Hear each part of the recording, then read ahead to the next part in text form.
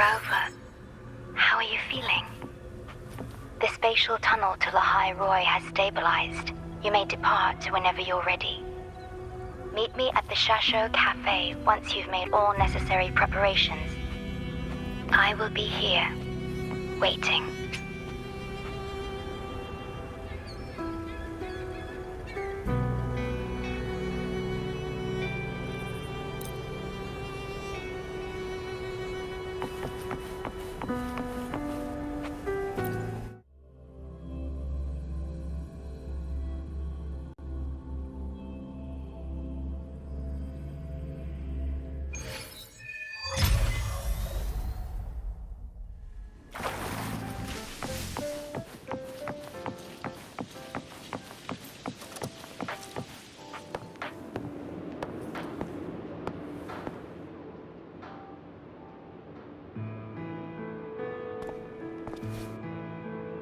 Rover, you have come.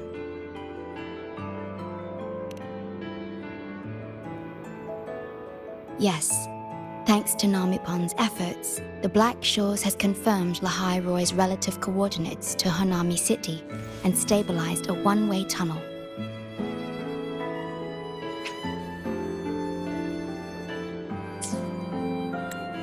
You may set out whenever you wish.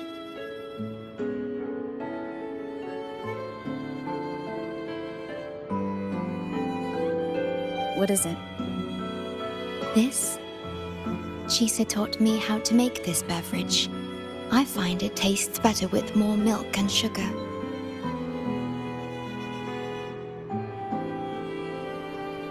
I just made a cup. Would you like to try it?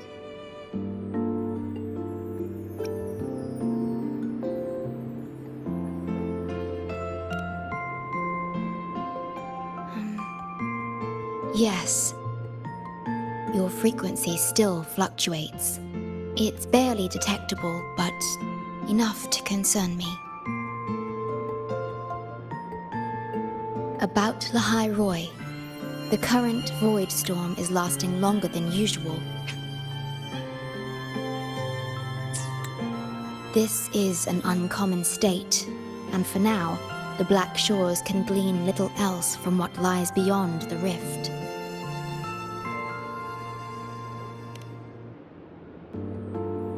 Unlike other regions on Solaris, Lahai Roi has no sentinel to guide its civilization. Once considered naught but a forsaken frostland, it remained hidden until the Space Trek Collective, an international research organization, discovered it. Yet the Threnodian has always lurked in the shadows of this frostland, causing wave-worn phenomena such as the Void Storm.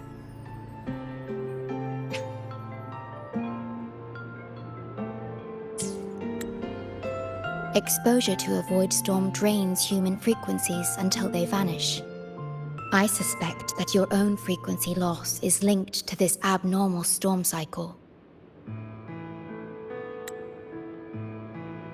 The Space Trek Collective is at the forefront of frequency stabilization research. Once there, you will undergo a full examination and receive treatment. So the source of the problem and its solution can only be found there. Yes, the way to Lahai Roi is open. It's time for you to return.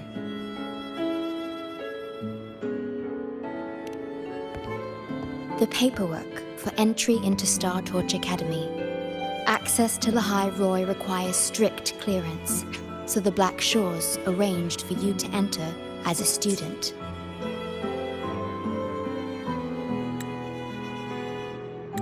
This acceptance letter belonged to your past self. It's still valid and will grant you access. Please, keep it safe.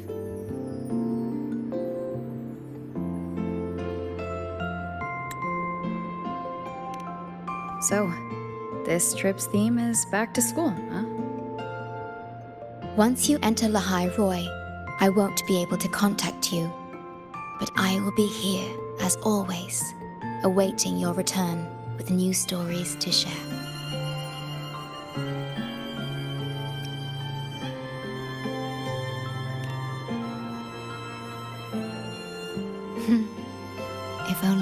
are true. My apologies. I'm late.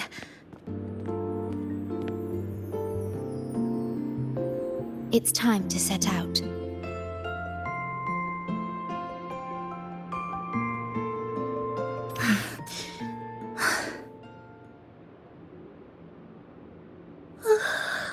Oh, I'm fine. It's just... thinking about going back to the academy kept me up all night. Both, I guess. It's been 2 decades since I was last there. I wonder how the academy looks now. My teachers, classmates, and my parents. No, I can't waver before setting out.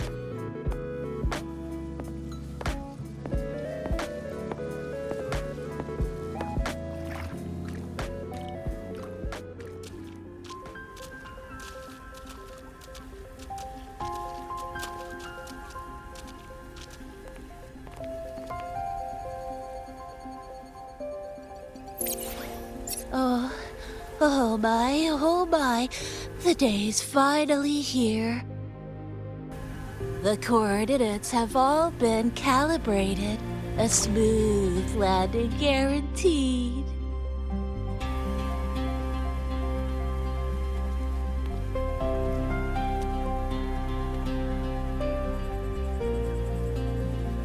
The tunnel is stable, but only wide enough for one person at a time.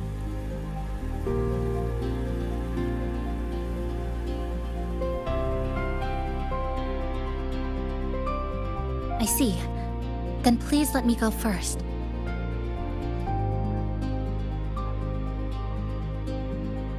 Namipon, Shorekeeper, thank you for looking after me during this time. Oh, don't get all serious. You can visit during your holidays. All right. I promise I'll visit often.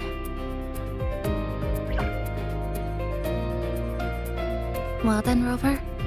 I'll see you at the academy.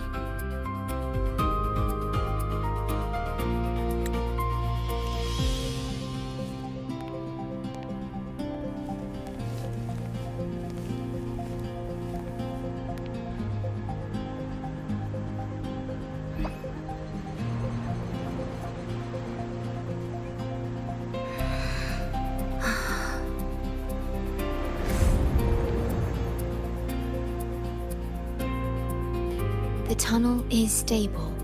She'll arrive safely.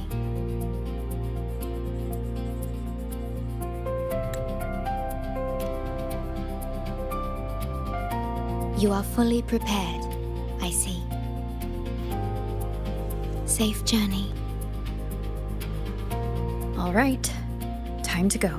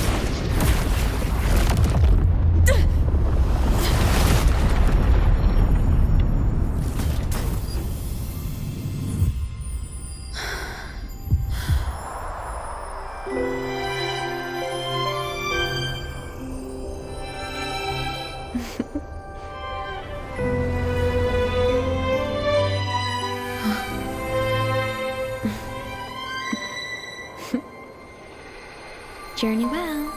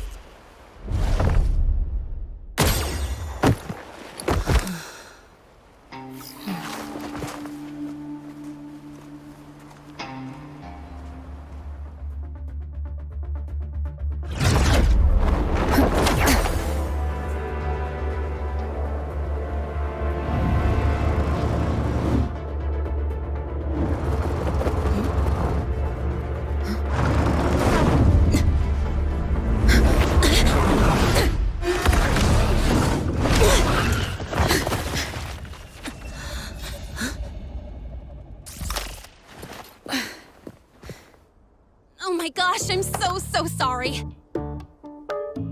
You okay? Hurt anywhere? You're a Star Torch Academy student too, right? Come on, I'll get you to the infirmary. It's a void worm. We gotta get out of here.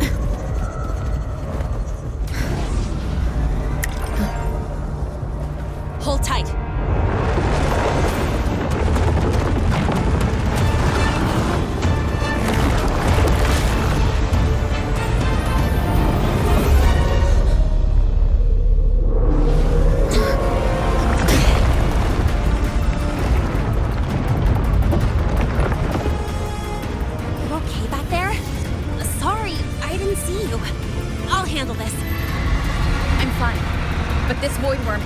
Trinodian's frequency.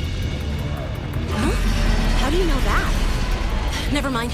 I know a few tricks to shake it off.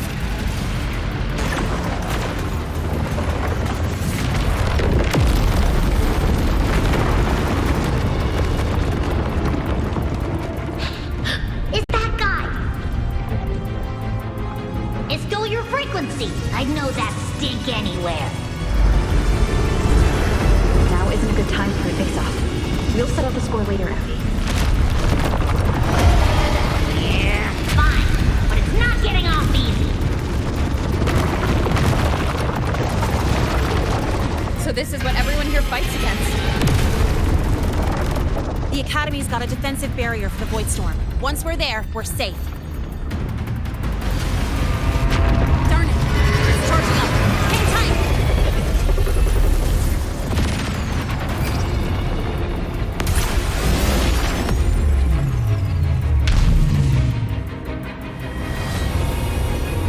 Careful, it's closing in from the back. Got it. Hang on. Full throttle!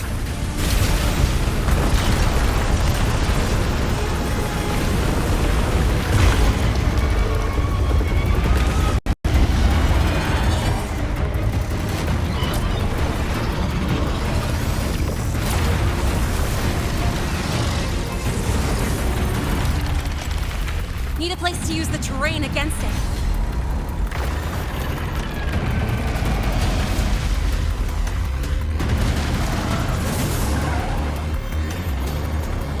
What about over there? Easy. Leave it to me.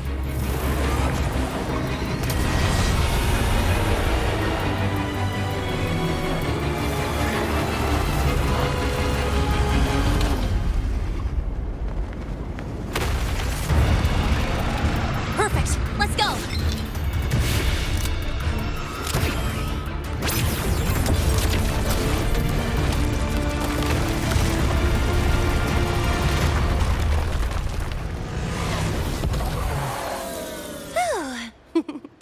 Safe and sound. Is that building over there? Oh, that's Star Torch Academy, where we're heading. Pretty amazing, huh?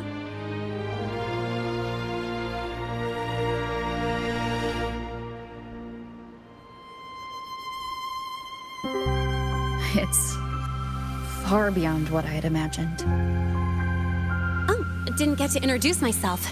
I'm Lene, by the way. I saw your acceptance letter. So, freshman? What's your name?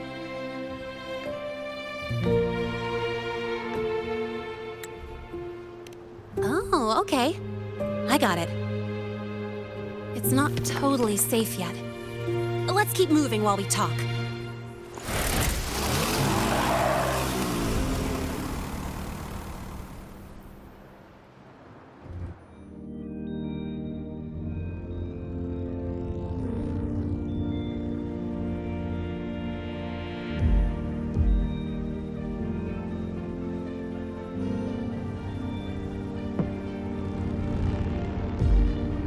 The constellations in your eyes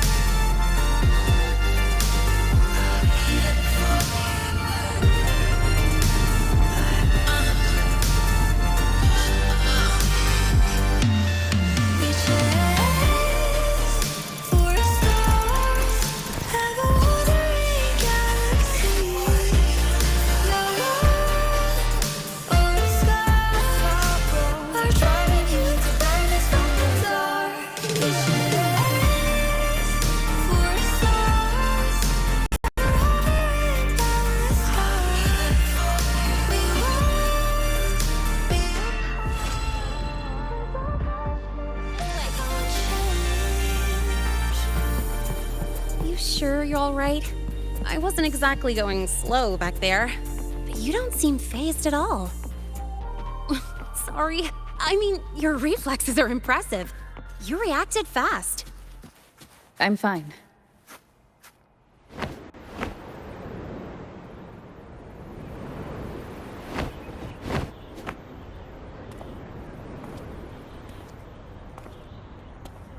Welcome to Star Torch Academy.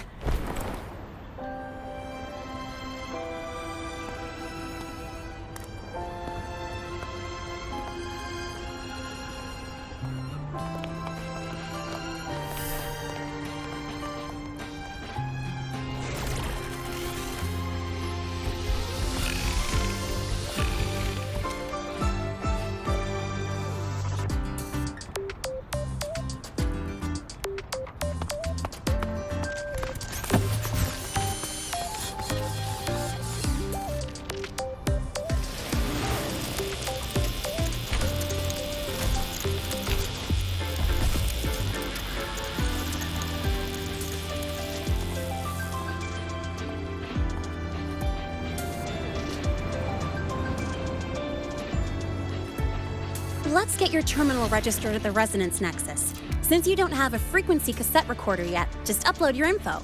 That'll give you campus access and a permit for a vehicle. Now that I'm inside the campus, the frequency fluctuations in the space seem to have stabilized. You seem a little off. You sure you're good to go?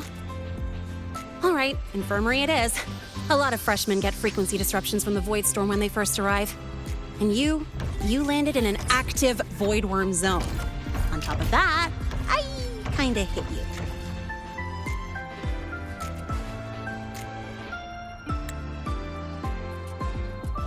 An active void worm zone? What were you doing in a place like that? Well, I needed to collect some ecological data for my research. Wait, no, that's not it. I was testing my new modified bike. No, I should say...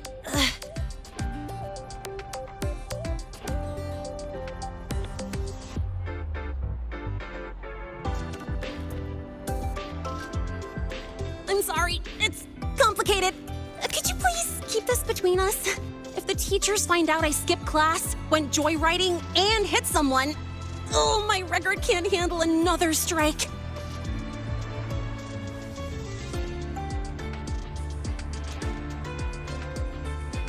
Consider it a huge favor I owe you. If you ever run into trouble here, just come to me. If I can do something about it, I'll do anything you ask.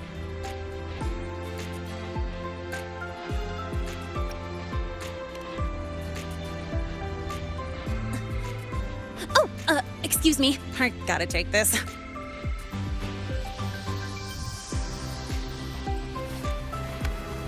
Lahai, where did you run off to? I called you so many times, left messages, but you didn't answer. Don't tell me you forgot what day it is. Today? Let me check my memo. Professor Elisev's group project report. Oh no, please tell me it's not today!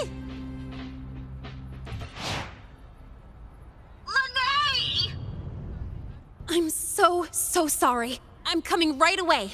But the Resonance Nexus, and I need to take you to the infirmary.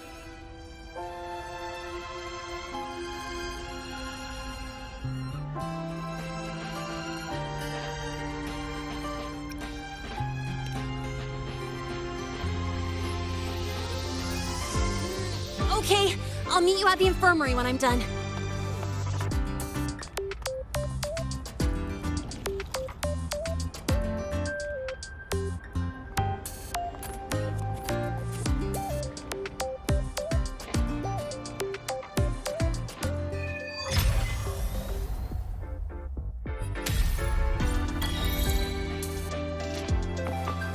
I'll not in can't sleep until you win.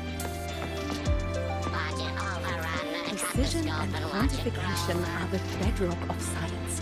They're what make verification, replication, and comparison possible. Spectral analysis, the scales.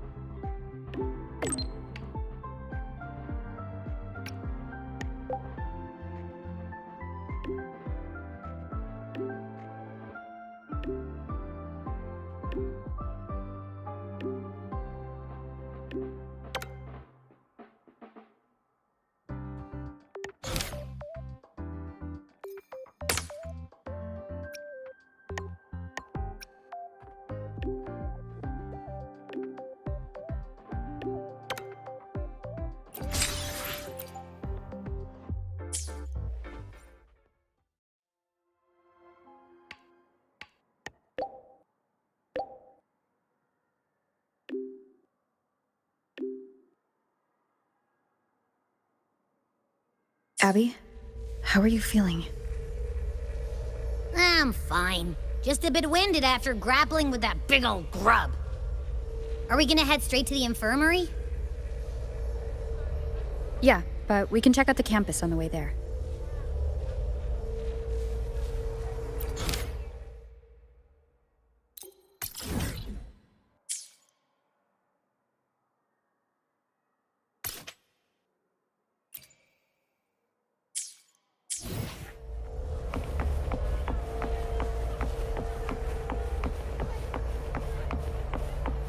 Stay behind me. Not in Kesley until you win. Why has my novel been confiscated? It's fine. You got time? I don't want to Be sure to show me that super duper. Take it easy.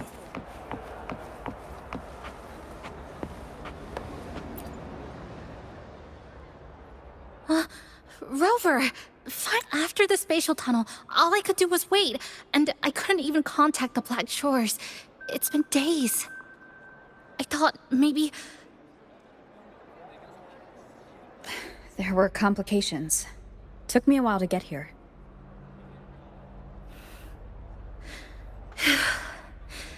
I'm just glad you're safe.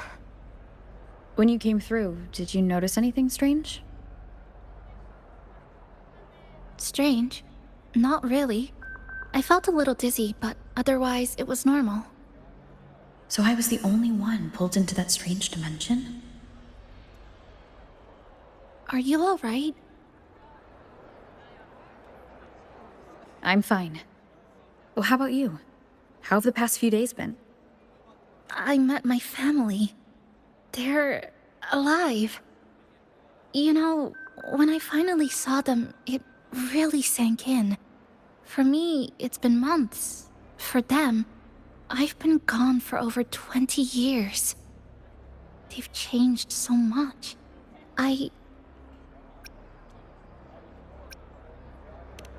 Yes, you're right.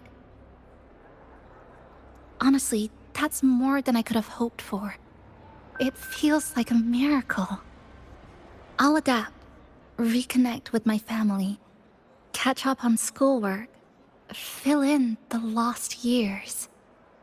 It feels like I'm just a girl about to start everything afresh. There will be worries, regrets, but I'll keep moving forward. I will. And if you ever need anything, I'm here. I don't know how much help I'll be, but no matter what happens, I'll be wishing you the best.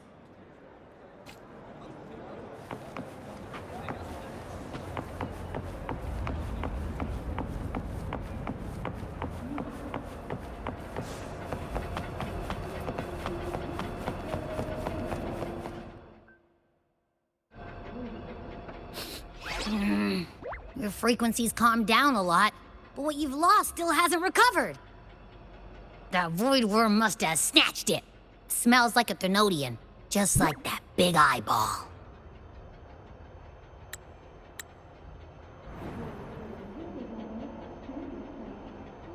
The Academy's been here a long time. They must have ways to deal with the Thermodian. We might even get some help.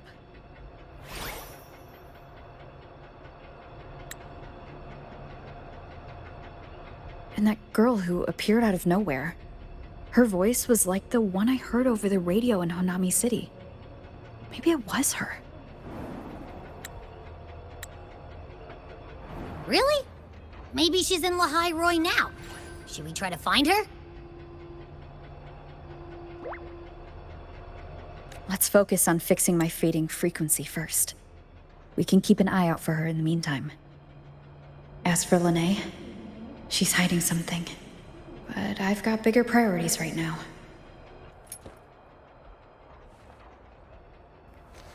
First, I need to get my bearings here.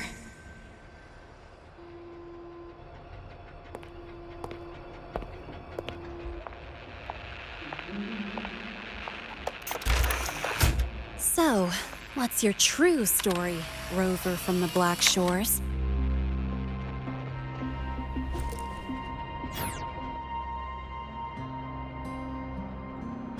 Figures. I was being watched. The group project nearly killed me, and now this. From here on out, things will get busier.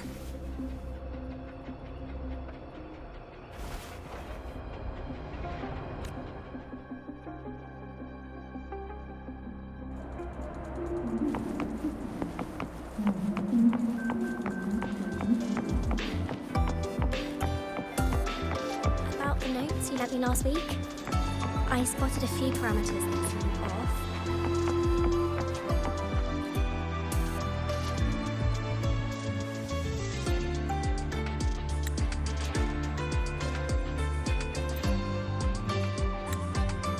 Greetings. Are you feeling unwell? Or would you perhaps be interested in hearing one of Nana's health tips? Nurse Nana, you're gonna creep out our precious new student. But she didn't even flinch facing that void worm. She's probably the type not easily spooked. I can see that. Calm, just like little Lene. So, little Lene, need another sick note today? What's your reason this time? Stomachache? Headache? Twitchy eyelid? Palpitations? Or... Not me this time. It's her. Could you check on her, please? Yep, came straight here after finishing my project report. I just couldn't relax until I saw your full checkup results. Are you hurt anywhere? Did something happen?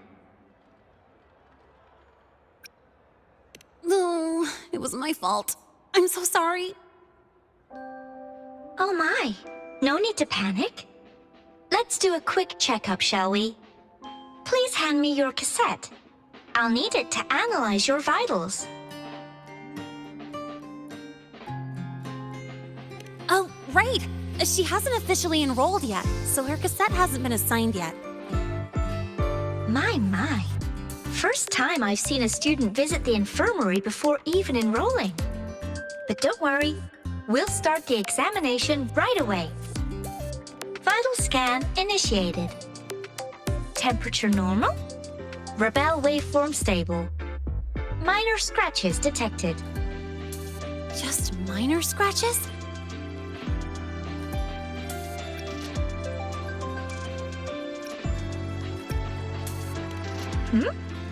Was that a joke or a metaphor? Mild frequency loss and residual void storm waveform detected. Where exactly have you two been?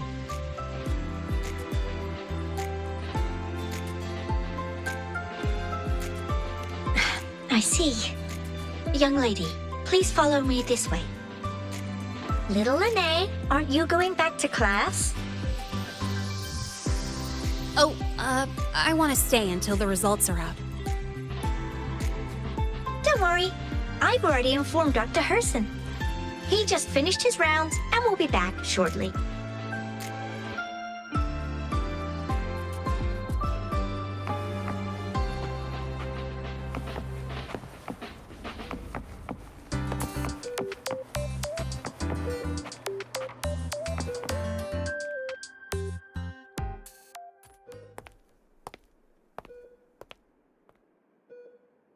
Please take a seat here and close your eyes.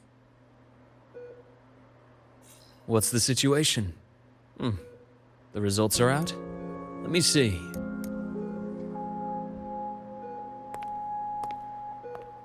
A bloom bearer of the Black Shores, brought in by recommendation.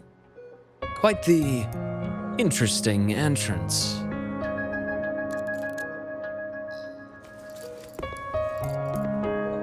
I'm Luke Herson, the attending doctor here at the infirmary. Most students call me Dr. Herson, but if you prefer Dr. Luke, or just Luke, that's fine too.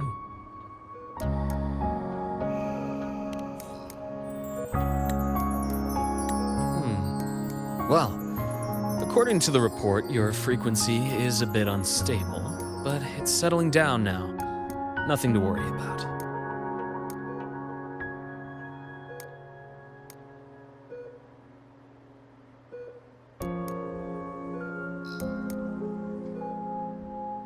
As for the frequency loss, though, I'm sorry.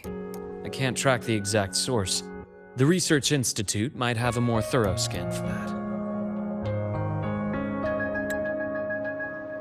I will say, charging off into a void storm without proper protection isn't recommended. The students I saw earlier, they risked everything for a little research data. We always stress that life comes first, but there's something about this academy spirit that makes people throw caution to the wind. Students, teachers, it's hard not to worry sometimes. Sorry. Got off track. I just mean, stay sharp until you understand what you're dealing with. Freshman. Well, let's get that cassette burned, shall we? It'll make getting around much easier for you. And if you feel unwell or run into problems, don't hesitate to come find me. Whether it's school, daily life, or something you can't put into words, I'm always here. Looking after students' mental health is a part of my job too.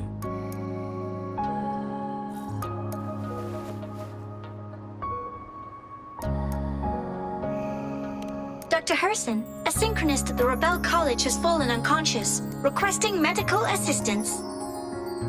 Understood. I'm on my way. Well then, see you later. Dr. Herson, isn't see you later a bit odd for a doctor to say? You're right. Let me rephrase that. May things go well for you.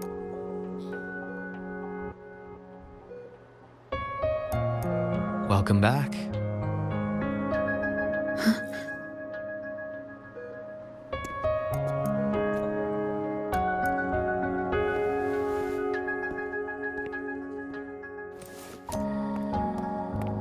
How'd it go? Are you all right? Any problems with your results? I'm fine.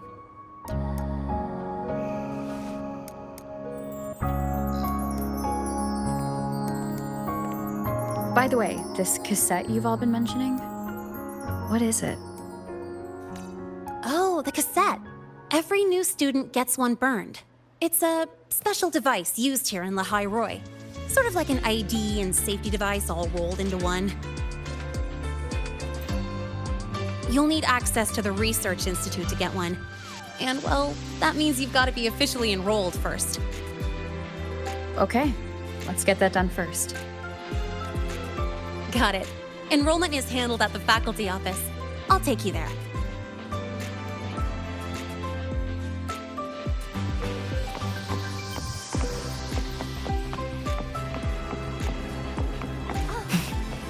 Why do we have to pay for the food we developed ourselves?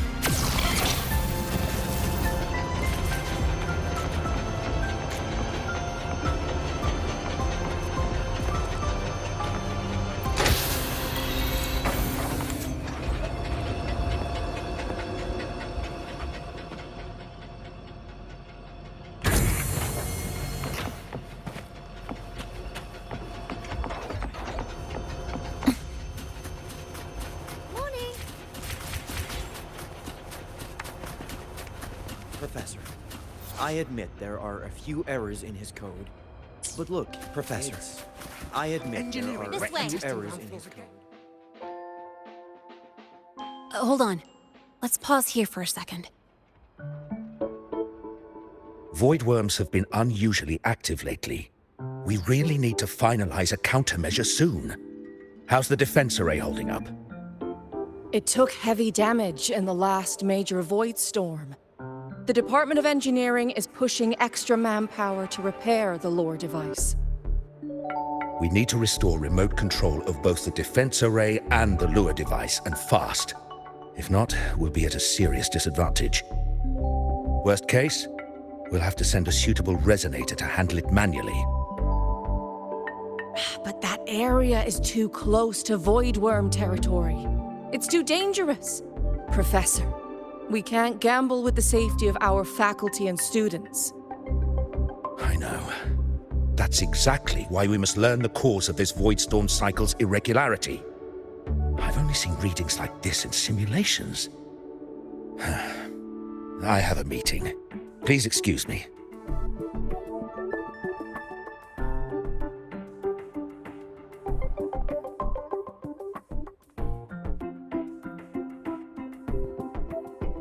Looks like they're done talking. Let's head over. Do you need something? Oh. Lene, you skipped your cultural studies class again today, didn't you? Darn it, I almost forgot. That's because... You're always skirting the minimum attendance requirement. Keep this up, and only perfect scores in every subject will save you. Understood. 3 subjects left. I'll do my best. That's not the point. Linnea. Oh, never mind. What brings you to the office? Miss Voss, I'm here to help her get enrolled. She's new here and still getting familiar with the place. Enrollment? At a time like this? May I have your name? Let me check. Yes, you're on the list of new students who haven't reported yet. And you passed the synchronist test. Ah, so you're a Black Shores recommendation. That explains how you made it here during Void Storm season. All right. Identity confirmed. First, you'll need to register your personal information, then take an ID photo for your student card. If you have any questions, feel free to ask any time. As for Lene... It's recess right now. I'll take her through enrollment and give her a quick campus tour while we're at it.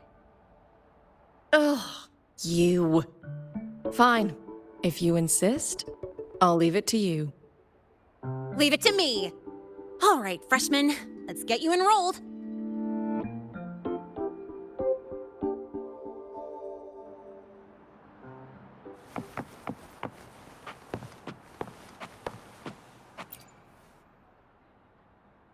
First up, name. Just input it right there. Your class will be assigned automatically. New students usually start in the preparatory program, but since you passed the synchronous test, you'll be placed straight into the Rebel College. Next, contact address. You can fill in your home or guardian's address.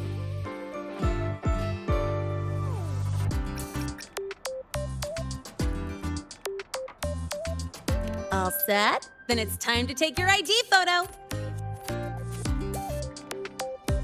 Since you're joining midterm, a lot of things aren't ready yet. That's what happened to me, too.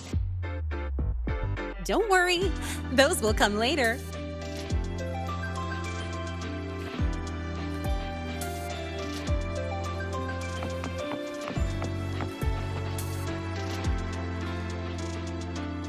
Ready? Think about what pose you want to strike.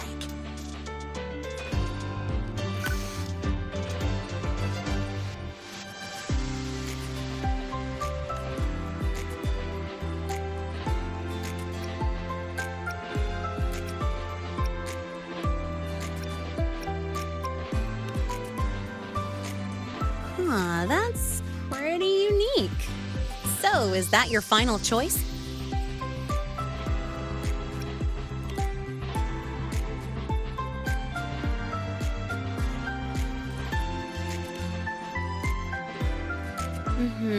Straight and proper. But I think you could show a bit more personality.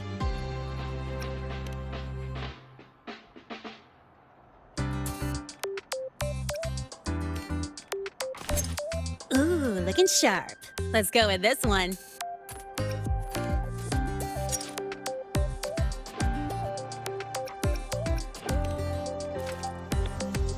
Not bad. You look cool. All right, look at the camera. 3, 2, 1. Done.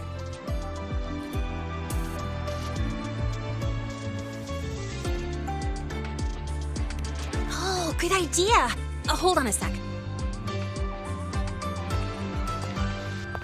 Excuse me, Miss Voss?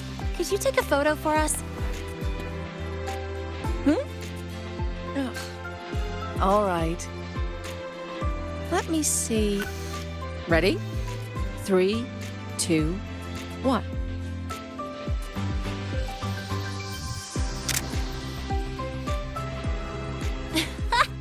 Nice! Thanks, Miss Voss. Document uploading. Done. Let's go pick up your student card.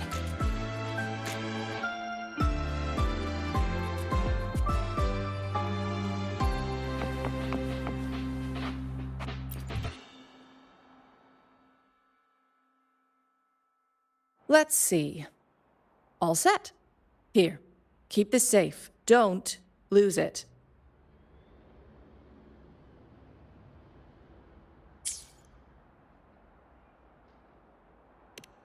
Absolutely. That card's your lifeline. It gives you access to gates, the cafeteria, even hot showers. Lose it, and you'll be roughing it. That said, if you're fine with missing out on these little conveniences while waiting for a replacement, I suppose it's not that bad. Since you're a synchronist, it's also the only pass linked to your simulator cockpit.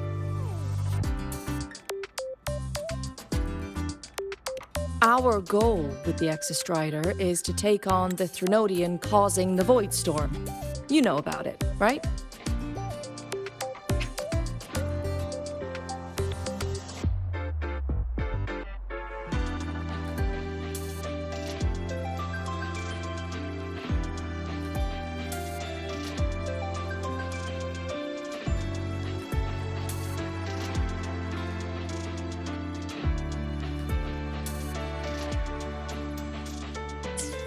The Exostrider.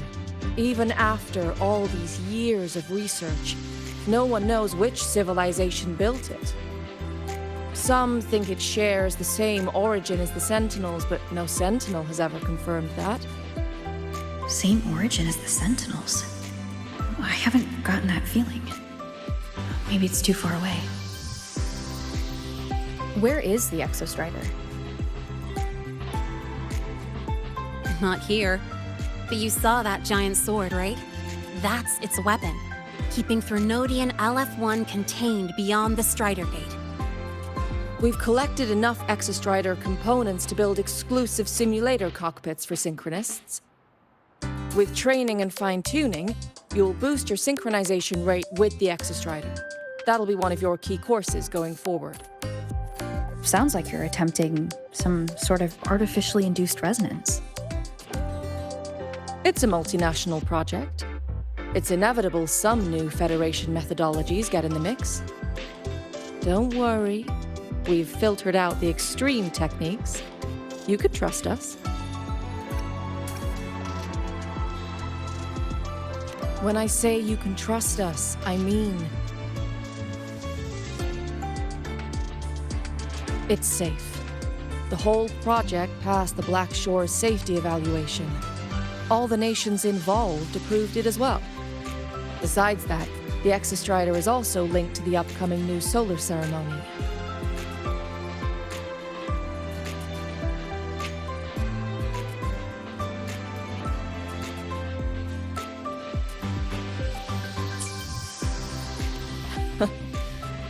I suppose I got carried away. The Academy's repository is open to all students. If you're curious, feel free to explore. Any pursuit of knowledge is encouraged here. Well, welcome to Star Torch Academy. With your student card, you can now burn your cassette at the Research Institute. Miss Lene, if you have time, take our new student there. How do we get to the Research Institute? Usually, I take the Star Torch Express, or get my own ride. Since you're now officially a Star Torch student, you get an Academy-issued vehicle. Rare chance. Want to give it a try? You bet. Morning. All right, let's go pick up your ride. you a ride to the training ground. Stay away. I can give you a ride to the training ground. But stay away. The Royal refused to speak until I solved the equation they left behind. So, about your paper. Well, Mr. Sigma, I brought the 9th Great Mystery to pick up her vehicle. Zero tolerance for traffic violations. Zero tolerance for risking lives. Signal Intelligent Guidance and Management Automaton. Sigma, at your service. Huh? That's it? Pretty underwhelming intro today. This week's student poll ranked it number 1. Miss Lene, perfect timing. I noticed that your vehicle has... Mr. Sigma, we're here for the new students' ride. We need to get to the Research Institute for cassette burning. Top priority, you know. Confirmed. Rover, your vehicle is ready. Please read and memorize the StarTorch traffic safety regulations. Then tick, I have read carefully, and sign.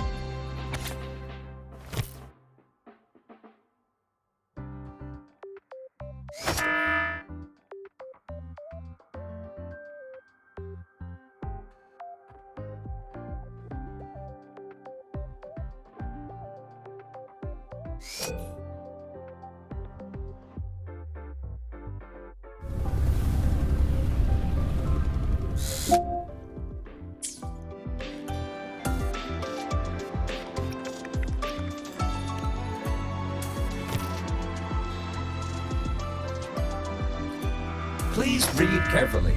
Traffic safety is not a game. Speed is a privilege. Protection is a duty. Rules are law.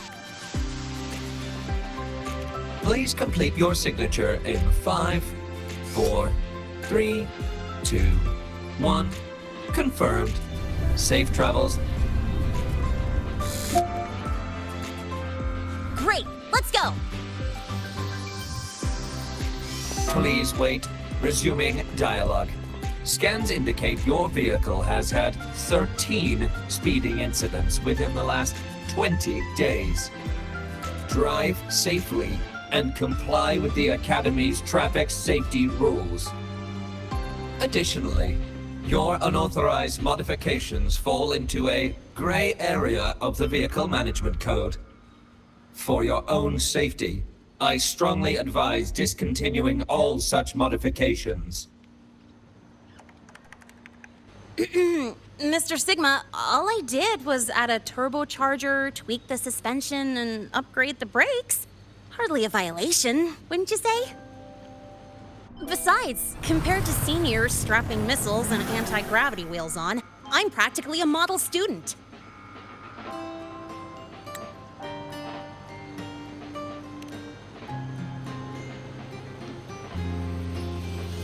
Yep. One senior even turned his bike into a light tank for a project. Drove it straight into an active voidworm zone.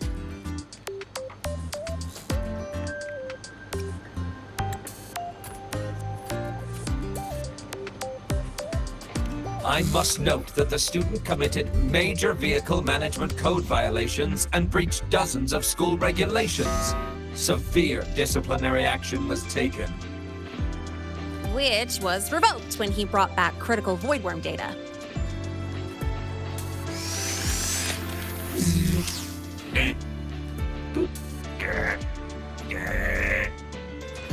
Now's our chance! Go, go!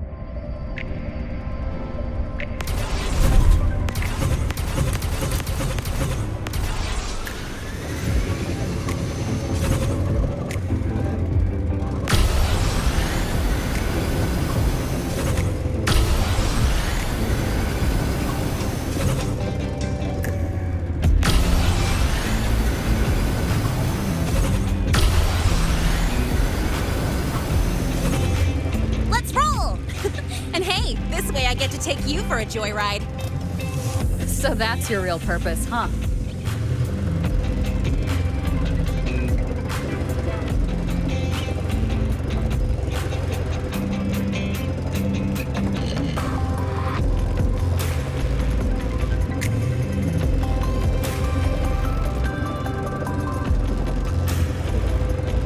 See that?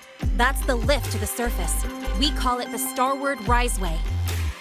It was built alongside the giant sword left behind by the Exostrider and is one of the most important structures in Lahai Roi. The Research Institute is right at the top.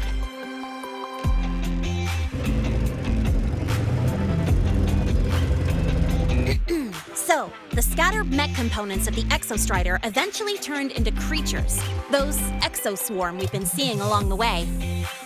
They're part of what makes Lahai Roi's ecosystem so unique. For example, the ones living in the underground rivers... It kind of feels like you're reciting a textbook. Lahai Roi Ecology, Chapter 2, Section 4. Pretty sure I nailed that one.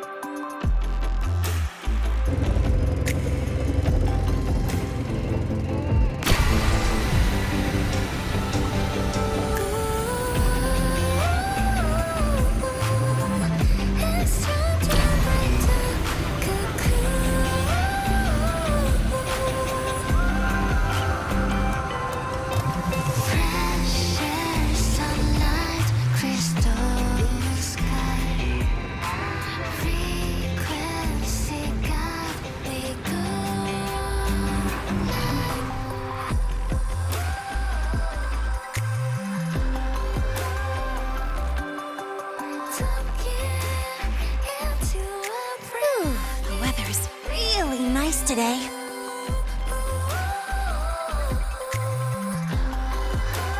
How do you feel? Settling in all right?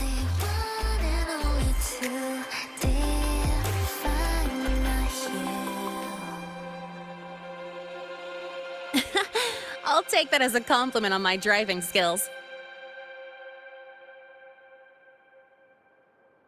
But honestly, it's been ages since I last raced with someone else.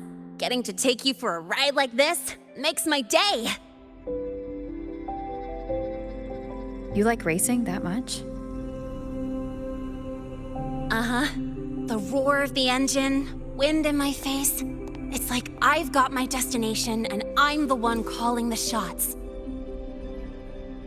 Look, Lahai Roi's sky might be artificial, but I found more freedom under it than I've ever known anywhere else.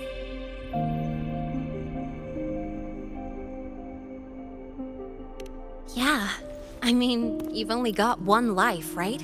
Might as well live it the way you want. When to brake, hit the gas, hell, even the paint job of your ride. It doesn't matter if you're a normie or a resonator. Everyone should have that choice. That's what Star Torch Academy is to me. Before I came here, I never imagined a place like this could exist. Full of people so pure, so driven. With the resolve to burn in the search for answers. With the belief they can actually end the Void Storm and the Threnodian. And maybe break through the etheric sea to find what true freedom really looks like. It's beautiful, isn't it?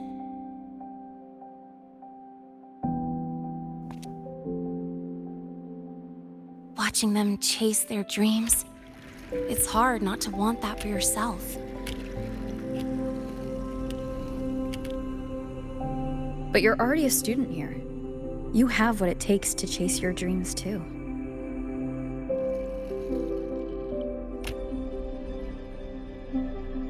Yeah, you're right.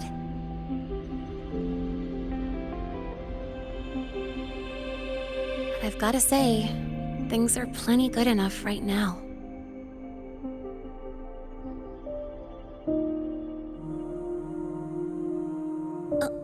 Oh, almost forgot. Welcome! You're now officially a Star Torch Academy student! My first introduction was too rushed, so I'm doing it properly this time. I'm Lene, a second year in the preparatory program.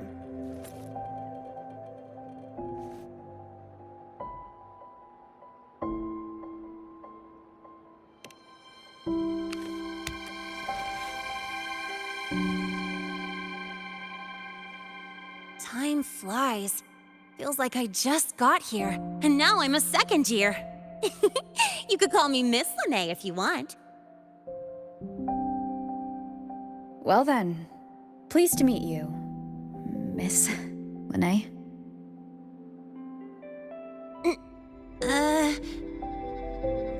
Maybe you just stick with Lahai.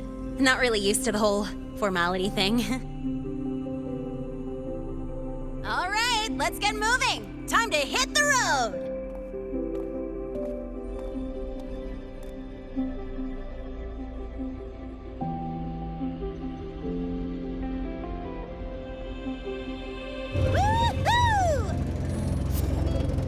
Keeping up with me like this? You're pretty good at driving, aren't you? Piece of cake. Oh, here it comes. One of my favorite tunnels. Stay close.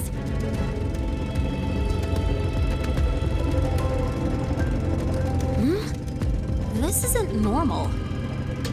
Whoa! Watch out!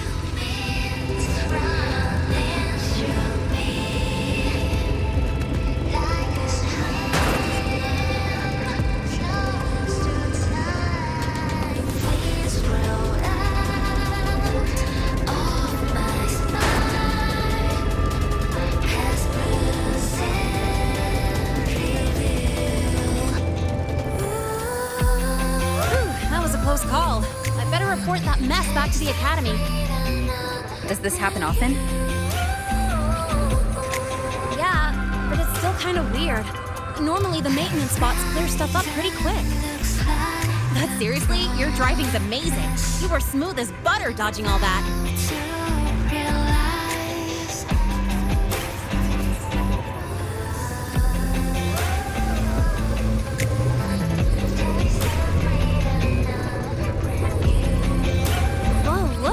Train caught up to us.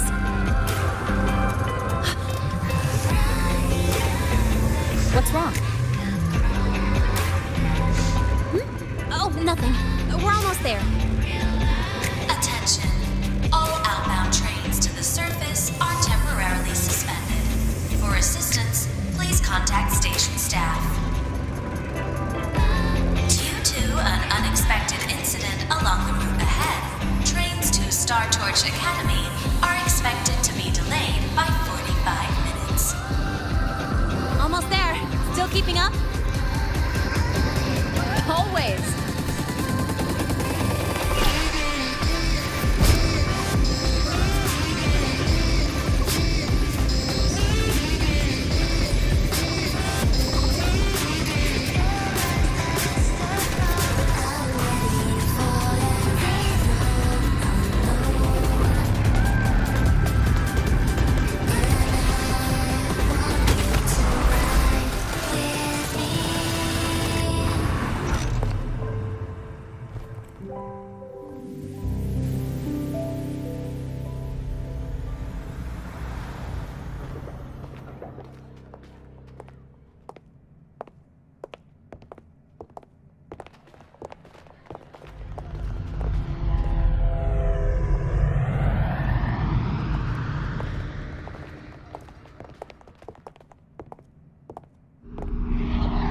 Lahai?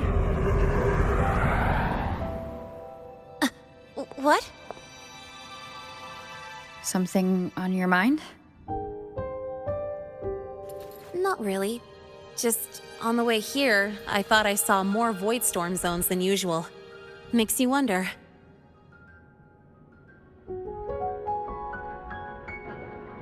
But that's not for me to worry about. Priority is getting your cassette burned. Look over there.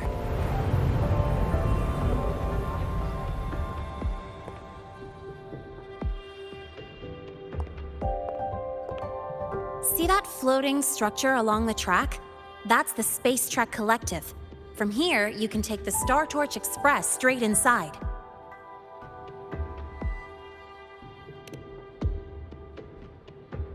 Yep, they connect Lahai Roi to the surface Frostlands. But with all these void storms, surface trips, except for the supply runs, are on hold. Every train turns back here once it reaches the Institute. Well, my mission's done. Once you're inside, someone will take you to the cassette burning room. If you have questions, find Professor Mornier. She looks aloof, but trust me, she's cool. And she's one of the few willing to race me. I'd love to stick around, but I can't skip another afternoon class.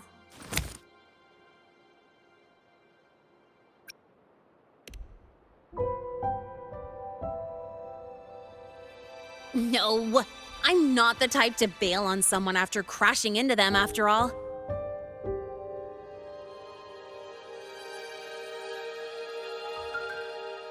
Go on. When you're done, I'll give you a tour of the campus.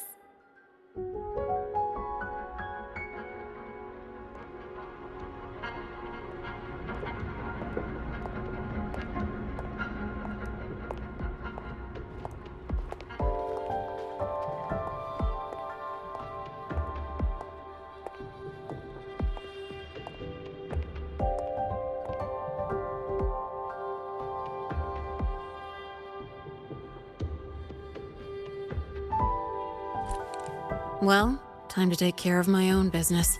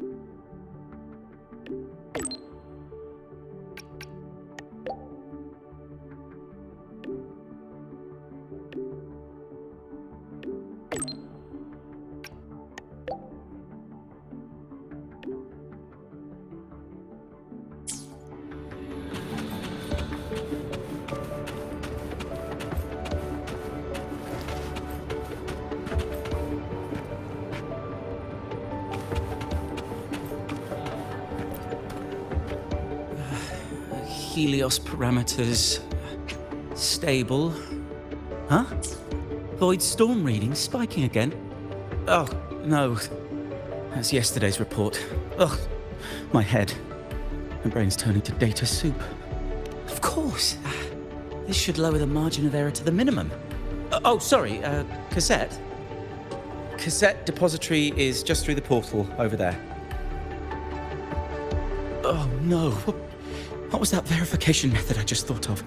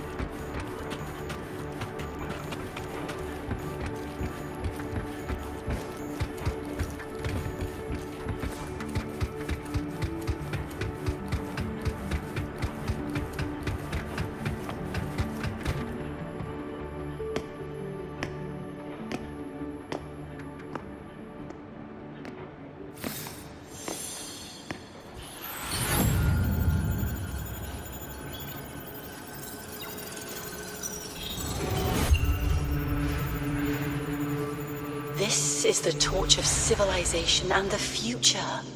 Chin up. One day we'll touch the etheric sea and the universe beyond.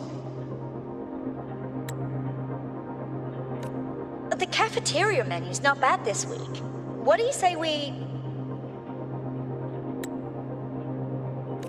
Leave it to me when you come back.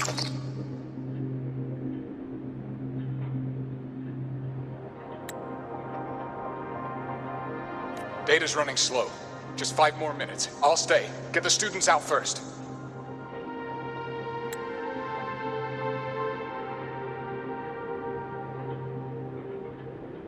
Why is the still failing?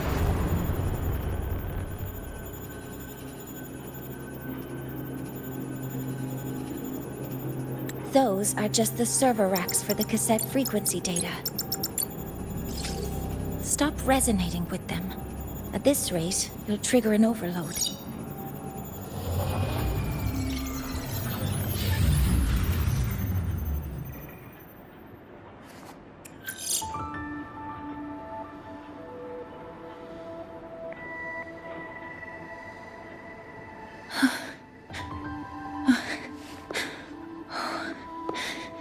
Easy.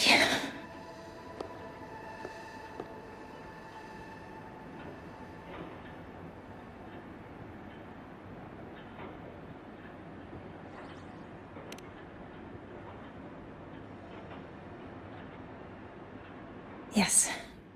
This is our first meeting. I'm Mornier, Space Trek Collective researcher and professor at Star Torch Academy.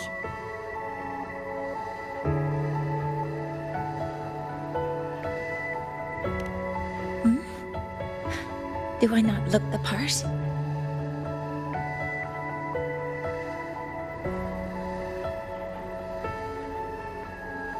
You came to burn your cassette, right? I'll take you.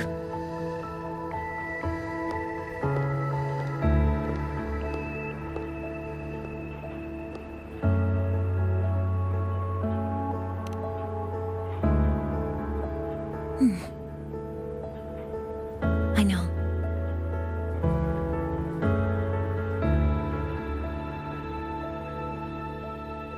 What was that just now? Recollections. Recollections of past Space Trek researchers, staff, and students.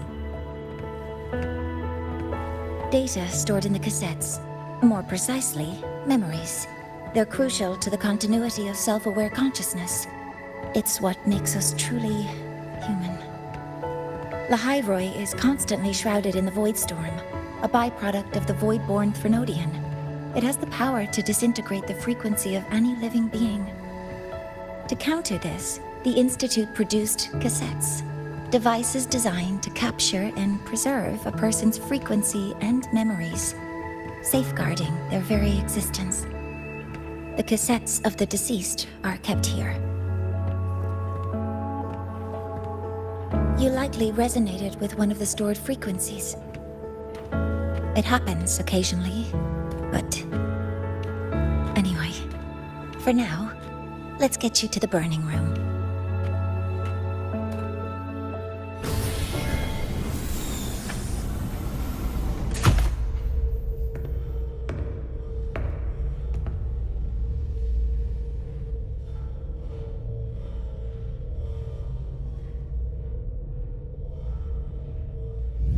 Burning protocol initiated. Resonance link confirmed. Burning in 5, 4, 3...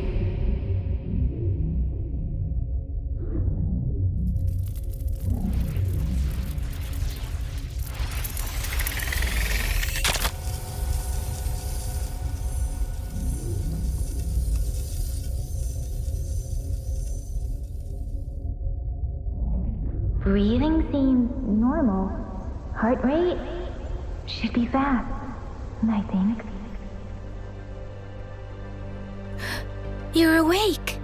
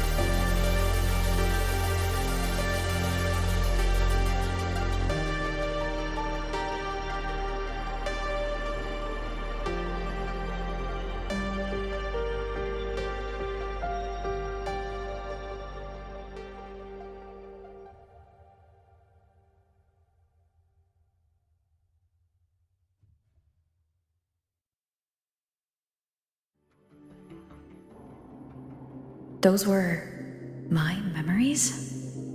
But the last one...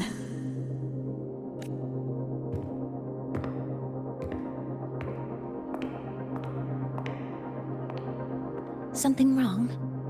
Feeling unwell?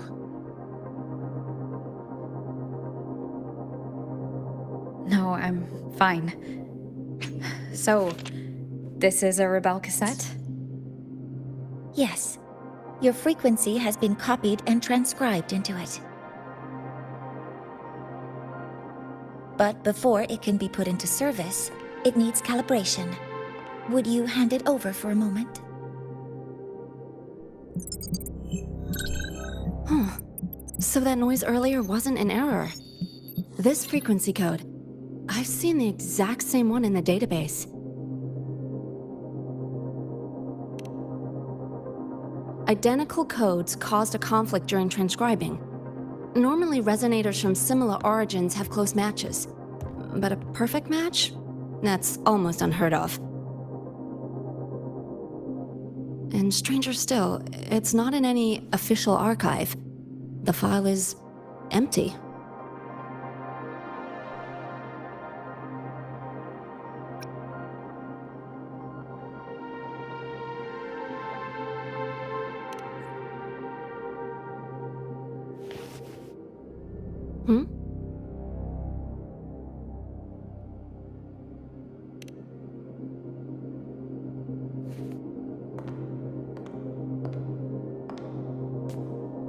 Just a data error. Overwriting should solve it. Understood, Professor Mornay.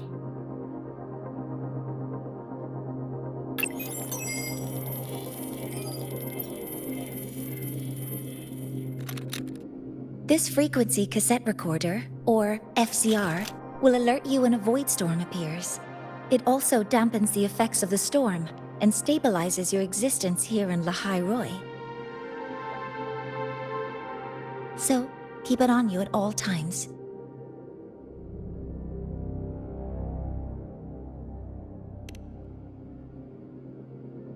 But without adequate precautions, it still won't fully protect you from the void storm's effects. Many surveyors and students have had their frequencies erased this way. Professor Mornier, about my frequency. I have read your report. You're stable for now. Compared to your enrollment checkup, your rebel's curve has leveled out. But yes, your frequency still shows signs of past loss. As for the Void Worm, there's no precedent. No one's ever survived having their frequency devoured. Whether yours can be restored is unknown.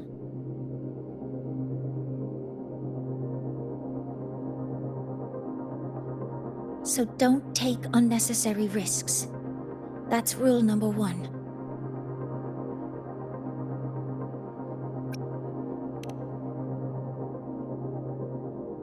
Ask me anything you need to know.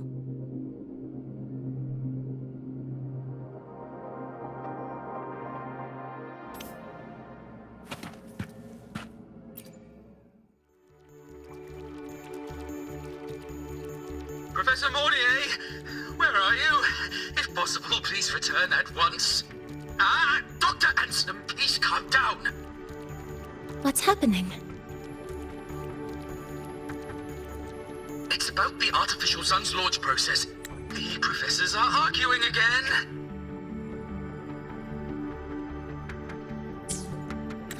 That's the second time this month.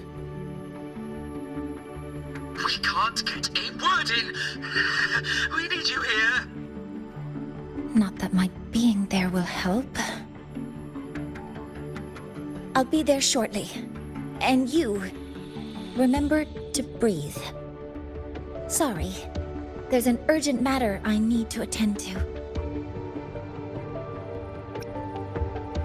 Oh, there's no need to shy away. If you're free, you can accompany me. The Research Institute is open to Star Torch students. Walking around here might give you some useful insights. That artificial sun they spoke of. In simple terms, it's our plan to replace the sun you see in the sky. You're planning to replace the Exostrider's drive. Is that what the new solar ceremony is about? You remember? Did the Black Shores tell you this? It's the talk of the Academy now. Right. Replacing it is critical to reactivating the Exostrider. And really, we can't stay wrapped in its warm light forever. How far along is the research on the Exostrider? How much do we really know? More than you'd expect, fellow researcher. I'll show you the details once we are in the lab.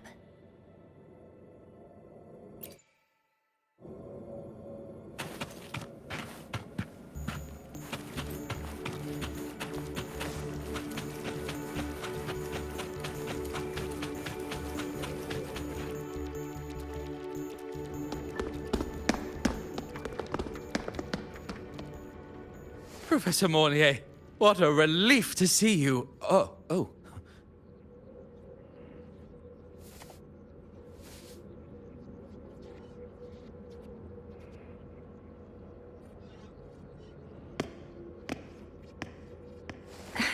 Actually... Well then.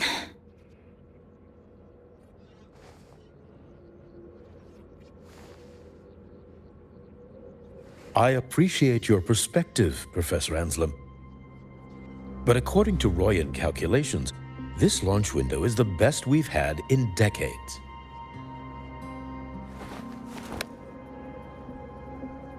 How can you be so certain, Warren? Their optimal window is derived from those indecipherable runes, with no methodology disclosed. Even our most advanced computational systems have failed to decipher their process.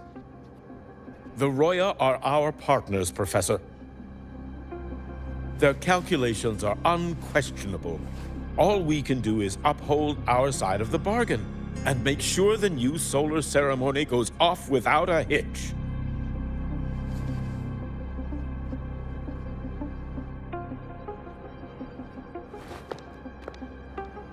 Well then, I believe counsel from a third person may serve us well at this point. I'm inclined to proceed with the original plan. But given the unsatisfying results from the last simulation, I understand Professor Anselm's concerns. I'll go to Beata Woods to consult with the Heliotic 6 and re-verify the parameters.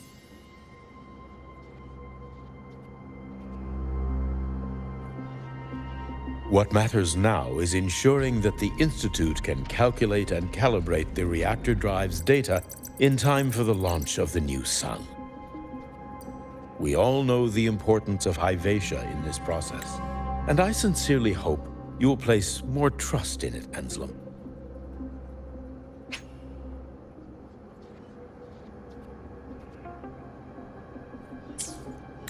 This is a shared achievement between the Collective and the Roya, the very future of Lahai Roi. I respect your caution and the pride you take in your work, but please, don't let past failures hold you back now.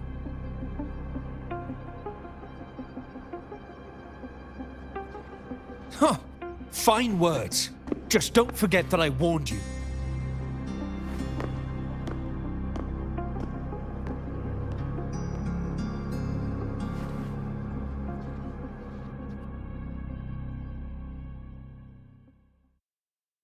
Sorry if I'm being blunt. I'm sure Professor Mornier has her reasons for bringing someone into the lab. But I recognize every face here, except yours. Mind telling me who you are? Ah, so you're here to record your cassette. Though, with the Void Storm in full force... She comes recommended by the Black Shores. The Black Shores? I see. So you came here by the same means as Miss Chisa, correct? Her sudden appearance in the Academy caused quite a stir that day. Would you mind sharing how you made it here? I don't deal with the Academy all that much. All I heard was that someone appeared out of nowhere outside the gates. This may not be the right time for such questions, Professor Warren. Oh, forgive me. Curiosity has always been my second nature. Well, if you have the Black Shores recommendation, you're certainly a student here. Allow me to introduce myself. I'm Warren, supervisor of this lab. Aside from the rooms marked no entry, the rest of the facility is open for student visits. I'm sure Professor Mornier will give you a thorough tour, but please don't take too long. A key member like her needs to focus on our project. Alas, my work calls. I'll leave you to it.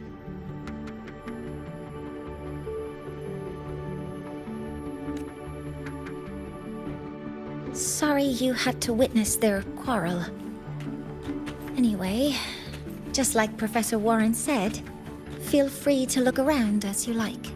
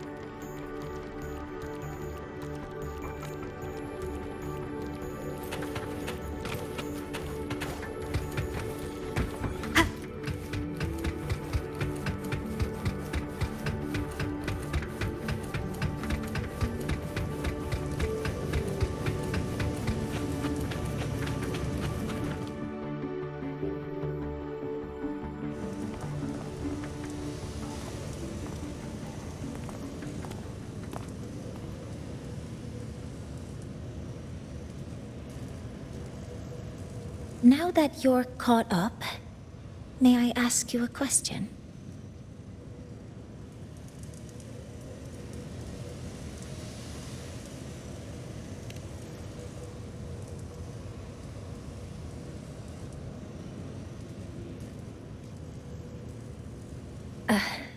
Would you like to attend the new solar ceremony? Me? But I'm just a freshman. Consider this my personal invitation.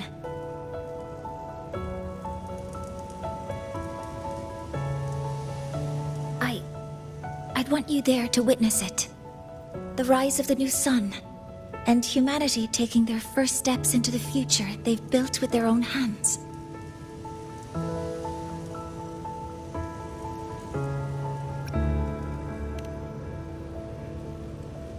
I'd be honored to witness the rise of Lahai Roi's new sun. Then it's settled.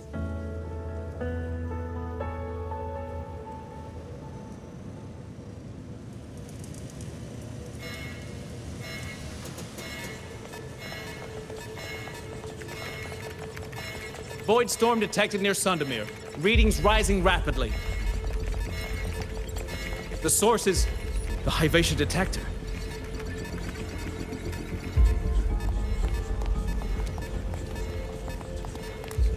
Give me a full report. Yes, Professor. Hyvatia has been compromised by the Void Storm. It's gone rogue. The defense array is activating. Their target is the Institute itself.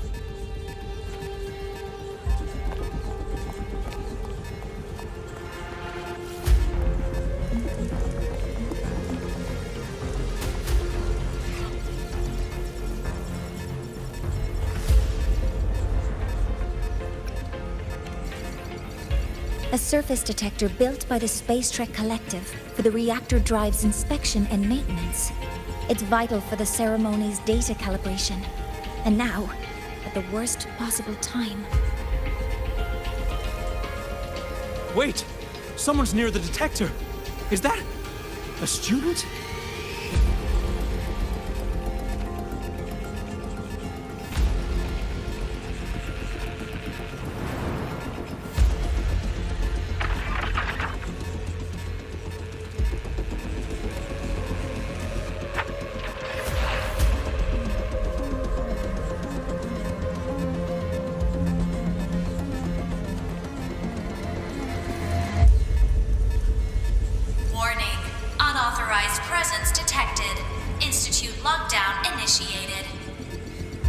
All personnel must proceed to the nearest safe zone.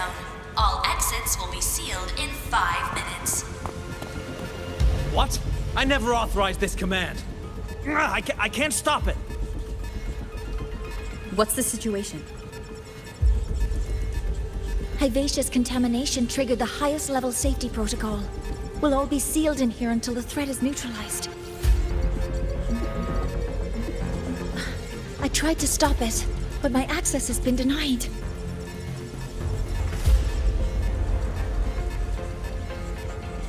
Then we need to find a way to get out there. Wait! The main train's suspended under lockdown protocol. Professor Mornier, I need to borrow an Institute vehicle. We have backup vehicles at the transfer gate. But how do you plan to reach it? The same way I got in.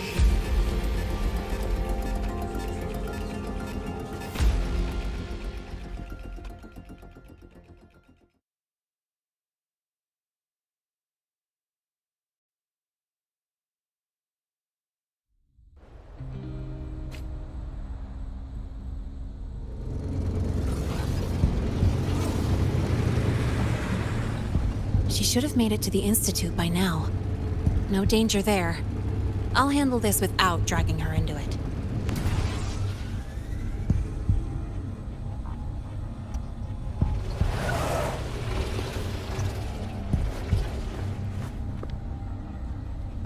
That message I just got, it's from the Fraxidus liaison.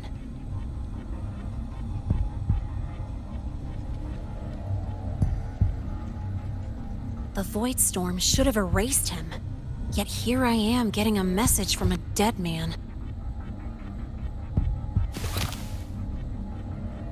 Someone's using his comms ID. They know what I did, but haven't blown my cover. A threat? Or something else?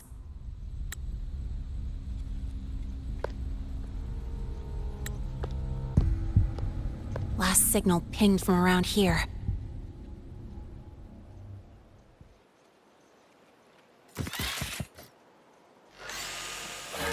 Contaminated exoswarm.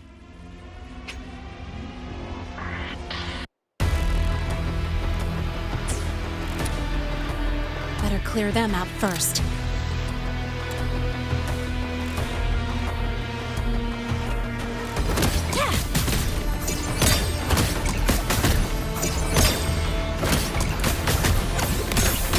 Go over here. This kind of aggression. Have these exoswarm been altered? The Froxidus must be behind it.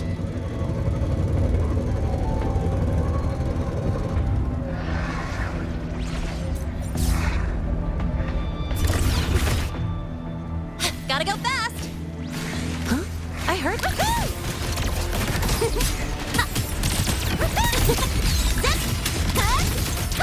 Hey, where's the fire?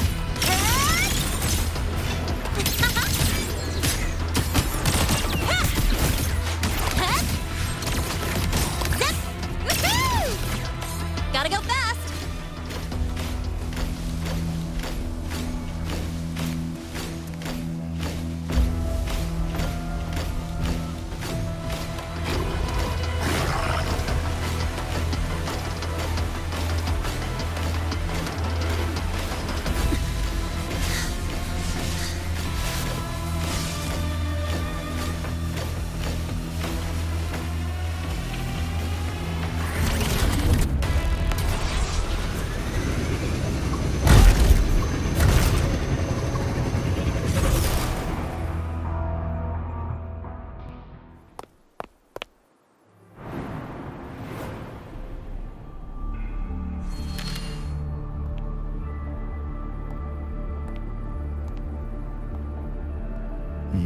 You got here quicker than I expected.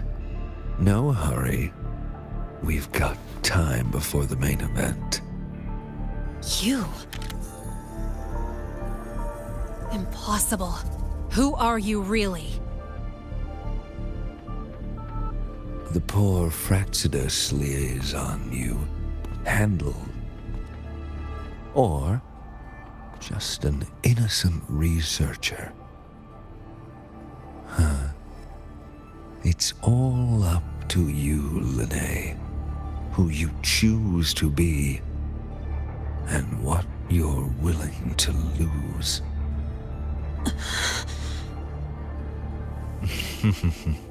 That look, still unsure, I see. I could help you out a little. Spare me. Whatever you're planning, I'll stop it. Oh, so the nameless fugitive is now the unseen guardian. Turn me in, and the Space Trek Collective will come for you, too. Tell me, Lahai, are you really as resolute as you think? Either way, you're a problem for me. So here's a parting gift. One fitting for your new role. The same gift you've always received. Doubt and isolation.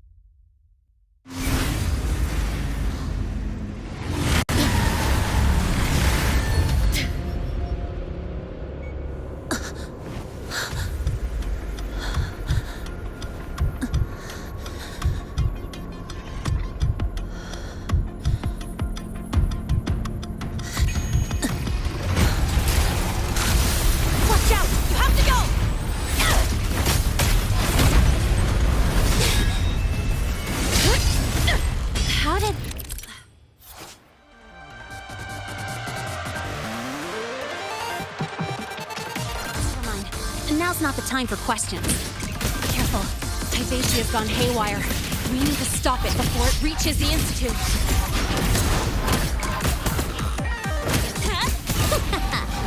That's all you got? Woohoo!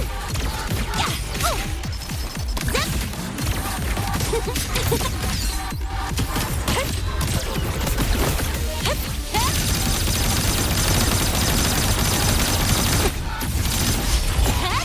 Now look! Don't blink! You'll miss the best part!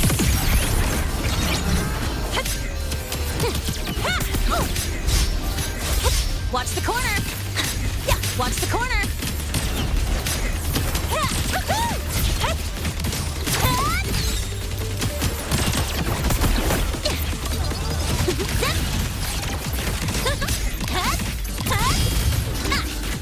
That's all you got?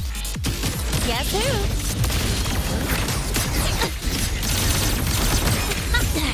I'm just getting started.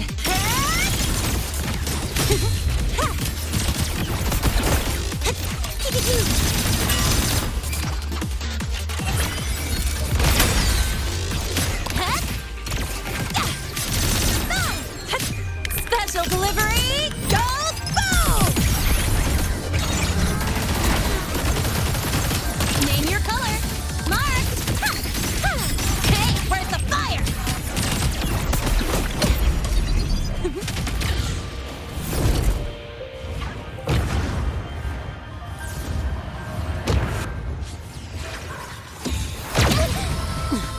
You haven't seen anything yet.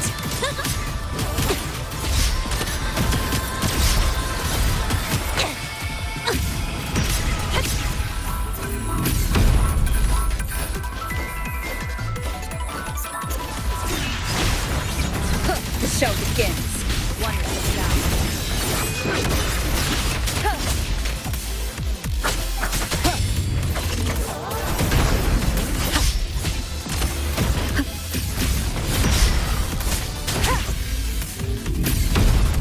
None shall whisper.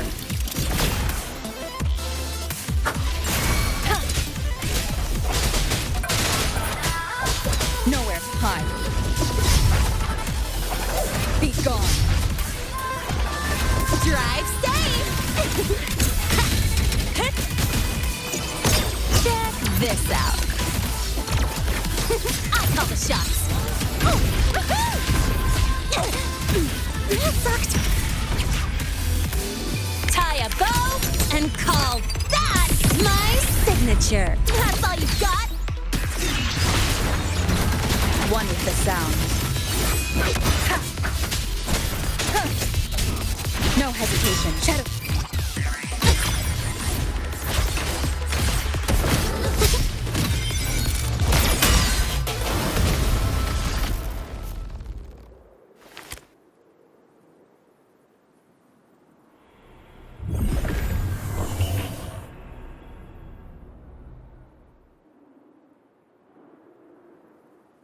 Barely made it.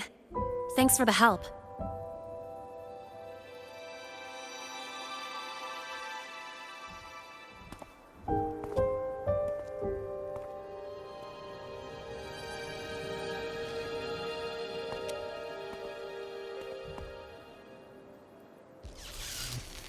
So, why were you here?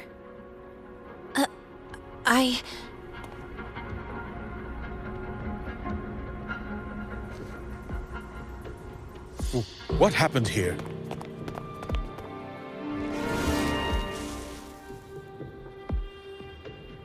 Seal off the area immediately. Pull the system logs and report all damages to the Institute. Check the reactor drive as well. We need to raise our security levels.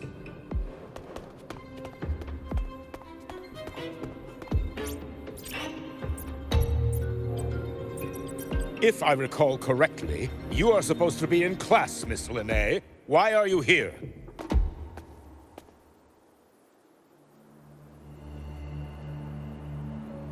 I expect a proper explanation.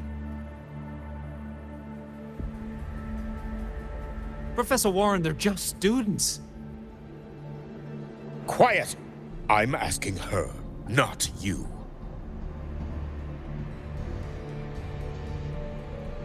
I noticed that Hyvatia was out of control, so I tried to stop it. A malfunction in the Institute's primary detector is no small matter for a student to handle. You should have notified the Academy or the Institute immediately, not thrown yourself into danger alone. I just acted before I could think. Acted before you could think?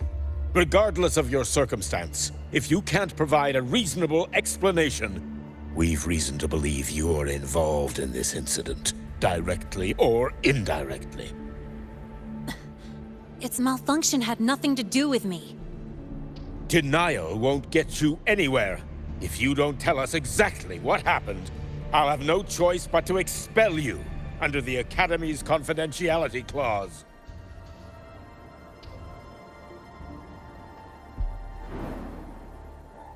Do you even remember what Star Torch stands for, Miss Linnae? What our mission is? Please calm down, Professor Warren. Ah, the new student. I didn't expect to see you again so soon.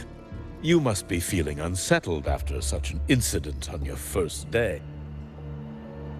Of course, I don't mean to put the blame on a student, but her actions clearly violated Academy regulations. Linnae's behavior is suspicious, but judging by what I just saw, she didn't seem like she was trying to damage the detector. There must be another reason. Besides, it seems she was about to tell me something before. It was Linnae who protected me from Hyvatia's attack. If she were the culprit, she could have slipped away in the chaos, but she didn't. She worked with me to contain the damage. Until we know the cause for certain, punishing her is premature. My apologies for the tone, but we must inform the Academy and investigate every possible angle behind this. The Institute has poured everything into this ceremony. If something has gone wrong, we need to uncover who is responsible. Miss Linnae, please come with me. We'll address this with the faculty. And as a witness to the incident, I'm afraid you'll need to come as well, young lady.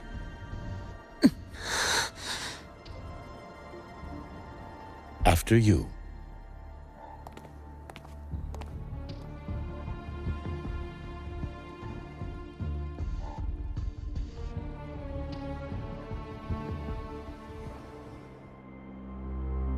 The Academy has reviewed the incident, Professor Warren. While we share your concern over the Institute's loss, blaming a single student...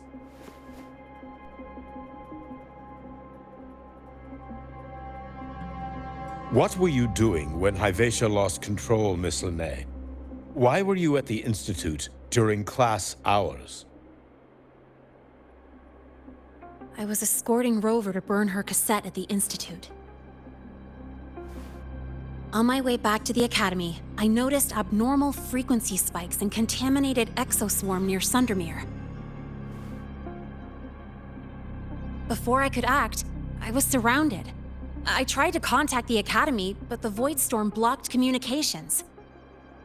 Exoswarm remains should still be there. I assume you are already investigating them?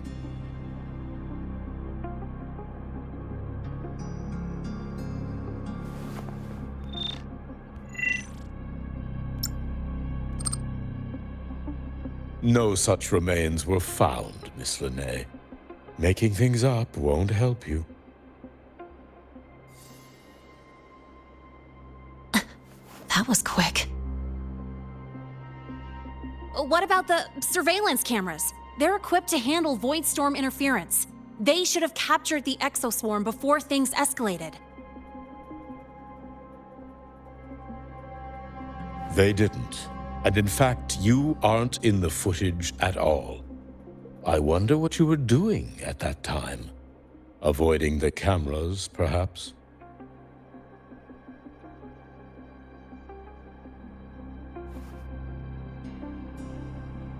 What if the footage was tampered with? Her presence could have been erased. Possible, but only if she and the exoswarm were truly there. Since neither side can confirm that, how about we start by verifying if the footage was altered? We should expand the scope of the investigation. Remember the security breach in the database? There might be more compromised than just today's feed. You mean the breach that exposed a flaw in the system? Fair enough. Do you have anything else to add, Miss Lahai? Don't worry, we're here to help you. No. Then please remain on Academy grounds until the investigation is concluded.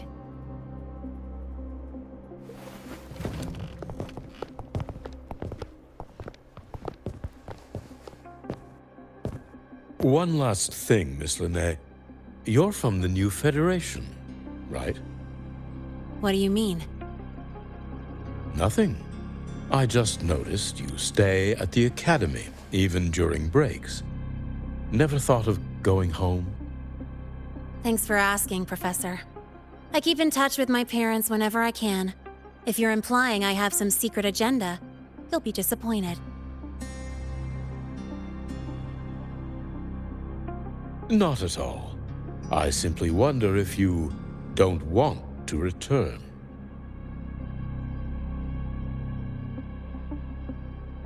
I don't think that's something you should concern yourself with, Professor. Let's not waste any more time, Professor Warren.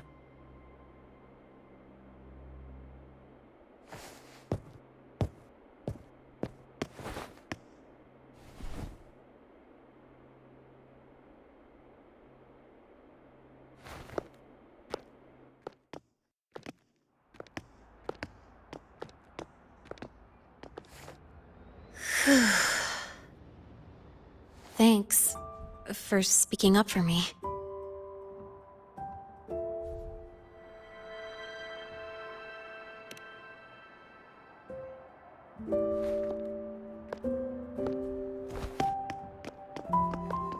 What was that device you had when Hyvatia went berserk?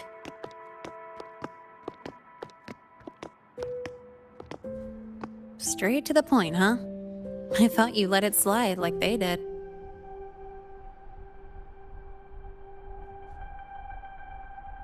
Highly unlikely.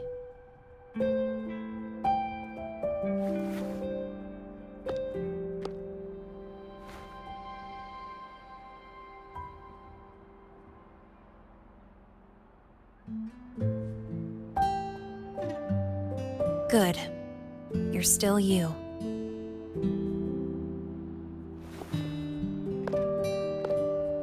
What's your real purpose? Let's talk somewhere else. This place is suffocating.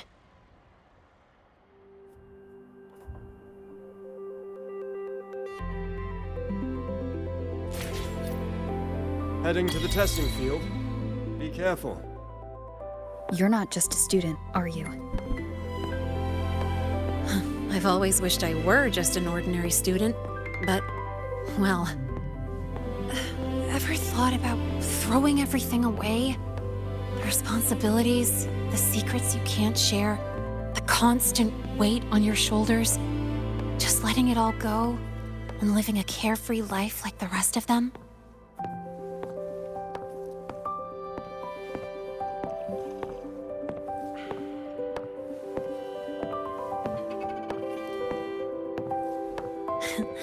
Just a passing thought. I know it's not something you'd admit to, whether you've ever wished for it or not. Not someone like you. But we're not the same. I just really want to be like the other students here.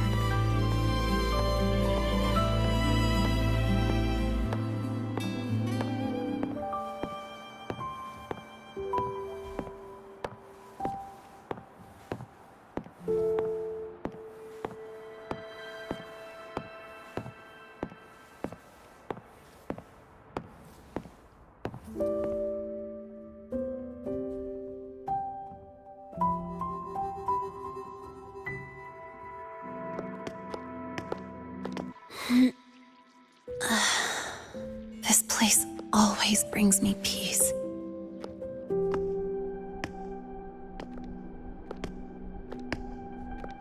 You want to know who I really am so you can connect the dots on that incident, right?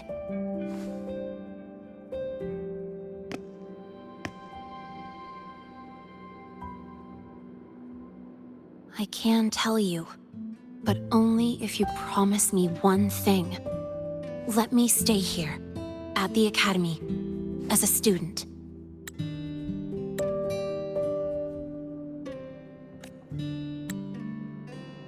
Is it really so important to you? Yeah, more than I can say.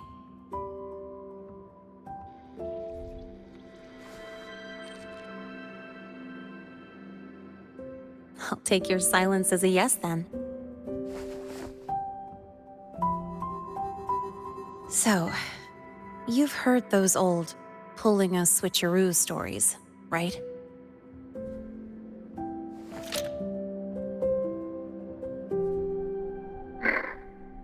HQ, this is Lahai. Sorry, Overseer. We were ambushed. Don't worry. I'll make it to Star Torch Academy in Lahai Roi in time. I'll complete the mission, assigned by the Grand Architect. Spoiler alert, their mission wasn't completed.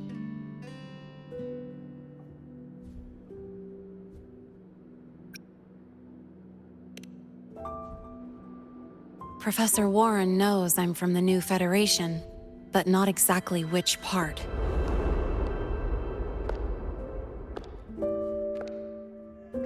It's called the Lawless Zone. Let's just say you'd see blood spilled every 3 days on average. That's where I grew up. I had talent, and the new feds saw it. Put me to work, off the record, dirty jobs. Then, that day happened. It was an accident, but I saw my chance. An admission letter to Lahai Roi Star Torch Academy.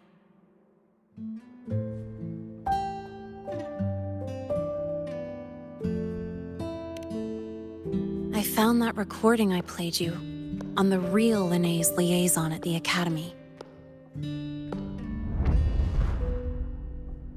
So, I quickly learned she wasn't just a regular student from the start.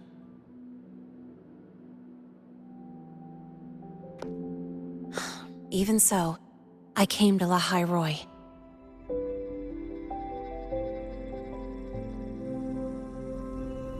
Everything here, it's nothing like the new Fed. People don't question themselves when they wake up, brush their teeth, and look in the mirror. They just know who they are. And you want to be one of them. Look, as far as I'm concerned, the Fraxidus threatens my school life. They're your enemy too. We have shared interests. That's a solid basis for us to cooperate. A student wouldn't talk like that. Even if we solve this, do you think you'll be able to look at yourself in the mirror afterward?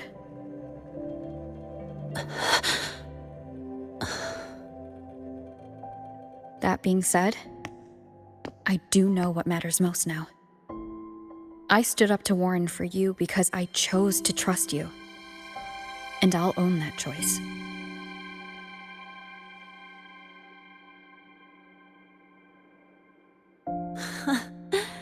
You know, sometimes you really do sound like a teacher.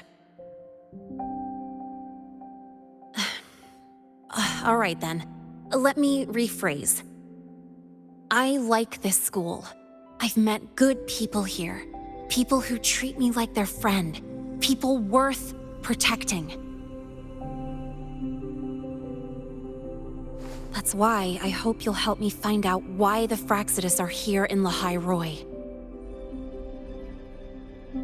Let's do this. Together.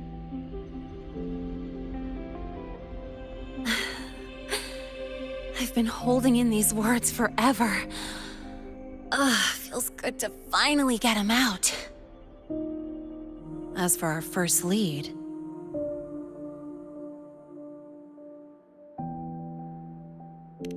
What we do know is, Hivacia's malfunction and the contaminated exoswarm are definitely connected to this device I found. It looks like Academy tech. Maybe the Department of Engineering's lab can shed some light. But why would the Academy allow something this dangerous to circulate freely? Maybe its appearance is just a disguise. Or maybe it means its maker had free access to the department's resources.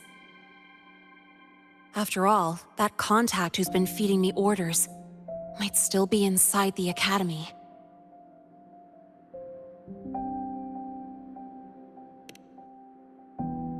If you're ready to start making moves, I know a shortcut.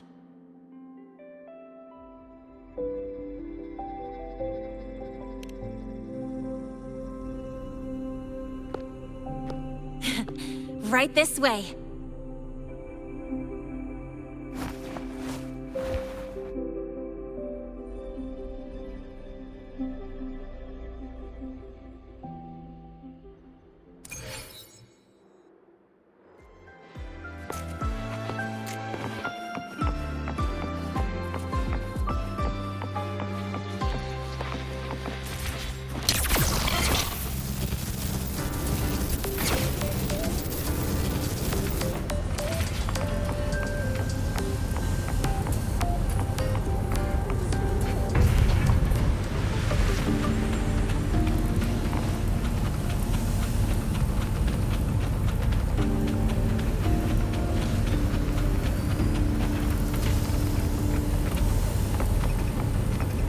Stay behind me.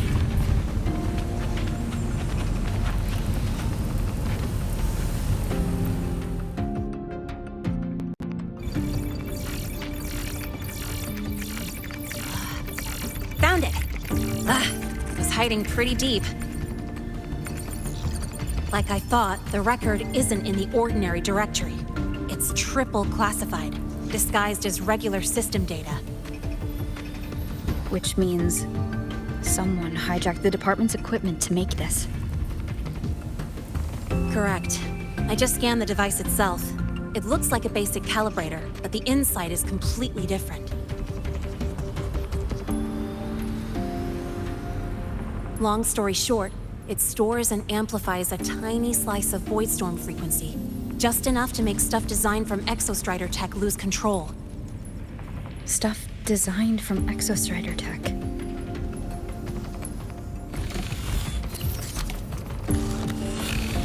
And here's the kicker. Whoever made this can control it remotely. So, it can be activated again at any time. Exactly. It's literally a ticking time bomb.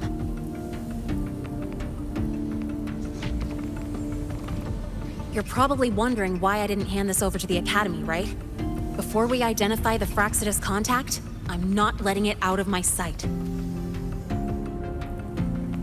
So first, we've got to neutralize the threat. With the production records and device data, I can try to override the device's permissions.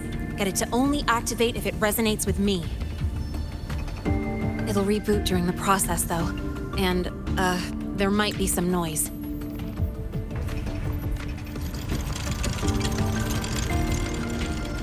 You mean the mechs here will be affected? Yes. That's why I'll need you to keep them in check during the process.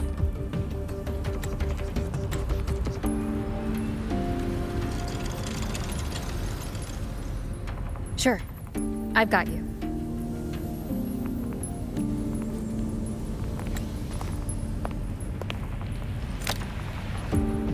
All right, starting now.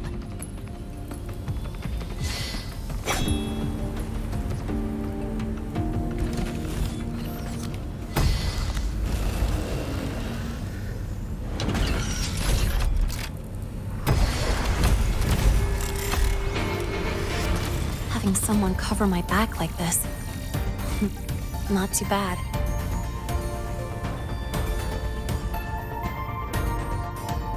Leave it to me.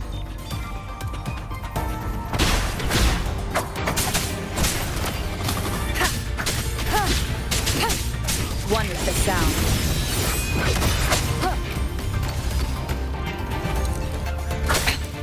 One more time.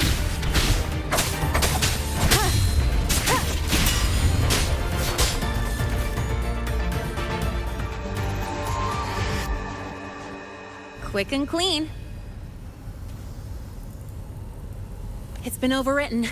Don't have to worry about it being remotely controlled. Glad we pulled it off in time.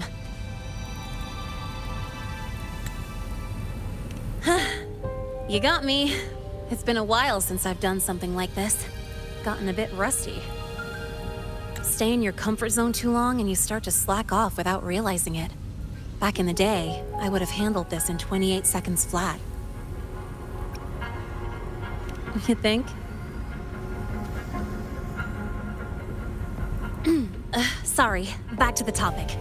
While digging through the database, I noticed something. The Academy's mechs and the Void Matter Barrier security logs show unusual access. Someone used admin-level protocols.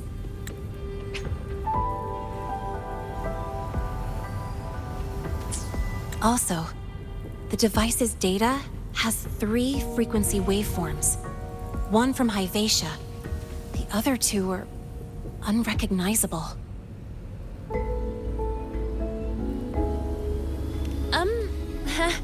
Just by, browsing the Academy forum. All right. I was once tasked to hack into the Institute's database and tamper with Hyvatia's calibration data. But I didn't change anything, just threw in a few emojis and left a note telling them to upgrade their encryption. That backfired, though. Got me flagged. Back to those waveforms. If one is Hyvatia's, then the other 2 are likely the targets for the next experiment. I think you're right. Next, we need to figure out what those waveforms correspond to. Maybe we'll find a clue in the Lahai Roi ecological studies. Let's head to the Space Trek archive then.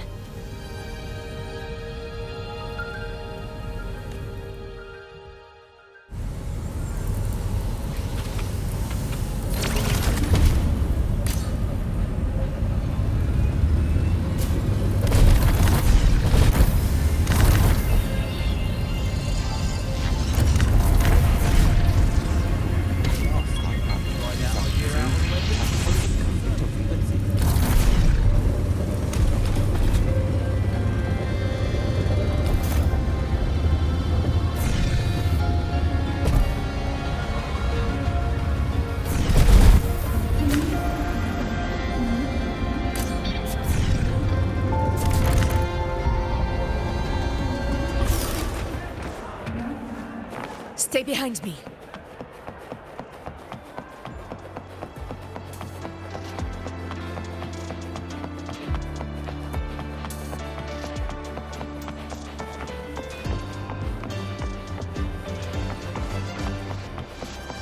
It's fine. I don't want to bother.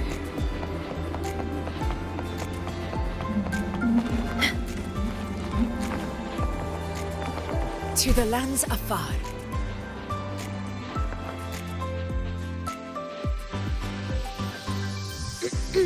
Allow me to introduce Miss Iris. She's... That's right. She's the Archives Administrator, responsible for indexing all the data here. A very reliable senior, you could say. Hello, I'm Iris, the retrieval AI of the Space Trek Archive. Miss Linnae and Rover, what can I help you with today? Oh, you look beat. Everything okay, Miss Iris? The archive experienced a data leak recently, so I'm running system maintenance in the background. But don't worry, routine queries are still available. We want to look up info related to this waveform data. Searching now. Found 3,281 matching entries. Should I list them all? That's a lot. Add these keywords: Void Storm and Exoswarm contamination. Understood. Narrowed down to 324 results.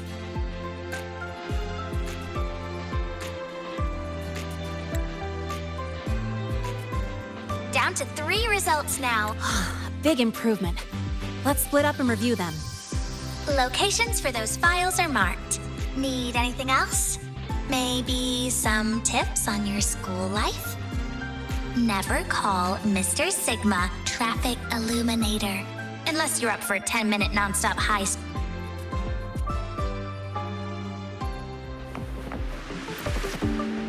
Ran into a snag. Go ahead and ask me. Oh, wait, didn't I literally just pull up that entry? Oh, you're here to upload modules. For a second, I thought.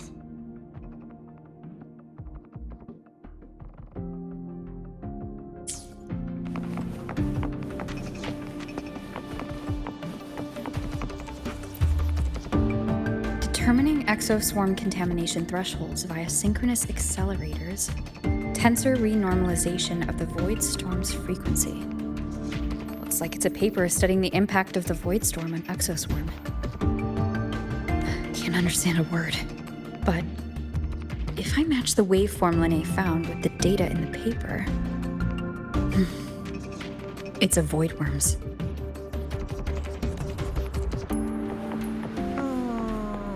Preparing for the test.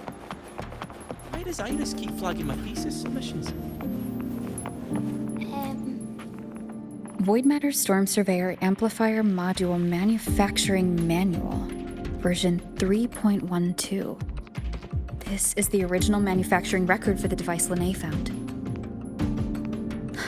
Could be useful.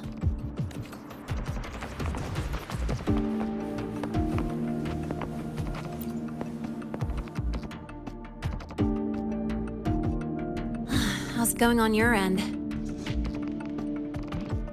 What I found were mostly things we already knew. Abnormal void storm cycles and the Institute's equipment acting up for no reason. A void worm. Could it be...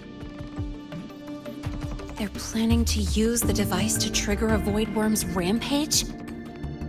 If so, then their target could be... the Research Institute. That's the most likely target. With the Great Sword there, void worms usually steer clear of the Institute. But before Hyvatia lost control, I saw a lot of contaminated exoswarm remains nearby. Looks like the contaminated exoswarm and Hyvatia were just tests and rehearsals before the main event. Whatever their game is, the real goal is to control a void worm to attack the Institute. Void worms spawn under the influence of Threnodian energy.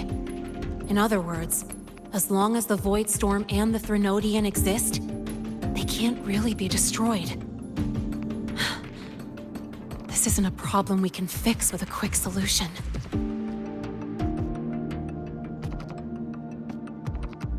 I'll leave that to you. As for me, there's one more thing I have to do.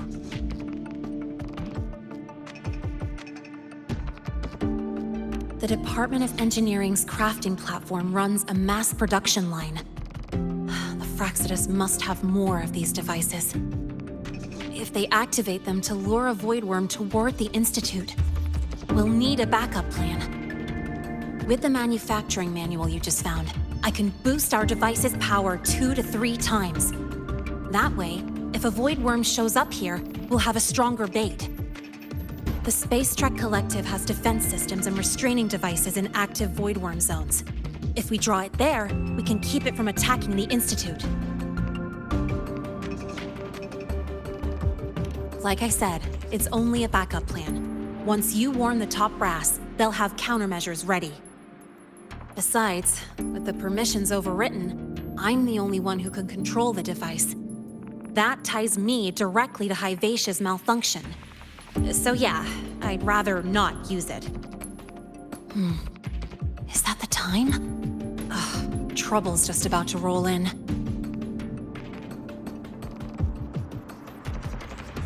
By now, they've probably noticed I've overwritten the device's permissions.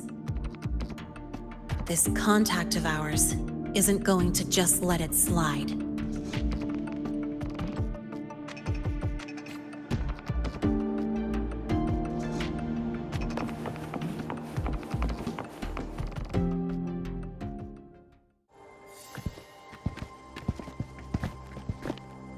Miss Lahai, the Academy requires your presence for a follow-up inquiry concerning Hivacia's malfunction.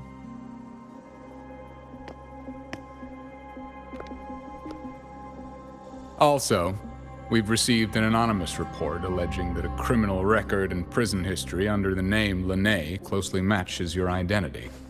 This raises concerns about possible falsification of your admission documents.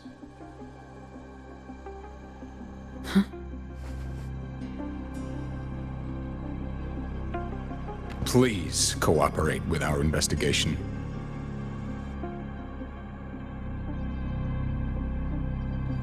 I'll answer any questions you have, but this has nothing to do with her. She only enrolled today.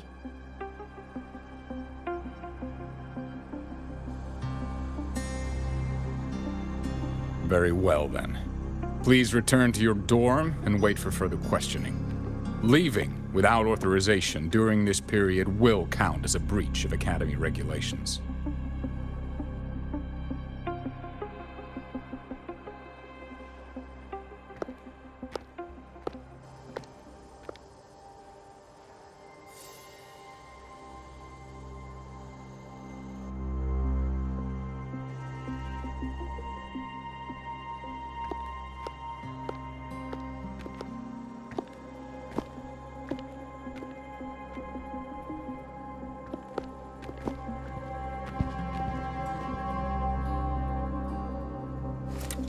Sorry.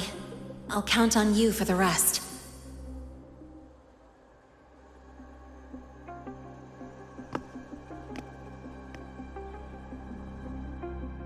If, as Lahai said, the Fractsidus have infiltrated the Academy, I need to be careful who I alert in the Institute. For that, I need someone I can trust. Looks like I'll have to visit the infirmary again.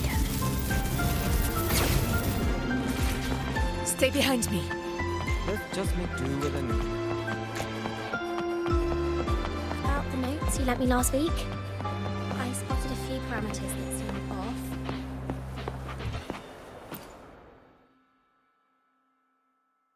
Ah, what a rare visitor. I assume the Void Storm, those void worms, and your admission would have kept you too busy to drop by. The Fractsidus have contacts inside the Academy. They're planning an attack on the Research Institute. That's certainly surprising news. And what do you need from a school doctor like me? Or should I say, why come to me at all? Because I'm still new to the Academy. Professor Mornier isn't around, and I have no way to judge if I'm passing the message on to the right person. And you trust me? You gave me a hint when we first met, didn't you? Saying welcome back, and recognizing me as a Black Shore's bloom bearer? That's not on my official record. Your knowledge of me goes beyond the paperwork. Besides, Chisa mentioned I left the Academy in a hurry, so someone must have helped you erase my trail. You didn't exactly act like that was our first meeting either. Interesting theory, though I'm not sure I fully understand it. What I'd like to know is, what do you want me to do about it? Not going to admit it. Fine. No time for games with an emergency looming. I see. Pests inside the Academy, then. Void worm attack on the Research Institute. It must be part of a bigger play. Hivacia's malfunction, the abnormal void storms. I fear it's all connected. Don't worry. I'll handle things with the Institute. Whatever you discover, or whatever course of action you choose, I won't interfere. I'll provide support when the time comes. Now go do what you must.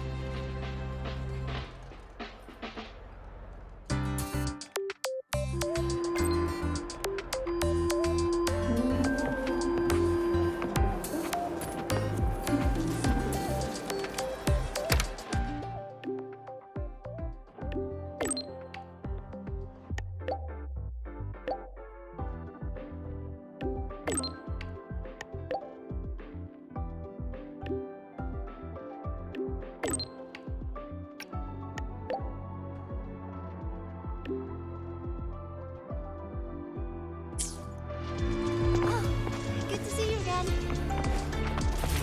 Why do we have to pay for this?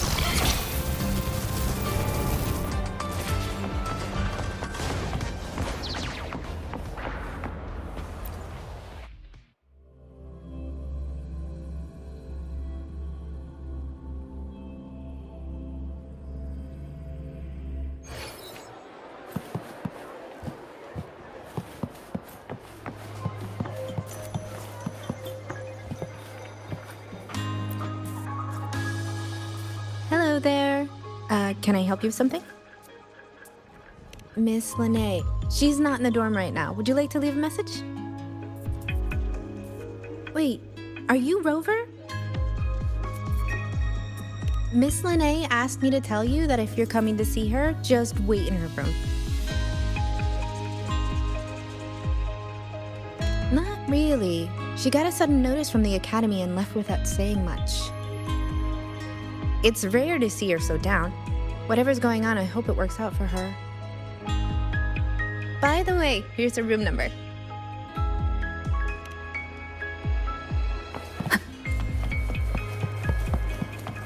Detected. Strong behavior and spectrum signature match. Current ID, Rebel College first-year student. Cross-referencing anomaly.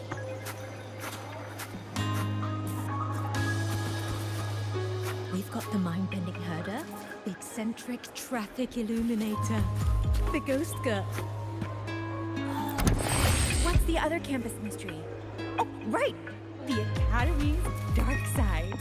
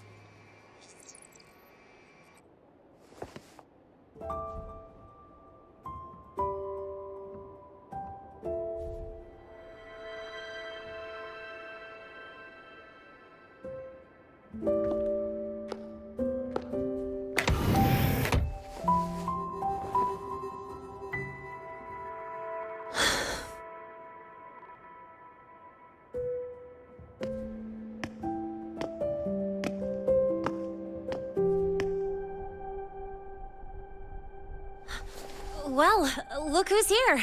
How's everything going?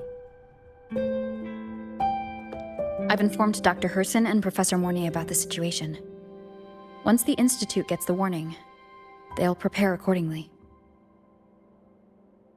The Fraxidus' plan is still unclear, so it's best not to act rashly.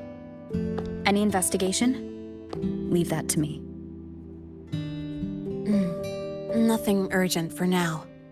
But since you're here, maybe we could talk a bit.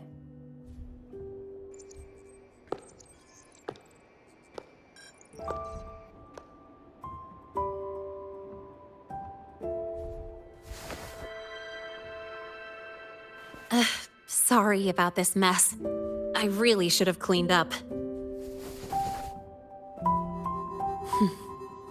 You know, back in the new Fed, my room was just a bed, a chair, a desk, and my weapons.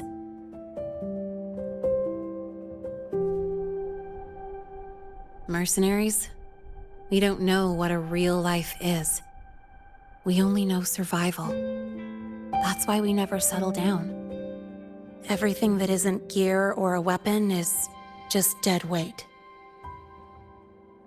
But the more dead weight I pick up here, the more I realize how much this place means to me.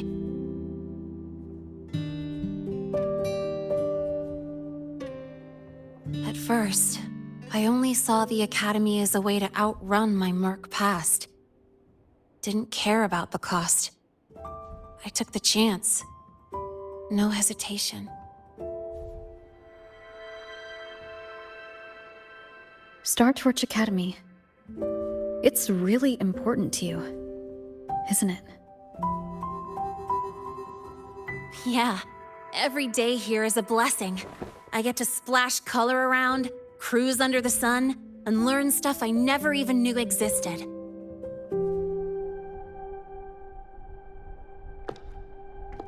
This place may be buried under frost, but it feels brighter and freer than anywhere I've been.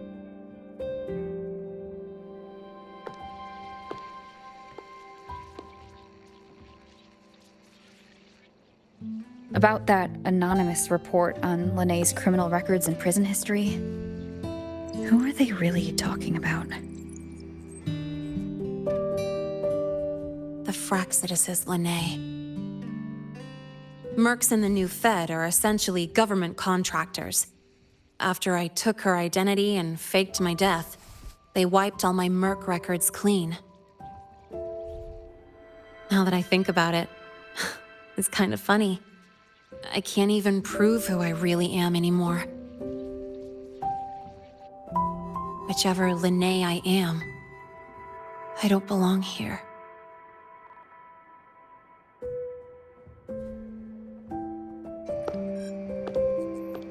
But still, I truly appreciate what you've done for me. Thank you for speaking up for me more than once. And thank you for trusting me. It's rare to have trust unbound by contracts.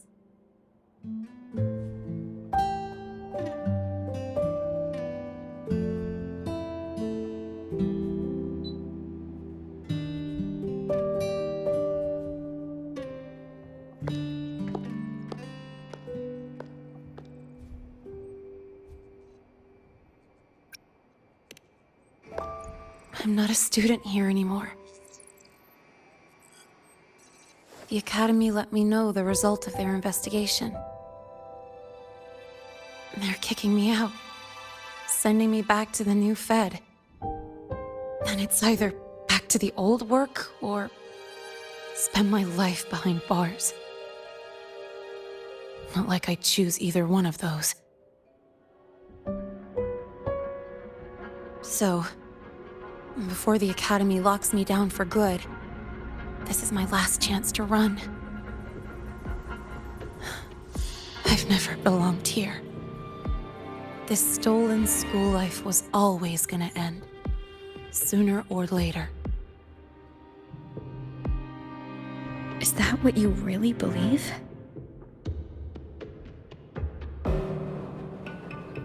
Sorry, but I have to go.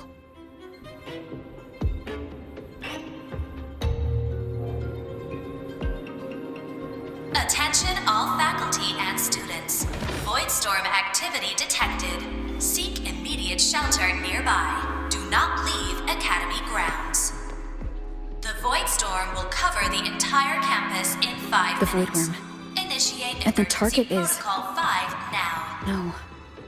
Not the Attention Research all Institute. faculty and students. It's heading for the Voidstorm Academy. activity detected. Seek immediate shelter nearby. Do not leave Academy grounds. The Voidstorm will cover the entire campus in 5 minutes. Initiate emergency protocol 5 now. Attention all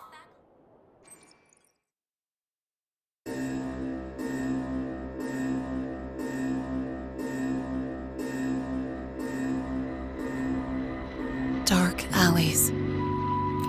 Hushed whispers. Greedy eyes hiding behind masks.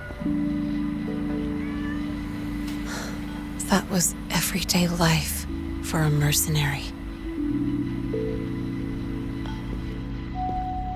I used to wonder, what if the sky above me wasn't always black? What if there really was another life I could choose? Even if the price would forever haunt me from the shadows, I'd still take the deal. No question.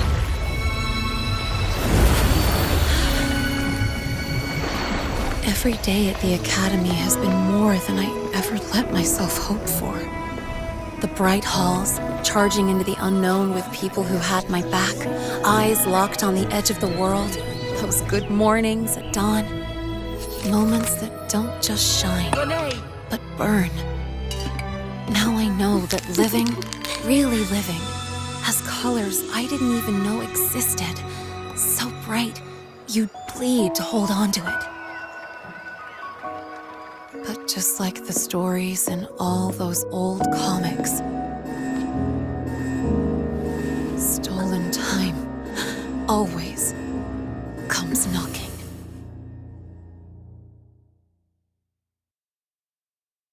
Is it really okay to run away?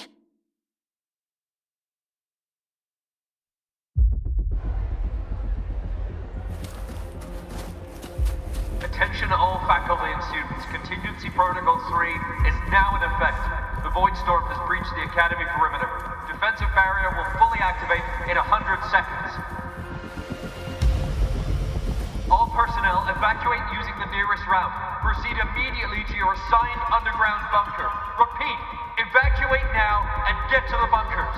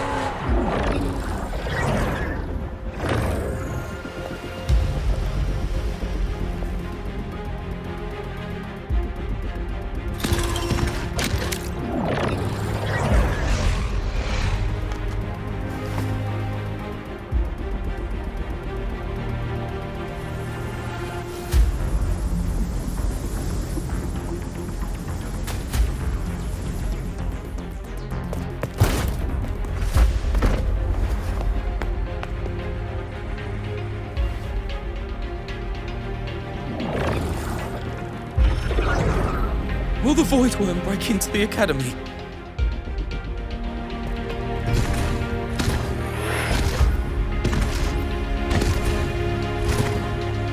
Once the void matter barrier is fully activated, this place will be safe. Don't fall behind the group. Watch your frequency levels and move quickly to the safe zone.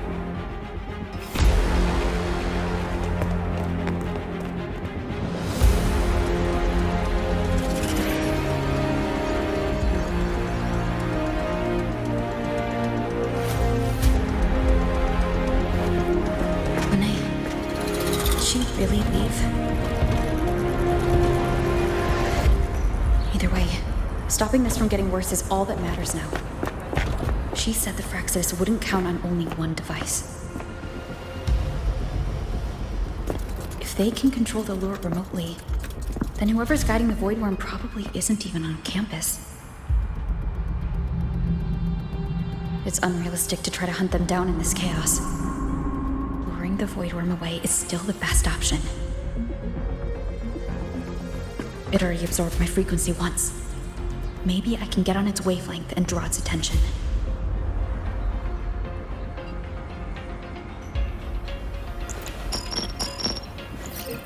It's me. Dr. Herson filled me in on the current situation. Sorry, Professor Mornier. No time. I need the location of the Institute's anti-Void Worm defenses. I'm going to lure it there. How did you know? Understood. Sending coordinates to your terminal now. But listen, most of the Institute's systems are down. The Void Storm scrambled remote access across multiple sites. Restarting them will take time. Now, the only way to activate the defense arrays is on site. Manually. Got it. I'll find a way to draw the Void Worm there. There are 3 arrays in total. Once you've calibrated all of them, they'll sync and trigger the Void Worm's containment. Noted. Please, be careful.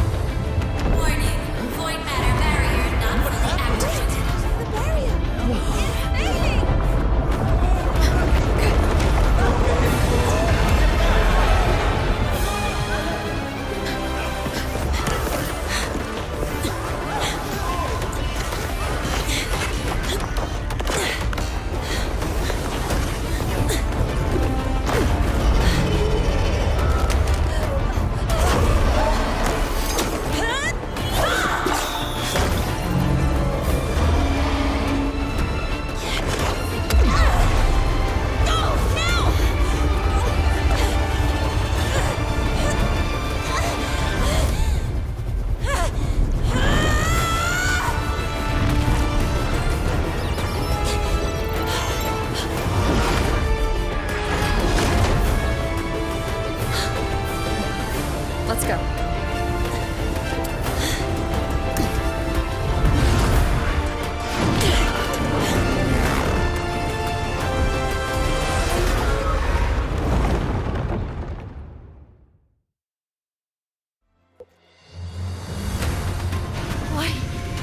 Why are you here? You first. Before I knew it, I was already in deep. You holding up? Yeah, I just burned a chunk of power patching the barrier. Don't worry, didn't come close to overclocking. What's next? We draw the Void Worm to the defense array and trap it there. Mornier sent me the coordinates and override codes. Copy that. I'll keep the device running hot. Keep driving. I've got the Void Worm in my sights.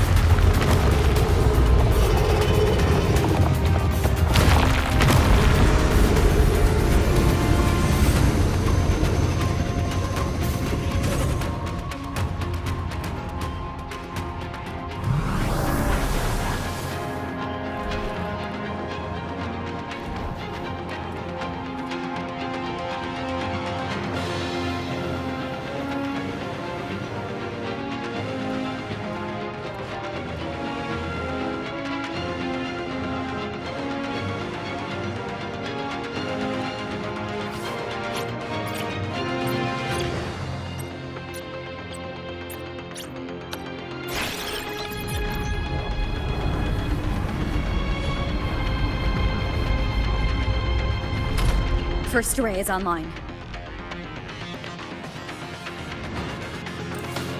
Professor Mornier, can you hear me? Ugh, signal's dead. Either too much void storm interference, or we're too far from the Institute.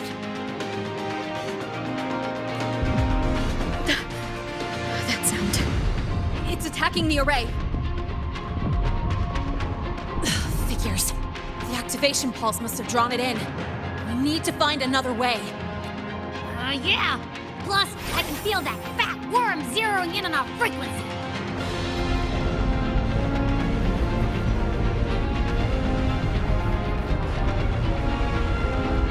We split up. Okay, I'll draw it away. The other arrays are yours. Be careful. Relax.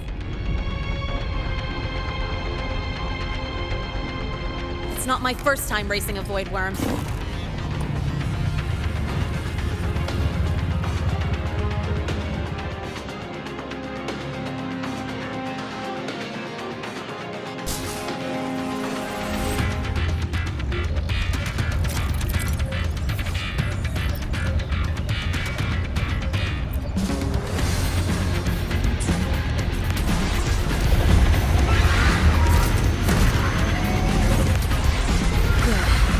Locked onto me. Just stay on me, away from the arrays. Give her the time she needs.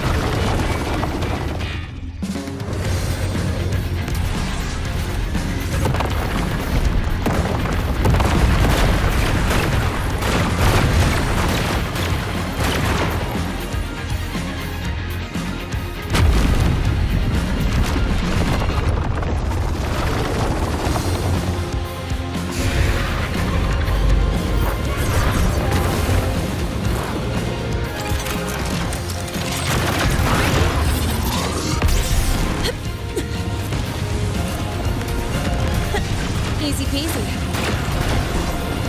She's doing all right.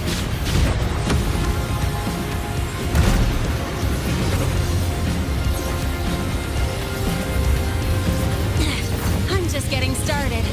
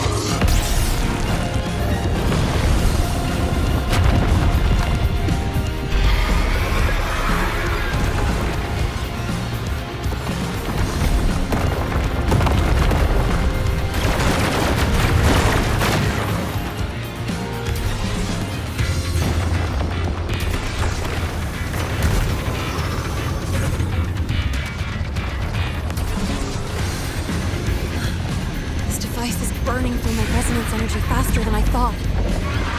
It's fine. I can handle it.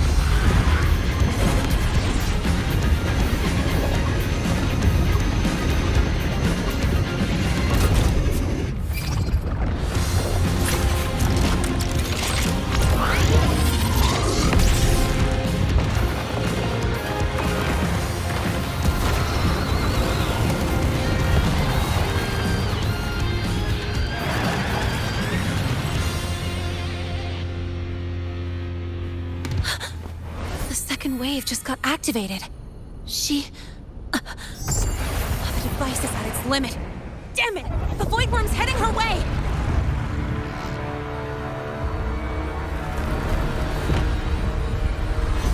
No, I gotta speed up!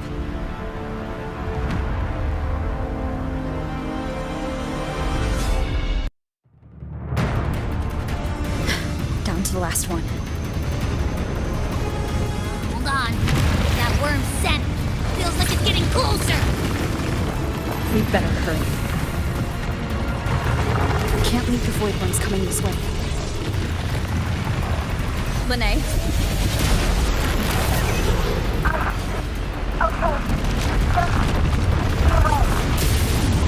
Got it. I won't keep you waiting long.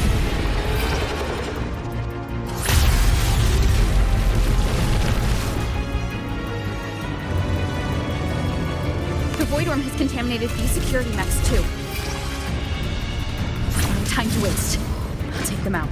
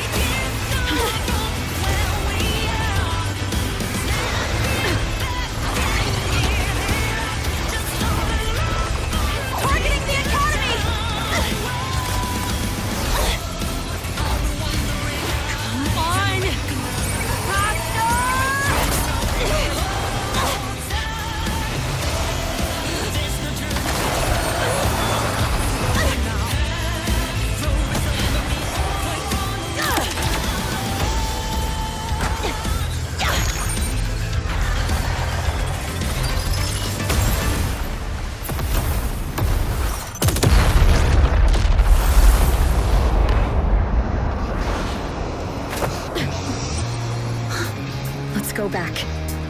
Together.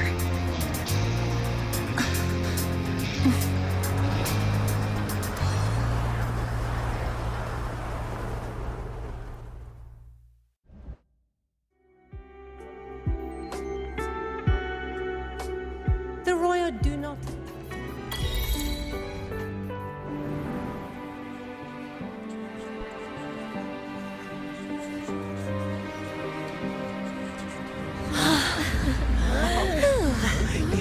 Academy is safe. Thank goodness. It's them! They're back! Whoa. There's so many people here. So it's true! The Dark Thunderbolt has enrolled at Star Torch! Can you walk us through that epic battle with the Void Worm? Dark Thunderbolt?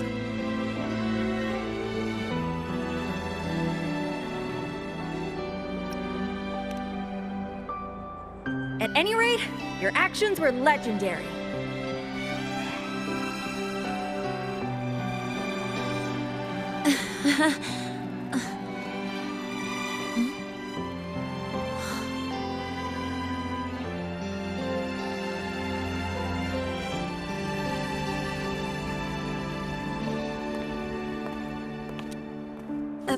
Sorry, guys. I need to report the Void Worm incident to the Academy first. Once that's done, I'll tell you everything you want to know. Promise.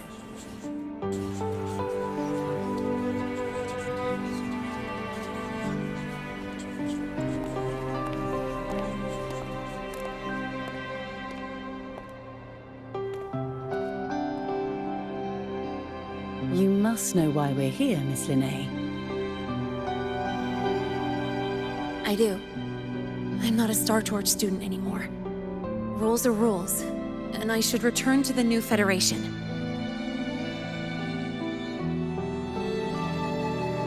That's it, right?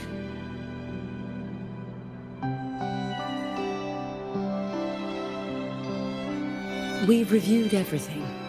No matter what happened, the Academy is grateful for your bravery. Truth is, we never should have allowed our students to face danger like this.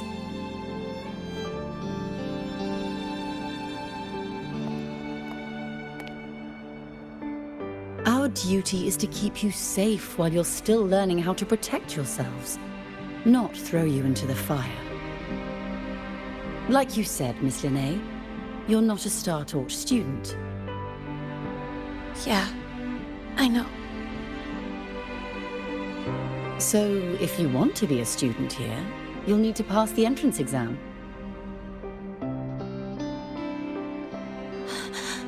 What? Of course. You'll need to enroll under your real identity this time.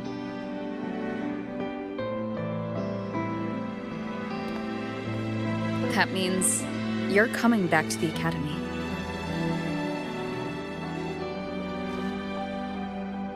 Indeed. But we must conduct another inquiry before admission. An inquiry? Sure. And the entrance exam? No problem. Very well, Miss Linnae. Please, follow me.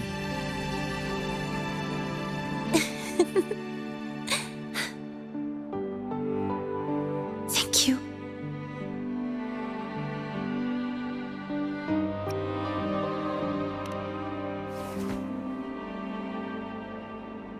Gosh, never thought I'd be this happy to take a frickin' exam. Whew.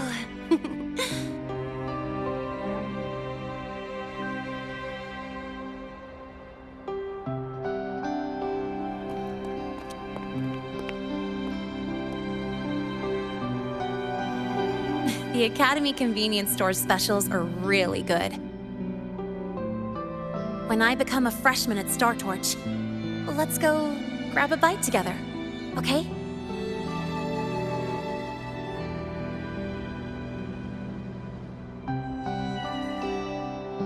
Protect the sun.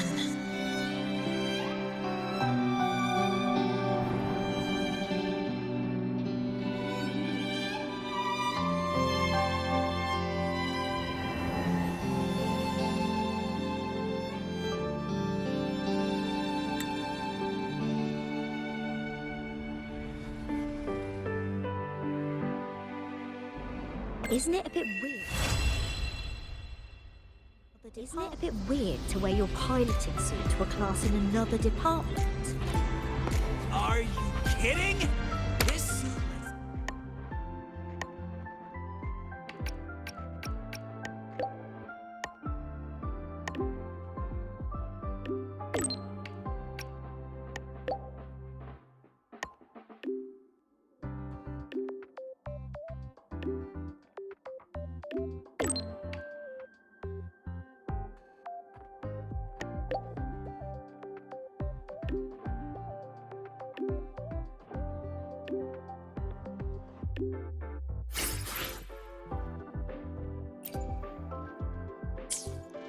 a bit weird to wear your piloting suit to a class in another Isn't it a bit weird to wear your piloting suit to a class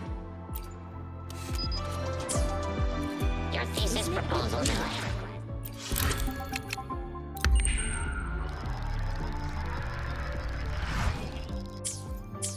Your thesis proposal delay request has been.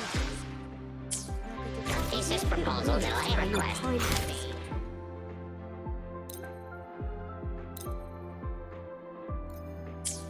Your thesis.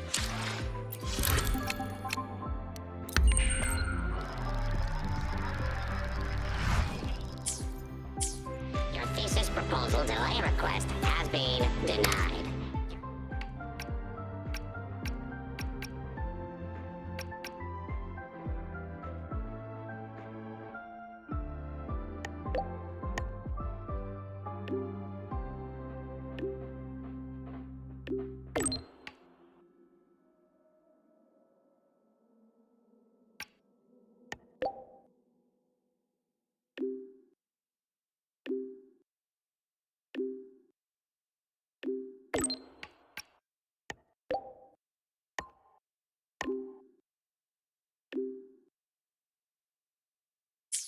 Your thesis proposal delay request Stay behind me. has been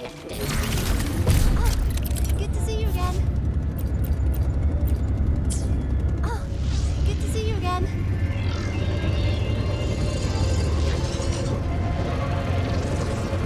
Morning.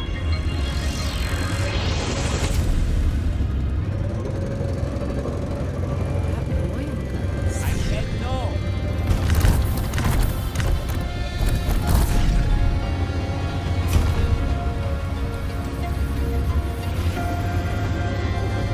I still can't believe everything. Stay behind me.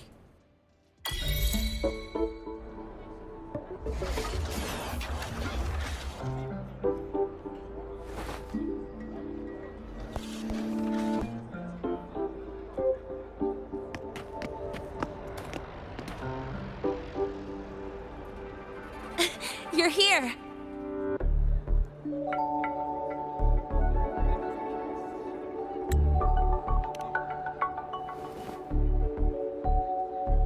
The Fraxidus investigation is still dragging on. And since I'm technically not enrolled yet, no classes for me. Ugh, they even confiscated my ride, too. Professor Moynier dumped a ton of homework on me to keep me busy.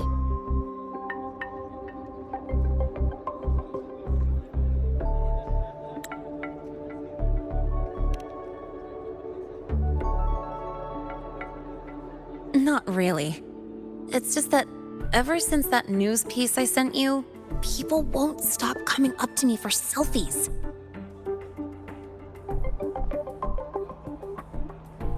Some even ask for my autograph. Stuff like this is a first for me, I'll tell you that.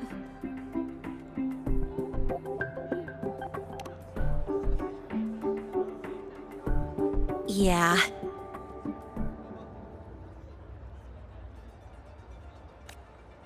The Academy still hasn't revealed my past identity. Feels wrong accepting praise from people who don't know the full story.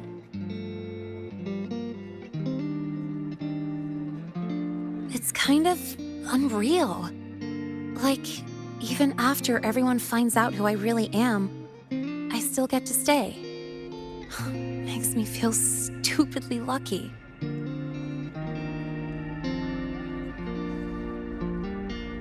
Anyway, enough about that.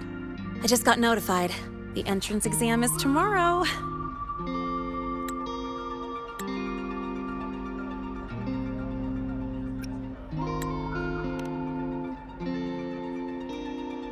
I'm not worried about the grades. It's just, the school will send me a new admission letter. I'll be starting all over again as a first year in the prep program.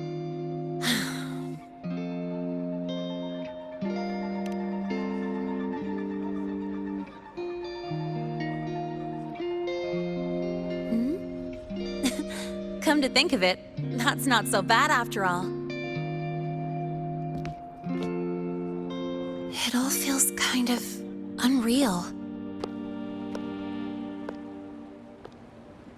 There's still a lot I need to do and face, but for the first time, I can actually breathe.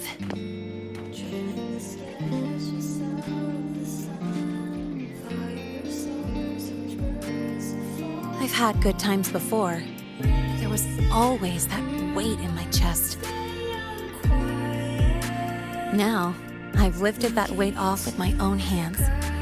And maybe, just maybe, it's 'cause you were there that I could.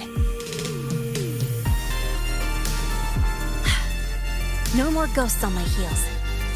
I can finally be me, just as I am.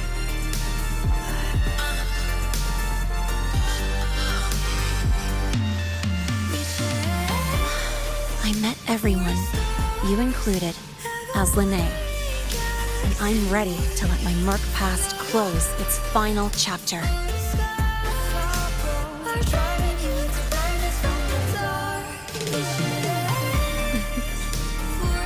Whatever comes next, that's my life, and mine alone.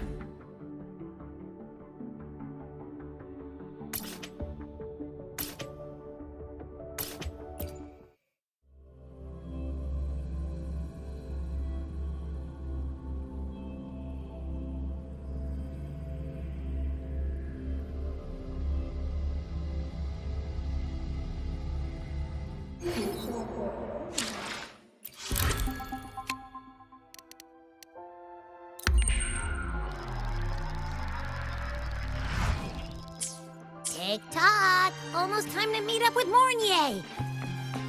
Oh, I can't stop thinking about those space trek snacks! What is it gonna be, huh? Why do you guys always have an appointment?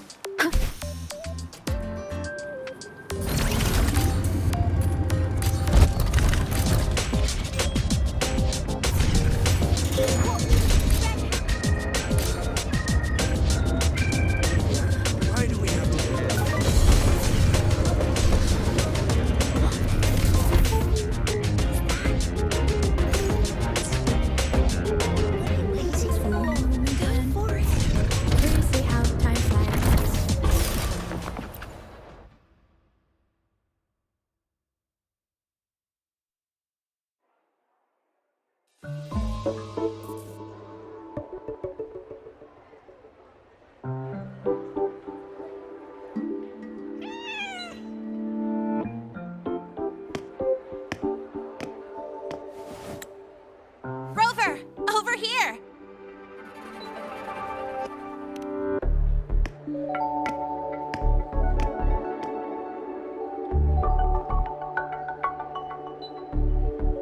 You bet. Just passed all my entrance exams yesterday. Which means today you're officially meeting Lahai, first-year student in Star Torch Academy.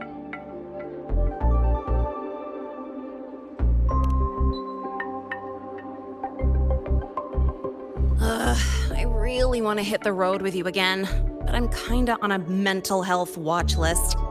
If I break even one tiny rule on day one, Miss Lucilla will be dragging me in for a friendly chat.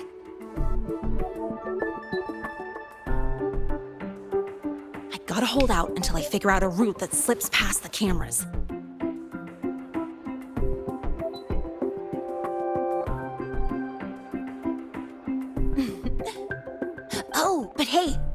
Mornier's email about the Hyvatia detector, right? It's almost go time. How about we hang by the entrance and then we... huh?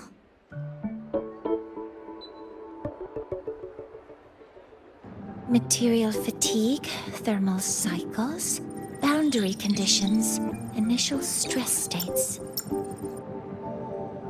Infraction detected. High wattage devices are strictly prohibited in dormitory zones. The core differential equation is elastoplastic transition, cyclic strength coefficients.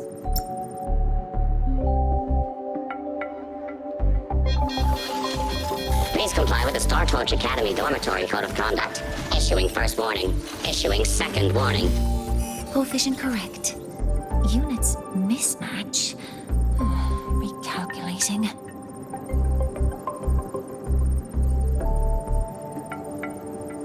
Non-compliance confirmed. Initiating restraint protocol.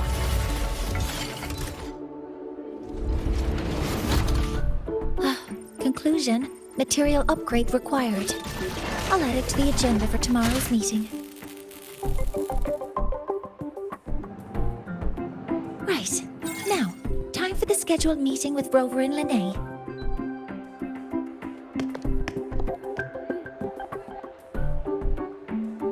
Oh, I'm sorry. Did I keep you waiting?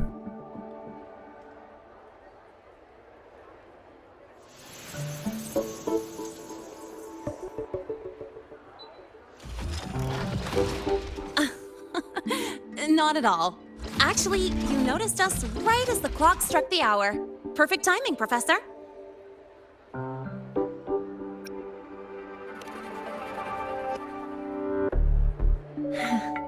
Just a minor short circuit. It triggered a restraint protocol. I assumed it was malfunctioning.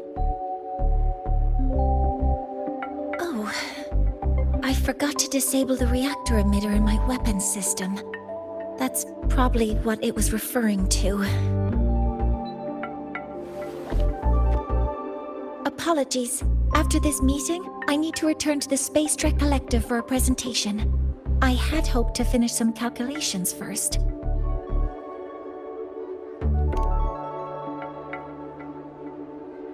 I do have other appointments today, but I believe there is time for some light conversation. I wasn't sure what you meant by delicious, so I brought samples from my latest food research. Yes! I knew it! Professor Mornier's a real gem! Let's get started. We can eat while we talk. Of course. Come on in. I already tidied up my dorm, so sit wherever you like.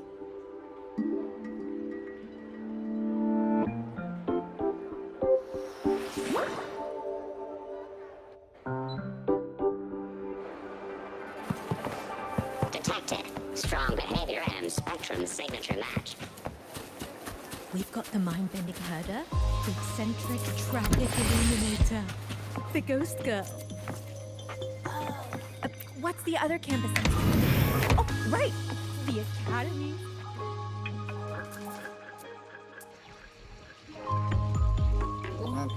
Ugh! The smells are all mixing together.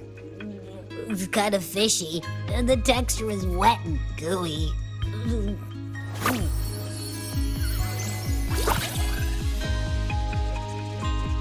So, it's true, huh? You guys actually made food that tastes awful, but it keeps you running for 3 days straight. I thought that was just a joke.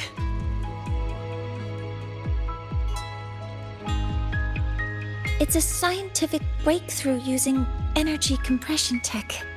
It's one of the collective's most iconic achievements. Do you also not like it?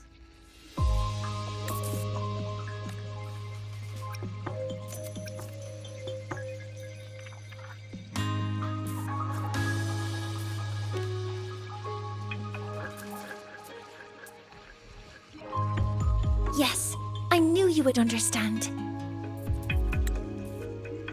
In fact, its energy compression efficiency exceeds 95%.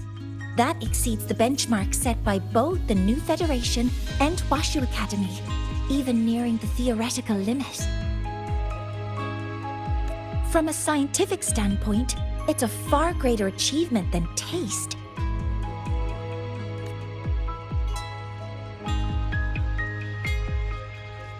Now, I'd like to review the incident with the Hyvatia detector. Linnae, Rover, can you walk me through exactly how you managed to contain it?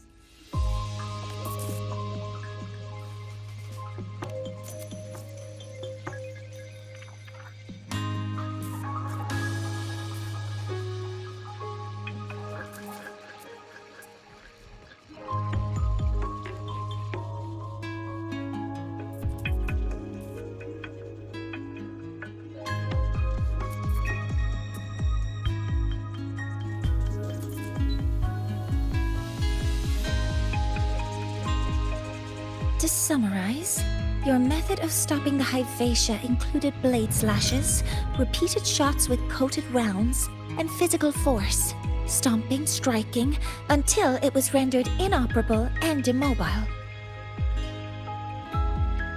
Did I miss anything? Professor Mornier, you're not here to...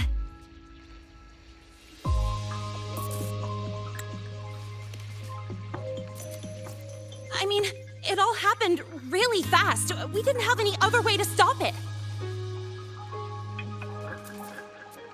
Besides, we're just students. We couldn't afford that even if we wanted to. No, you're misunderstanding. Different damage mechanisms cause distinct failures and require specific repair methods. Damage from certain special resonance abilities is hard to detect through standard diagnostics without prior data, so you two did well to suppress it physically.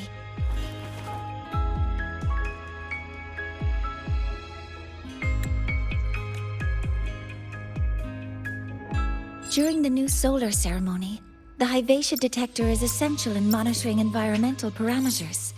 I've already passed your report to Professor Anselm. He should complete repairs soon.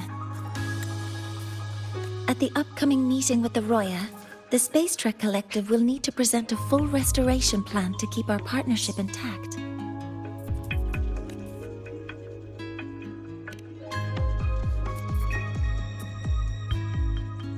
Yes, though it's a long story. Where do I even begin? Scanning for offenders. Violation detected. Unauthorized high wattage device in the dormitory. An offender has assaulted this unit. If sighted, report immediately. Even Professor Mornier isn't safe from Targ-E's wrath, huh? No worries, I got this. I'll draw its attention while you two make for it.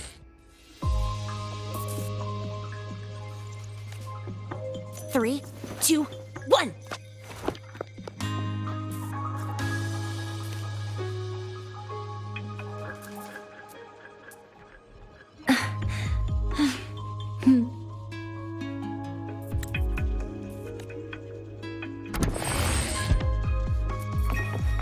Hey, Tardy. How much power do you run on? Standard output 200 units. Compliant with dormitory safety You could just ask her for help. Element concentration. Just to ensure the successful apprehension of a trajectory student. I could probably do anything.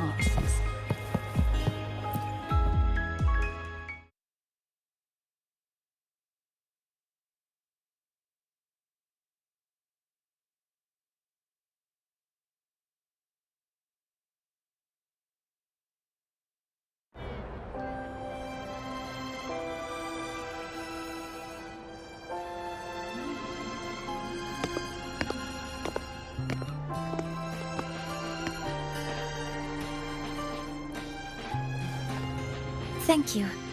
You don't need to go any further. I can head back to the Research Institute by myself.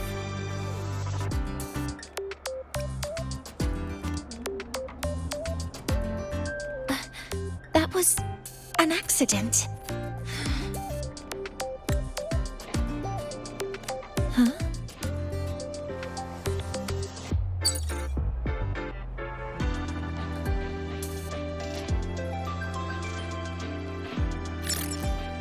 Was something wrong?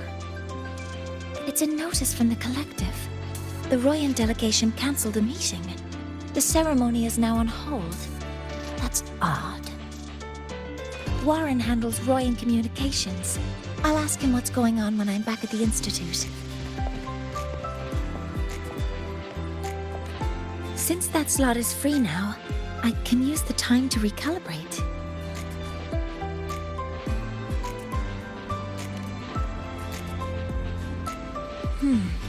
That isn't on the list.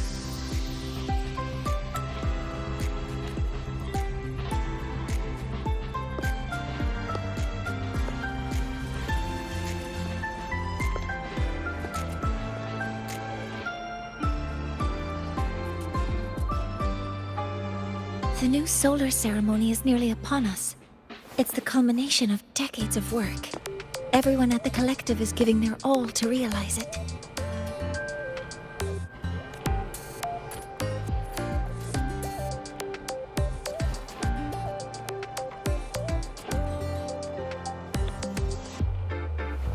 Last time we met at the Institute, we made each other a promise.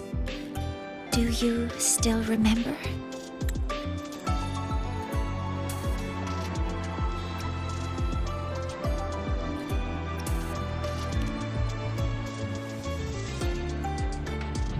Would you like to attend the new solar ceremony?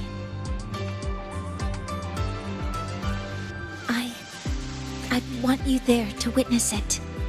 The rise of the new sun, and humanity taking their first steps into the future they've built with their own hands. We did promise to witness it together, didn't we? Yes. As the ceremony draws near, the Space Trek Collective will become increasingly occupied. Opportunities to meet like this will be rare, but this promise will still stand.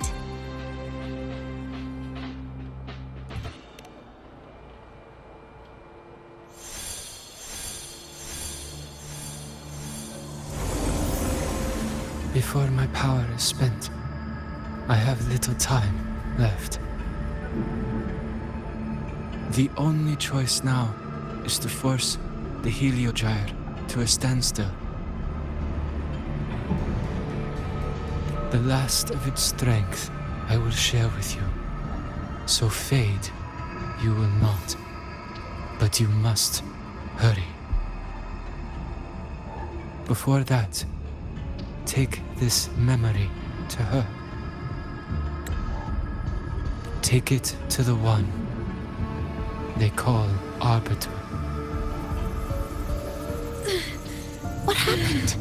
Are you all right?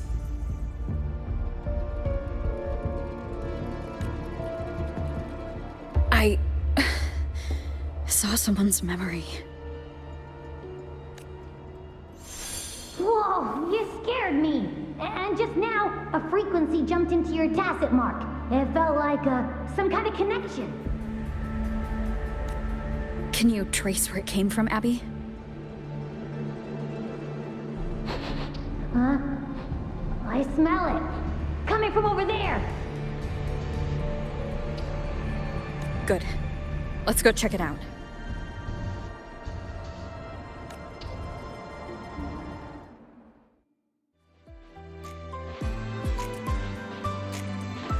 I'm fine now, Mornier. Sorry to worry you.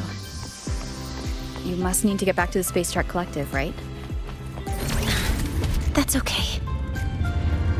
But you just... You looked shaken just now. I'll stay with you. If it involves more frequency loss, I'd like to stay close to transport you to the infirmary. Transport me?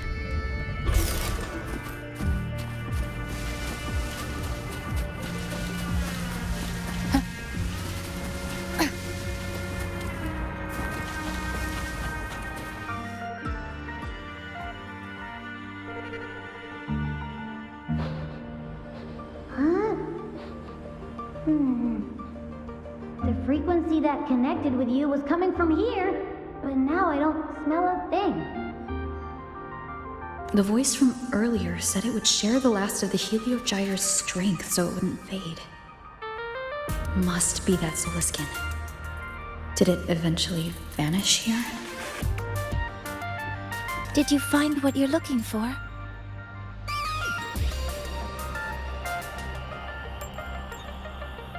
No, the trail ends here. But I saw other things in that memory. Yes.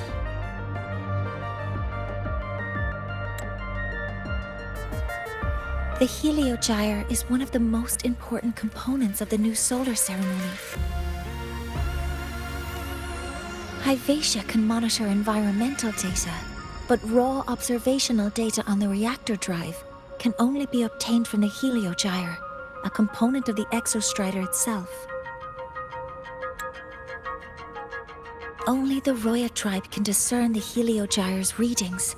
That's why the collective need their cooperation during the new solar ceremony. In that memory, I heard a voice say he would force the Heliogyre to a standstill. A standstill? You're saying you heard a voice asking for help, saying he would stop the Heliogyre's workings. Could that be why the meeting was cancelled? When I handled the Void Worm, a voice told me to protect the sun. Whoever she is, I don't think she intends harm. She offered to help. For now, I'll do what she suggested. And one thing is certain. The one who knows me by my Arbiter title needs my help. Yet another problem tied to the Research Institute.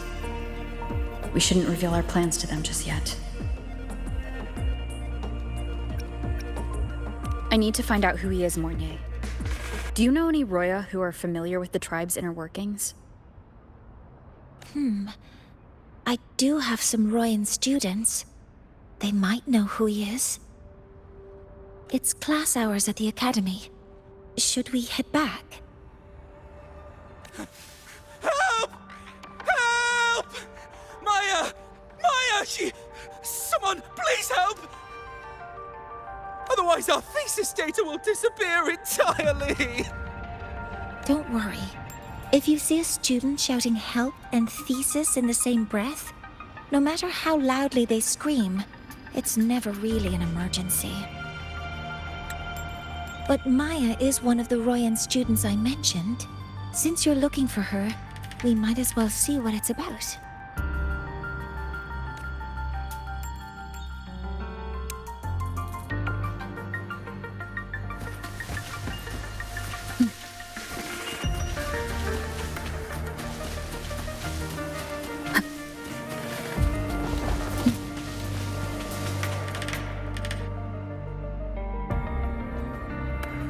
Oh, calm down, Maya. Calm down. Good. They've stopped for now. Maybe I should just shut them down? No. If I force the shutdown, I'll lose the data. Our thesis. Oh, somebody help.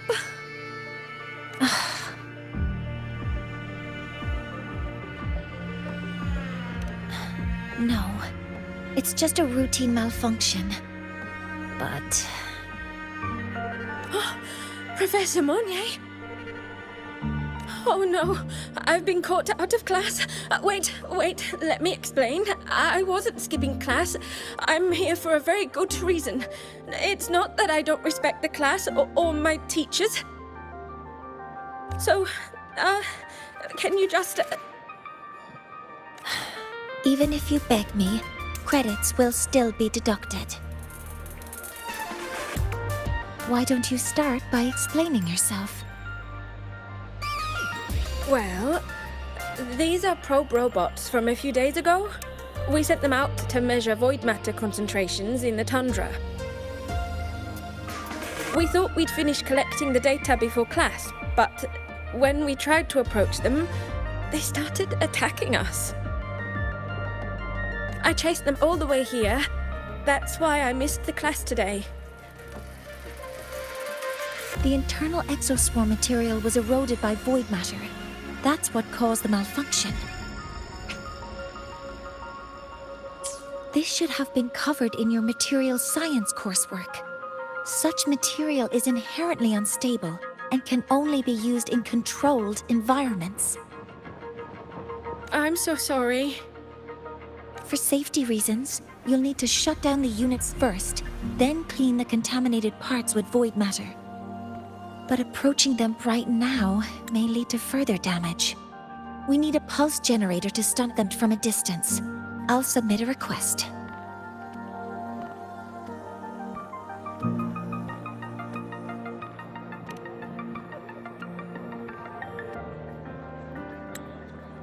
No, wait!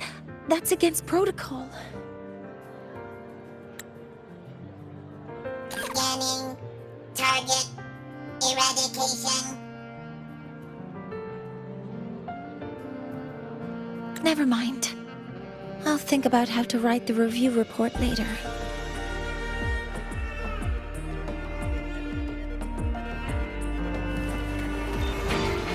Deploying force field. Weapons free.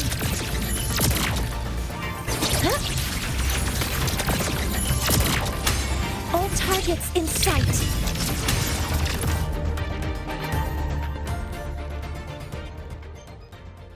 Now, they're back to normal. Great. Do you think the data... It's still there. But sending the robots out there broke the experiment protocol. Even if you got the data, it won't count in your thesis. What? But...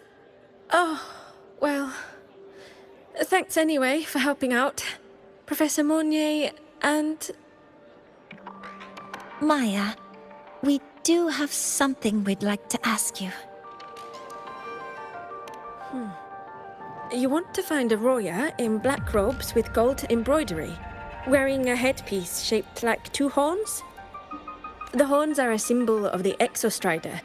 Shepherds wear them, but no shepherd would wear a robe like that. Could be someone higher up, like the Soul Swarm from the Sol Asylum, or even one of the Heliodic Six. The Heliodic Six? They're the ones who are supposed to give us the Heliogyre's readings during the new solar ceremony. That's right. They're the 6 most powerful members of the Roya tribe. The highest in rank, too. I've heard they use the Heliogyre to predict everything, from bird migrations to void storms. They know it all. How do I meet with one of them? That might be hard. They never leave the Sol Asylum. It's surrounded by light all year round. Very few Roya are even allowed to enter. But maybe you could try meeting with one of the unappointed Heliodic Six. Sigrika is currently out researching in the Frostlands. The only other one around is Fossier Ingvar, but he doesn't show himself much. If you want to find him, my mum might be able to help. She's a Royan shepherdess over at Artuya camp. Name's Astrid. Now then, I'd better get back to my class before I lose all my credits. Who knew I'd run into trouble today? I even asked my mum to help me with the robot. Very good. Good luck with your thesis paper. I'm better at talking with students in class. Did you learn what you needed? The last person that those robots likely saw before they lost control was Maya's mother. I think we can talk to her under the guise of a friendly house visit. In that case, I can accompany you as a professor from the academy. As for your identity, it's okay. It will simply be a convenient title. Would it be okay for you to act as My mentor? But aren't you going to tell me I should report this to the Academy to handle? I was just thinking of ways to help you find who you're looking for. Your reasons are your own. I trust your judgment. And you can tell me later.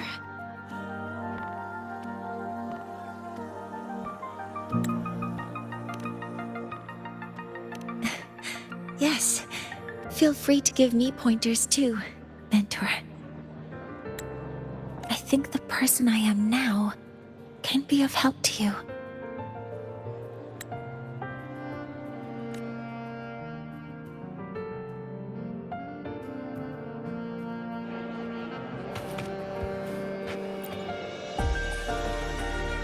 Ready to go to a Tuya camp to find Astrid?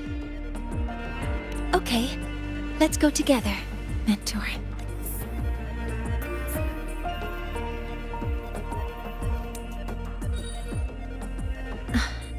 I'm Mornier, and this is my mentor. Oh, let me try that again. What are you? Just practicing.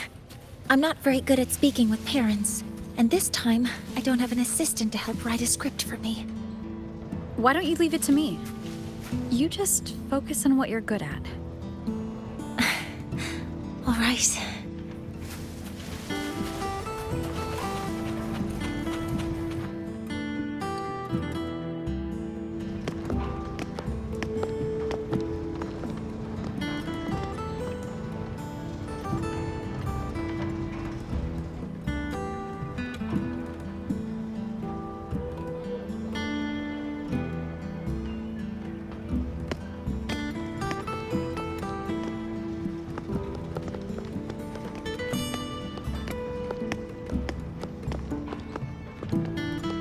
Hi, are you Astrid?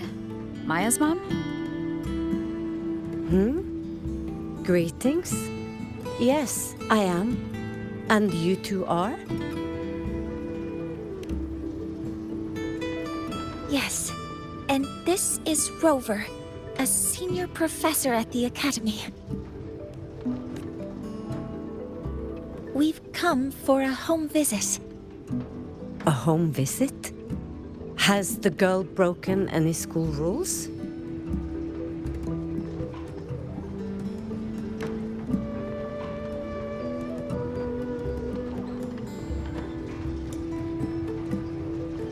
What? How could she?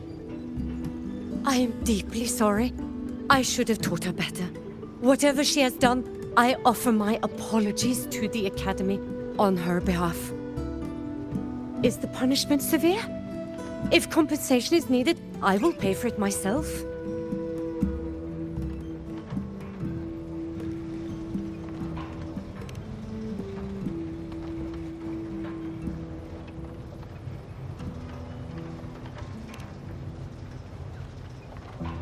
Professor Mornier, could you explain how Maya's robot caused the damage? Yes, as my mentor just explained. She failed to follow the proper protocol.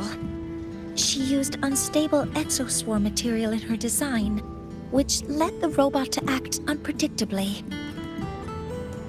I've already spoken to her about the dangers of using materials susceptible to void matter during field research. Void matter? What exactly are you asking? I am sorry. I have not studied at your Star Torch Academy. I'm not familiar with your terms. Her demeanor changed just now. She's hiding something. Maybe more pressure. We need to understand the full scope of the robot's malfunction. We understand that this morning, it was you who helped Maya activate the robots and enable auto-run. Yes, exactly what my mentor said. Please, lead us to the site of the incident. Once we're there, I'll reconstruct the robot's actions from the trace evidence.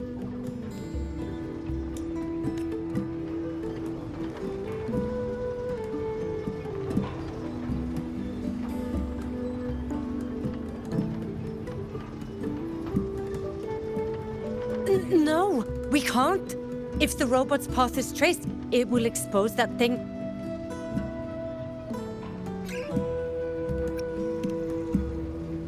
I'm deeply sorry. Yes, help Maya activate the robots I did, but I can't remember the exact location. Please, you must return.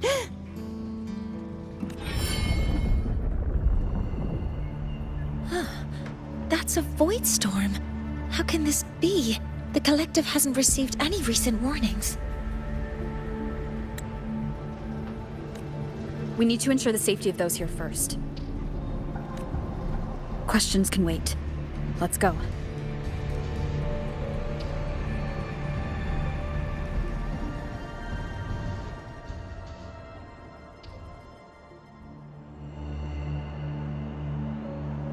That looks like the center of the storm ahead. Let's see what we're dealing with.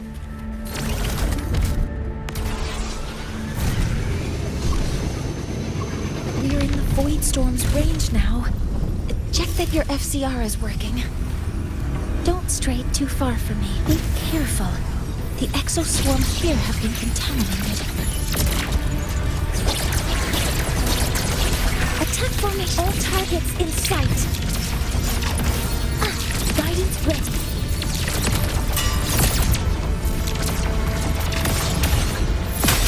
Initiating criticality protocol.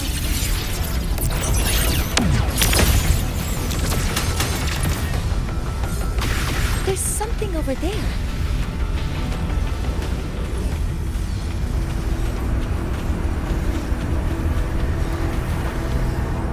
Down here. It's some kind of weird device. A device? Leave the mechanical work to me. Steady now.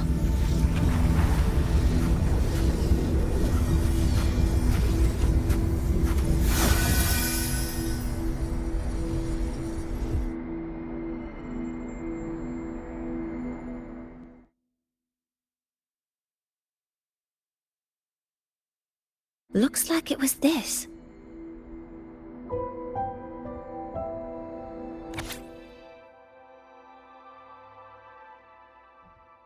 With this shutdown, the void storm is gone.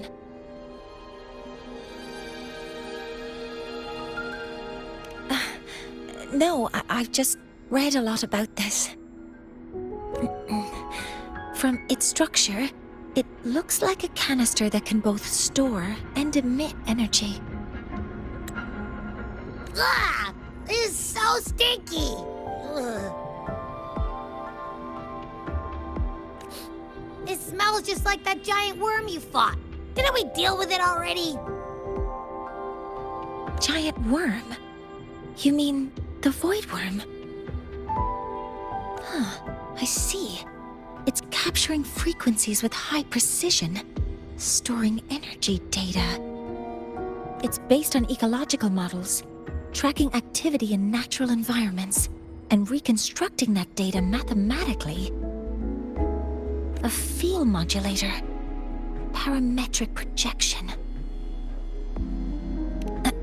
Oh, sorry.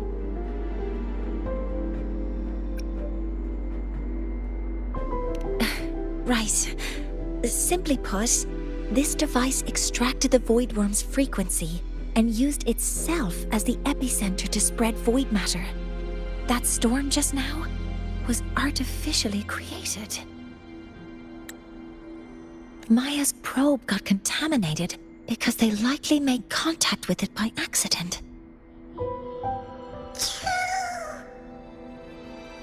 Huh? Did you guys just hear something? It's coming from under that heap of exoswarm material. Let's go take a look.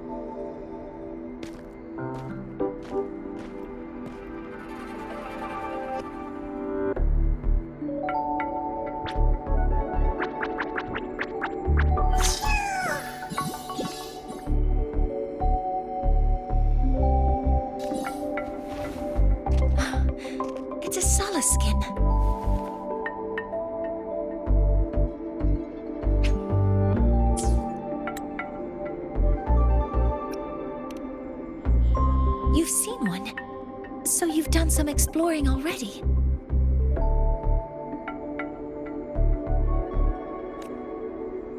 Royan records state that Sala skin first appeared in Lahai Roi the day the Exostrider fell from the sky.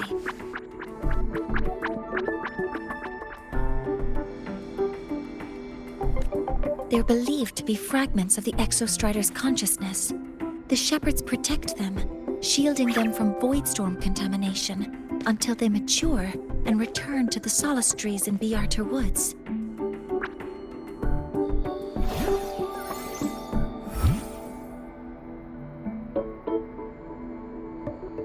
This one must have hidden under the exoswarm wreckage when the voidstorm broke out.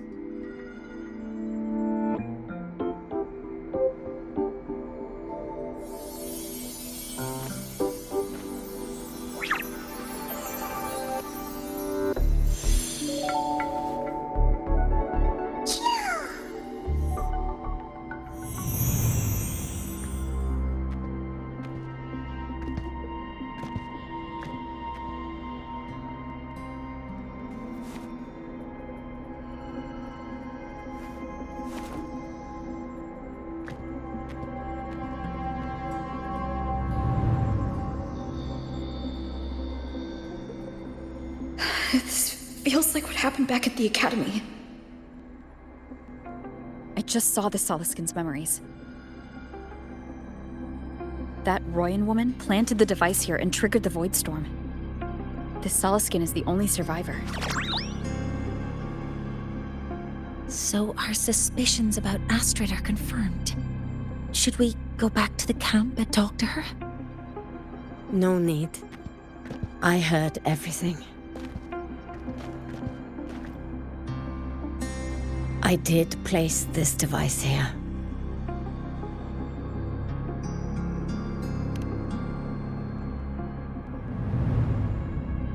A few days ago, I was shepherding mature Solaskin to Biarter Woods when I met Fossier Yngvar.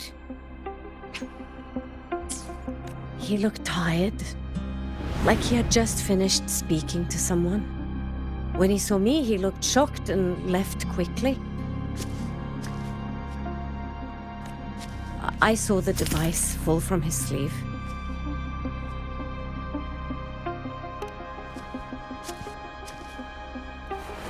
I did not think much of it.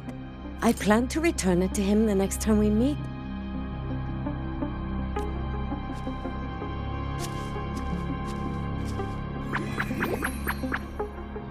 But the Solaskin did not like it. It had an unnatural energy. I did not want to keep it at the camp, but I also did not want Yngvar to know I had taken it. So I buried it here. The rest, you already know.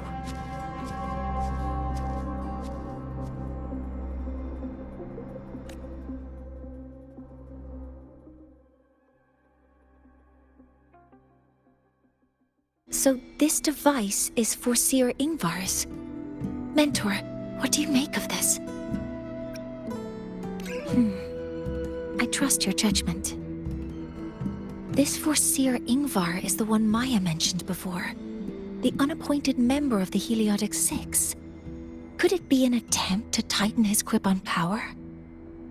No, that is impossible. Each of these successors is chosen when their resonance ability first awakens. Even if someone decides the position, it is impossible to change the appointment.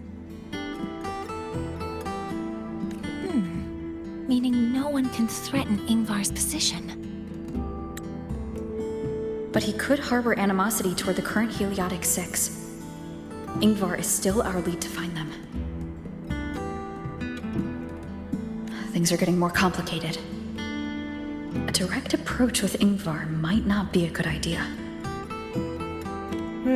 The Solis Islands people usually abide in the village bordering Biarter Woods, called Haldarheim.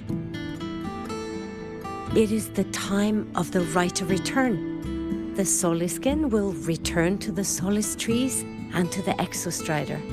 As is tradition, Forseer Ingvar will attend the rite. But you are not Roya. You may not be allowed to witness the rite.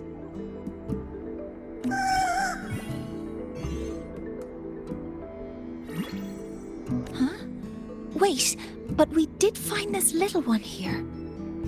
Oh, is this the Soliskin you saved?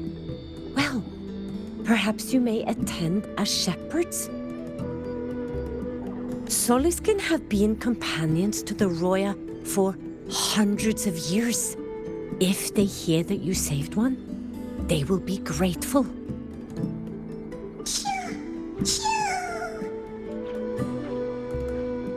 I've never been this close to a Soliskin before.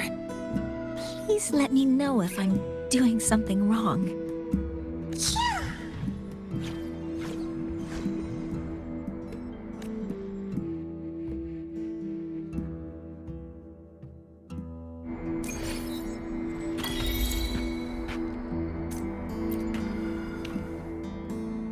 So, we need to find Forseer Ingvar at Halderheim's Rite of Return. Is that right?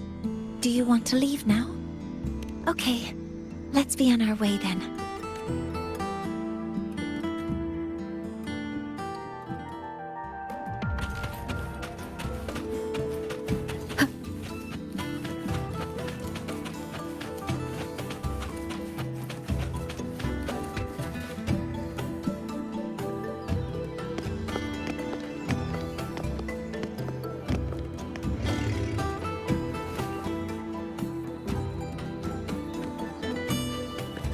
You two, please halt.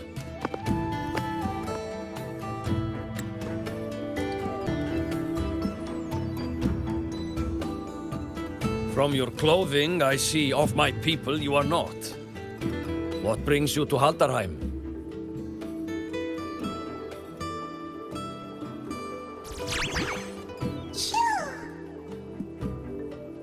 Oh, a Soliskin.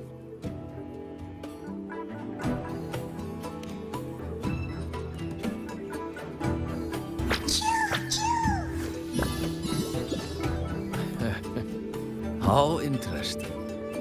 Soliskin trust only those they feel safe with. It's trust you have earned. My thanks for guiding it back. But I must ask, I sense one of you carries the aura of the Space Trek Collective. The other from the vast world beyond the Frostlands. Why come under the guise of shepherds? Not sure who here knows what Ingvar did. Best not to mention his name. Don't want to stir things up. We rescued the Soliskin from a void storm. We were told it needed to return here for the Rite of Return. Void storm? You mean the one just before?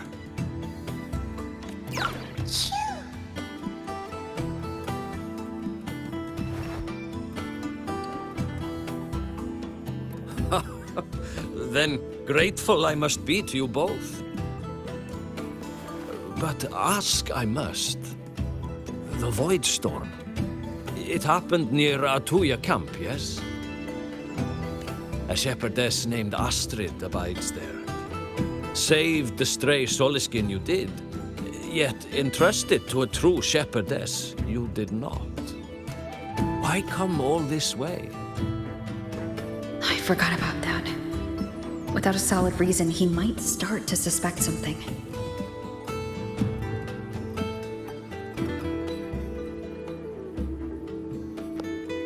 Because Astrid has been hiding something from you. Your meaning?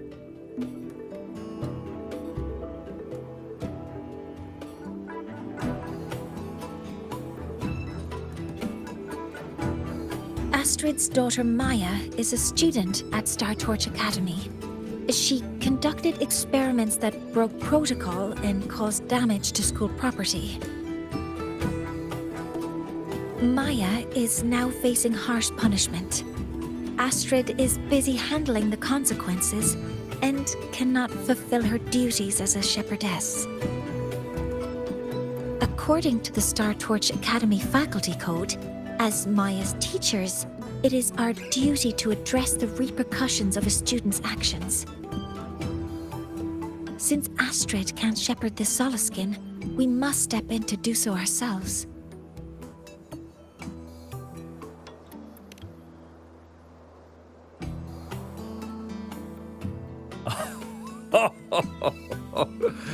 I should have known Astrid's daughter would stir such trouble. A tangled weave this time. But she will go to great lengths for her girl. The Academy's willingness to come this far is unexpected. Forgive my earlier words. You saved the Solaskin and helped our people. The title of Shepherd you have earned.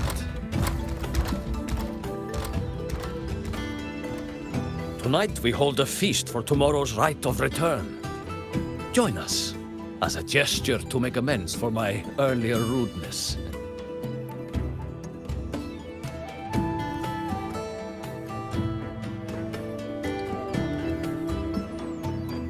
Come, from this day forth, the Roya call you friends.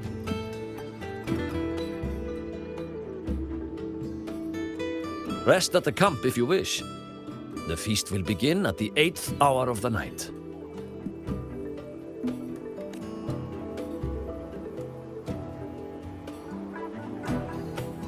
There's still some time before the feast begins. Maybe someone here knows something about Foreseer Ingvar.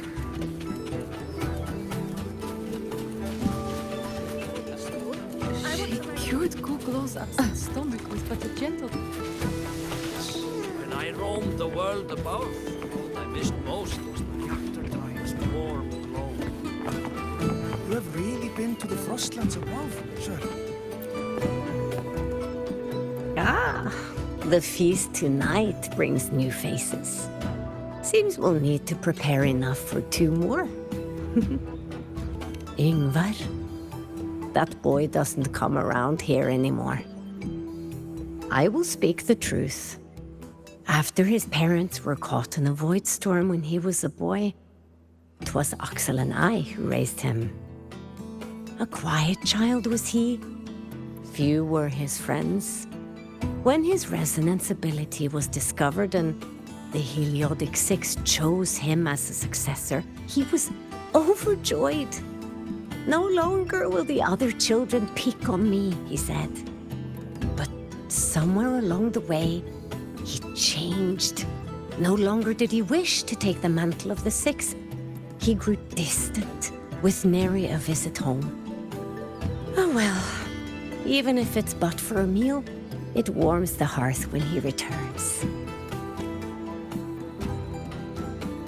What I missed most was the reactor drive's warm glow. You have really been to the Frostlands above, sir? Of course. There are giant mech elephants, even bigger than your house. And mech birds, too.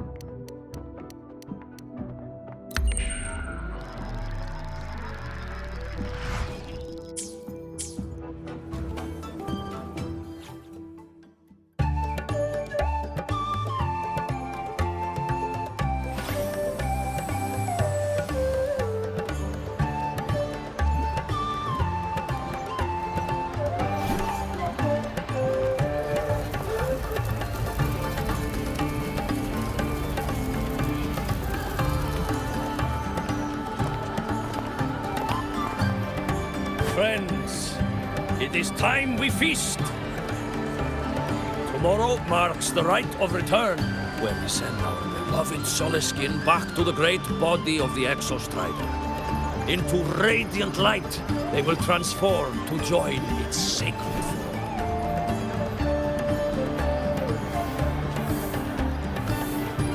Farewell it will be, yet a new beginning as well. For when the Exostrider wakes, we will reunite in its body. Now, let us put aside the sorrow of parting and embrace the joy of new life with good food and drink.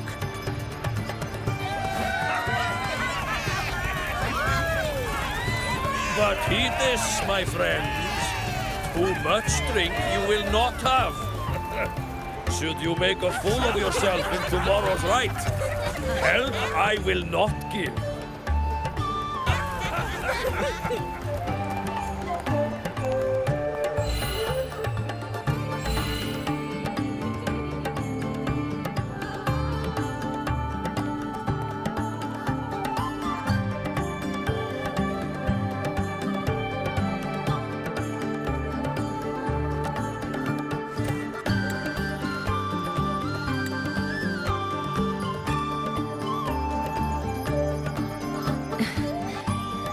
Face for Seer Ingvar tomorrow.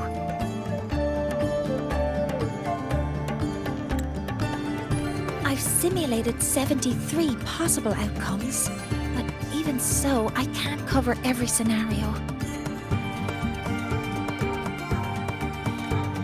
If I could build a model that covers all possible outcomes, considering the target system, the chaotic conditions, and the necessary compensations. You were quick on your feet earlier. You've already got this.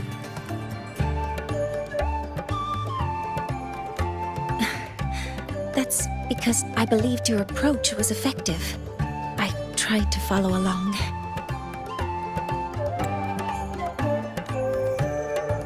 Did I really do well?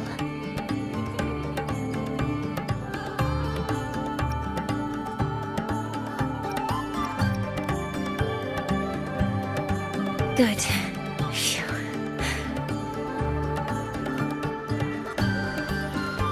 With that in mind, you can relax a bit now, right?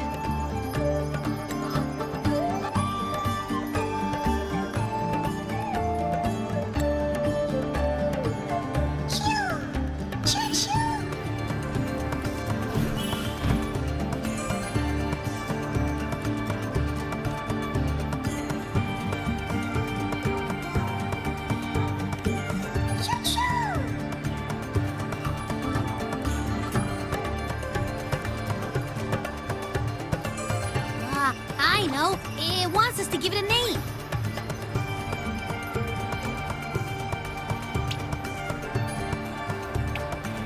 Well, since it's really trying to buddy up to us, how about we call it Buddy?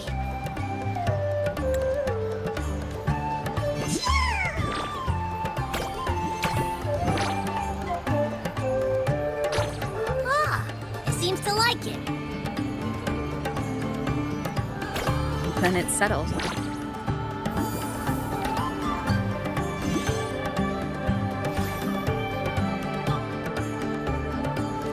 Well, that's a relief.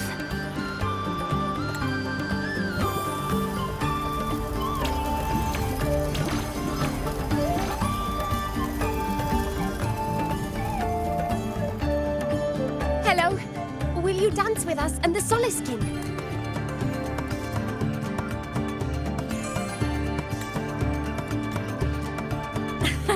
Grandfather Axel says the Soliskin are happiest when dancing with shepherds.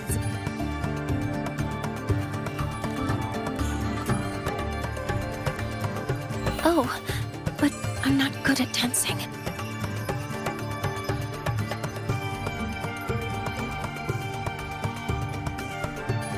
I'll join you. Let's dance with Buddy. What do you say?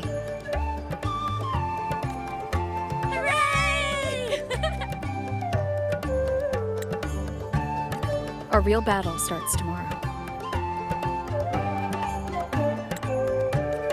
Tonight, let's relax a little, Mornier.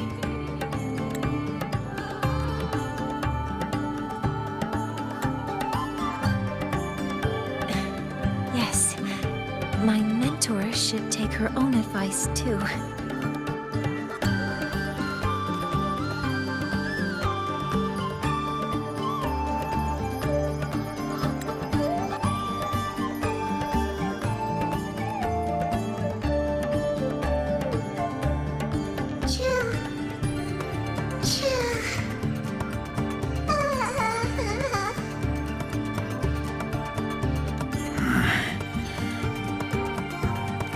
Some uninvited guests have arrived.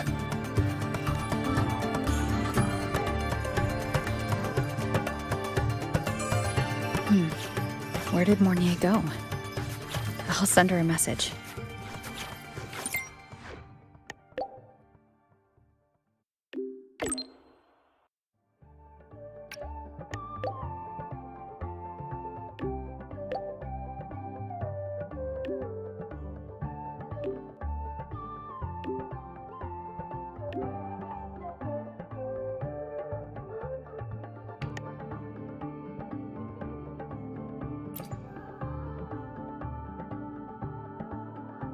That is something she would say. Not that I know where the 13th planet of Norma is, but at least I can figure out where she is from the picture.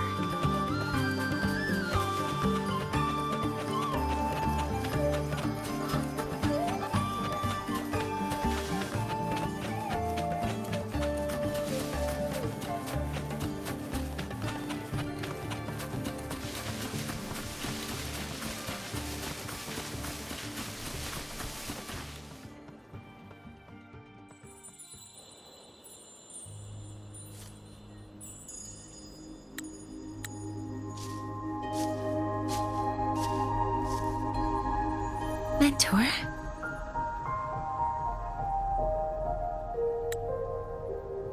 We can drop the act now, right? Or do you think we should continue? Someone might be listening. We should keep it up to prevent us from being exposed. Do you want to sit for a while?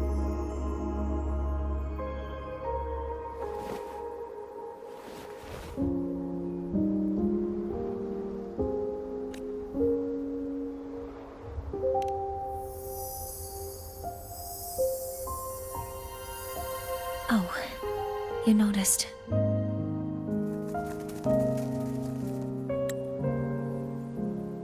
They've been running all day, so their power is low. I plan to wait until they finish charging before coming back. While they charge, I can't move.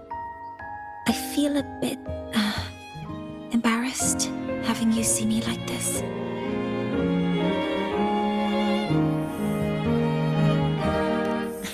It doesn't anymore.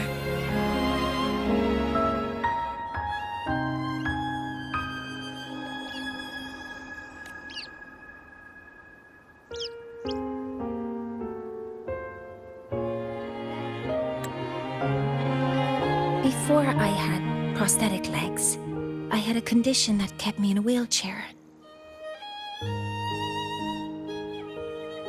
Now, at least, I don't have to worry about being immobile anymore. I can finally chase after what I really want.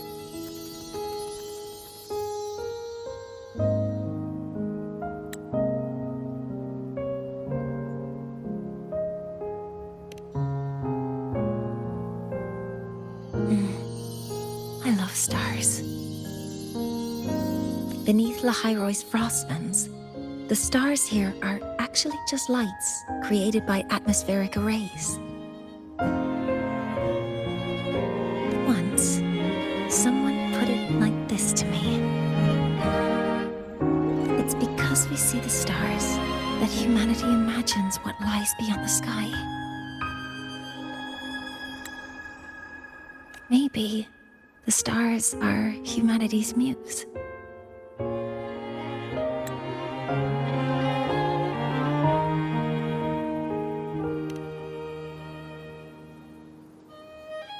I think so too. But I also believe that reaching the stars isn't enough. There will be a day we build a miracle that lasts longer and is more beautiful than the stars themselves. That's the dream I've carried all this time. And now, I'll use these 2 legs to take the first step.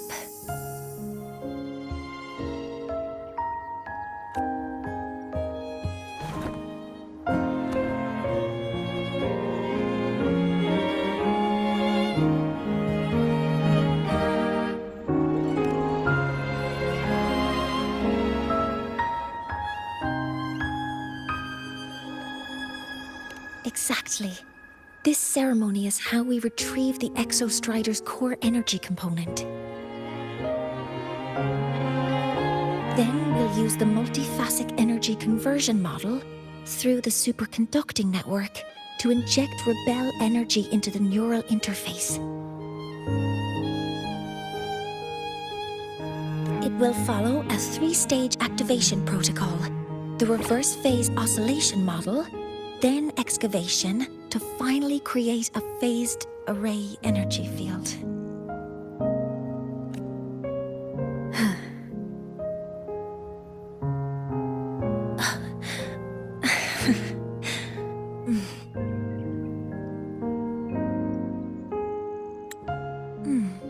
There's still some time left before my legs finish charging. Let's stargaze a little longer.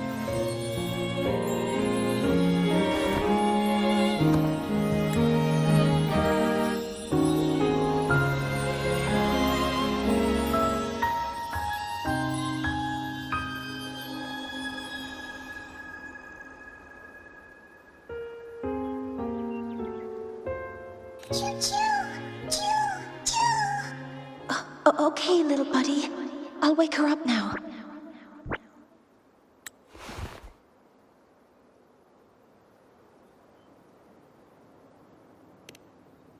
Mentor, you're awake. Something isn't right. We seem to have a situation at the Outer Woods.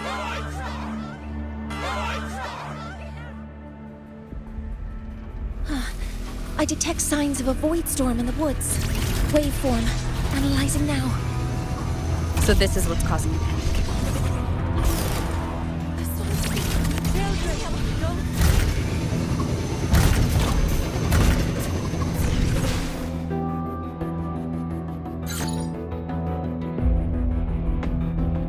What is it that brings you here? With the Void Storm's fury upon us, it is no time to enter Bjartur Woods. This is a disaster not seen in centuries. We have always believed the Solace Tree's light protects the woods from such storms. The rite of return cannot be done. Not in these times. I urge you both to head to safety, quickly. Let's investigate this together.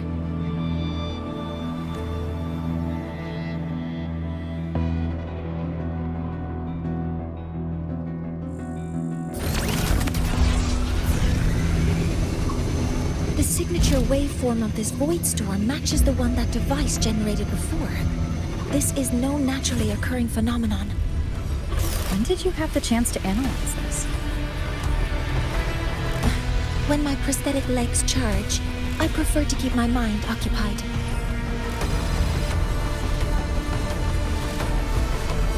Be careful! Weapons free, target locked.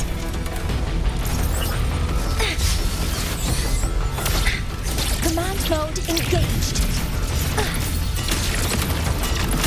Modeling complete. I found the device. It's close to the Solace Tree. Solace Tree? I have a bad feeling about this.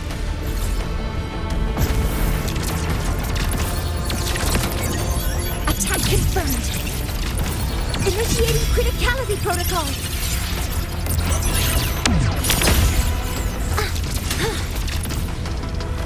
There are so many contaminated exoswarm here. The void matter concentration is also very high. Maybe the device Astrid had was incomplete. This could be the real deal. Guidance ready. Processing complete. Modeling complete.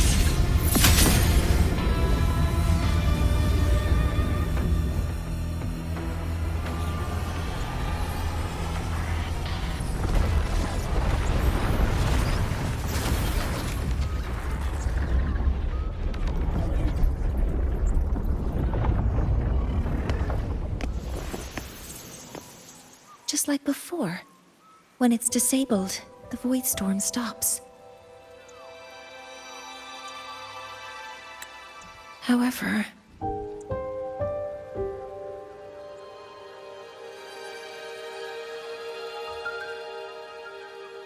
if this really was the work of Foreseer Ingvar, what would make him do something like this?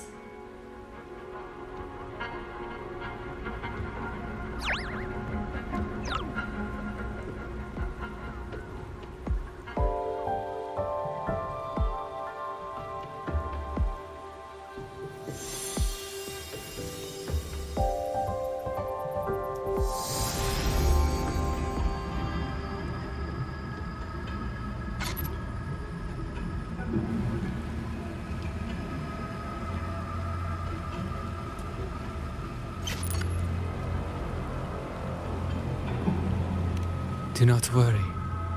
The path has already been laid. At last. Finally.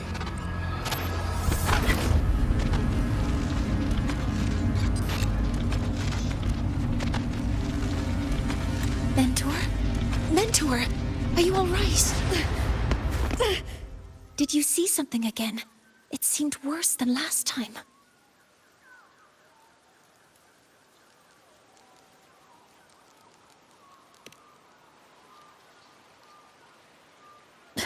This void storm might not have just affected the woods here, but the workings of Soul Asylum itself.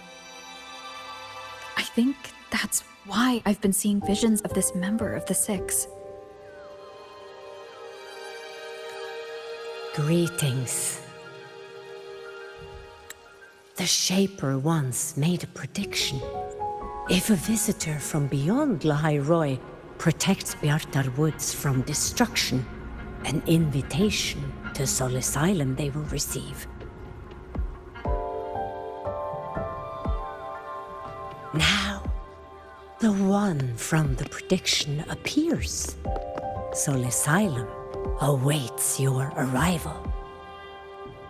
Choo. Choo. Choo.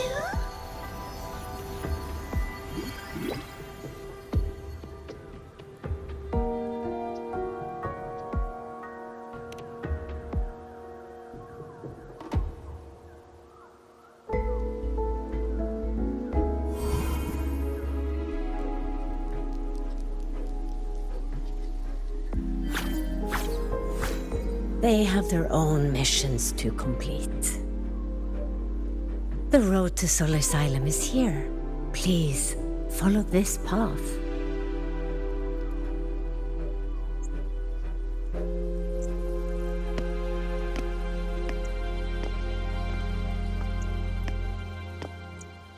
Mentor, please, wait a moment.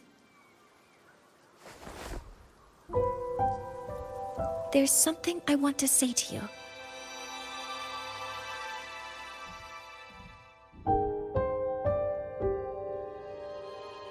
What's the matter, Mornier? I really wish I could accompany you to Soul Asylum, but I think it's best if we part ways here. Yes. When you touched the Solace Tree earlier, and even during your first vision, You looked like you were in intense pain. But I lack the ability to connect with them like you do. And the Space Trek Collective's knowledge doesn't align with the ways of the Roya. In this matter, I fear I won't be of much help.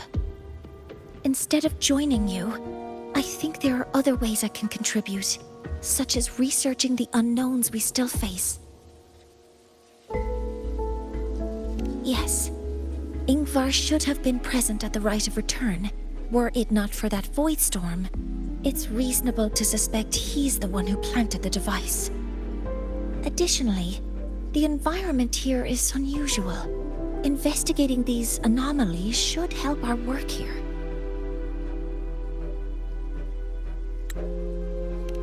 No. Well then, I guess this is goodbye for now. You too. Please, take care. I'll see you when we regroup.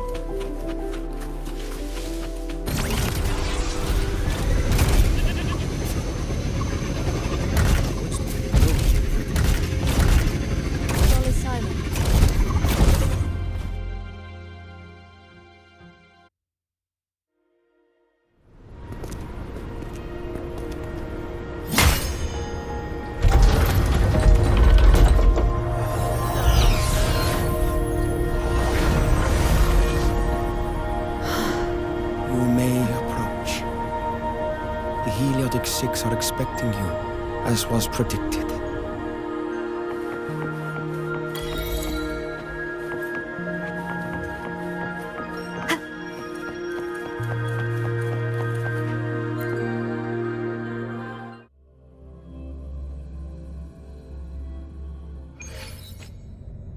The dim light here, it's like something I saw in those memories.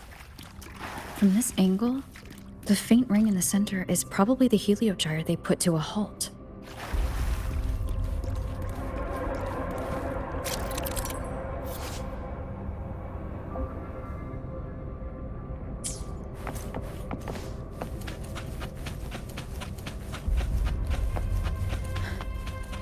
My tacit mark. It's resonating with this star-like object. Seems like I'm able to move it.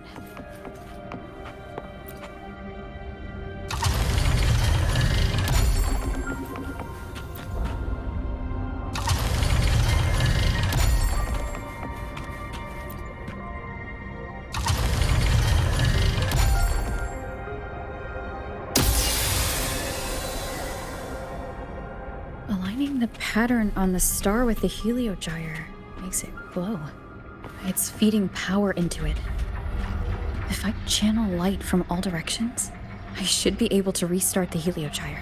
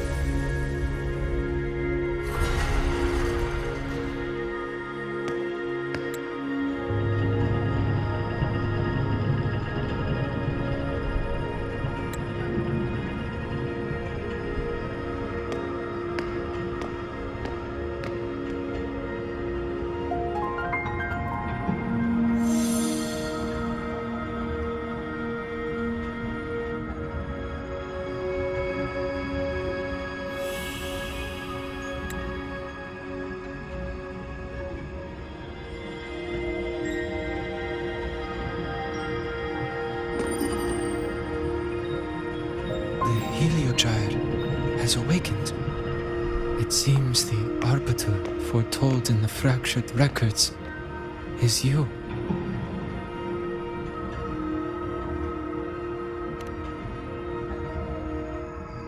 Yes, with great reverence is your presence here met. Soul Asylum, as you see it, is not as it once was. 5 of the 6 have lost their minds, and the light of the Heliogyre no longer flows. This is why I summoned you.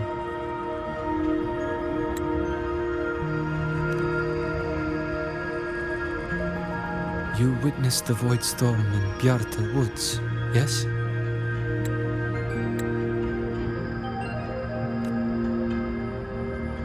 The solace trees shield the woods from such storms.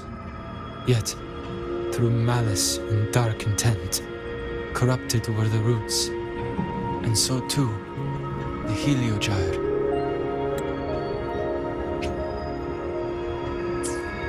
The others succumbed to the corruption. Only I was able to sever my link to the Heliogyre before the corruption could claim me. With the last of my strength, I turned the 6 stars to halt the Heliogyre and prevent the corruption spread. That, at least, ensured that when my strength failed and I fell into slumber, untouched by others, the Heliogyre would remain.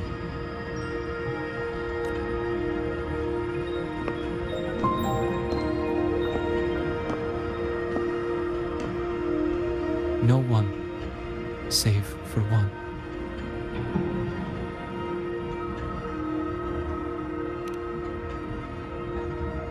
Correct.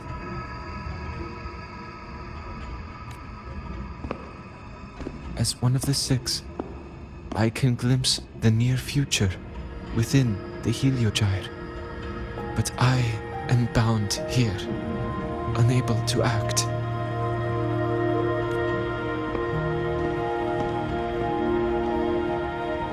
All I could do was send a Solaskin entrusted with my message to you. That Solaskin that vanished just outside the academy. Because of your actions, the source of the corruption has stopped.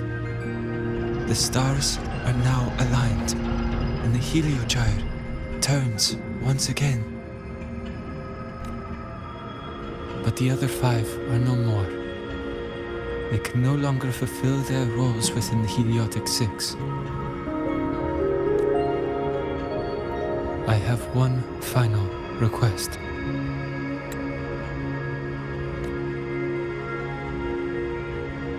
But before that, allow me to tell you what the Heliotic 6 truly are.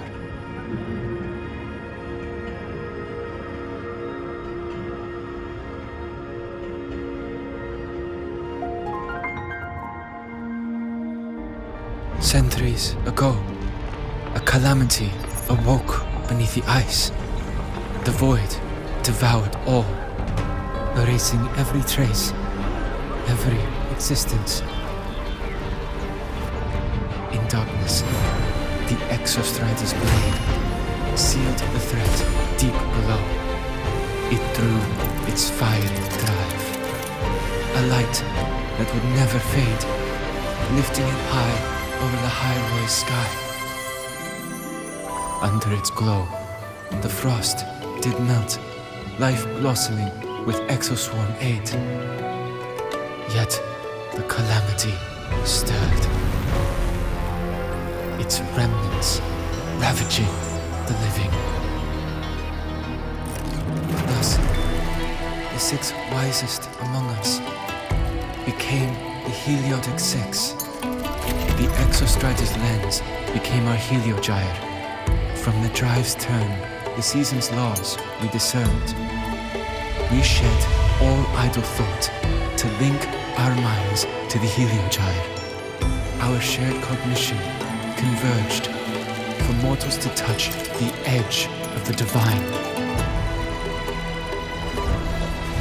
Since then, the Roya have walked Lahai Roi for centuries.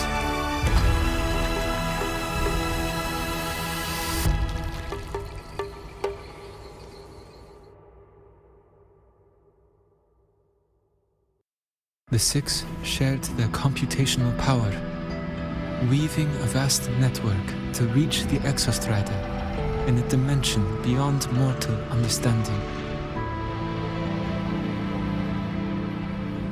The data we provided to the Space Trek Collective was interpreted through this network. But now, the only one who can continue the calculations is me.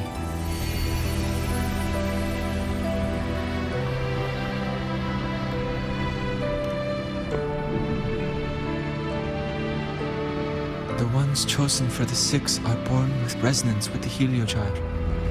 It cannot be forced.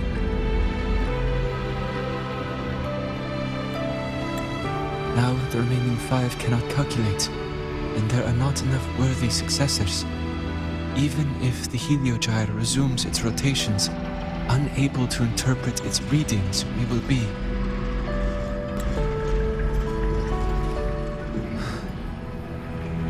For this reason, the aid I seek is this.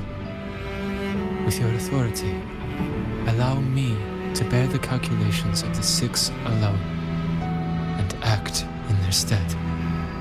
The Heliogyre was meant to be interpreted by six. If you bear all the calculations alone, what will become of you? I cannot say. All I know is this. If no one remains to interpret the Heliogyre, the Void Storm's occurrences will be unknown. Life will once more fall into peril. The Space Trek Collective's decades of effort in preparing for the new solar ceremony will come to nothing.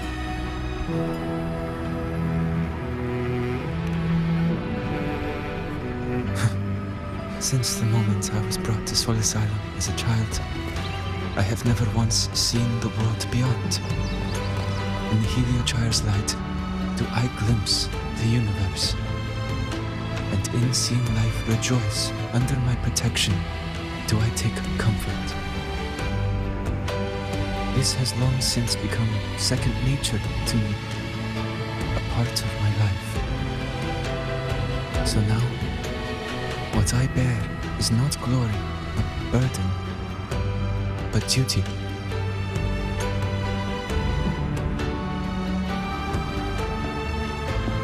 Arbiter, please, grant me this authority.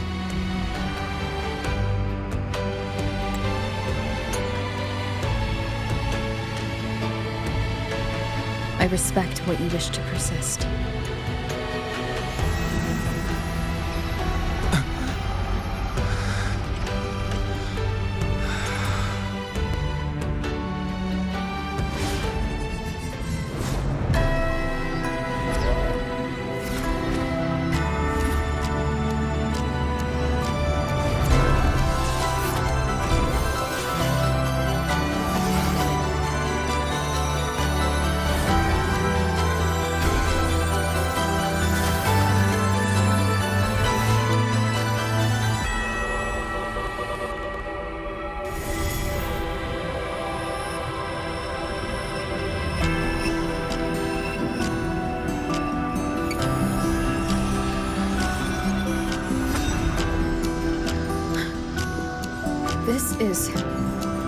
Soon, a great calamity will fall upon Lahai Roi.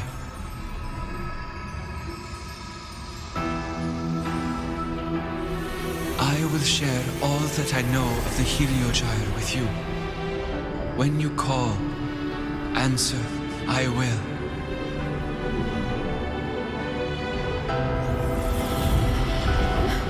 Residual void matter corruption. I need to find a way to cleanse it.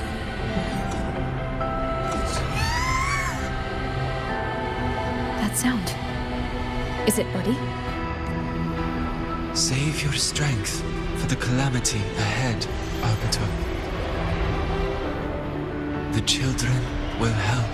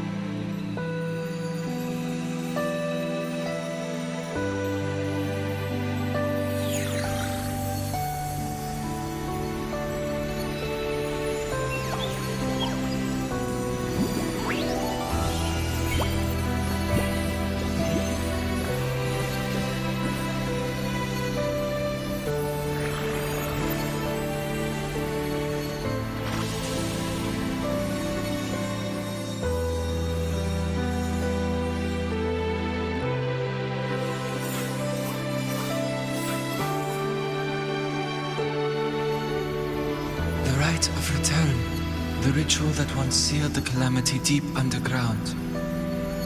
Just now, the children have offered their strength. The Heliogyre can once again begin its rotation.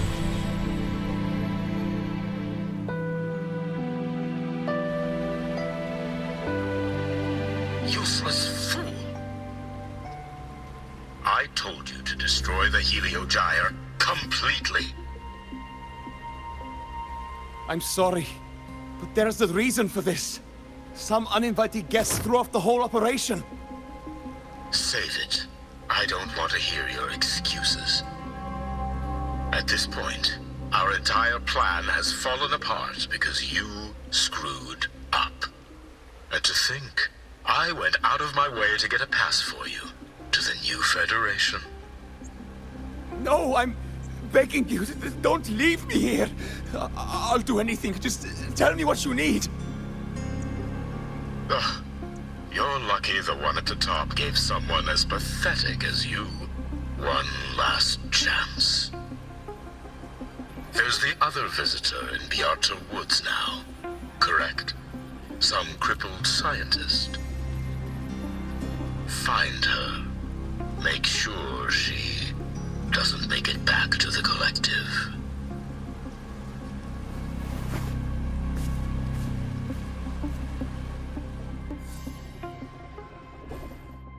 Well, since Mentor is already headed to the Heliogyre, I'd best get started on what I can contribute. There are signs of void matter contamination in the plants and water. If I follow these traces, I should be able to find the source.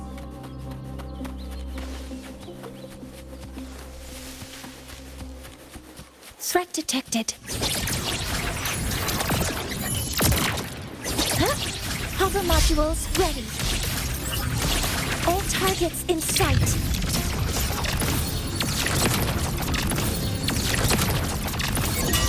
Processing complete.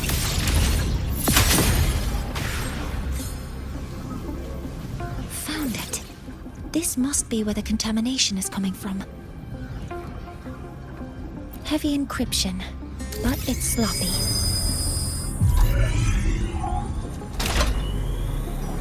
There we go.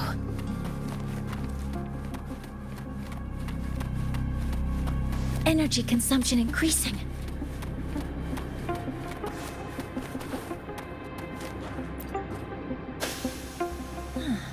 It's a test chamber. They were simulating what would happen if the Solace trees were contaminated by the Void Storm. It feels wrong.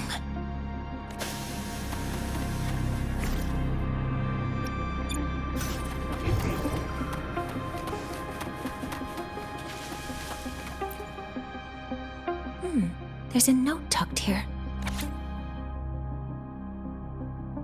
There are 2 types of handwriting, so there's more than one person who has access to this lab. based on Astrid's testimony, one of them must be that Ingvar. The other must be the one who operates this lab. From the nose, they change the password after each terminal use and leave the new one here to inform the other. The newest password is 7364. I'll try that now.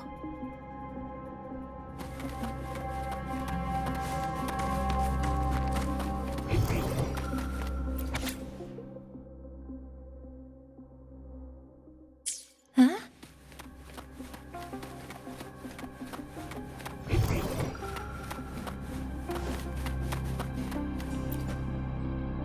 This must be the device capable of generating artificial void storms. It's consistent with the designs we found earlier. This looks like the unit that Astrid found before. Some prototype under development. It seems all the devices were produced here.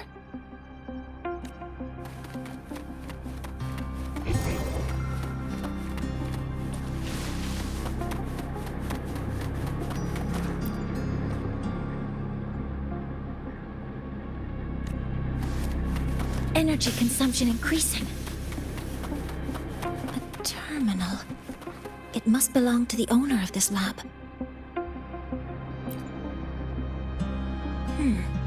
It's encrypted.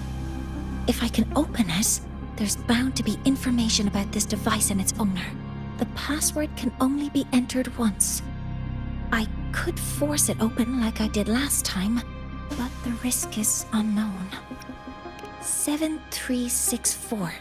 There. Keeping the password like this. Good thing Ingvar isn't one of my students.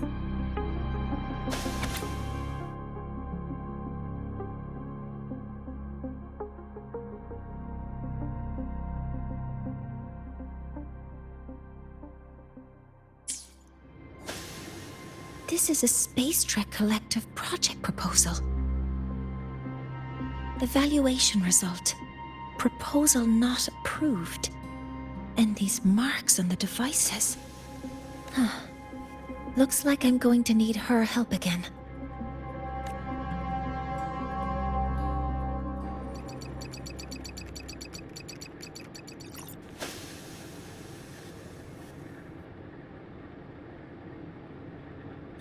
Thank you. It's a pleasure working with you as well.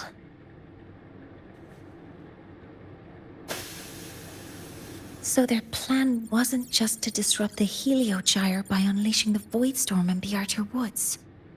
They also planned to...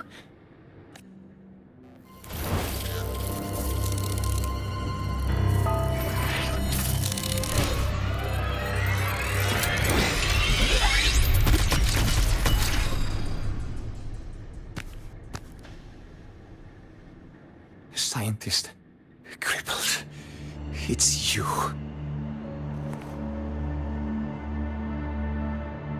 All I have to do is get rid of you!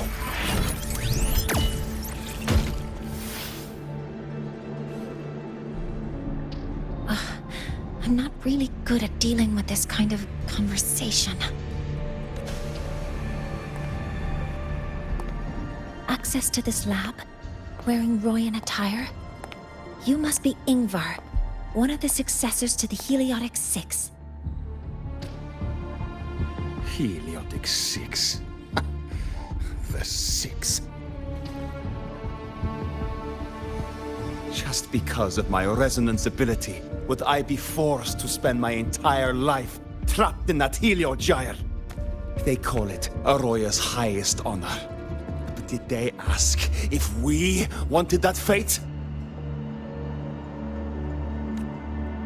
Everyone acts like they respect me.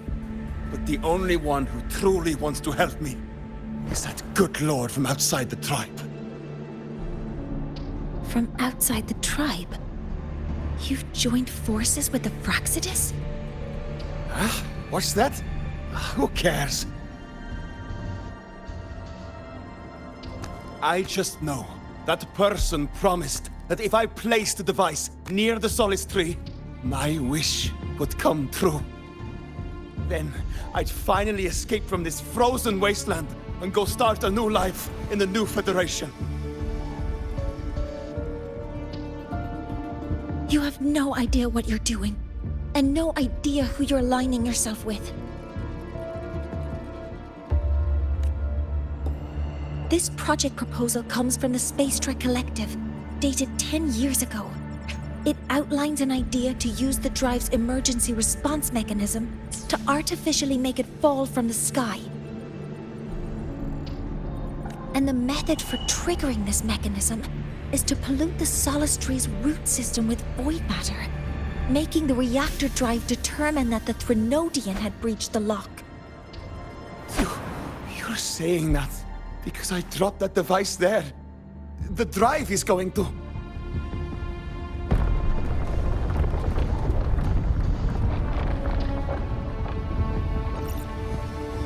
Mornier, the heliogyre is operational again. We can get the readings you need for the new solar ceremony. But something happening out there isn't right.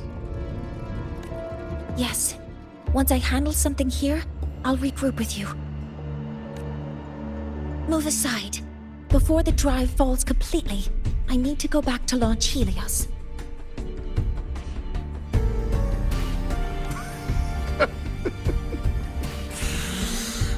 No. His orders were clear. You don't go anywhere.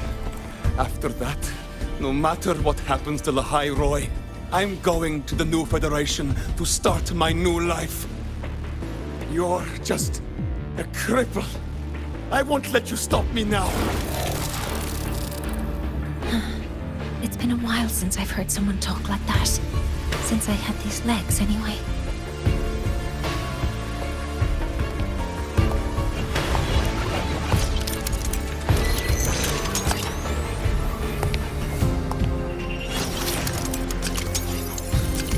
I've been told that in situations like this... Wait a second! I should make my displeasure very clear.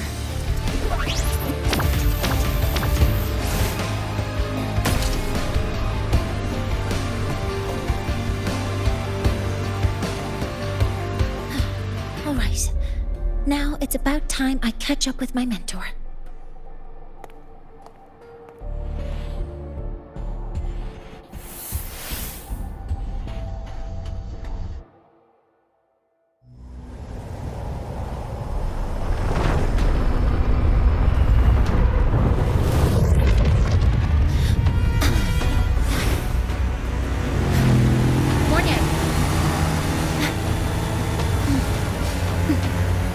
Let's go, mentor.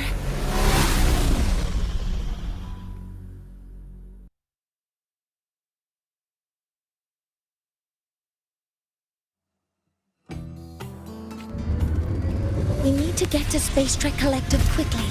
The Fraxidus tricked Ingvar into working for them, but their real goal is to send the reactor drive crashing to the ground. I've already alerted the Academy.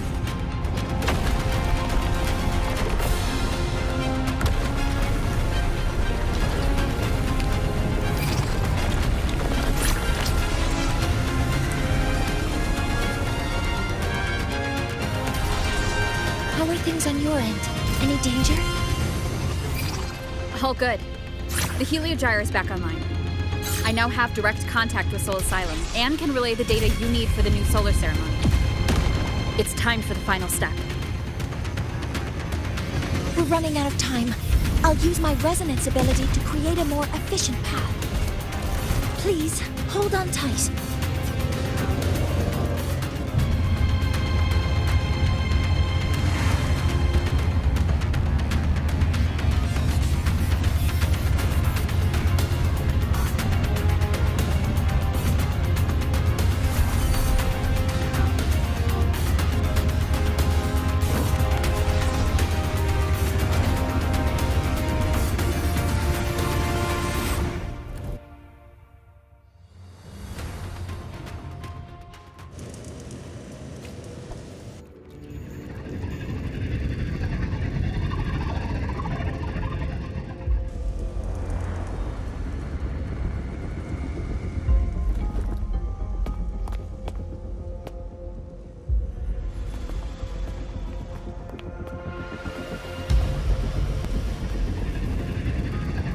The moment we launch Helios, we'll need the raw observational data from Sol Asylum.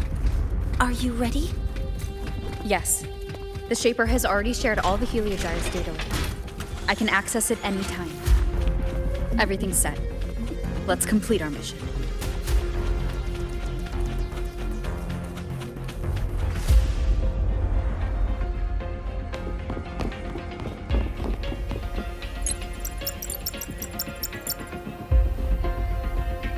Where is Anselm at a time like this? Who else can calibrate Hyvatia?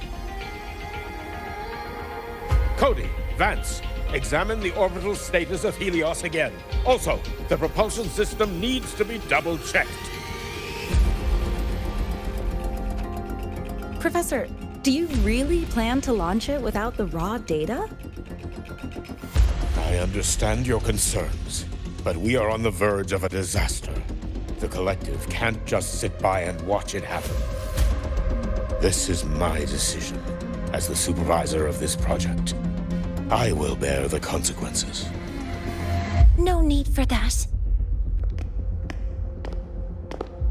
We've established contact with the Roya tribe and obtained the drive's raw data. We can proceed with the new solar ceremony as originally planned. Professor Mornier, did you just say you managed to obtain the data? Wonderful news. I'll prepare the connective instruments for you. There's no need for us to continue pretending anymore. Warren, or should I say traitor, aligned with the Fraxitus.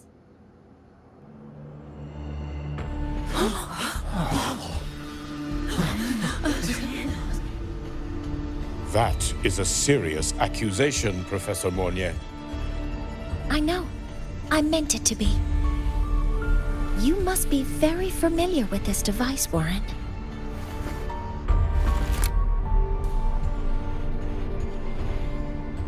You handcrafted it to avoid leaving usage records. A clever idea. But since it is a personal creation, the marks left behind are like fingerprints. These are your marks.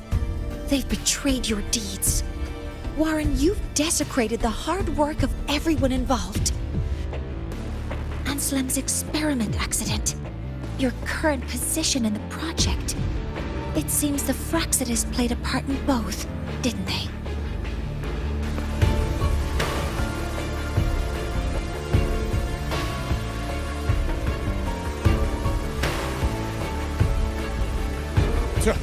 That is a lot of assumptions and conjectures, with no evidence. I could easily sue you for slander.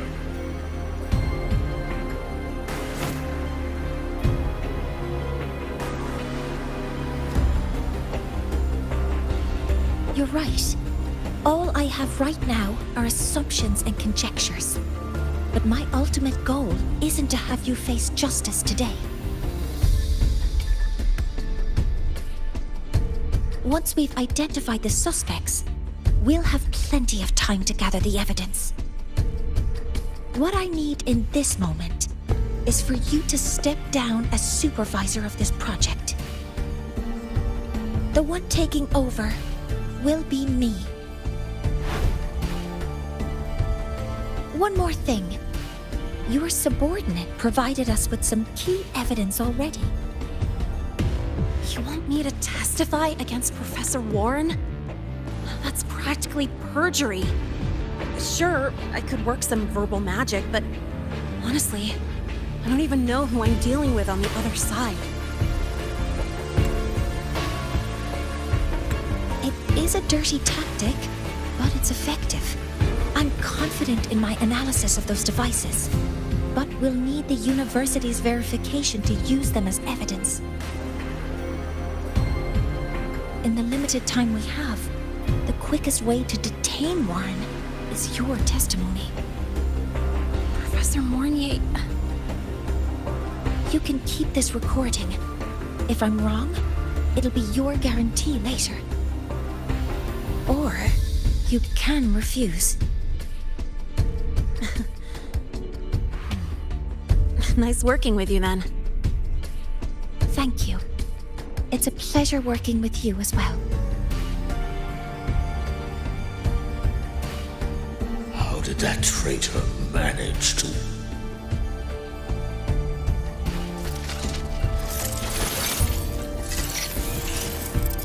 I have already notified the collective. The investigation will start soon.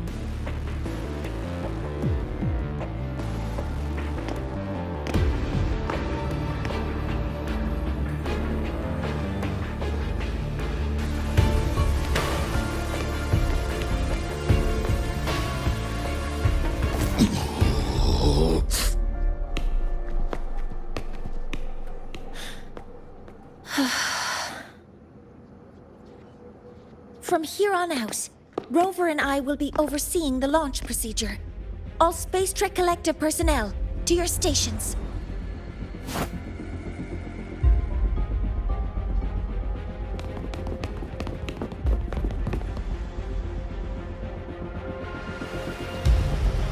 Rover, please input the drive's raw observational data into Helios. Shaper, can you hear me? Of course. To you, have all the Heliogyre's readings been transmitted?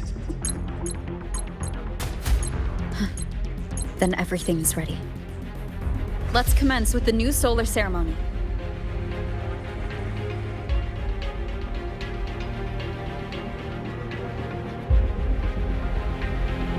Pressure in the reaction chamber is stable. Preparing to open the energy output channel. Helios launch sequence initiating. Void matter module calibration complete. Core energy system operation normal. Astros up. Propulsion system primed and ready. Helios is ready for launch. Remote ignition successful. 5, 4, 3, 2. Let our light shine in the sky.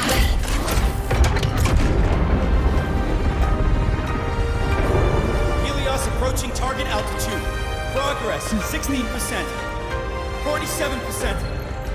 92%. Warning, light alpha decay exceeds expected rates. Sensor failure detected. Data reading compromised. Responsive. Control program failure.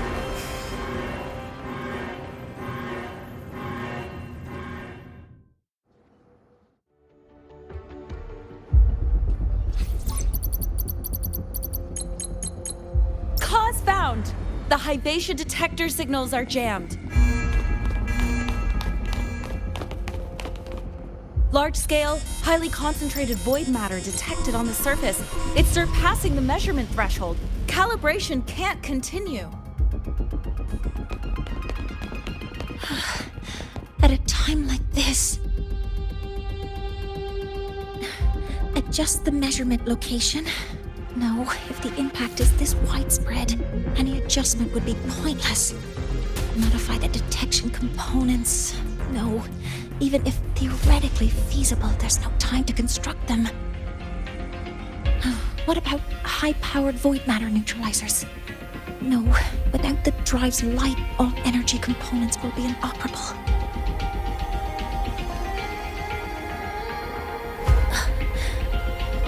Oh, sorry, I'm just...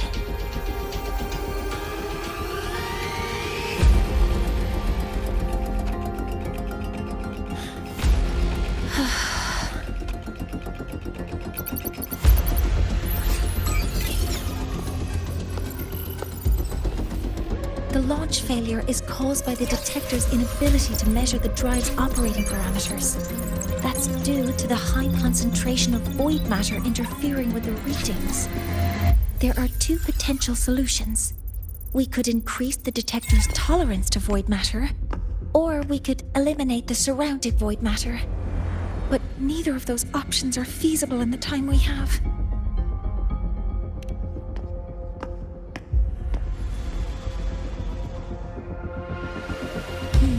That's not realistic.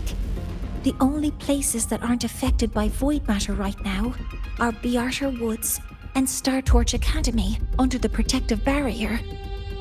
Or the Institute thousands of meters above. High altitude.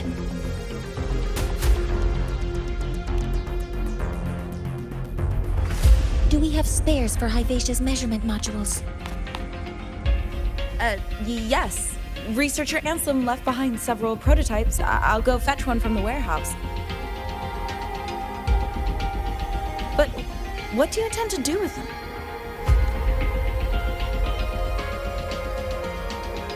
The eyes of the gods have failed us. So have our machines. Now, we move forward with our own hands.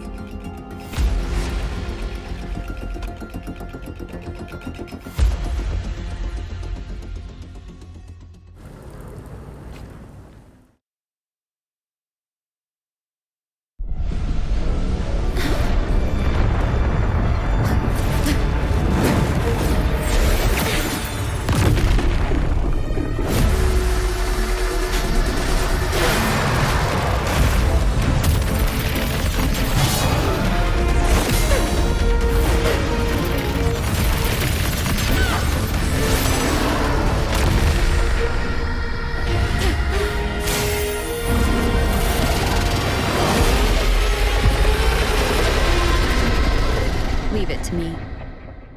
As expected, the reactor drive is protected by aggressive exoswarms acting like the immune system. It appears to actively absorb surrounding void matter to maintain the drive's stability. Contact with its claws is highly hazardous. Be cautious. One with the sound. Bad timing. Down with the curtain! Assuming master control. I'm detecting strong energy signals from the target. Please be careful.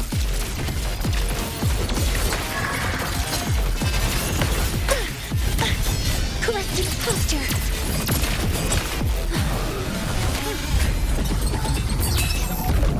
Some minor fixes will suffice. Command mode engaged.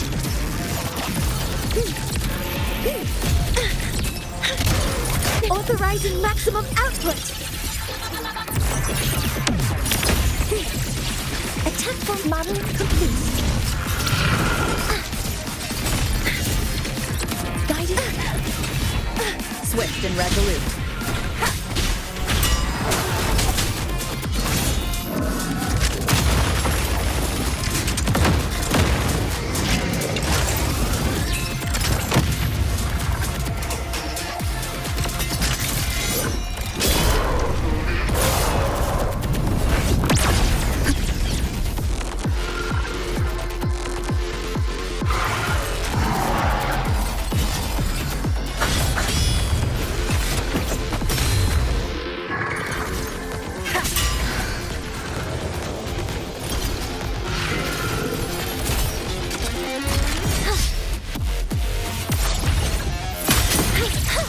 Modeling complete.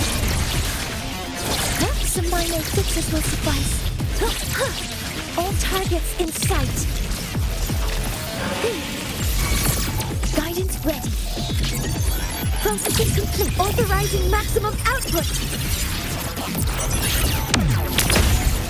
Swift and resolute. No. Shadow descends. Down with the curtain! Assuming master control. Locked in. Order executed.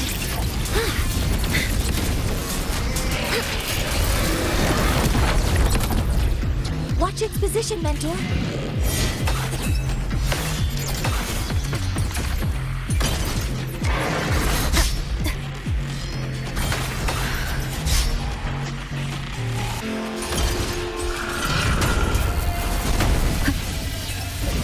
Last chance.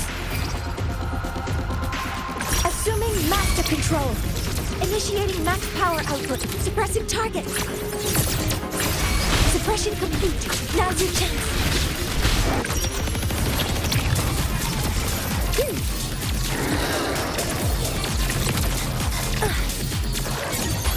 Attack confirmed. Stars, hear my queries. Modeling complete. Order executed. Swift and resolute. Nowhere to hide. None shall whisper.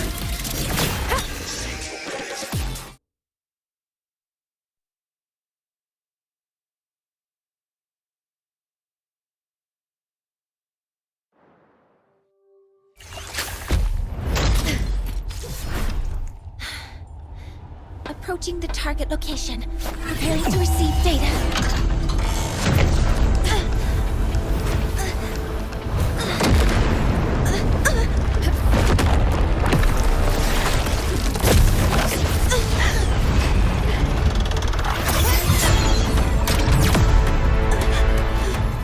Automatic concentration is increasing. Abnormal expression detected in the reactor drive. Evacuate immediately.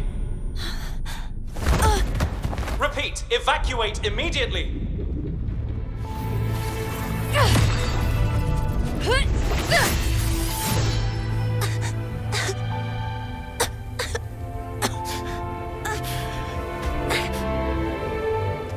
We have already come this far.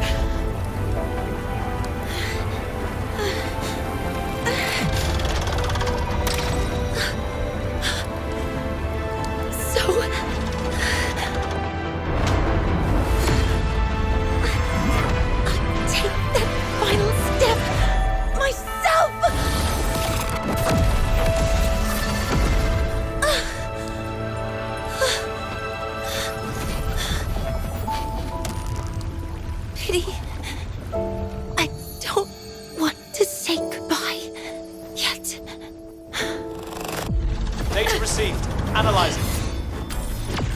Professor Monnier, are you there? If you hear this, please respond.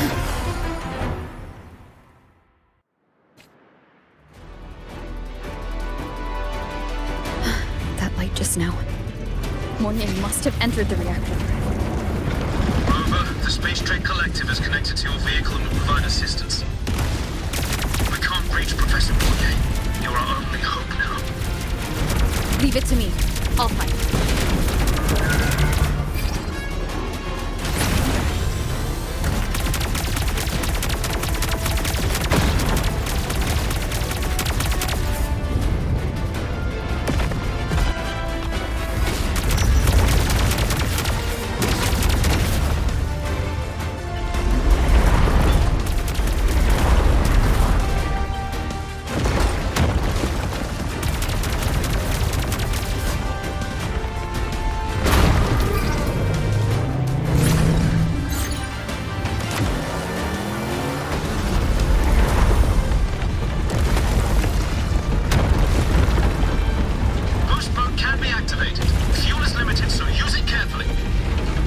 Should be enough for what I need.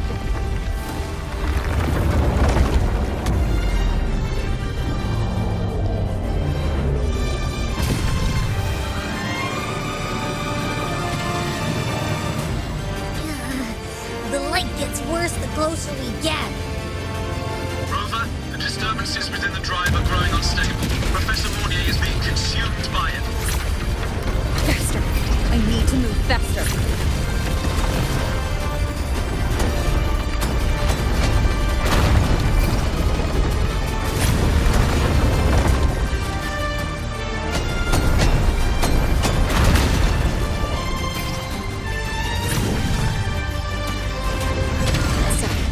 Let's try out the Institute some more.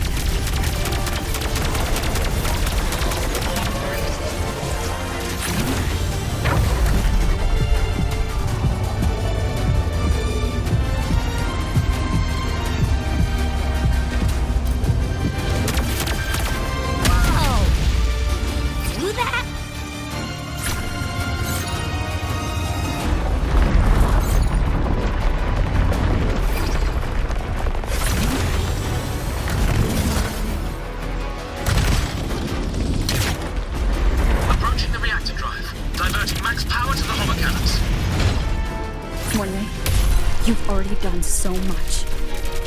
Just leave the rest to me.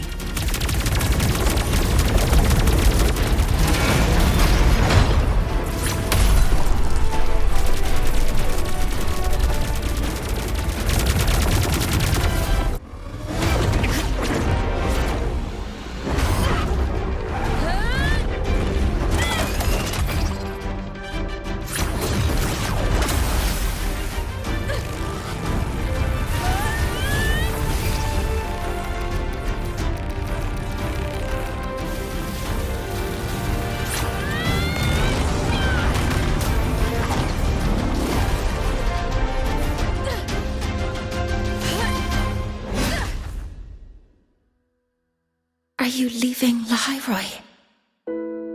Yes. Sometimes, only by saying goodbye can there be progress and change. After all, even if I leave, Lahai Roi will still continue forward on its own feet. Isn't that right?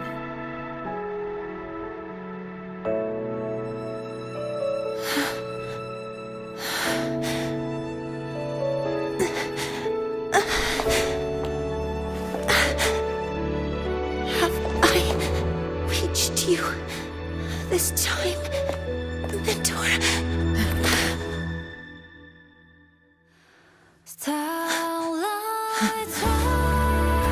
Report. Data analysis complete. Helios is operational again.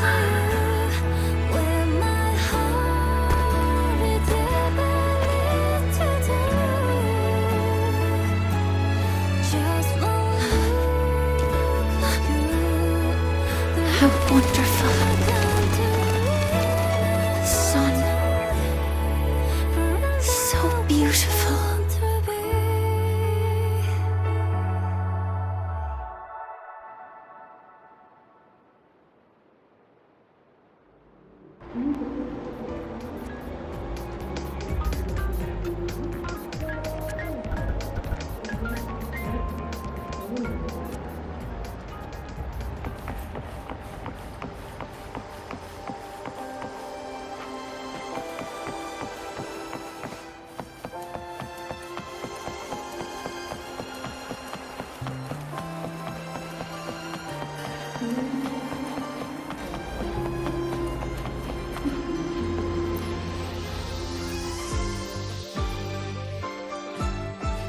Over here! First, the good news. They've crossed my name off the mental health watch list. I'm finally free! And the bad news. Since I kinda did some falsifying during the investigation, they said I breached the rules. But since I did it to make sure the bad guy didn't get away with anything, and I actually helped out, the final verdict is I'll still have to stay on the mental health watch list for a while.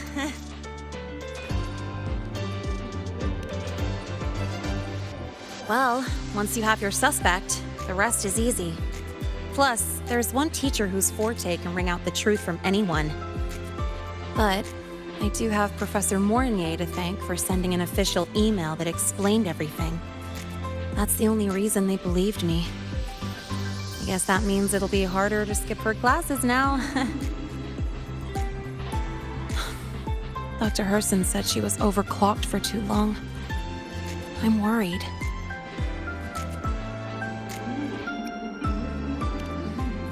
Yeah, you're right. Let's go check on her. I bet knowing we're thinking about her will help her bounce back faster. Hello. May I ask if you are Rover? I'm here to inform you that Professor Mornier has just woken up.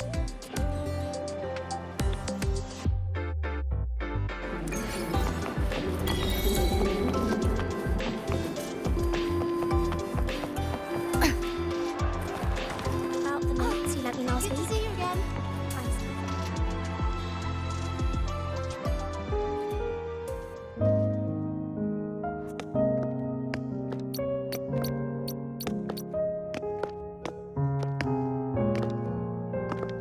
Please wait! Don't come in yet!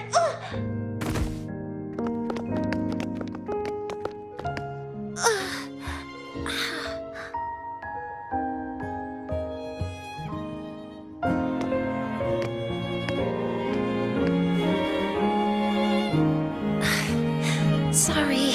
My body. I still can't move like I normally do. I've gone through rehab before, and it's been a while since this happened. Don't worry. I can handle this much on my own.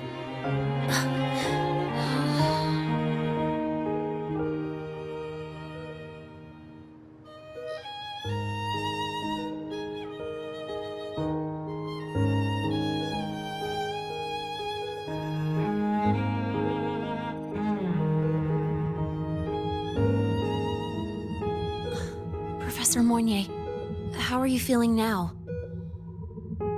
Dr. Herson said you were in bad shape. It's great to see you've recovered a little. To be honest, at that time, I didn't think I'd make it.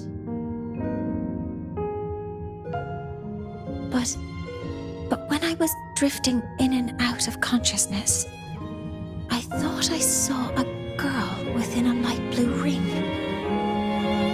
A light blue ring?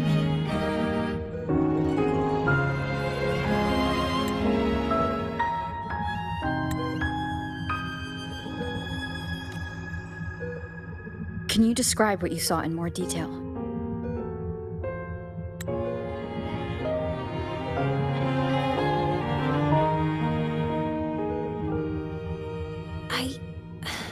I can't be sure, but I think she protected me.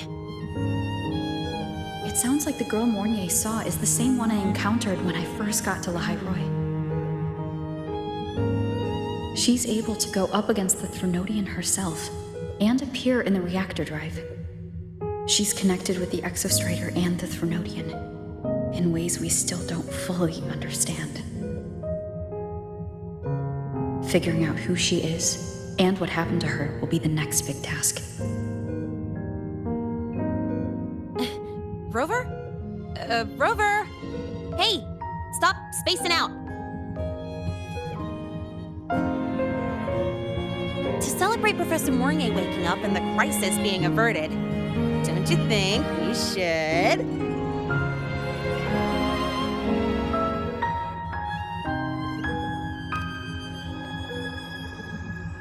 Go for a ride! Nothing beats the wind on your face, especially when the three of us still don't have a group picture. A photo under the new Helios? Sounds like it'll make a good souvenir. Yes. Witnessing the rise of the new sun together. That's also the promise between the two of us, Mentor.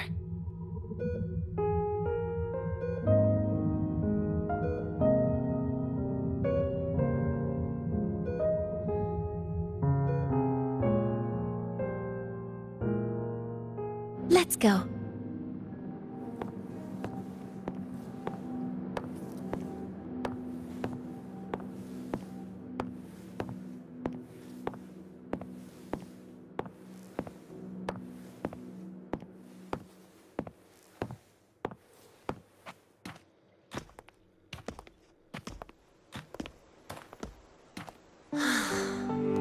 So, not bad, huh?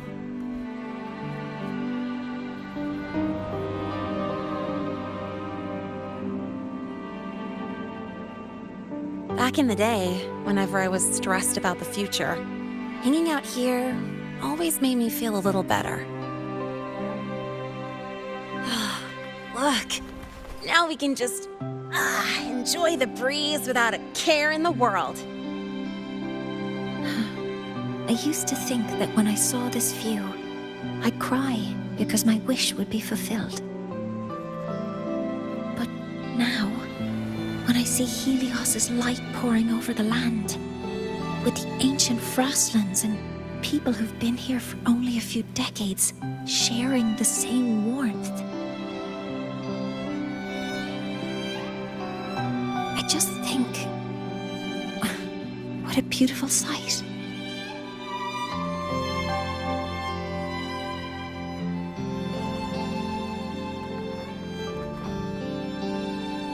Well, let's scream that from the rooftops! To freedom! To civilization. To new beginnings.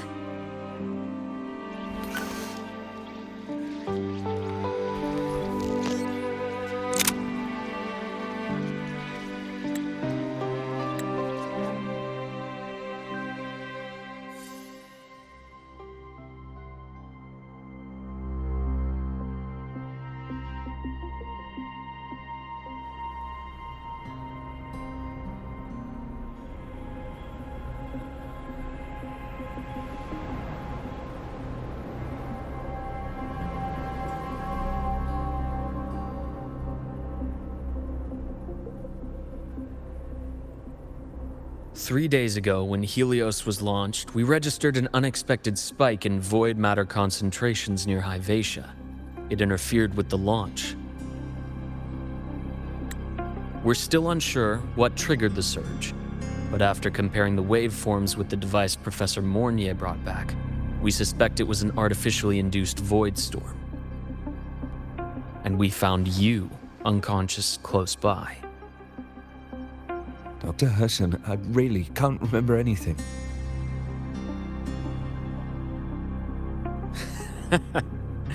You can relax. Professor Lucilla has already given you the clear.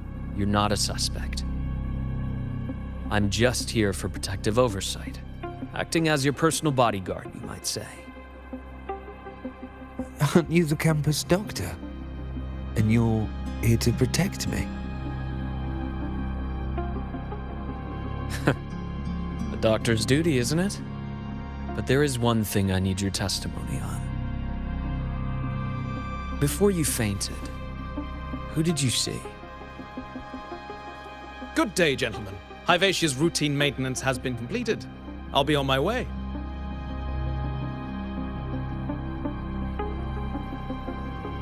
Who's that? Oh, never mind. No time to think about that.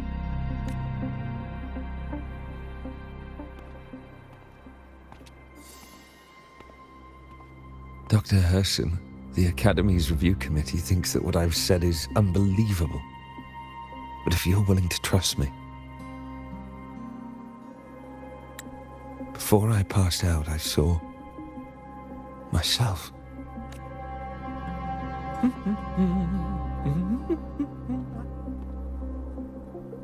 It seems my hastily chosen pawn has proven to be utterly ineffectual. It appears I'll have to add the final flourish to push the story to its climax. But no matter, no matter. I'll simply chalk this up as a poor judgment call. A band of fools who enacted a farce. Oh, such a pity, though. With this piece expended, the chapter where the girl forms her bond with a Threnodian must be delayed. But that is a tale to be savored later, right?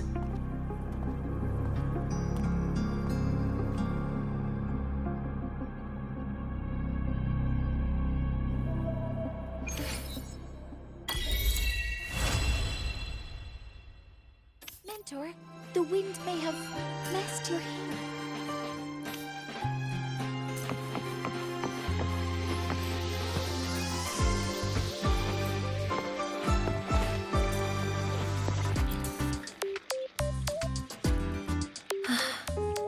Wind feels nice. I could stay here a little longer. Do you want to join me? Yes. The Space Trek Collective has given me a whole month of paid sick leave. My schedule is clear. The last time I had this much time off, I think I was back in middle school when I tumbled down a flight of stairs. Well, at the time, I dropped the book I was reading down the stairs. So I accidentally... No, I shouldn't mention such embarrassing things like that in front of you.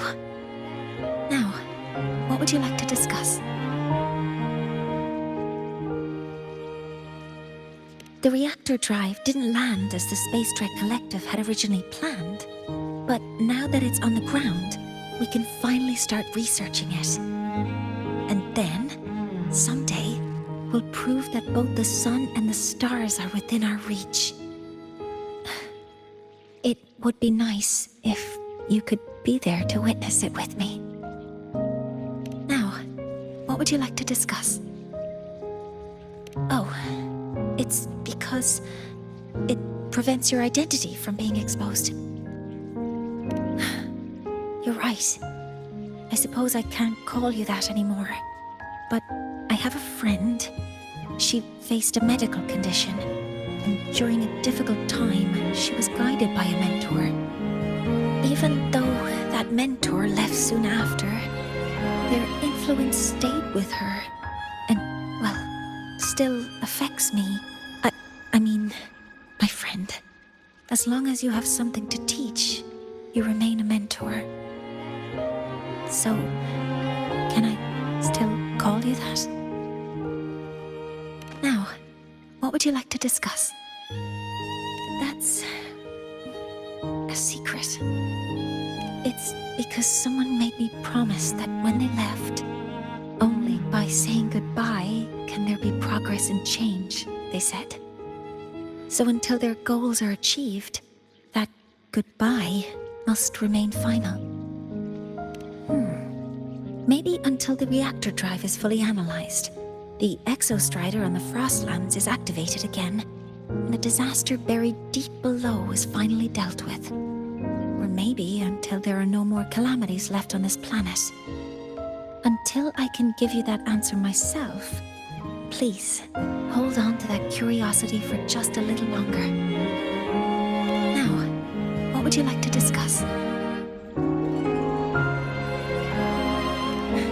Okay. See you next time. Oh, one more thing. Stay a bit longer this time, Mentor.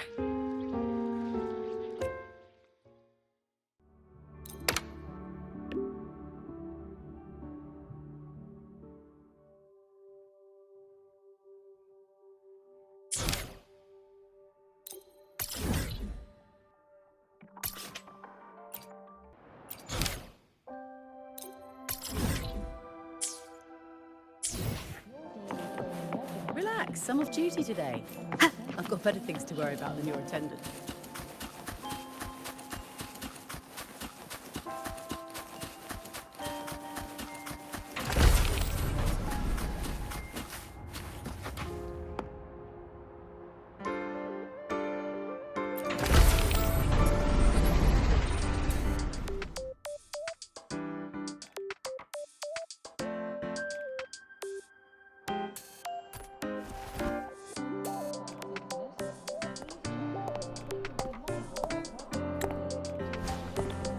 Now, we reach the second epoch of the Royan Trine myth, the Sacred Reactor Epoch. After Baldur, the sun's incarnation, had sealed the foreign divinity Huthdrungur, the Frostlands fell into an endless dream. Assistant Navora, would you continue?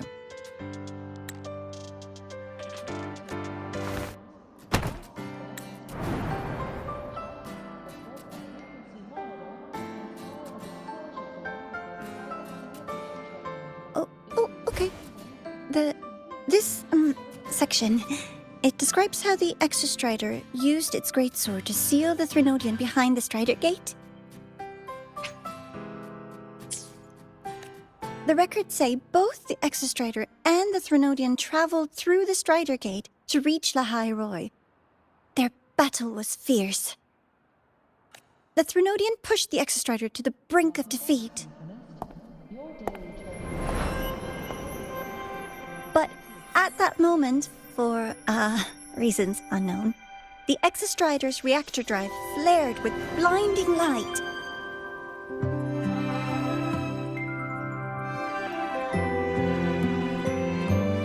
And it found the strength to raise its sword and seal the Threnodian away. Lahai Roi was saved. What a relief.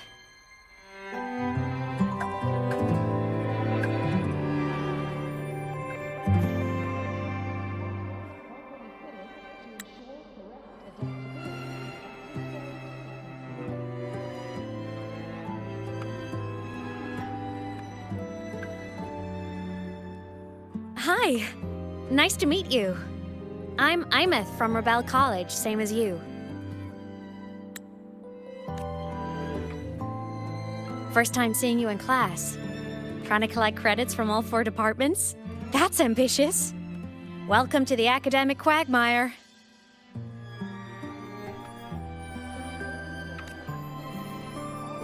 Imeth, I've been looking for you. I never got the chance to thank you.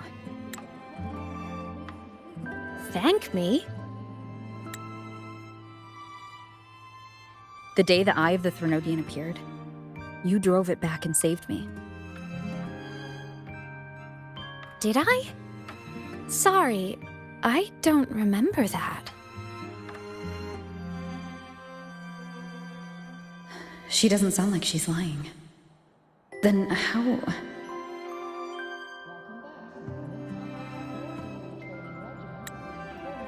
A synchronist. A freshman.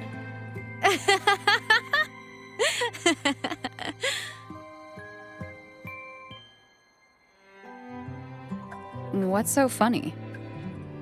Oh, don't mind me. I'm just not used to seeing you like this. I mean, look at you. Something's missing, though. Oh, I know! A uniform! The Academy still hasn't issued you one? They're painfully slow sometimes.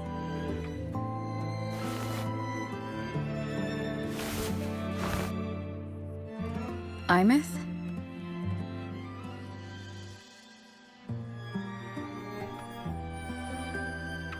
I have to go.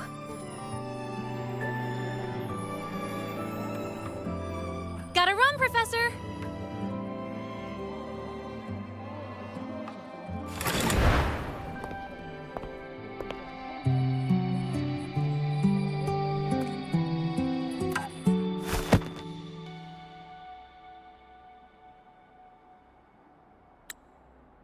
Rover, let's try to channel that enthusiasm into listening.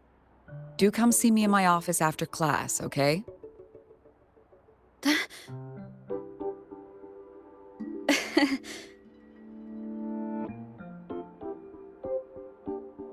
Assistant Navora, if you would.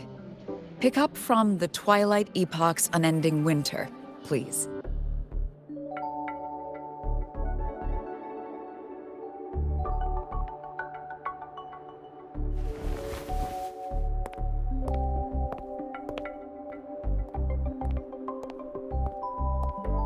Sigrika, could you come to the library with me?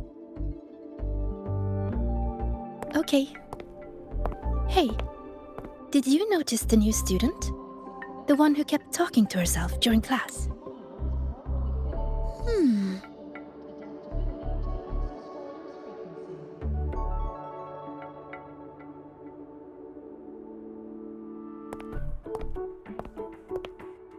Rover, something happened during class, didn't it?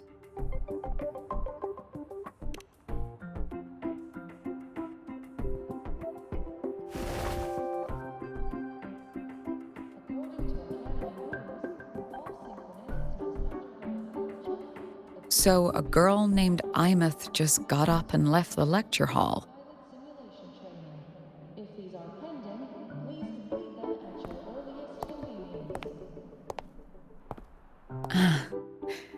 I never expected to hear that name again. Certainly not like this. Perhaps you've just had a run-in with a ghost. After all, you were the only one who saw her.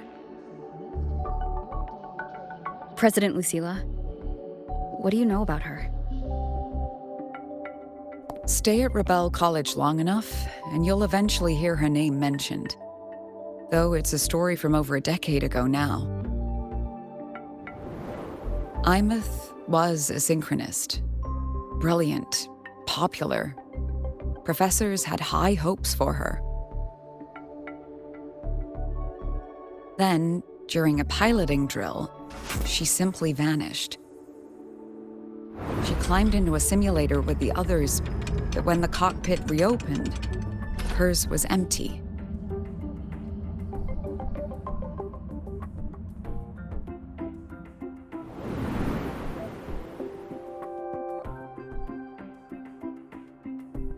Intrigued? Want to go find her?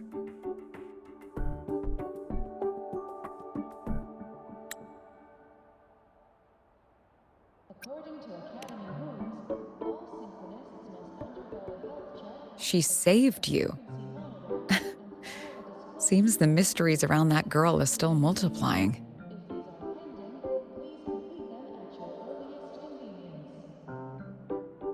To To see someone who vanished years ago, presumed dead, lingering around the Academy, the figment of your imagination, or is there more to it? I'm very curious to find out. She disappeared from the Synchroling training grounds. The very cockpit she vanished from is still there. The Academy turned it inside out at the time and found nothing. But if you're interested, go take a look.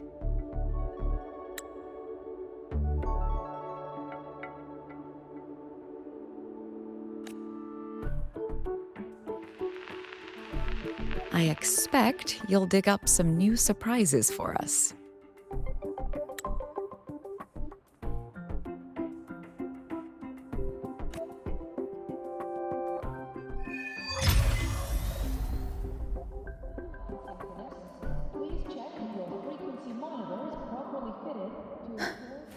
Solaskin?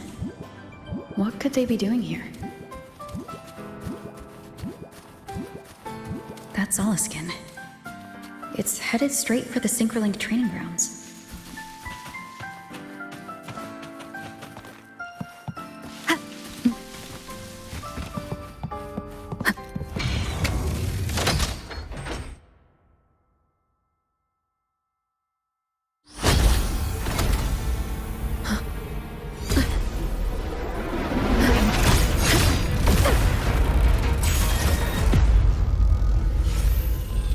Frequency loss. It's getting worse.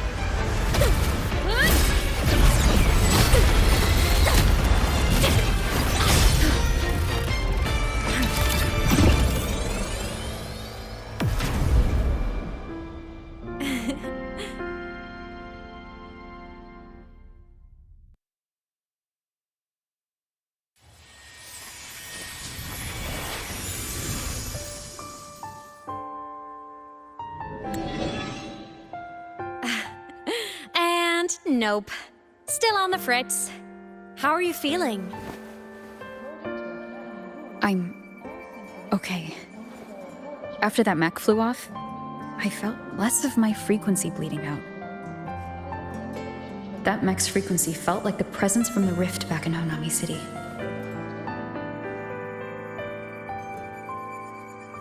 Imeth, that mech only left after it saw you.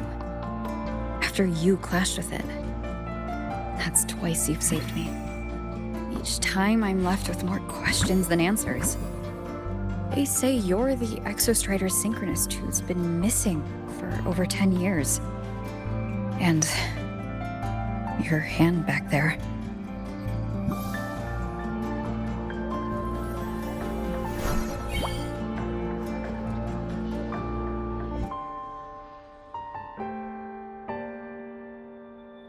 Me?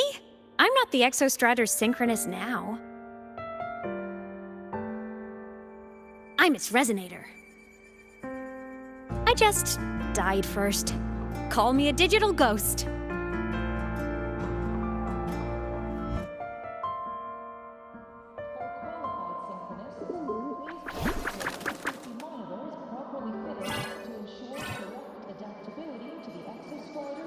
+10 years back, the underground seal broke. The Threnodian on the other side of the Strider Gate was about to swallow Lahai Roi. I was still a student. My sync with the Exostrider hadn't hit 100% yet. But there was no other choice. The Exostrider was still sleeping. So I had to do something unorthodox. So you overclocked yourself to try to resonate with it? Yup. Impressive, right? I woke the big guy up. If only for a second. The seal held. The crisis averted. Everyone I cared about, they made it out okay. But it was too much for me. My body couldn't take it and got totally torn apart. So yeah, I died. But I'm still here, just floating around. I've been a little invisible. Well, a lot invisible. To everyone until you.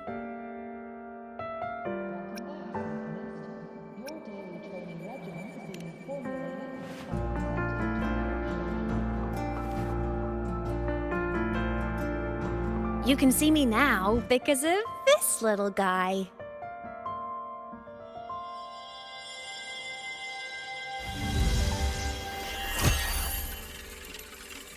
The Exostrider's reactor core. My existence is kinda tethered to it now. Think of it as my heart. Even as a digital ghost, I never stopped trying to pull myself back together, to get back to reality. There's something I gotta do, and I gotta be the Exostrider's true resonator to see it through. But our resonance started with an overclock. The power I got was unstable from the get-go. I've spent years building it back up with this core. The Solaskin have been my little helpers too. Then, not long ago, you ended up with it. That became your backstage pass to seeing me. Not long ago. You mean when the reactor drive fell? Bingo! Since then, the core has become energy stored inside you. This is the first time I managed to make it solid. Took me a bit to figure out the trick.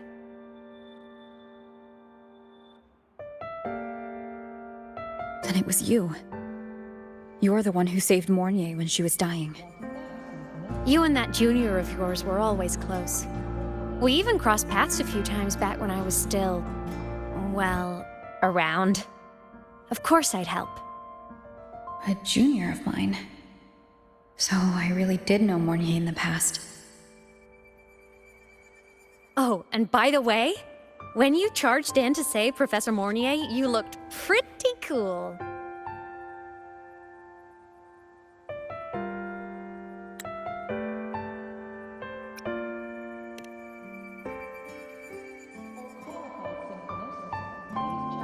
All right, no more teasing. But I mean it. No matter what, you always choose to save. And to me, that's the coolest thing in the world. The most beautiful. Anyway, back to business. The reactor core is tied to Sigillum. That's the mech that attacked you. It's like those void worms you fought. Made mostly of Exostrider parts, but corrupted. Contaminated by Threnodian void matter. Sigillum stole a chunk of my power.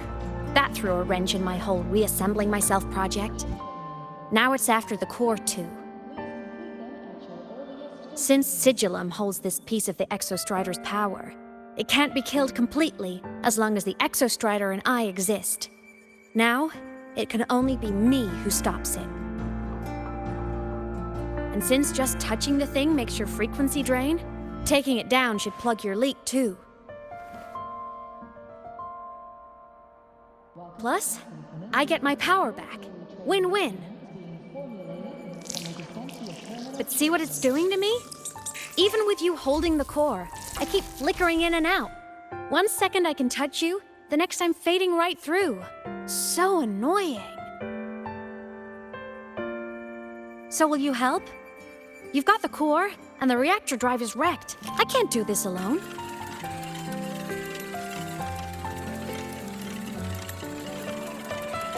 Also, I've noticed, when the core is in your hand, it runs faster. I can tell you're leaving a few things out, Imeth. Still, you helped me and a lot of people in Lahai Roi. That's enough for me to trust you. What do you need me to do? Existence is the imprint life leaves behind. Being remembered, talked about, and seen. All the places I went when I was alive bear those imprints. The core's running lets me find and record those frequencies. These little cuties have been my scouts. And they'll be our guides now, too.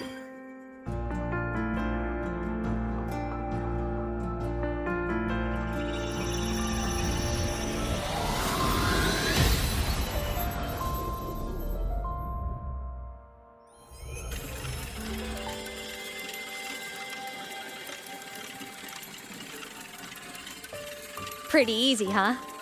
All you gotta do is carry the core and follow our lead.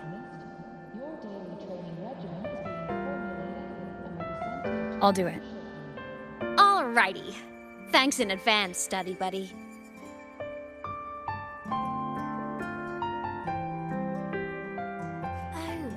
The Soliskin went down the lift. Let's follow. Before we go, I need to contact Mornier. The reactor drive was Lahai Roi's son. If I'm using the core, the Academy will want to know. Go for it. No problem.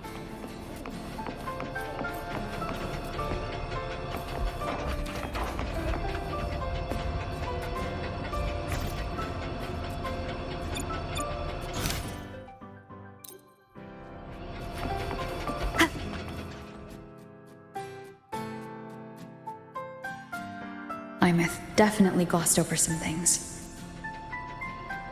Like what happened during our previous encounter, what she's done since becoming a digital ghost, and the real reason why Sigillum stole her power. After years drifting like this, to still hold on to that spirit, her will must be strong. Prying answers from her won't be easy. I'll bide my time. The right moment will come. Has something happened, Mentor? I see. So the reactor drive's core survived the crash. It must be the key to reactivating the Exostrider. Of course, then the official stance is that it be returned. Star Torch Academy and the Roya would both agree on that. But as you said, curiosity from the Institute is inevitable. Mornier? My. Already caused a stir in the training grounds. Color me impressed. I'll have people clean up the aftermath. You can carry on as you see fit.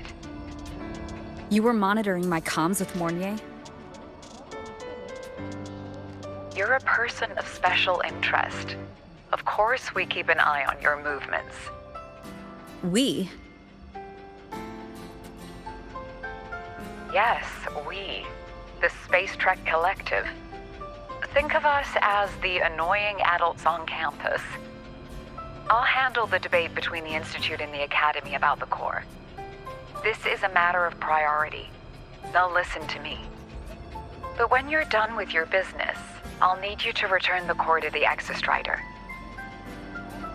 You didn't mention it to Mornier, but I suspect your possession of it traces back to Imeth, doesn't it?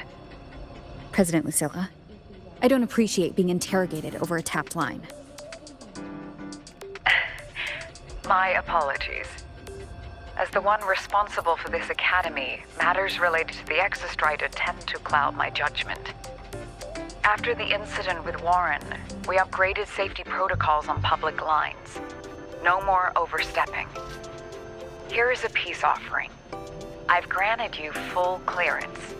Passes for the Starboard Riseway, archive access, and use of Academy weaponry and equipment. I'll also personally apologize to Professor Mornier for interrupting your comms and ensure her next research grant is substantially approved. How's that, Rover? More to your liking? Why is the Space Trek Collective pushing this so hard? You should know. You have a past in Lahai Roi, and you have some kind of connection with the Exostrider. The Twilight Epoch, the unending winter described in Royan legend, the threat of the Threnodian Aleth 1 is growing. We need the Exostrider awakened. Returning that reactor core is the only way. We've always trusted you to stand with us in this matter, to stand on the side of humanity. You know where to find me if you need anything, Rover. And my door is always open if you just want to talk. The Soliskin is leading us to the auditorium first.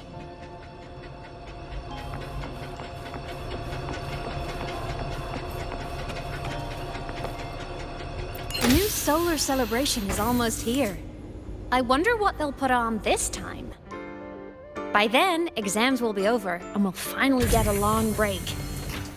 Ah, vacation. What's not to look forward to?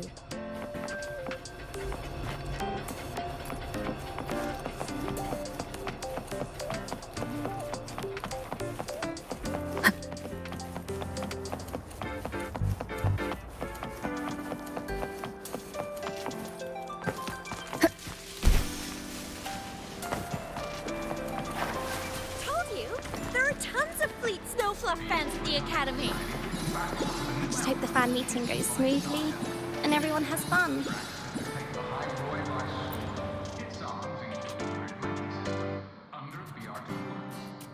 Oh, hello. Are you here for the Fleet Snow Fluff fan meeting? The venue is still being set up, but once it's ready, please join. She's a singer, a campus legend. She's only released online, but she's super popular. But her site hasn't been updated in over 10 years.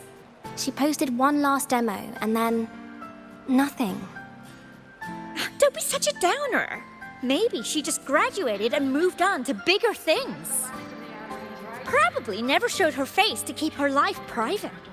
Doesn't matter. We still have her music.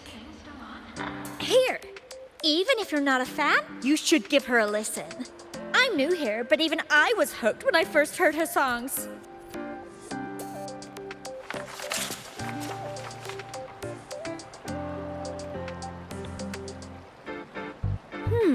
Nice print. A fan meeting. Huh. If they're happy, I'm happy. Come on, let's follow the Soliskin and see what's going on in the auditorium.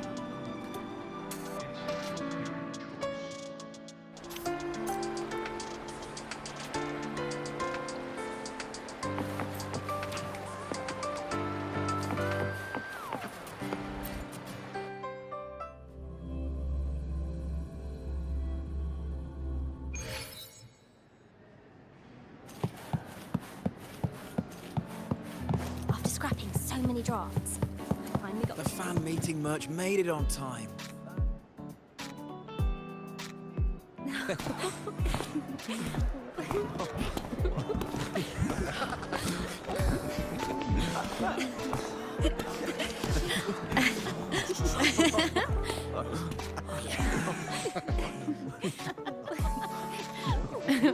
What?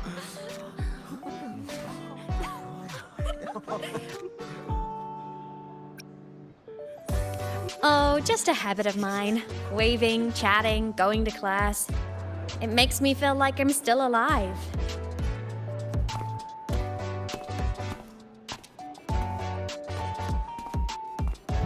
If I stop, I might forget what it felt like to be human.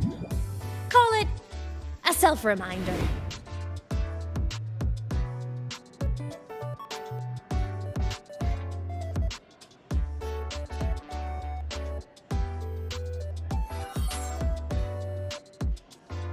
Fleet Snowfluff? Yep, that's me. But don't say my alias out loud. It's embarrassing. So you weren't just a synchronist. You had a whole other life here. Just one of my many hobbies. I was into photography, gaming, movie nights with friends. Figured you only get to be a student for a few years. And I wasn't the ambitious researcher type. I wanted to soak it all up while I could. I tried a little bit of everything. I just wanted a happy, carefree life.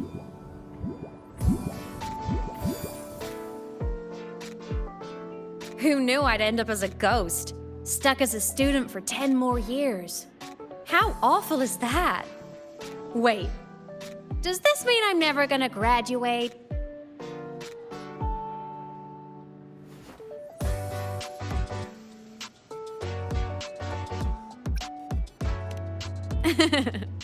I get it.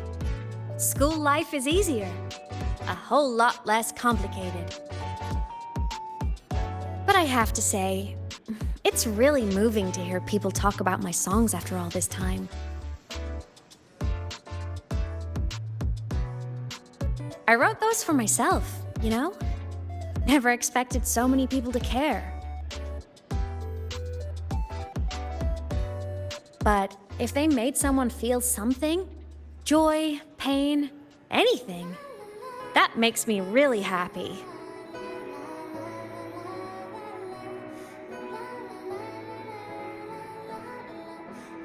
Hey, listen. Hear that song playing in the auditorium? That's the unfinished demo I left on my site. What a shame. I really should have finished that before the training run. Now it's my little musical epitaph.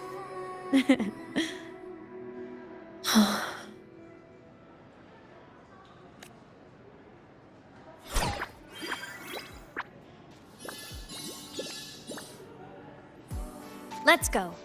The Solace Skin is calling us.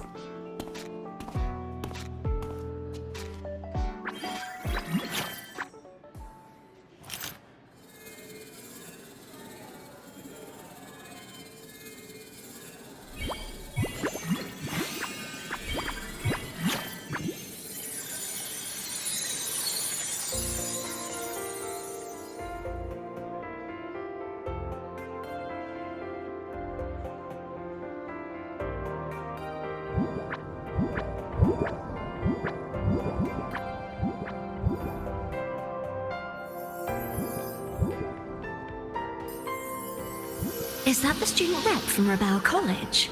That's one bold speech. Is she giving a welcome speech or recruiting for a space adventure club? Uh-oh, the professors look upset. But she made a good point, didn't she? Isn't that passion the entire reason we're here? To explore whatever's out there again.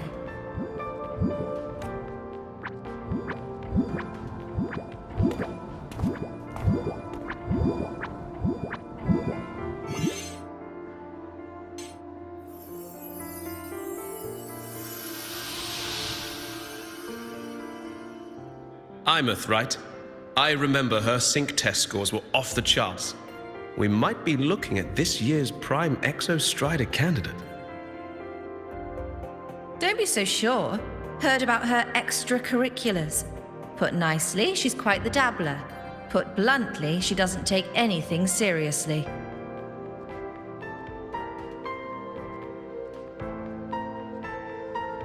Potential is still potential. She's brilliant. She just needs guidance.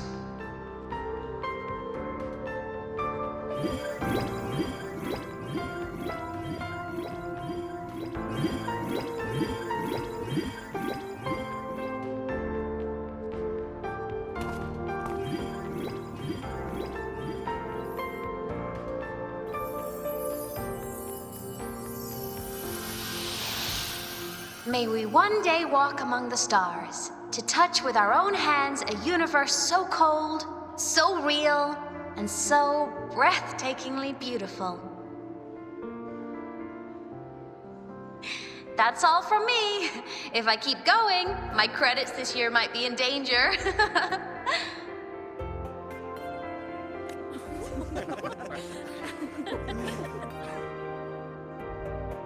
It's an amazing feeling to be here at Star Torch Academy, and to know I'll be sharing this journey into the great unknown with all of you. As a student, I can't wait to start this new chapter of my life. There's just one thing missing today. I wish my family could be here in the crowd to hear this.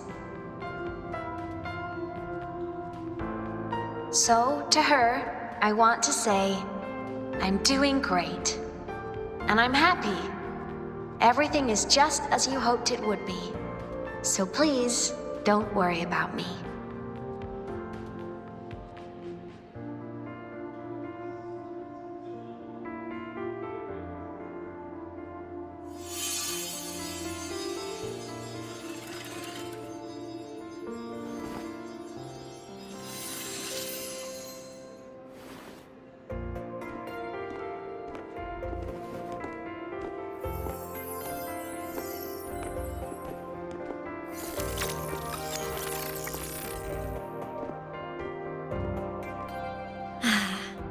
Looking back, I really do miss those days. Star Torch Academy is a nice place. I mean, I caused my fair share of trouble, but the professors never turned me away from lectures. You saved Lahai Roi, Imeth. But you paid for it with your future. And no one even knows.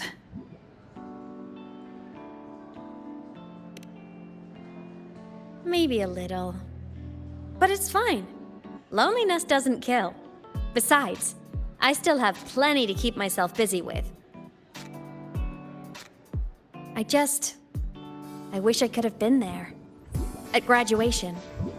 To hug my friends and wish them all the happiness in the world.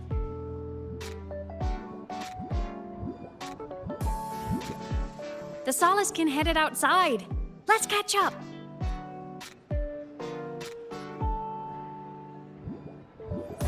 If it's leaving the campus, it's probably going to the Frostlands. Right, we'll need to take the Starward Riseway.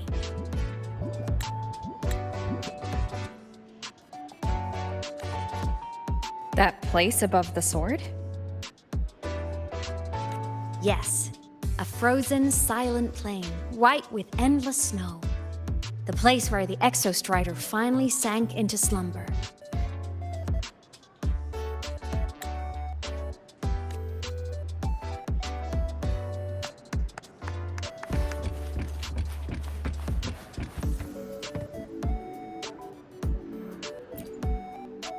Our next stop is the Starward Riseway. Are you ready?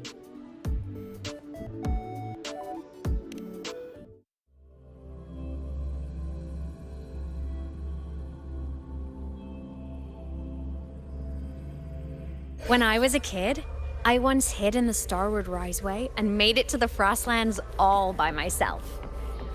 Bold even as a child. Hee hee.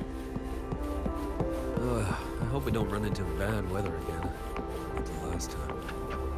Everyone confirm you've got everything.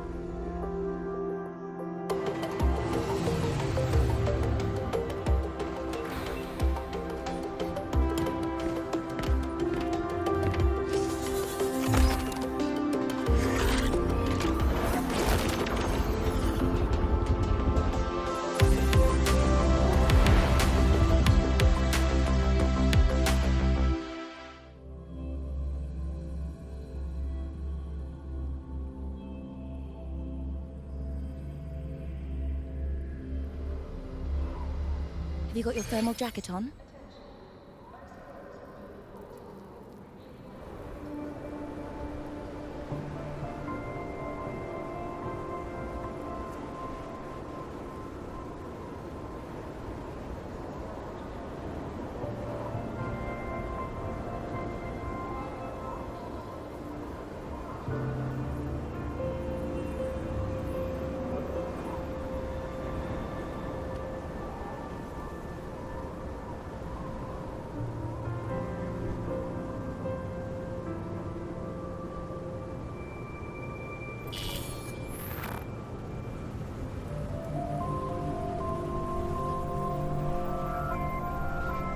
Cold? I'm fine. What about you? Between you and me, ghosts can't feel the cold.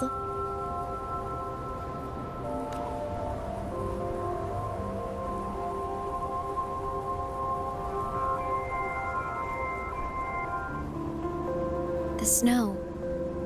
It's so beautiful. What a coincidence to run into you here. This is a pleasant surprise. Oh, it's Dr. Luke. When he's around, just pretend I'm not here. Otherwise, you look like a weirdo talking to thin air. You should hide too, okay? This is our secret journey.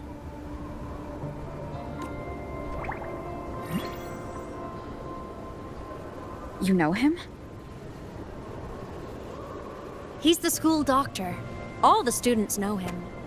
I didn't super well, but I do know that he's been in Lahai Roi for a long time, and you can trust him. You came to the Frostlands for the Exostrider?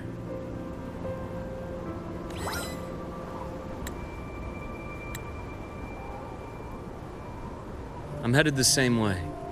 I've got to check in on some researchers stationed out here on long-term fieldwork. Having a guide might make the trip a little easier. What do you say?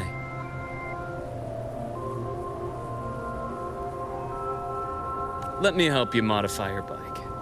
There are quite a few waterways, and its current setup might not handle them well.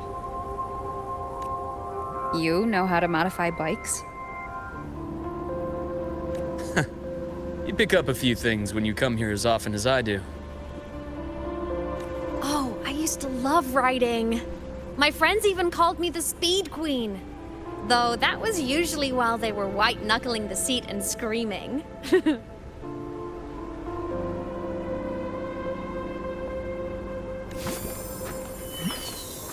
Look at this place. Hard to believe it, but years ago, all of this was a lush green forest. Back then, the Roya were nomads, the true natives of Lahai Roi, who walked in step with nature itself. Was it the lament that changed it into Frostlands? Yes, it triggered a magnetic pole shift. From then on, Lahai Roi became the new pole.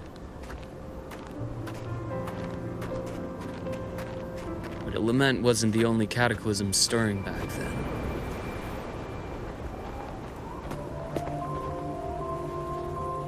In the past, we had already reached the stars, but at some point, the etheric sea spread to cover all of Solaris.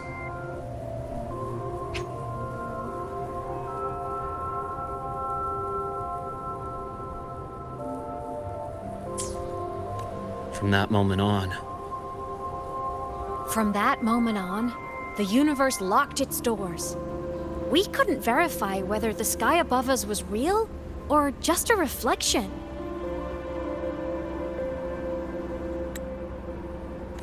Countless spacecraft were lost. Our space exploration programs were abandoned, and space became out of reach. But times have changed. Since its founding, the goal of Star Torch Academy has been to use the Exostrider to explore space, whether through the Etheric Sea or the Strider Gate.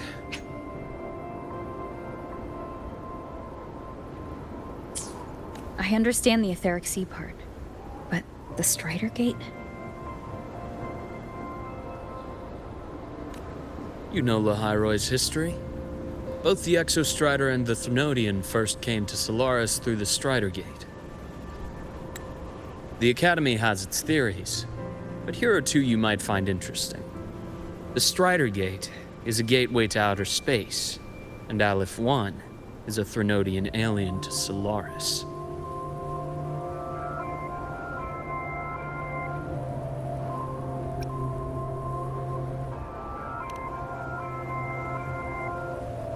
With a gateway like that, of course we want to open it. But to pass through, you must awaken the Exostrider and be prepared to face Aleph 1 head-on. I've long believed that Aleph 1 poses a far greater threat beyond void storms and void worms. With other Threnodians, we can at least glean clues of their nature from their places of origin and the civilizations they emerge from. But Aleph 1... our knowledge remains blank. So many dream of being the Voyager who returns from the stars, the first to walk the cosmos once more. But in all these years, no one has succeeded. The Etheric Sea phenomenon cast us into isolation, but it also gave birth to all our dreams of what could lie beyond. And those dreams are still alive today.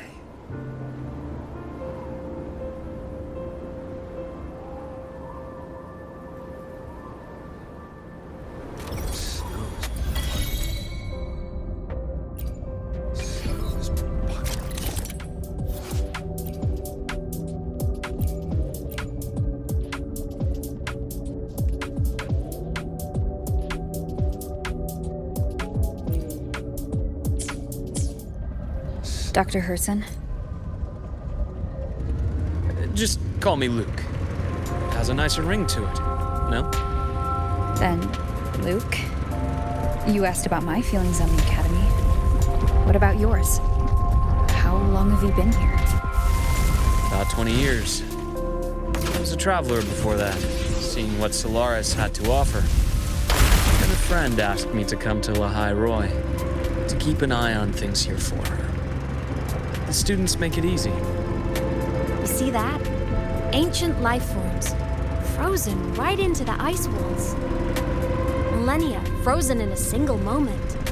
Preserved so perfectly you could almost see what they used to be. To be stuck like this forever. Kind of miserable, don't you think?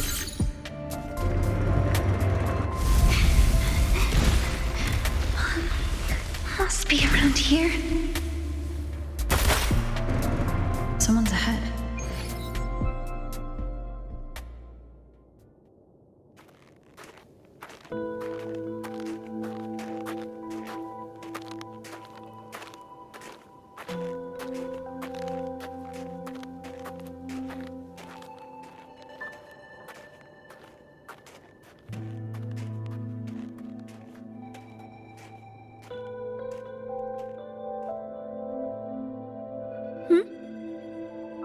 You are the one who was talking to yourself in class.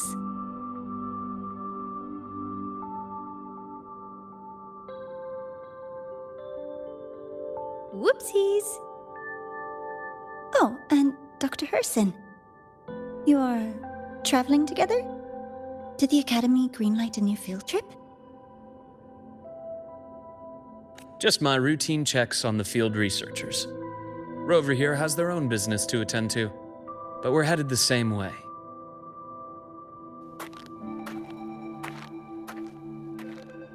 What about you, Miss Navora?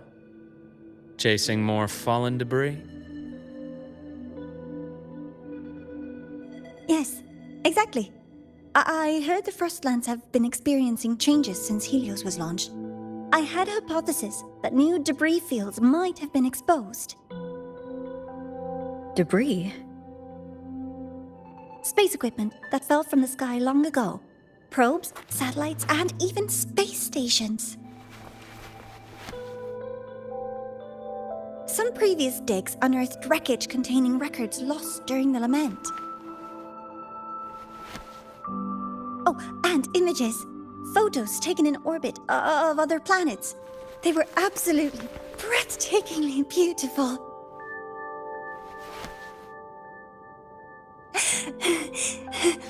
Oh, sorry. I got carried away.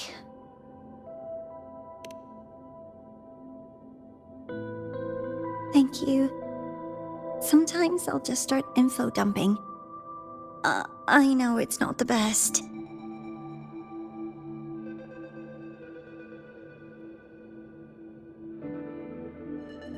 The universe. What secret is it hiding behind all those infinite stars? I really want to know.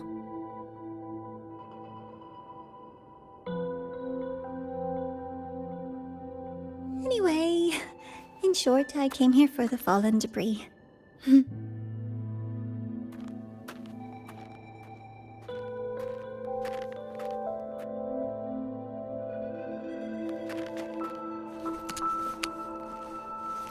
The data on the instrument shows there's a high chance that close by... Huh?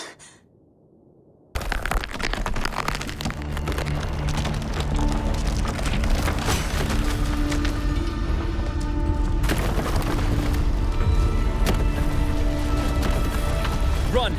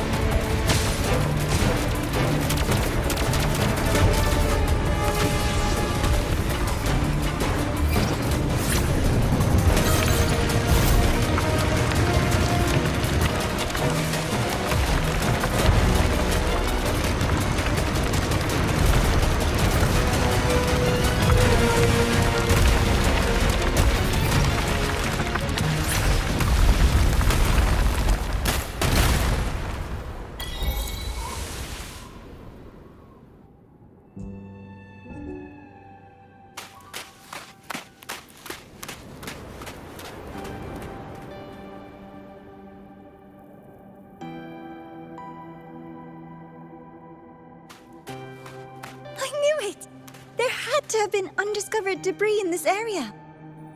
It must have been sealed in the ice wall all this time.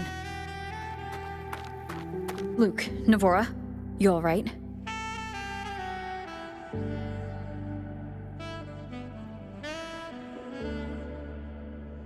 Oh, I'm good. Perks of being a ghost, you know? I'm so sorry. It's my fault for putting everyone in danger. The collapse was an accident. We're all okay, so don't blame yourself. But the way we came in is completely blocked.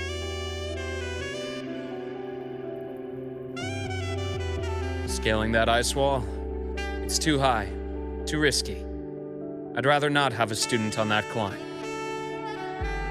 I've contacted the Academy. They're sending a rescue team. Once Navora is safely returned, we'll set out again.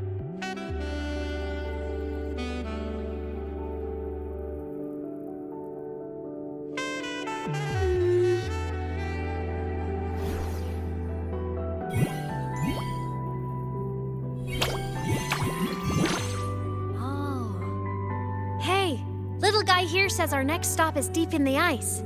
There's a path at the bottom of the station. Want to check it out?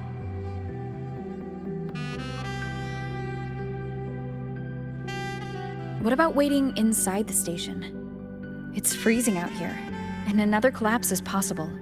It's safer to wait for the rescue team indoors. I agree. I want to see what's inside too. With Rover on the team, a quick recon should be manageable. Up to you.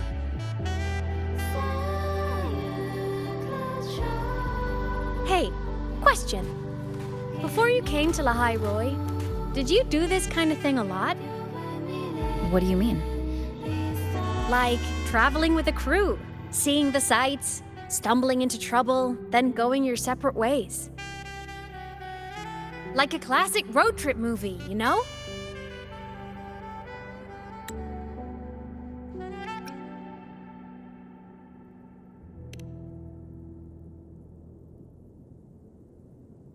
Oh, so more big budget action? I can see that. Solaris is crazy. Looks like this time I get a co-starring role. Amazing. Let's keep going, study buddy.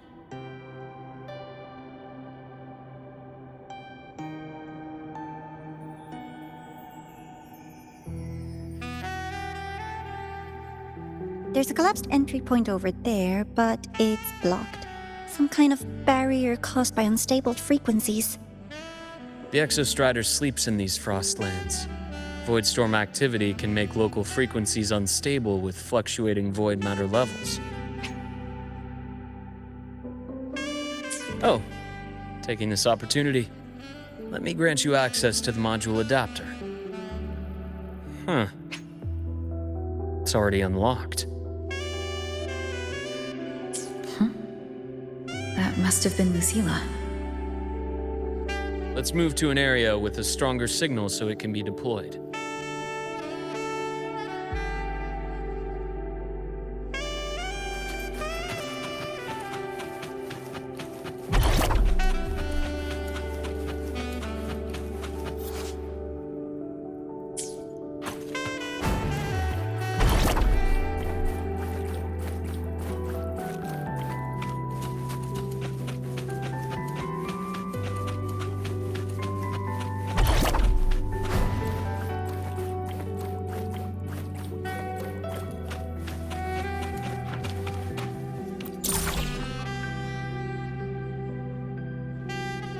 This module adapter was developed by Star Torch Academy for Frostland expeditions. It lets you interact with frequencies disrupted by void matter. Give it a try. You'll need it here.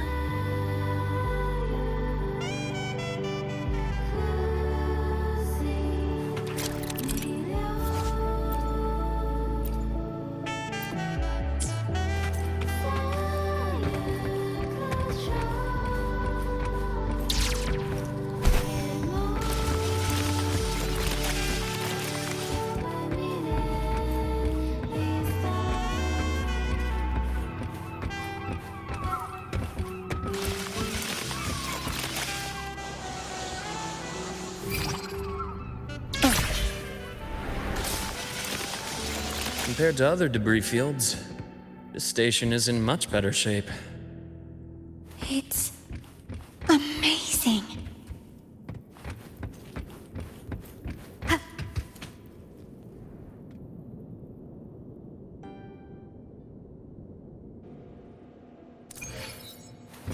Back in Mount Firmament, I saw characters like this.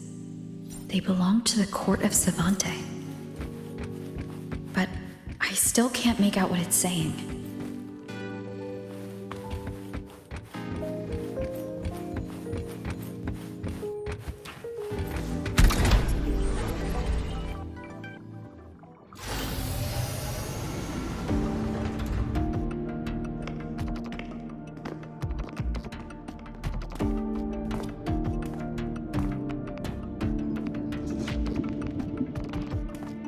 This is...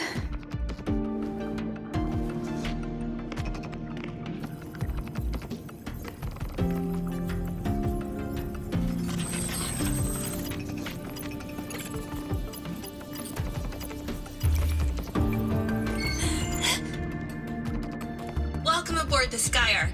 I'm Wenlu, your guide for today's tour. Teachers, please stay with your assigned groups and ensure this one-day tour goes smoothly.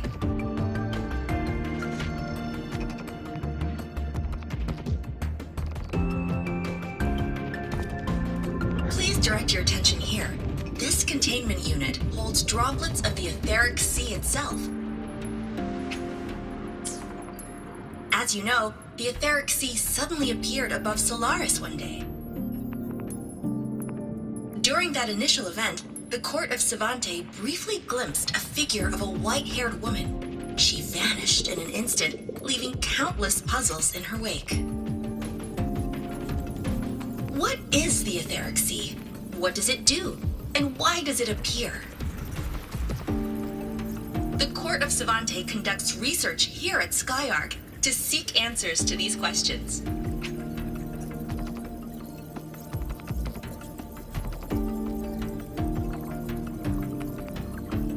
Next, please scan your clearance with the system and follow me in an orderly manner. We will now proceed to the central deck. Awaiting us is this station's most significant breakthrough, a mass relay device powered by a stabilized sample. A sample of the etheric sea? If it's part of the fallen debris, can it be? This research started before the phenomenon first appeared? Oh my, this is an absolutely incredible discovery! Thank my lucky stars I came to the Frostlands today. That guide was probably a hologram frozen in the system's memory. Huh. Those brilliant minds in the Institute will be wetting themselves over this. One-day tour, huh? From the way she spoke, the visitors must have been school kids. Guess hopping a shuttle into orbit wasn't a big deal back then. The containment unit looks custom-made too. Transporting those samples safely would have been a massive logistical operation. Huh. The Court of Savante Space Station. This is an exceptionally rare find.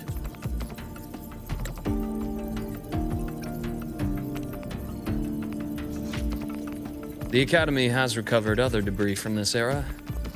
The systems have enough common architecture for me to manage a basic reboot. As for the Court of Savante's characters, let's just say I developed an interest in it, under unique circumstances.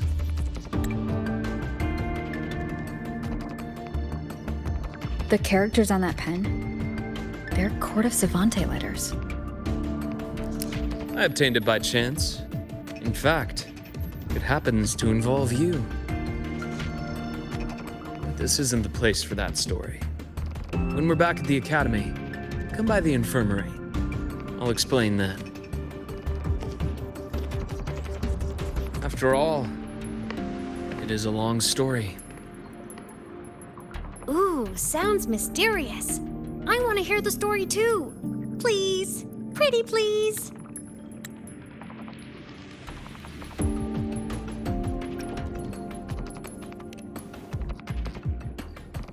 Fair point. Don't forget I can even sneak into your terminal. Everyone, this way, please. The visitor registration system is here.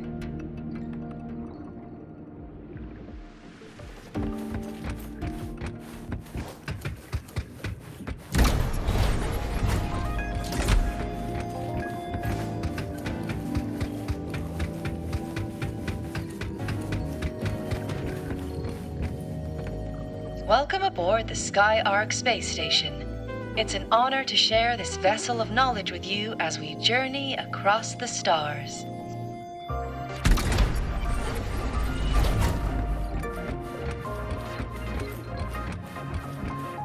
The clearance we got won't grant us access to the entire station.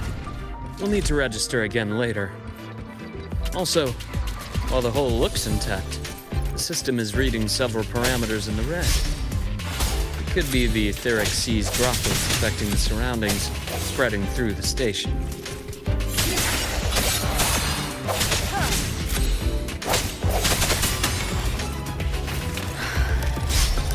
Hopefully this helps.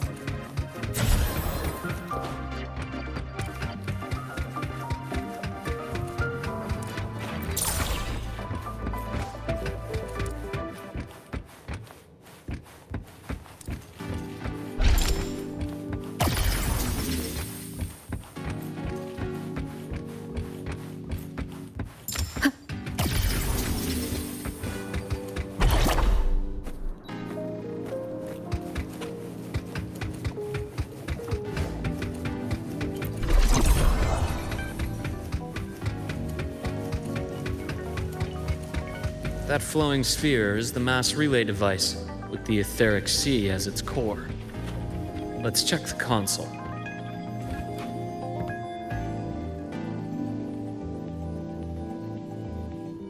With the droplets dispersed, some space station sectors have become unstable. This mass relay device shares the same origin as the droplets. It can stabilize them and also punch a corridor to other sectors. Incredible that it has such capabilities.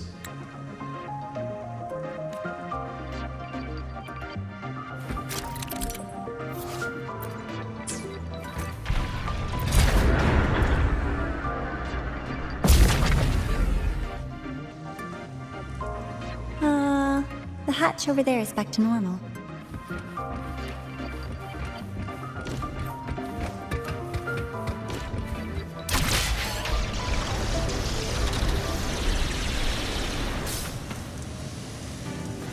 Interesting. Feels different from how I usually move.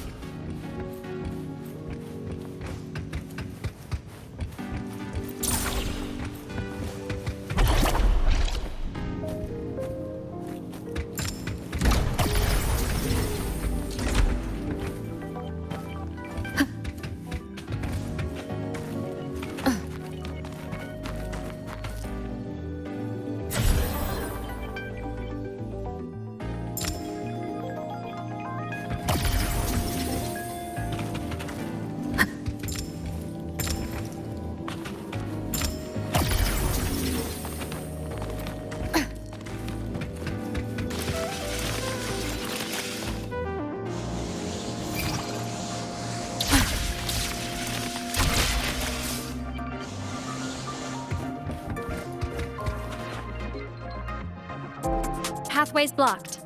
Let's try the module adapter.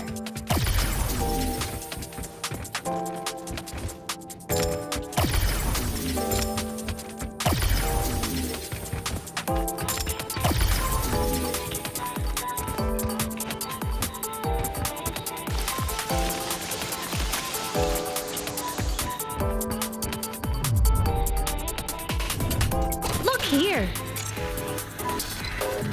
Hello? Digital Ghost, remember? Hacking this is easy. Welcome to I Me Math.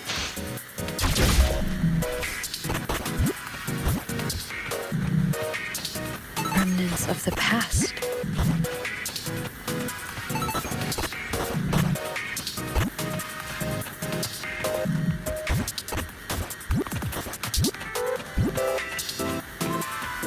An unexpected discovery.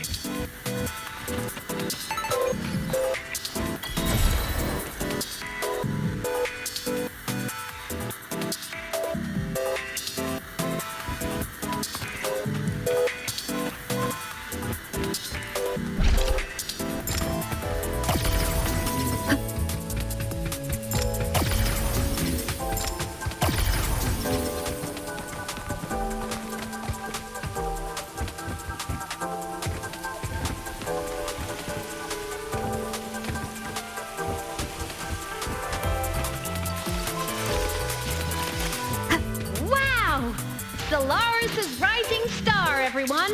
What a leap! Oh, come on.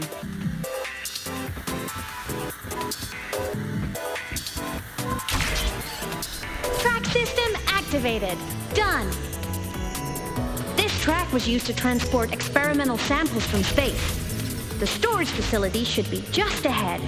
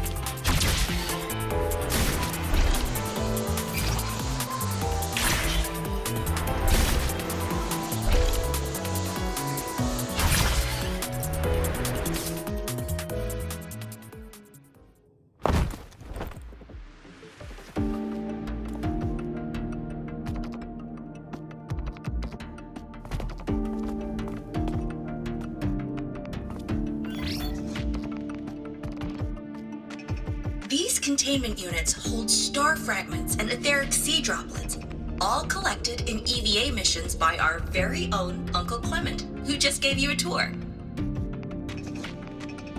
It's exhausting work. After each mission, he requires a full cycle in a recovery pod. Let's thank Uncle Clement, and then gather here.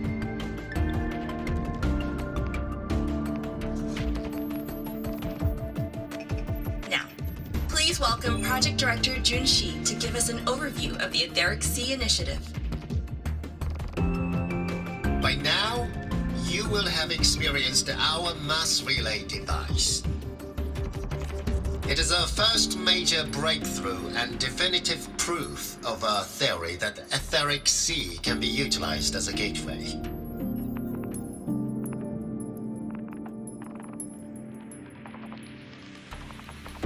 The droplets exhibit unique quantum properties. Used as a medium, they could help us reach places no one on Solaris has ever set foot. We haven't found the way yet, but I believe these obstacles will be solved soon.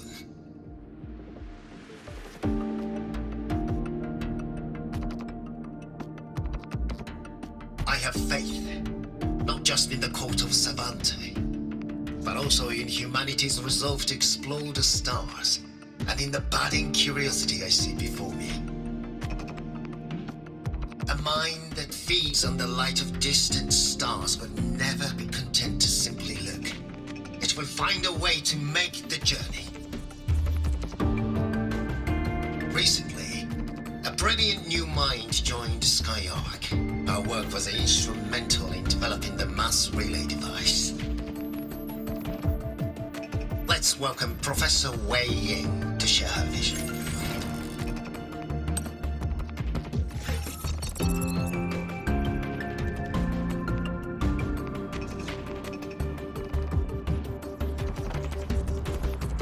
A pity. His hopes never came true.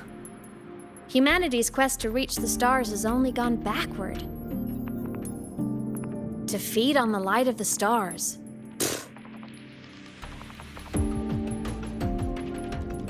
Venturing into the unknown beyond the etheric sea. Romantic idea. Though who says something ugly isn't waiting out there in the dark? Over here. I found something interesting in the system logs. The station fell long ago. But according to this, the Sky Arc system was briefly reactivated after years of silence. Could someone still be alive? Not likely. We'd have found signs of life long before now. The activation sequence was used only to seal hatches and lock equipment. After that, nothing. Can you see who activated it? Hold on. Yes. Clearance belonged to Clement. The one who gathered the droplets. That's all I can pull for now. But the Academy will run a full investigation later. I'll keep you in the loop. Good. Keep me posted. Shame the director's speech got cut off. I can't help but wonder what that colleague of his was going to say.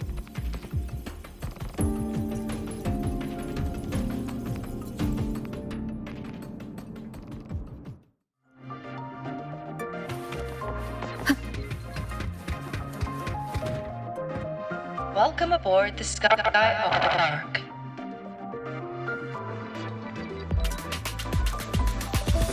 The station's security grid is offline in this sector. The monsters, void matter has made them highly unstable.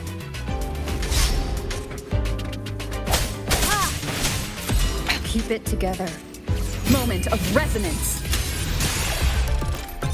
Keep it together.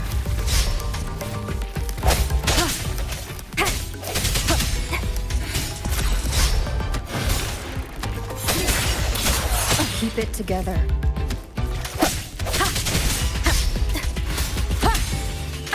Bad timing. Strike from the shadows. Last chance.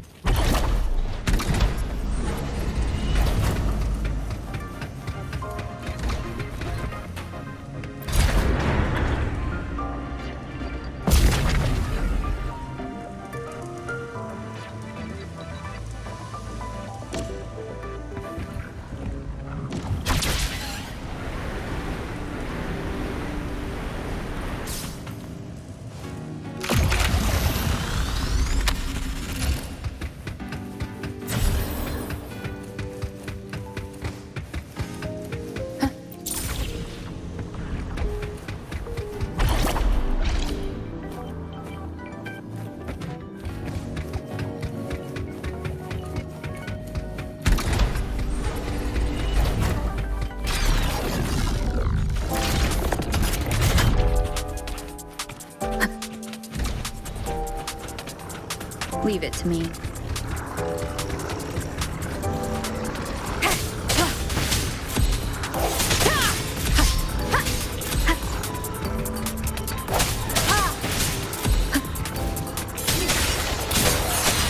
The hour is upon us. I sense your weakness. The frequency here is unstable too. Try using the module adapter to disrupt it.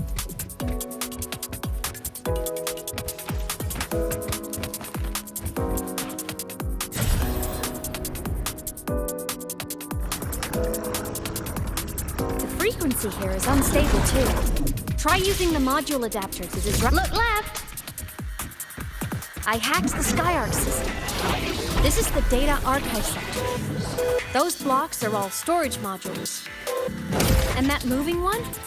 An anomalous module gone hostile due to the Sky Arc system's glitches.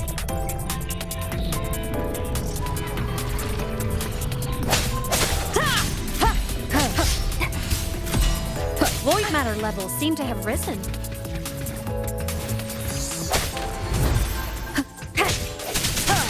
Strike from the shadows.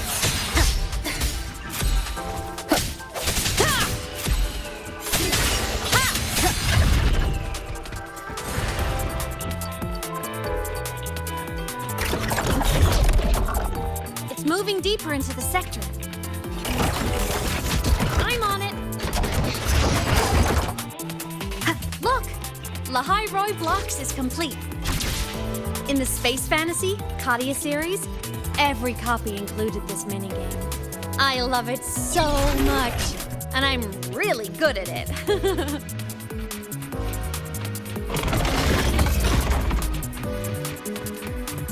The anomalies here are more pronounced than before.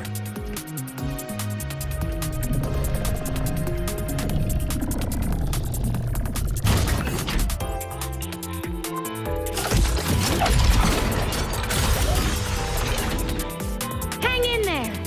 I'm working on something in the Sky Arc system. Use the adapter to disrupt these error modules.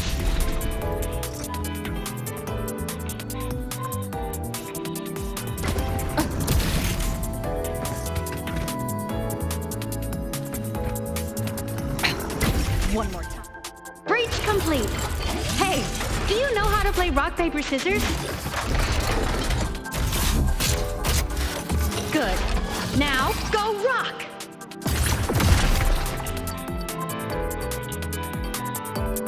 Yeah, we won! Amazing play! Wish we could play another round of Lahai Roi Blocks again.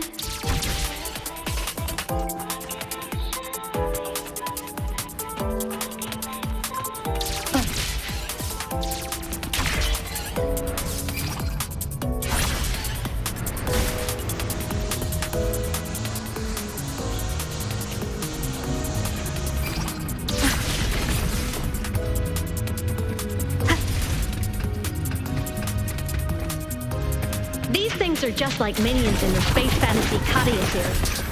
I'll clear them out for you.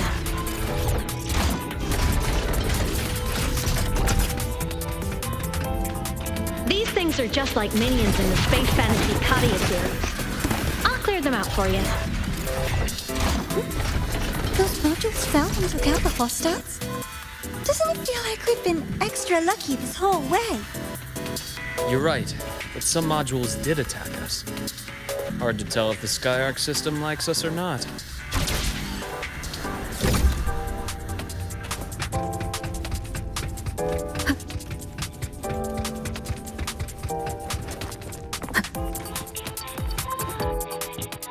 Welcome aboard the Sky Arc space station. Your one-day tour has ended. Please follow your guide back to the central deck and log out of the visitor system in an orderly fashion. May we meet again among the stars.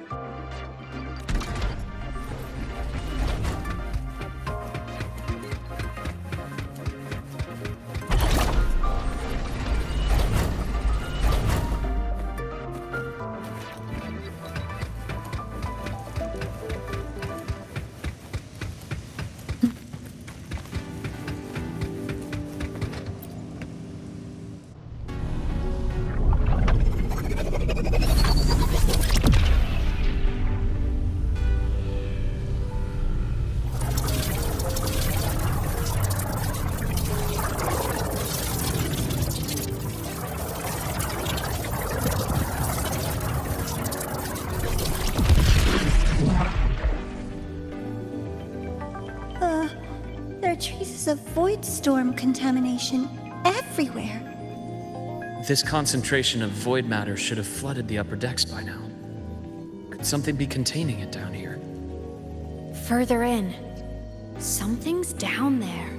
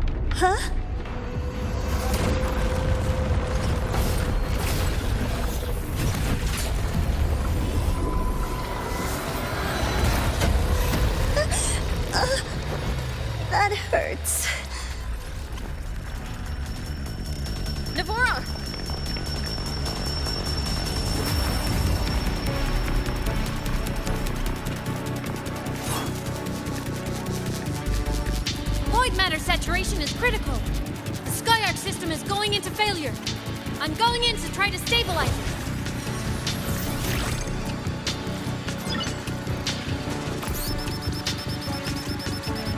Everything here has already been contaminated, including that.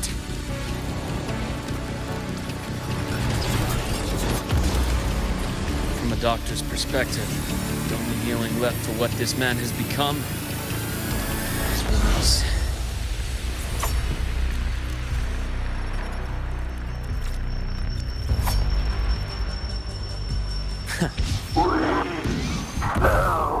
From the stars.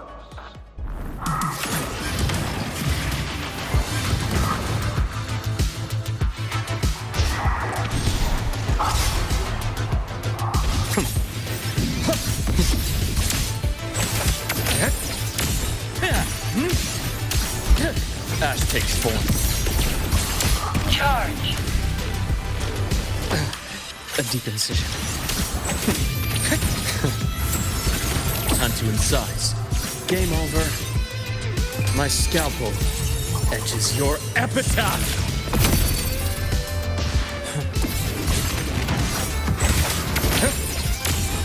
Return to silence.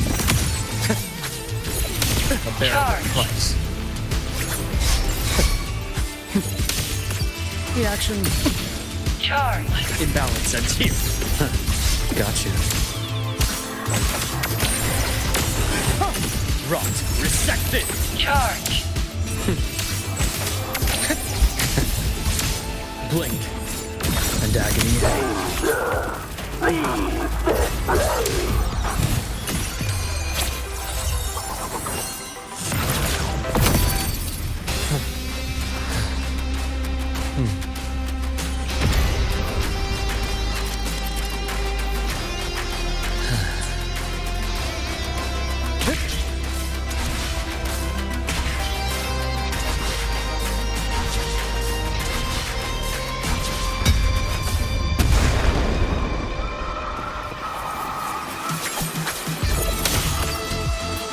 Pulls up.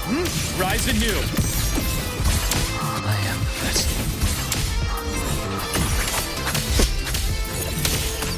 Shame. Just one misstep.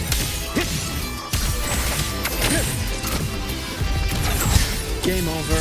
Charge. Entombed in daybreak.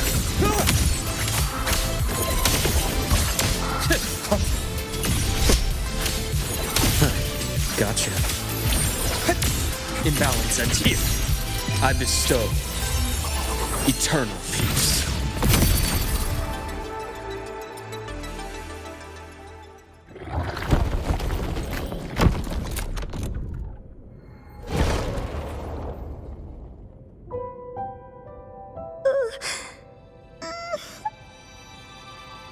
I'll check her injuries. Will you patrol the area to make sure there are no more threats? Got it. You go check on her.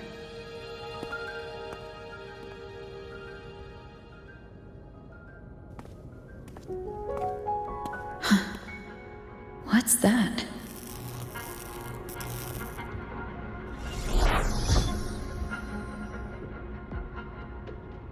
The Sky Arc system is stabilizing.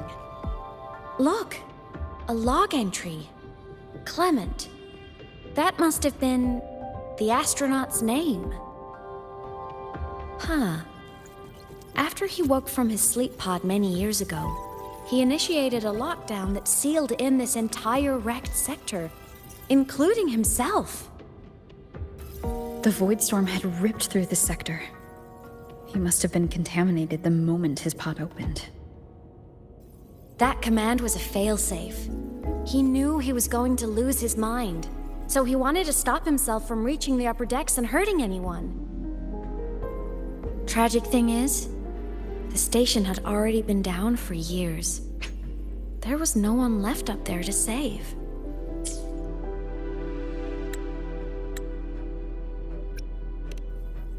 There was nothing human left in him, but sealing himself away.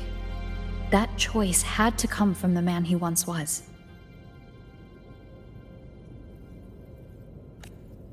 I guess losing yourself in a dream where everyone's still alive is its own kind of comfort. It's not like you can change reality.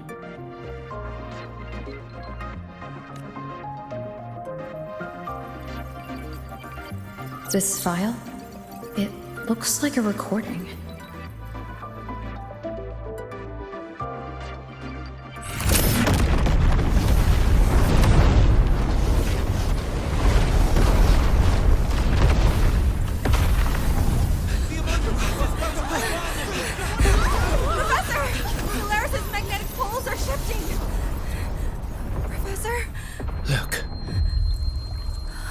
Someone's falling straight from the etheric sea.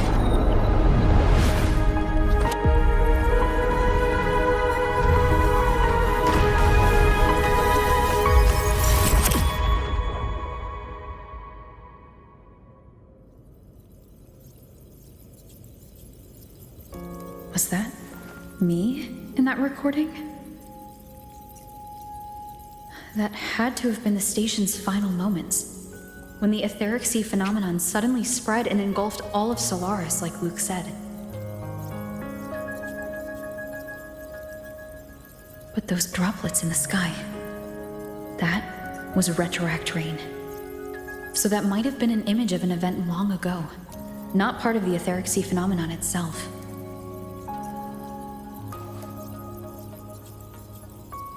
Did I really fall from the etheric sea? Or what lay beyond it? Junshi did say the droplets could act as some kind of gateway.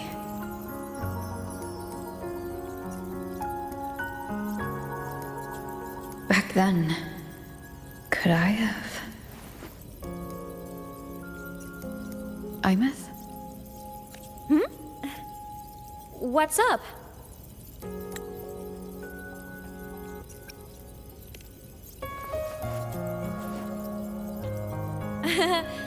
Not at all.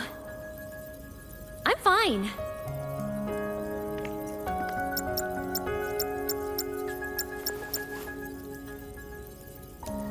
I'd recommend you keep this private. Don't leave the recording for the Academy's teams to find. Remember what I said earlier.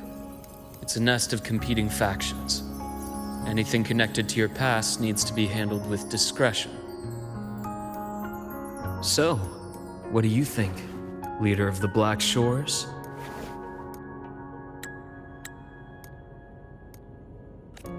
Very few people know about that. Be direct with me, Luke. I know you knew me before, but I acted mostly as a bloombearer in the past. You and I, what exactly are we to each other? Friends, I'd say. Not the kind who lived in each other's pockets. But, as a Huanglong saying puts it, true friendships are still waters that run deep. We met by chance, and by another twist of fate, you entrusted me with a rather long-term assignment. How about this? Strangers in passing who became confidants. How does that definition suit you?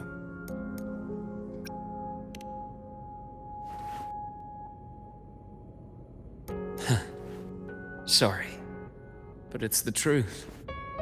We didn't spend much time together, but we got along instinctively. Star Torch is a web of competing interests. If this video leaks, it'd create quite the cleanup operation. After your sudden exit years ago, people were lining up to unpack your history. Solaris's golden girl, forever a mystery.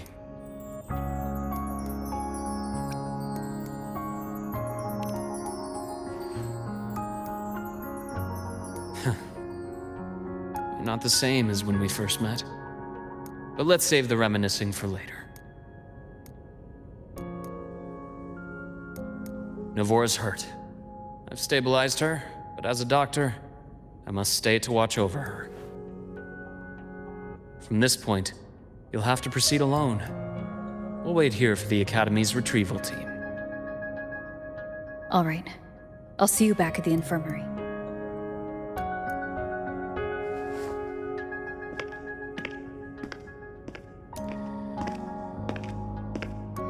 Luke, when you said I'm not the same, what did you mean? Just my impression. I could be wrong, but you seem lighter now. More hopeful. Happier. And that's not a bad thing.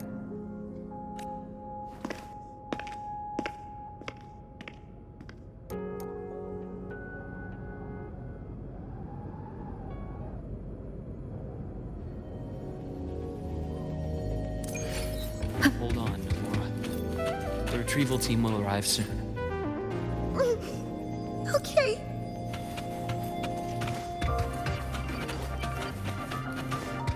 So, our squad of 4 is now a squad of 2. Wait.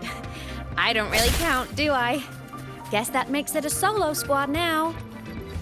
I once got accepted to work at a research outpost in the Frostlands. I took a different route back then. That's a surprise. I thought you'd prefer hobbies over field trips. Well, I was really into void storms. Could count as a hobby, I guess. Looks like a long way. Better take the bike. Let's follow the light ahead.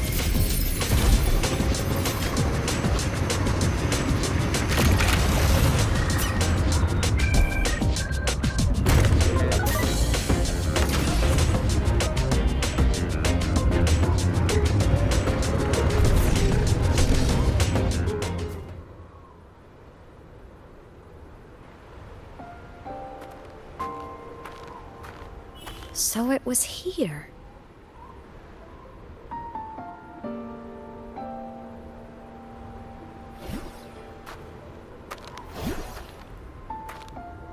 This is the research outpost you mentioned before?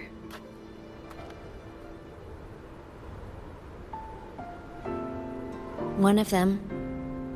I worked at several outposts back then, but this one wasn't so lucky. The scan shows it was hit by a sudden void storm surge. No survivors. So that's why I never saw them again back at the Academy.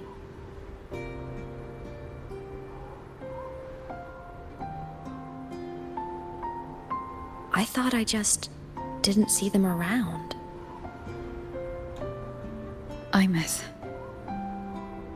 Anything swallowed by the void storms slowly loses its existence until it's forgotten entirely. If a cassette makes it out, at least there's a record.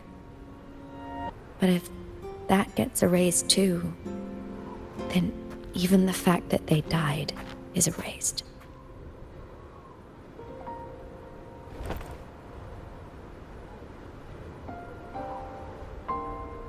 Use the core. I want to see them again.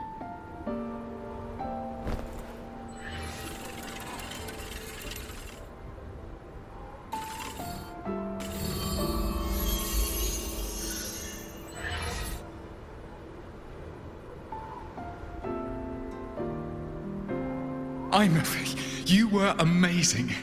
If not for you, that Glomoth would have crushed us to a bloody pulp. I'm still shaking, but you're already cool as ice. Are all synchronists from Rebel College as composed as you? If you want to thank her, share your Voidstorm research. To the Frostlands came our little Imeth for this curiosity. You should show her that thesis you've been writing for years.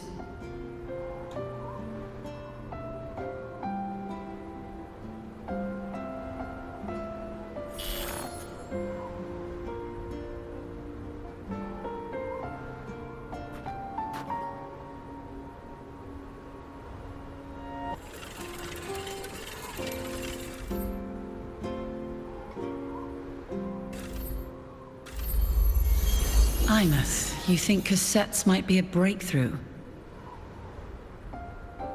I'm not sure. Right now, they're just for archiving. Actual transcription feels like a leap. Try looking to the exoswarm for inspiration. In Lahai Roi, only one power against the Voidstorm exists, and that all comes from the Exostrider. Your thesis or your delicious stew, either works. I'm not picky.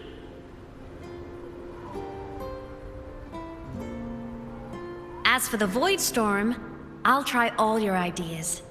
The problem is, we don't understand the Voidstorm deeply enough. Especially in the depths with high void matter concentration. No probe survives the journey, so research is stuck. I can't shake the feeling that...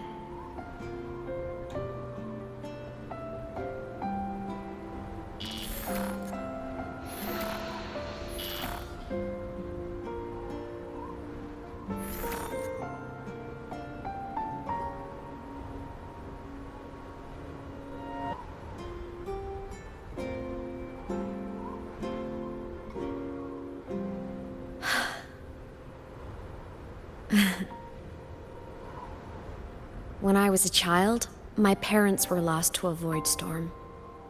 Soon after, I even forgot what they looked like.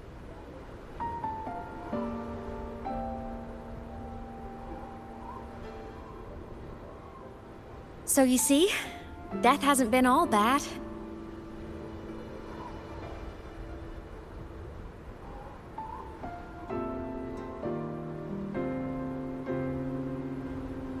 Once I became a digital ghost, void matter couldn't affect me anymore. Even if the whole world forgets my friends and colleagues, I still get to remember every single one of them. Imeth? Yep. You don't always have to smile through everything.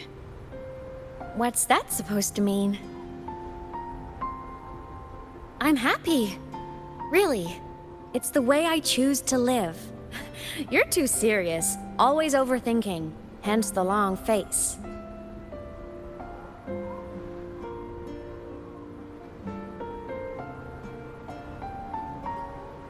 You wouldn't understand how happy this moment makes me.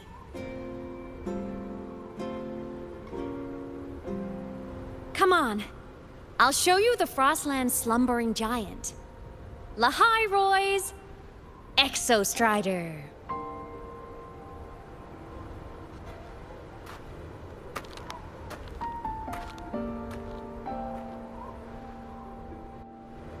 Ever since I became a digital ghost over 10 years ago, I've stayed in Lahai Roi. Can't get too far from the Exostrider. You've been to many places, right? Care to share some stories? Let me think.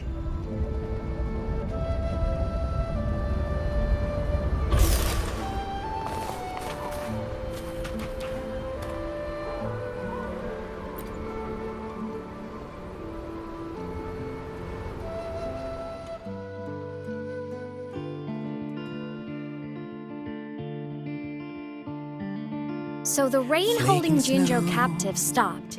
Time began to flow again, and everyone got to celebrate a new beginning with the Moon Chasing Festival. Then you returned to the Black Shores, to the place that's always watched over you from afar. Oh, and the archipelagos, Raguna and Septimont. Oh, I just love how different these places feel. Storms are pushing us to go. It's all so wonderful. I love hearing these stories.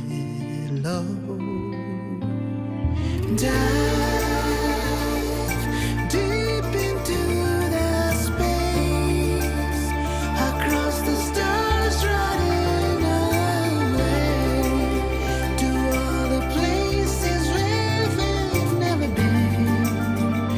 That's our curiosity. Linger on, wishing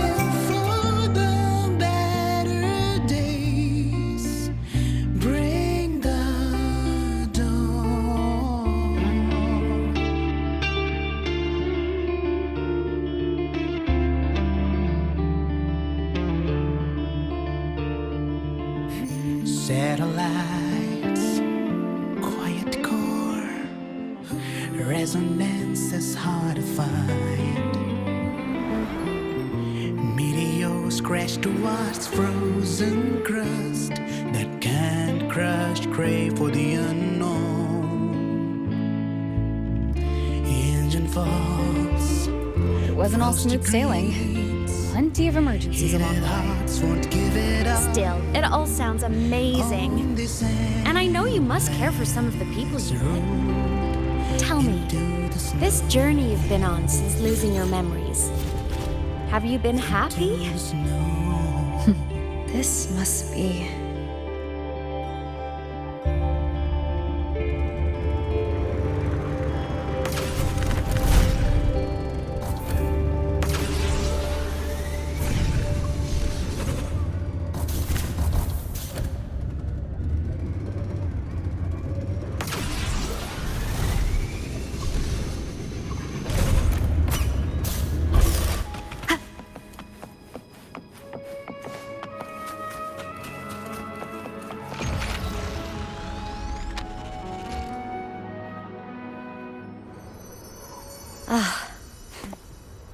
I knew the next stop would be here.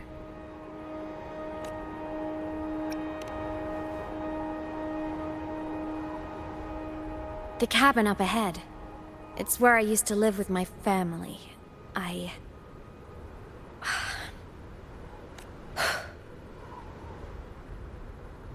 Sorry, I need a minute. I'm not ready yet.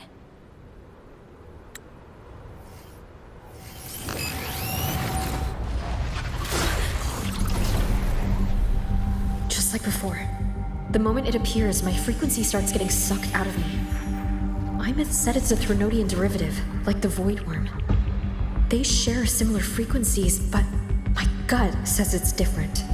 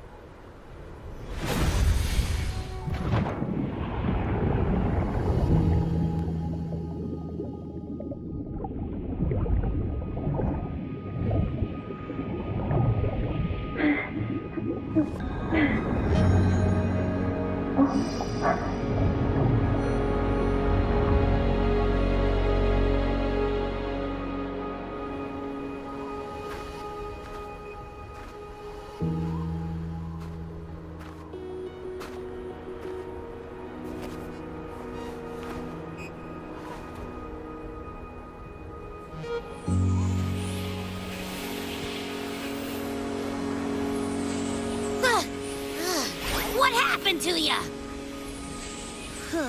Your frequency's been leaking everywhere. I tried plugging it from the inside, but it didn't work. This is no good. How about this? It stopped. For now. I gotta rest. You did great, Abby. Go get some rest. Don't you ever jump in after me like that again. The void matter concentration down there is too high. If you fall into void space, even you could be consumed, erased from existence.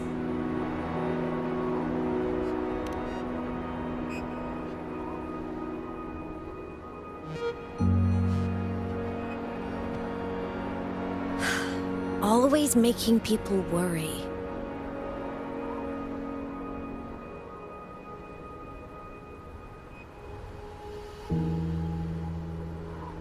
There's a theory in Lahai Roi. Threnodian Aleph 1, the devourer of existence, is the embodiment of voidance. The dissolution of all things. Its true form is like a black hole. And that theory is correct. I've verified it myself. So far, I'm the only one who's reached it. Because I'm already dead, and no living soul could withstand a place like that. You went inside the Thronodian itself? Yes. Think of a severe void storm as a manifestation and portal into void space itself. A higher dimensional plane. It's pitch black, but also like a kaleidoscope.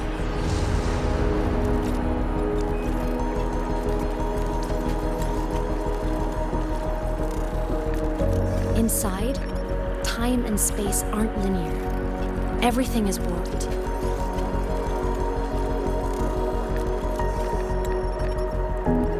Things the Thronodian devoured from different eras can be sitting right next to each other. I know you fought many Thronodians, but Aleph 1 is different. It's already won elsewhere.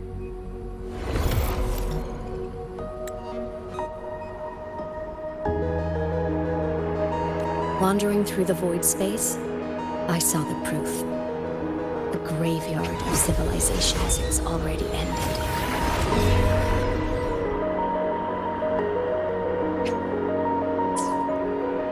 The Thronodian's presence in Lahai Roi is only a sliver of its true self. It's been trying to break through the seal on the Strider Gate to devour Solaris.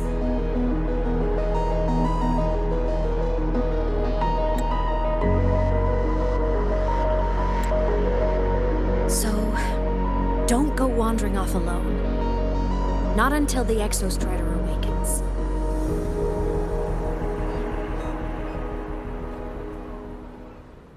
Come, let's rest at the cabin.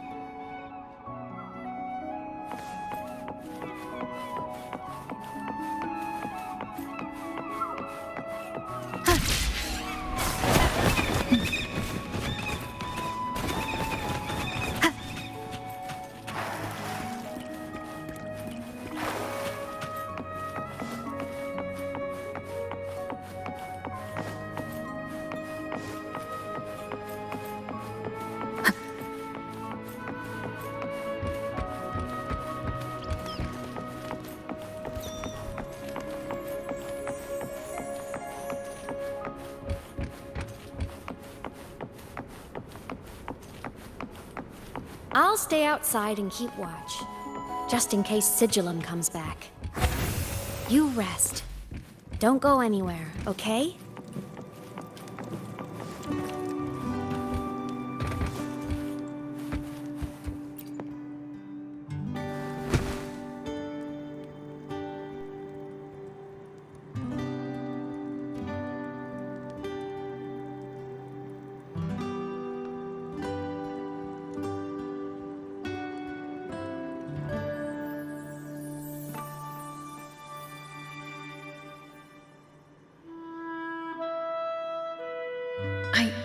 Remembered something before in the lake.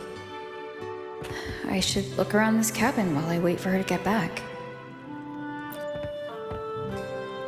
A game console, 2 controllers. The screen is covered in dust. Hasn't been touched in years. Space Fantasy Katya 6. Split stars.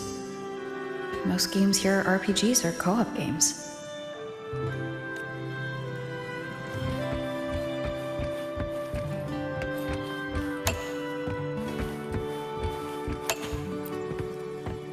Childhood doodles. All telling stories of heroes saving the day. Well, she had a creative approach to art.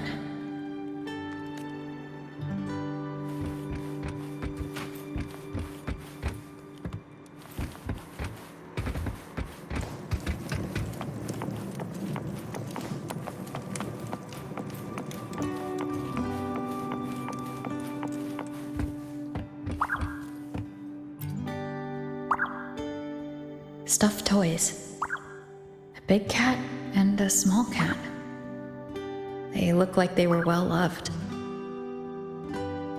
So soft. You could probably hug these all night.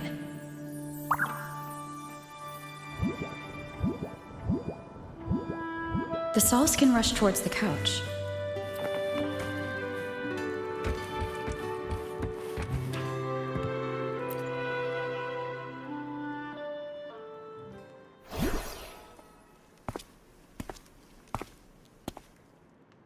Imeth still isn't back, but if my hunch is right.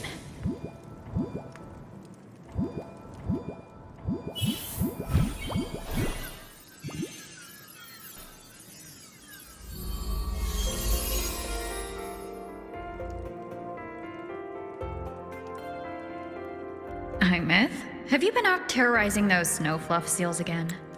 They scatter the moment they see you.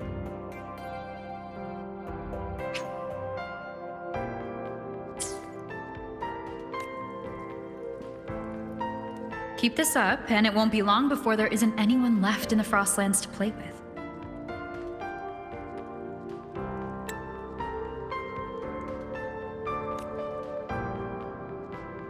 Have you finished your lessons? You start school soon. Maybe spend less time gaming, huh?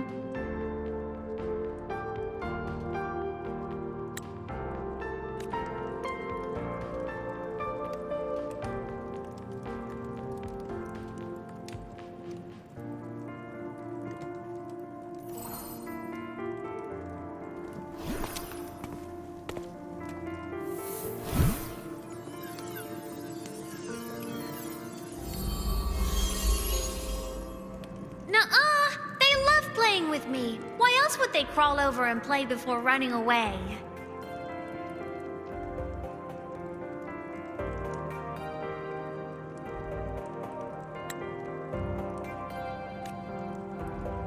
And my lessons... You promised me another level of split stars. No takebacks.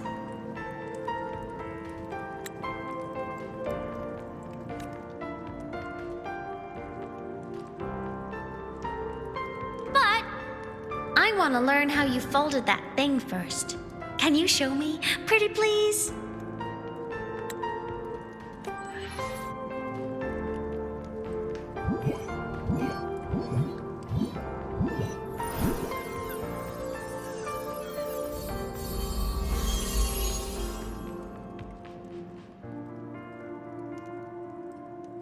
You mean the paper plane?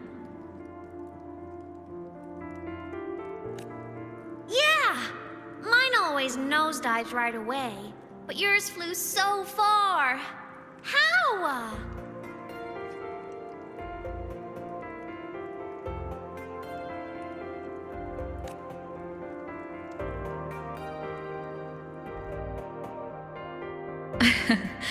Well, of course, there's a trick to it.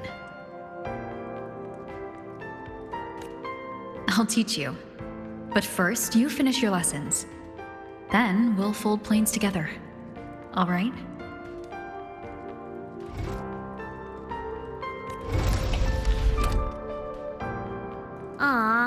Okay.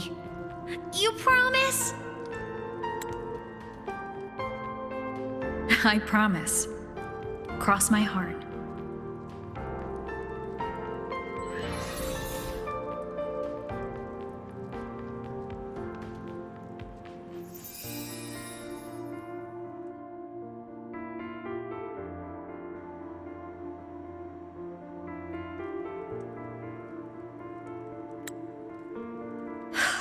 I've been wondering how to tell you this. And now...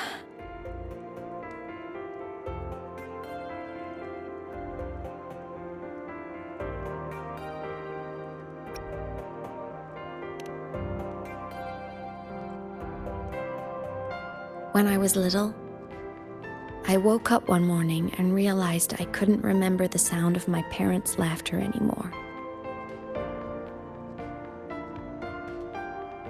Their voices, their faces, their warmth. Everything about them dissolved in the void storm. Later, even the memory of forgetting them began to fade from my mind. It terrified me to the bone. I didn't know how to fight it. I felt cold And I knew I had to do something. Anything to make it stop.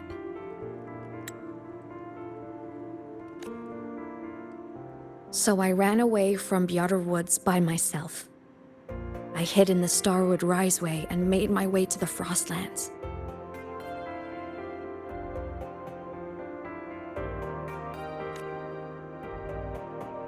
My parents, one was a foreign researcher, the other a Roya. They were stationed here during the Void Storm.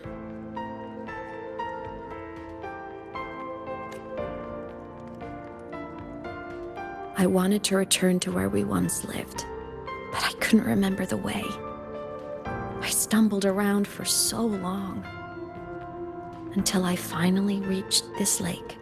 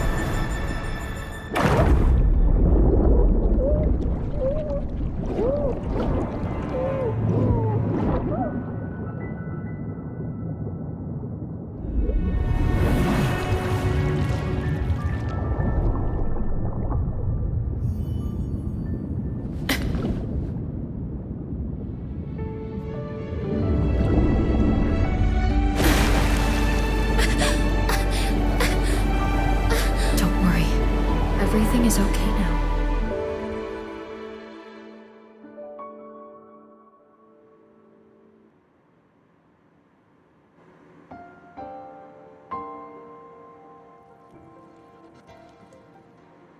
My past self saved you.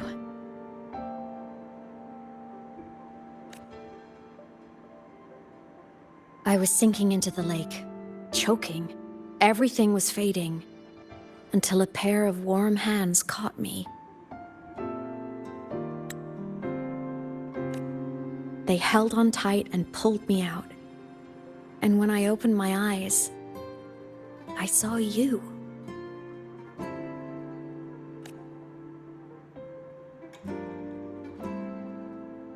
But then I realized the talisman my parents had left me was gone, probably lost to the deep. The thought alone broke my heart. I cried so hard, and you had no choice but to scoop me up, comforting me as best you could. You took me back to your cabin to get warm. And after that, well, you guessed it. I stayed with you there, under your care, until the day you left Lahai Roi.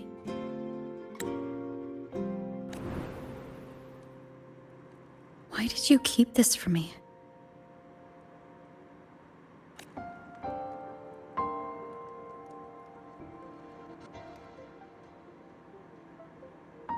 Because it would have been awkward.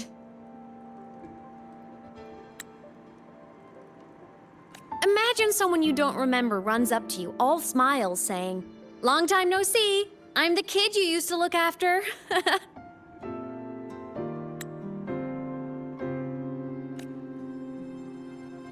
And what would I even say next? Want to go visit our old cabin?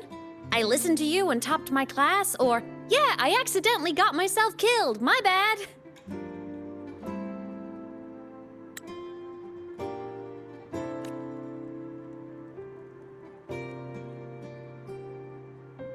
Saying any of that would only burden you.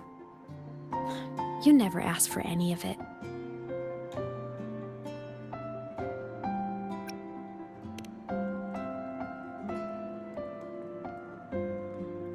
Since I woke in the Gorges of Spirits, I've met many people from my past.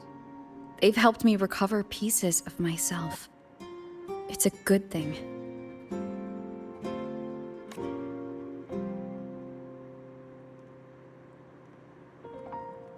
I can make my own choices. You should have a little more faith in me, Imeth.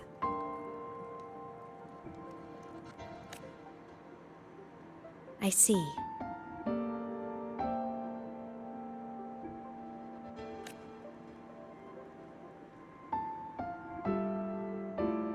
Then I'll just shoot away.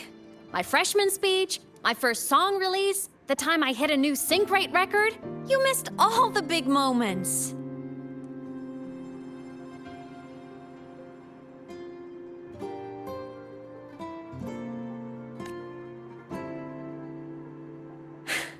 But I couldn't be mad.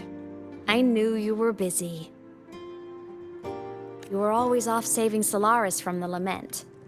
You had to, and I do think that's a good thing.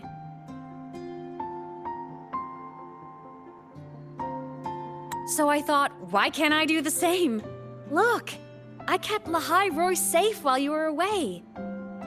Sure, there was a cost, but not bad for your unofficial apprentice, right?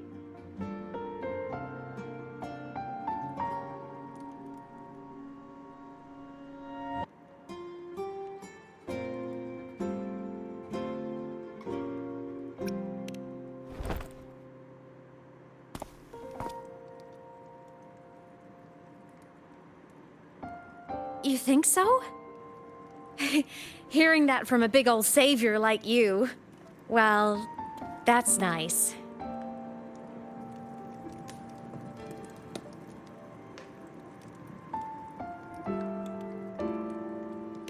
You mean after you left? Well, pretty normal, I'd say.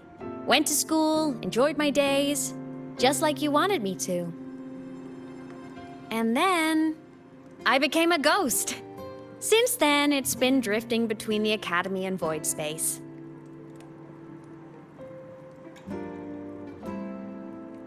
See? There is a bright side.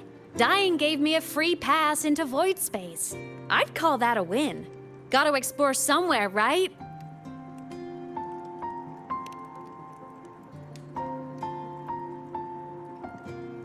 Saw you? Oh, you mean that thing you brought up in class? About me helping you take down the Eye of the Threnodian? Honestly, I don't remember a thing. But if the Threnodian was involved, it must have been in Void Space. Anyway, no clues from me. Threnodians having weird powers is nothing new. Or maybe you were just seeing things?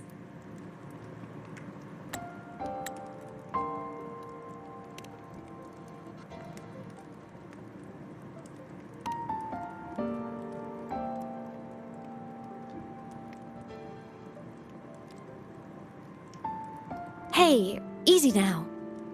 Just rest here tonight. We'll handle everything tomorrow when you're stronger. Project Rebuilding Myself is going great. Once we reach the Exostrider and recharge with the reactor, we can make for Sigillum and finish it for good. I will take care of the problem for you.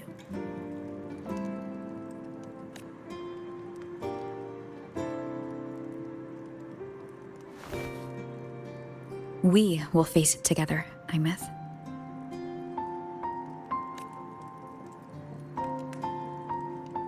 Of course. But for now, bedtime. You take your old room. I'll be in mine.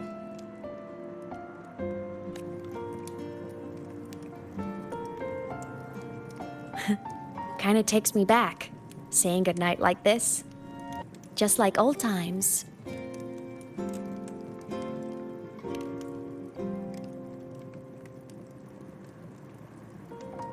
Good night.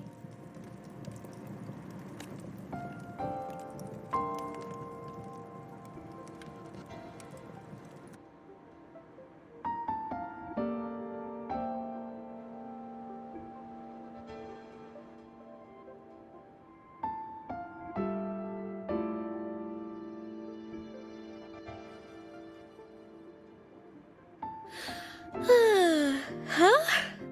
When did I fall asleep?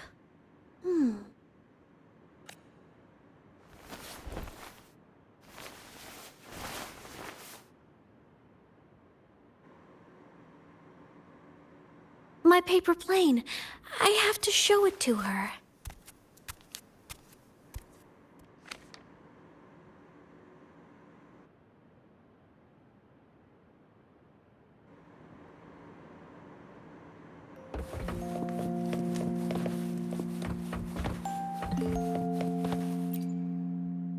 This cat stuffy she gave me is so warm.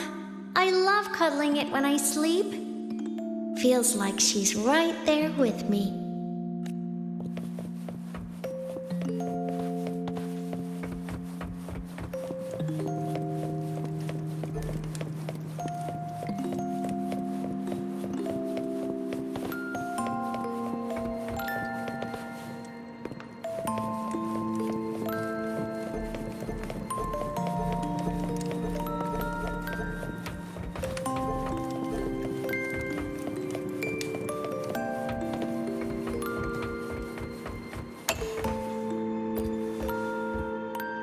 I drew my favorite story, the challenger fighting the dragon, and the lone hero battling the evil galactic empire.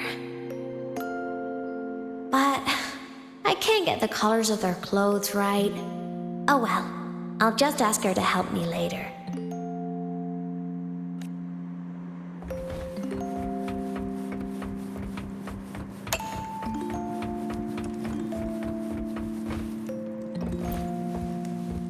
Oh no! I forgot to save my game. That was my best score ever. Next time, I'll definitely beat her record. I'll show her.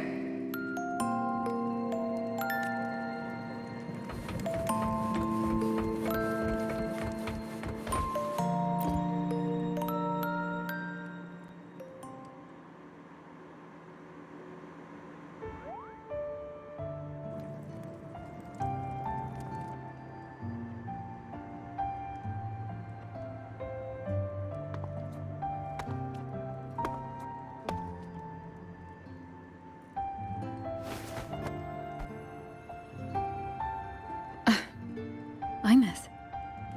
What's wrong? Can't sleep?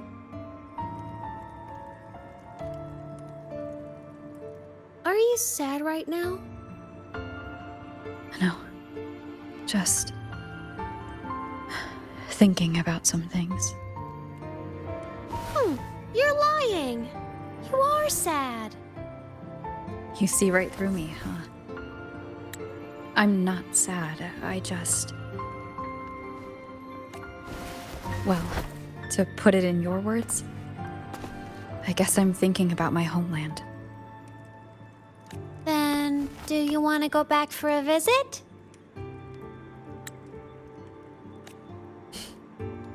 I can't go back. Why?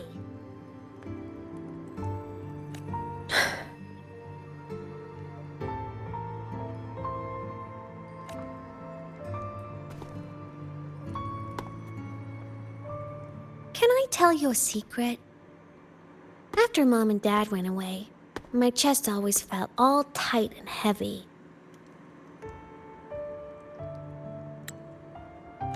When people in the tribe talked to me, their voices always sounded really far away. But that day at the lake, after I cried in front of you, the feeling got a little smaller. I didn't feel so bad. I know you can't say this stuff to other people, 'cause they all think you're super strong. But I'm just a kid, and I don't think you're that strong. So, if you need to cry, you can cry with me. I'm really good at keeping secrets. So, you don't have to be sad by yourself. Okay?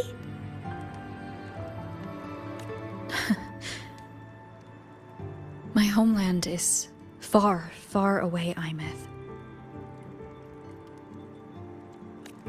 The people there gave me a mission. That's why I came here. What kind of mission? It must be really important to come so far. It's complicated. Too complicated for you right now. Then just pick a simpler way to say it. I'll listen really carefully. A simpler way. Put in terms of your space fantasy Katya games, I came here to save the world. To do whatever needs to be done to fulfill the mission, for as long as it takes.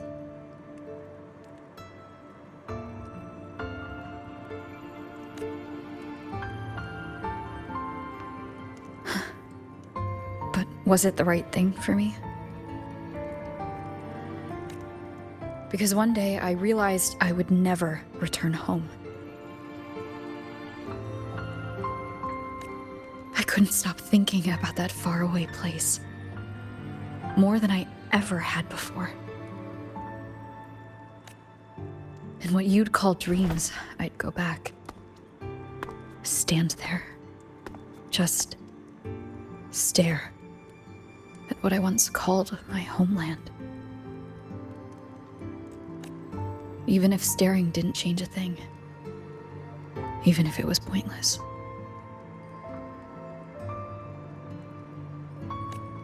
Oh, I see. You miss home. Maybe. But talking with you makes it not so bad. There's still a lot I have to do in this world. This won't stop me. Don't worry about me, Imeth.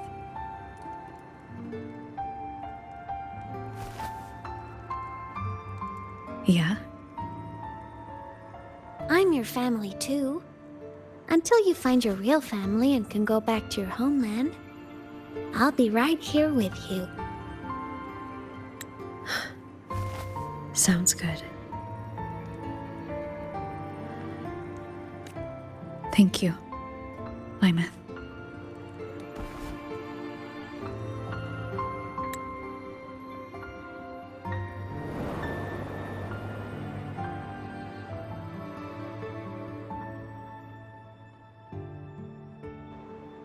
Huh. A dream of the old days.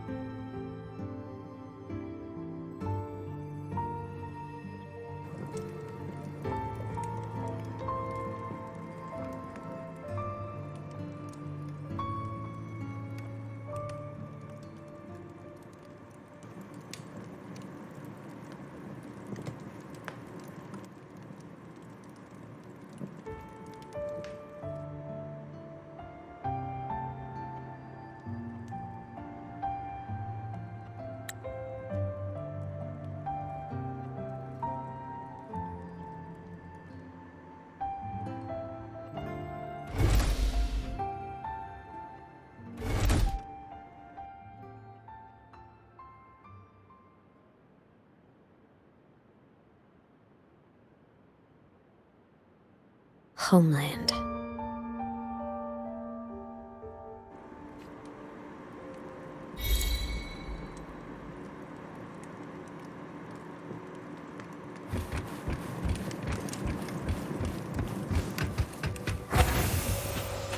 Morning!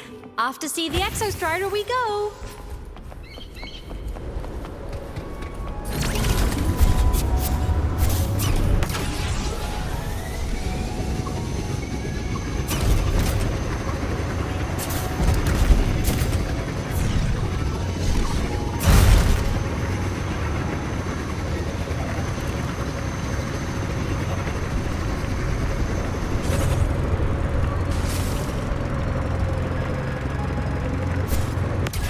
The Exostrider is surrounded by water. Perfect chance to test out that bike Dr. Luke modified for us.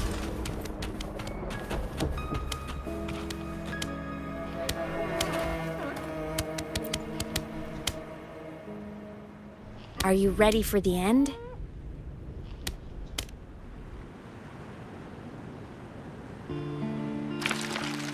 Imeth, once you get all your power back, will people be able to see you again? Hard to say. There's no precedent for my situation. It's all just theory. But what if it works? What would you want to do then? Haven't decided. But I'm definitely going on a proper tour of the Academy. If that happens, can you come with me?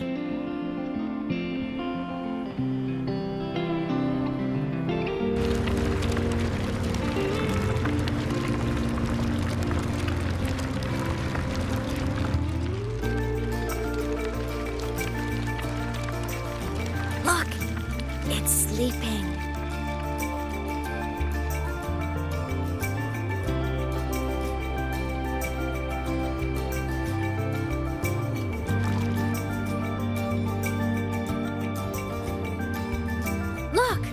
We've reached the Exostrider's feet. Once I find more pieces of my existence here, I'll be strong enough to face Sigillum. We take that thing down, and this is all over. All right, let's race full speed ahead to the finale!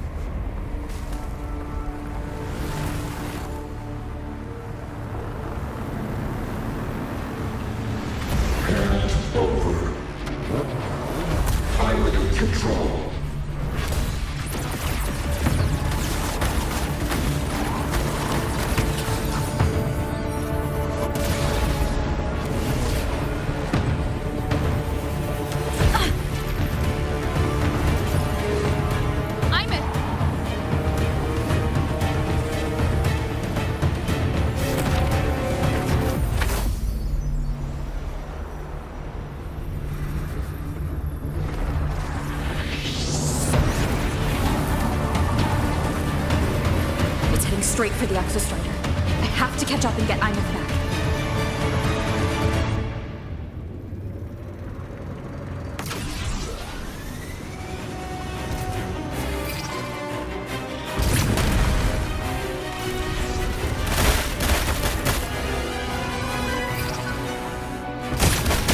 Complete.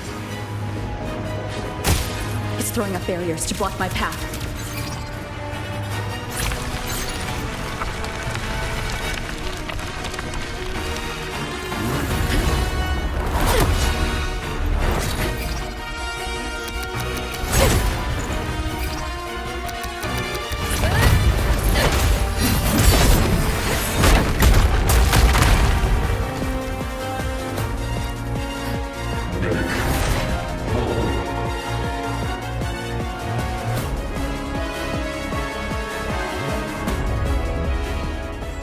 Need to find a way out of here first.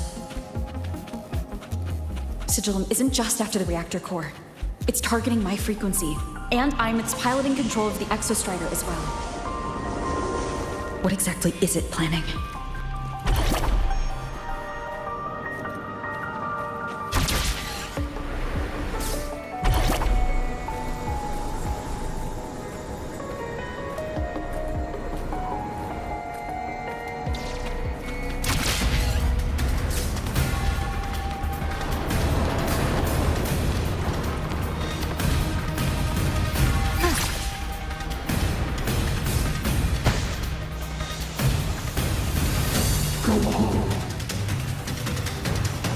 Enough! No more of this stupid idea, Sigillum.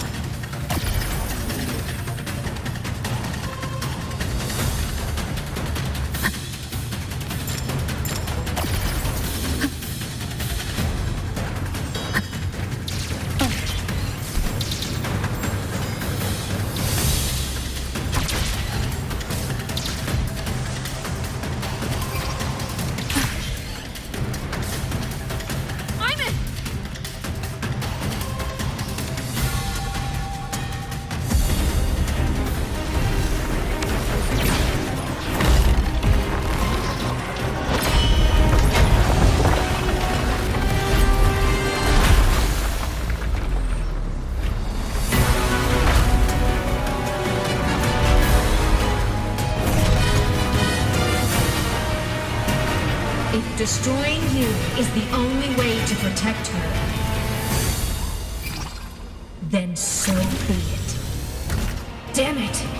Can't force reboot. Open Strider Gate. Not while I'm here. Don't even think about it. Imith can't fully control the Exostrider. She needs my help.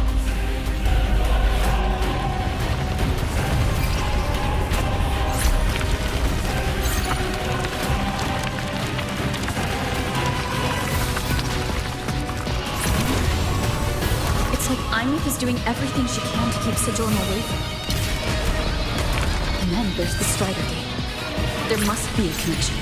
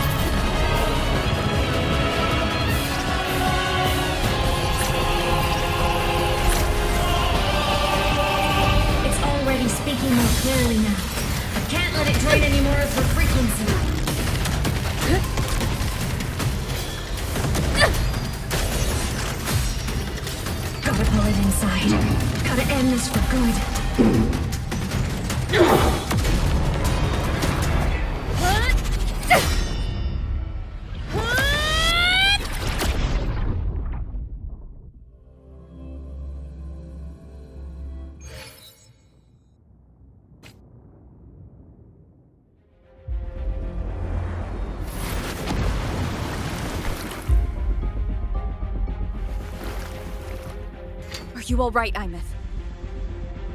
All good.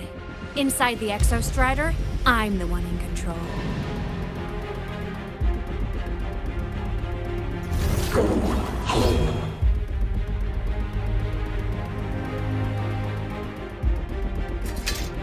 I'll destroy Sigilum. So, just go. Stay away from it, okay? Please. I'm begging you. Imith? Why refuse?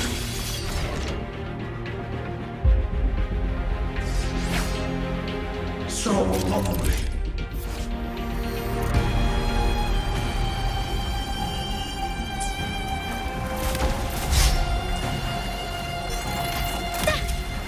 A minor hiccup. Eliminate interference.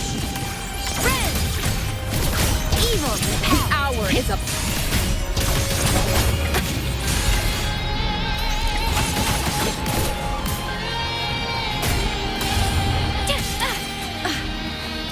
Strike from the steps. Ghosts don't feel pain. No. Obliterate. Feather drones. All agony. Swift and resolute. The show begins.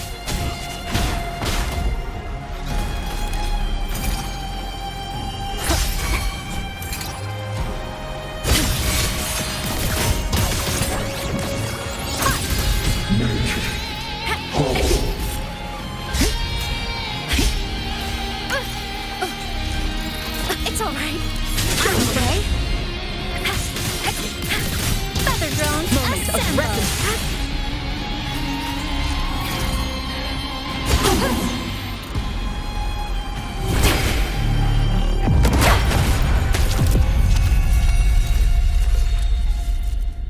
Open the Strider Gate.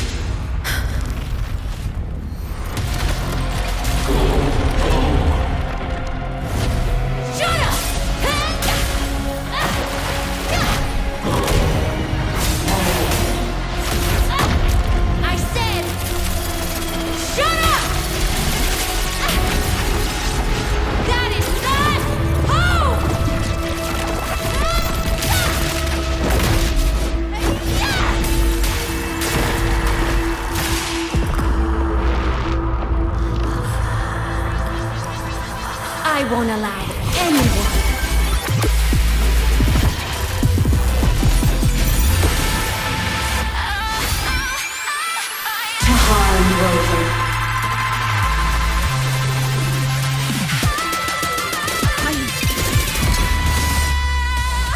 Don't worry. It will end soon.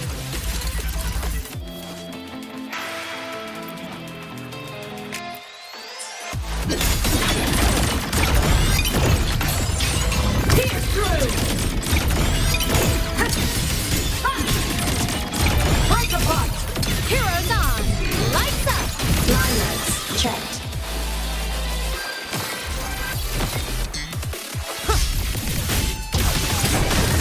Come on, little one! Come on! Stars, light up tomorrow. Solar flare, eclipse. The world is mine to guard. Objective, log. Lost. Rescue. Blade cleaves the night. Peril, burst in light.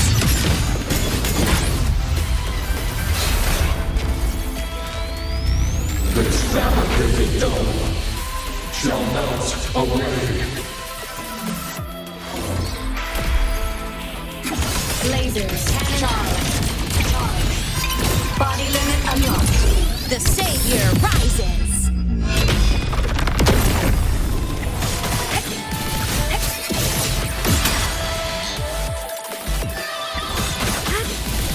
Evil repelled.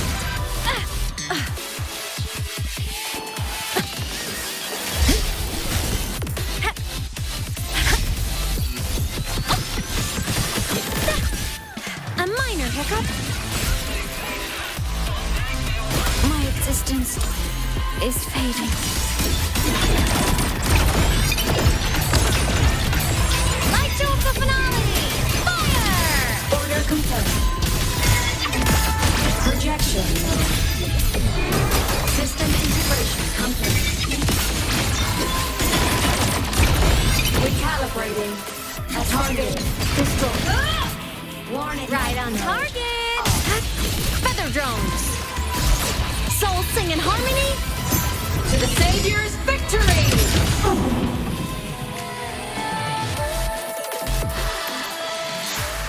This mission has become an eternal shackle.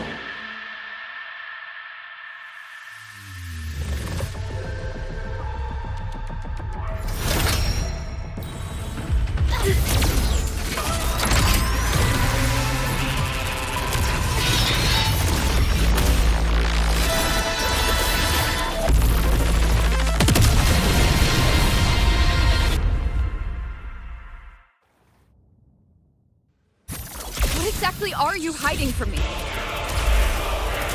You don't need to know. I will protect you. Imeth, haven't you noticed you're not yourself right now?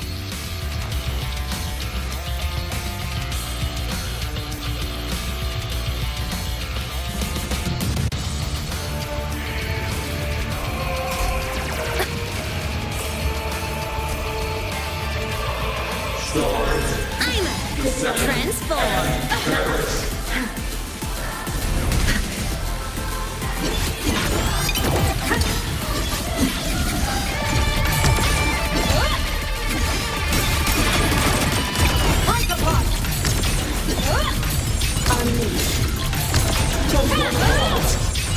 Crash now! Ascending. Recalibrating. Light arc. Meltdown! Projection. Light show of the finale! Fire! Order confirmed. From the sky! Red, come on! Stars, light up tomorrow. Lasers, charge. Starlight over the seas! Scorch through the void! Ha! Pierce through! Lasers, charge. Light wings activated. Stars shine tonight!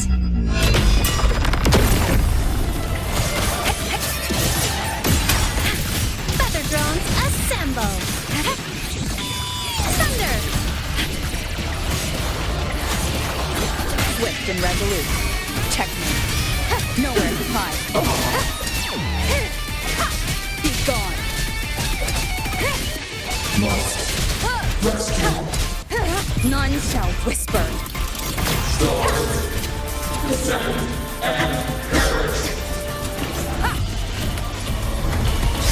Early on! System integration complete. Evil repelled. Soul sing in harmony. To the Savior's victory!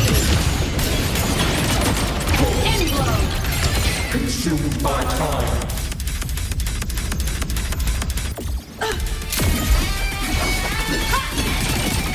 Like a buck! Starfall! Heroes on. Lights up. Blindness, check. Smile. Sparks, ignite the world.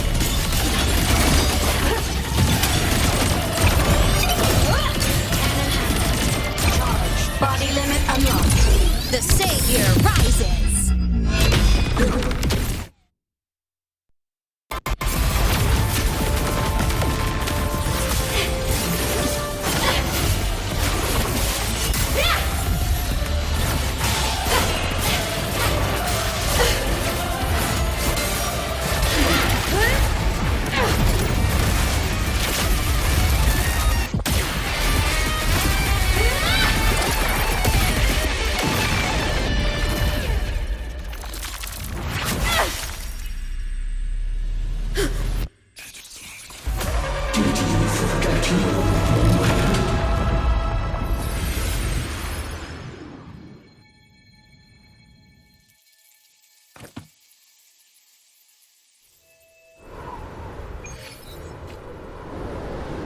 Imeth and Sigillum are gone.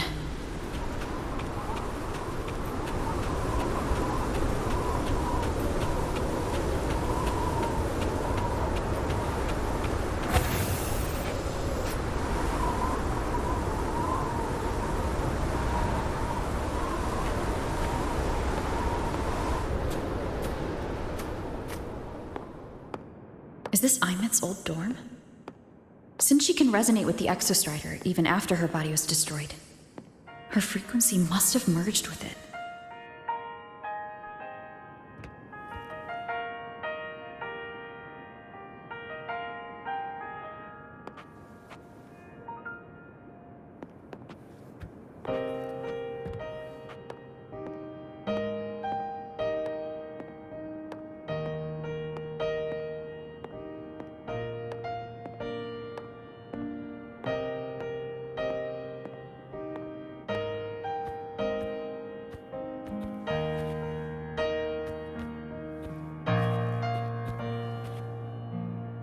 Isn't it so incredible? We're here sharing the same time and space. In your eyes, the stars look like thousands of bright stars. I've gazed at for thousands of times.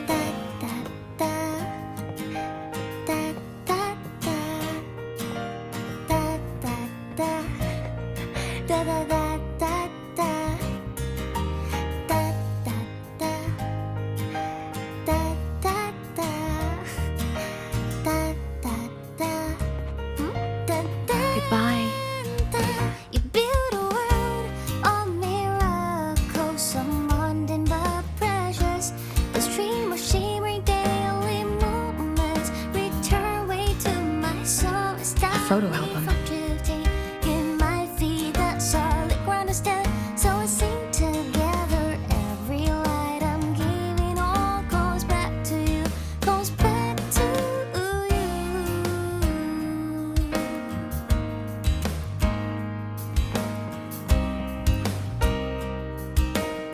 A poster of Fleet Snowfluff's fan meeting.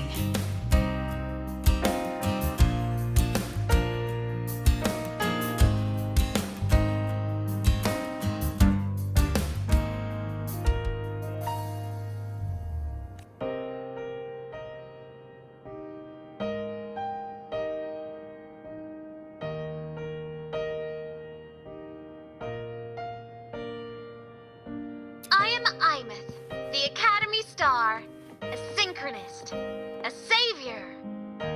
Please, Don't look at for me. Isn't it so incredible.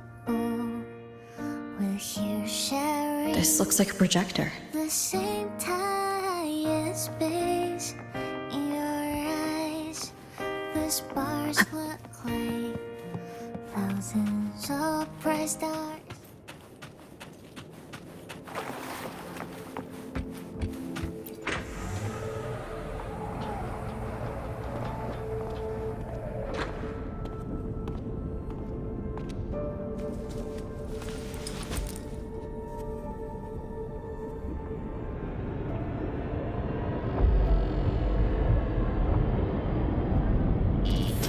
Highlighting the Exostrider. Huh. It doesn't matter to me. But if this is what it takes to lighten her burden and ease her pain,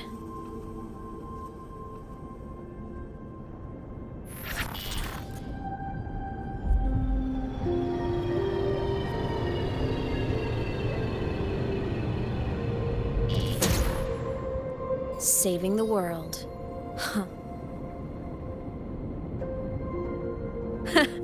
Nothing but a pair of shackles. Heavy, eternal shackles.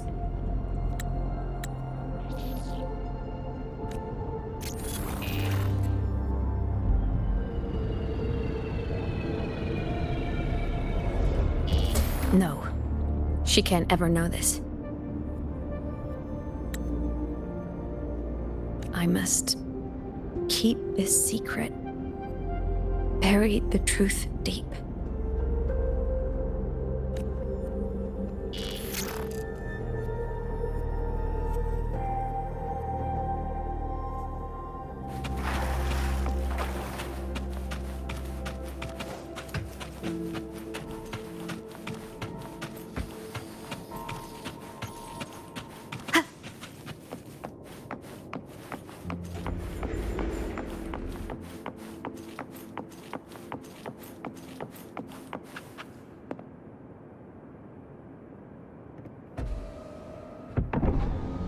Why?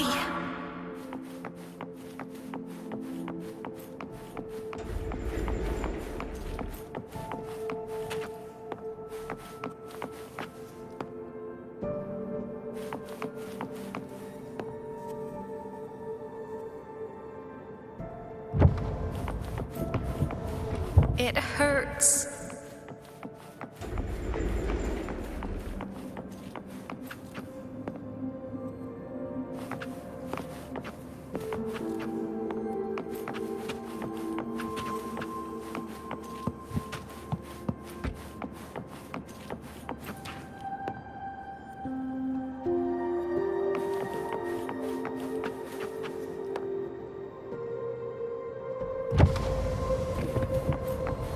What should I do?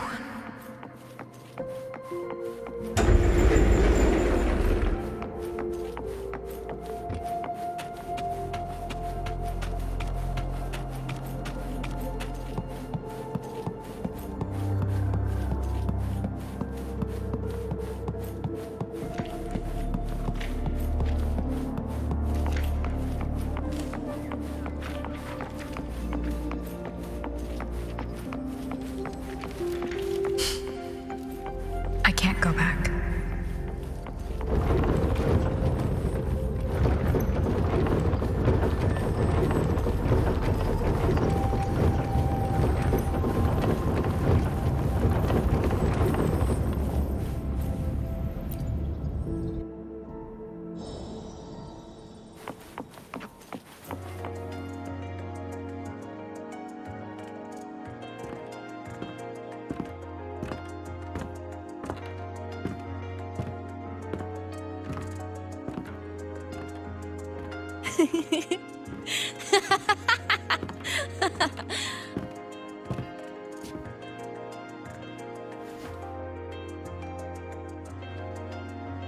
Oh, are you talking to me?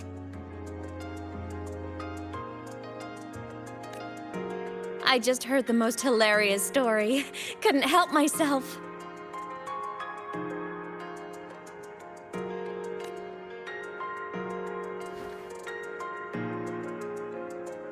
Since you asked, how about I tell you?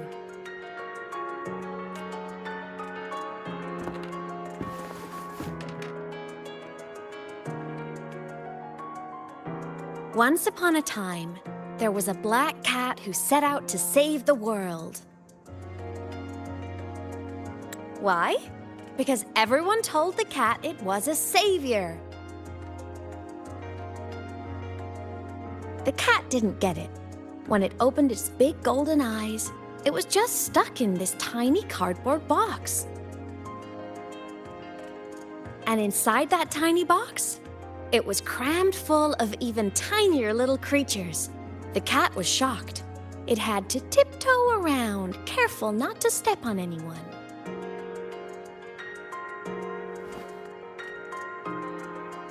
These tiny creatures, even living in their tiny box, had so much misery, so many disasters, constantly just waiting for the other shoe to drop. Please save us, they begged the cat. And of course, the cat agreed.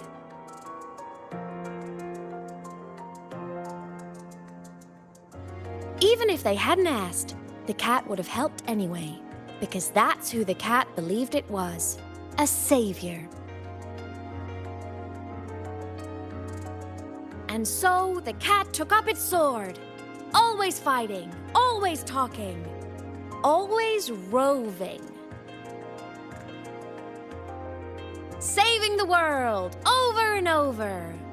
Until one day, it realized the cardboard box had been sealed shut.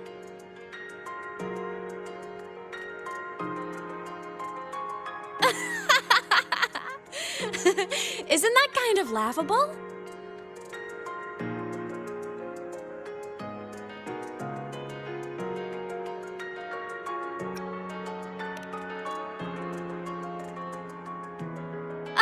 Where's your sense of humor? Isn't it absurd? The sheer ridiculousness of everyone ignoring the fact that it's just a cat. But in such a laughable story, somehow everyone else gets to be happy. The ones who relied on the cat, the ones who hated the cat, they all got exactly what they wanted.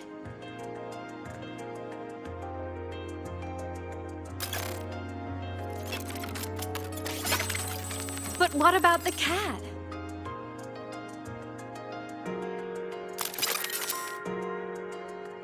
It wants to go home, but no one remembers.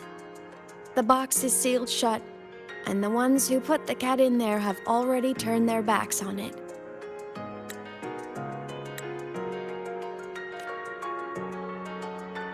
Even the cat itself has forgotten.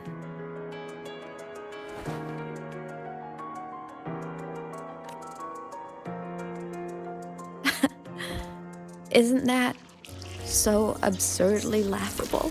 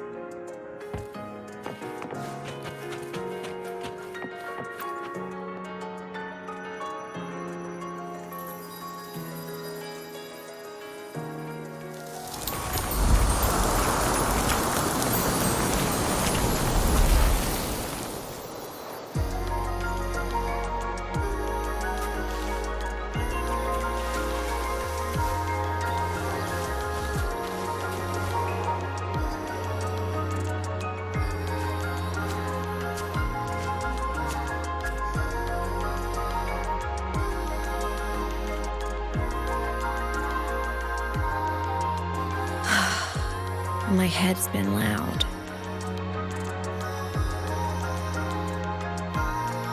There's this question that just spins and spins up. I still don't have the answer.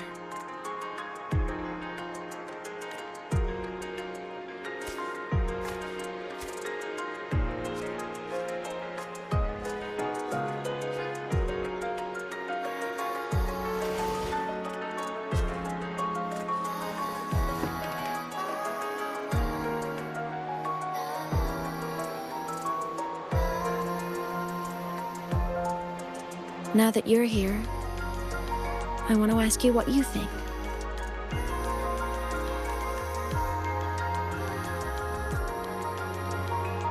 That person is my family.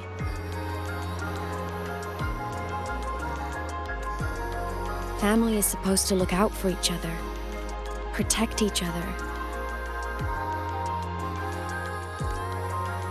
So I want to do something for her. She doesn't say it, but I can see it. All the stuff piled up inside her. The more you hide, the less you share. But I saw her recently, and I think she seems more carefree than before.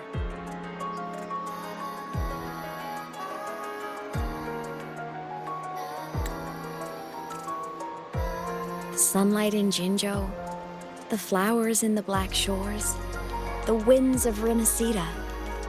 She told me all about this new journey.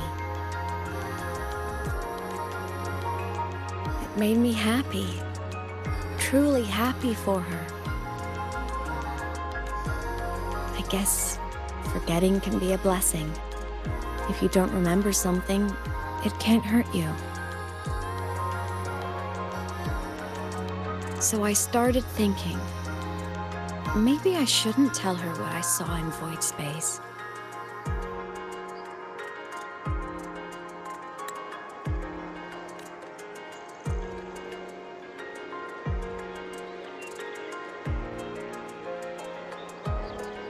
All that pain she carried about her home, it's gone now.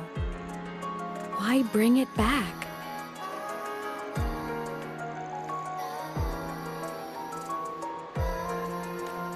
If not knowing is happier, why ruin it?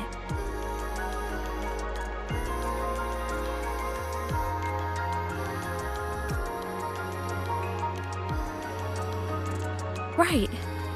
Happiness is so fragile. It should be protected.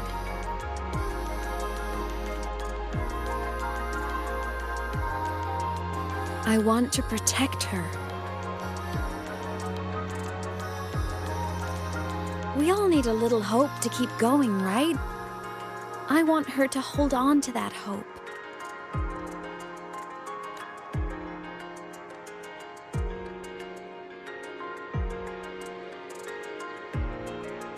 What Sigillum said is unnecessary. It's been feeding on her frequency, trying to complete itself, spouting things that should have stayed unsaid, things that would ruin her peace.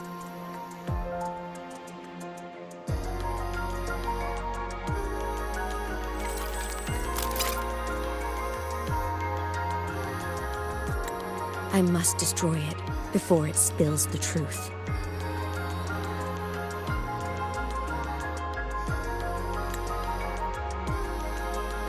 I brought it into this world. I'll be the one to take it out, too.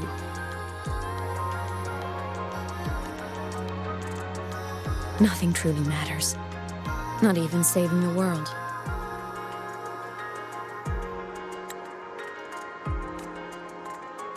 But you have to believe what you're doing has meaning. That's the only way to keep moving forward. And that's why.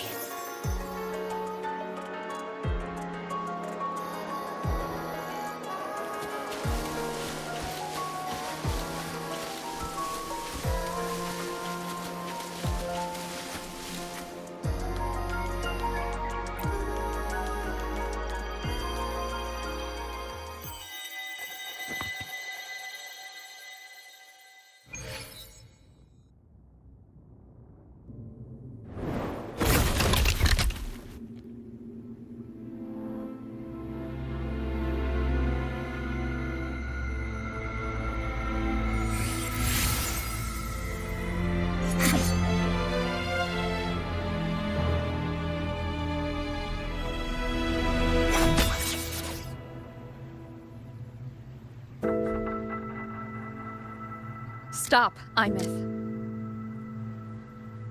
I told you to stay out of this.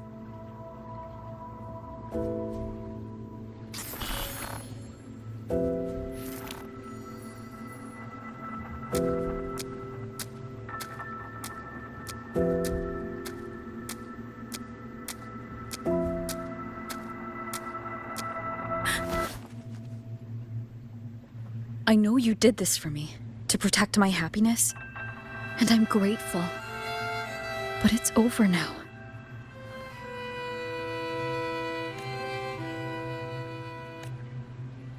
I need to hear it. All of it. Whatever the truth is, it's my burden to carry. My choice to make.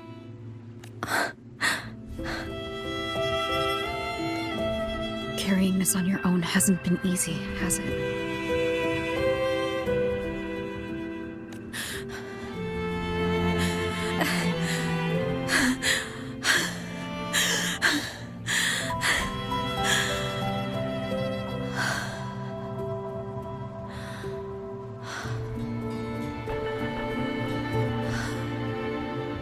Do you really want this? Even if it changes nothing? Even if it only weighs you down? Things only weigh on us because they matter.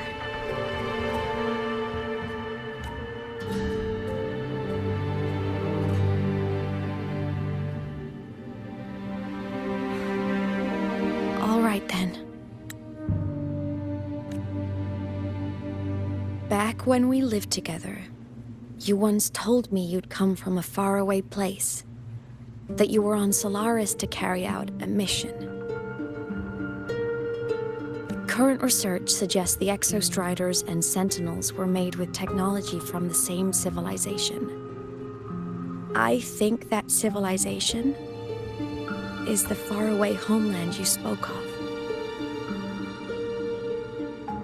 You never spoke of it to me or anyone else again, so I kept it to myself. Until I died and slipped into void space as a digital ghost.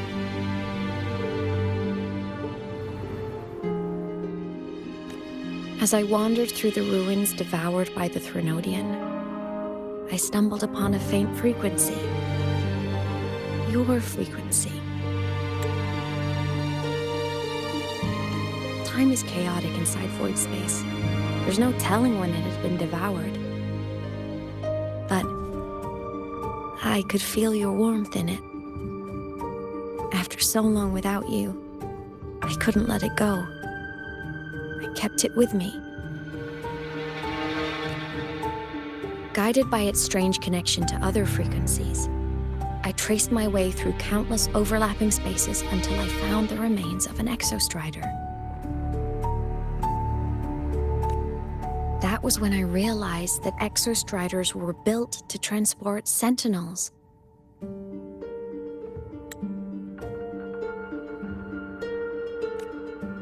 They trekked through stars to deliver Sentinels to Solaris, until, during one jump, the Threnodian Aleph 1 must have noticed them.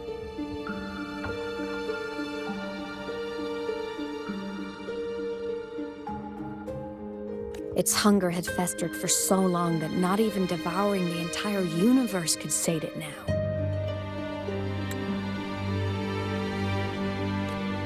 That frequency then led me to another relic consumed by the Threnodian, a creation built by the same makers of the Exostriders. It was beyond my understanding. I could only guess its purpose. A communication satellite. And within its ruined shell, I discovered frequencies tied to you. From those fragments, I saw the messages you sent home. Not about your mission, but full of longing. You said you wanted to go home, even if just to lay eyes on it one more time. But their reply was a rejection, because it wasn't part of your mission. because it was unnecessary.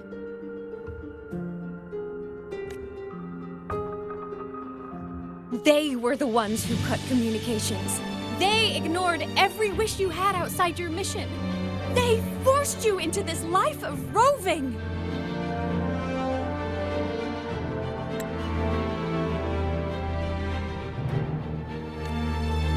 And still, you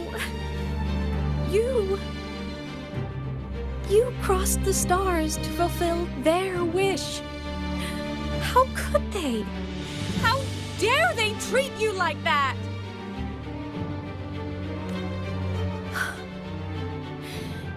In that moment, I was drowning in pain.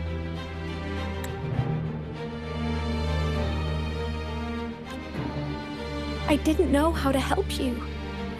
I didn't know if I should tell you. I didn't know what future you'd even want. That's when your frequency I'd been carrying with me, it was corrupted by the void matter. It tore through my power, and Sigillum was born. It was born from my mind, from all my worries, my fears, everything I imagined you'd suffered. At first, it acted on nothing but the instinct to go home. It craved your frequency, trying to make itself whole, trying to seize access to my piloting control. So it could reactivate the Exostrider and cross the Strider Gate to get back home. Exactly. The more of your frequency it consumed, the more coherent it became. I couldn't let you hear those words, so I tried to destroy it. This is what I've been keeping from you. I'm sorry.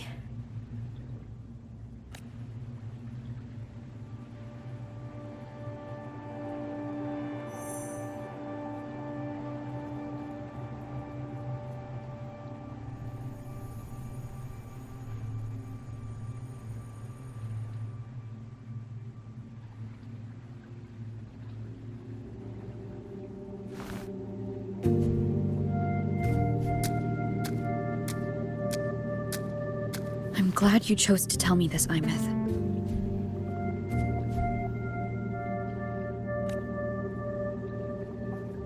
Hearing this, it's a lot to process. I'd be lying if I said it wasn't. I just need time to figure out my next move. This homeland of mine.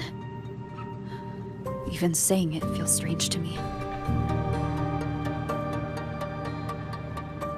But don't worry. The journey I've had since losing my memories, the hope I found, that's mine to keep. No one can take that. Saving the world, I never saw it that way. The people and civilizations I met, they saved themselves. I was just there to help.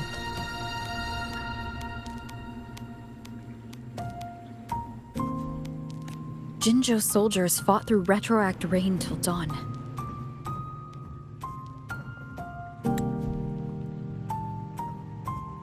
The Black Shore's bloom bearers ran themselves ragged across distant lands. Renacetus factions all dared to defy the dark tide. Lahai Roi's people never stopped reaching for the stars. I'm no savior who fell from the sky, and no one ever saved themselves by waiting for one. There's been plenty I couldn't do. Losses I couldn't prevent. Sacrifices I had to accept.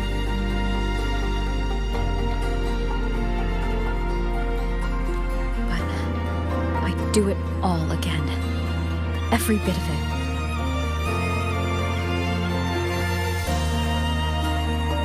If this was a mission from my past, I'd be lying if I said I didn't care what they thought of me now. But that's That's a question for later. Right now, we have more important threats to face.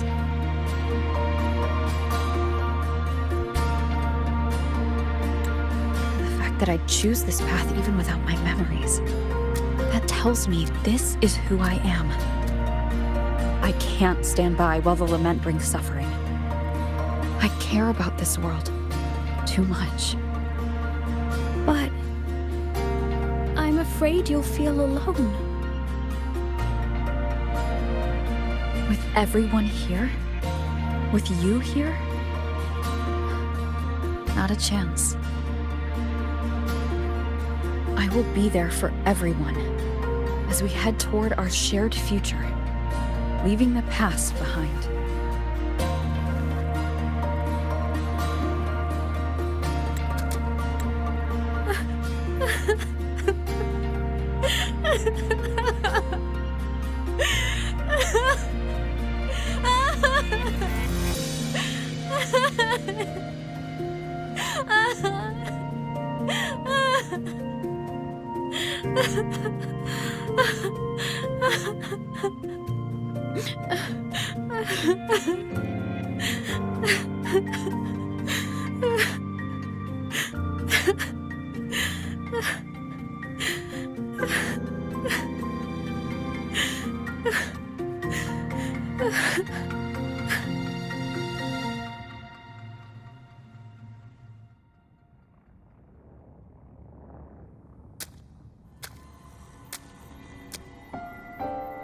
So, this is your choice.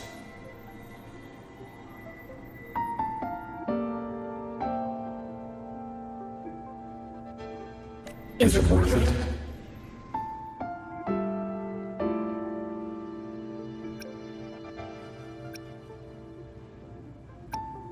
I know where I'm going now.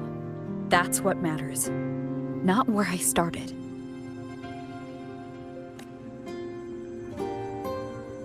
Then keep going.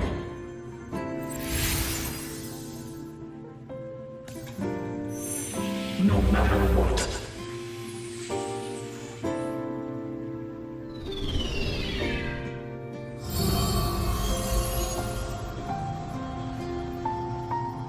The core! It's returned to the Exostrider. It's one step closer to finally awakening. And you? Your powers should be restored now that Sigillum is gone. It's more than restored. The core's return has rebuilt my frequency from the ground up. I'm a full Exostrider resonator now. My original body is still gone, of course.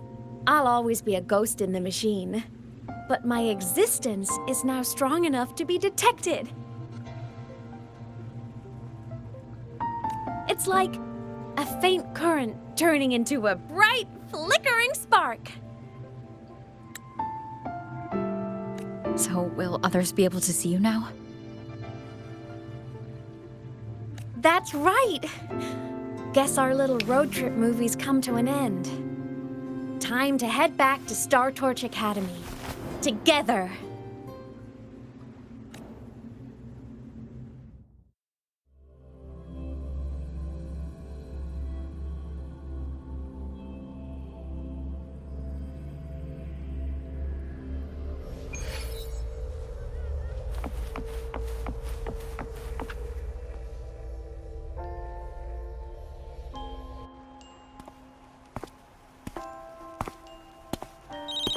All good on your end, Golden Girl? Lucilla mentioned the Exostrider in the Frostlands just moved. Please tell me that was you. That was Imeth. Given how well you know me, I assume you know her too. You found her? I brought her back to the Academy. It's a long story. I'll fill you in when there's time. Understood. But I do have to ask, on Lucilla's behalf, what's the status of the core? It was returned to the Exostrider. That explains it. The Research Institute is reporting a spike in void matter concentrations over Lahai Roi. Voidstorm activity is kicking up again. Back when the reactor drive was in the sky, its annual self-diagnostics caused the Exostrider's greatsword pointed at the Threnodian to weaken. The Exostrider is probably running the same procedure now to integrate what you returned. Best for you both to stay within the Academy until peak season passes. All right, I'll be careful. Next time you're in the infirmary, we should revisit your old plan.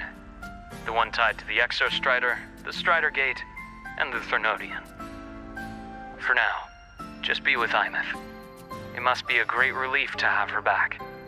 I'm happy for you. You've earned a break.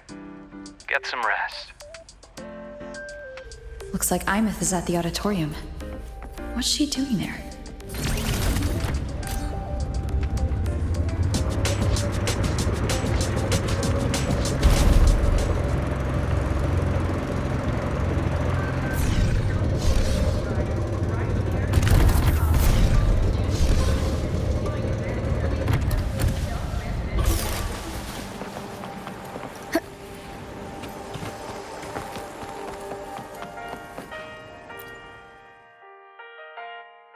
You know what?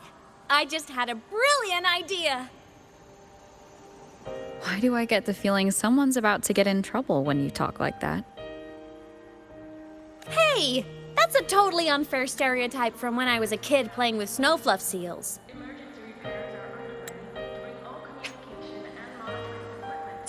I was just thinking, now that people can actually see me, I could, attend my own fan meeting. An unfinished song completed after all these years. Doesn't that sound amazing? I know, right? You have to come too. You have to see this star perform. Forget all your worries for a night and just enjoy the young energy of Star Torch Academy.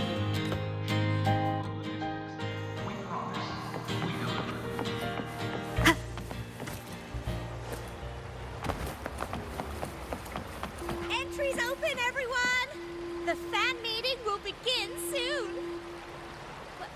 Welcome! We're giving out souvenirs too, if you join.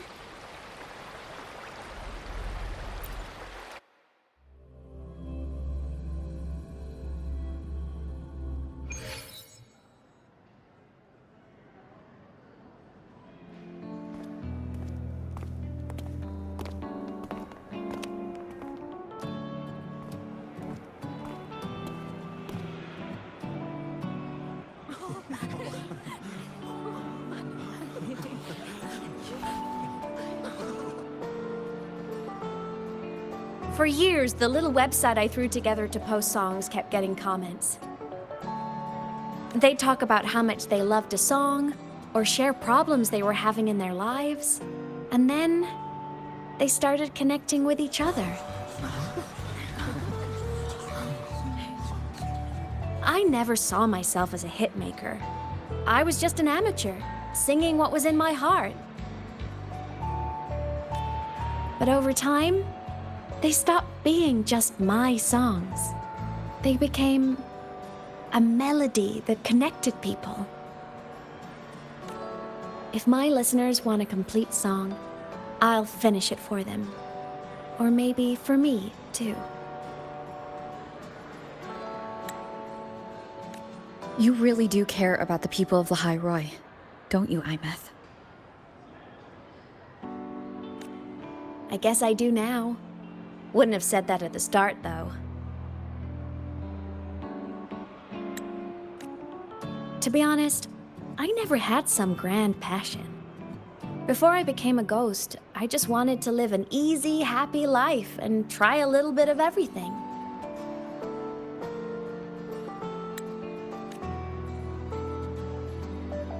And my whole I want to be a savior thing? Well, that was just me trying to copy you. But after I died, I had all this time time to notice the people and things in Lahai Roi I'd overlooked before. So many people here dream of becoming stars themselves, but that was never my dream. I'd rather be the one who looks up at the stars, the one who watches over them. Really? But the way I see it,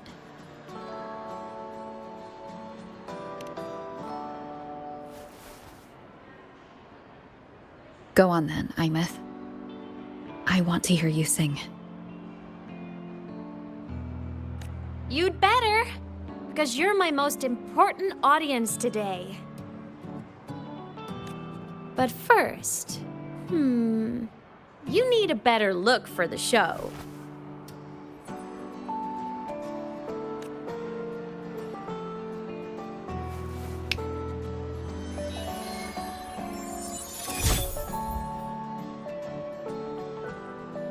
There, brand new, just like I remember you wearing.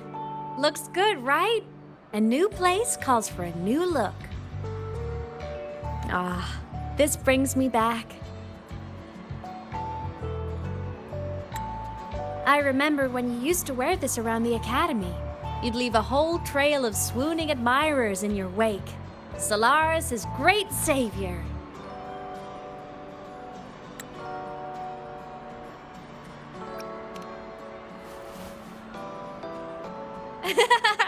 What? Are you blushing? Since when is having charm a bad thing? Now, go grab that seat over there. Best view in the house.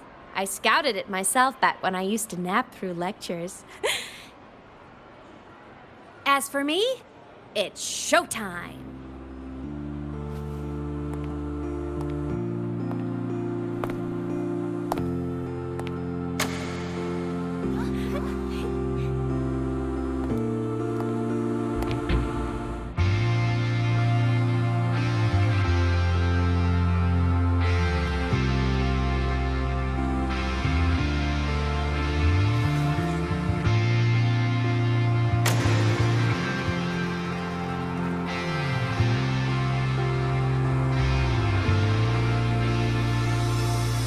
Isn't it so incredible?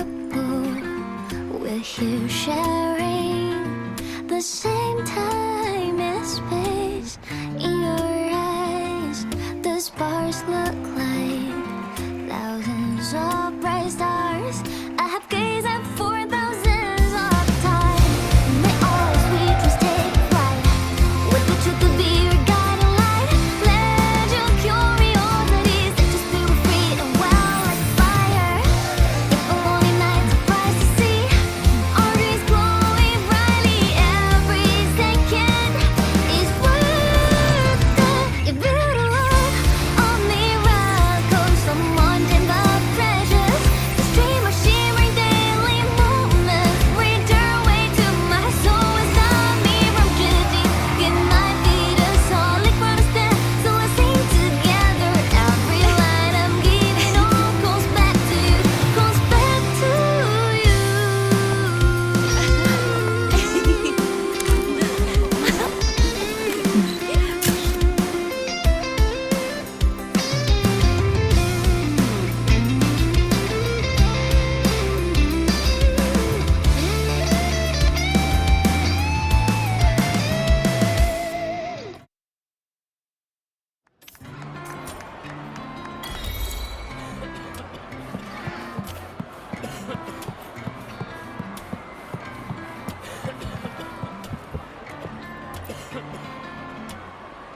Imeth.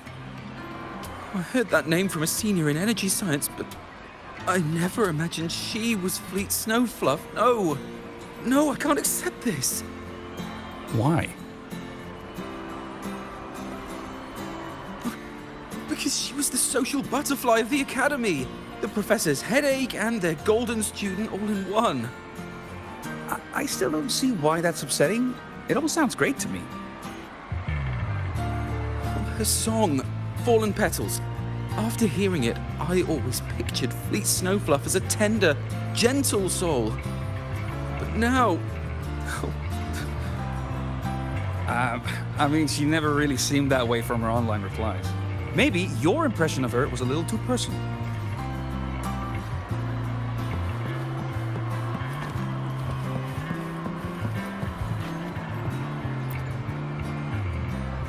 Imeth from Rebel College. She's been missing for years.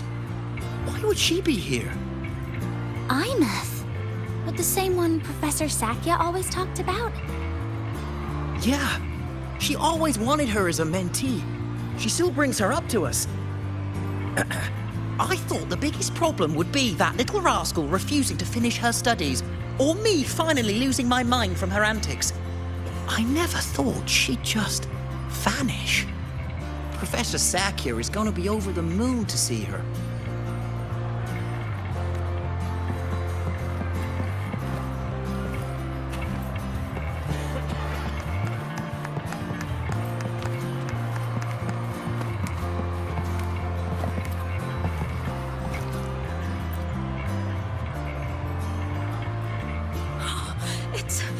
It's her! Fleet Snowfluff! That's definitely her voice.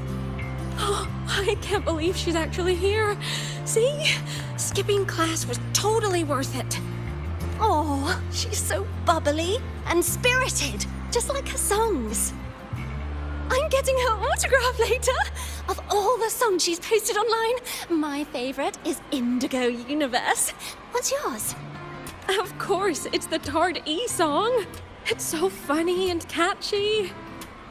You can't be serious. That song's pure brain rot.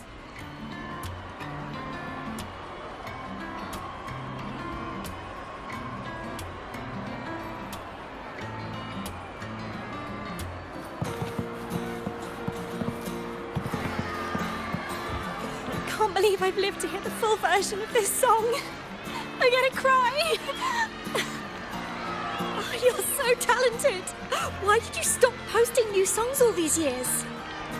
An autograph! Please, Fleet Snowfluff! All right, all right. Dry your tears. Autograph coming right up. Why haven't I been writing? Oh, you know how inspiration goes.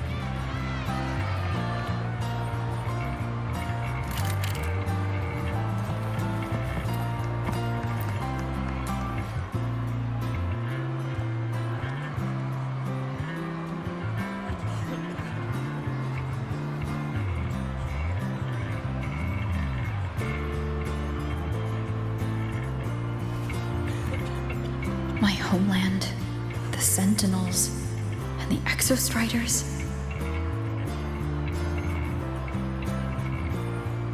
The Exostriders were built to transport the Sentinels. The wreck Imeth found in the void matter suggests not all of them made it through. The wreck's design matches the Exostriders here in Lahai Roi, the one forced to go offline to stop the Threnodian. Their power should be comparable. So why was one destroyed and devoured, while the other managed to stop the Threnodian and seal the Strider Gate with its greatsword? Where did that strength come from? There's a piece that's missing.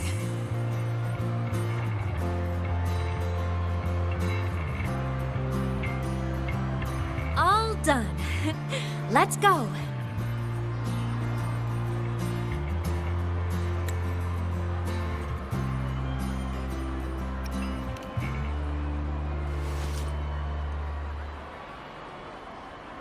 Please, a little meet and greet?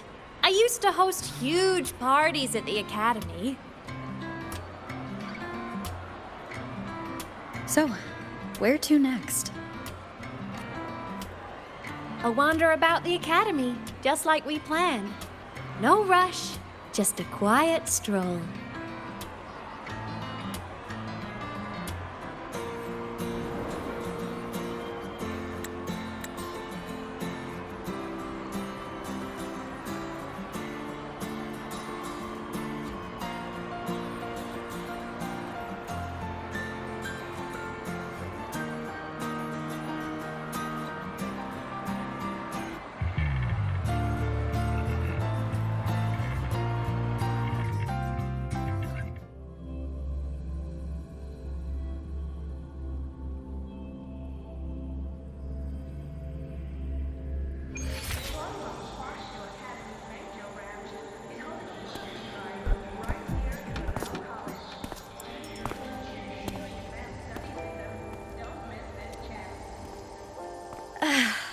This is incredible.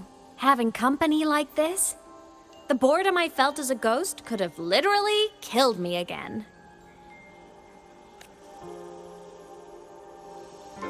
Want to go up top to feel the breeze?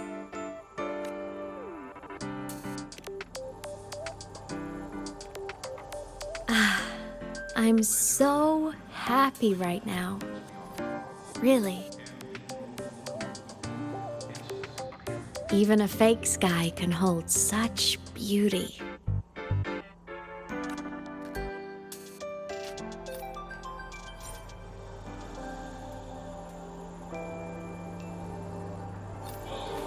You might want to brace yourself.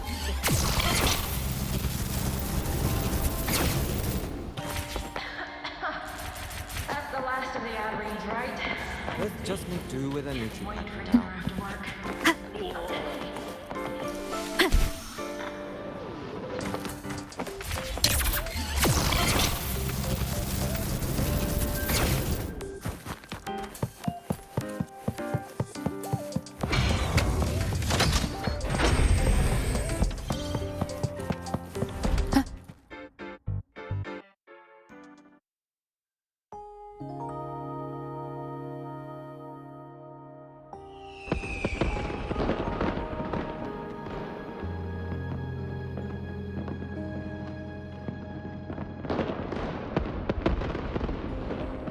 Now that your frequency is stable, what will you do next? Stay in Lahai Roi, maybe?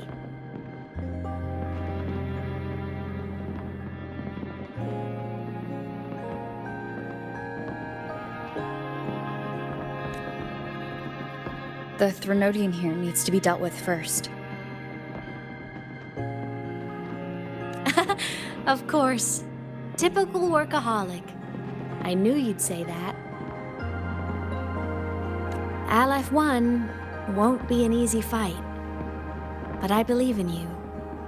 You're the one who keeps making the impossible possible. And after that, will you keep traveling? Any destination in mind?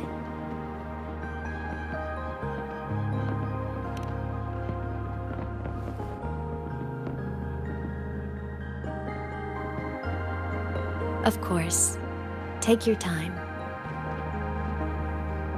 This world you've chosen is vast. You can go anywhere.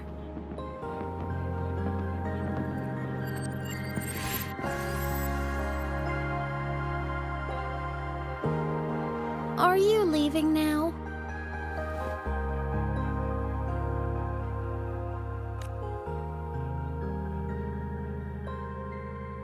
Yes. There's something I have to do. The Academy will look after you. Or you can go back to live in Bjarder Woods. When will you come back?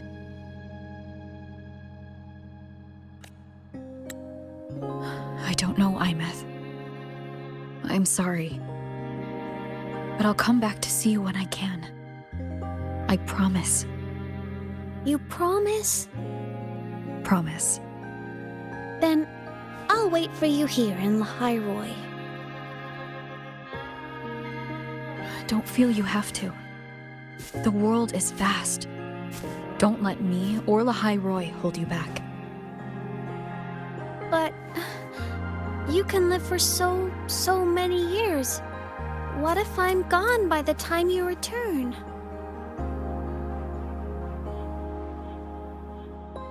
Sorry. I shouldn't have said that. You should go now. Imeth. Just go! I know you're worried. It's not fair. Why does it have to be you saving the world? You're always so exhausted. Always getting hurt.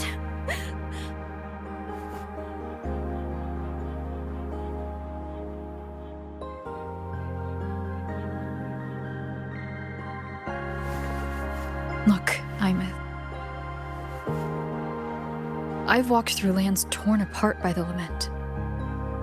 Every tear weighs me down. and every cry breaks a bit of my heart. Their pain is no different from mine. Neither is their joy. So if I can help, I will. I have to. Then I'll be the one to protect you someday. You protect me? Yes! You're not invincible. You get hurt, you get tired, you get sad. You're just like everyone else in this world.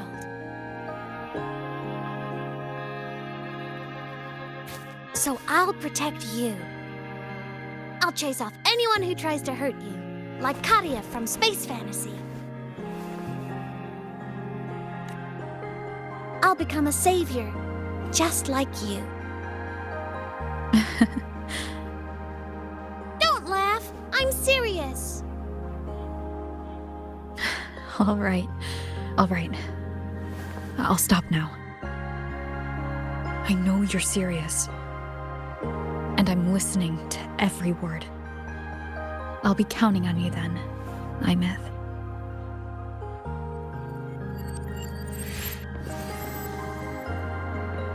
Tired? The frequency Sigillum took is coming back. It's not a great feeling. Abby's already helping me recover through the test mark. I'll be fine soon. Just close your eyes and take a nap. You deserve a little peace.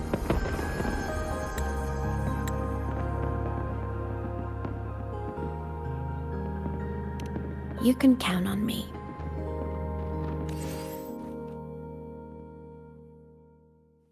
Sounds are fading.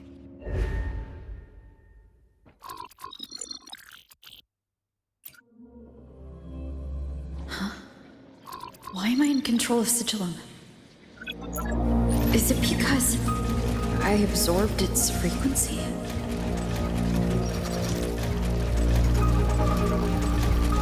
Imeth's mind space is even more chaotic than last time.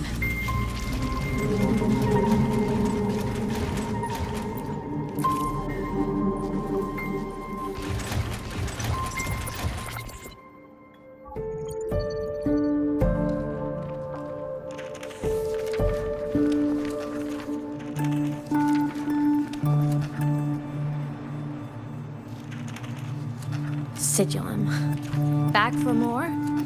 Thought I made a mess of you last time.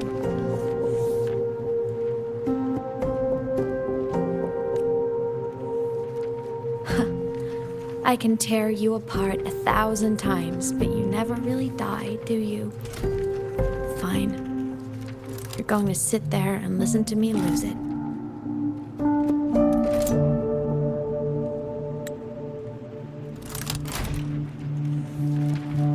After all, there's no one else to hear this.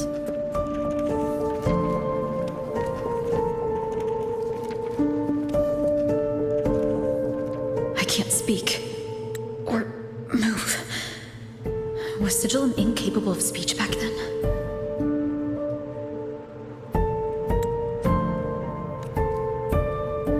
You know, I found something interesting in the Exostrider's reactor drive. A message left by my future self. Years ago, while sailing the stars towards Solaris, an Exostrider caught the attention of Aleph 1. Both of them tore through the Strider Gate, clashing in the caverns deep below. The Exostrider has combat features, but it was still no match for Aleph 1. Its body was shattered, energy nearly depleted, and void matter kept pouring through the Strider Gate. Aleph 1 kept pushing, desperate to squeeze its whole disgusting bulk into this world. It was almost successful. It would have ended everything.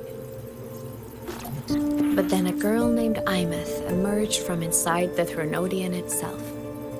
The great savior, making her dramatic entrance at the final moment.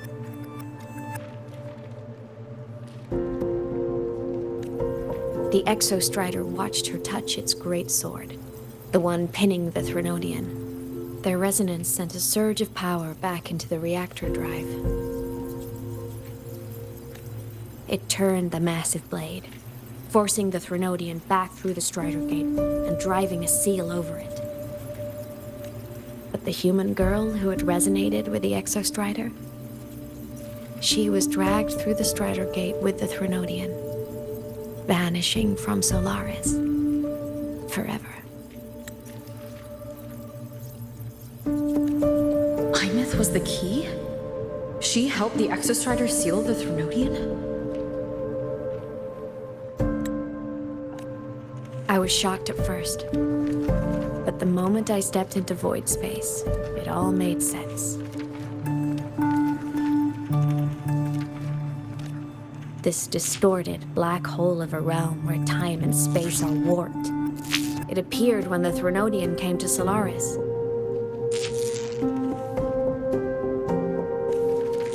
Anything lost inside can exist in multiple moments at once. Things caught in it can be thrown into junctures of time they were never part of.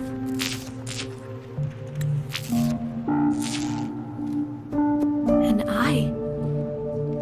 I can move through it all. The void matter can't touch me.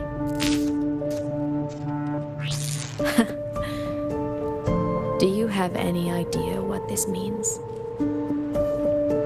Imeth, where is this going? It means I can use it to go back. Back to the very moment Aleph 1 descended.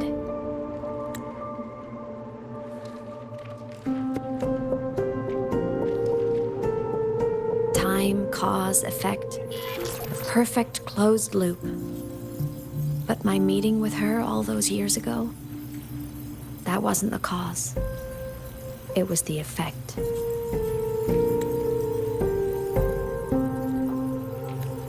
Only by resonating with the Exostrider and dying as a synchronist all those years ago could I later become the Exostrider's true resonator as a digital ghost. And only in this form could I cross void space, return to the past, and power the Exostrider to save Lahai Roi. And only because Lahai Roi survived could she have ever come here, rescue my younger self, and let me grow up here to become the chosen synchronist in the first place. No, I have to get Sigillum to move. I need to stop.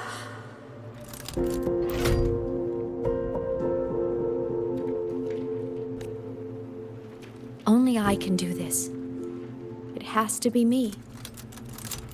Just like her, I can't turn away from a responsibility like this. There's just one thing. One last wish. Just one more time. I want to.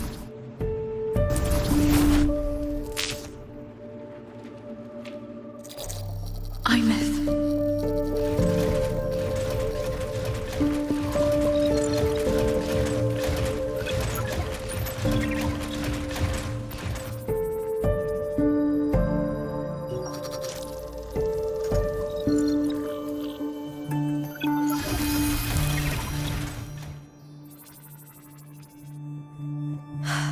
For over 10 years now, I've tried the same thing.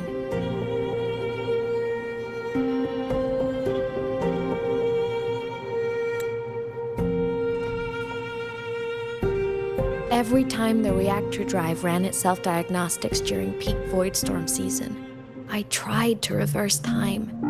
And every time, I failed. I just wasn't strong enough. But now, further along the timeline, the edges of void space are beginning to collapse. I don't know why the Threnodian is changing, but I know there won't be another chance. I have to make the jump now, during this peak season, while void space is still stable. I'm not that child who needed protecting anymore. I have a duty to fulfill. Lahai Roi is my responsibility. So if I can help, I will. I have to. But before I go, I want to see her again. That's my one selfish wish. I want to talk to her, to know how she's really been. I want to spend a little more time with my family. I was always afraid that when she finally discovered the truth about herself, she'd feel so alone.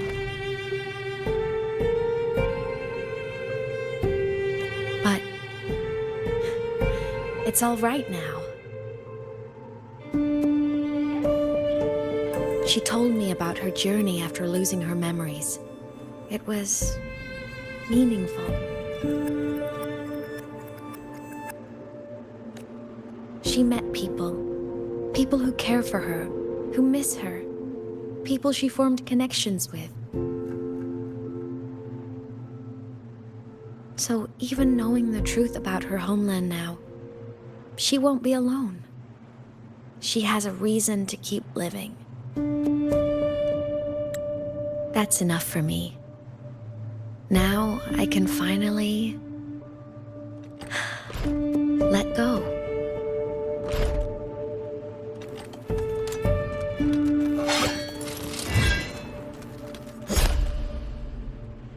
You? How? Imeth, don't you dare decide this by yourself.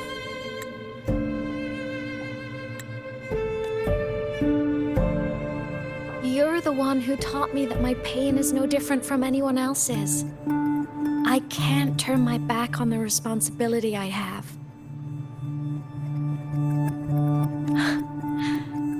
Forgive me.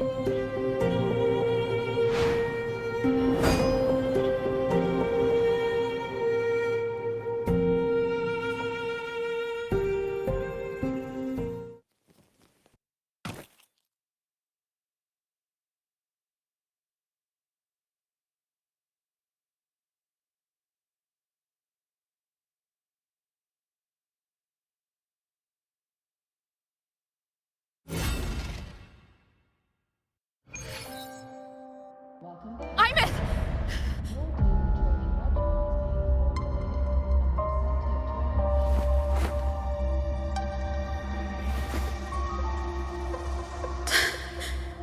She's gone. This is the piece I was missing. Luke said that the core self-diagnostics would trigger peak Voidstorm season.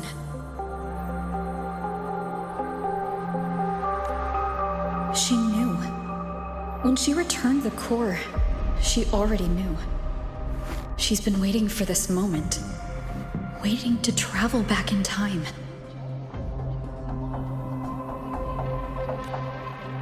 The lake in the Frostlands. The void matter is densest at its depths. If I'm lucky, I can find a way into void space from there.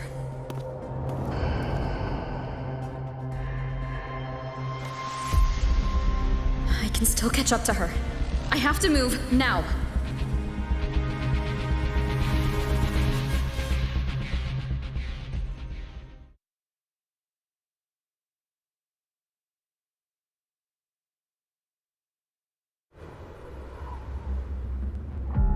I'll have to jump into the lake from there.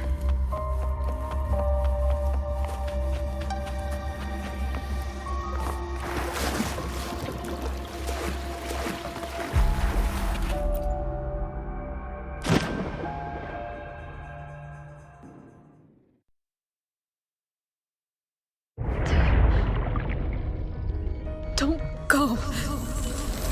Huh? This can't be the only way. It is. The void matter can't hurt me.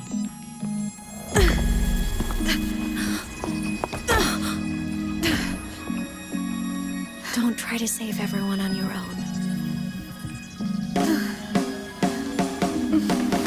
This time, you have to trust me.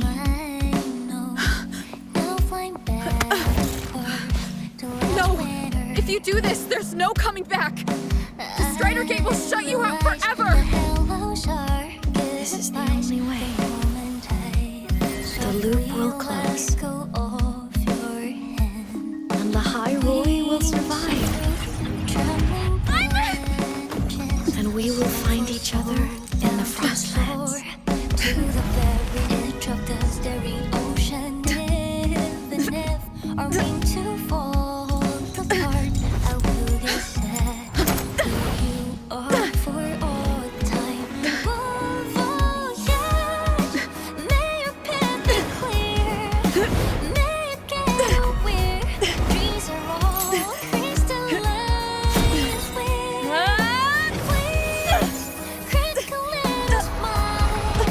You won't be alone in this world you've chosen as your own. Don't worry, I'm well aware that all snowflakes melt daily. Which is sign a warmth and hope or spring, so evident. From morning to that good night.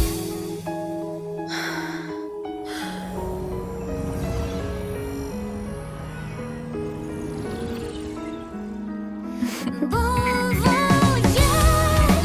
may your path be clear, may you get aware. Dreams are all crystalline. Please, critical little smile. You won't be alone. I hope to make you proud. I hope I haven't let you down.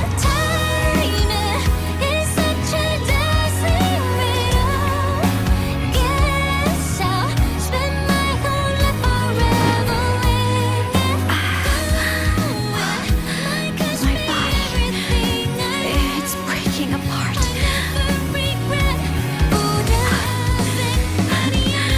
Have to overclock to get through. Oh, should have known it'd be this fluid.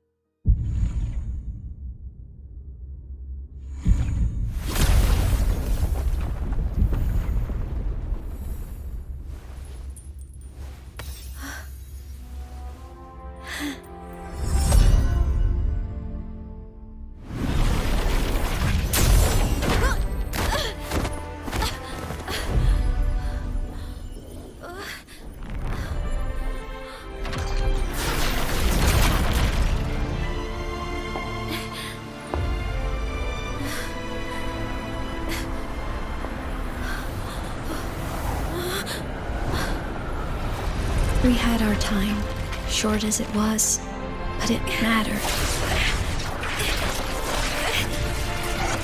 But even family can't stay together forever. The time to part always comes.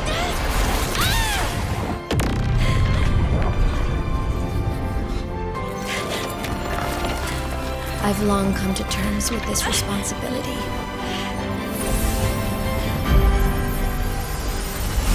I don't regret a thing.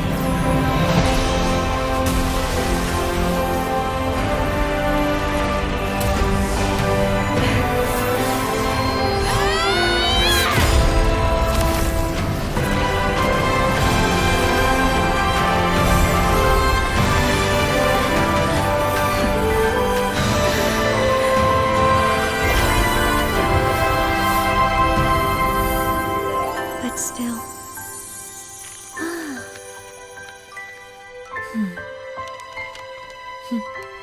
Wish I didn't have to leave you.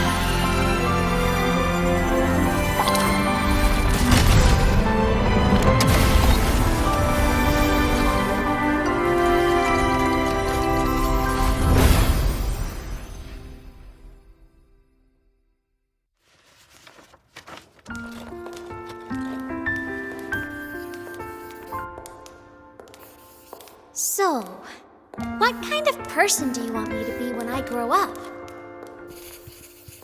A teacher?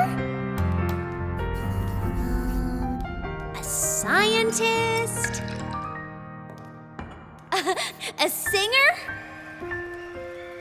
Huh. Which should I choose? Maybe a model? Oh, a pastry chef? Oh, what about an animal caretaker?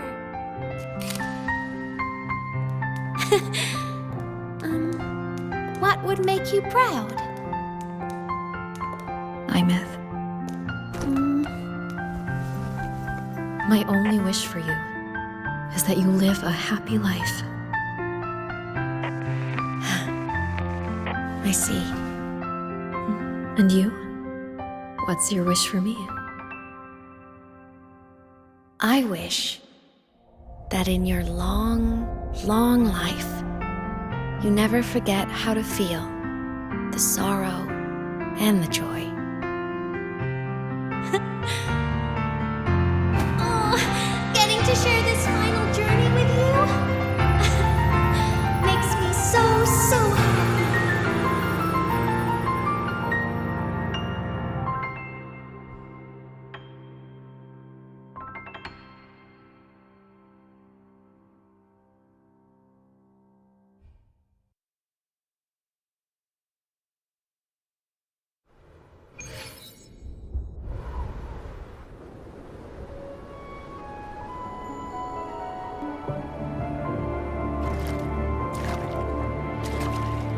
Imeth said someone lifted her from the lake when she was a child. That's when she lost her talisman. It wasn't my past self who saved her. It was me. Right here. Right now. My failure to save Imeth?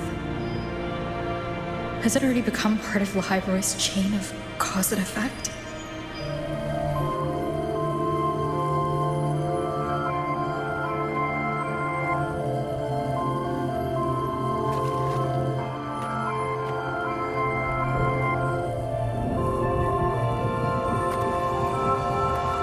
There's still a way. I can't give up here.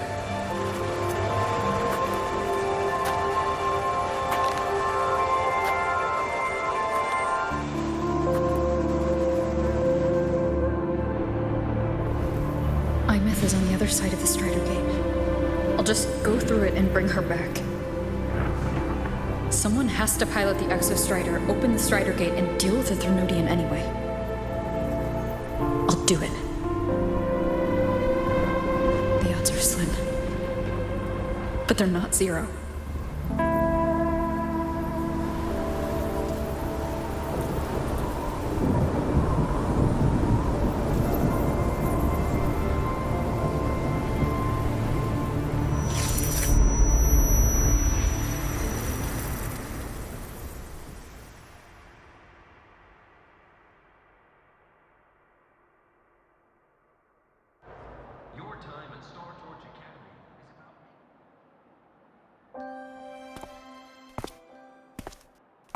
According to Academy rules, all synchronicists must undergo a health check, report a frequency monitor, and file a disclosure form before pilot simulation training. If these are pending, please complete them at your earliest convenience. It touched the talisman, then ran away. Is it trying to lead me somewhere?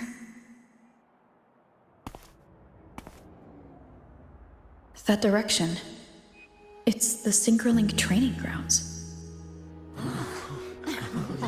What's wrong? The simulation pod won't open? Seems so. It bugged out with an emergency error and just locked down. Maintenance is on the way. But it's showing it's occupied. Class just started. No one could have gotten in yet.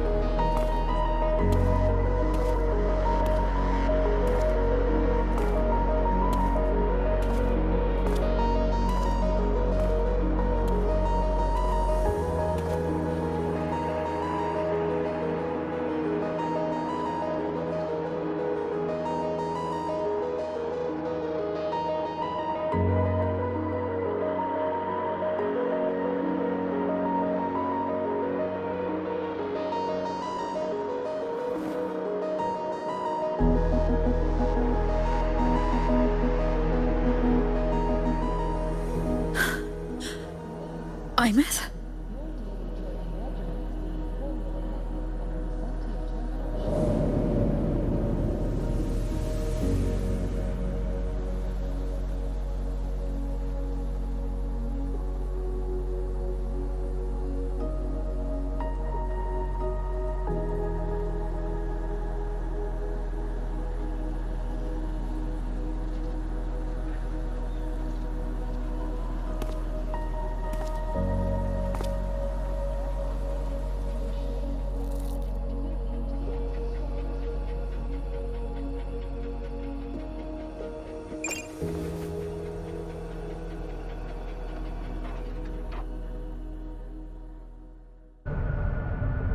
The train for Star Torch Academy and the Frostlands will be departing soon. Void storm hazard level at transit stop low.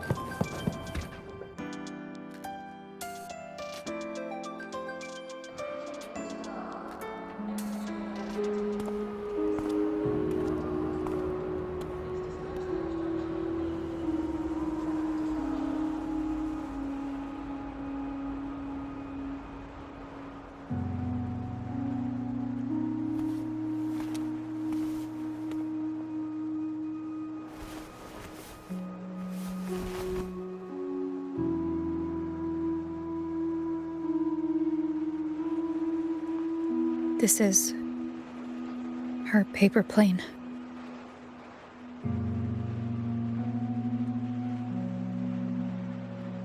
You can keep it if you'd like.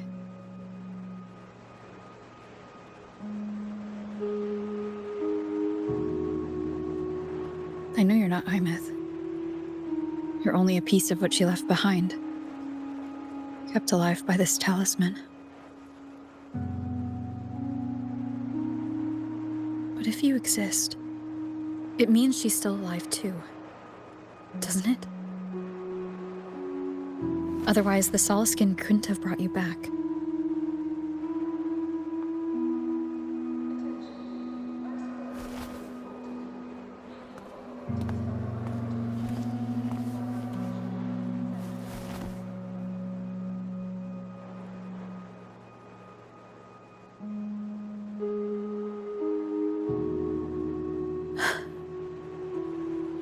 So, it wasn't for nothing. If I hadn't gone looking for Imeth, I never would have found this talisman.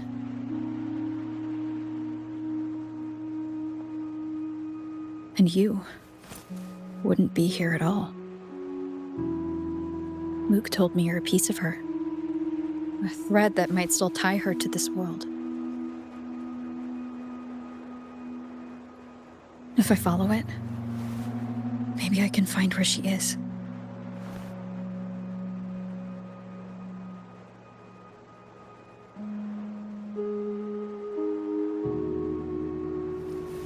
You might have only said that to comfort me. No one has ever seen what's beyond the Strider Gate. It's all just guesswork. How long has it been for her since she was pulled into that chaos? Is she still alive? And if she is, how much longer can she hold on?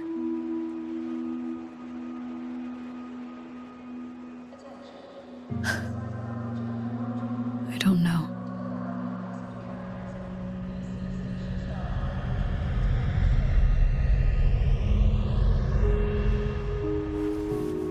But I will hold on to hope.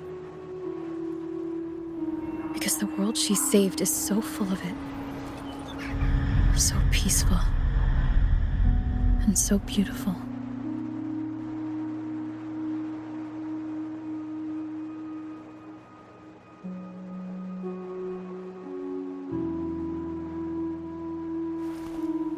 It's strange seeing Imeth so quiet like this.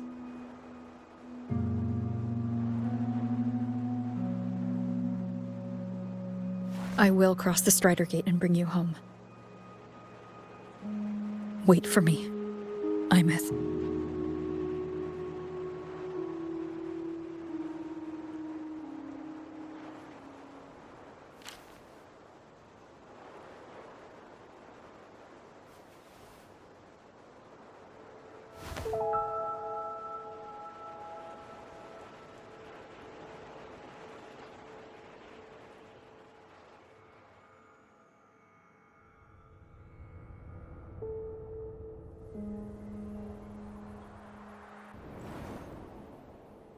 Don't be sad.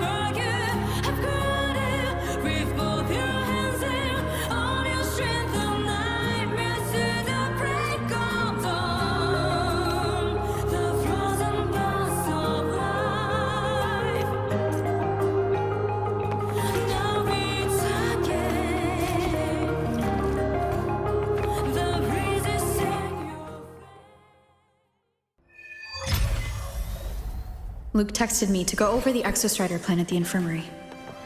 Better get going.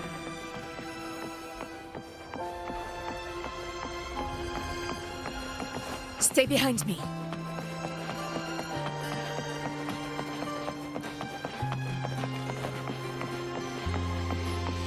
Navora, has she been staying here to recover?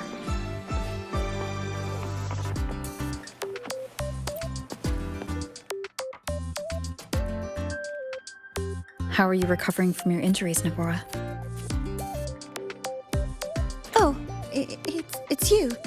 Rover? Yes. I'm feeling much better. Dr. Herson took very good care of me. I just did what he said and rested for a few days here, and I barely feel any pain now. Are you here to visit him? Yes, we have something to discuss. Is he here? He's in the counseling room next door. My friend Sigrika is in there. It might take a while. Thanks. Take care of yourself.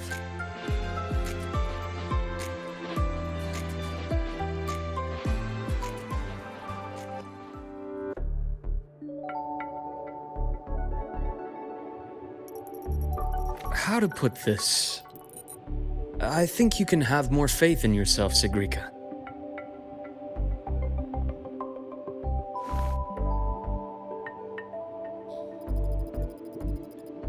Faith in myself. You see, people can be more perceptive than you might realize, including those you care about.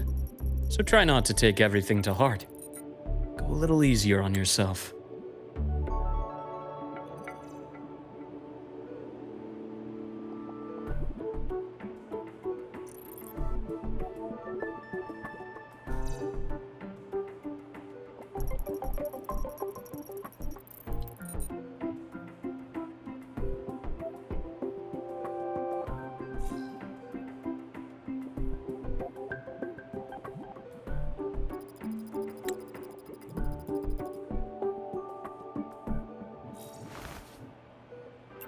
Good or bad, true or false, these things have a way of coming to light. And as your friend Denia said, sometimes a little distraction is good for your health. Yeah. I'll give it a try. Thank you, Dr. Herson. You're welcome. Again, don't push yourself too hard. I take it you're the type who'd suddenly bolt up in bed at night, wide awake, worrying about an exam? And that'd probably go on for a whole week. Huh? Is it really that obvious? Only my conjecture.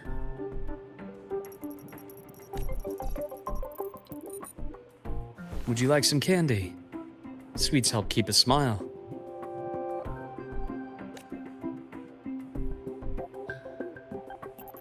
Sure. And is it okay for me to come back some other time, Dr. Herson?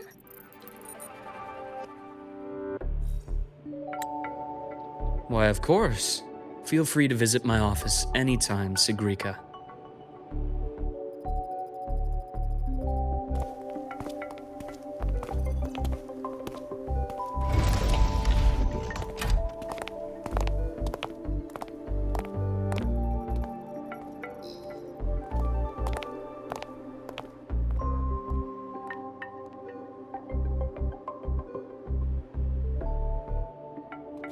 So, about that exostrider plan you mentioned, let's get into it.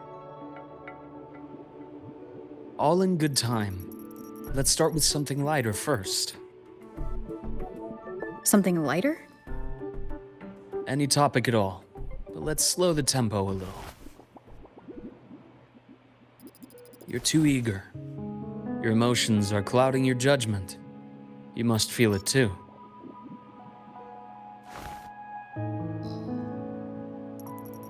Here, a piece of candy. It'll help take the edge off and lighten the mood.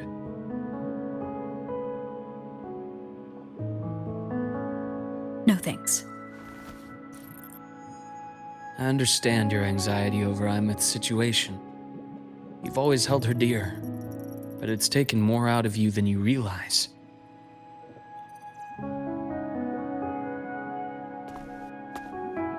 Things are best taken one step at a time. The Exostrider hasn't awakened yet. The key is to pace ourselves. Slow and steady, right?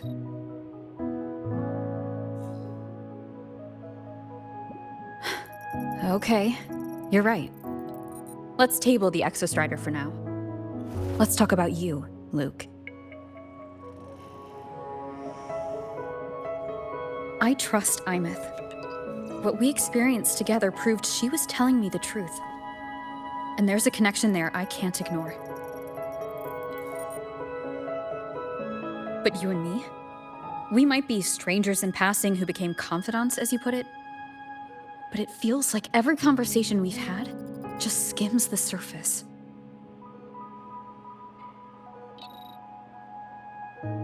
I prefer to know who I'm working with before jumping into something as big as opening the Strider Gate. It'll affect the entire Lahai Roi region. Point taken. It seems a proper introduction is long overdue. Please, ask me anything. I'll answer as candidly as I can.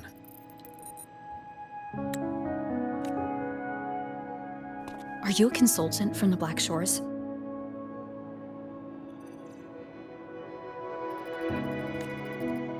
That I am not. Work that leaves documented trails doesn't suit my style. But I am acquainted with quite a few bloom bearers. Imeth said she didn't know you well, but that I could trust you. You also know about the bond between me and her. How? Imeth is a sharp girl. Even though you never introduced me to her, she could read between the lines of your actions.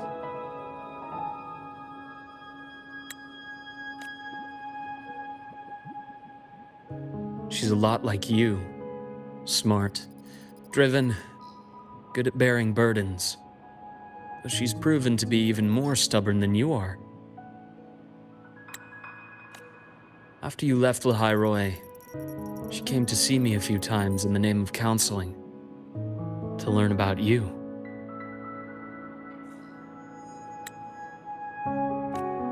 You didn't tell her anything. I didn't.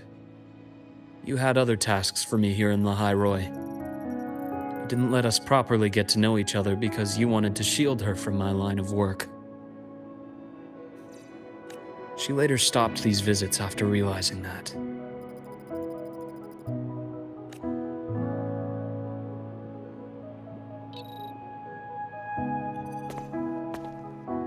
Still, I really hoped she would have opened up to me more. You both tend to keep things to yourselves, and that's never good for anyone.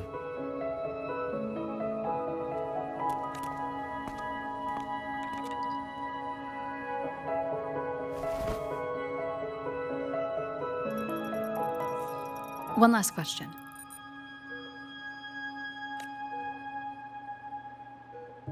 What did you mean I had other tasks for you?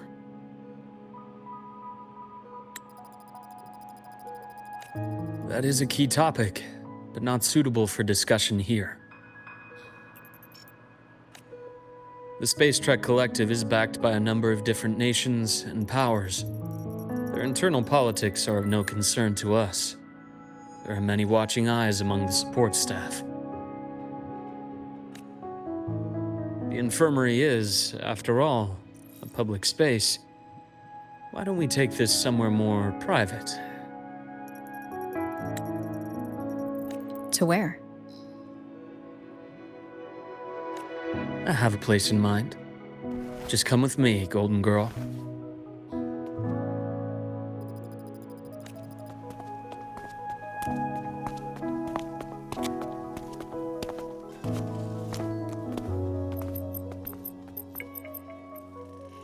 More personal business to attend to again, Dr. Herson? Just a quick break, Nana. Mind holding down the fort? The next shift will be here soon. Take care, Doctor. Do try to return in one piece. Don't worry. I have her with me today.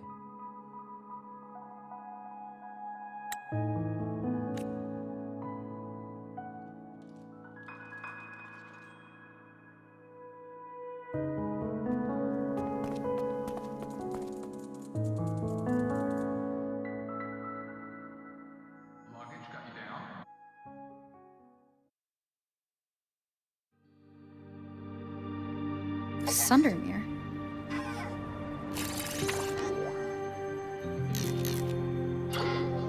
Yes, I keep a small workspace of my own here.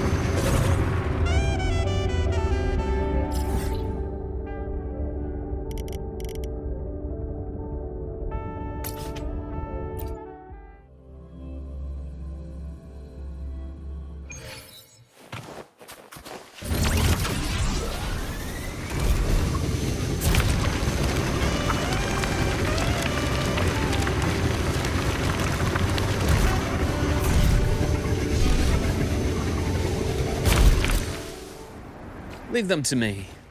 Let's not waste any more time.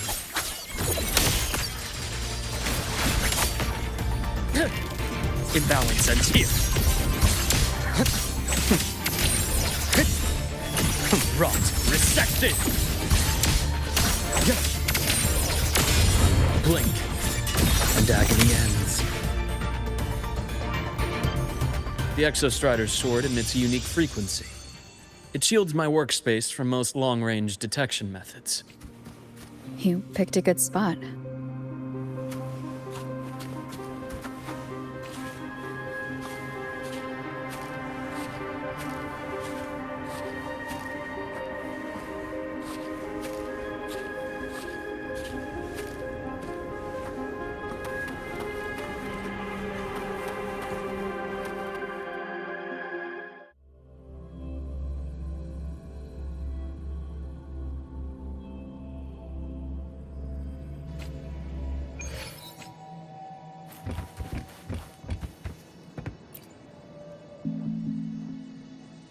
Quite a stash.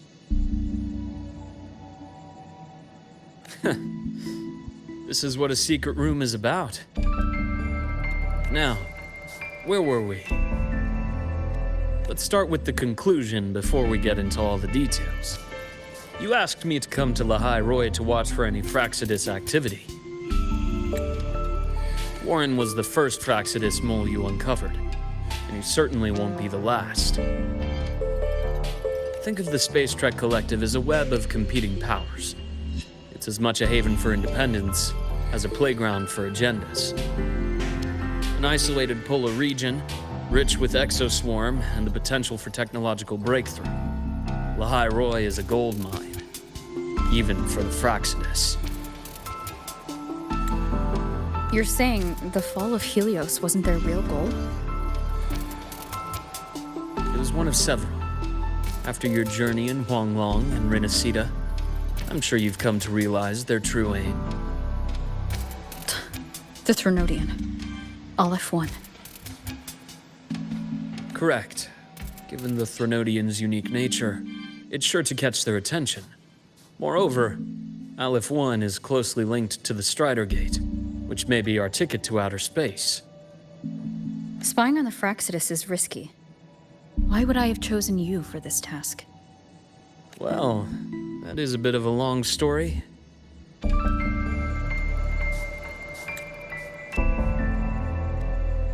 You've always preferred to see things for yourself. Please, follow me to that table.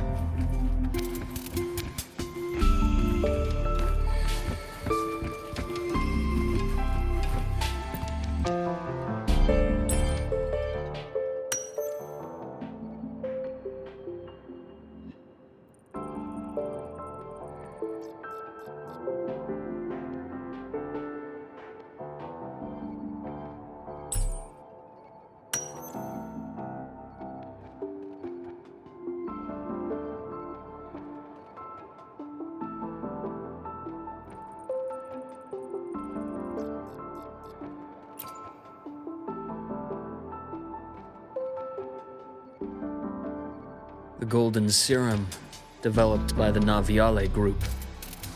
I prefer its other name, Ichor.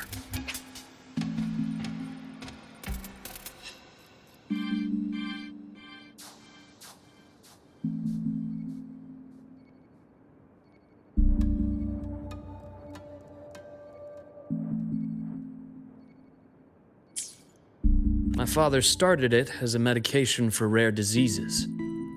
But as research progressed, it came to represent something far more ambitious. The drug of evolution. Evolution. Sounds like something the Fraxidus would like. Well, on paper it worked. I became its resonator, so it would be unfair to say it was entirely useless. But I was a rare case who survived. All it cost me was excruciating pain and my color vision. Most test subjects like me didn't make it. It wasn't until I met you that I realized there was more to the story. The rest is in my study, shall we?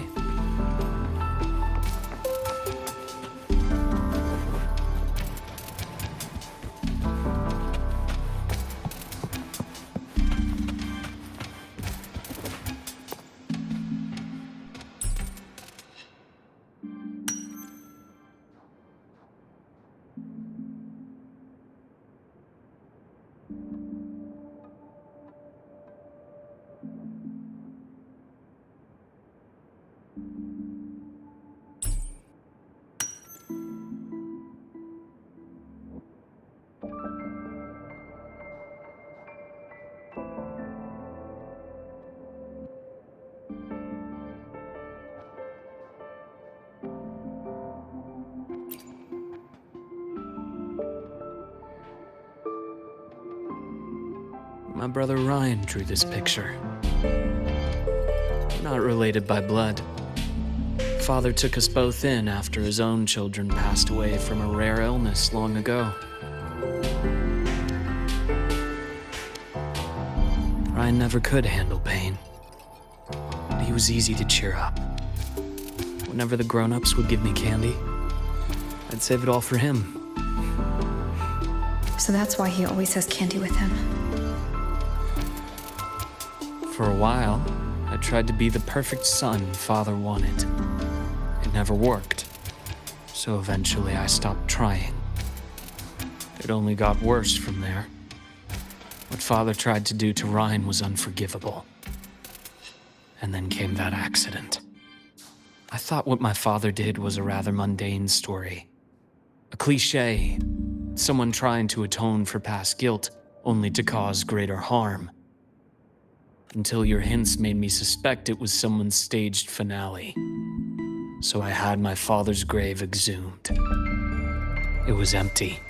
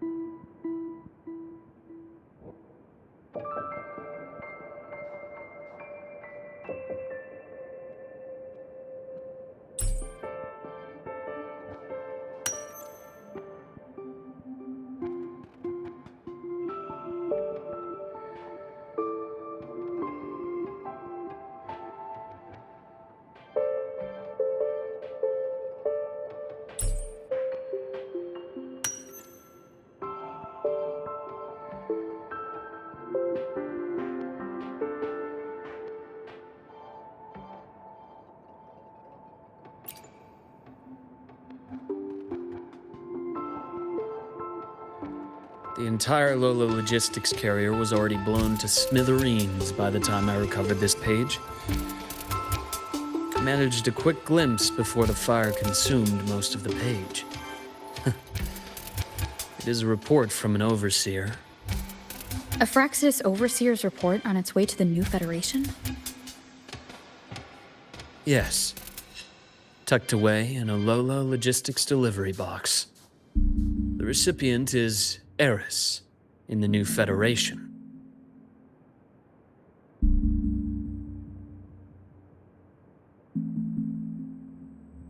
Those 3 items you just showed me. Did the Fraxidus get into Naviale's work after learning about the Icar's potential for evolution? They didn't just get into our work. They went a step further. Replacement. Have you ever met the Fraxidus' Grand Architect? The thousand-faced survivor. We met near the Styx Lake, deep within the Dark Tide. Wait.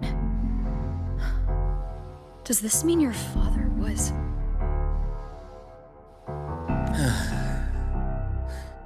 Yes. My father was just another face the Grand Architect borrowed. Though looking back now, I can't recall the moment the real him was taken.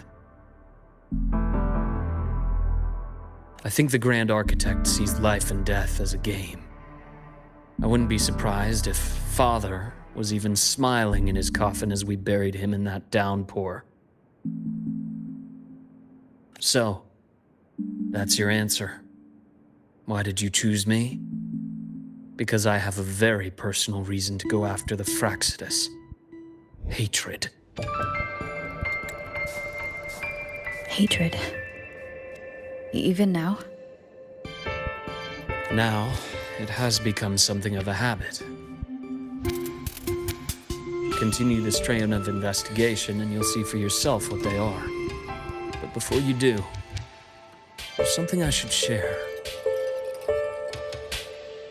My friends in the Black Shores told me you've already had a few run-ins with certain overseers. Is that right? 3. Cristoforo, Frolova, and Scar. Plus the Grand Architect you mentioned. Ah, those names do ring a bell. Frolova is codenamed Hecate. Cristoforo? Arachnos. Intriguing, isn't it? The flair they have for their own branding.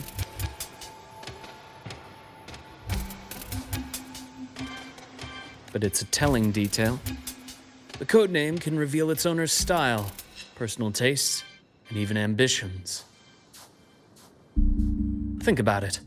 A powerful resonator who causes chaos at random leaves no trail to follow. But give them a preference, a pattern. We can start to build a profile from the pieces. I've been compiling reports on the Overseers for years. Allow me to share what I've learned so far. I've reactivated your access. You'll find the door controls right over there.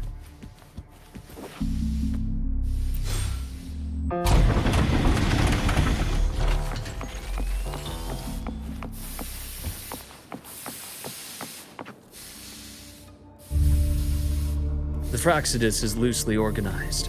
Most of its members have only undergone basic, artificially induced body modification. They're not terribly difficult to neutralize. But if you encounter artificers with more creative modifications, you're likely looking at the handiwork of Hydra.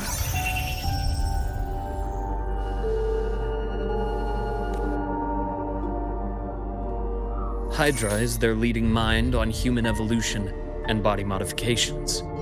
Whoever they are, they often work in tandem with Siren. In other words, if you spot one, be on guard in case the other is lurking close by.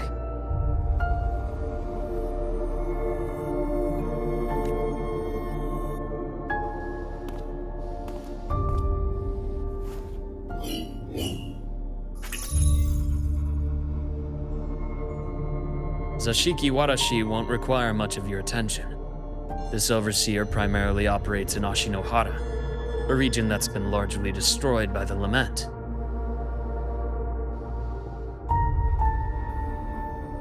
Ashinohara. I've heard of it somewhere before. The girl we had in the infirmary for a while. Chisa, I remember. The city that trapped her, Onami, is part of Ashinohara. Now, on to two key pieces of the puzzle. I did say the Fraxidus was a loose organization, but even the most scattered cells still need funding to function. Remember that report from earlier? It's only a matter of time before you go to the new Federation. And based on the intel I've gathered, that's their most critical base of operations. And where you'll find Eris. How critical? Do they operate in the open? Not exactly. But in a place where money talks, they must have members in the highest echelons of government and business. Key members.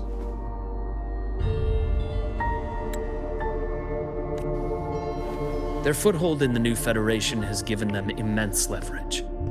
With that endless stream of wealth, the Fraxidus operates with impunity across the planet. Speaking of which, Star Torch Academy is also heavily funded by the new Federation. To be blunt, they're the Space Trek Collective's single largest donor. Eris, huh? Duly noted. I'm assuming the other key piece is the Grand Architect.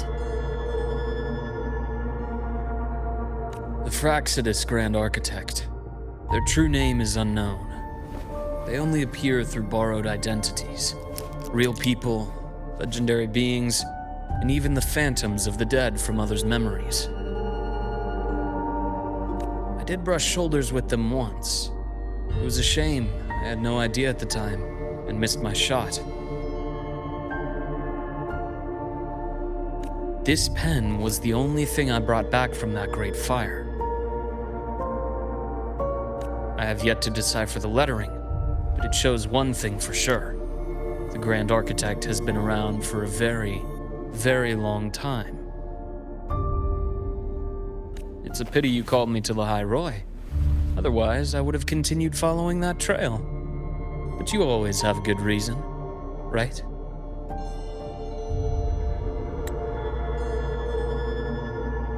You uncovered all this by yourself? More or less. I did have some help along the way. To get your hands on one of the Grand Architect's personal items, you did more than just follow a trail. You infiltrated them. Playing along with them isn't that difficult once you get the hang of it. Like I said, they are a loose organization. Knowing the Fraxidus, stealing all that intel on the Overseers is risky, no matter how loose they are. Each infiltration will only be more dangerous than the last. Luke, how can a doctor who doesn't value his own life save anyone else's?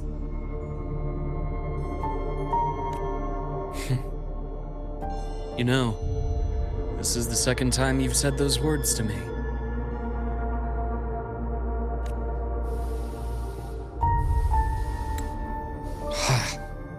They got away again.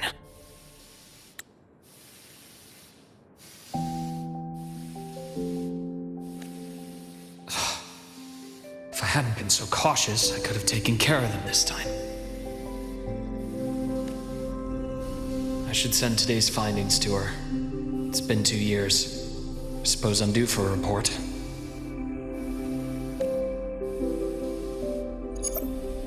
Good. You got the intel. Would have been a shame if I got myself killed for nothing. You want me to go to Lahai Roi? Why? There's evidence of their activity in Lahai Roi. I need you to keep an eye on things. And frankly, you need a break.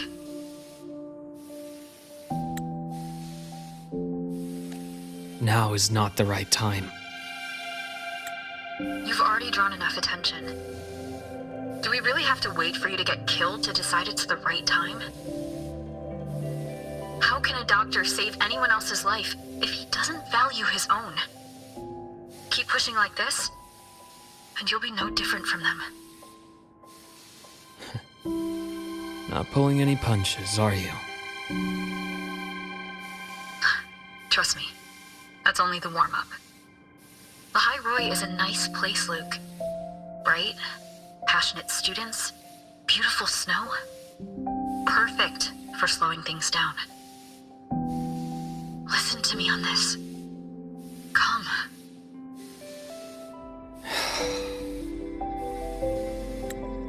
Very well. As you wish. So I've led a leisurely life in Lahai Roi ever since. No need to worry. I know my limits.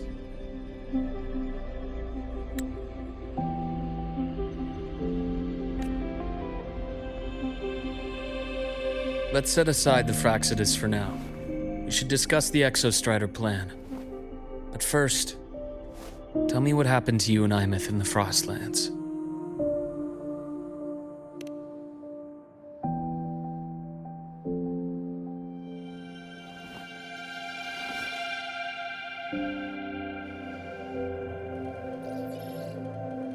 I see. Imeth, she... No wonder you're in such a state. I understand her reasons. She was fighting for her dream, for Lahai Roi in the only way she knew how. And I respect that. The fate she chose for herself. But I won't accept it. There's more I haven't tried. I'm not done fighting for her.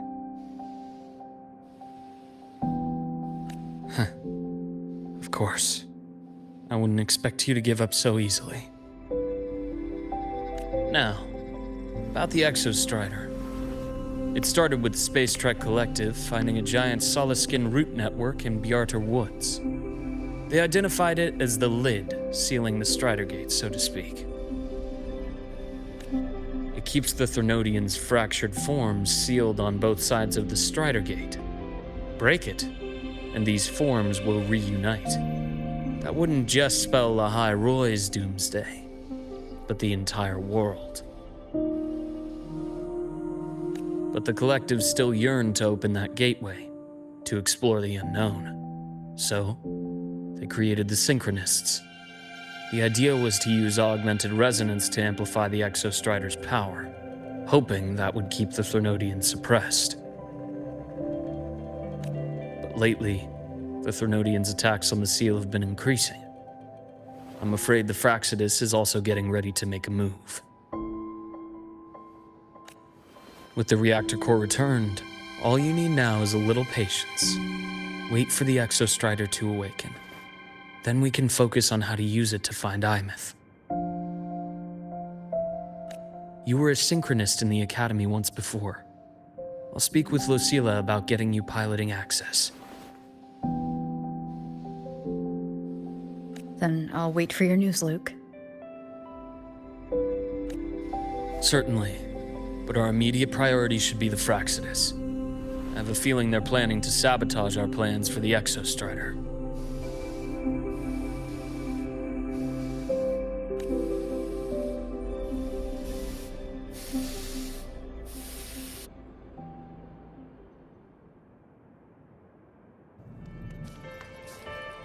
Rover said she'd like to check on the Exostrider in the Frostlands before she left.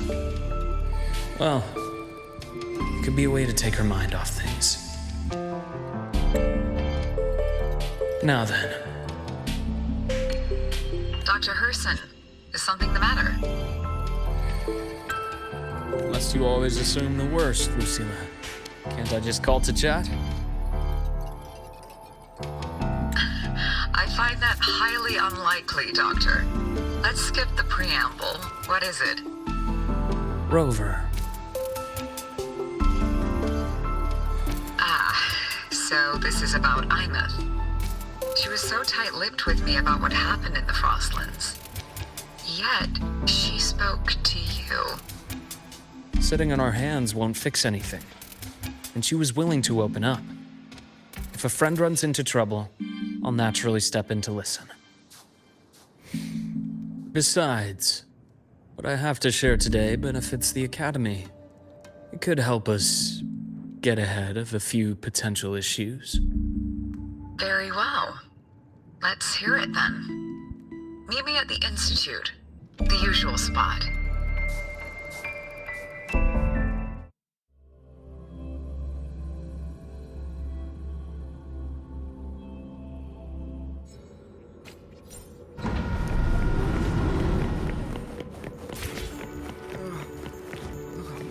It's spinning. No, not now. I have to finish my thesis. I can faint after the paper's done. Oh, Dr. Harrison, it's good to see you. Ethan, you looked fine not long ago. What happened to you? My thesis. My spot at the... Hold on. I recall you coming by the infirmary with good news earlier. Something about an institute professor recruiting you for your top marks? Is this the price you have to pay for that? Careful. You might get talked out of the job over health issues. No, I will get that position at the Institute. I'll crawl there if I have to. I'll come back from the dead if I die first. Now you're just delirious.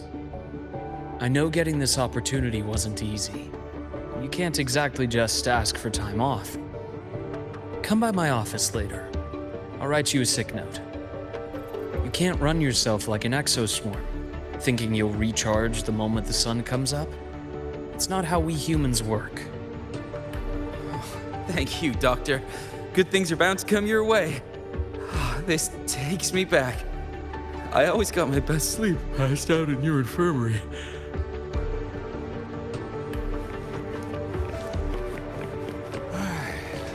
Let's see here.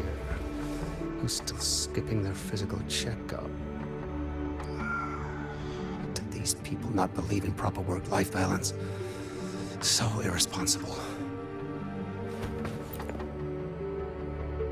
Ah, young Luke. What brings you to the Institute today? Just here to discuss something with someone. How have your shifts been treating you these past few months? Not bad. You know, these researchers, getting them in for a checkup is like pulling their teeth. I have to hunt them down myself. What do you say we grab a drink after my shift? The meal plans here are all nutritional efficiency. Taste like chewed up cardboard. Of course. Why don't I show you that scout drone model I just finished while we're at it? You work fast. You really do enjoy that sort of tinkering. Taking things apart and putting them back together again is quite stress relieving. It's a nice way to unwind after a day's work. So, what do you say we sneak over to Rogan's place when we get a minute and liberate the cannon barrel from that precious bot of his? We can put it back after he's had a good meltdown. I'd rather not be an accomplice to that. It's unethical. And I can't believe you're still holding a grudge over that fish he stewed behind your back.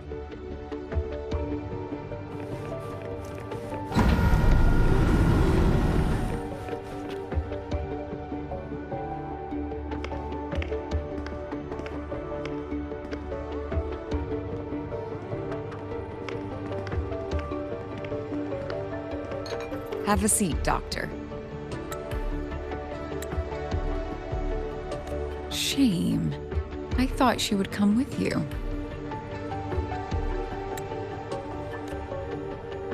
She's been here before. But things are different now.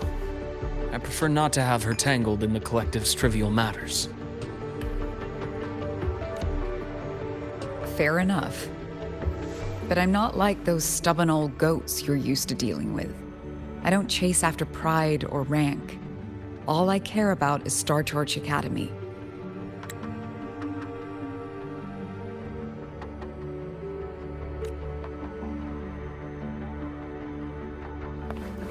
Now go on. Give me the highlights, Dr. Herson.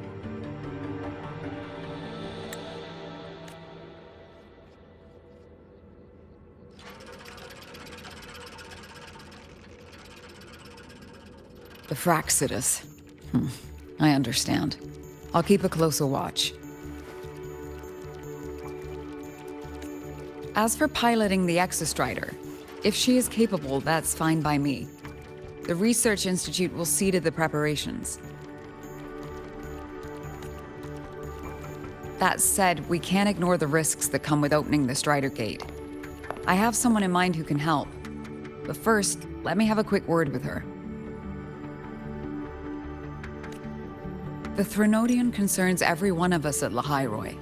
I'll handle the board as you've asked. You focus on her and the matters here on campus. Thank you for understanding, Lucilla. President.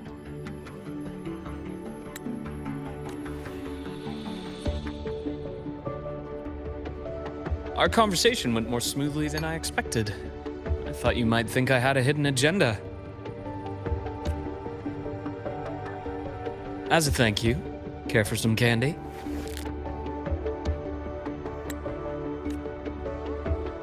I'll pass.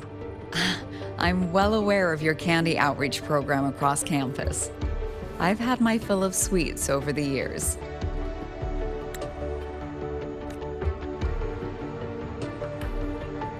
As for what you said earlier, I've been here long enough to know exactly who you are.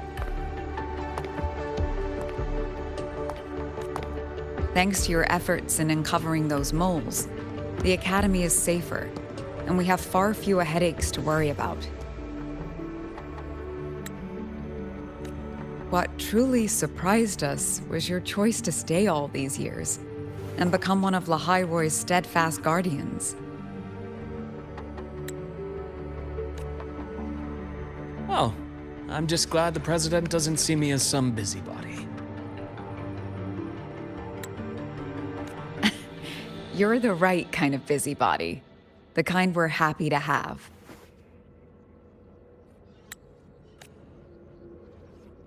A friend of mine sold me on this place. Went on and on about the beautiful snow and the bright, passionate students. Convinced me to come. But when I actually got here, nothing like the brochure she described. Turns out, 8 out of 10 staff members were planted here by different factions. Our students dream of reaching the stars, all while living in a gilded cage. Meanwhile, we have Roya dealing in exoswarm parts and colluding with new Federation smugglers. I know that these students aren't fools. They're the best minds from across the nations. If even I can see what's going on, how could they be blind to it? It's their ideals, their hope for the future that lets them endure the ugly realities of this place without becoming cynical. I only came to Lahai Roi because a friend recommended it. But now you've grown to like it here, right?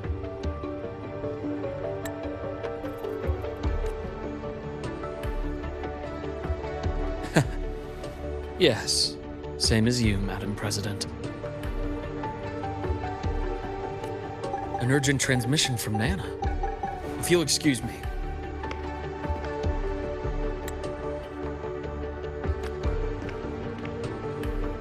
Dr. Hurd said there was a break-in at the infirmary. Nivora's being kidnapped by the one we previously detained, Warren. What is your status? Are you severely damaged? No need to worry. Just need time to prepare. Understood. Prioritize damage control after this call. Notify the Academy's security department. It'll take time for them to respond. I'll go after Warren. Which direction did he take her? Received message from the Academy. They're heading towards the Sky Arc space station in the Frostlands. It's the Court of Savante space station she and I discovered before. I'm on my way.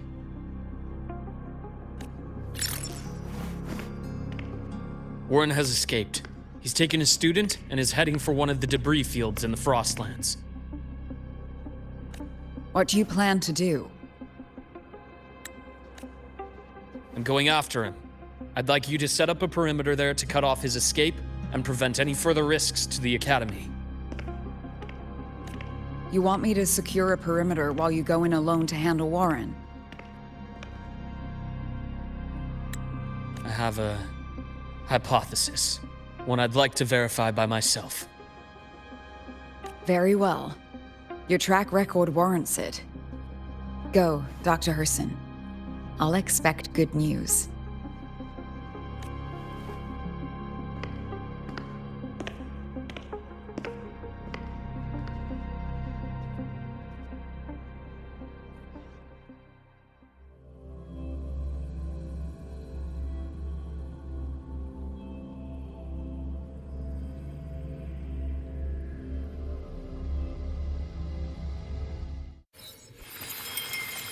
Navora.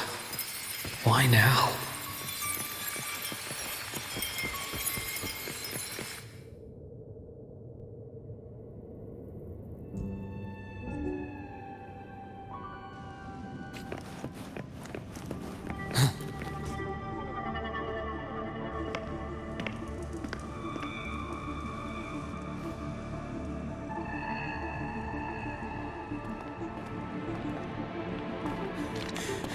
I know you've been here before.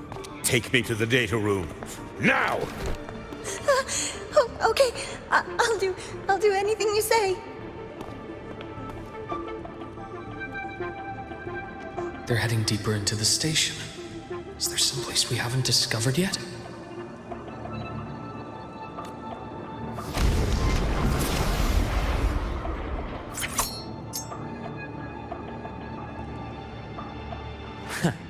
Right on schedule. Accurate. Imbalance ends here. Time to incise. Split and fold.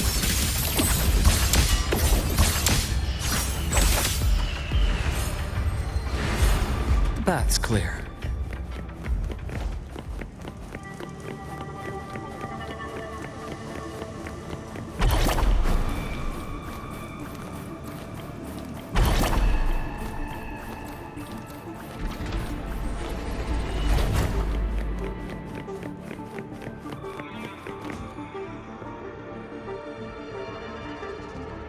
The researchers the Academy stationed here.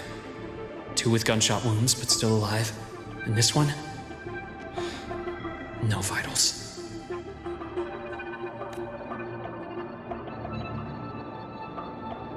Their bleeding stopped. I should keep going after Warren.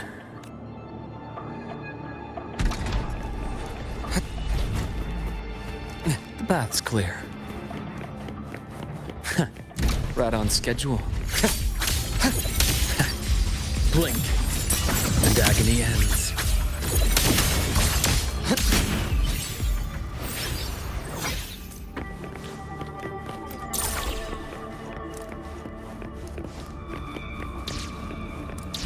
Spatial anomalies. Did someone reactivate the Sky Arc system?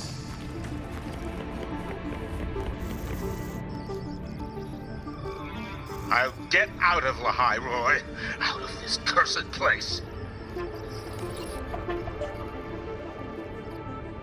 It appears Warren's taken Navora to the data room we visited earlier. The path is blocked.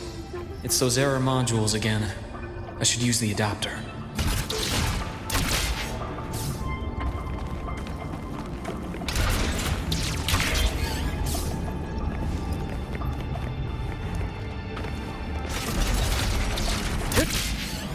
It's cleared. Gotta keep moving.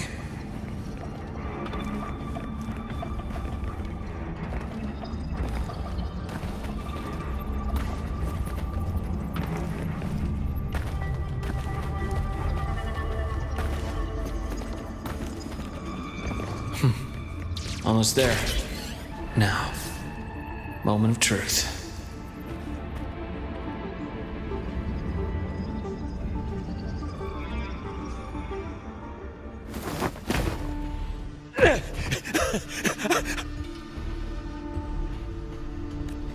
I brought the student, just like you asked. So, you...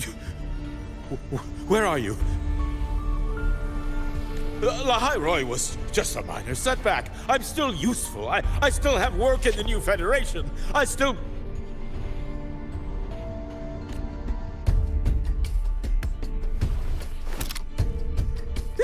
Stop hiding! Say something! You! That doctor who's always watching. You've reached a dead end, Warren. Don't you see that?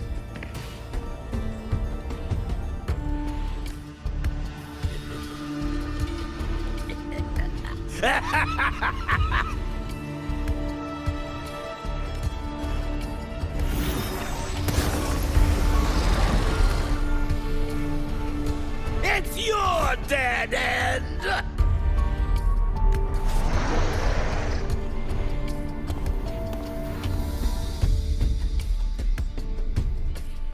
Sky Arc's data room.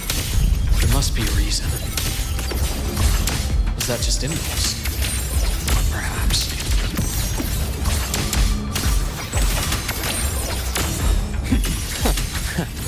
right on schedule. Rot resected!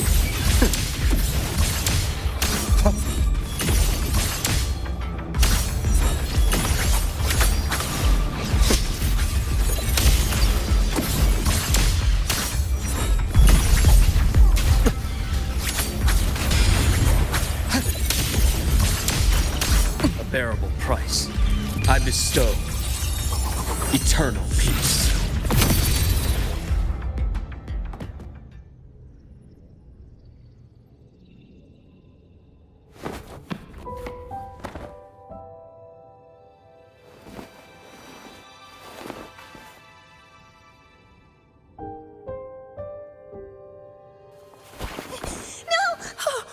Dr. Harrison!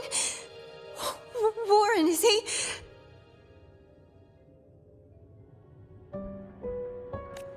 He's only unconscious. Everything's okay, Navora. How are you feeling? I'm fine. It's just that he struck me in the back of the neck. It really hurts. I'm really scared.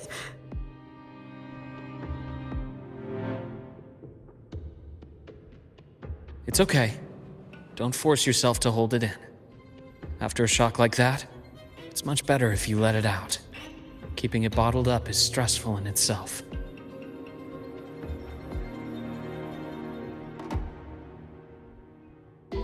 Take your time. Tell me what happened when you're ready. Okay. I'll try. I just need a moment.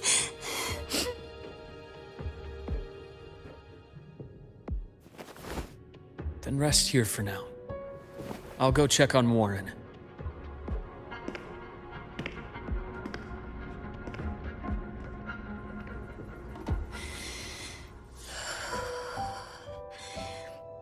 I fell asleep on the hospital bed.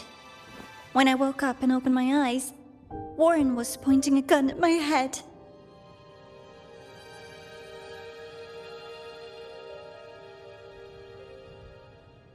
He was frantic, grilled me non-stop about Sky Arc, and when he found out I'd been to the station before, he forced me to bring him.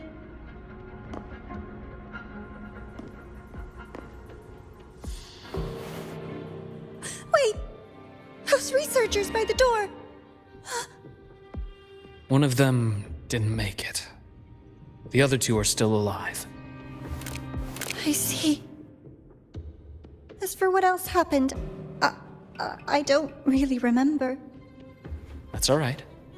I've already formed a rough theory about his motives now. You should rest, Navora. We'll handle things from here.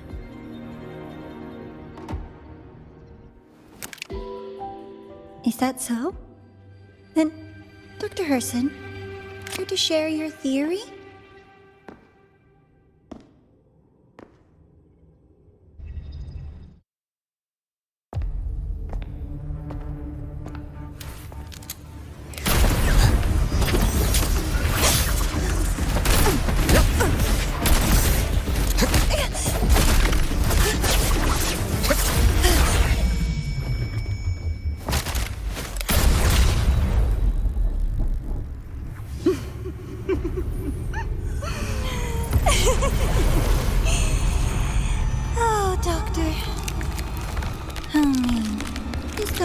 to treat a student. I'm afraid identity theft is not in the curriculum. Isn't that right, Grand Architect of the Fraxidus?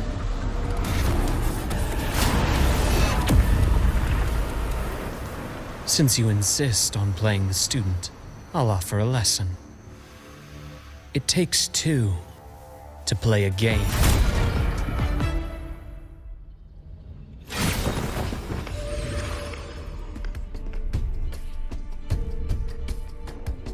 My, played me for a fool, didn't you? I was going to kill you for a little one-on-one time with Rover. Shame.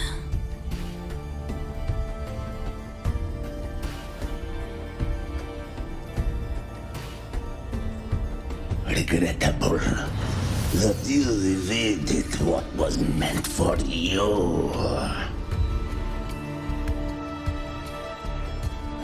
But it's okay. Uncle Warren's dead.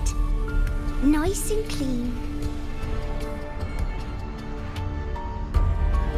Being caught out in the open, and still he thought he could just vanish from Lahai Roi and get away with this fiasco. The naivety is remarkable.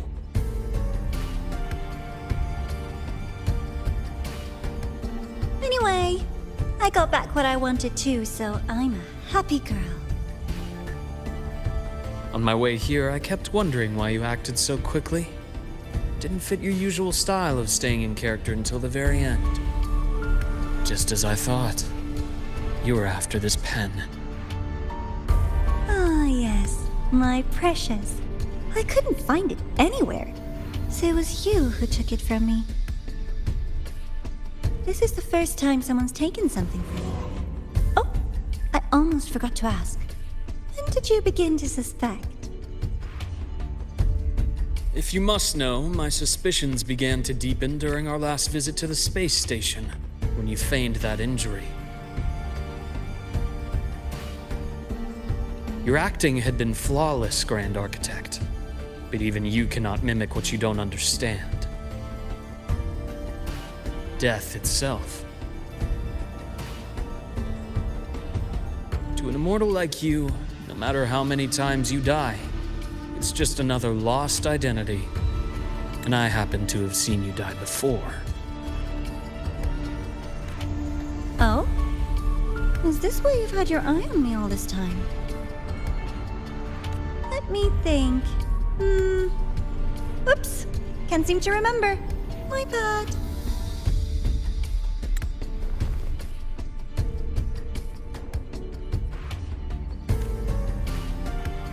My real favorite things are the ones that are really old and far, far away. But you're something special, Dr. Herson. You're the first person in forever to ever come this close.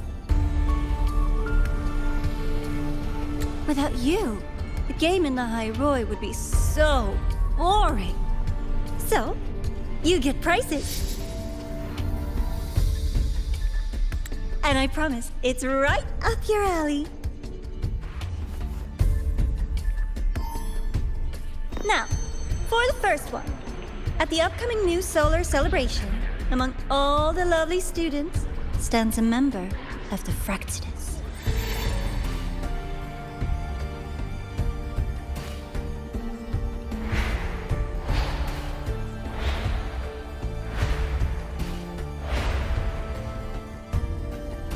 I'm so looking forward to that child's performance. Telling us this doesn't do your spy any good. But that's what makes it fun! It's a cat and mouse game. The mouse needs to know the cat is coming, or how else will it run fast enough on its little wheel?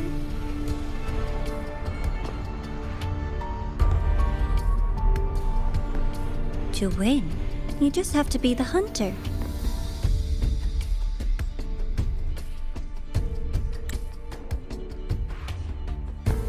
And if you do end up catching that child, that just proves they were useless anyway.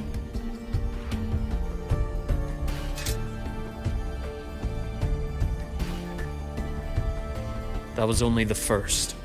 What's the next one? The next prize is right here in this data room.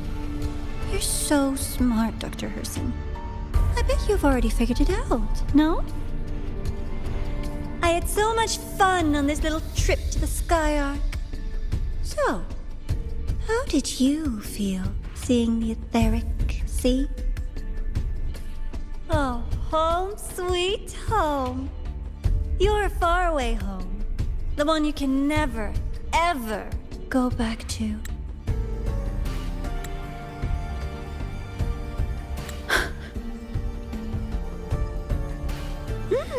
Meeting you there wasn't all for nothing. The look on your face was the sweetest treat.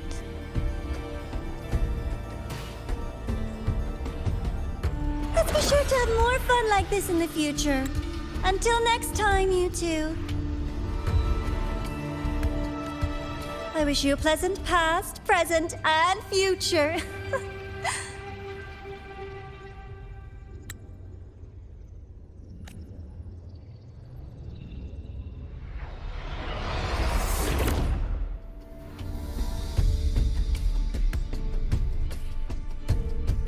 Why did you stop me?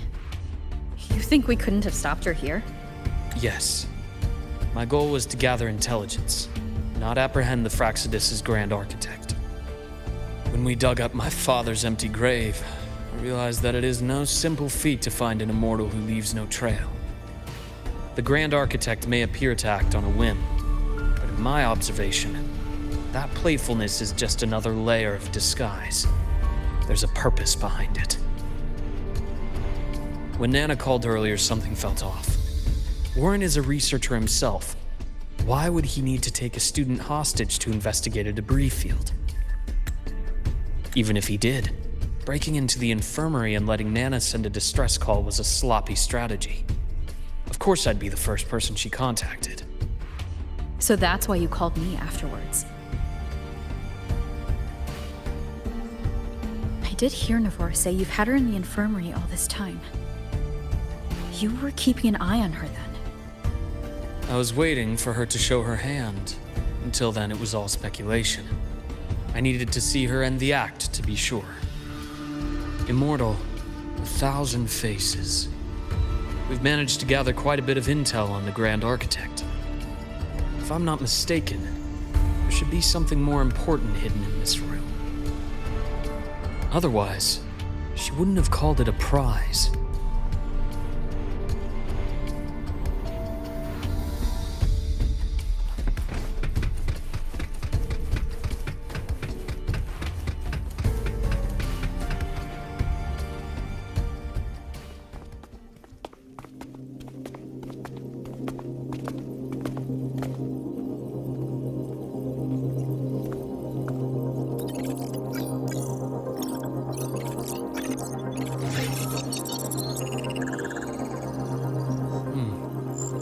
These are personnel files from the Sky Arc space station.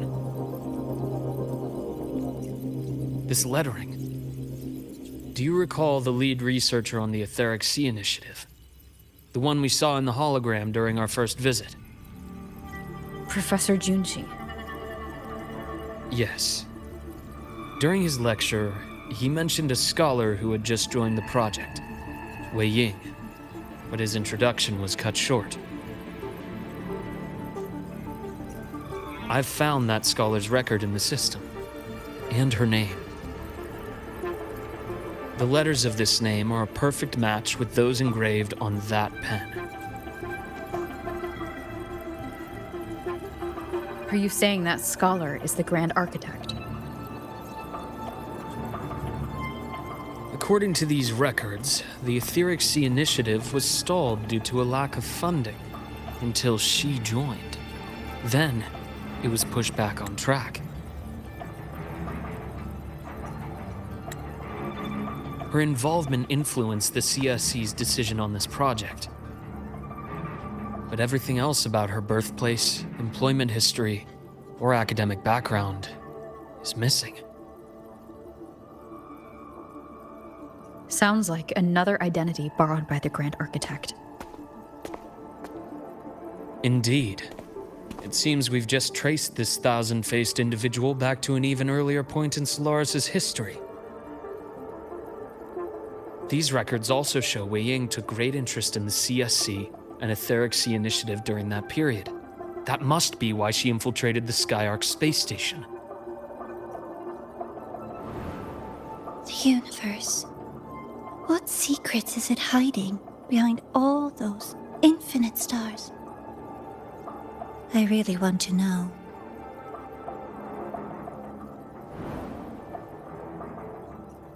And about that footage... No need to explain. The fewer people who know about your secret, the better. It just occurred to me that this wasn't a coincidence.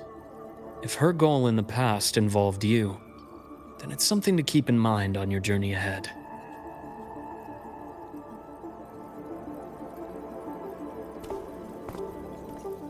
The Etheric Sea.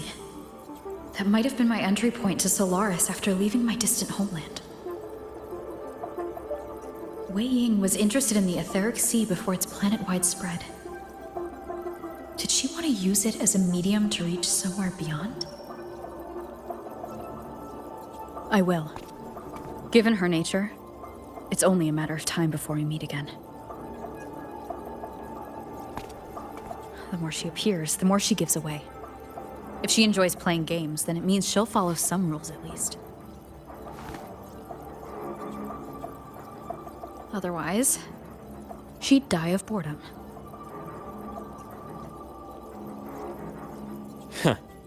Exactly. And as I've said before, sometimes style, personal taste, and ambition can be more revealing than intended.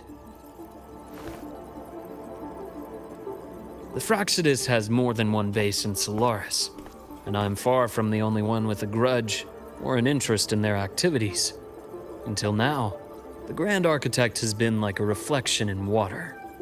She never appears as her own person, only by the faces of the already dead. But now, her fascination with what lies beyond all those infinite stars is a thread we can pull. We can start identifying which schemes bear her signature. And the Court of Savante, since our Grand Architect has taken interest in them before, a trip to Mengzhou may be worth a visit. The Court of Savante was active in Mengzhou? Just a rumor. They say a city was built there under their direction. There may be clues there.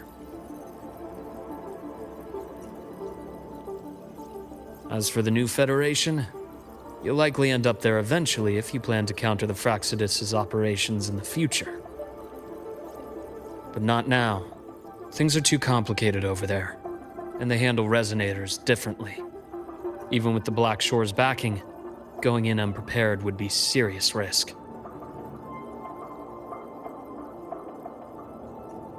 I'll be cautious. Before Navora, did you find any other traces of this Grand Architect in Lahai Roi? Yes.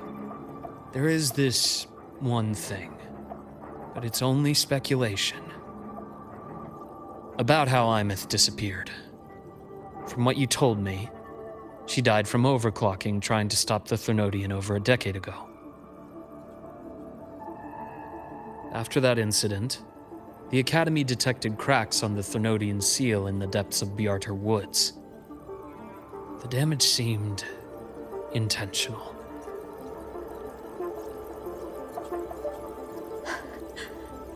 You mean... I believe it was the Grand Architect who damaged the seal, and that led to Imeth's death.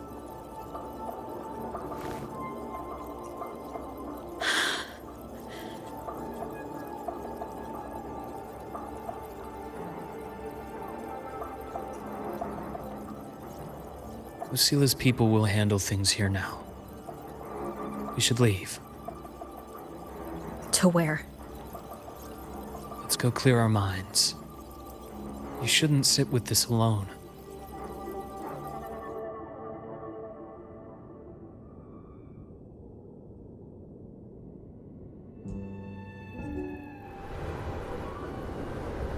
Any for your thoughts? There's too many to count. Feel like talking about it? Maybe a little.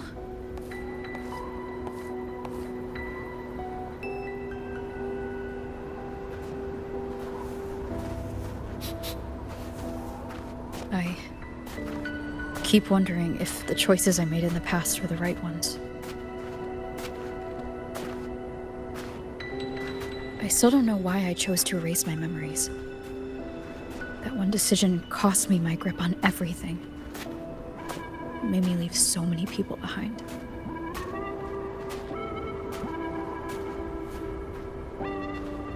You, Imeth, those at the Black Shores, and probably more I don't even know or remember now. I pulled everyone into my grand plan to save the world, and when it mattered most, I wasn't even there. If we can't save Imeth, she'll just be forgotten. Left to drift in the void forever. Even if that hadn't happened, your path was always destined to diverge from most of ours. You know your lifespan is immense. Barring some accident, most of us will leave this world long before you. Death and goodbyes are a final lesson no one escapes. But for you, it's a question that lingers for an exceptionally long time. You're right. Since you already know that, you should also see that everyone else has already given their answer. You're still the same person you were before. Just as resilient, still bringing hope to others. That's why, after all these years, we're still willing to stand with you. And it's not because you're a supposed savior. It's because you've always been you. And we're not just doing this for you. We're doing it for Solaris, for the future we all chose to fight for. We chose this path ourselves. You have nothing to feel guilty for. One can only move forward by making peace with what's lost. You taught me that a long time ago.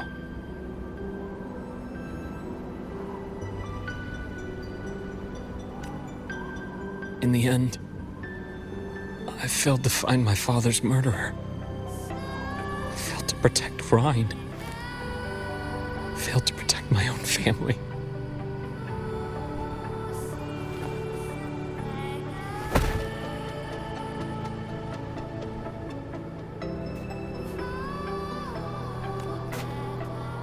But your brother is still alive. You're alive. There's still hope. You did everything you could.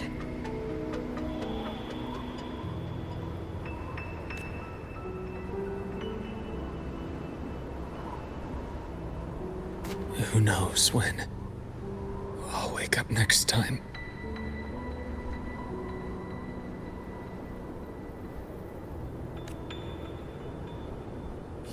Then we'll make a promise, Luke.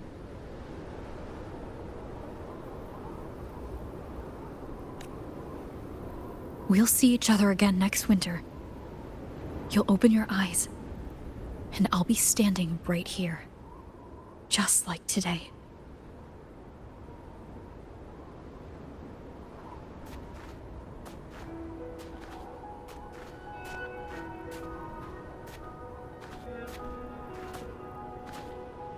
Come now. Enough with that face. Some candy?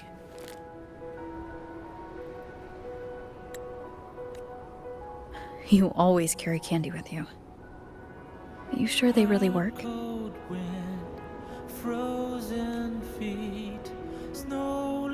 As in... It'll help take the edge off and lighten the mood. Your words.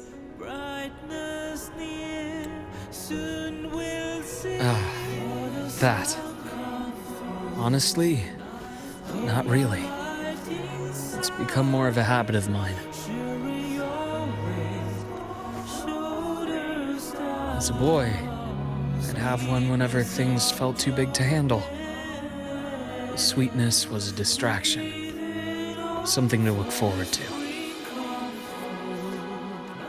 Later, after I inherited Naviale, I realized there were still so many things I couldn't control.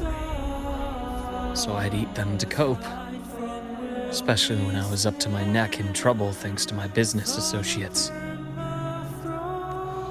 Even after I left the company and set out to follow the Fraxidus' trail on my own, I'd be chewing on one while I watched those who helped me die right in front of me. Still powerless, it seems.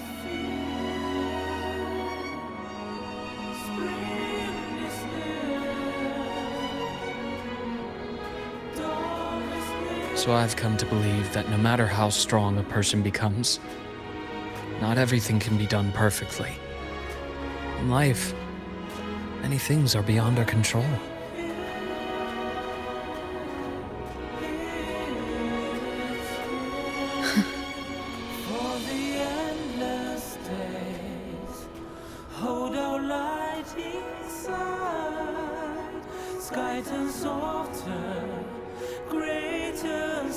But I still enjoy candy. It reminds me that meeting people is still a gift, even if I know I might lose them one day. If you let grief and anger burn you out, you become obsessed with results. You forget the joy you felt along the way. A little sweetness helps keep the numbness at bay.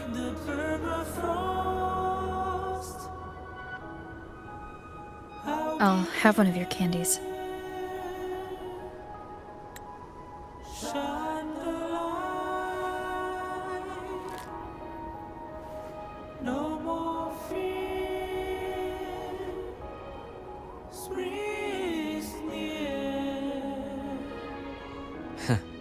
How does it taste?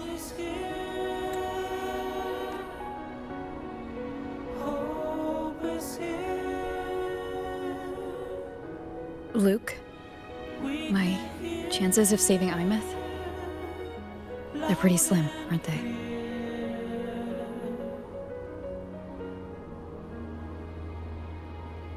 They are. You'll need a miracle.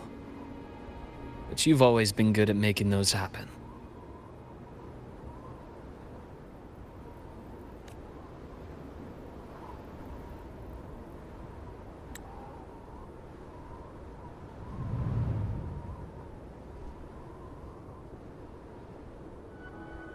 Thanks for the candy.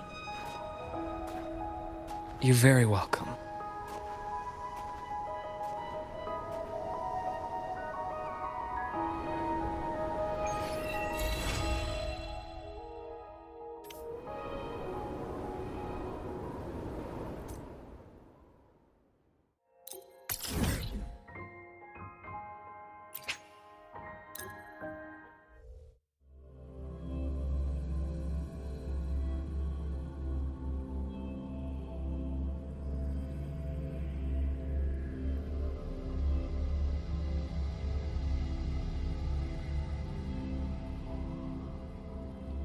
Precision and quantification are the bedrock of science. They're what make verification, replication, and comparison possible. Hi there. I'm with the admissions office. Mind if I get your first impressions on the Academy's different departments?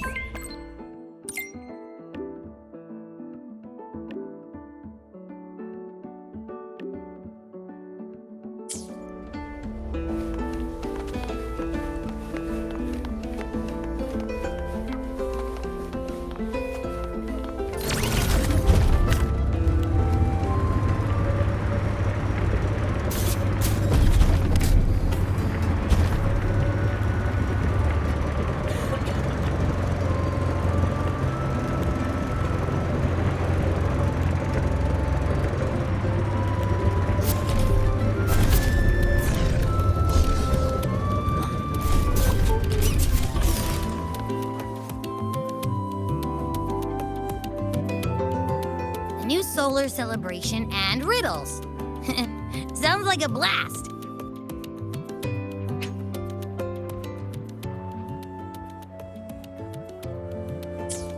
Here I was thinking we could use this chance to relax, but that architect guy from the Fraxidus mentioned it too.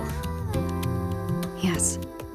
The Grand Architect treats everything happening here in Lahai Roi as a game. Without you, the game in Lahai Roi would be so boring. So, you get prizes. Now, at the upcoming new solar celebration, among all the lovely students, stands a member of the Fraxidus.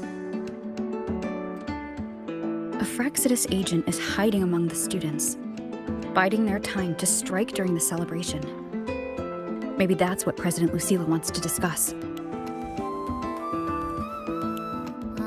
Makes sense. But what's with the one from afar bit? Probably a riddle.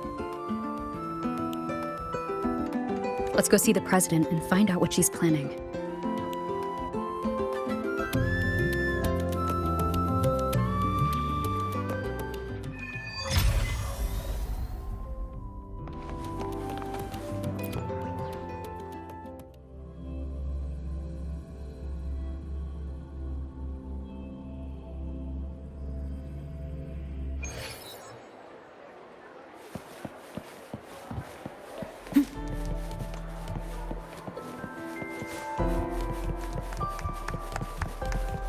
Detected.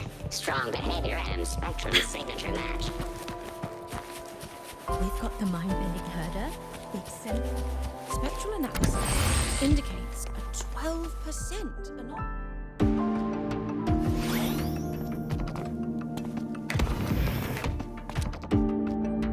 I see. I'll count on you then, Dr. Luke. Ah, Rover's here. I'll brief her on the situation. President Lucila, what do you need us for? And, what did you mean by the one from afar who touches truth? Why don't you take a guess? It means exactly what it says. The one from afar is me. And the truth that reveals the door of dreams is... The truth has waited for you here for a very long time.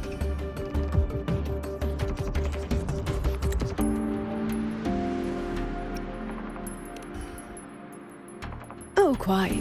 When it comes to dreams, that is the absolute truth. A simple riddle, isn't it? Okay. But, what's that got to do with us? You didn't call us here to solve a riddle, right? You're here because I'd like you to investigate the Academy's dark side. We believe the Grand Architect's next move is tied to it.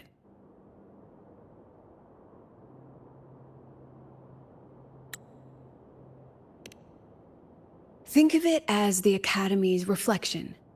It's a special sonorosphere, formed from the collective emotions of the student body. It's an inseparable part of this place, a mirror into the thoughts of every student here, a reflection of their youth.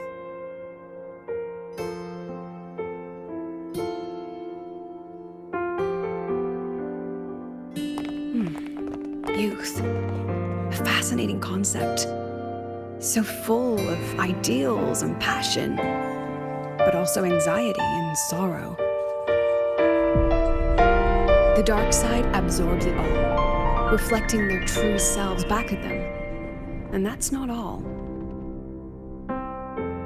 Imagine the dark side as a vortex. Negative emotions like anxiety and sorrow form its eye. They swell and collide, seeping into the students' minds. Over time, they come to affect the Academy itself. Exactly. It's been troubling the Academy for some time.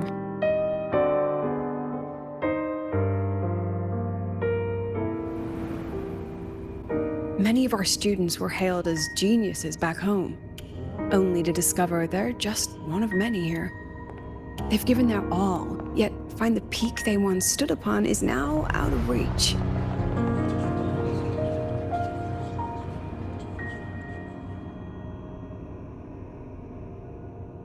The dark side forces these young minds to face that truth. The harsh reality that can be difficult to accept. In the end, the Research Institute found a way to confine the dark side within riddles, turning it into a harmless game that students look forward to each year. Solve a riddle, face your problems, and process the emotions festering in the dark side. That was the original purpose. But recently, something's changed. Dr. Luke has reported a sharp decline in students' mental states, as if they've been influenced somehow. At the same time, I detected a frequency in the dark side that doesn't belong to the Academy. It can't be traced or analyzed. We need more information, but we're stretched thin. Between hunting for the Fraxidus agent, the celebration approaching, and dealing with the students' deteriorating mental health, it's not looking good. The Grand Architect intends to create chaos in the Academy to conceal their true objective. Looks like we'll have to investigate the Academy's dark side ourselves. So this pillow is the key to getting in? I see. This is our starting line. Yes, head in whenever you're ready.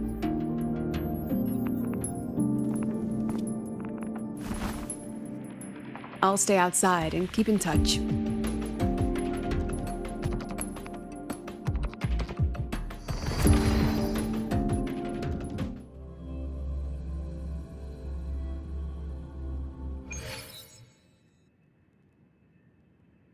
So, this is the Academy's dark side. That's right. Do you see them? The floating astronaut helmets along with the desks and chairs. They are the students' delusions. They took root in the Academy and were shaped by their emotions. Chapters in their youth, you might say. Let's move on. You need to find the alarm clock. A pillow is an invitation to sleep, just as an alarm clock is a call to wake up. It is your key to leaving this place. When the Institute bound the dark side, they took great care to ensure the students' safety. Every riddle has an answer.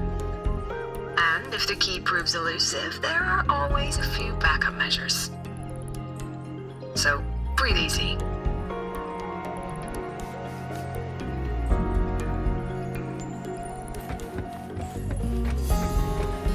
The things you said, I never thought of it that way before. That's amazing. There's someone ahead. Likely a reflection made by the dark side. The data's wrong no matter how you look at it. Wrong, wrong, wrong. What else can I do? I've tried everything. You mean I should just give up? But she's not talking to you. Right.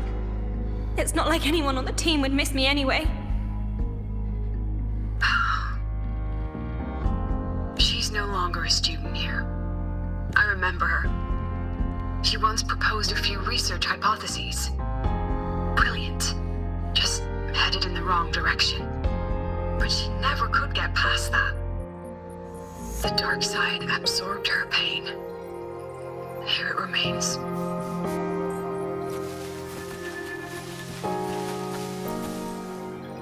I'm so tired. I don't know what to do anymore. Then why not stay? You've thought about it, haven't you? Just give all your worries to me.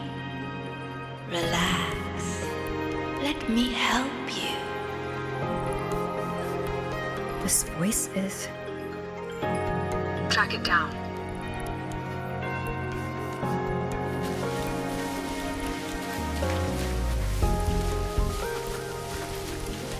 I don't know.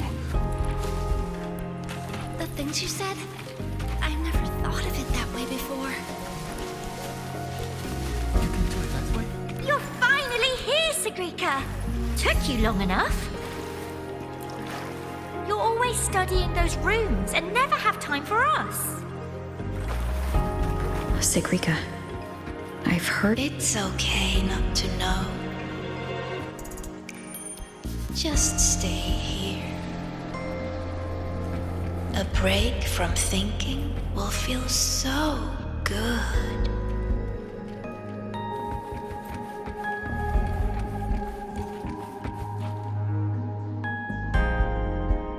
These people are all talking to the same voice. Is it influencing them?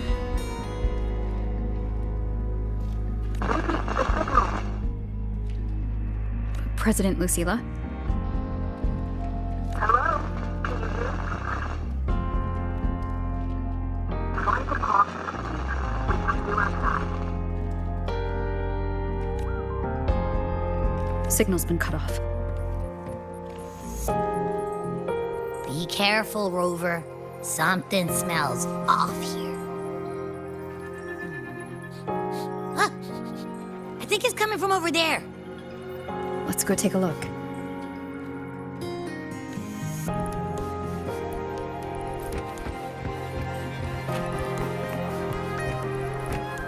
A rabbit. Looks like it's waiting for us.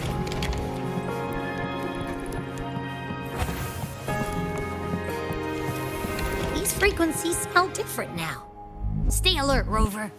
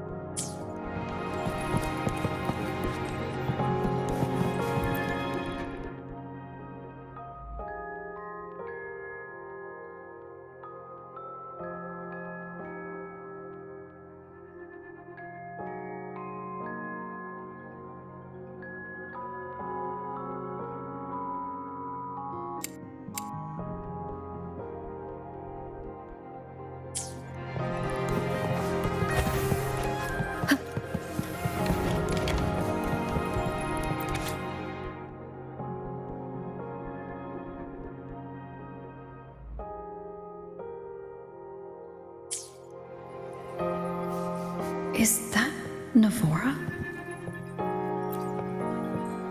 That was amazing! I knew you could solve it! No matter what kind of riddle it is, you'll always find the answer. You really are a future Heliotic 6 successor.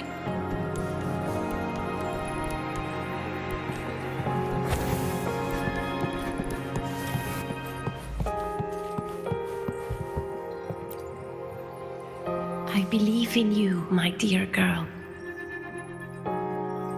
You will become an excellent Soulsworn.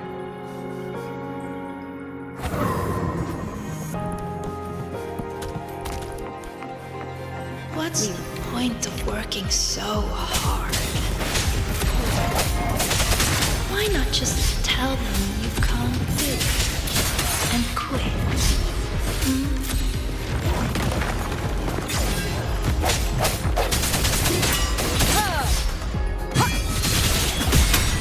Hopefully this helps.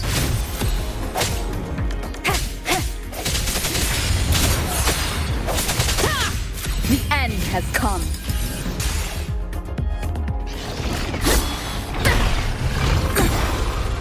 I hereby illuminate this room.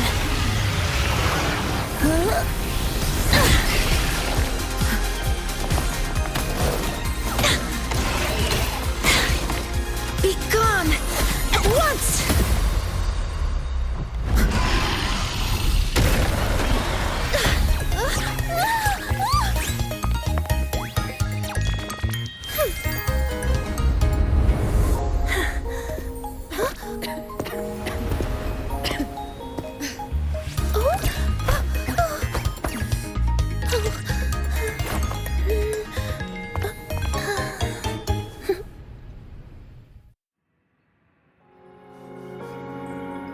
Are you okay? Did I help you?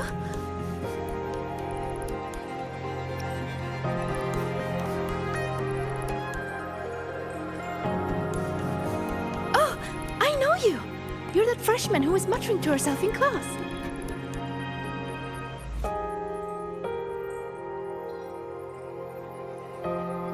How is it that you're here? Me? I'm here to solve the riddles, of course. The picture in my riddle led me here. But everything's become a bit of a mess. Strange runes were scrawled all over the place. But I've almost figured it all out. The exit is just...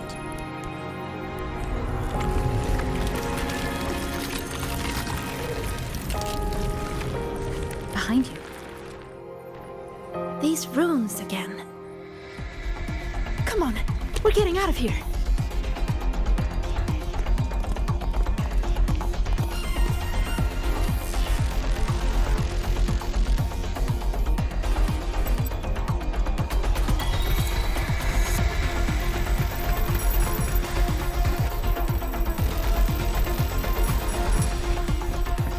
What kind of riddle did you get?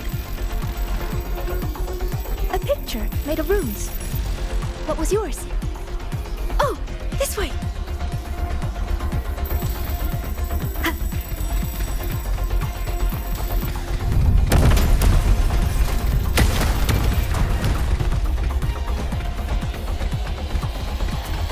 I think this is the clock.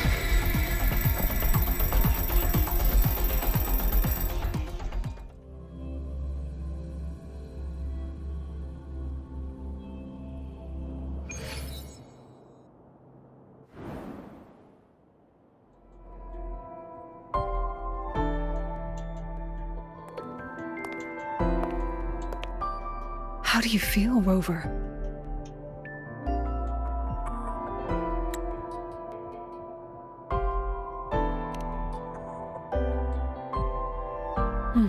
Glad to hear it. A strong frequency cut the signal soon after you entered the dark side. What exactly happened in there?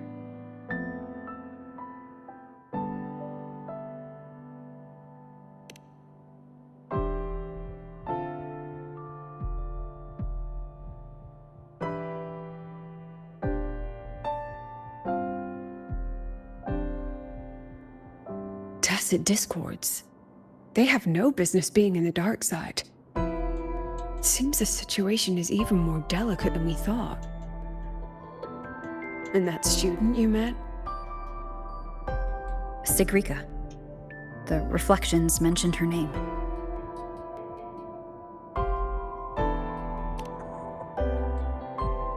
She's considered to be a future Heliotic 6 successor. An A-list student, brilliant in deciphering runes and passionate about every aspect of Academy life. Never one to hesitate to lend a helping hand. That kindness has earned her many friends. Including Navora.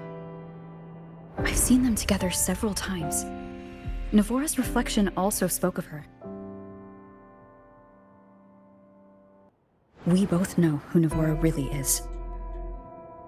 You think Sigrika might be the one the Grand Architect was talking about? She may have just entered the dark side by mistake. Still, Navora could have influenced her more than anyone else. Besides, I'm curious about the riddle she received. She said it's some kind of rune picture.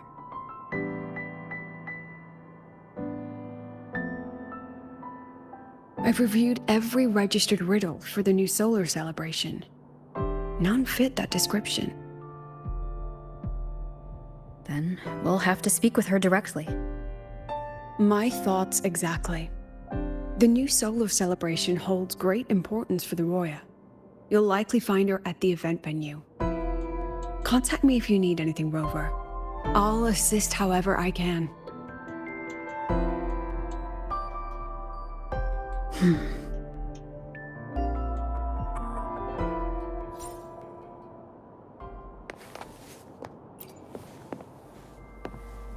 Dr. Luke and I will speak with the students you saw up here in the dark side.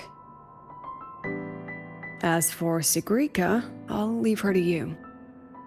If you need any help with the investigation, come find me. And Rover, as a student yourself, do take some time to relax and enjoy the celebration.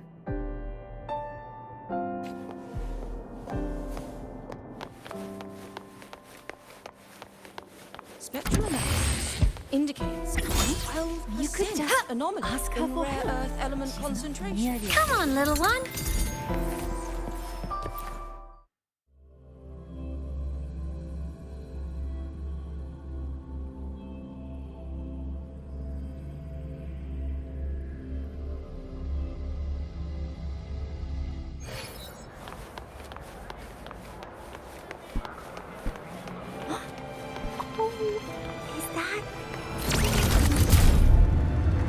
Last time she crossed the back, so you banned Zahira from campus, but Huh? Rover? Hey! Over here!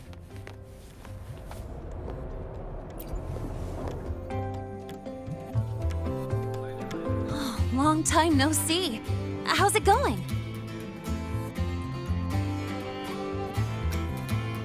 I'm great. Just swamped with academy business lately. How I miss the days I could just take off whenever I wanted to. But look at you. Still full of energy, I see.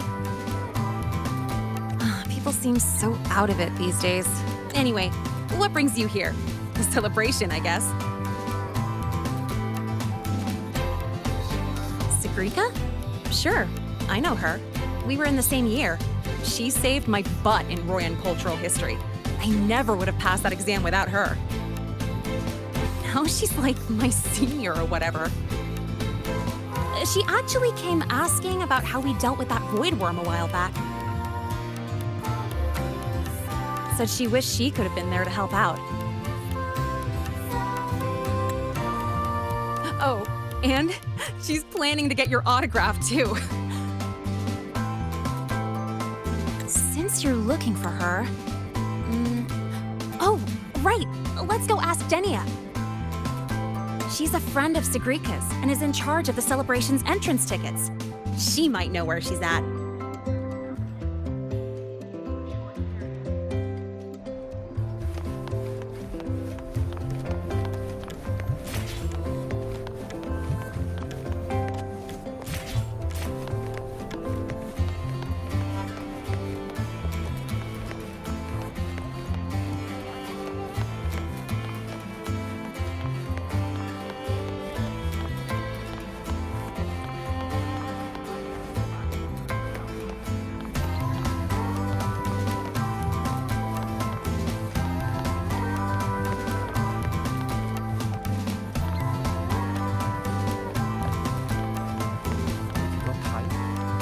Oh, there she is.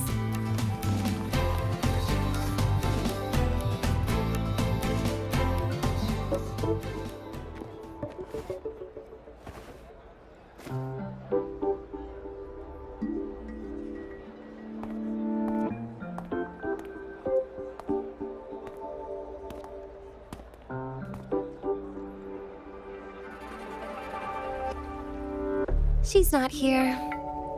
Probably off solving riddles again. That's all right. To be honest, I don't think I can keep doing this anymore. Just tell her I said thank you.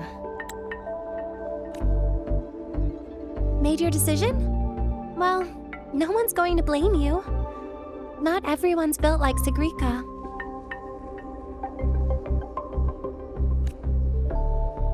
How does she manage it? No wonder they call her a future Heliotic 6 successor.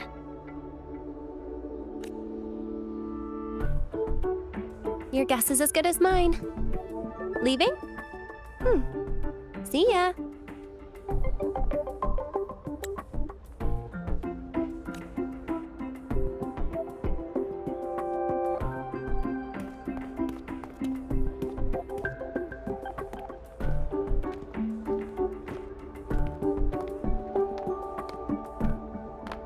Hi, Denia.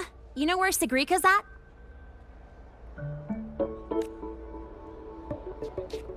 Here for her help too? You'll have to get in line. She's been running herself ragged with all these riddles lately.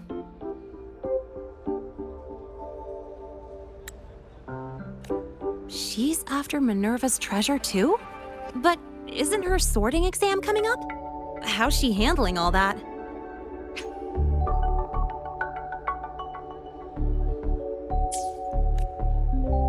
You'll have to ask her.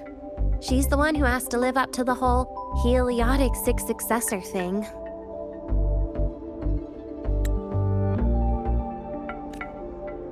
Personally, I'd just let it all go. Life would be way easier that way.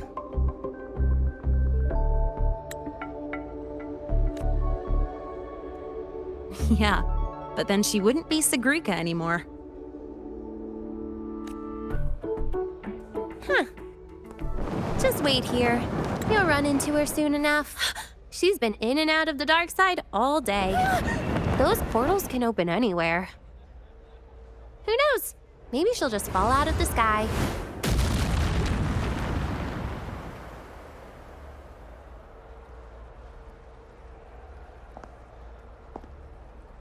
Like that.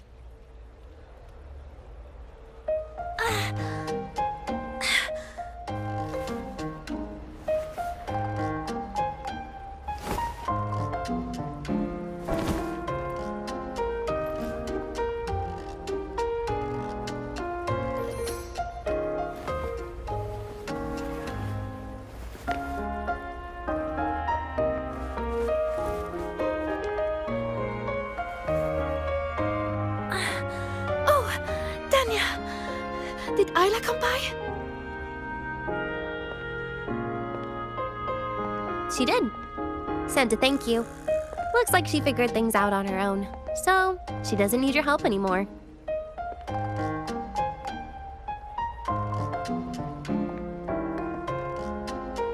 Oh, also, you've got visitors.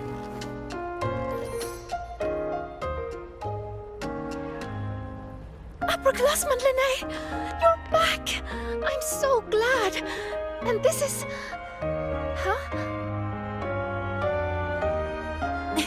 You're the upperclassman now, Sigrika. She and I are just lowly freshmen. Me? But I...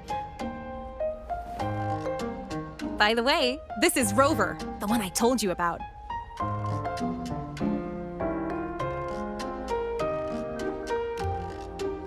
Wait, you're the Rover?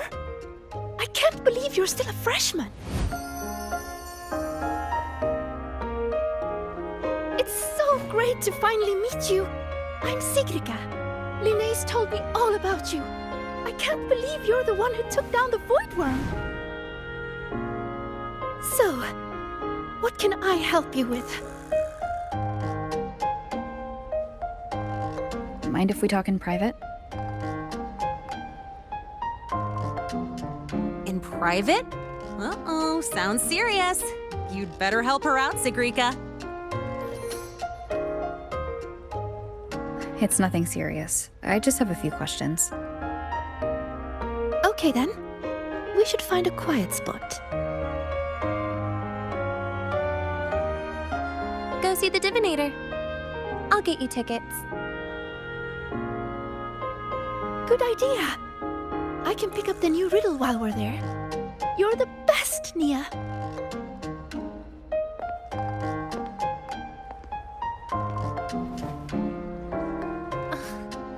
It's Denia.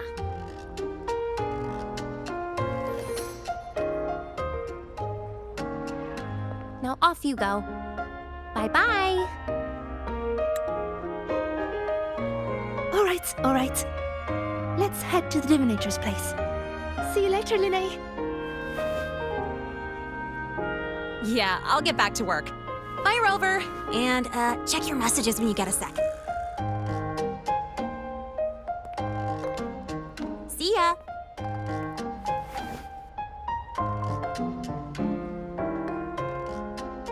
Let's get to the venue, Senior.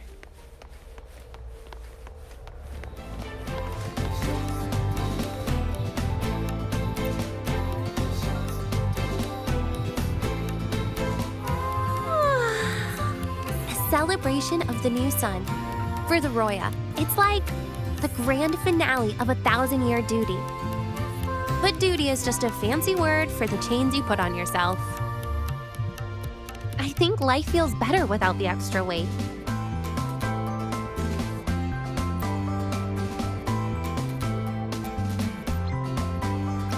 Just ask her whatever you want to know. She'll help you, no doubt. That's just the kind of predictably boring person she is.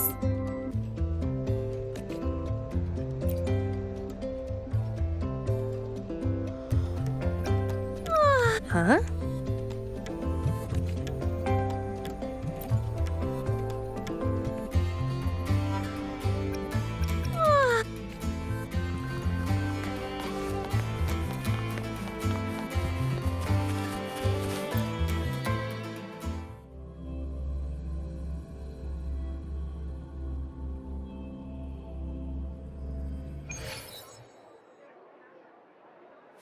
Hey! The incredible Voidworm writer. We're screening a documentary about when you are. Don't forget to come check. Hey, you on the left. Welcome to the Psychological Threshold Alternative Therapy Society. I heard the student who solves the most riddles gets a wish granted by the Academy. Well, I'd like to get a clear photo of a bird. Yeah. She sounds hesitant. Is she trying to hide something? Of course not. Dania said this year's theme is all all about Royan culture. As a Roya myself, it would be a shame not to take part. A good friend of mine loved this event too. We used to solve riddles together. I don't know where she is now, but I want to keep going, for her sake, until she's back. I think she'd be happy if I did well. Look, Sagrika just passed your score. That's a Heliotic 6 successor for you. It's only natural. It would be more of a shock if she couldn't solve them.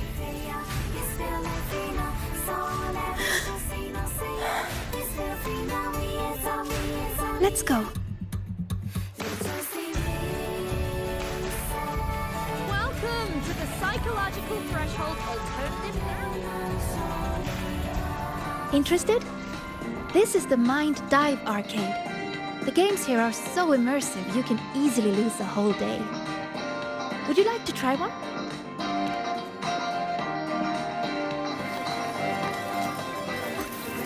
Something is not right with this leaderboard.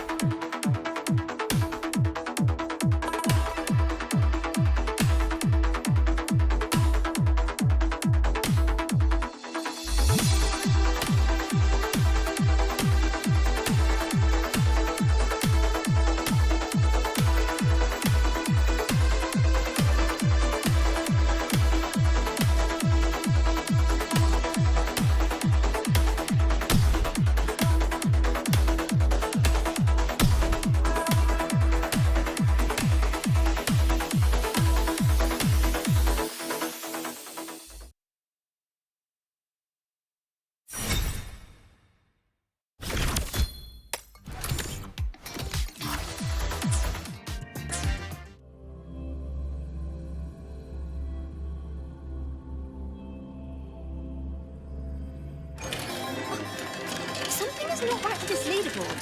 How are they this much ahead? Hacking each other's systems to reach the top is an old tradition. What a shame. The You guys on the other can't side play. know slouches either. You're not supposed to. They've already taken the lead.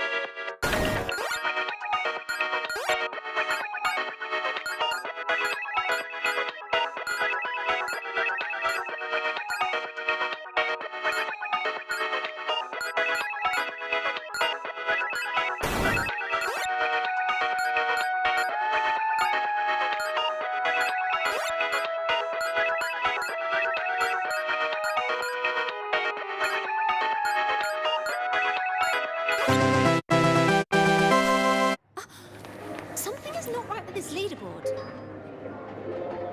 Such a high score. How did you do that? You'll have to show me your secrets sometime.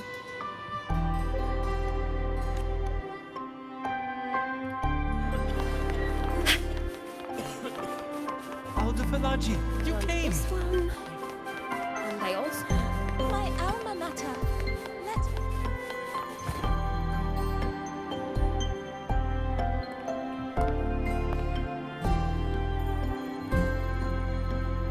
This is it. Dania found this spot. It's quiet, and not many people come here. See? Perfect for a chat. Senior, you wanted to talk about what happened in the dark side, right? Until I know where she stands, I won't mention the Grand Architect. I'll see what she has to say about the other topics first. Denia said you've been busy solving riddles lately. Yes, it's great fun. I'd like to solve as many as I can before the celebration ends. Notice anything unusual while you were in there? Well, everything in there is unusual.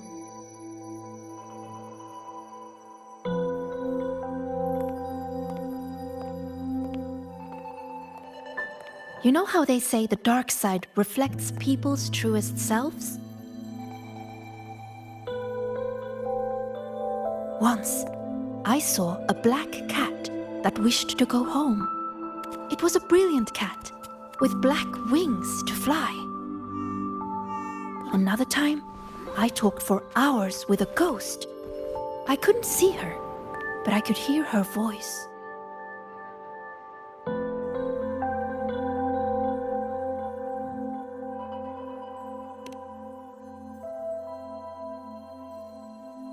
No, it disappeared in a hurry. Thinking about it now, it was probably someone's delusion. Such strange but fascinating experiences. I could spend an entire day in the dark side, leaving all my worries behind. But the disturbances in there lately, you must have heard about them too. So those things we saw yesterday. Yes, especially that rune that lit up out of nowhere.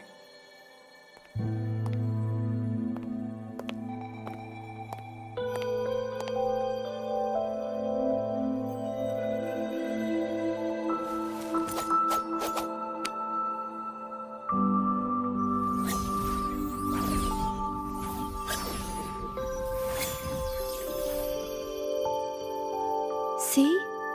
If I just leave it like this, it's just a normal rune. But if I invoke its true name,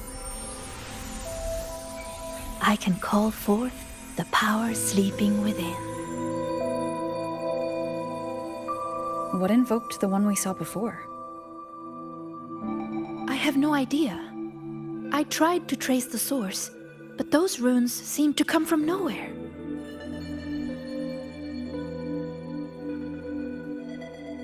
It's worth a closer look. We should go back into the dark side. Then we're going to need this.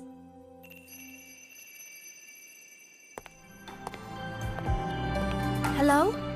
Can you hear me, Didi? Wake up! It's Sigrika. Time to work. DD, Scientific Divination Unit. The name Divinator is retained due to high student approval ratings. User login, Sigrika. Switching to Riddle Channel.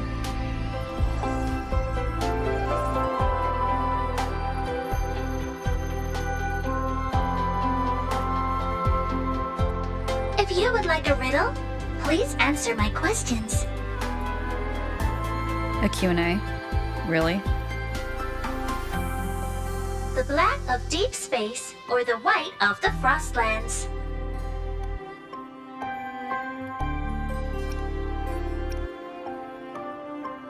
Deep space and the Frostlands both represent the unknown.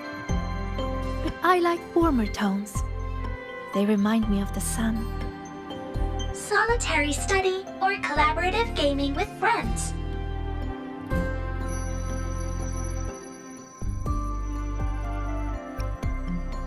The gift of miraculous comprehension or earned recognition from others?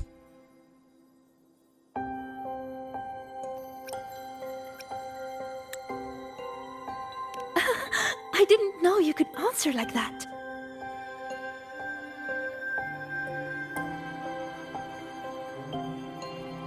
As for me, guess I'll have to work harder then. DD, analyzing data, presenting results.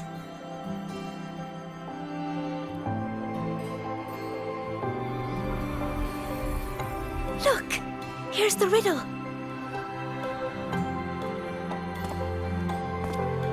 It's a picture. Yes, all of Didi's riddles are pictures. The way into the dark side is hidden somewhere in it. And finding your way out of the dark side solves the riddle.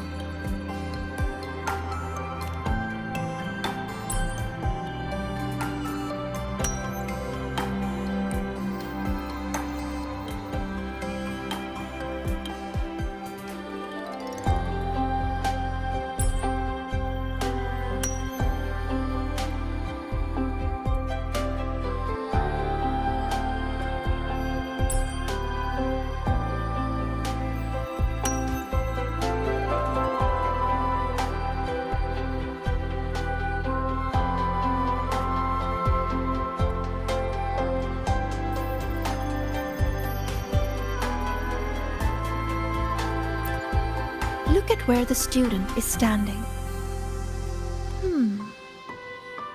I think I recognize this spot. What's she drawing? Runes. This one represents the sun. It's super important to us, Roya. The sun blesses the land with its light. Everyone, from the past to the future, gets to bask in its warmth. But this sun seems to be feeding the monsters in the shadows, too. Doesn't that seem wrong? Now that you mention it, it does. And it reminds me of that rune we saw before. Huh. Then we're on the right track. Any other clues on the riddle?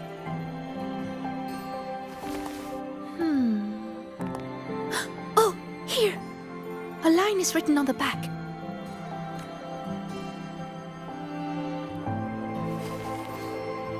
Through me, seek the gift.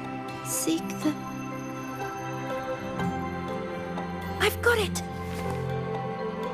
I think it's telling us to find this sun. For us, the very first rune we ever learn, the most familiar one, is the sun. To bathe in the blessing of sunlight is its own kind of inheritance. In other words, finding the sun rune is our way into the dark side. That's right. It's just like a game I played when I was little. The elders of our tribe would hide runes all over Bjartur Woods, each one leading to the next.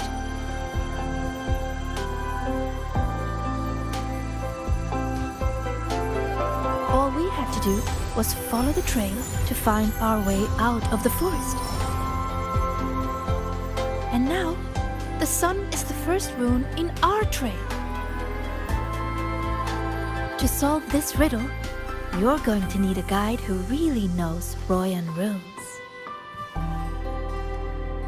She's right. Otherwise, I'd waste too much time. And if she's connected to the dark side's disturbances, it's best I keep an eye on her anyway. What's wrong? Don't think I can handle it, Senior? I'm pretty good, you know. You sure do like to help out, Sigrika.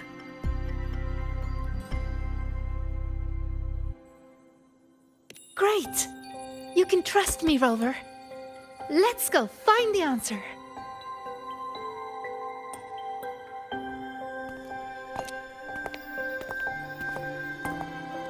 I should send this riddle to the president as well. She might find something we missed.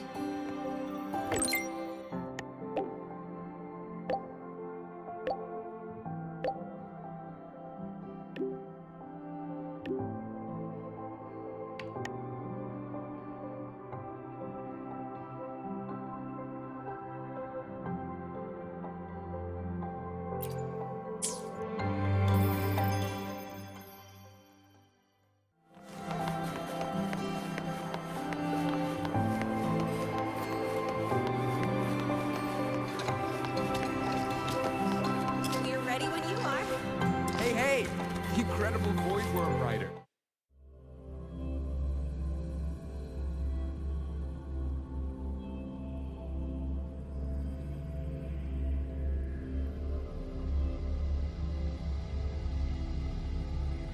When I met you in the dark side yesterday, I didn't realize you were the one in Linne's stories.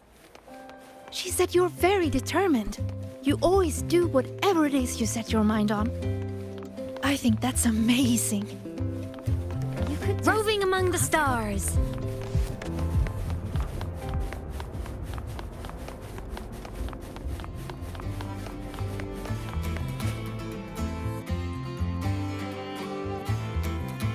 Found it. It should be here. Do you have a camera? Let me enchant it with a robe. There. Now you should be able to see it too. Here, try taking a picture.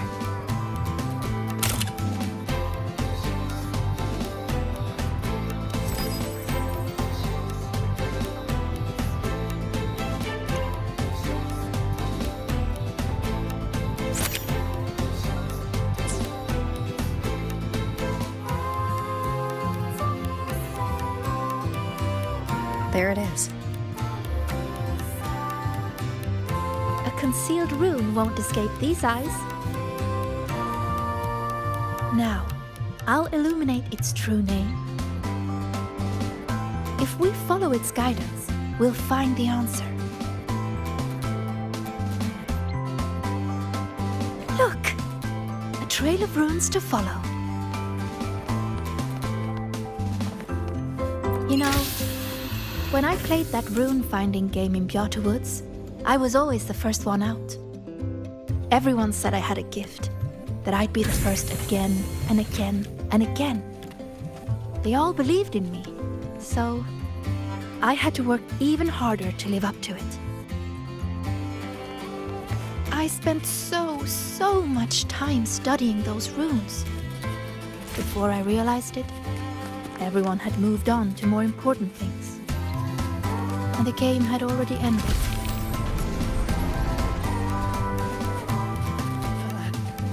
roving among the stars.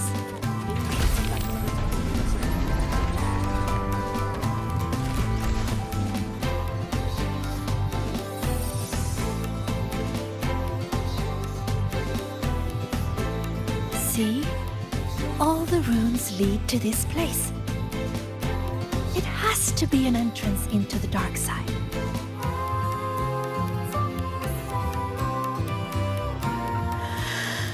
Remember you asked what I was doing in the dark side yesterday? I was there for the riddles. But what about you?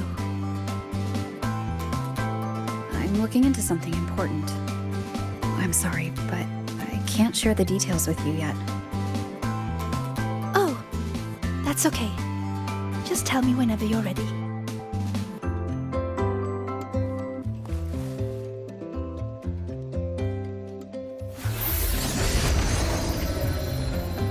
Time to illuminate this room. On 3, 2...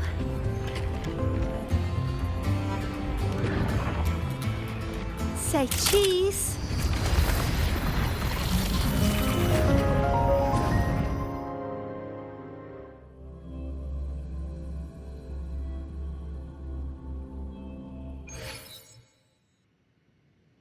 Do you really believe in yourself? Do others trust you? Stay here. Just stay here. Stay with these feelings. Everything will feel so simple. So simple. So simple. What was that noise? I heard it too. Not sure who was speaking, but it made me feel uncomfortable. Let's head that way and see what's going on.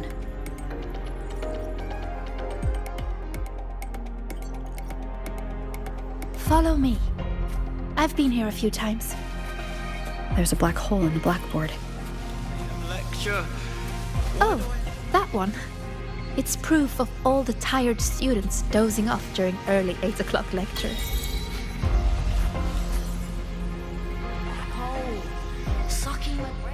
It's a rune. I just illuminated its true name. We can teleport from here now. 8 a.m. lecture. Another 8 a.m. lecture. Is that her? One of the successors of the Heliodic Six. These are reflections created by the dark side. The deepest truths within them. So that's how they see me. Successors of the Heliodic Six.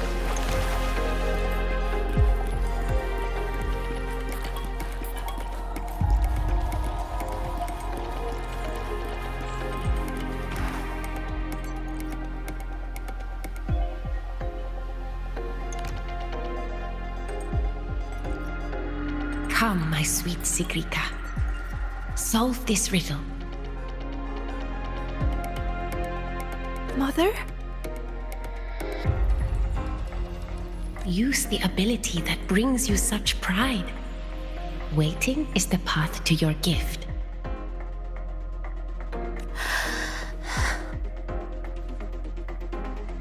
I never expected to see my mother's reflection here. She's always been proud of me. I won't let her down. Let's take a look at this riddle together then.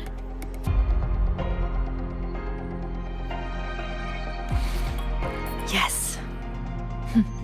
We should be able to teleport from here. But the flow of its true name is reversed.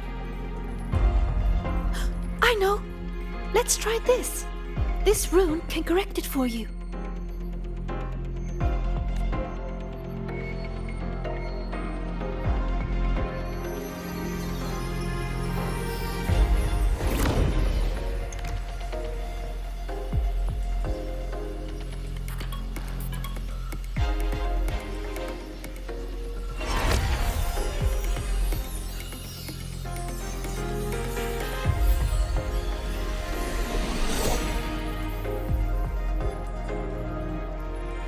to correct.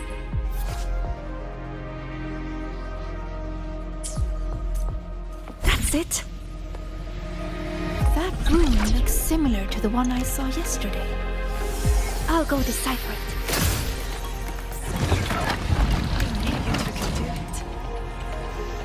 Forward you must go, my child. Solve all the riddles, and an excellent soulsworn you will become. I understand. No matter what the next riddle is, I will solve it. You two could do it. No puzzle can stand against the two of you. The riddle is solved. Go for it! I knew you two could.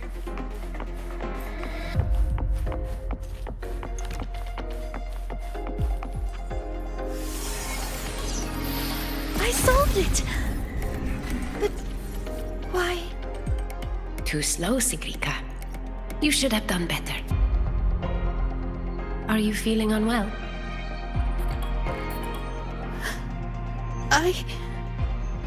We've already solved this riddle. Nothing for you here, Tacit Discords.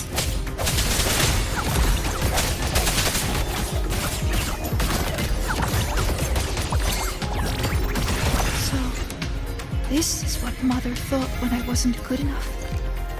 I don't want to disappoint her. You are good enough. We've solved the riddles. We already know our next move now.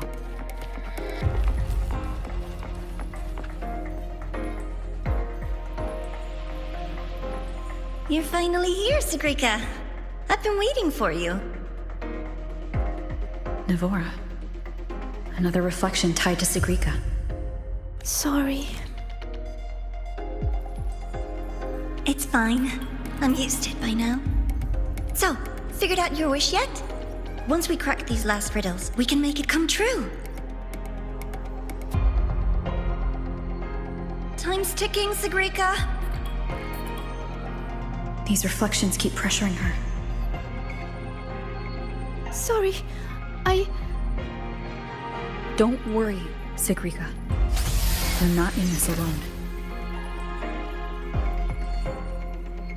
Riddle solved. Still too slow, Sigrika.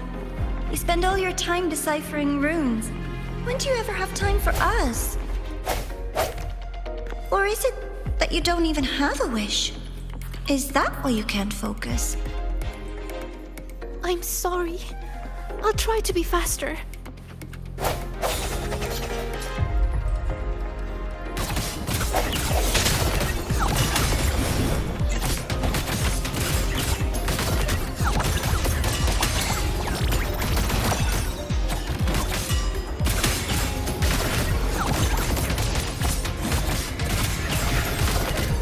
Leave it to me. Breathe, Sigrika. I am breathing. If I can adjust the resonance equations, I can speed this up. Then the Tacit Discords won't show up, and Even if they do, we'll deal with them together. But Mother and Navora, I'm letting them down. If that's what they really think of me, then I have to... It doesn't matter. They're only reflections born of the dark side. They've been targeting you from the start. Don't give them what they want. See? The path is still forming, even with the Tacit Discords here. That proves we're on the right track.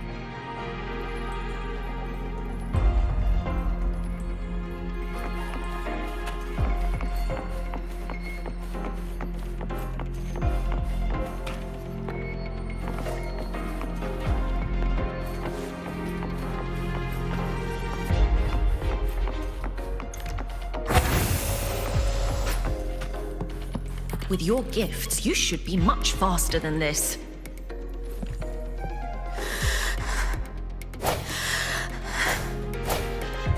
Sigrika, you can do it. faster this time. I have to be faster. Yes, Sigrika, you can do this. These rules won't beat you.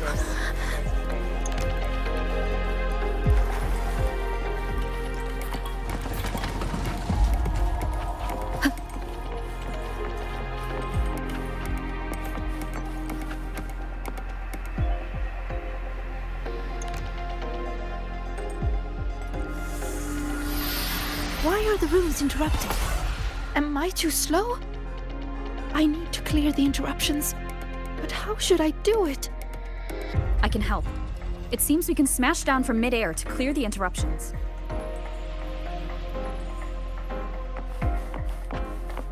Wind guide me. Wait! I see it now! The gravity is reversed here. That grapple point will take us up.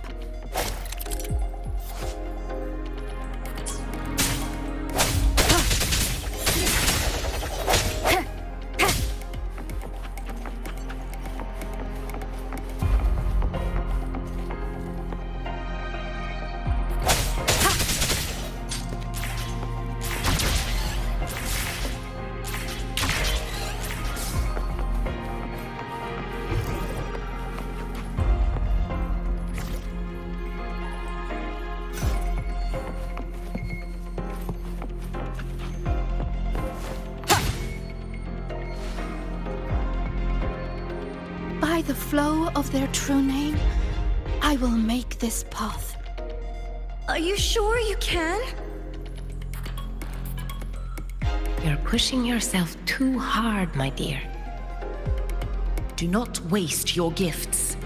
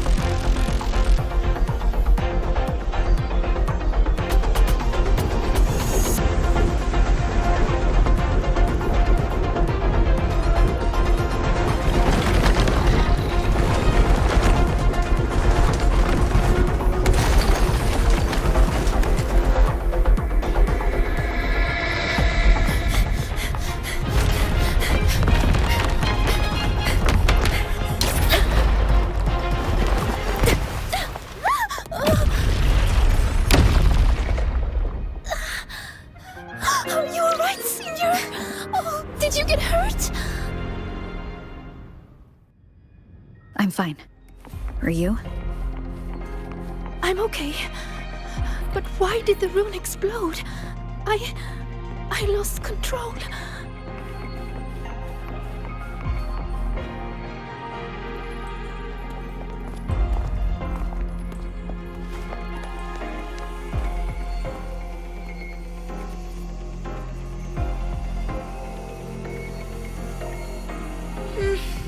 It's already the final riddle. Your last chance to prove yourself. Tell me, what does a gift or an endowment mean to the Roya? I want to hear your answer. You can do this, my sweet child.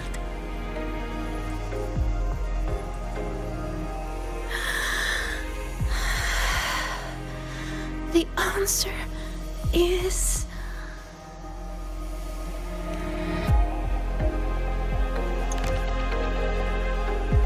To us, Roya, the sun is an endowment.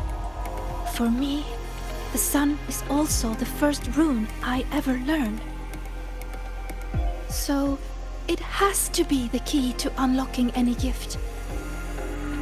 That's it. I believe in my choice.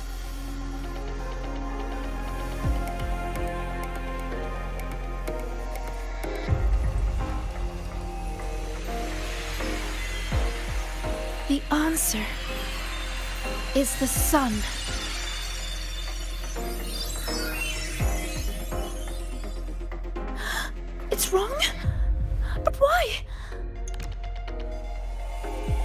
A child who fails does not get to leave. That voice again. Sorrow, disappointment, self-doubt. Why do you still keep going?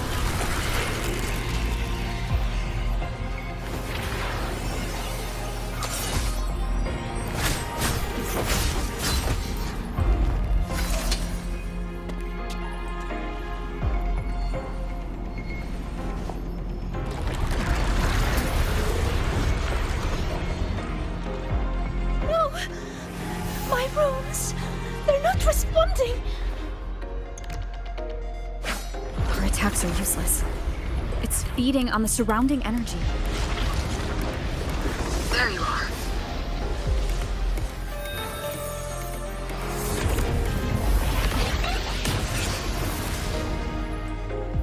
See? My little pet performed wonderfully, don't you think? So, Rover, what will you do with all these emotions? I'll be watching. I'm going to cherish every second of the time you've bought me.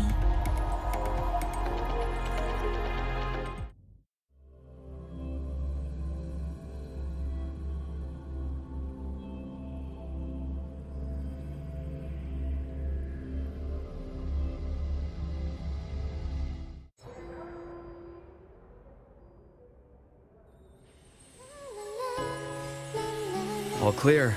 No lasting harm.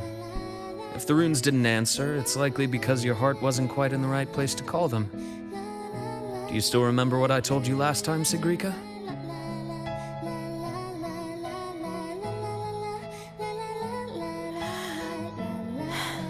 You said I should have more faith in myself. And not to push yourself too hard. Here, have a candy. That song we heard, it felt nostalgic. You liked it?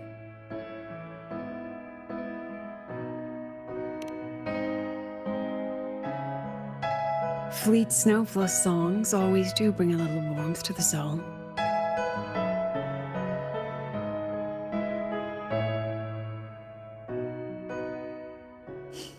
Imeth. When we tried to enter the dark side to help you, we found our frequencies denied. That thing hijacked it. Only students were allowed in.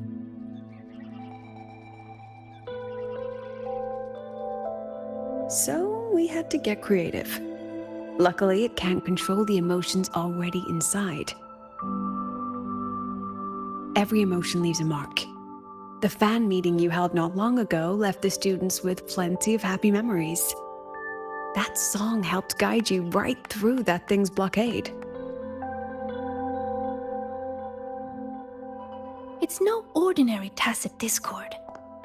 What exactly is that thing?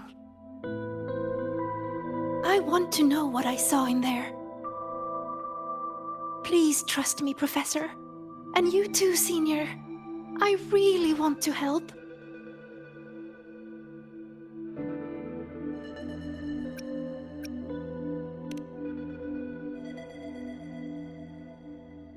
What we can confirm is that the tacit discord was sent by the Fraxidus. The Fraxidus? Their Grand Architect tipped us off about their plans on the Lahai Roi. That he will play a game with us.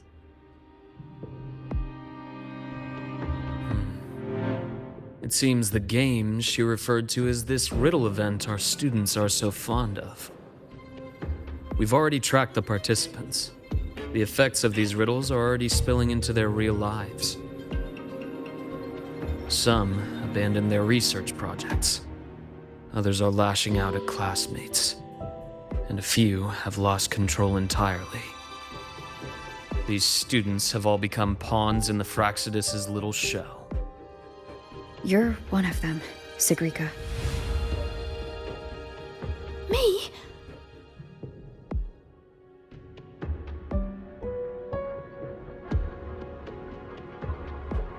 Those riddles and tacit discords we encountered in the dark side were clearly targeting you.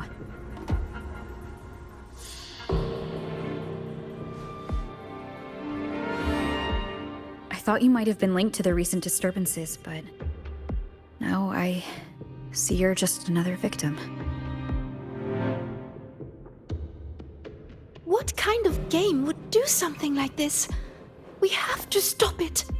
I can help you solve these strange riddles.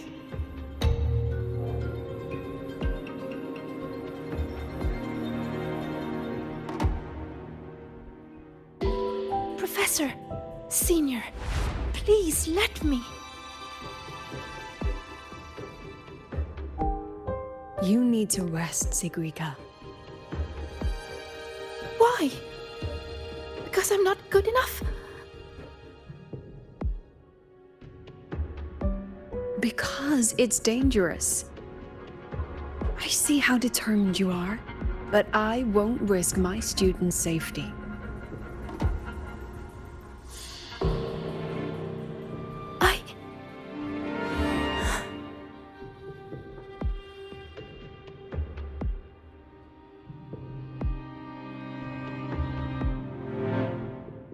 Just take it easy for now, Sigrika.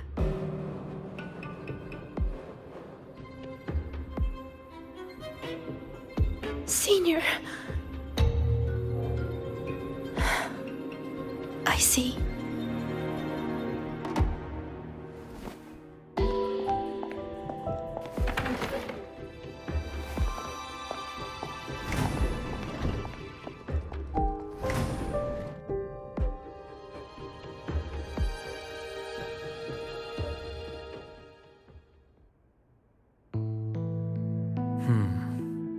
I still think we should let her in on our plan. You know how desperately that girl craves validation. We can, but not while she's like this.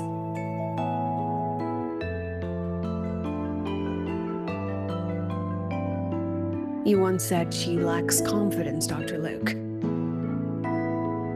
From where I'm standing, she has too much of it. I see that she's a fighter.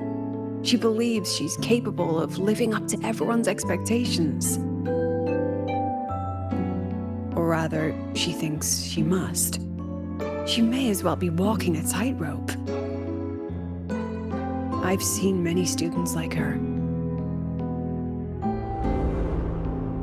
Every single one believed they could always be the best, that failure wasn't an option. So they pushed and pushed. Remember that student I mentioned? The one with the flawed but brilliant hypotheses? She didn't just leave Star Torch Academy. The Academy lost her for good. She lost her balance on that wire. That is exactly what the Fraxidus wants to dig their claws into.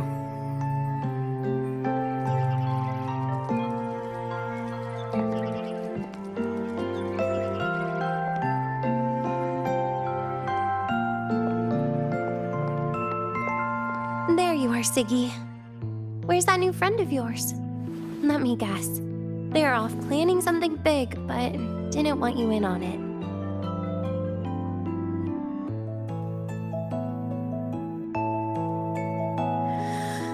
I just wasn't good enough. Oh, here. Dusk honey pot flavor. I know it's your favorite.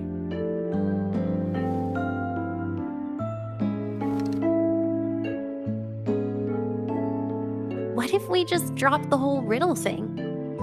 Or is it about proving worthy of being a future Heliotic 6 successor?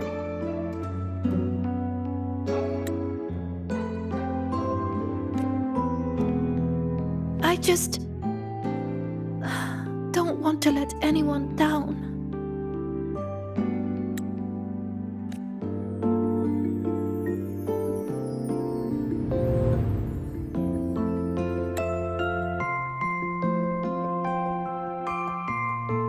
Every single student came to the academy with a heart full of promise. promise is what keeps this academy standing. We will not sit back and watch the Fraxidus exploit that. And let's not forget, the knowledge these students hold can shape the future of Lahai Roi itself. Which means we're in a race against time. That tacit discord was feeding on energy. If the dark side is a vortex of emotion, then that thing is the eye of the storm. We have to find it. You may want to stock up on the candy, Dr. Luke.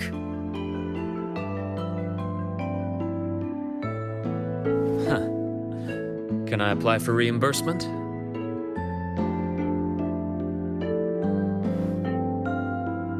Anyway, Rover, just get some rest. We'll keep an eye on the dark side. Don't worry. This game won't end the way the Fraxidus intends.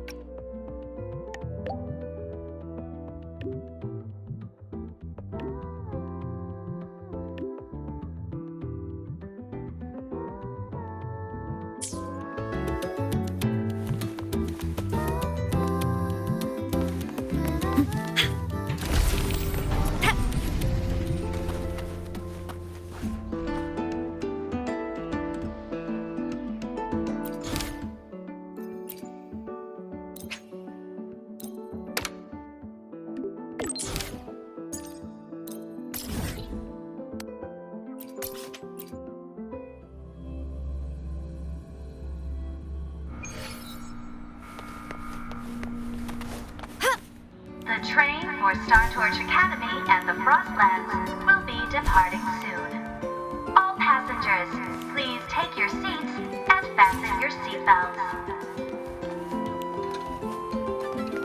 Void storm hazard level at transit stop low.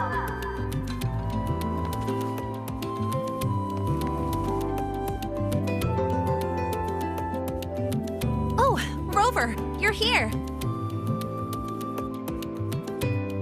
Quick, come with me. You've been busy working on that dark side case for a while now, right? It almost feels like I haven't seen you for ages. So I was wondering if you got dragged into another incident again. And I wanted to see you, so I made up an excuse to get you here. What, not used to me being honest?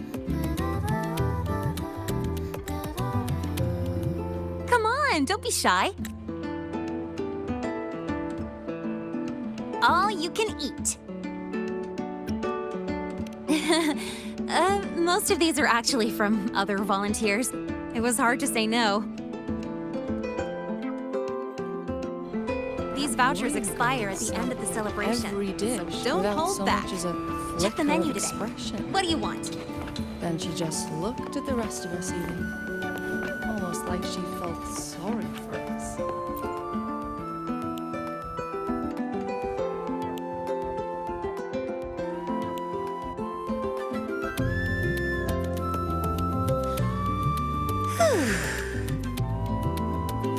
So the volunteering job is pretty tough, huh? It's all right, I guess. Mostly it's just helping people with lost belongings. So far, we've received over 100 requests. Ugh, still got no idea where to start for 30 of those. Plus those 12 equipment malfunctions I fixed for the Department of Engineering. And you know what? Over a dozen glitches on the same little projector. That was a real eye-opener. And counting supplies, painting stage props, hauling people who passed out from overworking to the infirmary, patching up the accidental injuries, yada yada yada. Come on, not you too. I'm still fresh as a daisy. Told them I've got professional training, and stuff like this is a piece of cake for me. But then Professor Voss sent me to the bench saying Star Torch Academy doesn't exploit its students. So she sent me here to get some rest. And while I was waiting for you, people from logistics even took turns to keep an eye on me when they stopped by. That's also how I got the vouchers.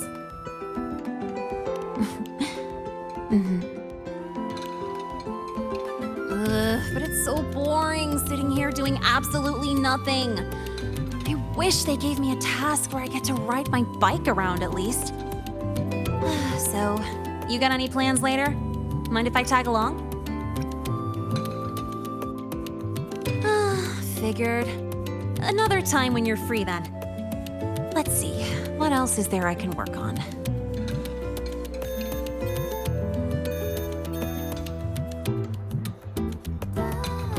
Oh, excuse me, I gotta take this.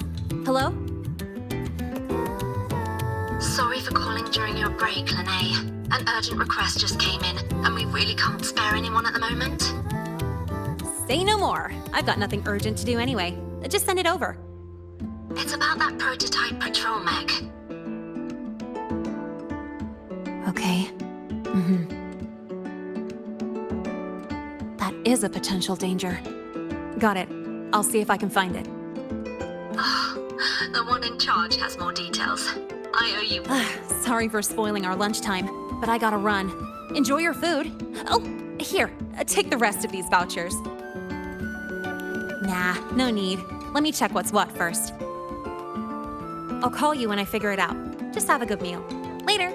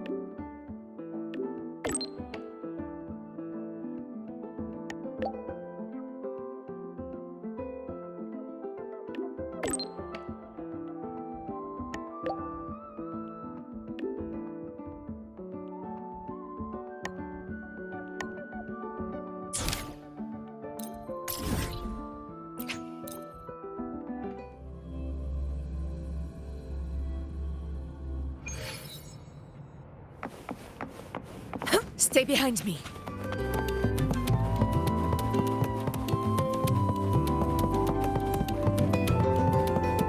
I heard the lichen intestine. The purpose of our research is to make food that fulfills the cognitive.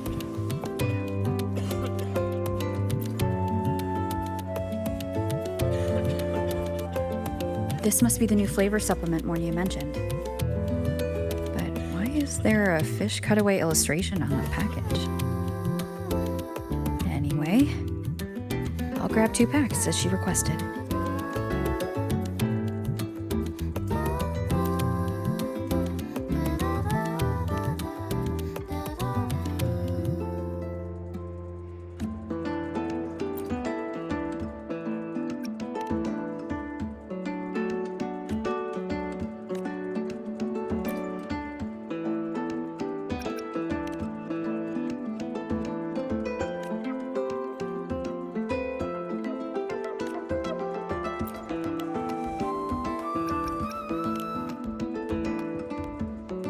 So, Mornay just lives off these every day?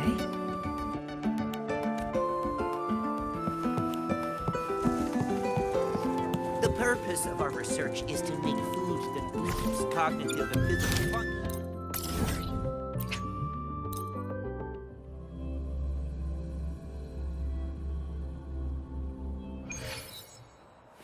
Heading to the testing field. Be careful.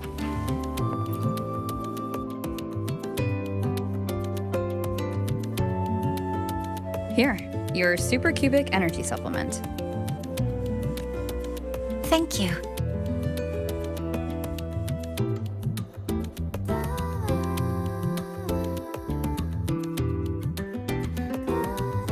Are you hungry?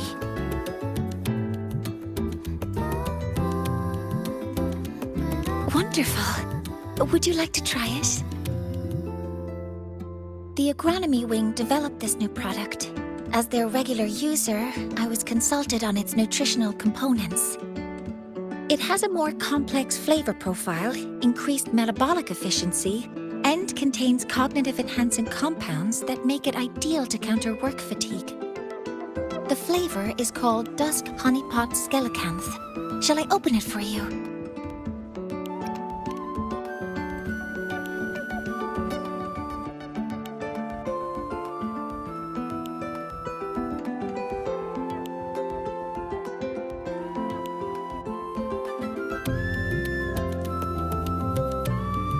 How is it?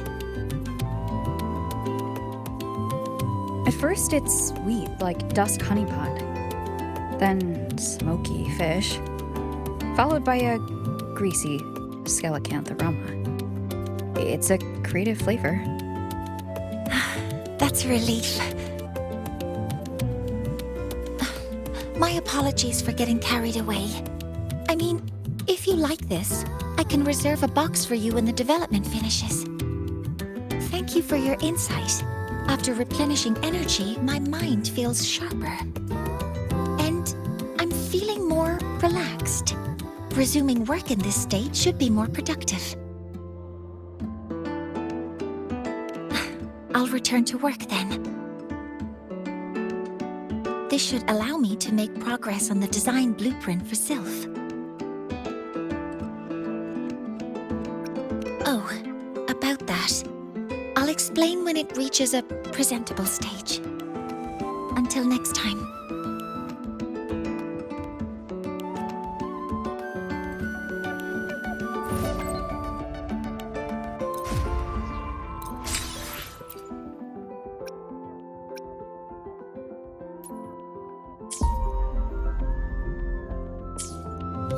Heading to the testing field. Be careful.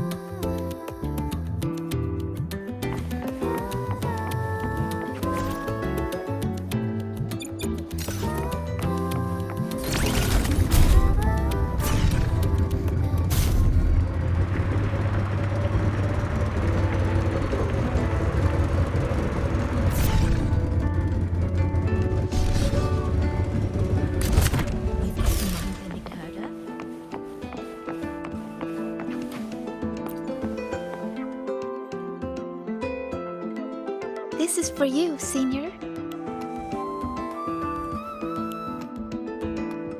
Yep, I folded it myself. I told you before, right? About the black cat I met in the dark side. It led me for so long. When the path disappeared, it told me that even though it couldn't find its home anymore, it still knew which way to go. So, it spread its little wings and soared toward a distant light dot with resolve. You reminded me of the cat. That's why I made this for you.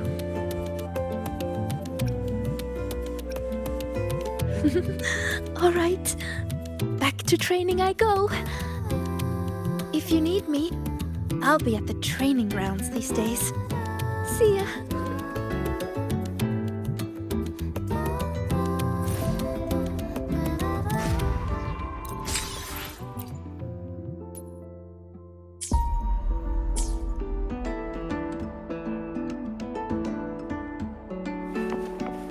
Stay behind me.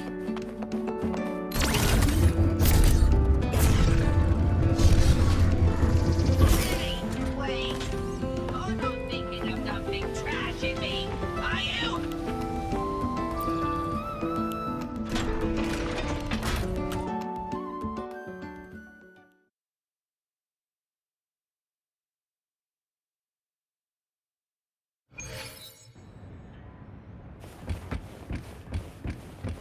I can do better if I try again.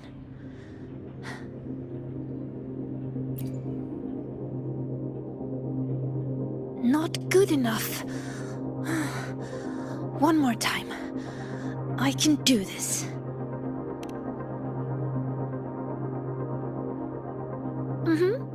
I'm practicing how to read runes in different situations.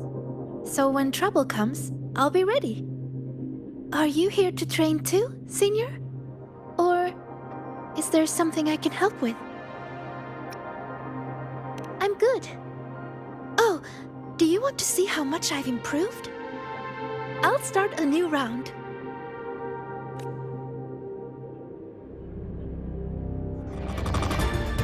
Relax, Sigurda. Just focus on how to take them down. Focus on how to take them down. Okay, I can do that.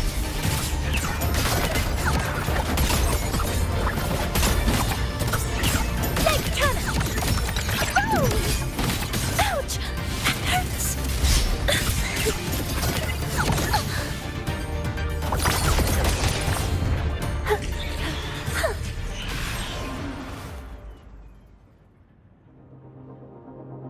Well, I did a pretty good job. Usually I'm exhausted fighting these things.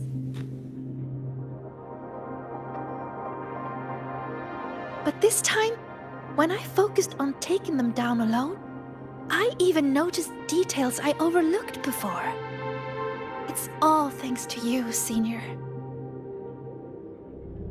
How did I miss something like that before? After all the practices I had? Maybe you just needed a breather. But I don't think I've fully mastered it. So, resting is an important part of learning too. Okay then, let's go watch birds. Yep, it's the breeding season of Blub and Puffin. They're everywhere on campus. Just watching them fly around, preen, catch insects, and give little presents to each other. I'd say that's also a good way to take a break, right? And I know a perfect viewing spot, the rooftop. So, wanna go together?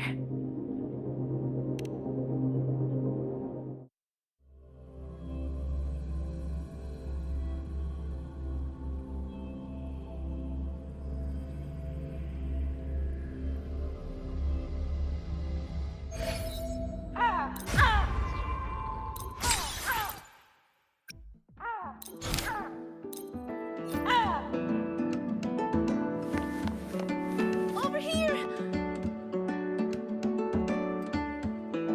Look! There's a Blub and Puffin! They imitate children's cries to trick people into feeding them. And they steal food, too. Whenever the agronomy wing introduces a new snack, they're always first in line to try it. They also love gifting things, especially during breeding season. They bring their partners flowers, leaves, and... Oh, sorry. I start rambling when I talk about them. I should have asked if you were interested first. I should have guessed. Someone who has traveled so much must have seen many birds. That's so cool. So, would you be interested in joining the birding fan club? Really? That's great! Then we have 2 members now.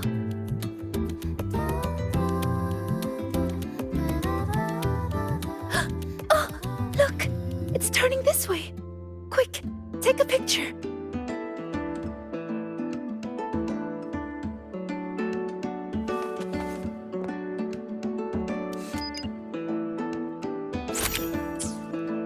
Over here!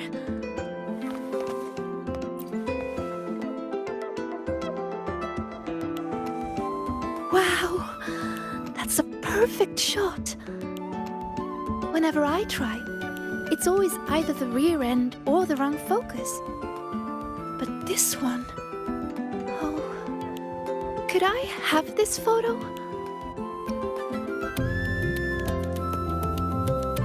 Okay. I'll just have to take more until I get a good one myself. You really like birds, don't you? Mm-hmm. They're beautiful and free. Most of all, they're brave. They know exactly where they're flying to. You have some that journey across entire continents, from pole to pole, and others that will brave storms to find a place they call home. And they're not born knowing how to fly. There's always that first leap from a great height. That very moment the wind rushes through their feathers for the first time. It must be terrifying, but then, whoosh, they always soar in the end. Isn't that wonderful?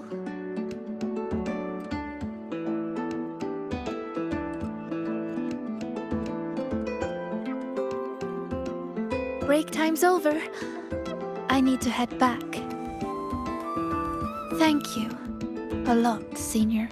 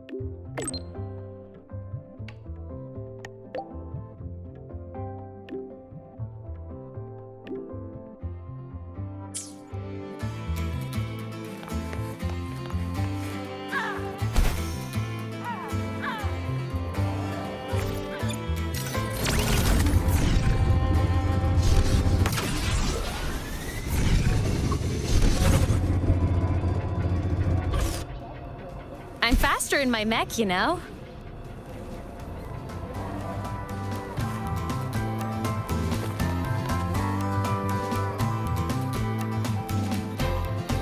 Senior, you're here. I bought this for you as a thank you for your help lately. Here, it's all yours. That's right. This one is made specially for the new solar celebration. I had to wait in line forever to get it. You never know what funny effect you're going to get. It's different each time, but it's supposed to help with relaxing.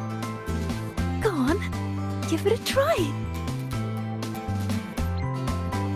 It actually tastes pretty good. Wait, is that my voice? Can this really be? Let me try one too. This one tastes kind of weird. Oh no. No, I wasn't. Excuse me. I have lungs, not gills. I can't make it stop.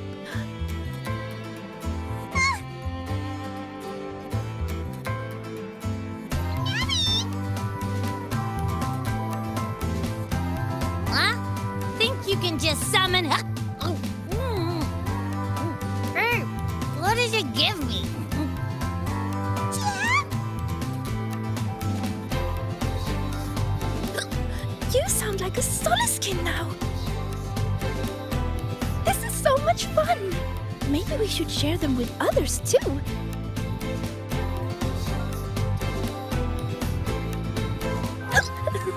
Don't worry, it won't last long. And I'm okay, but you'd better take it easy.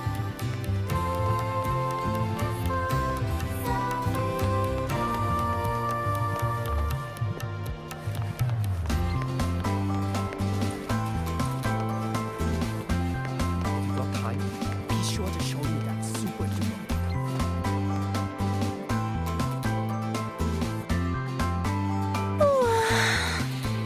If you're looking for a particular stall, find Lene.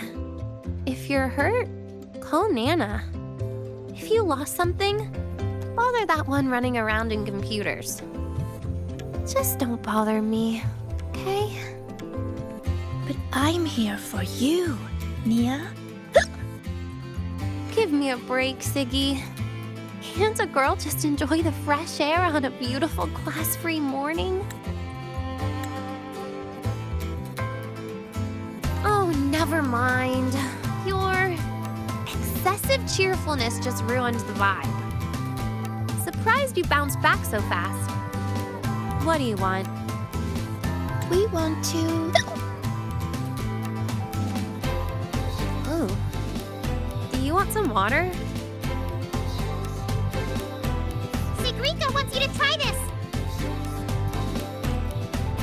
Why does your voice sound like that?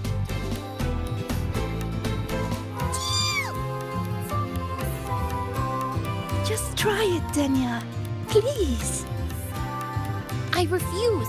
The last time I tried your candy, I was shooting rainbow beams out of my eyes and mouth for 4 minutes and 35 seconds. That was a research sample. This is real. Just trust me and try it. Case in point, can someone just solve the riddle of who made these strange candies in the first place? If you must find someone to try it, look for Lene. She'd probably love this stuff. Here, take your tickets. Now shoo! See you!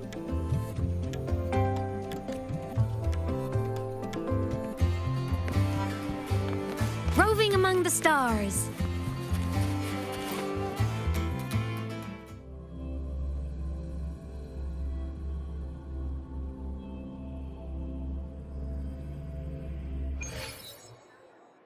Hey! The incredible Voidworm Rider. We're ready when you are. Welcome to the Psychological Threshold Alternative Therapy Society. Hi, Rover. Hi, Sigrika.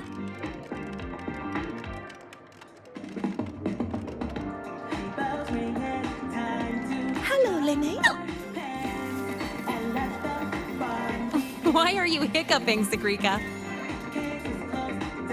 We just had some Rainbow Bean Pop rocks. Try? No way! Your voice is totally different! Give me one. I gotta try this.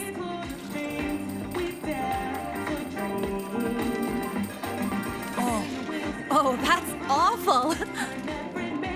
Wait, that is what I meant.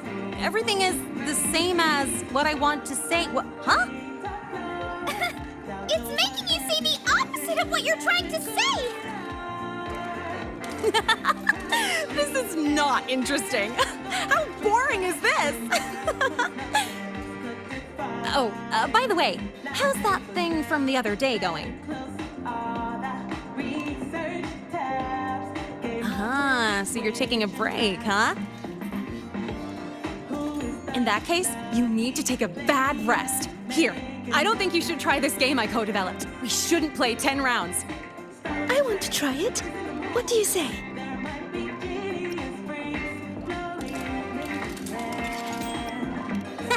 Right in time!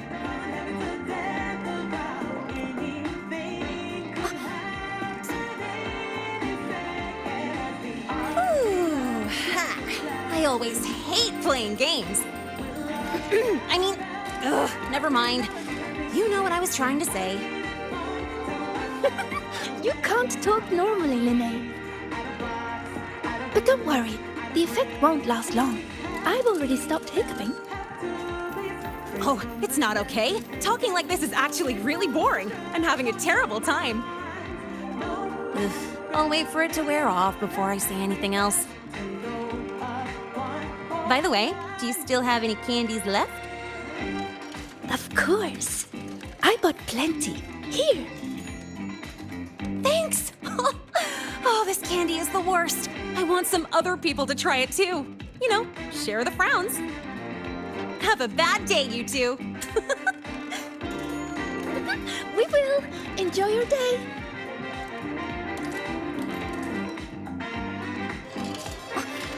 Something is not right with this leaderboard. How are they this much ahead? Hacking each other's systems to reach the top is an old tradition.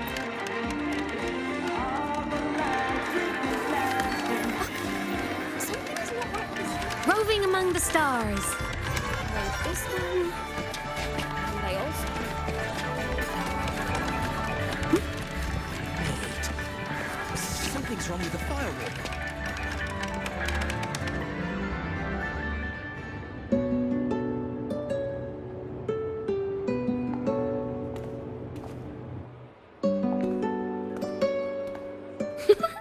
Have a bad day.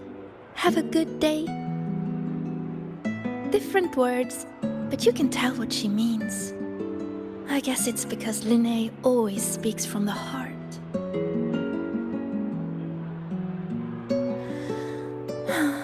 That's really nice.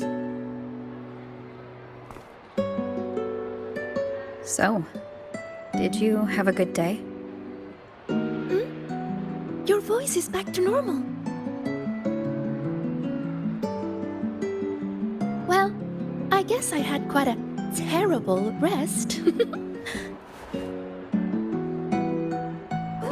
Everyone's enjoying the celebration. When I close my eyes, I can hear all kinds of voices around me.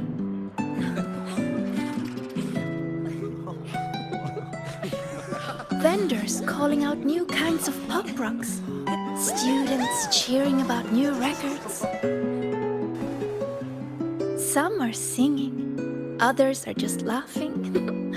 It's so nice.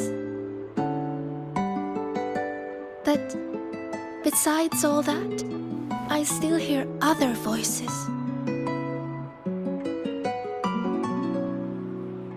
The ones from the dark side. When I let everyone down, they made me feel so lost.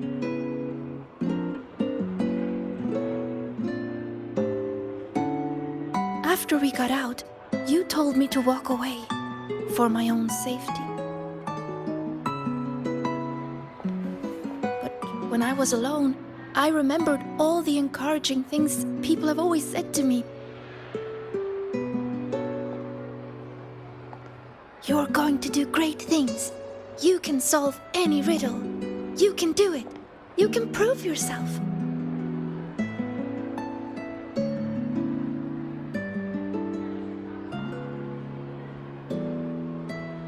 Their words shone like molten gold. So radiant and so warm.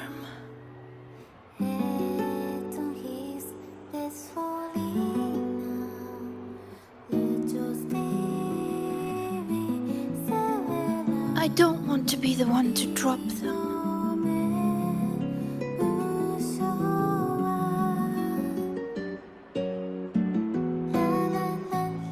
So many voices. When you hear so many voices in your head, Senior, what do you do?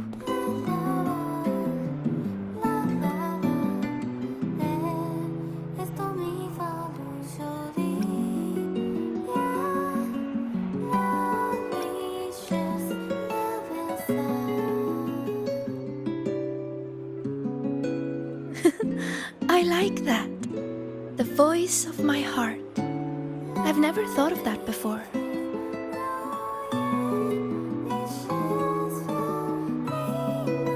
But sometimes, you don't need to overthink what you do.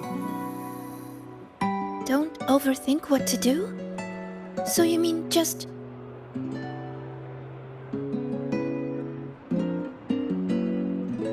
Just do it.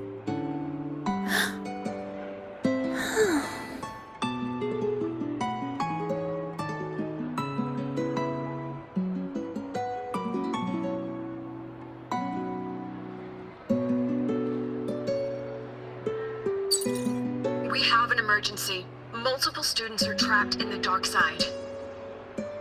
I've already sent the coordinates. The Fraxitus are making their move. This situation is serious. I'm coming with you.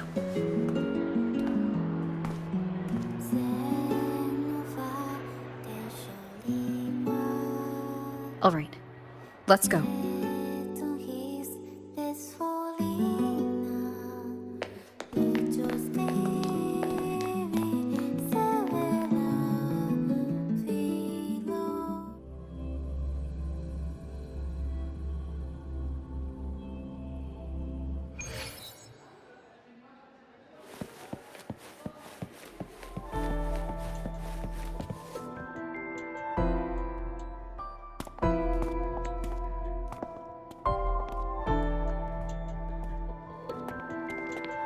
Good, you're here, Rover. And... Sigrika. Professor Lucilla?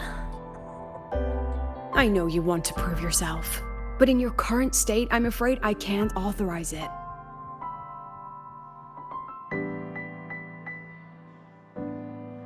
You must understand how dangerous this mission is. Our enemies hide in the dark, and we still don't know that tacit Discord's weakness. No, Professor. Please let me join. I know you're worried, but I know the dark side better than anyone. How can I stand by when my classmates are trapped in there? I can help you decipher the runes. I can be useful. This isn't about proving myself anymore. It's about doing what's right.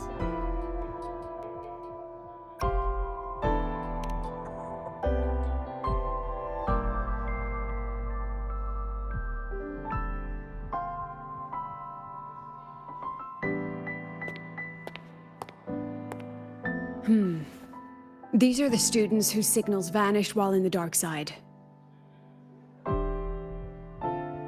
Chisa, she's trapped in there too? And also Isla? Why would she? They were all in the dormitory hall. Someone must have activated a riddle, and the dark side pulled everyone in. Mornier is already on it. I have her searching for the students' locations.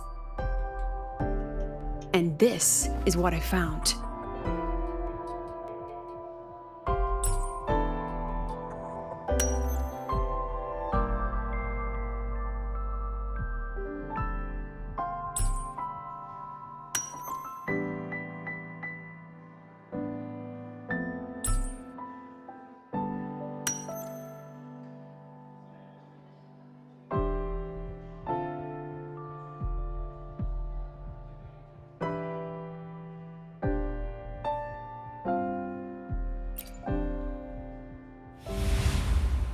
Another runic riddle. Receive the sunlight's blessing. What could it mean? It's referring to our rite of passage. When Arroya is deemed ready to bear the tribe's expectations, we go to the reactor drive to be imprinted. The drive leaves markings on our bodies. It is a blessing for the next stage of our lives. See these? They are the sunlight's imprints.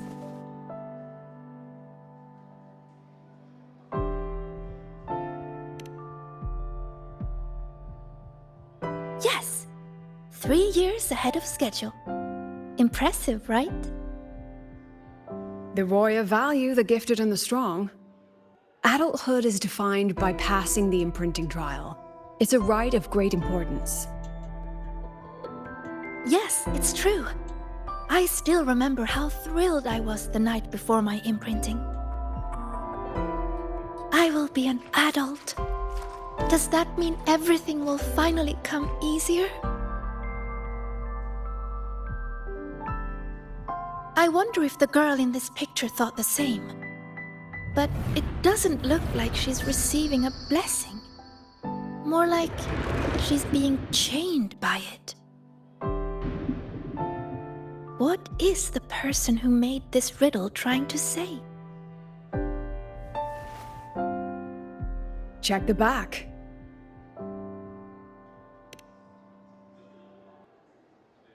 Just as I thought. There's something written on the back. Don't think, don't look. To escape from emotion, one must break the chains of expectation. The chains of expectation. That fits the picture. What if this rune is another ticket into the dark side? Sigrika, can you decipher it and find the entrance? No problem. Then we're going in and bringing everyone back. Wait. Professor Lucilla, I won't stand in your way if your mind is made up, but you will take this. Her record. Consider it a backup. If the situation turns, play it. The diva who travels through time will come bearing azure echoes.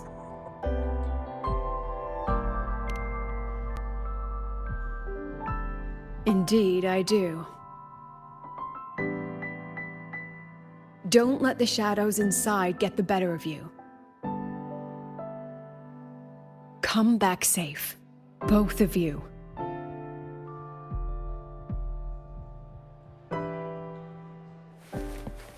Roving among the stars. Right on target! Huh? The trail of runes is leading straight to my dormitory? I haven't tied it up. Please don't laugh when you go in, okay?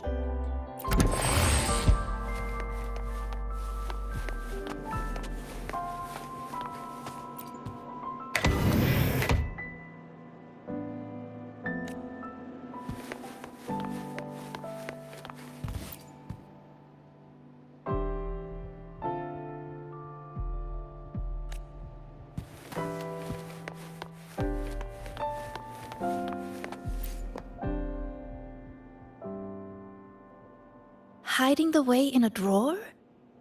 I never imagined this would be a good place to store all those emotions. Guess we'll have to squeeze our way in.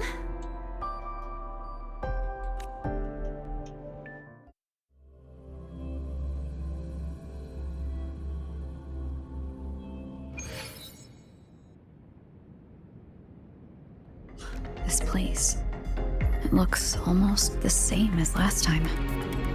Senior, Professor Monnier is calling. Hello? Mentor, can you hear me?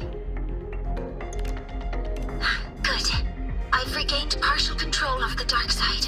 Several areas are stabilizing. I found a few of the students.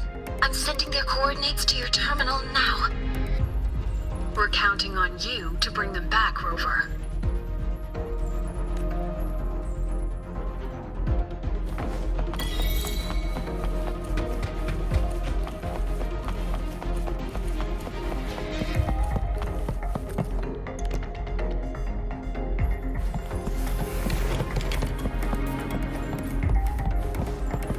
Leave it to me. This passage Discord is just like the one we saw before. Stay.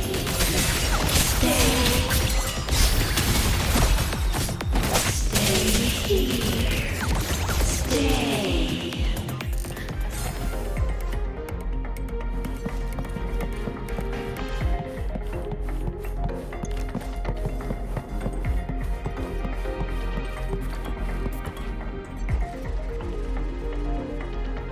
We found you, Chisa.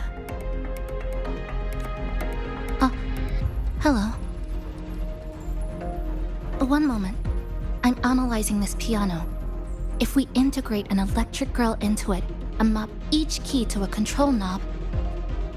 Apologies. I was simply occupying my time after getting lost. How did you end up in here, Chisa? The reason is unclear. I was en route to submit a project to the student council, but a debate was occurring, so I was waiting nearby. Then, I suddenly felt dizzy. When I opened my eyes, I was... here. Later, I followed a rabbit for a while, and that's when I ran into some trouble. I see you're already familiar with this place. Yes, I did see a few shadows from the past. They turned into tacit discords and came at me. So I clipped them, one by one. Shadows like that can't hold me, though I still haven't found a way out. But that's okay. I can tell you have a plan for that. Yes, we're here to rescue you, and the others trapped inside. Let's get out together. I'll come with you, and I'd like to help too. Glad to fight with you again, Rover.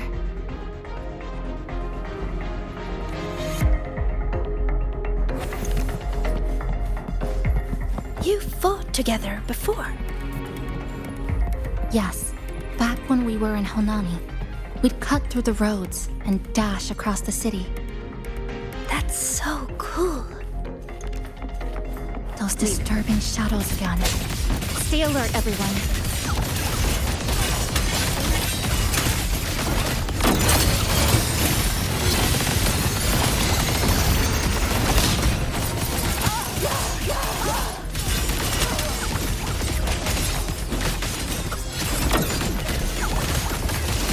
What's that voice? Why did this happen? What do we do now? Calm down. We'll find a way out of this. Found them! Over there!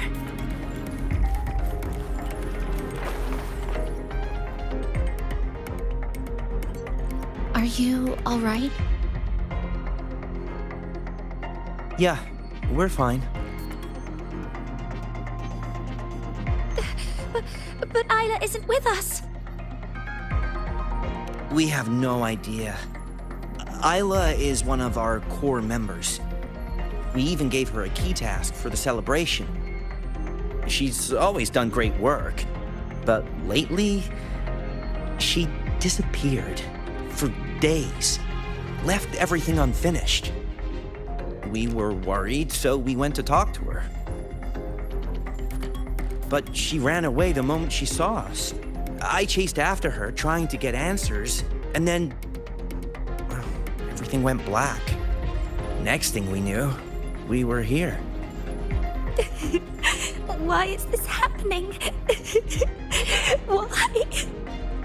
This is all your doing. Your expectations are the chains that bound her. This voice again. This voice again. Stay here.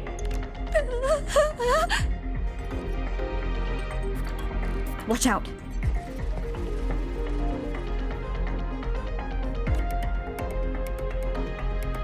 These tacit discords manifested from the students' emotions. Be careful. They look stronger than before. Let's finish them quickly.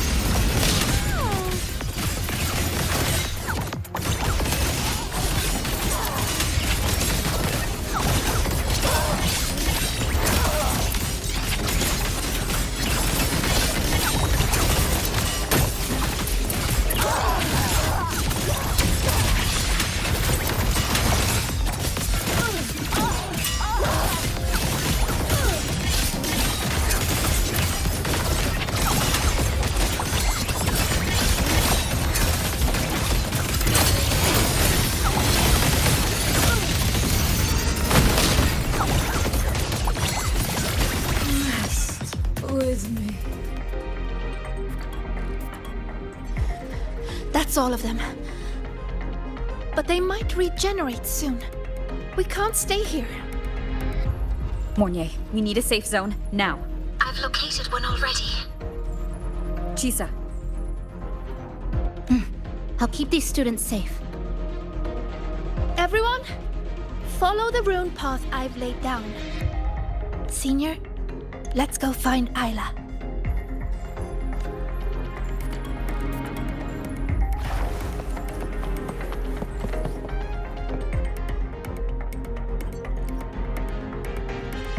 Oh look! Rabbits!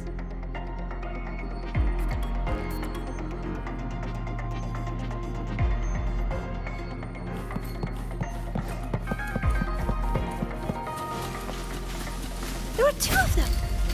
We'll split up and follow them.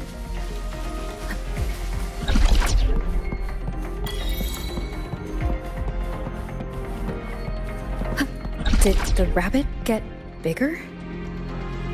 No. I've just gotten smaller.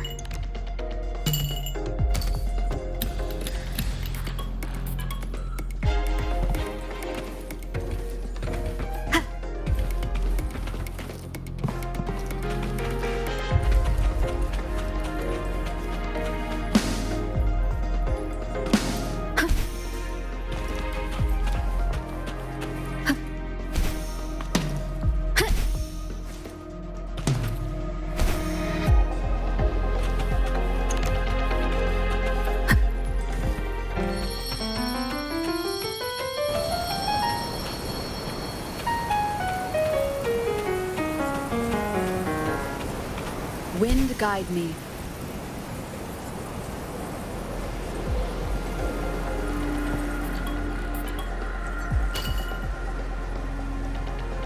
Looks like I can make sound.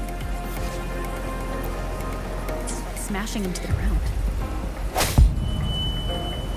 This microphone might come in handy.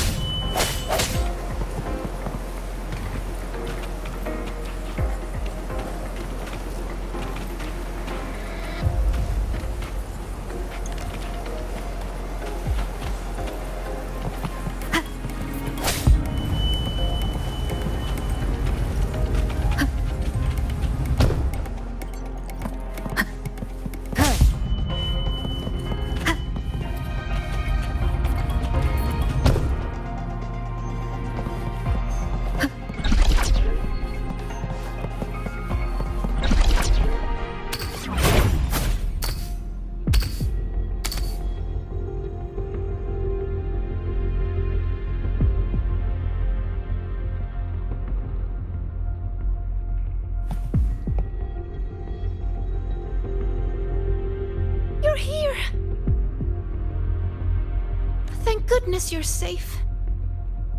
Everything suddenly looked so huge. Well, guess I just shrank. It definitely helped us see the world from a better angle. Isla came to me before, but I was too busy solving riddles. Then I heard she didn't need my help anymore. What happened during these days?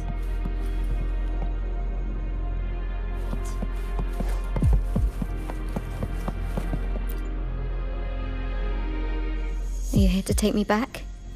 Please, just leave. What's wrong, Isla? Please, let me help. Help? No. I'm fine right here. Better than fine. I don't have to think. I don't have to look at anything. You saw it, right? The projects, the assignments, an endless chain.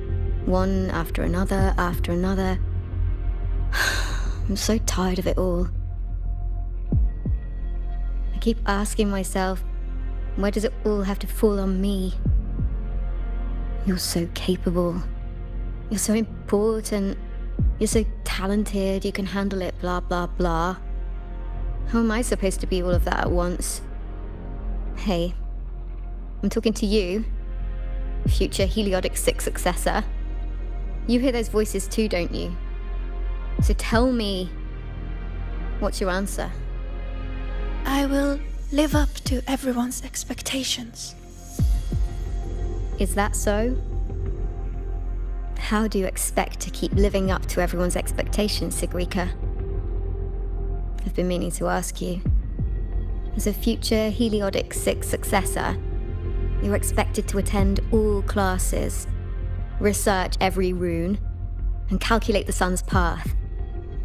Don't you ever get tired? And then, I saw you in the dark side. Me?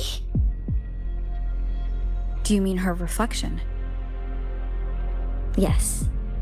I saw what you really feel, and it's the same as me.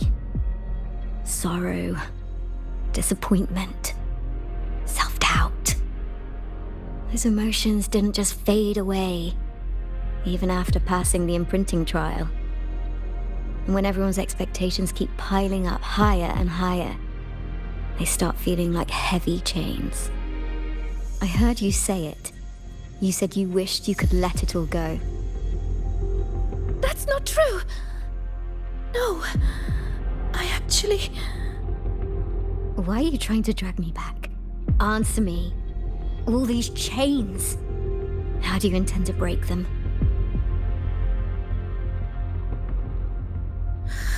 Oh, what's the right thing to do? There's no perfect answer to that.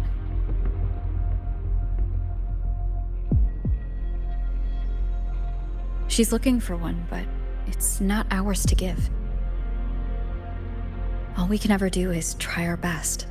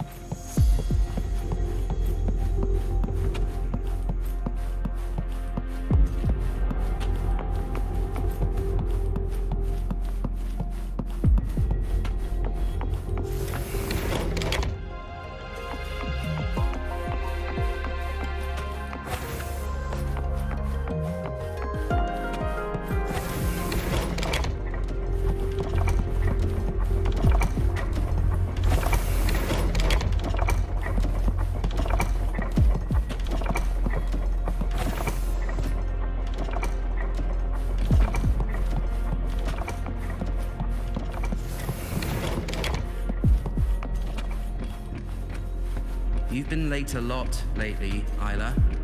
Is everything all right?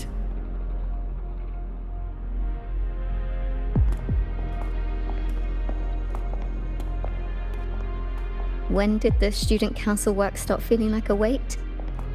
I can't even remember. But I kept doing it anyway. Why? You should know that better than anyone, future Heliodic 6 successor. You're afraid to imagine what happens if you stop. Exactly. What would they think or say if you let them down?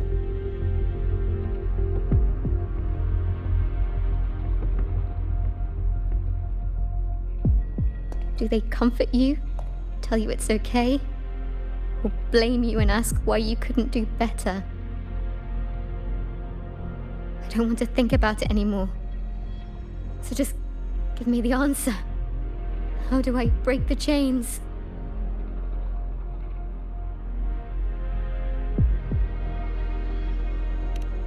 No matter what we say, the choice still has to be yours.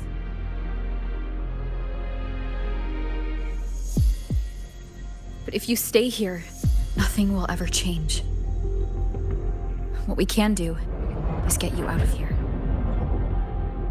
Leave and face everyone's anger, their pity, their disappointment.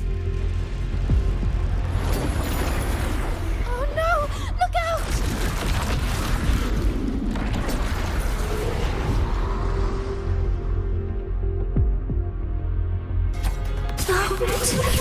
Come closer.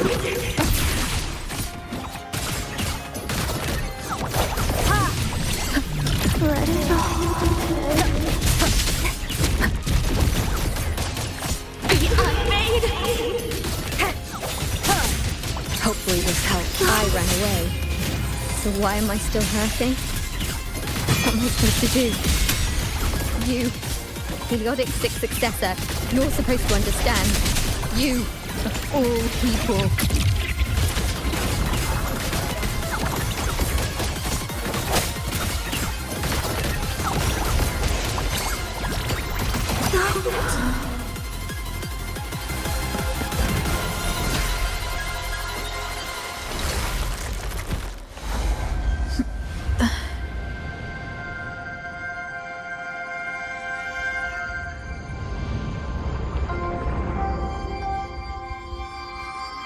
Sigrika, why don't you answer the question?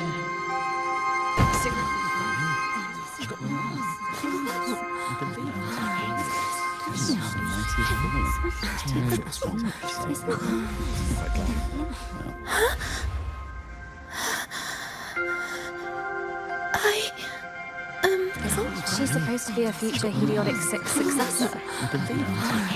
What happened? This question isn't all that hard. Take a seat, Sigrika. You've been distracted lately. Your grades are slipping.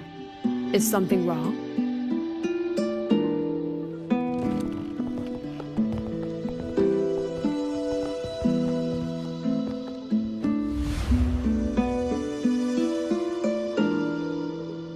The lecture ended a while ago, Siggy. Why are you still here? The question. I couldn't figure out the answer. Don't worry, Ziggy. Whatever it is, I'm sure you can solve it. You're a Heliotic 6 successor, remember? Even the riddles of Minerva's treasure are nothing to you.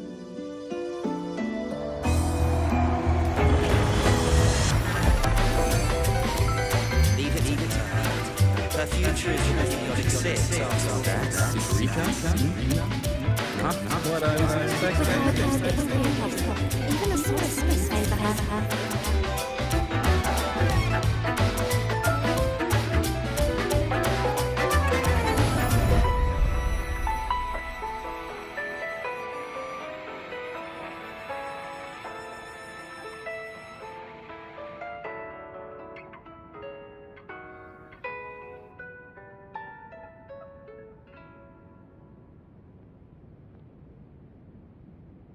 What now, future Heliotic 6 successor?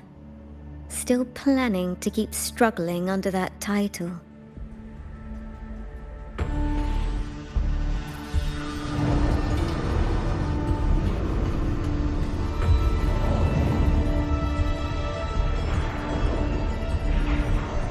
Still brave enough to promise everyone you'll always be the best? I'm still in the dark side. Who are you?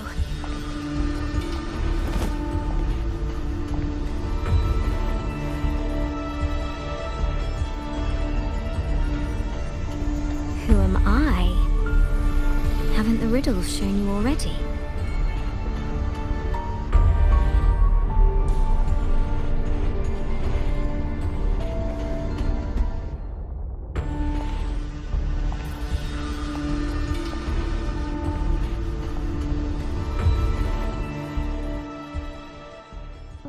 Heliotic 6 successor?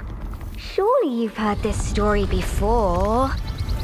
Long ago, the children of Beata Woods played an interesting game. The elders strung runes into chains of stars, turning the forest into a maze of riddles. Each rune leads to the next. Find the first, and you'll know where to find the next. In the end, one girl made it through the forest. The applause washed over her. Your friend said you could pluck the stars hidden within runes and forge their frequencies into gold. Your mother? Said you would bathe in the blessing of sunlight early. That the imprints were proof of your gift. So you kept drawing those runes again and again, pushing yourself to always be the best. But deep down, you knew better than anyone. I knew you could do it, Sigrid. We're doing even better next time, Sigrika. Periodic successor. Their expectations were like gold. I don't dare be the one to drop them.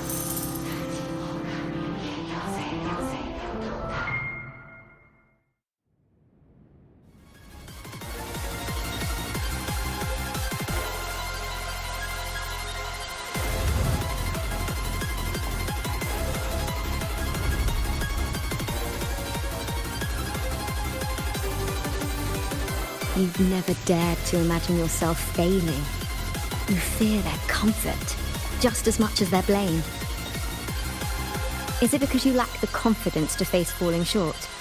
Or because you're arrogant enough to believe you ever could? You...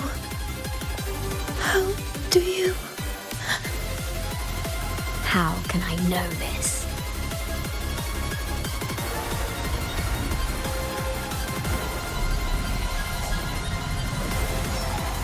Because I am you. Haven't you wondered why Ayla saw you in the dark side? Why all those riddles mirrored your life? Every change in the dark side, every strange whisper you heard, every tacit discord you faced, they all came from you, Sigrika.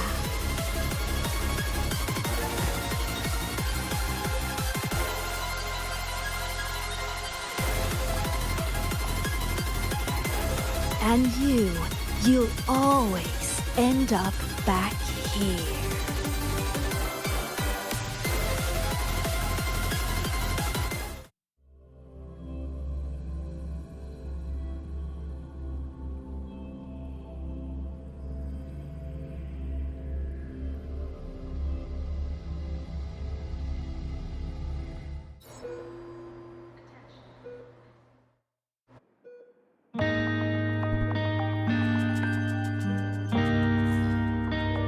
Sigrika? Senior?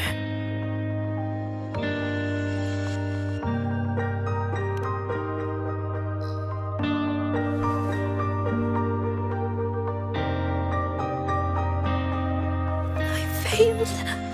I couldn't do it. I'm sorry. I'm so sorry. It's not your fault, Sigrika. What did you see in the dark side? I don't know. It's all wrong. Why is this happening?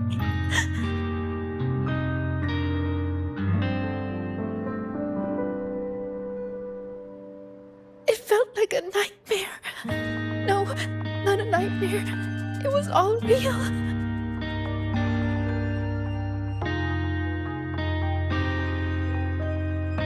It's all my fault. The tacit discords, the riddles, all the disturbances in the dark side are coming from me. I'm not brave enough to face failure, so I tell myself I can handle everything. I'm terrified of letting everyone down, of not living up to expectations.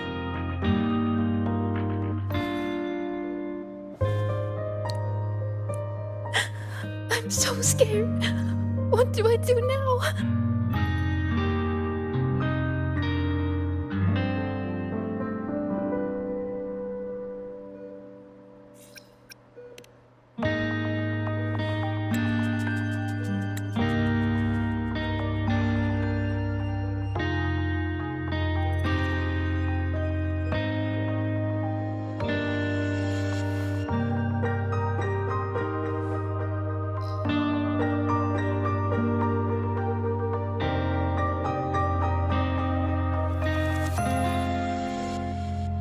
was just a nightmare. We got out with those students, remember? You did everything you could, and you did well. Was it really just a nightmare? That voice, the one telling us to stay, I know who it is now. It's me. I was the one who made it. That's why I could solve the riddles and see those tacit discords. It told me I would always end up back there. What should I do to stop it from getting worse? There's no right answer I can give you.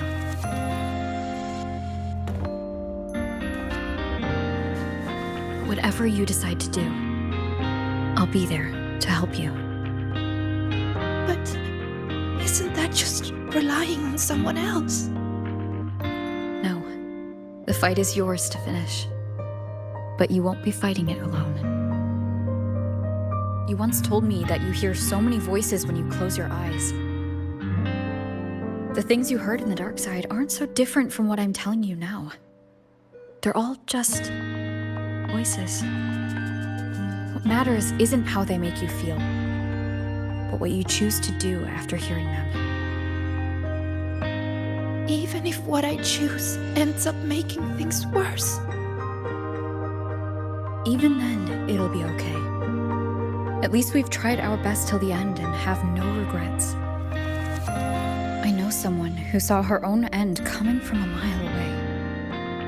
Someone very dear to me. But she walked right toward it. Towards her own sacrifice. She wanted to save the world. In the end, she kept her promise. What she did, I couldn't judge. Still, I saw her resolve and courage. Those could never be wrong. And I'm far from perfect. There are things I can't do either. But no matter what happens, I won't regret the choices I've made.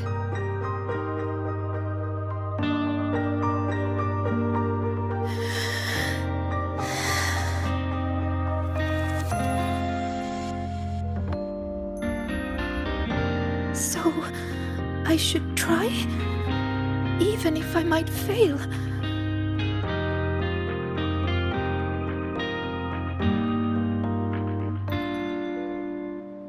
Senior, I need some time to think about this.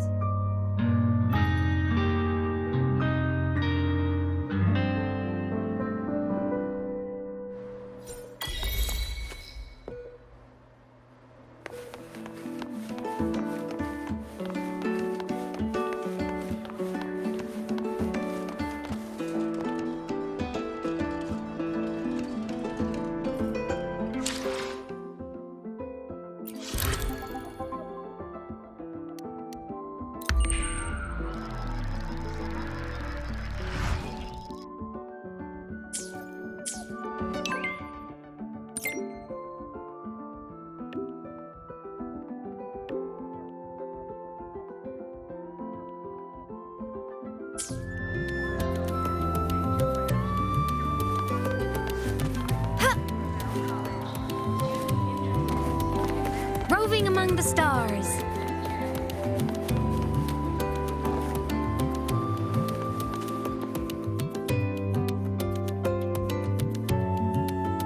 Right on time. The movie is about to start.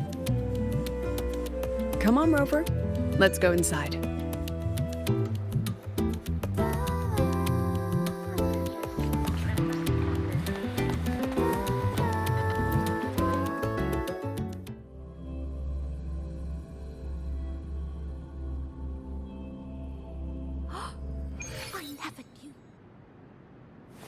I wasn't hiding Roving it. among the I stars. simply felt too sad. The rhythm or story. Form.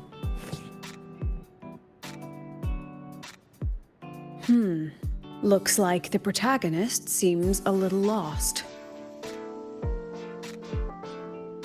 It does. I actually spoke with her after the incident. She asked what I would do if I were in her place. I told her I'd do everything within my power not to leave behind any regrets. But I can say that from the comfort of my experience. Has she reached out to you since then?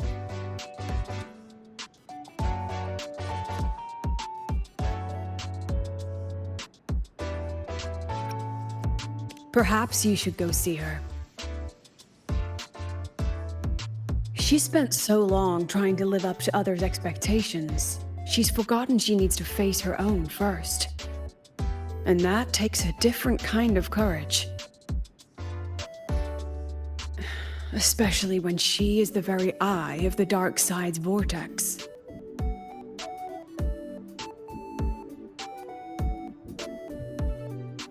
Yes, Mornier confirmed that the abnormal frequency matches the tacit discord you encountered. It's the source. Now we can finally drag that shadow into the light. Precisely. It told Sigrika she would always return. To make that happen, it will have to issue a new riddle. As for the rest, that's up to Sigrika now. Look, even this movie's protagonist is choosing to go back to where it all began. After everything she's been through, she still chooses to face what she once ran from. A fitting ending, don't you think?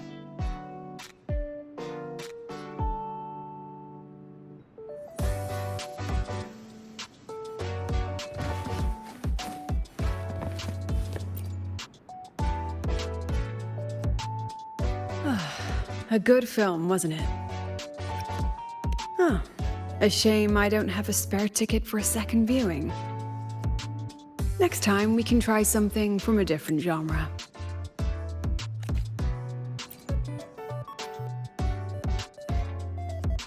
A good film, wasn't it? I'm glad. Next time we can try something from a different genre.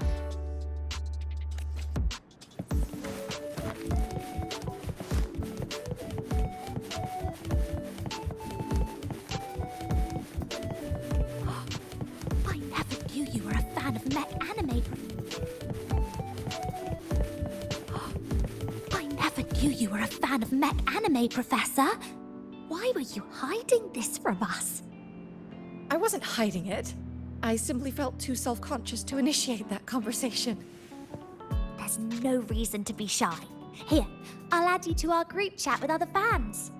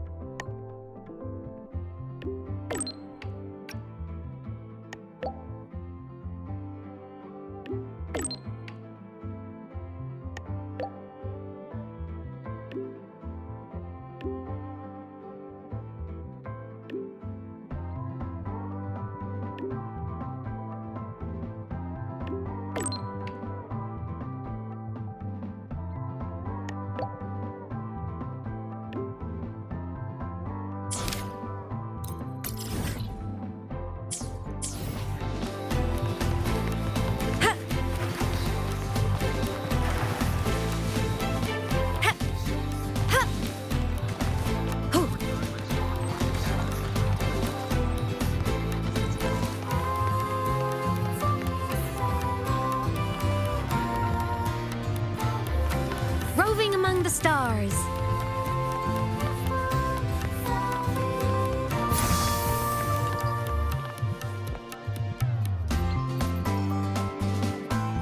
you're here. Was the campus filled with people on your way here? I heard the student council set up a huge balloon arch, and the whole string got blown away by the wind, and the kids chased it halfway across campus. Oh, to be young. The infirmary has been busy these past few days as well. I've been seeing a steady stream of patients with collapses, cuts, and bruises. I'd probably skip lunch if I didn't make some snacks this morning.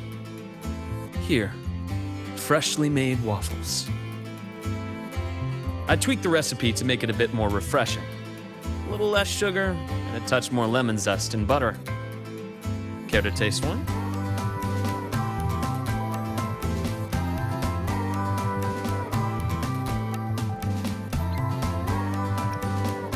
Oh, really? It seems the low sugar route isn't really for me. I'll just consider this a fun experiment. Next time, I'll try a different approach.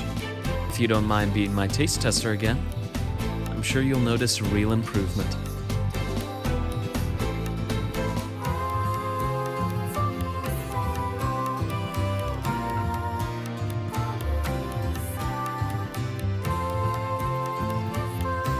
Of course, the academy has been turned upside down with all the celebration preparations. I had a line of students waiting with bumps and bruises that reached the staircase. And then, there are those who are perfectly fine. They just pop in for a chat or a snack or a bit of a pep talk. So here I am, bandaging patients on one side and gently coaxing the others back to class. Even Nana has been so busy that her reactions have gotten a little slow. I have to step in and recalibrate her system occasionally. Come to think of it, if I hadn't become a doctor, I might have made a pretty good engineer. But being busy like this for a change does make things interesting. I've been busy before, kind of busy where you need a formal appointment to even see me, back when work and chasing the Fraxidus took over every waking hour. That's no longer the case anymore, you know? After all, I am in your debt. If you hadn't introduced me to Lahai Roi, I may still be standing outside a sterile operating room, yawning at cold reports. What's that look for? Wondering if I've been completely won over by life at the academy? Definitely. Oh, I have to tell you about the student who came by yesterday. He swore he was possessed by a floating spirit, and he could hear someone singing all night long. Sometimes distant, and sometimes near. He just couldn't escape the sound. Who knows? The kid claimed he also heard the song near the broadcast tower outside the dorms. He was too scared to make a sound all night, and even came to me, seeking an exorcism the next day. Sadly, pills are the only thing I have, not talismans. Well, as it turned out, he simply left his bedtime music on, and it had woven its way into his dreams. All right, that's enough ghost stories for today. Anything else you'd like to eat? Steak, grilled cod, or a dish from Huang Long, perhaps? You know, I'd really love to learn more about Huang Long's cooking. Since you spent so much time there, you must be quite familiar with the local cuisine.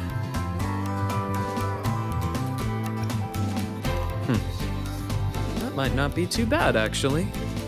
I'd rather have everyone come here just for a good meal. Anyway, I'll keep improving these waffles. Maybe make them a little sweeter and crispier, then add a drizzle of maple syrup and some freshly diced fruit on top. I have a feeling this would make it better. Next time you can... Dr. Herson! Someone just fainted at the celebration! Seems like we'll have to cut our tea time short today. I'm so sorry about that. Especially since I was the one who invited you.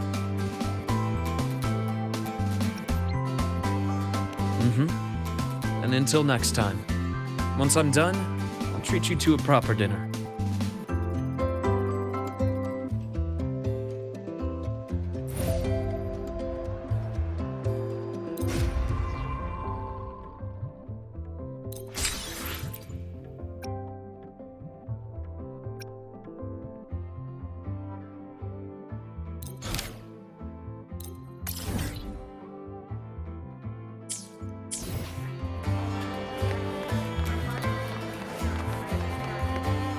Roving among the stars.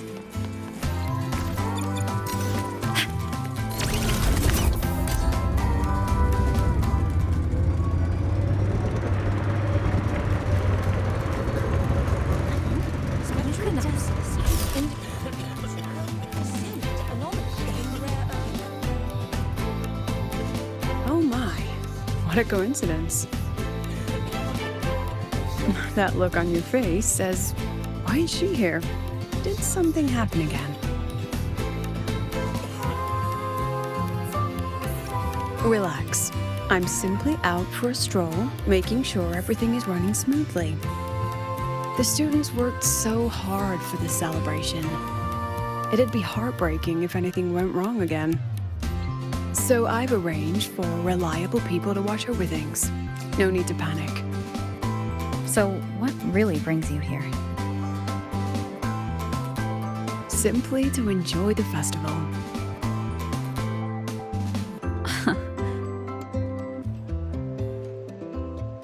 Now, relax those shoulders. The new solo celebration doesn't come often. It'd be a shame to miss it. The venue's lively. You should check it out. I'll pass. Some students look at me the way mice look at cats. They come all the way from home to study here, with nothing but endless coursework and exams ahead, and the weight of everyone's expectations behind. All while clinging to those big dreams and ambitions of theirs. Just think of all the pressure, loneliness, and hope they bear. And I'm the one who decides whether they stay or go. Someone with that kind of power doesn't belong in their little refuge from stress. What about you? How do you deal with stress? Just like this, wandering around, joining the fun. Most of the time, I stay in my office for the students' sanity.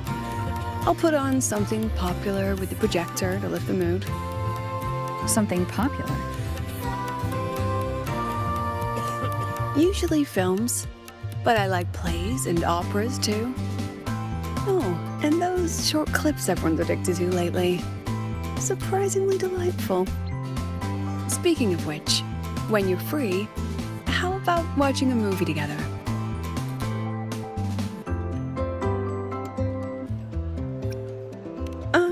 Tempting. Sadly, I'm free, but not that free. I'll keep an eye out for a good movie then. All right, that's enough leisure for today. Until next time.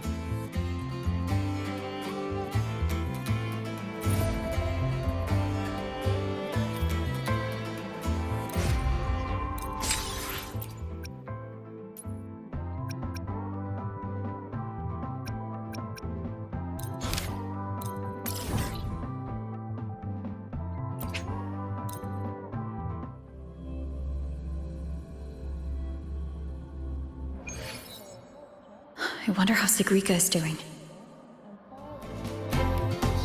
Last time we took a break together, she brought me up to the rooftop for birdwatching. Maybe I'll find her there again. Should go take a look. Heading to the test.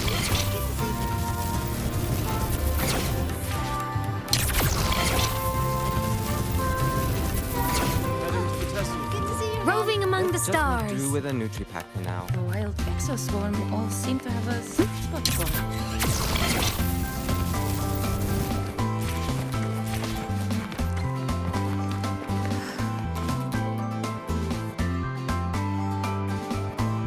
Oh, you found me, Senior.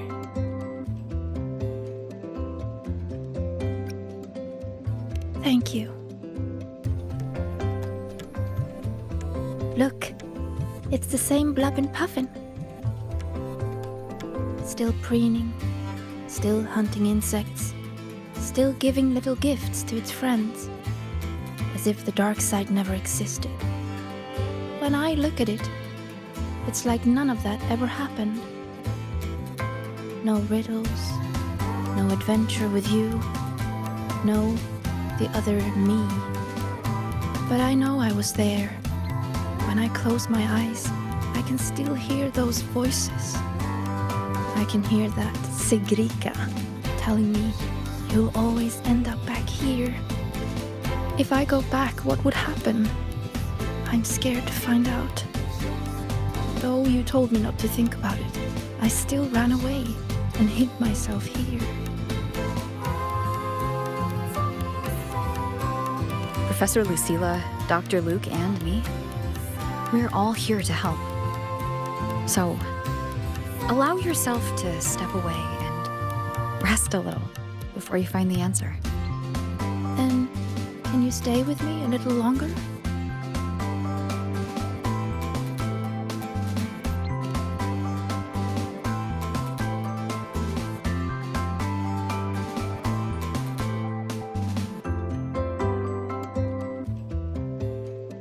Thank you.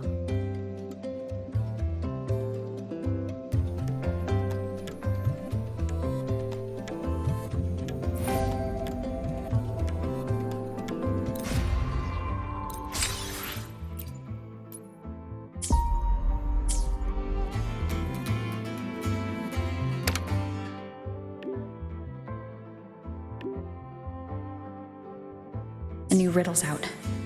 I should tell Sigrika.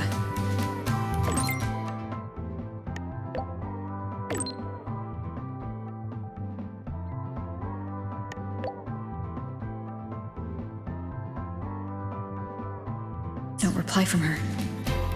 Guess I'll go see the divinator myself first.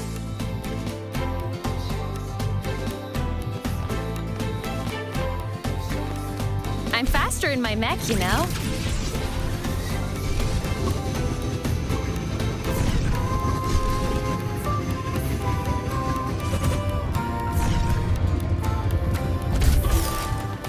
Roving among the stars.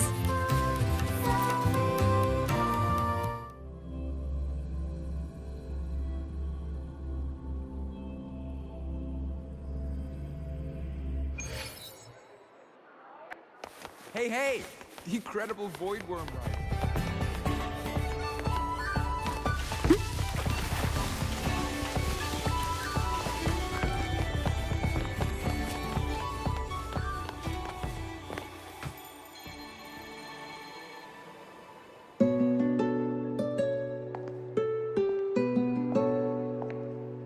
Senior?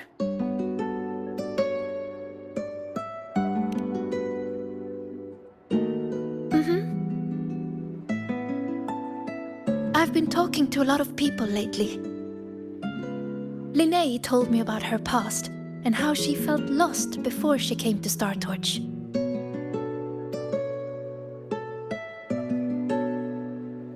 But she's happy with her life here now. Professor Lucilla said that no matter what happens, she believes I can face it. I'm not alone in this. With you, with her, with Dr. Luke, none of us will let the dark side ruin the academy. And Denya, she just told me to drop it all and make life easier for myself. That's just her way of caring. And you, Senior, I remember every word you said to me.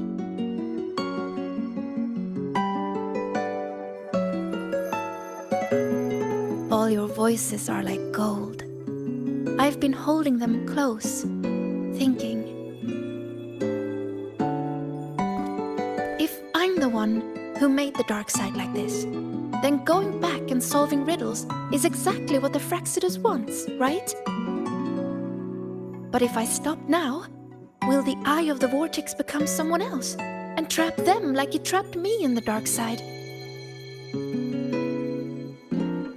Each of these riddles is a reflection of my own fears and doubts. Do I run away from it all?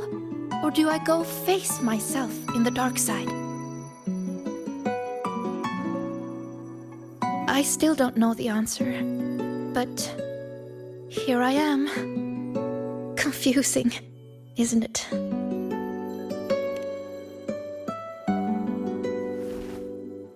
I want to find the answer myself.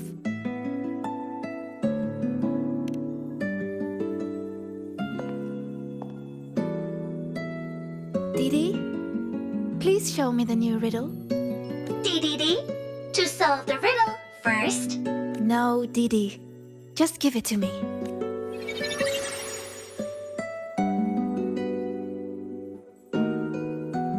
There's only one line on it. Go now to where the revelry began and face your true heart. The revelry?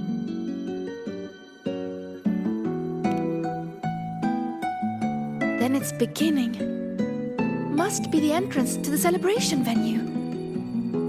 Let's go check it out. Roving among the stars.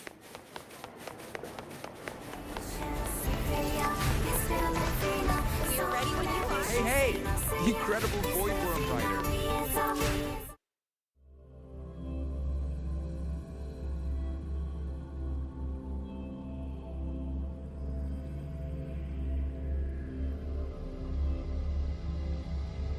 Look! The entrance rune is there.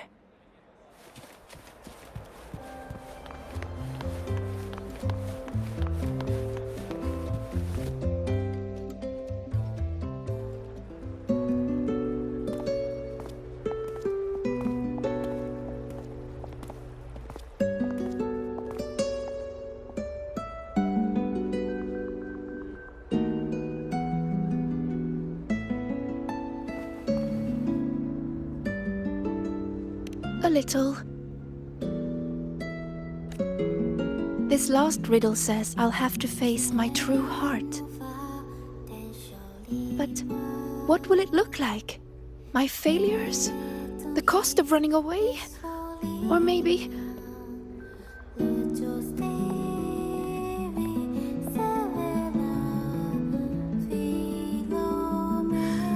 I don't know. So...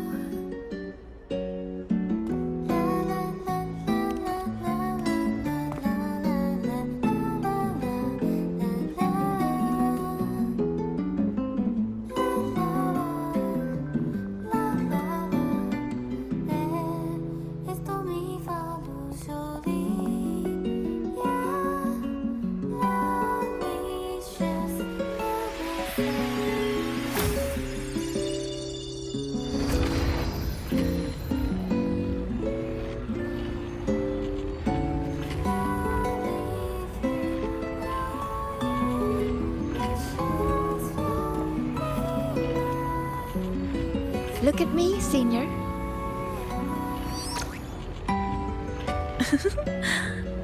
If it gets to that point, make sure to wake me up, okay? All right, time to go. In 3, 2... Say cheese!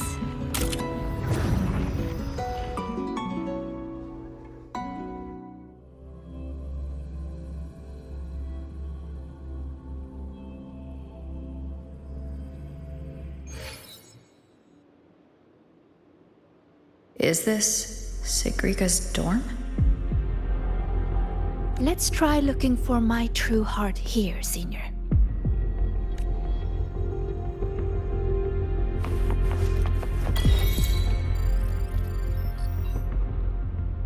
Everyone says she's a future Heliotic 6 successor. She has to be the best. So I made sure every rune calculation and deciphering was perfect. And my grades were always at the top of every class. I didn't miss a single course. I paid attention in every lecture, studied for every exam. I worked so hard to keep up, but There's just so much to learn. It feels endless. Sometimes I can't help wondering, how is anyone supposed to learn it all? That's not the answer, is it? Let's look somewhere else.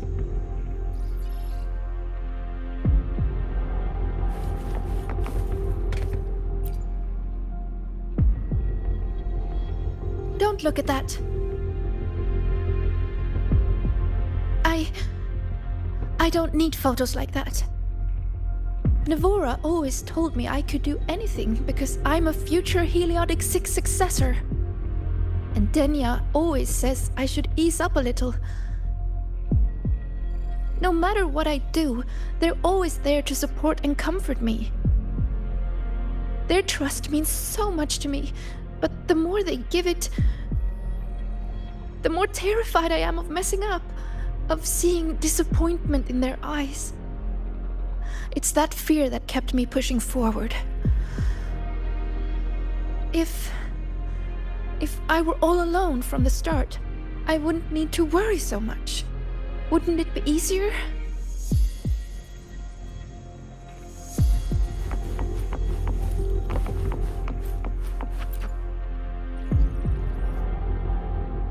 Still nothing here.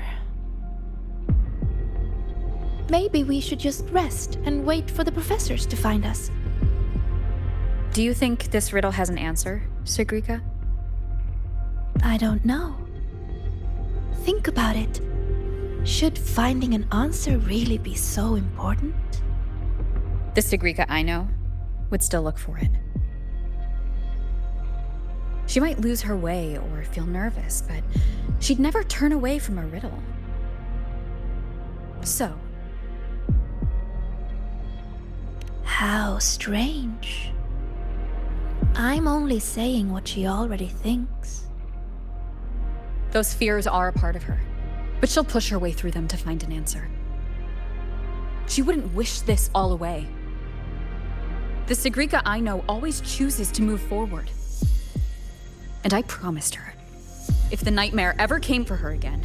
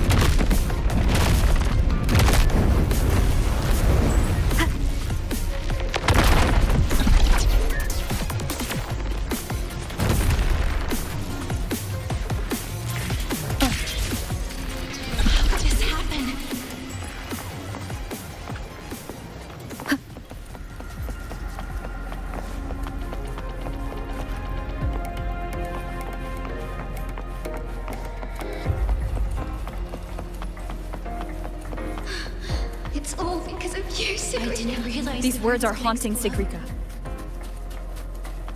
She's lost in a nightmare now. I have to wake.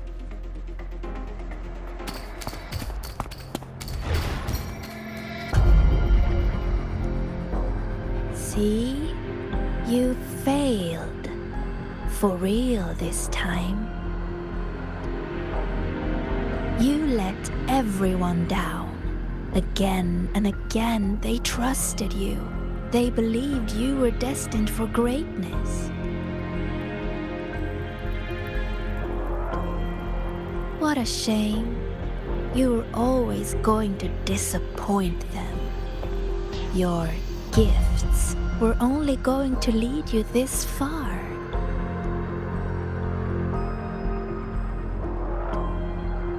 So, why not just give up? Don't listen to her, Sigrika! It's just a nightmare! Admit it. Doesn't that sound better?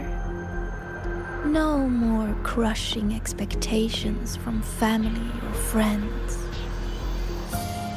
Stand by your choice! No more endless questions from professors. No more pressure to be more.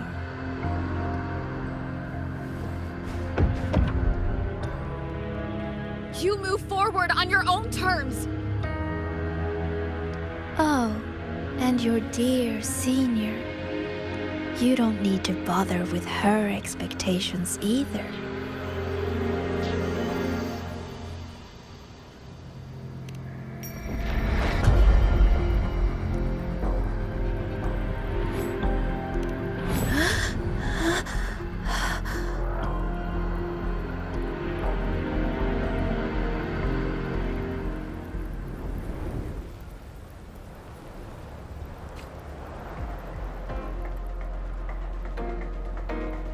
Huh?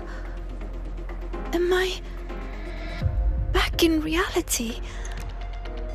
But why is the celebration over? What is... Just hold on a little. How could this happen?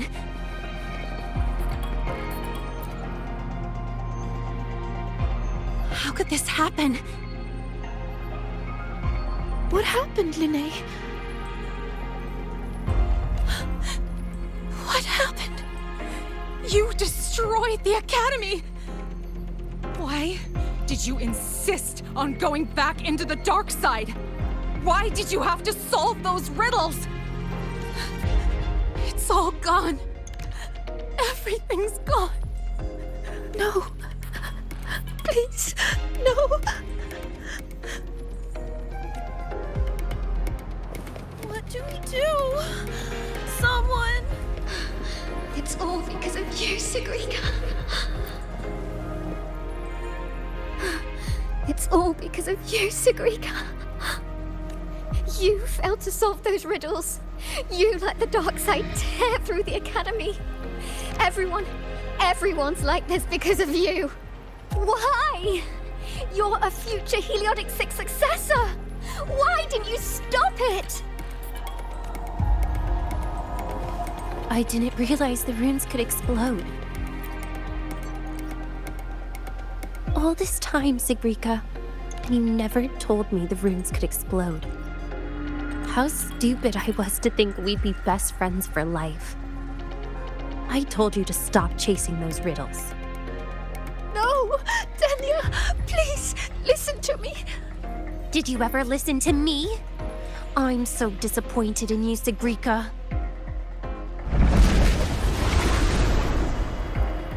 Faster than a rabbit.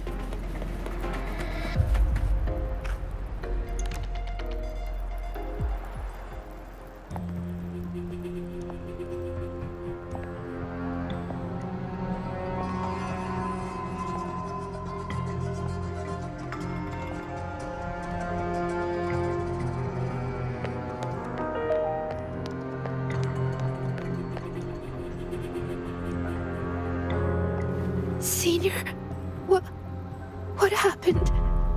Did I...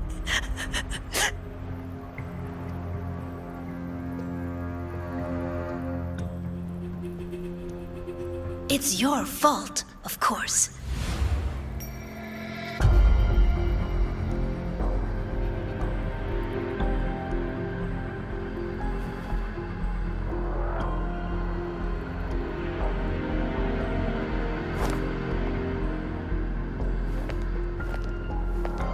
again. So, I'm still in the dark side.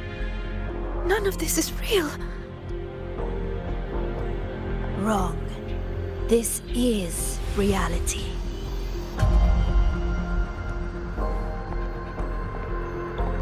You failed.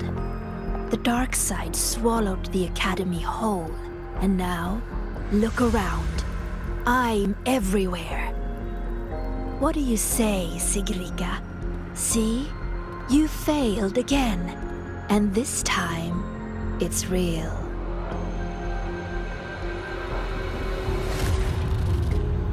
You let everyone down. Again and again, they trusted you. They believed you were destined for greatness. What a shame. You were always going to disappoint them. Your gifts were only going to lead you this far.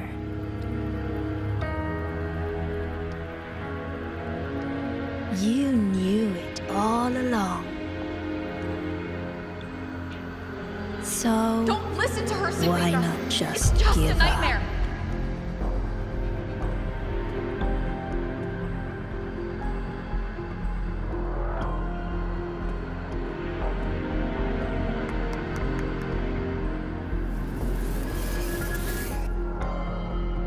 Give up.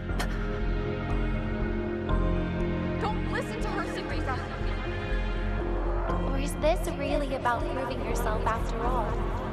You need to take a bad rest. Those voices. Wake up, Sigrika. See those pictures? Look familiar?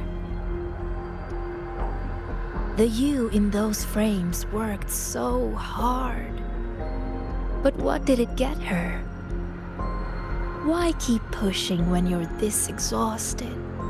Why not just walk away from it all from the very beginning? See for yourself.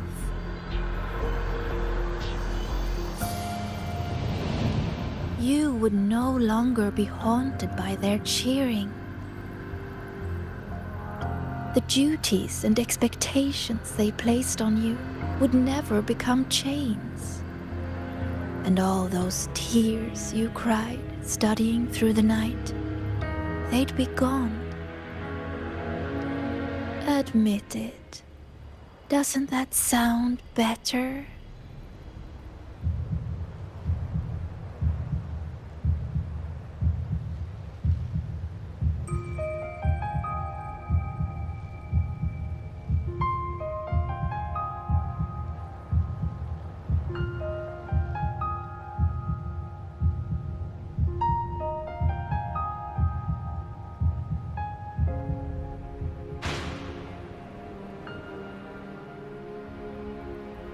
No more crushing expectations from family or friends.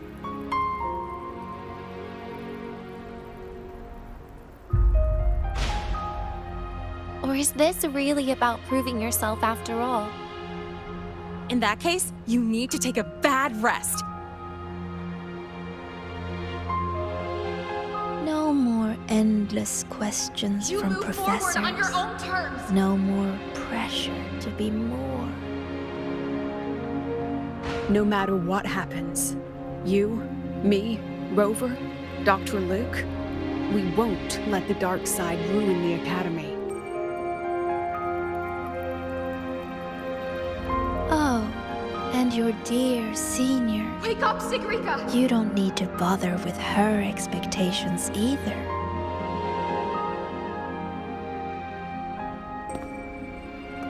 The Sigrika I know would always choose to keep going.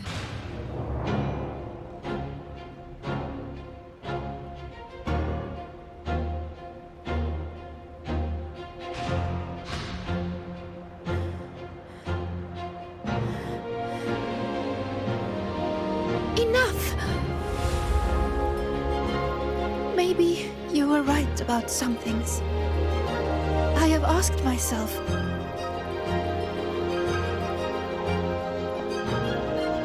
why do I have to live up to everyone's expectations? People say I'm gifted, but it's not like I can just solve everything effortlessly.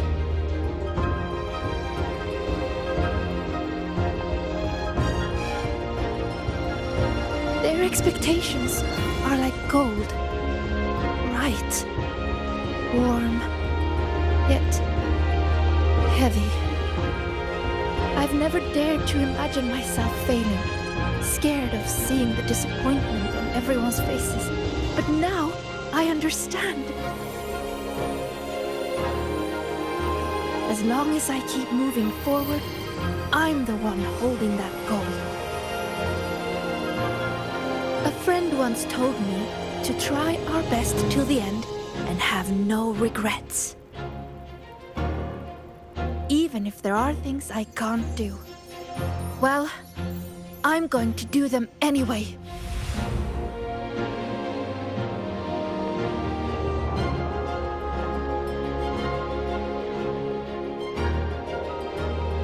Because then I'll get to see my friends, smiling and cheering.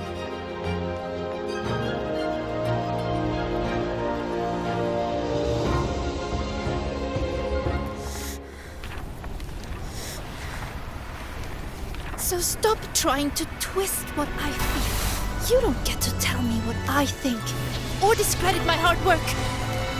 My friends would never blame me for coming up short. All this time, I was the one holding myself back. So from now on, I only do what I want to do!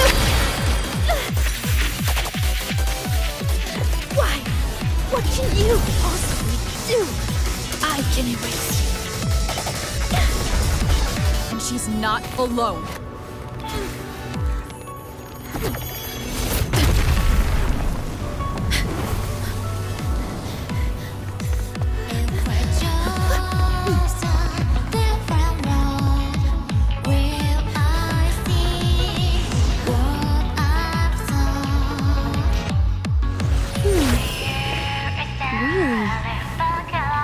Life would have been a lot easier if she had just run away.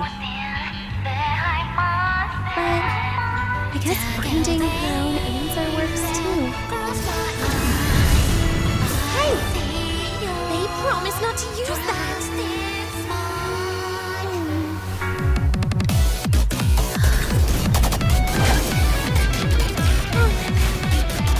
Never mind. They should be fine.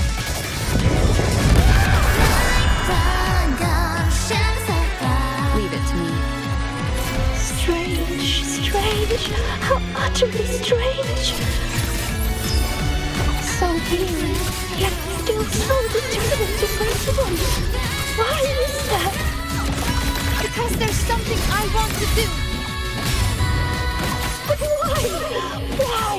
Why not just leave it all behind? Because running away won't make those problems go away. I will defeat you. You're gonna remember this. Huh? Straight to the stars. Greet my friends. They're coming. The wind's trembling.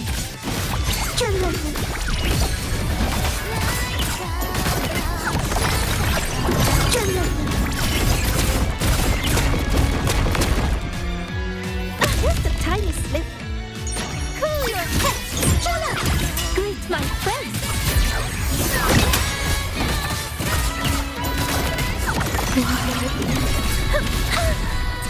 Don't leave me again. Just like this.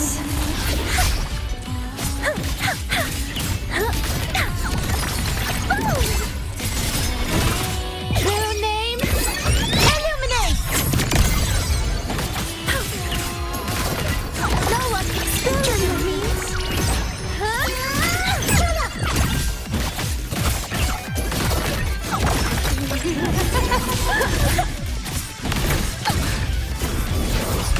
Can I keep going like this? Found you! Huh?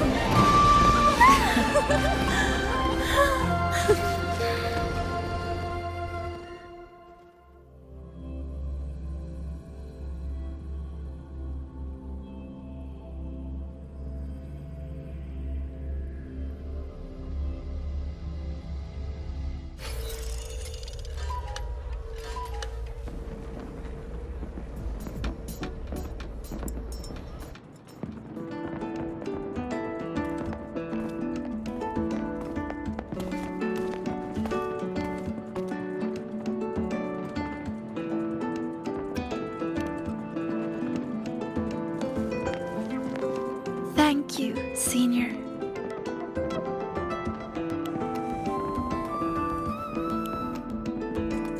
When I close my eyes now, I still hear everyone's hopes for me. But I hear something else too.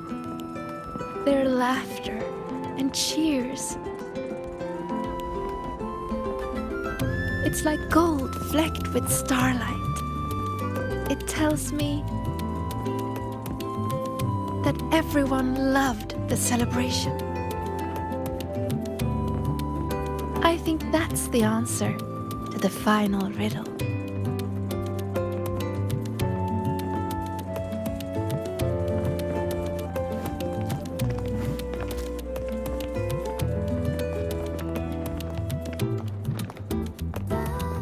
I'd say this calls for the special candy. Are these rainbow bean pop rocks? With an improved formula, not on the market yet. So, the one who makes these is... Shh.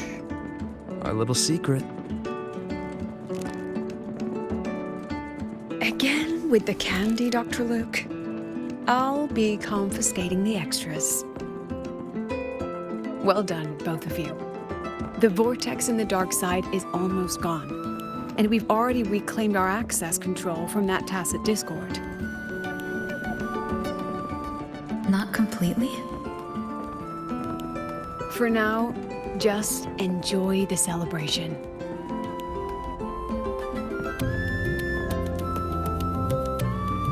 Sigrika, over here! Jesus getting a new top record!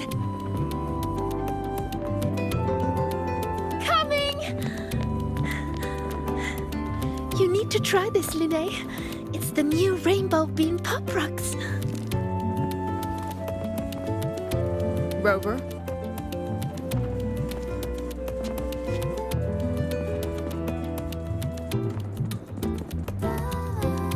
The Grand Architect's game isn't over yet. Yes, there are still more shadows to deal with. Senior! We're over here! Go now.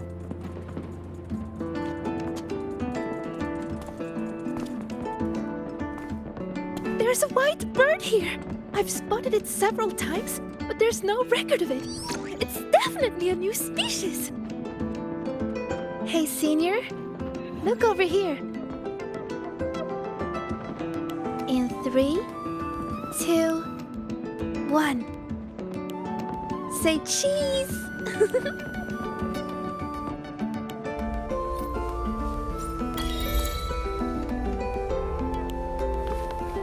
Roving among the stars.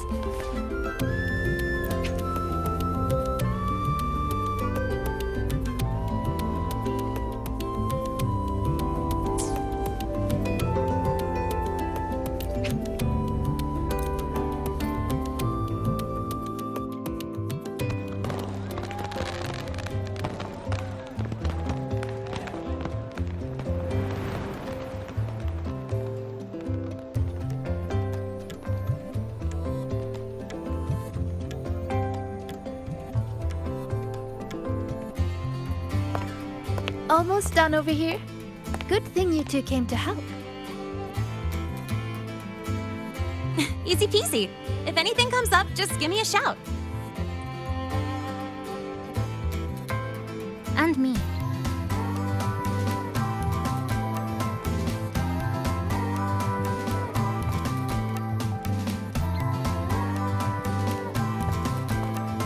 Rover! Perfect timing. Here, take this.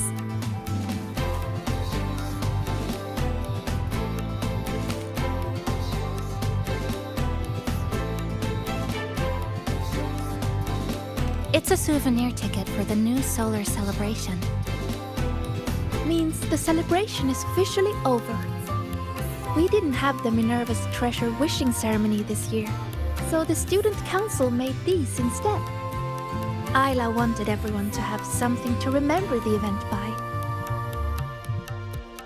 Denia was supposed to hand them out, but she's taken a few days off. Odd that Nivora's on leave too. I wonder if they planned it.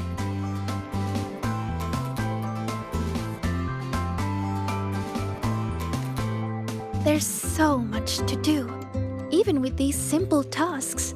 I'm just glad to have your help. It's nothing.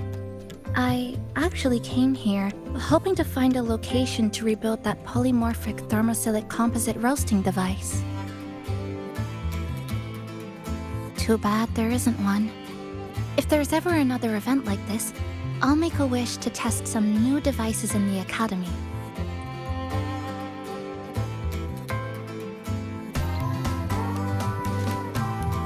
A wish, huh? I've got one too.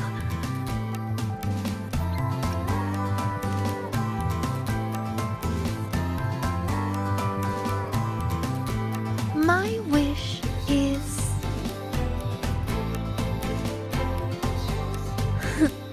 I'm keeping it a secret for now. You'll find out what it is once it comes true. Since when did you learn to tease people like that, Sagrika?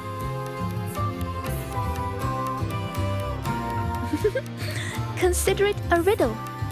Some wishes are better kept to yourself, don't you think?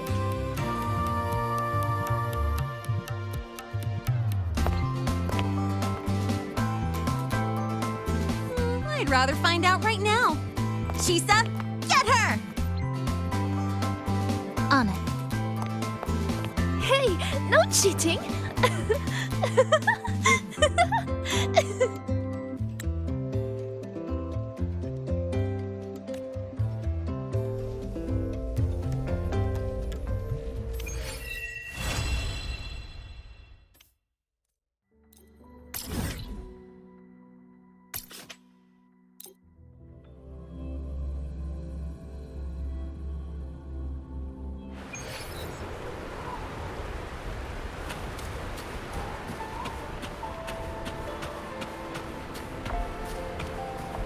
Stay behind me.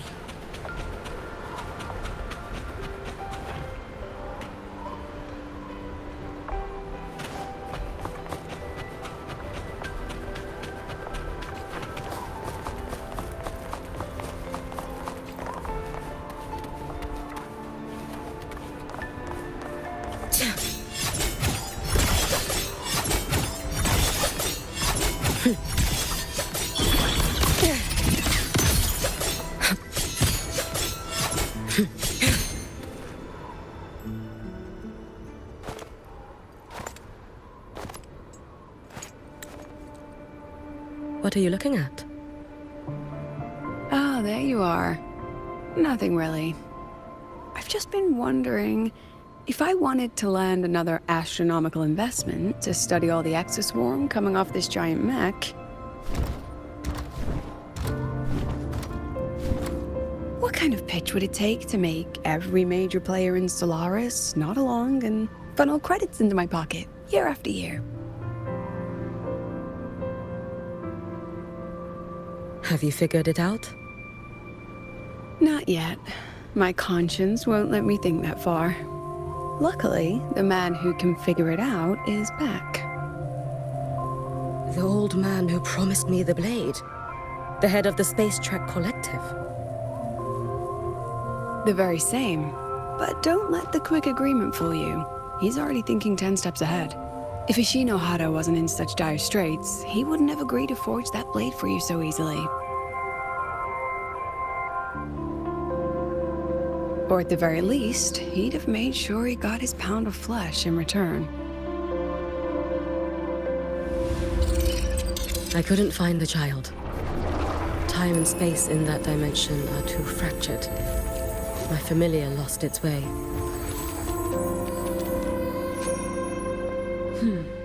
Then we need something that can hold out longer.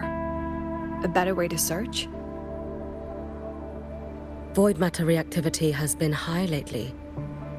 A clear sign to follow would be best. That child is the Exostrider's resonator. There's no clearer sign than that. Looks like it's time the Exostrider was reactivated. When that happens, whether you're an annoying adult or the one meant to pilot it, I'm sure everyone will be on board, don't you think?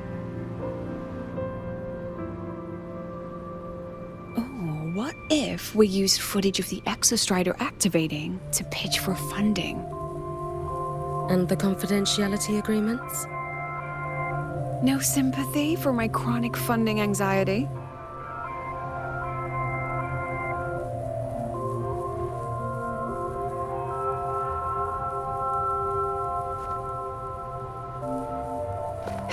Fine.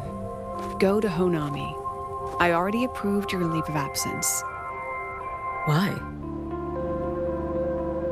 To test the blade?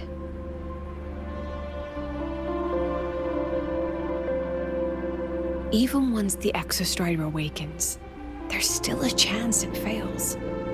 If it does, what you sealed in the Dimor Plains becomes a liability. But it could also be our ace in the hole. So, before I give you the thankless task of guarding those planes, go deal with matters of the heart first. Understood.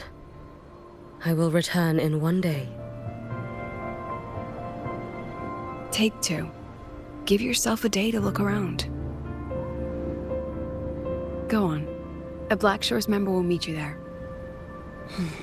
I still have all of Dr. Luke's mess to clean up.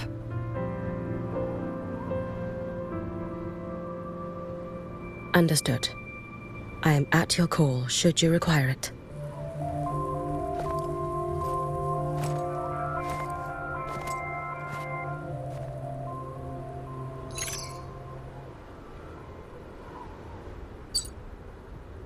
Yes, I'm listening.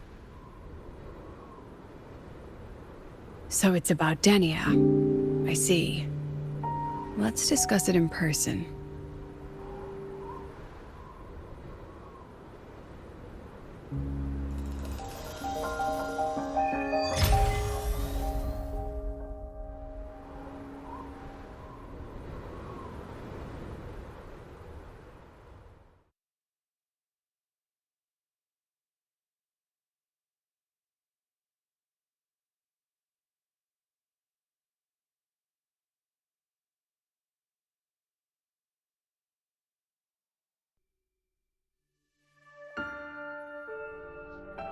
Lady Miko, can you hear me? Yes. You may call me Hiyuki. Understood, Lady Hiyuki.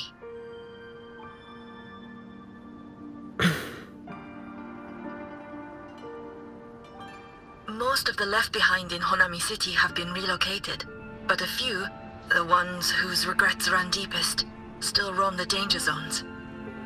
Their unfulfilled desires concentrate the Lament's power, an incident just waiting to happen. With you here, I feel better about the situation. We didn't expect you to take this on yourself. Protecting Honami is the duty of the Miko of Flaming Sakura. I thank you for your support.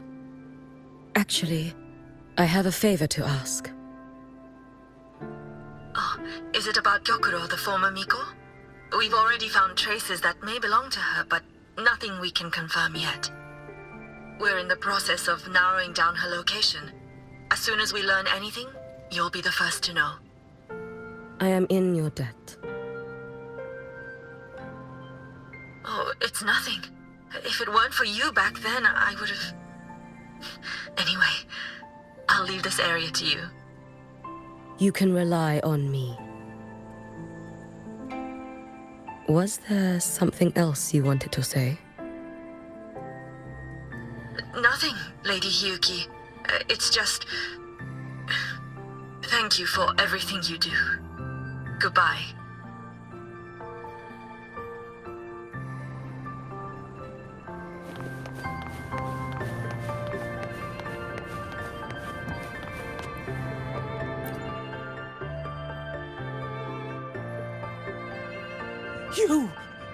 You are...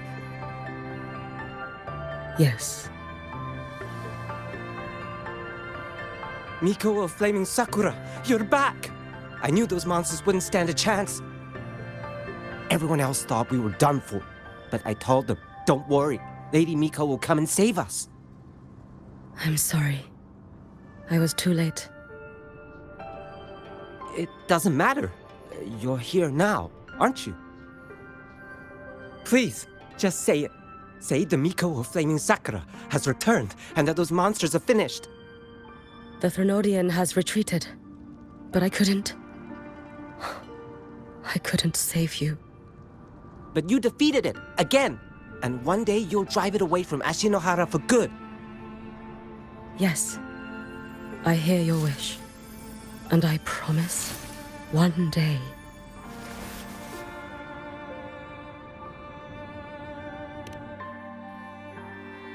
I failed their hopes.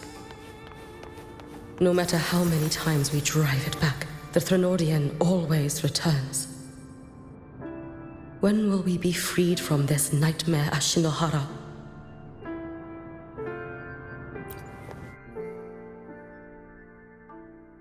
This is all your fault. Eternal Miko, huh? You're all useless. Every last one of you.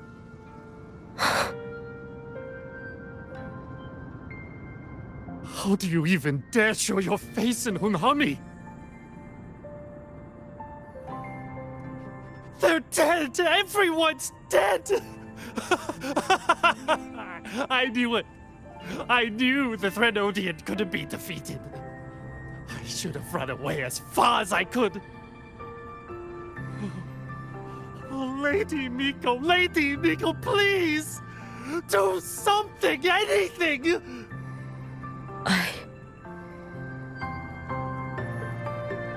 Powerful people like you won't die even if you lose. What about us? What about ordinary people? Just wait to be torn apart? I knew you couldn't hold the line. I knew it couldn't be killed, but how do we go on from here? Lady Miko, heroes, tell me, what should we do? If you need someone to hate, let it be me. It's all right. Place all your pain, all your resentment upon me. May your soul be granted a moment of peace. If I had been stronger, could I have saved them? If only I had more power.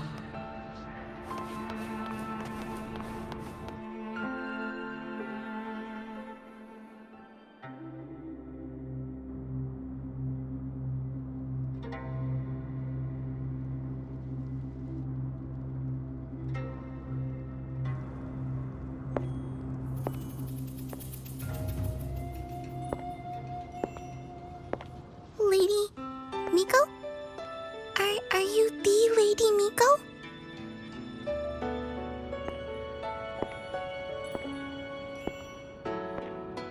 Oh, you are! You're the Miko who once talked to Lady Gyokura.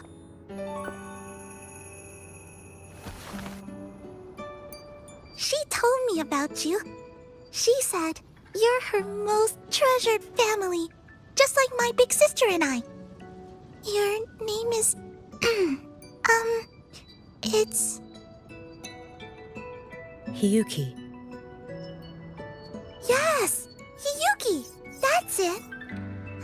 Such a pretty name, just like Lady Gyokura's. My sister said if I hid here and prayed with all my heart, Lady Miko would come and save us. So... I've been waiting.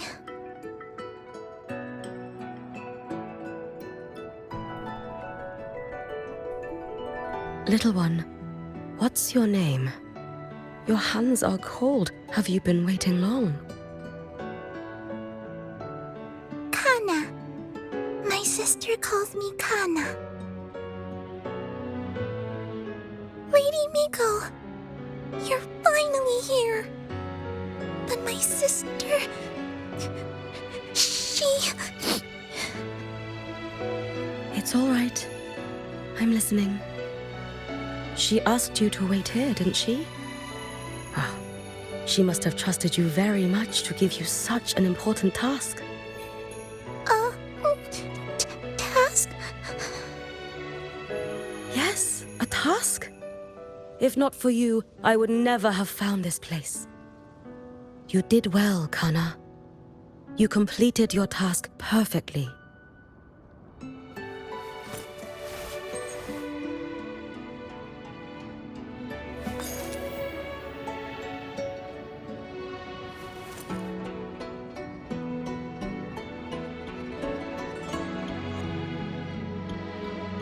Lady Miko, are you here to save Honami? Then, is Honami safe now? Honami will be fine. Sister said you carry everyone's wishes. That you're the strongest. I knew you'd come and fix everything.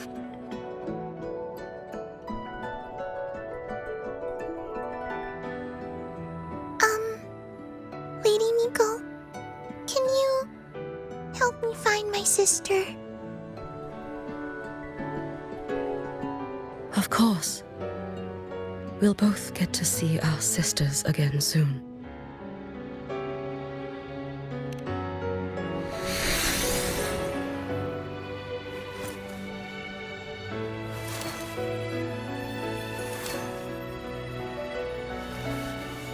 When we find her, let's eat red bean pudding.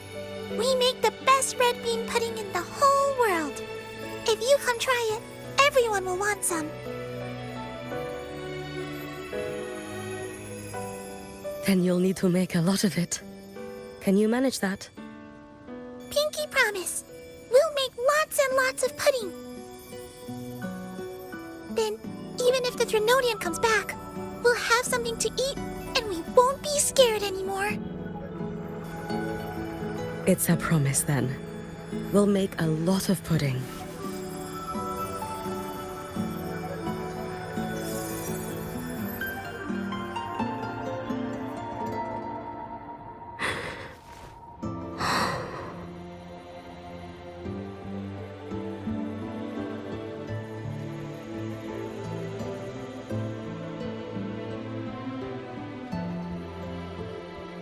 Red bean pudding.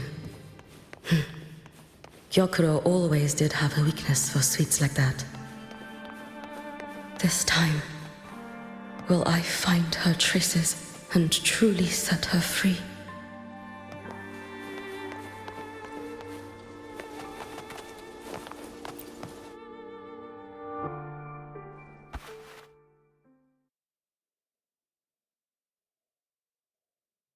Hello, Lady Miko.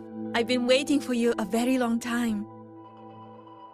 My final wish was simply to see you one last time. Your final wish? Yes, it's all right. I know I'm dead. I know I'm what they call a left behind now. But I thought if I'm going to remain like this anyway, I might as well get what I wanted before I disappear, right? I've heard of cases where the left behind remain aware of their state, sustained by powerful desires, but for such a simple wish. You truly only wish to see me again. I mean, you are a legend. You've been the Miko of Flaming Sakura since my great-grandmother's time. When I heard Honami was in danger and that the Miko of Flaming Sakura would meet the vanguard, I rushed here just to see you. You shouldn't have taken such a risk. If you wished to see me, you could have gone to the Flaming Sakura. I know. Everyone says you can just write your wish on the plaque and Lady Miko will see it. But I worried. What if it never reached you?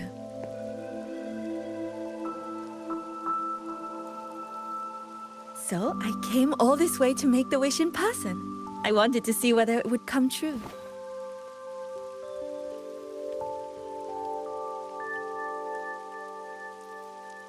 Very well. Then tell me, what is your true wish?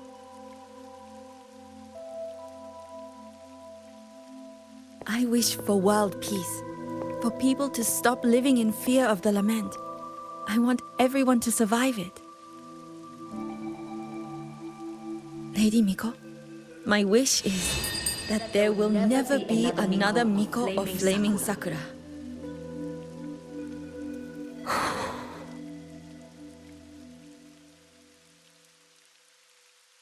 I see. Then I promise you, this wish will be fulfilled.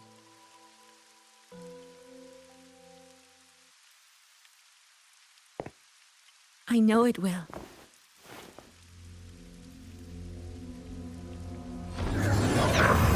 After all, you are the eternal Miko.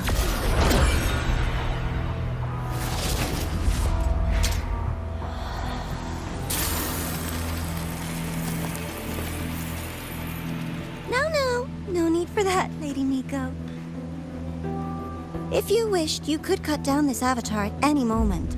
But I think you'll find this far more interesting.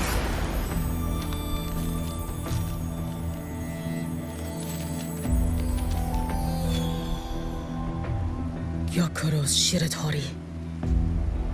I know the Fractidus has cost Ashinohara its fair share of grief.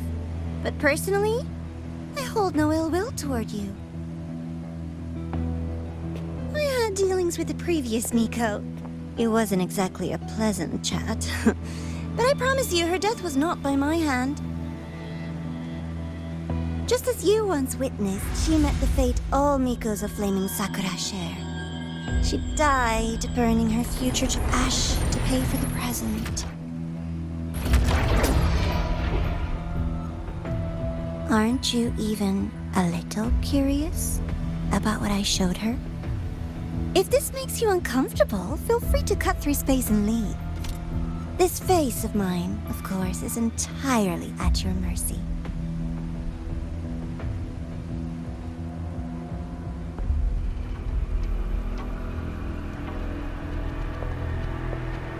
No need to dull my blade.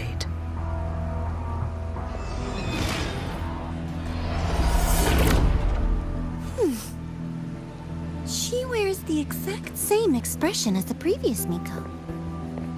I suppose one day she too will be reduced to ashes by her own wish. Oh, eternal Miko. Is she simply arrogant? Or just a coward?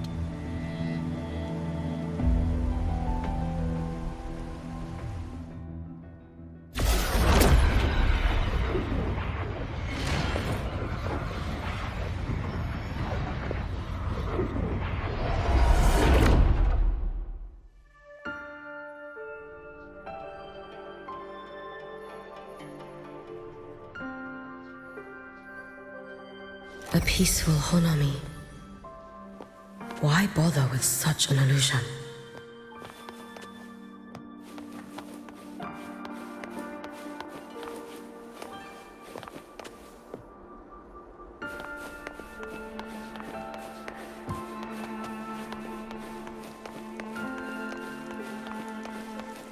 Gyokuro.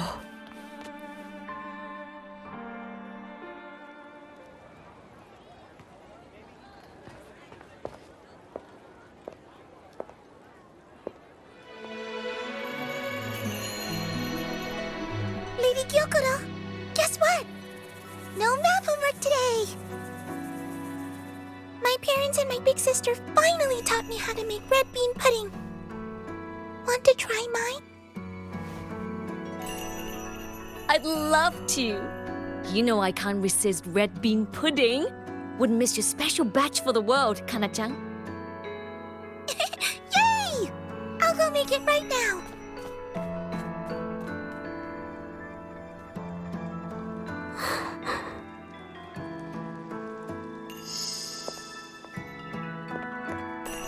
Anyway, I'm here. What is it? My. Can't a sister just want to see her favorite girl without a reason?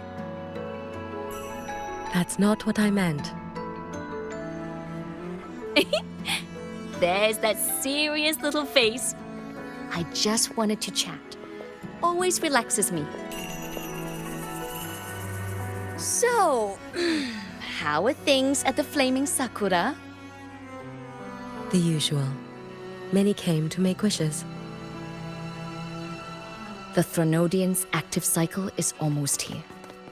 Death will be a frequent visitor to Ashinohara once more. Prayers for safety, peace, victory. They pile up thickest at times like this. The Miko of Flaming Sakura is the bridge between people and the divine. A wish jar for all their hopes. We must listen to every single one. Lately, I've been hearing you ring the sutsu. To grant those wishes, you burn your future using the sutsu's power. Continue, and one day there'll be nothing left to burn. You should have stepped down already, Aniewe. Let me become the Miko of Flaming Sakura. Let me inherit the sutsu. Oh, I'm perfectly fine. I've got futures to spare, you know. You tell me, little Hiyuki, what's got you so fixated on this?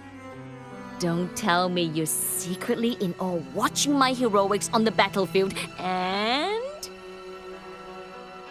Yes, I want to be just like you. You wish? You're 100 years too early for that, you little blockhead. Enough about the sutsu. Stay and have some pudding with me instead. I know a wonderful little shop.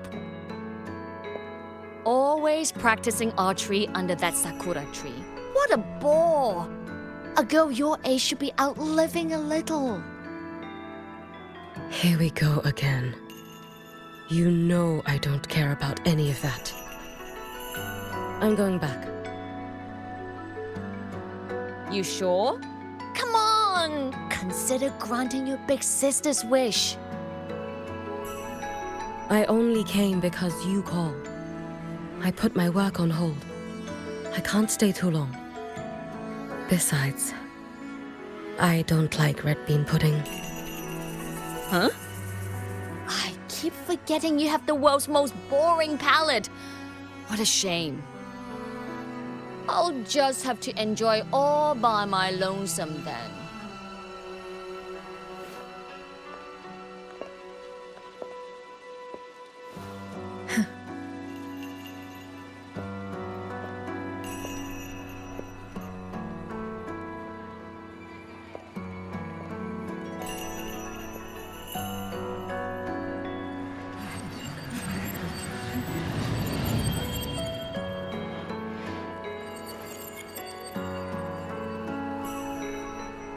Gyokuro never once spoke of her own wishes. She lived only to grant the wishes of others. If only I had chosen to go with her.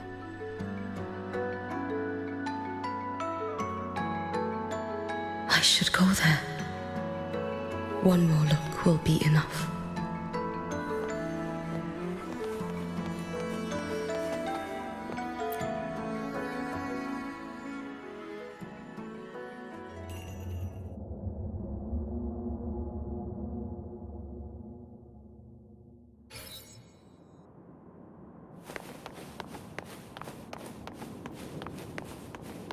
Still regretting that you didn't step into that shop and try that red bean pudding with the former Miko, aren't you? What's your point? The peaceful streets of Honami, the sweetness of red bean pudding. You know none of it is real.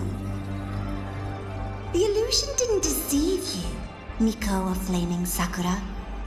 You were the one who deceived yourself. Desperate to play pretend?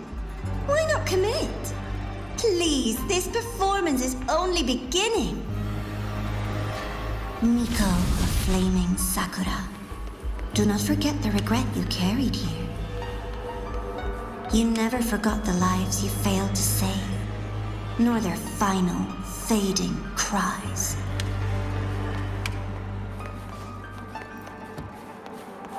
You've been watching me? Among all the Mikos of Flaming Sakura, you're the most special. Only you could peer into the Sutsu and see a future so utterly pitch black.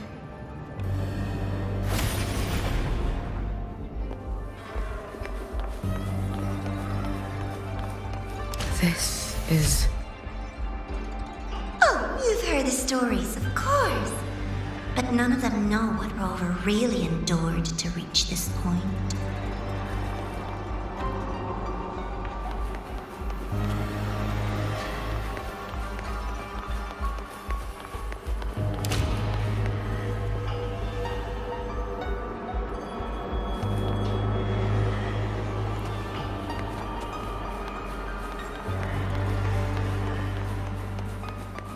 Rover.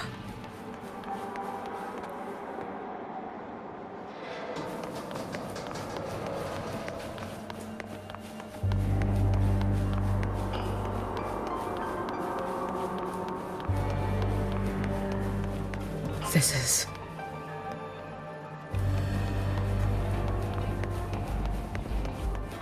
the Threnodian.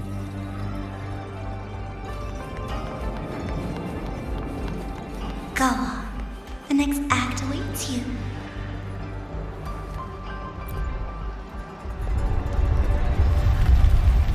Don't waver now, Hiyuki. That instinctive revulsion you're feeling will guide you down a path diametrically opposed to my own. You must walk this road. Only then will you understand, accept, and finally see where you went wrong. Just as you suspected, both Jinjo and Honami once lay beneath the Threnodian's shadow. But only in Jinjo did the night give way to dawn. You...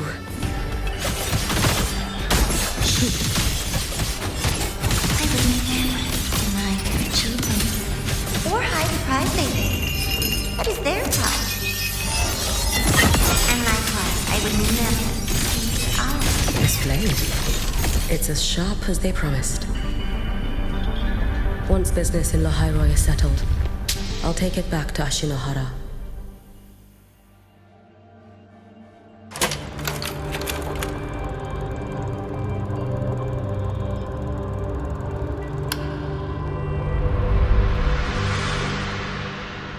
You needn't doubt. This is, in fact, my ploy for you. What else would you call laying the very path you've dreaded most bare before your feet? Keep walking.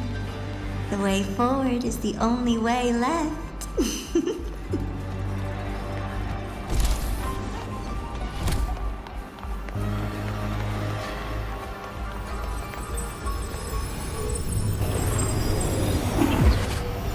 The inverted tower. I read the reports. Another place reduced to ruin by the Threnodian.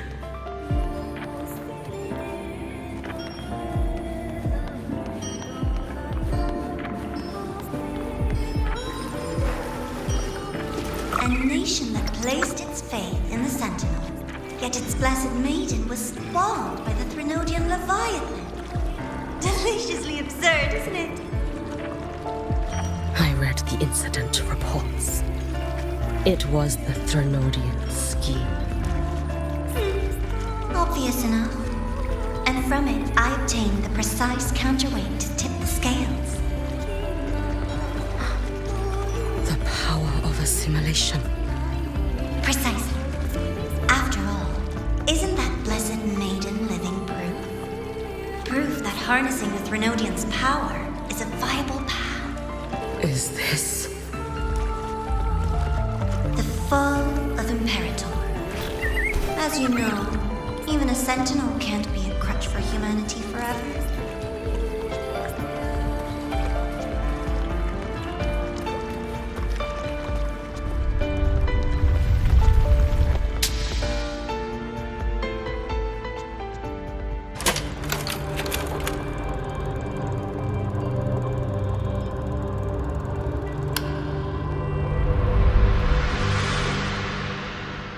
Now, why not step into the role yourself? Experience Renacita's conclusion firsthand. Oh, and I made a personal appearance for the grand finale in Renacita. I couldn't very well abandon my rather childish subordinates like that, could I?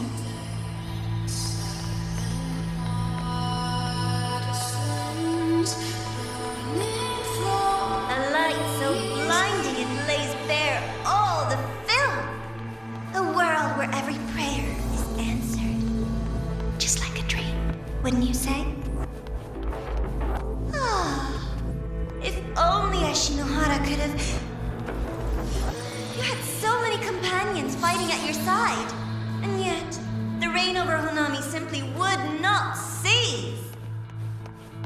That's enough. Every single time, she succeeded in saving them. If only I could have... Ashinohara.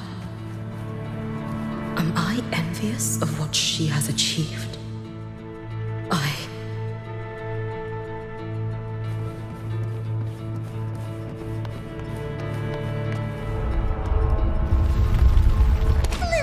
Show before the end. You don't mind, do you?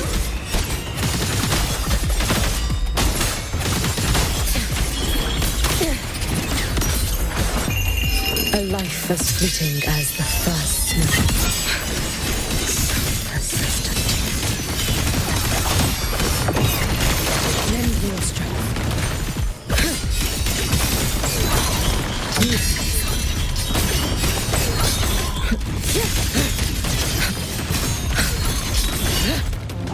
Wait for a moment. Feeling good. If my blade had been keener, could I have... Is my focus slipping? Why is this even surfacing now? Take your time. We're almost at the finale.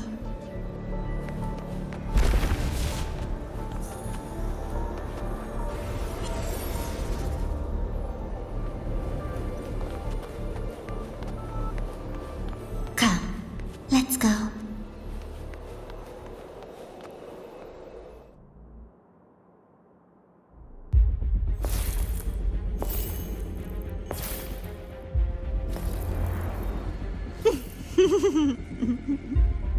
Thoughts on the show? You showed me all this because the Fraxidus wants to replicate the assimilation within the Blessed Maiden herself. You want me for the possibility that I could become the Threnodian's resonator in the future. I won't deny it. After all, among all the Mikos of Flaming Sakura, only you can see through that Sutsu and see a future so clearly entwined with the Threnodians. That is your gift, your talent. It is a dangerous curse.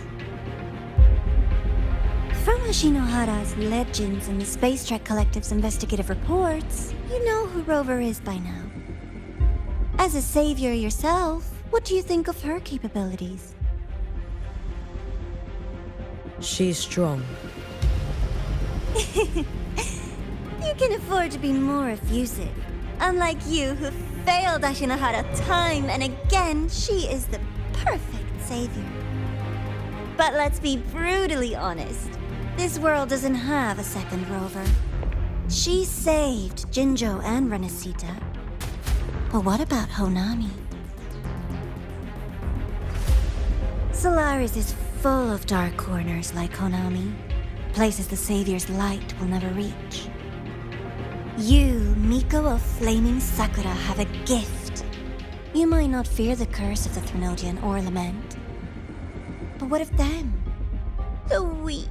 Those not blessed by fate, and yet, is it really fair to place the weight of an entire world on a single pair of shoulders?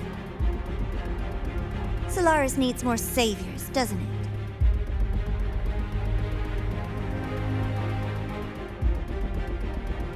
I'm just using the Threnodian to bring more of them into this world. You mean you want to use its power the way Rover once did? I've tried before, but a miracle like Fleur-de-Lis requires a billion coincidences. And Mia? Nothing but the delusional ravings of Leviathan. Even the one that appeared in Renacita at the end was just a hollow, mute shell. But with your help, everything changes. You could wield the Threnodian's power just as Rover did. Honami would not be a ruin, and Ashinohara would finally have its true savior. I have to admit, your proposition is tempting. I desire vengeance against the Threnodian. That is why I seek greater strength. I stayed in Lahai Roi to forge a blade sharp enough to kill it. But I will not discard my dignity as a human for it. I will not become the very horror I hate. Not even for retribution. You stand on Honami's soil. You stand on a graveyard of millions. Go on. Ask them if your dignity as a human matters. I think they tell you that simply staying alive is what matters. Eternal Miko, you know your limits. You've crawled through countless defeats, barely protecting Ashinohara from the Threnodian's assault. But what of the future? You are no savior like her. When you fall, who will take up the Sutsu? Who will walk this lonely, futile path next?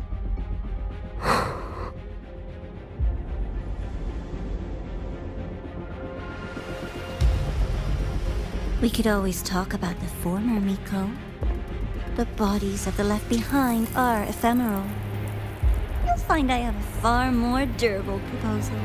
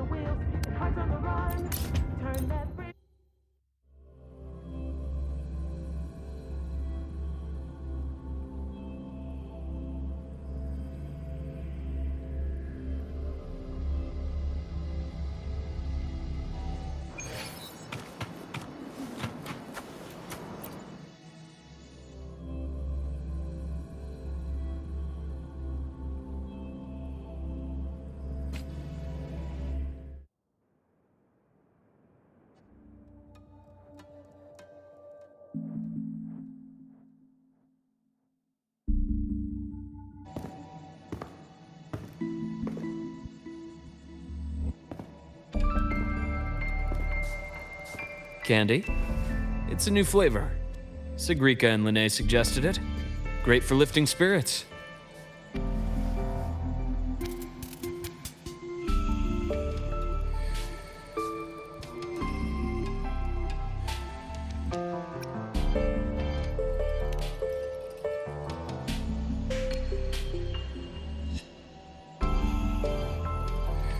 All right, Luke.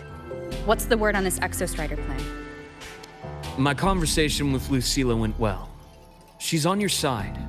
Your showing during the Dark Side incident also helped speed up the Academy's internal review. That said, you've been a student here for less than a year. You'll need the Space Trek Collective's approval to officially activate the Exostrider. Their biggest financial backer is the new Federation. And of course, they answer to an entire board of investors. And to them, the Exostrider is definitely a high-value asset. I've been flooding their desks with reports. Your Academy investigation record, your latest test scores from Abel College, and a full physical adaptability eval I wrote myself. And were they rejected? We got a meeting, but when that much money's involved, conflicts of interest make everything move very slowly. Unlike Jinzhou or Rinasita, they've got far too many cooks in the kitchen. I'm worried we don't have that kind of time. Exactly, which is why we're going to strike first. Besides, things have changed. It all comes down to this guy. This is Chase, head of the Space Trek Collective. He just got back to Lahai Roi on a Triumph avionics ship from the new Federation. President Lucilla, Professor Mornier, and I have all put in a good word. You'll be meeting him at the Research Institute.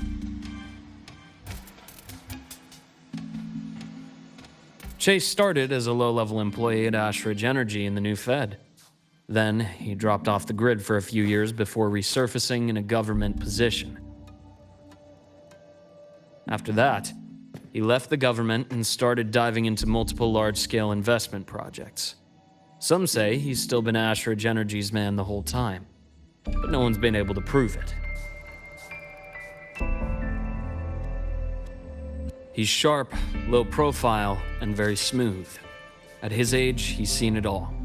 His only real concern is if the Exostrider's pilot can be controlled. Normally, they'd pick Academy synchronists who have been signing stacks of NDAs since day one. But Sounds like his attitude changed. Does that have something to do with the changes you mentioned? come in. Let's talk over some hot drinks.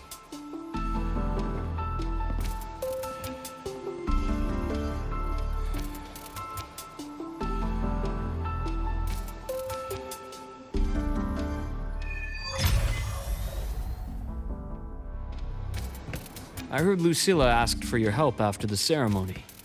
How did it feel working with her? Well, at first she was pretty dominant, steering the conversation the whole time. But now I understand it's because this academy means so much to her.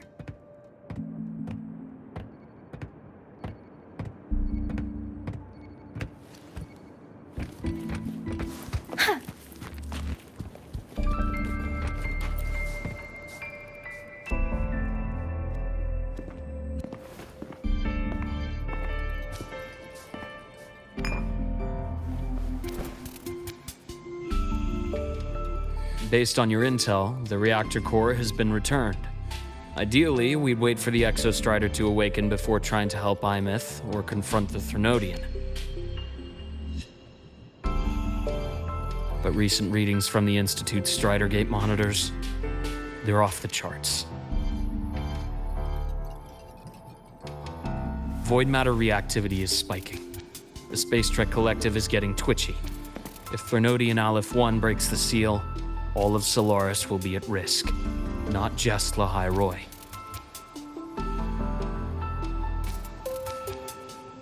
Now, the Collective didn't establish itself here without binders full of contingencies for a Threnodian event. Problem is, every one of those plans would scorch decades of scientific progress. Which, in our case, actually gives us some leverage. Enough to have a real conversation with their head. Then I'll convince him. I'll show him the lowest casualty count is the only one that makes sense. He'll have to approve me as the synchronist who pilots the Exostrider.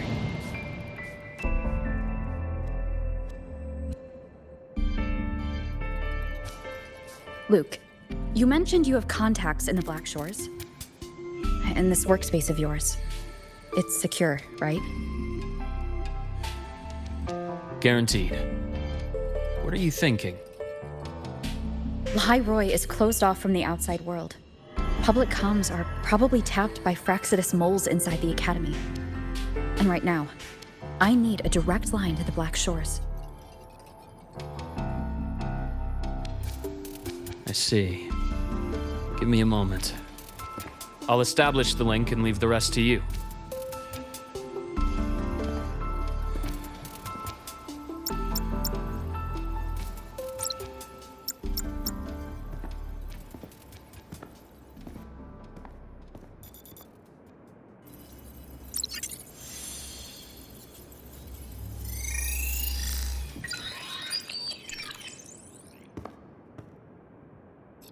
I received your call, Rover.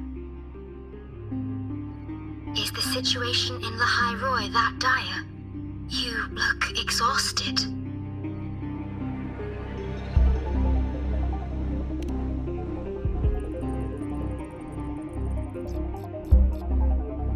My frequency loss has been resolved, but Lahai Roi is under imminent Threnodian threat.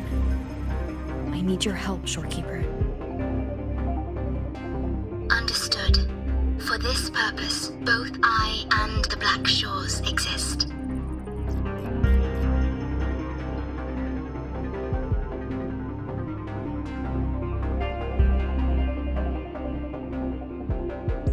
Any additional intel on the Exostrider within the Tethys system? Verified or not, I need everything you have. I trust Luke. You can speak freely. Records confirm that Luke Herson has been providing critical assistance and intelligence to the Black Shores. I trust your judgment.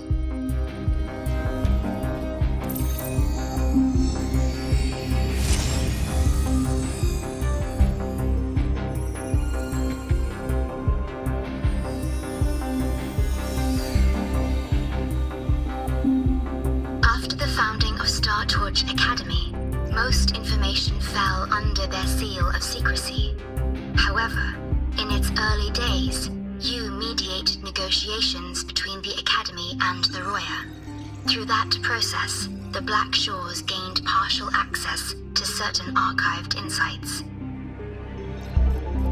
The Space Trek collective fears that due to the Exoswarm's division, the Exostrider, even upon awakening, might not have enough power to face the Threnodian. This concern led to the Augmented Resonance Initiative, the Synchronists.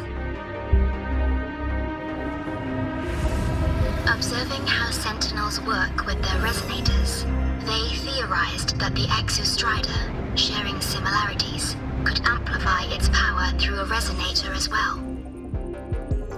However, considering your link with the Exostrider, the Tether system does not recommend this method.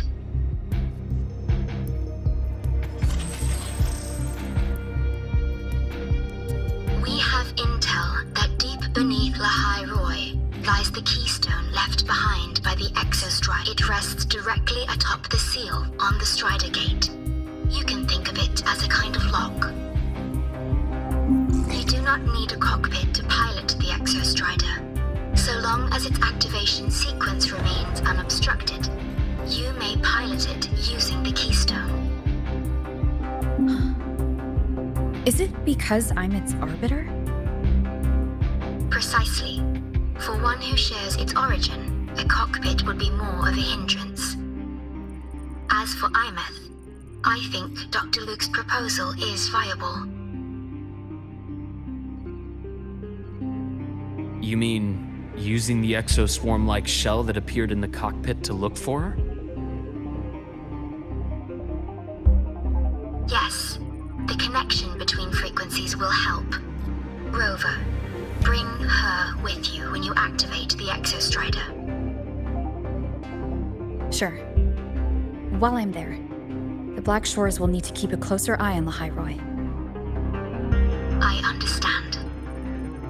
I'm counting on you, Shorekeeper. As long as I may be of help to you, I am content. Please return safely from the Strider Gate, my star. I will. Don't worry.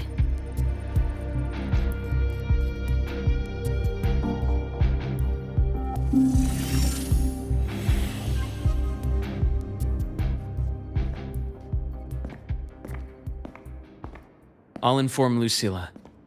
Take your time finishing that drink before you head out.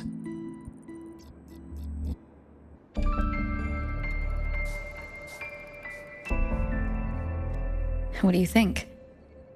I'm about to ask a man to sign off on a crazy plan, and I can't even promise him it'll work.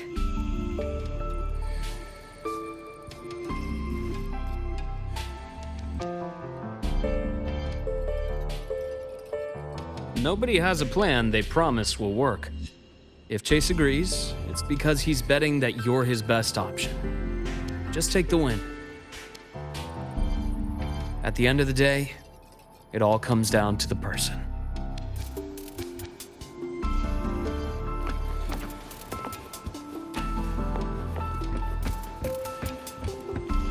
Speeding up.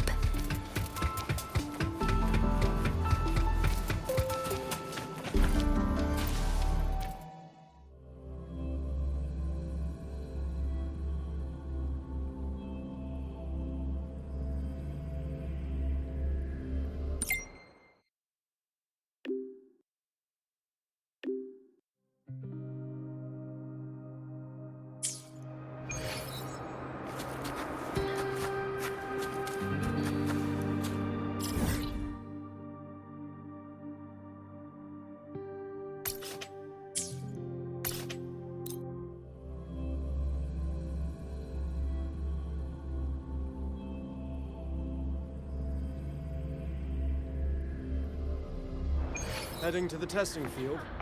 Be careful. Speeding up.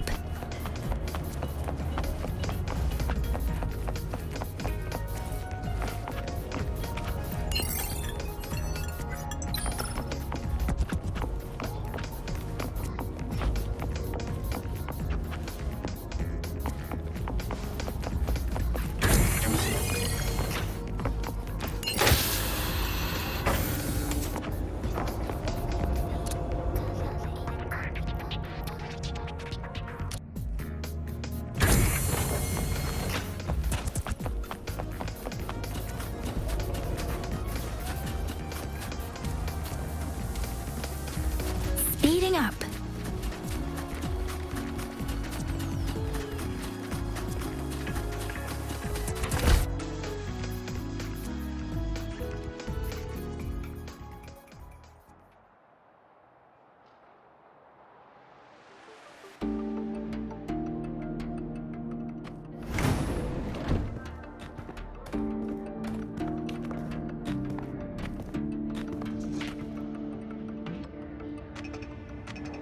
Mr. Chase, this is the student I mentioned, Rover. Our best hope for piloting the Exostrider. Save the intro, President Lucilla. We've met before.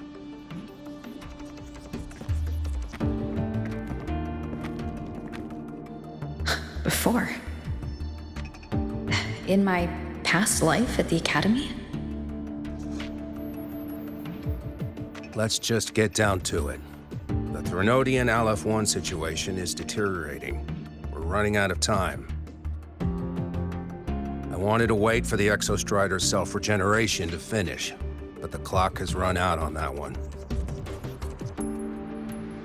So tell me, Rover, why do you want to pilot the Exostrider? What's the play? To find Imeth and put down the Thronodian. Imeth. Name rings a bell. The one with the high sync rate. Her disappearance was a real loss for us.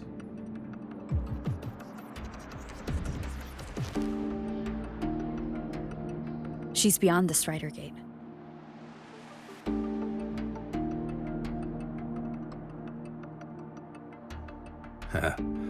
I see how it is. But finding one person in a goddamn interdimensional haystack? Not so easy. You understand our position. The Thronodian is our priority.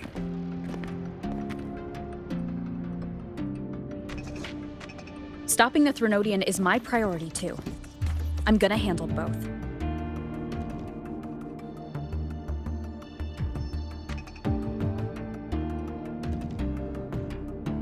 Look, we have the same objective. So like you said, let's just get down to it. If void matter erupts, Lahai Roi is ground zero. Every one of your projects will take a hit.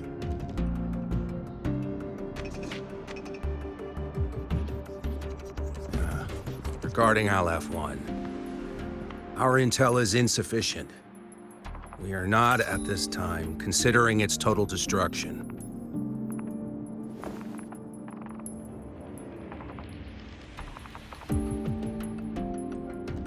What we need is for the Exostrider to reinforce the seal on the Strider Gate.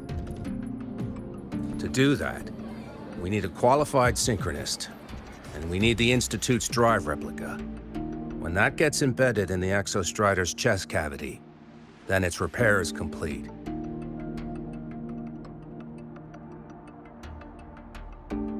Right now, the replica is in its final phase of development. We're still missing critical data.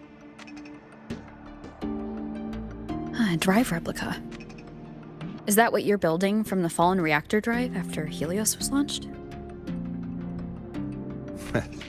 Correct. It's based on the original drive's framework. You had a hand to play in that.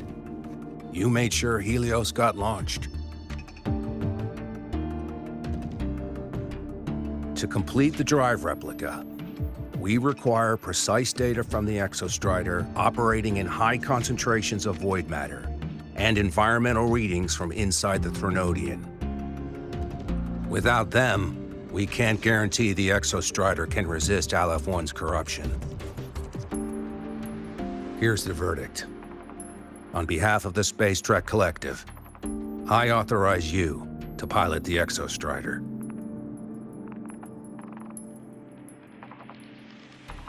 But remember, our objective is the data. We need readings from the high concentration zone to complete the replica. And your personal mission gets 10 minutes. That's the max duration our void matter barriers can cover the Strider Gate once it's opened.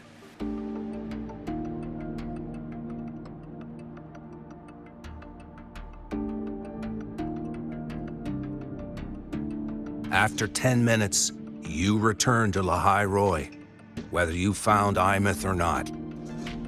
Do you accept?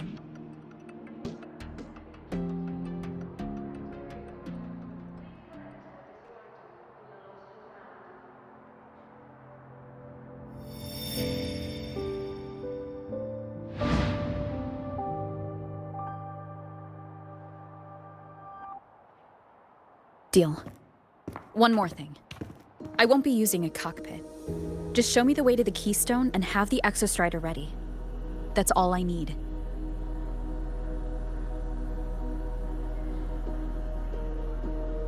Huh. Still full of surprises. Always bringing us the unconventional. Lucila, run a high-pressure sync test for the Synchronist. I've seen the physical eval, but I want live data for validation.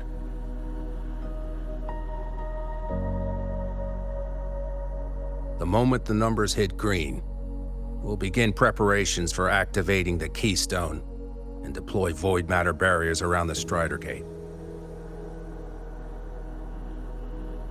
There's something else. I need a favor. Go on. The Fractsidus is lying low. Even after failing in the dark side, they could move the moment the Strider Gate opens. Ah, that's what's on your mind. Well, I have an update. Remember Sigrika's friend? The somewhat lackadaisical one?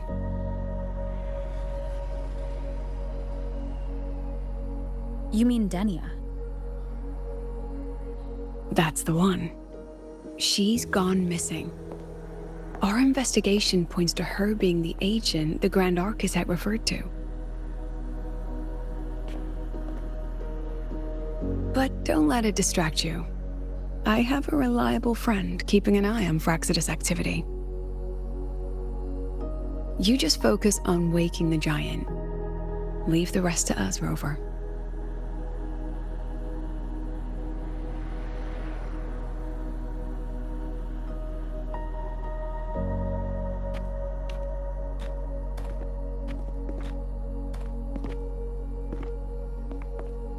Black Shores just sent a formal communication request. They're offering full support for Lahai Roi's evacuation, if it comes to that. You handle it, Lucilla. You have a better read on the situation than I do. And you're better at talking with that student.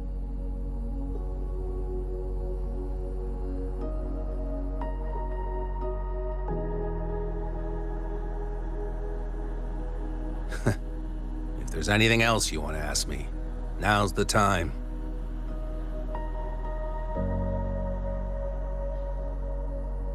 I'm surprised you're placing this much trust in Rover, authorizing her so readily.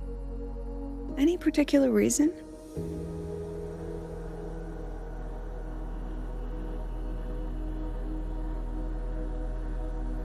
We're different, President. I'm a businessman, and businessmen trust their instincts for a good investment.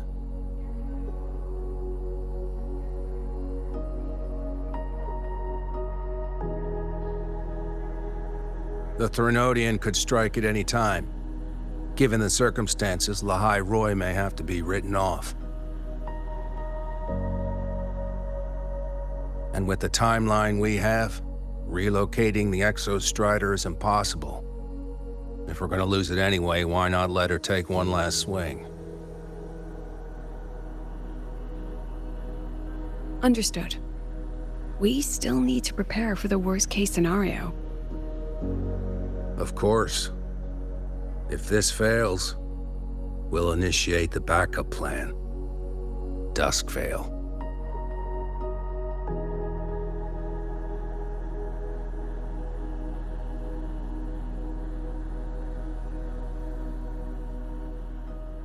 Ugh, that guy gives me the creeps. What kind of place is the new Federation anyway? Nah, are they all gonna be like that? We'll find out when we get there, Abby.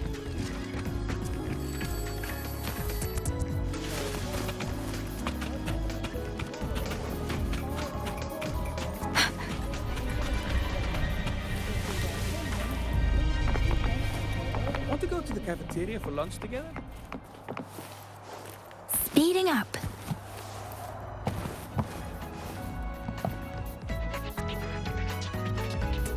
So you're that student, huh? I'm Sakia. I'll be overseeing and evaluating your test today. Lucilla filled me in on everything.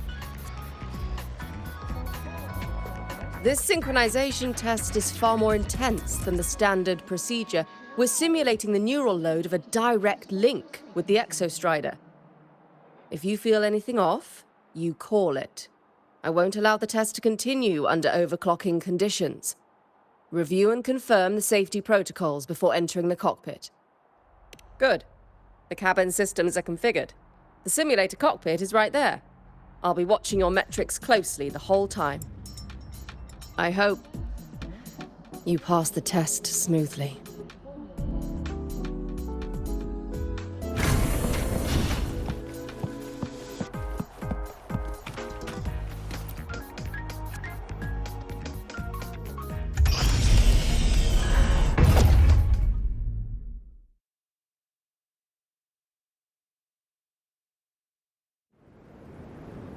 Neural network connected. Tactical model constructed. Resonator vital signs synchronized.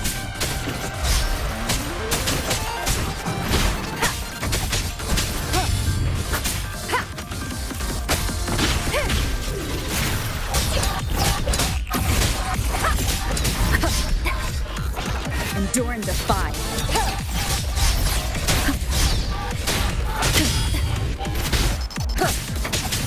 One with the sound.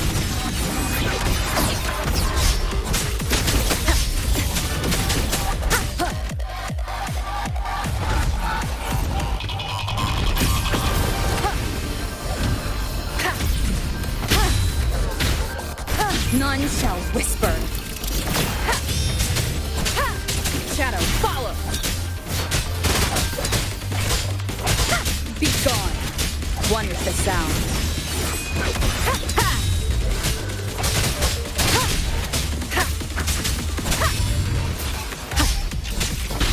Test complete. Recording synchronization rate data. Cockpit opening. Please exit according to the safety protocols.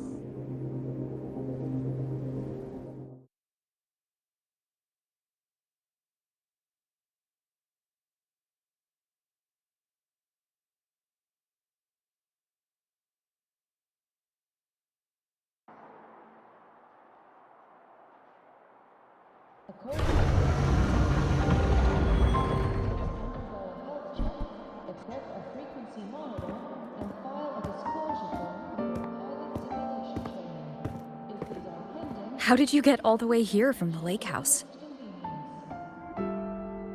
She wanders into the academy sometimes. Usually her caretaker bot escorts her back pretty quick, but today she was being difficult. We'll go back together in a bit, okay?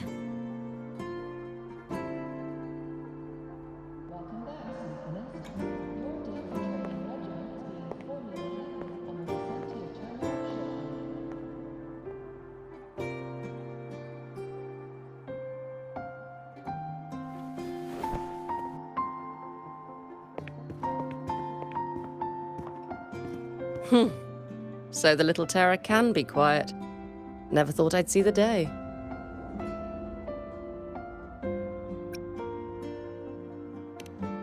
Back at the fan meeting, people mentioned a Sakya.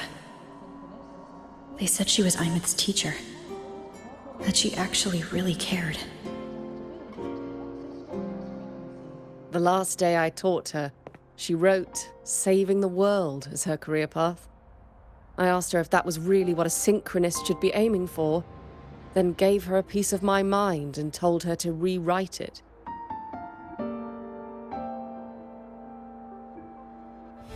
She didn't even get upset, just smiled, took the form and walked away.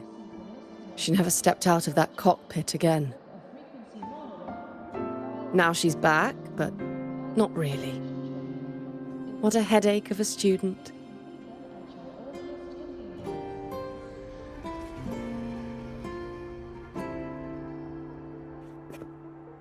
Lucilla told me you're her family.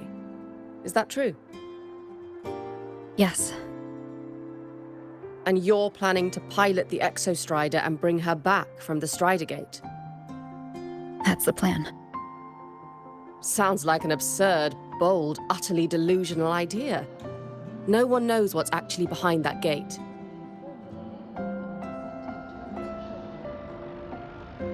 I know.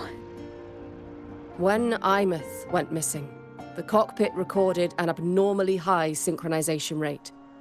We couldn't verify it after she disappeared, so it was never officially logged. Your test results are just shy of hers overall, but in some sectors they're even higher. You've passed.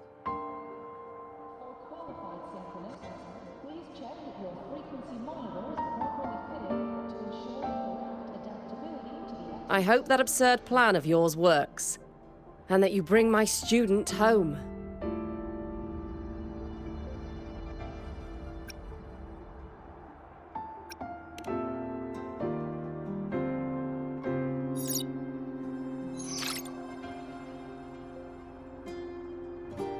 The results are out, but preparing the Exostrider will take time. You'll need to wait around 2 days. We'll let you know when it's ready.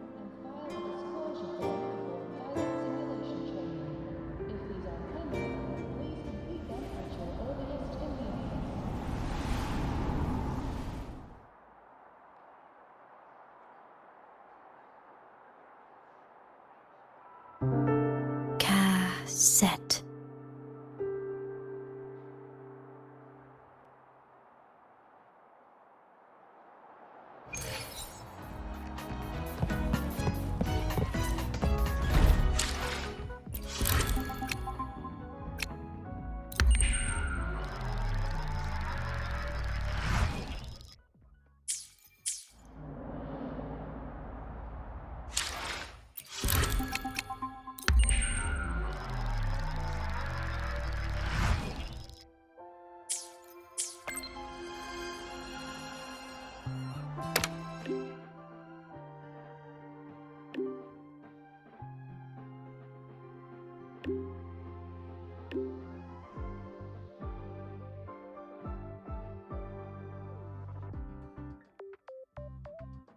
So, we're finally going to where that giant eye is hiding?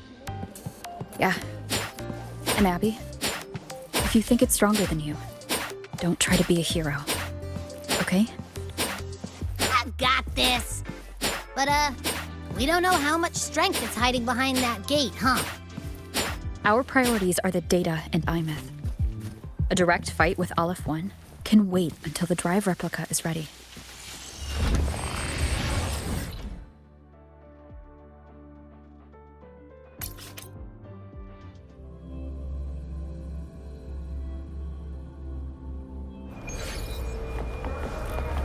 Speeding up.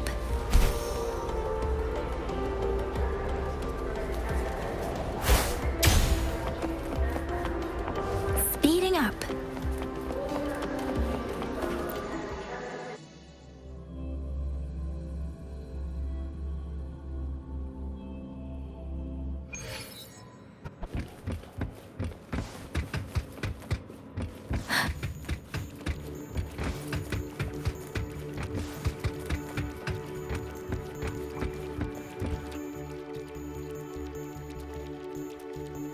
Hey, Rover, are you leaving now? Yeah, I was worried. Figured I'd catch you before you left. So, you're gonna pilot the Exostrider. You feel nervous at all? I know you're awesome and all, but nobody's ever done this before. Nobody knows if the Exostrider will even move, or what else might go wrong. Everything's felt so heavy at the Academy lately. Teachers are stretched thin. Even the nearby exoswarms seem restless. Lene, are you nervous? Okay, fine. Is it that obvious? Look, after I aced the entrance exam, I thought, sweet, life's gonna be packed again, non-stop, like it used to be. But just when I was ready to finally be a student, my bubble popped. My brilliant student life, poof, and done. The Threnodian, void matter, the Frexidus, they're breathing down our necks. And I can't do anything to help you fight them. I just have to stand here and watch you walk into danger alone. It makes me feel totally useless. I'd feel worse if I dragged everyone in Lahai Roi into danger just to back me up. Of course, if things get really desperate, we'll have to face it together. But for now, when I look at all the students who came here chasing their dreams, I want them to stay students. Because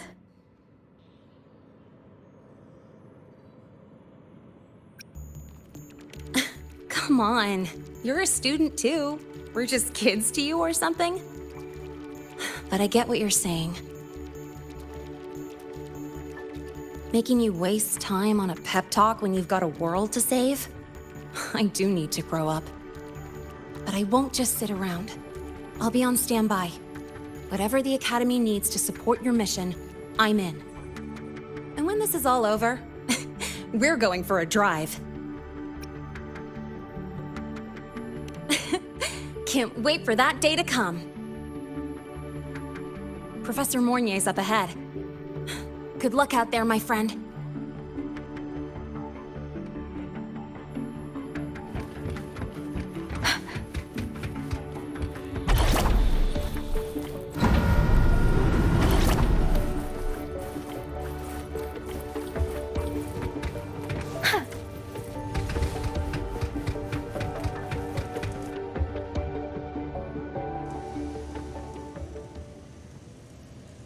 Temporary passage is complete. It will take you directly to the Keystone. The Black Shores will keep a team on standby here at the Institute. If you need our support, just say the word. Thank you. We couldn't have built the data framework this quickly without your team's expertise. Lahai Roi is a top priority. A joint call by the Shorekeeper and the Tethys system. Oh, Professor Mornier, your guest has arrived.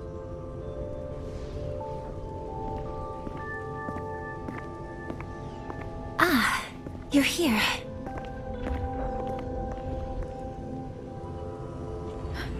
Is that the way to the Strider Gate? Yes. This temporary passage will take you to the Dima Plains, deep within Biarta Woods. Both the Strider Gate and the Keystone are located in the Solvane Heartwood at its center. President Lucilla has already departed with the advance team. They'll be waiting on the other side. And also...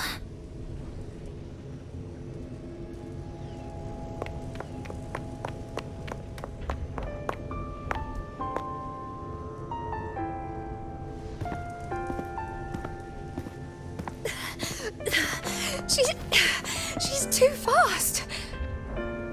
What happened?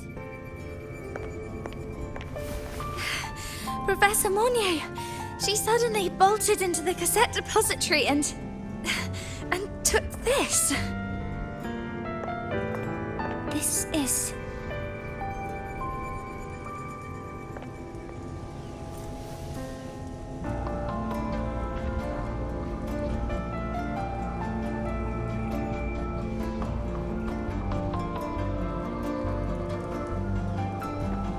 Can I see it?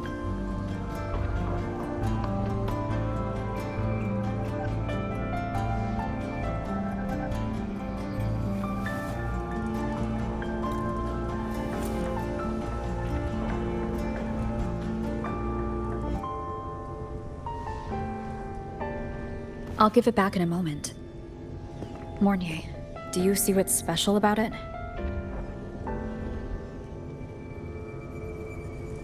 This ID number. I saw it in the student file during her inspection. This is Imeth's own cassette. It's been stored in the depository since she went missing. Why did you want to bring this now? It may be instinctual. Dr. Luke did say this exoswarm-like shell shares a frequency link with the real Imeth.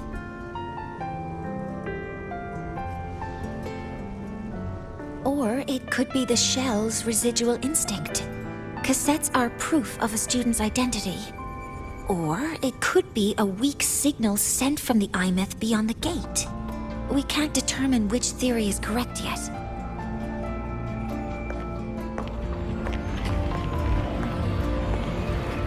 However, this does remind me, carrying a cassette into an unexplored Voidstorm zone follows standard exploration protocol. Do you have yours? Yeah, I've kept it with me. I'll head to the Deemer Plains now then, Mornier. I'll have to stay here, monitoring the data and ensuring the drive replica is ready. I wish I could go with you. But I'll be fully supporting your mission. Mentor, please, take care. I count on you to watch my back, Mornier. With what we accomplished with Helios, I trust you'll handle the drive replica. We will succeed again. I won't let you down, Mentor. Let this be a new promise between us.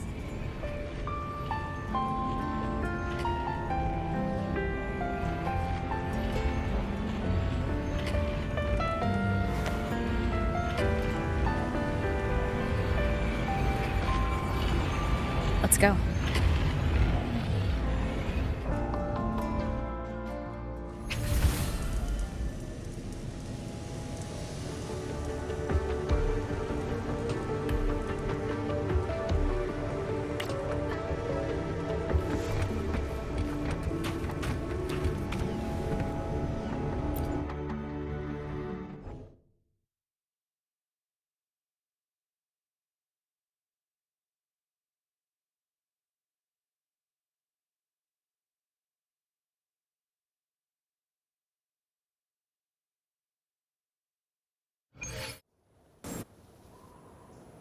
Ugh, stinky. This place reeks. The smell of that giant eyeball's getting stronger. That massive glowing tree. Is that the Solvane Heartwood?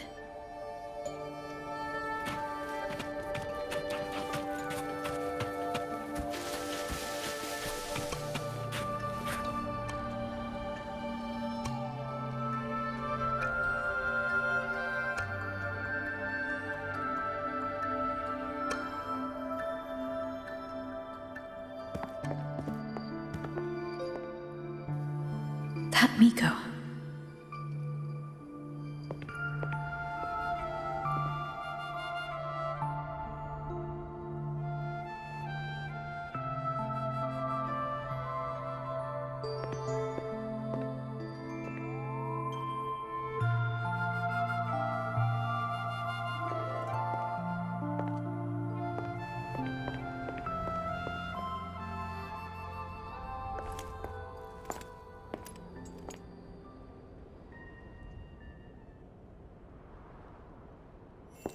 Wait, before you go, you should say hello to her.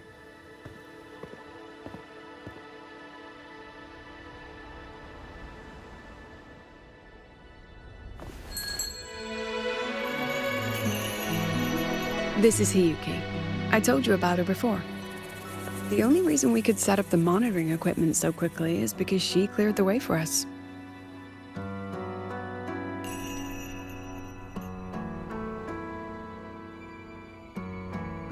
See that lingering frost? 10 years ago, a void matter rift opened in the Deemer Plains. Hiyuki went there alone and sealed it.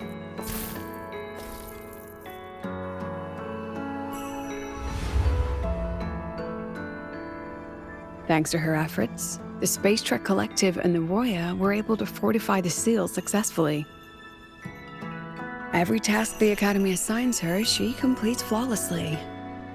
Were she to have a flaw, though, it'd be that she goes through blades like nobody's business.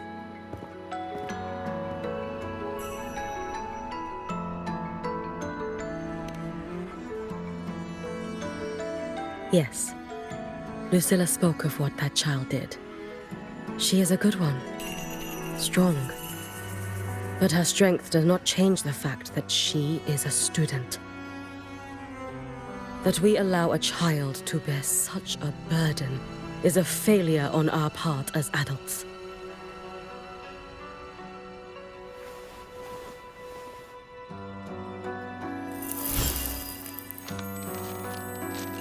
I sent this white bird to search the void matter's concentrated depths, and I am certain I felt her frequency.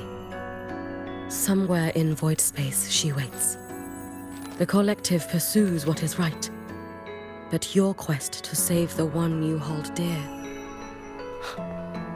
that I understand. Very good. but I'm afraid we can't say more than that, okay? Right now, both sides want the same thing. That's the best we could ask for.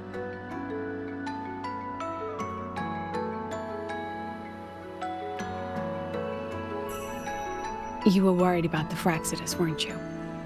While you're beyond the Strider Gate, she'll handle perimeter security.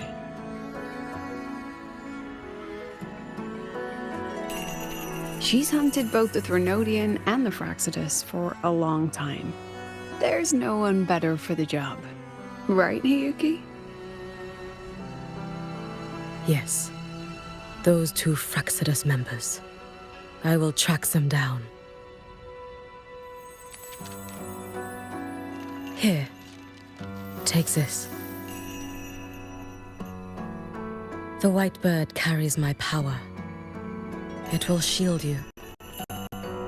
Should you lose yourself in the void matter, it will also guide you back.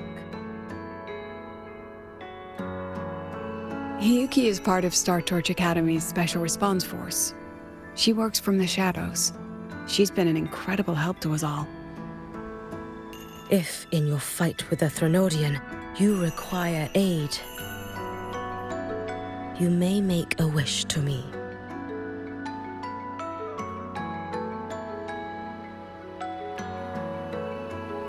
How about I go first? I wish for peace and safety across the Deemer Plains.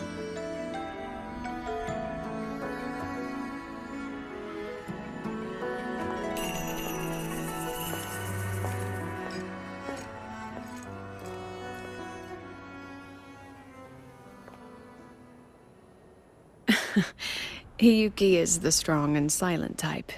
Spend enough time with her, though, and you'll find she's rather fascinating. Why didn't you introduce us before? Why the reveal now? No point in hiding what's already in plain sight. Besides, you're both strong, and it's safer if you work together.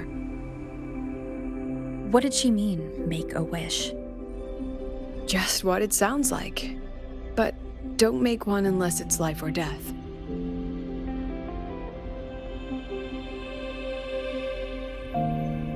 Granting wishes always comes with a price.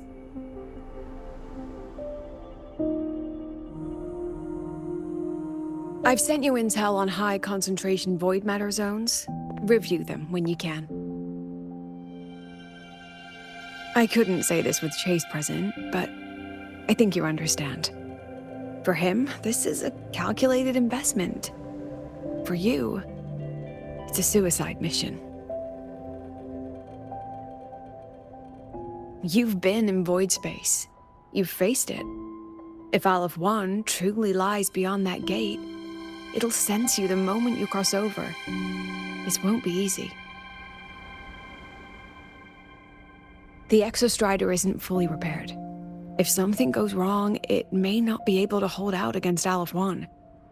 And the Collective won't risk an extraction if a void matter outbreak is imminent. Once you enter the gate, you'll be completely alone. Are you ready, Rover?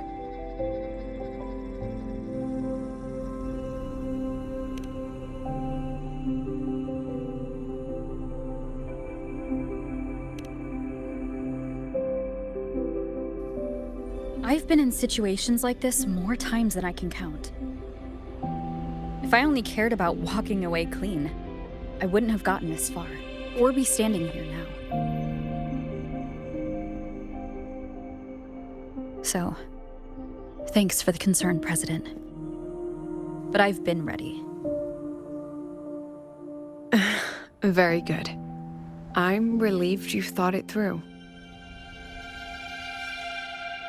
I'll be here with the others, monitoring the void matter barriers. If something happens, I have to respond immediately as the Academy's head. We'll probably be able to maintain a data feed. But based on past intel, the void matter's disintegration effect will destabilize the signal. It'll likely cut out once you reach the keystone. From that point on, every call is yours. I understand. President Lucilla, we've checked her condition. No signs of void matter contamination. She's stable.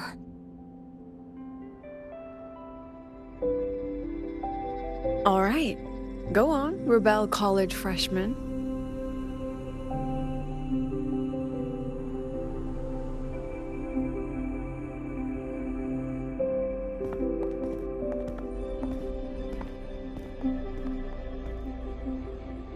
The students and faculty of Star Torch Academy have been waiting for the day the Exostrider awakens. May you return victorious.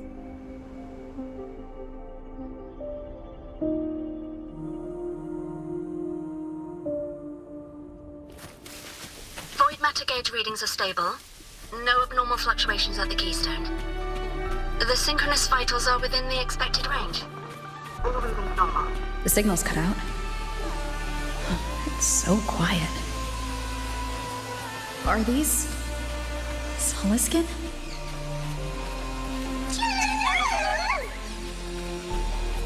Are these little guys guiding me to the Soulvein Heartwood? Alright then, let's go together.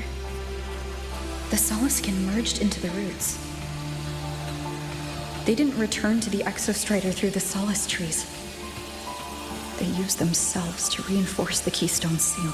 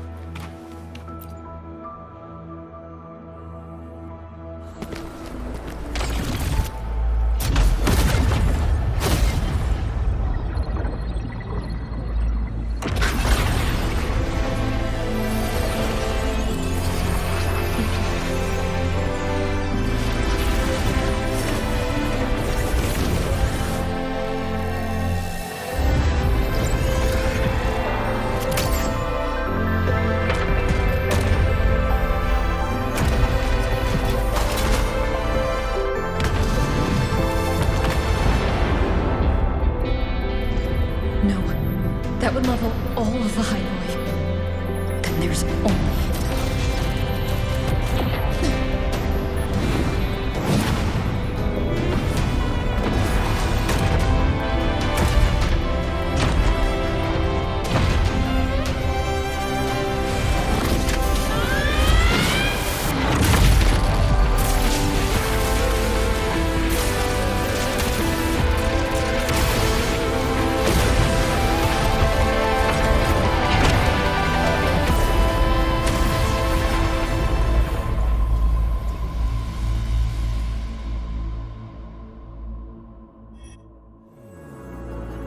Starting to feel dizzy.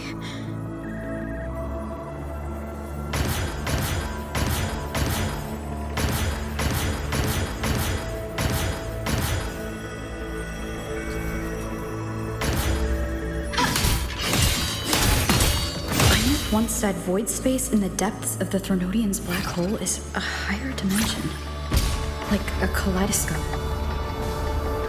Time and space here don't flow. They're tangled. Is all of this inside Aleph 1?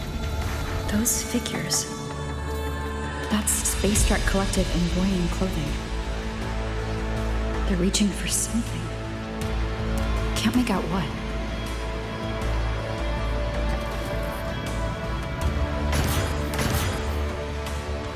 That frequency. Is it Einith?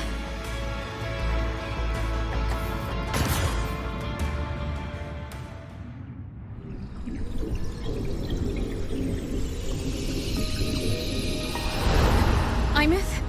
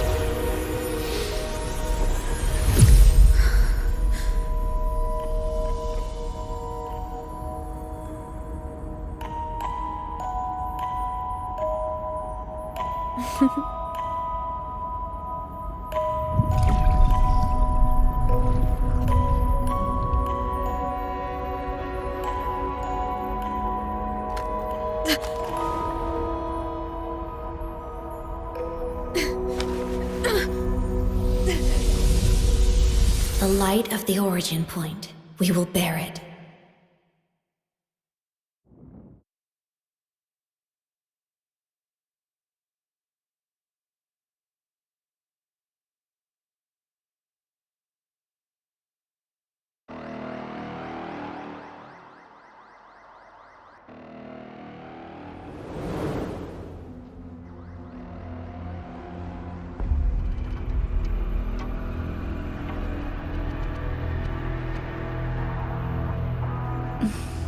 Am I back at the academy?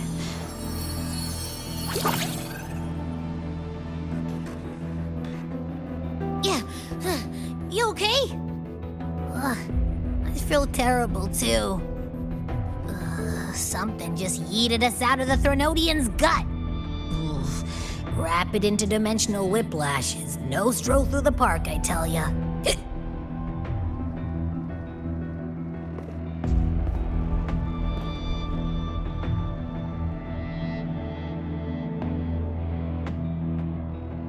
The Exostrider isn't here. Uh-huh. The big guy's still stuck inside the Threnodian. Did you see that freaky black hand that popped up in the cockpit? The whole dimension freaked out, like it was trying to spit us out. Next second, the void matter had flushed us out here. I saw Navora in the flashes. It's the Fraxidus. Has to be. Everyone was standing right here. This is where void matter began to contaminate the sky.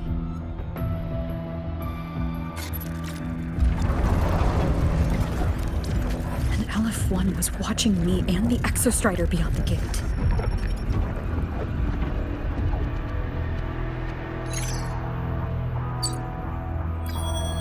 Mentor, finally got a hold of your signal.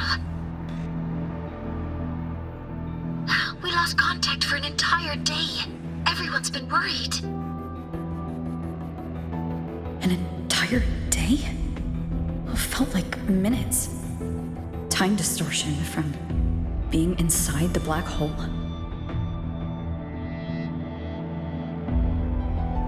Mornier, I'm fine.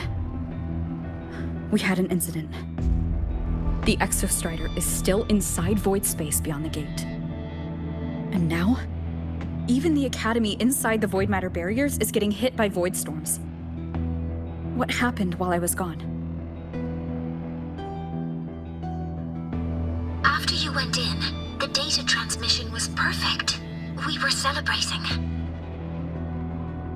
But not long after, void storms began to erupt even inside the Academy. We haven't been able to find any breach or source to explain it. Most of Lahai Roi has been evacuated to the Collective's escape pods, with Black Shore support. Those who remain are gathered here at the Institute.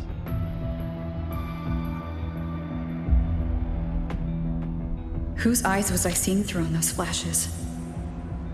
If they're the cause of the Threnodian's breach, could they be a harbinger? Like in Renacida? In that moment, that shell, she had the same look in her eyes as the real Imeth. Why was she so set on giving me this cassette? What was she trying to say? Looks like I'll have to open it up to find out. I'm coming to you. I brought something back from the other side and want you to see it first. The Threnodian struck like a bolt out of the blue. We may not know why yet, but we need to figure out our next move together. Understood. We'll be waiting for you at the Institute. That's a lot of Waves line messages. All from when I was beyond the Strider Gate. I really made them worry.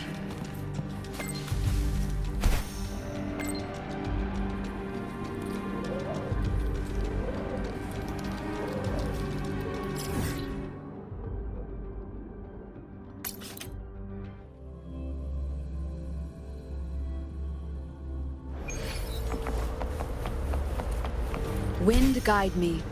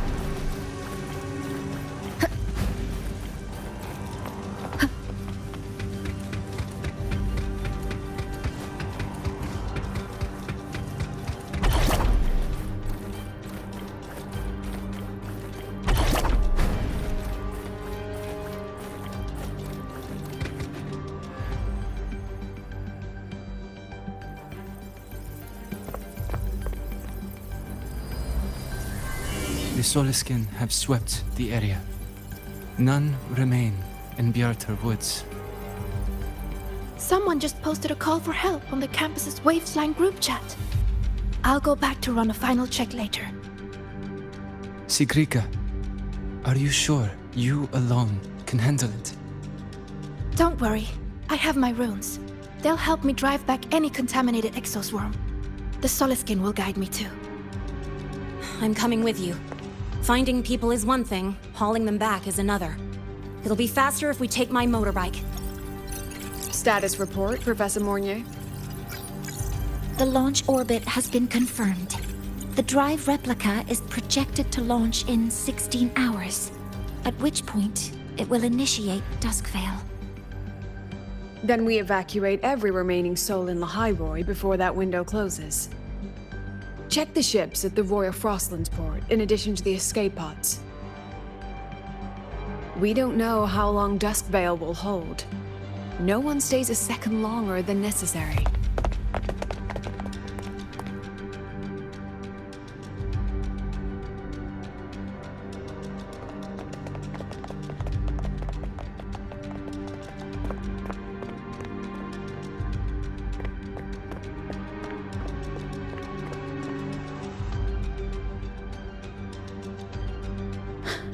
The Exostrider.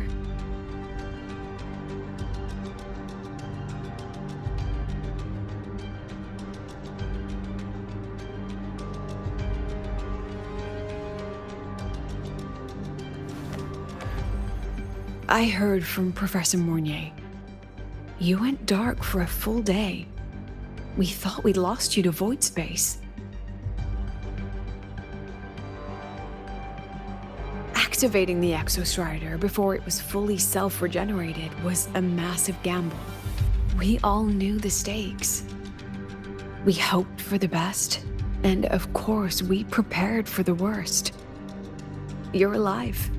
That alone is good news for all of us. No time to kick yourself now. I've got a mountain of work waiting for you, Rover.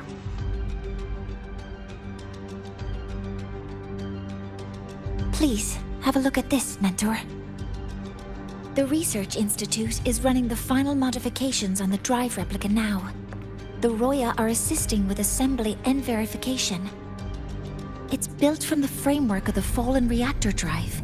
Various materials from the Exostrider, too. It's everything Lahai Roi has been working toward. This man-made heart is our final legacy for Solaris. In 16 hours, we launch it into the canopy above Lahai Roi. Once evacuation is complete, it will activate, transforming the canopy into Duskvale. It'll contain the spread of void matter.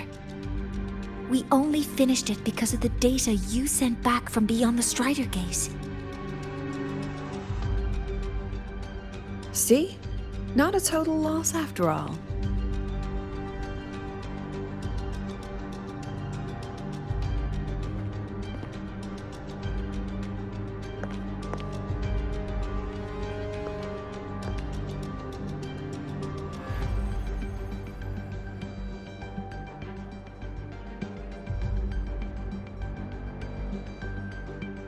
Thank you. All of you. About what I experienced beyond the gate. There's something I want to show you.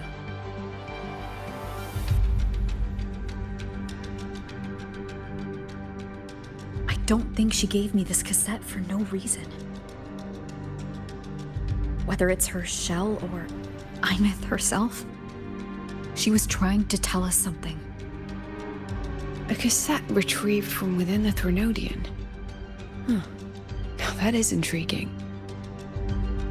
Professor Mornier, is the analyzer in the cassette depository still operational? We can head there now.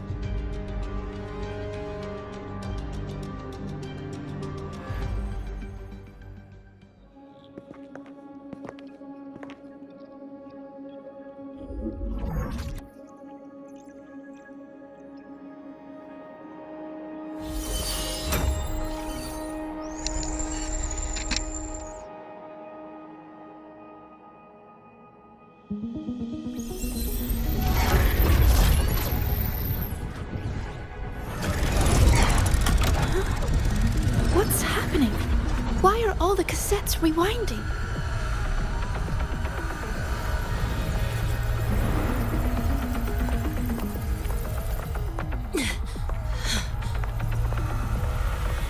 The whole server bank's going nuts. Every screen is flickering. Oh, the data volume is far beyond the cassette's capacity. It's as if thousands of people left their records in it.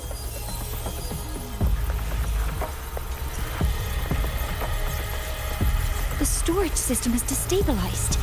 It's now flooding data into every archived cassette in the room. But this isn't memory data. Aside from the corrupted junk, the compressed mass consists of coordinates. Coordinates? From beyond the gate? Are they locations inside the Threnodian's black hole? Based on your report, Mentor, conventional space-time doesn't apply in void space. You can't plot a standard map there. If Imeth went to these lengths to give us this, she wouldn't have made it impossible to follow. What if they're coordinates in Lahai Roi?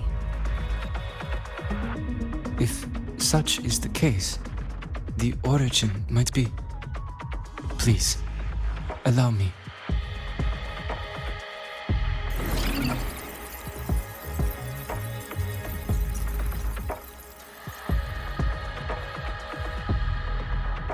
A uniform format these coordinates share. I have verified 150 points using Sundermere as the origin. Each one aligns with a site of Royan runes etched upon stone, just as you beheld within Solisylon. Forged by the Exostrider, these patterns are. Void storms do not affect them. We have only glimpsed fragments of their meaning through the lens of Solisylon.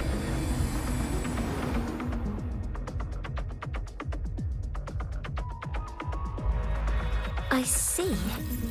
Let me overlay these coordinates onto a Lahai Roi map. It should make things clearer for us.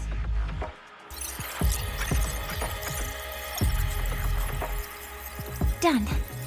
Using Sundermere as the origin, the distribution looks like this.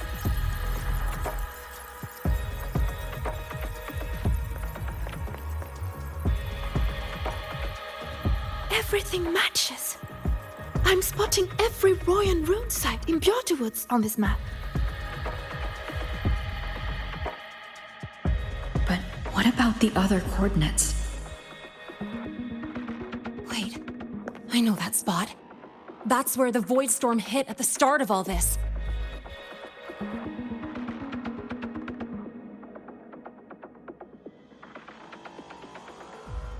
You know, that time when we first met?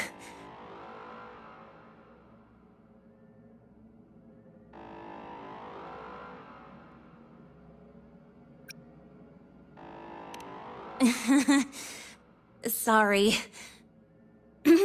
Anyway, back to business. Void storms. If we reverse match the coordinates by transcription order,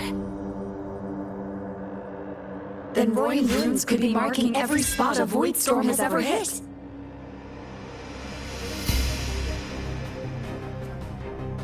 So it is. We Roya have observed something similar, but never perceived it as a universal law. Well, the runes aren't exactly neon signs on the stone boulders saying, "Look here." there are too many locations. With the personnel we have left and the autonomous bots, Leave the manpower to me. You want to bring people back from the escape pods? Precisely. With void storms spreading, sending people back out to find hidden runes is too dangerous. Any venture into the unknown carries risk. Studying the Threnodian was a risk. Playing chess with the Fraxidus was a risk. And piloting the Exostrider through the Strider Gate was certainly a risk. But where there is a sliver of hope, the Space Trek Collective will always find people willing to bet on it. Once Dusk Vale is initiated, this place becomes a sealed tomb. The intelligence retrieved from void space is our only remaining asset up for study. It's our only leverage against Aleph-1 before Dusk Vale fails. We have the capability, the responsibility, and the will to secure this void space data. Face the unknown and we may lose much. Flee from it, and we lose everything. Then leave the Outer Woods to me. It's the most heavily contaminated area. If this is because of what happened to the Exostrider,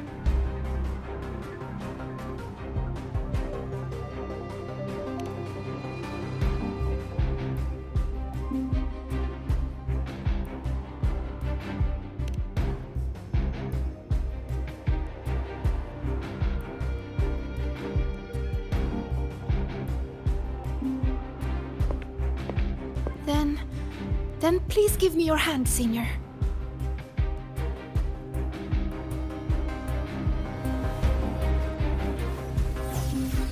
Use this. It will guide you to other Royan runes.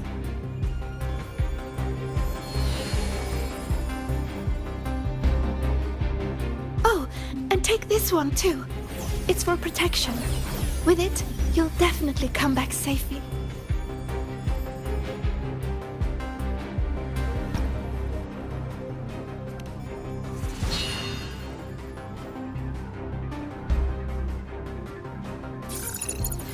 Clock starts now. Recover all Royan runes before Dusk Vale gets initiated.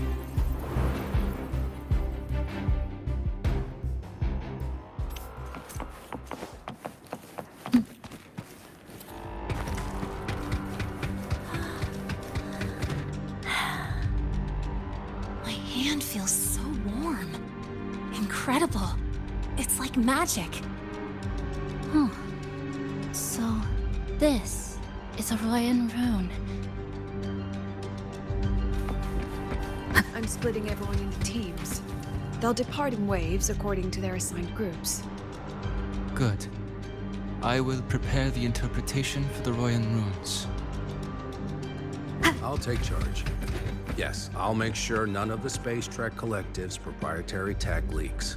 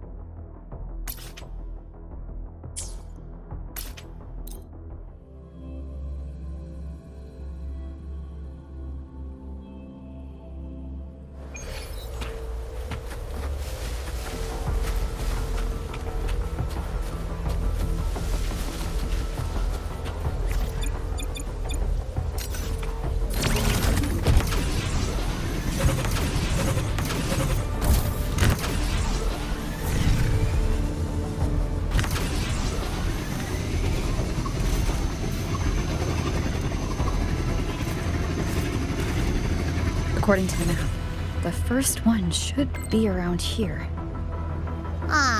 Didn't notice before, but, there are some shredded frequencies hanging around this spot. Abby? You're awake. The room's responding.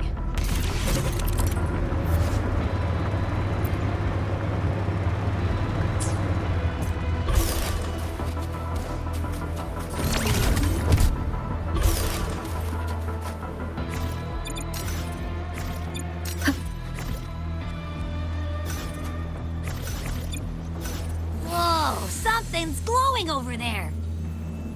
Those outer rune fragments. Line them up just right, and they might connect with the runes on the boulders.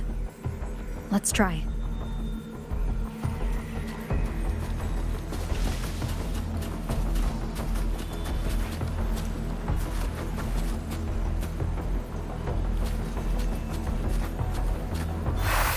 Jackpot! We actually found one! Good. I'll send it to the Shaper and the others for a look.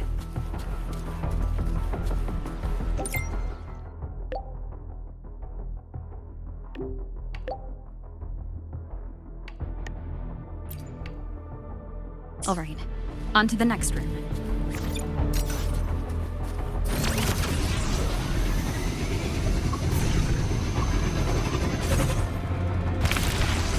Same as before.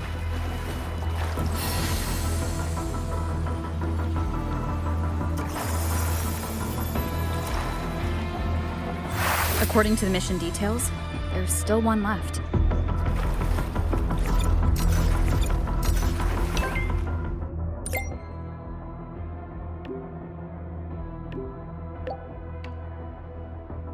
We're blazing through these runes. Yeah. Teamwork makes the dream work, huh? Right. I hope Sigrika is having the same luck. This is the last one, right? Yeah.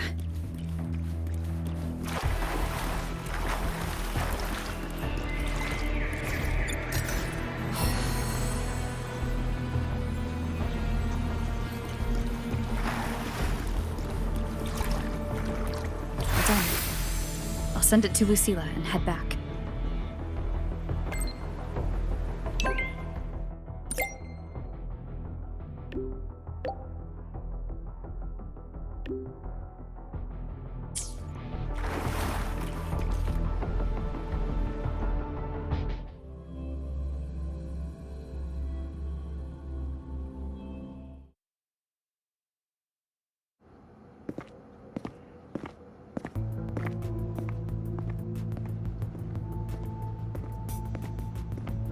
What's going on? Mentor, you're back. We've finished analyzing the runes, but their meaning still escapes us. As for the overlapping coordinates, we've run multiple standard decryption algorithms, but the results are contradictory.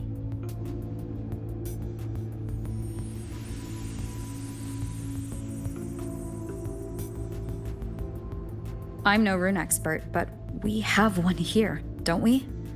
She resonates with them. Who? Wait. Me?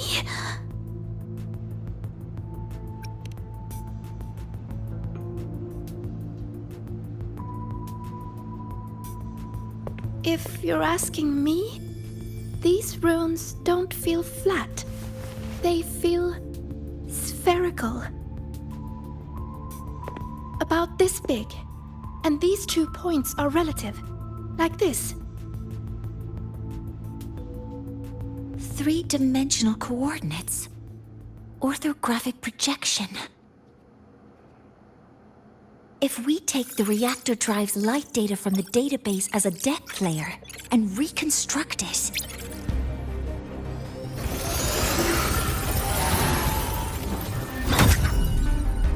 a map forms.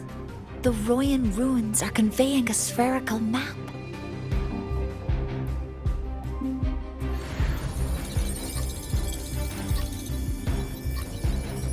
What are these 2 places? The one on the surface corresponds to the Strider Gate. As for the one at the center, there's too little data to confirm. But by geometric definition, it's the origin point of the entire map.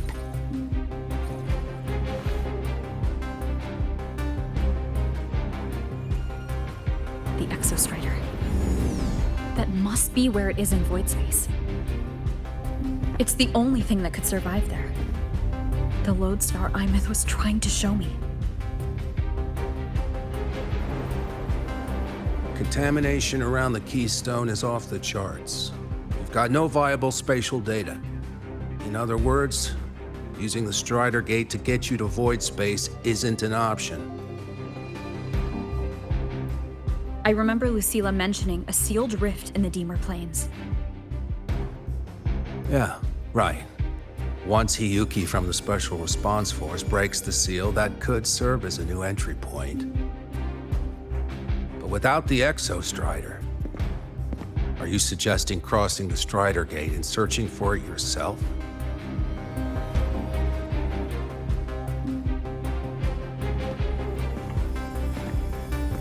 Now that we have a concrete map, I should be able to retrieve the Exostrider before my power of separation gives out.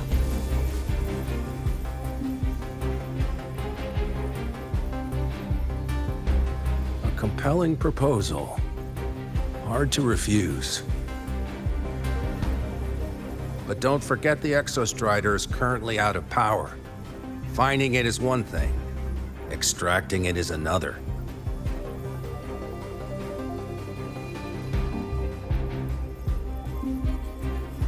Then we set a hard deadline. If I can transmit the Exostrider's coordinates to you before Duskvale initiates, then tell me you'll consider entrusting the drive replica to us. Consider, huh? So you're handing the choice to us?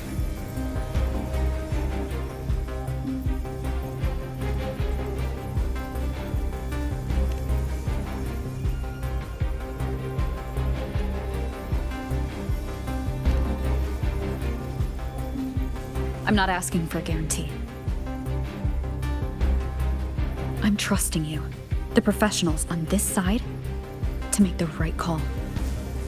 Whatever that call is.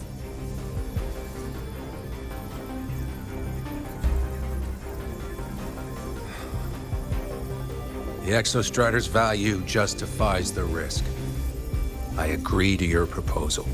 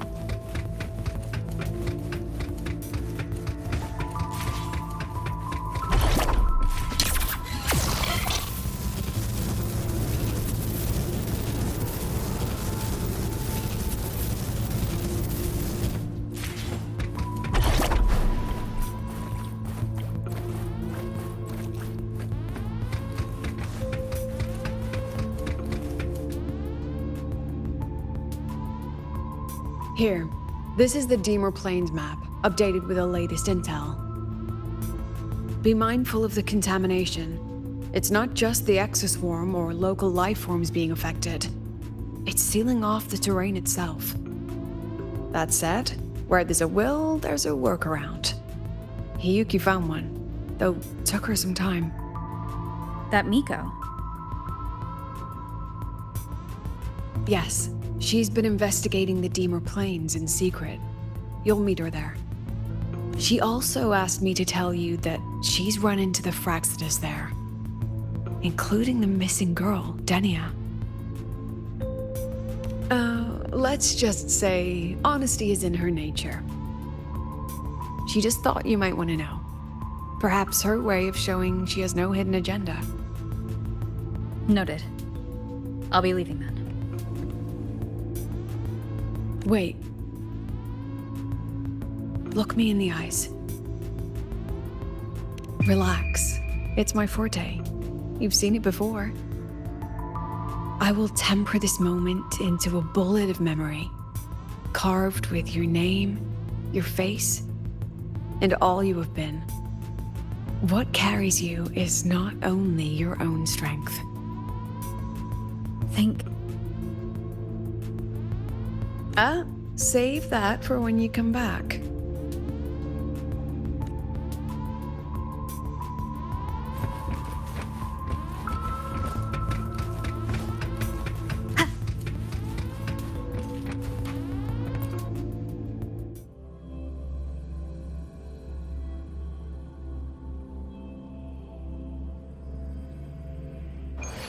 An entry point hidden in the Deemer Plains. Time to get to Bjarter Woods.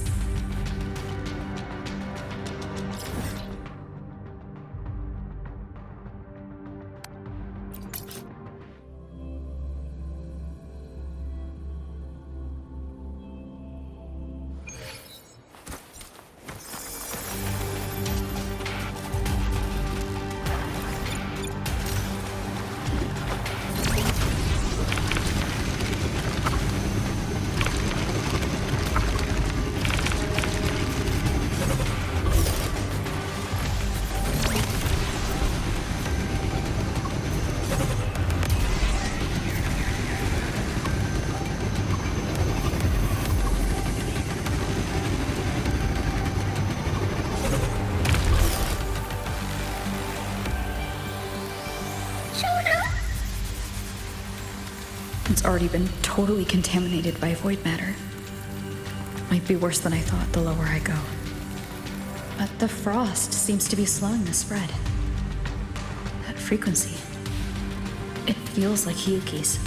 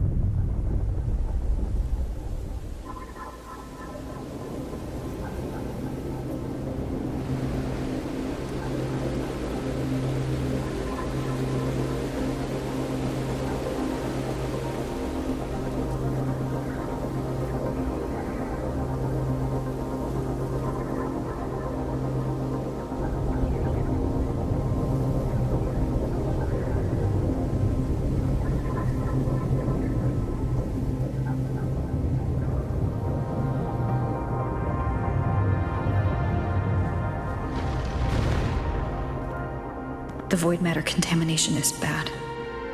It's not looking good for the Solaskin.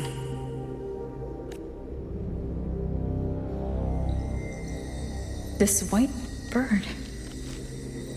Did Hiyuki leave it here? All right.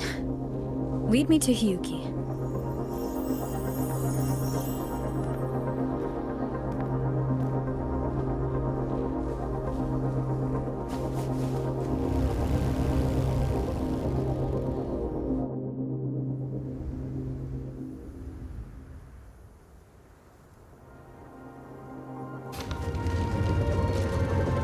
Where is it leading me?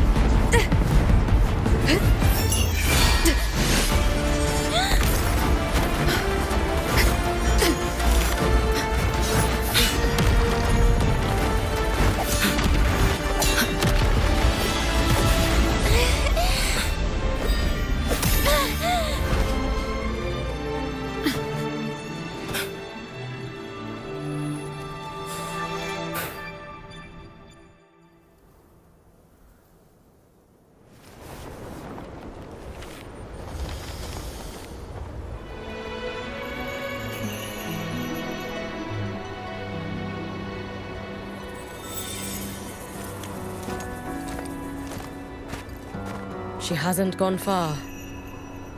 Probably watching us from the shadows.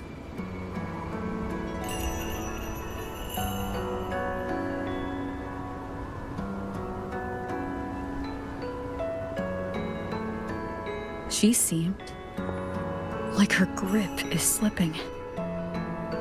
She was already like this when I last encountered her, shortly before the Void Matter surge.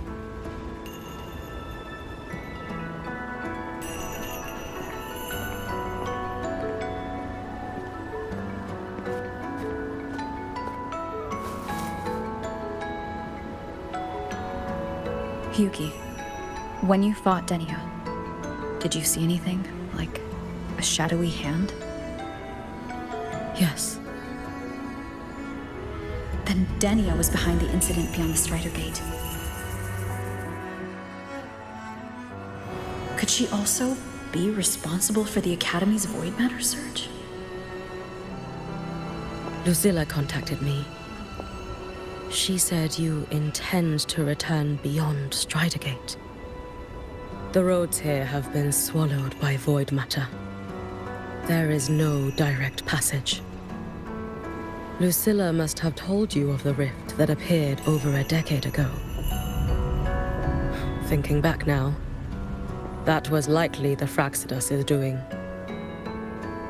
Luke said the Grand Architect caused that rift. That was what led to Imith's death in the simulator cockpit.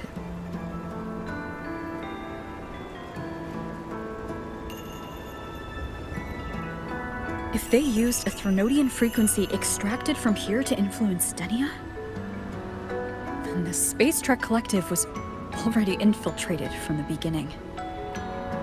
The Threnodian surge now could be their attempt to force the girl to master that power. Or perhaps that power within her has simply broken its leash.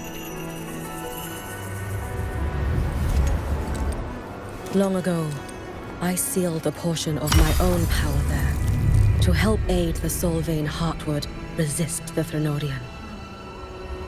Break the seal, and you will pass through the rift to reach the Void Matter depths beyond it.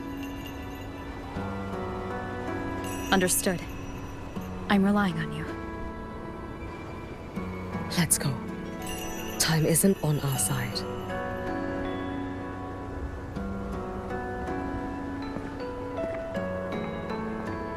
Savior, who has always walked with victory. This time, have you come to save Lahai Roi?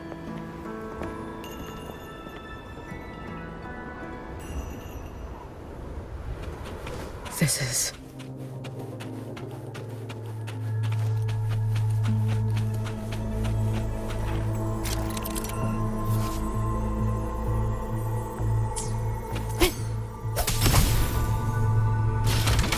Is it trying to tell me something?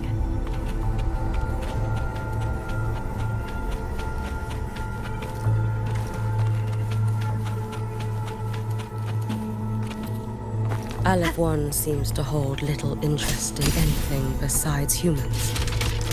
Most of the structures it devoured have drifted here.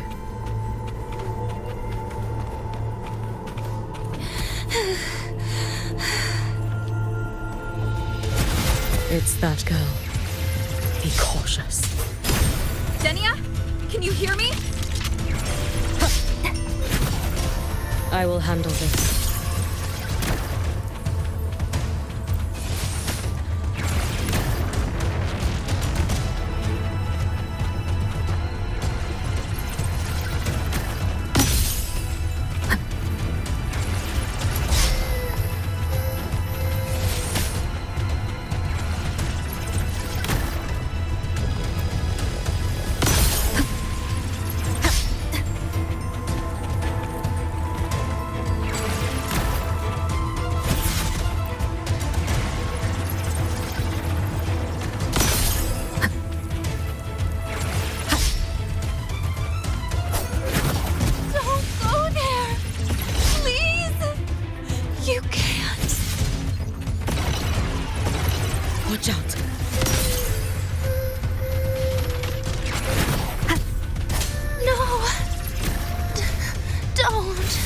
Let me handle this.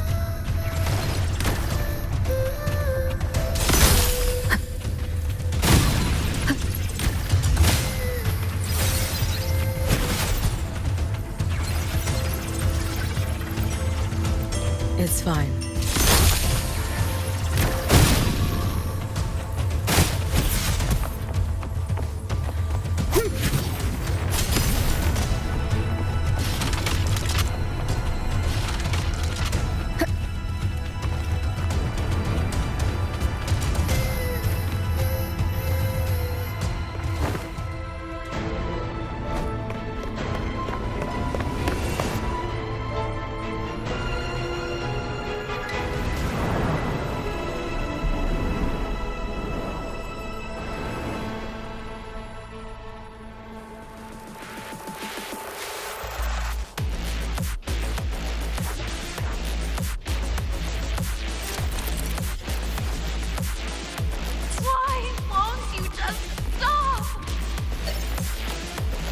We need to use these blocks to make the climb.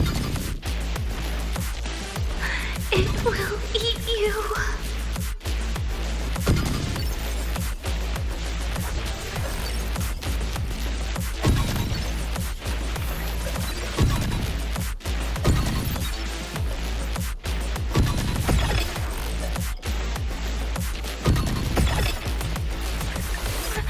Sorry. You really shouldn't go.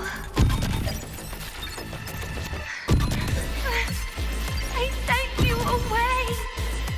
So why? So it was you, Dania. The one who pushed me out of void space.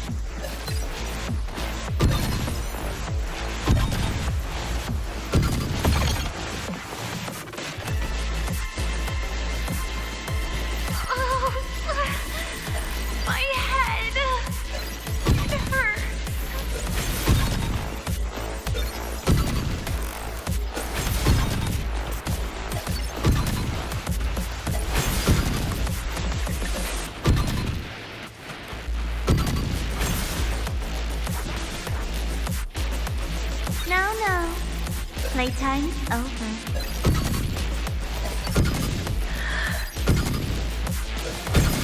Come back to me, sweet girl.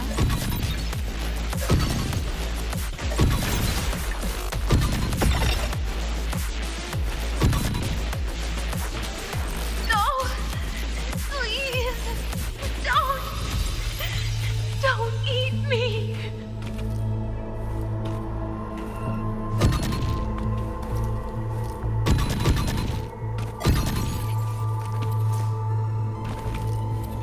Child's state. She did not appear to be under complete control. It was Denia herself who stopped us. Let's go. We need to get up there first. Got it. Have you been watching over Denia here?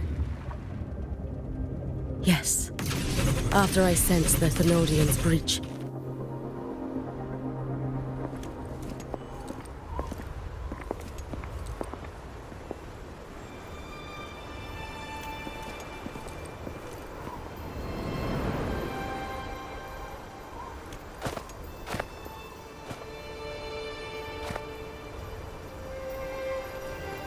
Wait here. This seal is wrought from the future's tithe. To put it simply, I drew upon countless versions of my future self and anchored them here to suppress the void matter. To break the seal is to reclaim those futures. That task is mine alone. I understand. I'll leave it to you. There is one thing. With Aleph 1 active, I may not be able to restore this seal once it is broken. You choose the most perilous path at the most perilous time.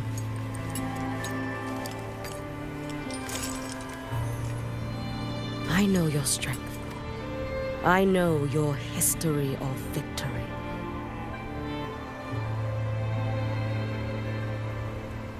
take such a risk? Is it because you remain confident you will not fail? That you cannot lose to the Threnodians? No, I've failed before. I don't think anyone can win forever. If I'd never lost, maybe I'd still have my memories. I wouldn't need to start over, and Solaris would be free from the lament. I do this because I can, and because someone has to. And what if you fail?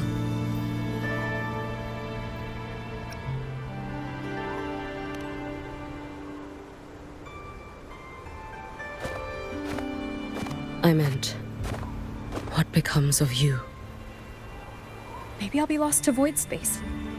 Maybe I'll find a way to turn the tide. I can't know right now. But if I don't try, there's no way I'll ever know. What makes me scared isn't coming up short. It's the thought of not giving it my all. The cost of this attempt is steep, and you bear the weight of many. I expected more caution. To fail even once against a Threnodian is to invite apocalypse. Even knowing this, you would still go. Hiyuki, Lucilla told me you fought a Threnodian in Ashinohara for a long time. I don't know how you did it, but I can only imagine what it took to hold the line in a place already so destroyed. So, I'll ask you. Did you fight in Ashinohara because you were certain you would win? No. I was not. I never was. Then you understand why I'm doing this. You would make the same choice in my place. I see. I will attend to the seal of flaming Sakura. It will not take long.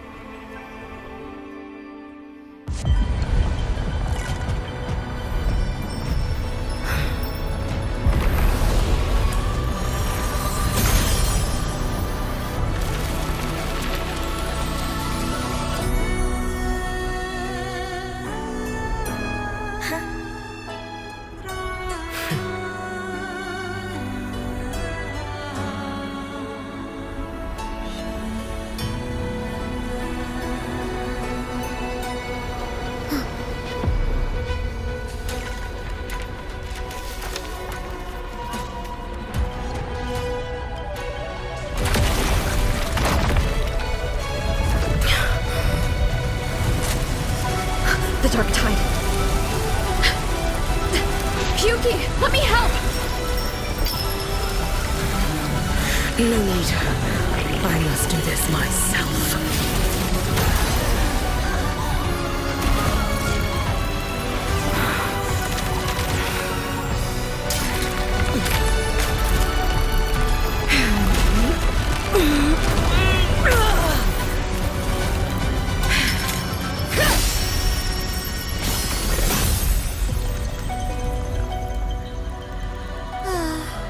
Why not choose the easier future?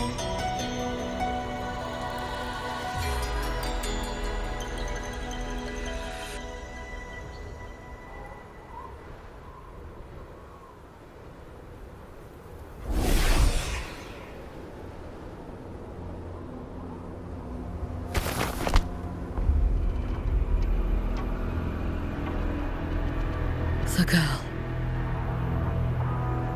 Oh, it's been a while, Miko of Flaming Sakura. And you as well, Rover. I burned my future as a Threnodian resonator. Your plan holds no meaning now. Every step in our dance has its purpose, Lady Miko. Our paths have crossed often, but in my design, this is our true introduction to each other. Because at last, I have a masterpiece, worthy of your attention.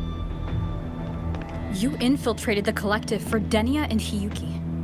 You wanted Leviathan's power to merge them into one. Denia was always a Fractidus creation. She's honored to be used as intended. A creation? The Mia disappointment made me think. If I could just create a superior vessel, one refined by a Miko spirit, perhaps it might bear the full might of a Threnodian's power. As for the outcome, you would know better than I, Lady Miko. Wordplay won't change your failure. Leave, you tedious avatar.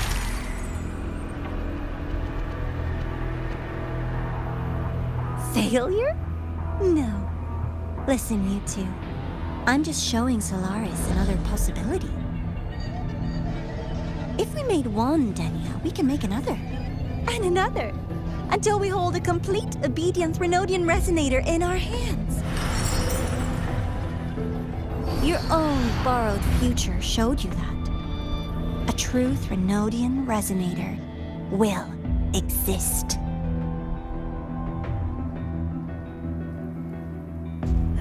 Help! Help me! All that desperate running on the wheel and you still came up short. I'll have to throw you away.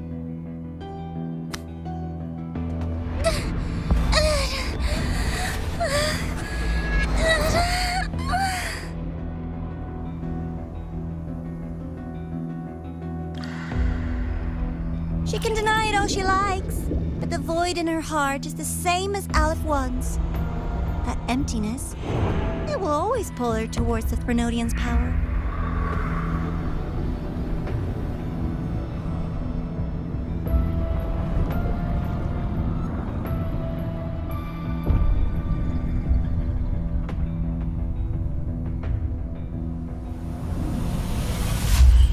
Chase her if you must. You do so love playing the savior, Rover. As for this avatar, I'll spare you the trouble.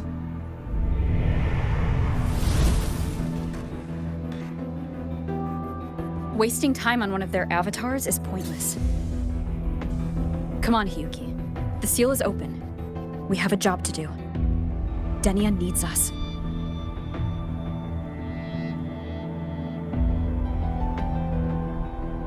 If you wish, I can tell you about my history with the Fractidus. But of course, Denia is the more pressing matter. It's not hard to guess. The Grand Architect wanted your power as the Miko of Flaming Sakura, didn't they? But like you said, you burned that one future as a Threnodian resonator. You can be done with them.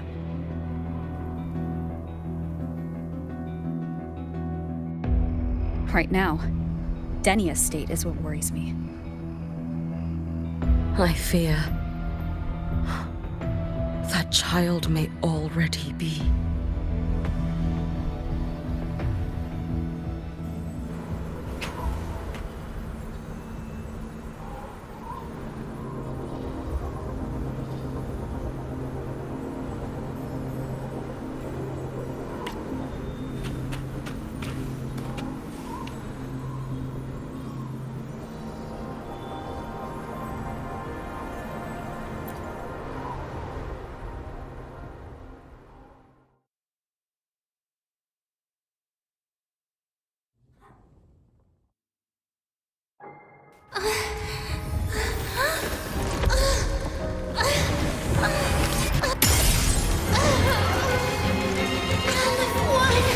I curse you!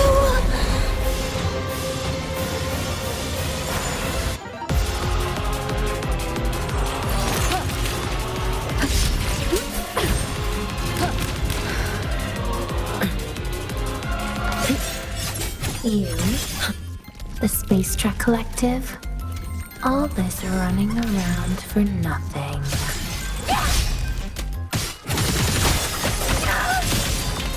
Worry not for me. Too late to escape. Take your final dive into America. Too slow. Pretty slow.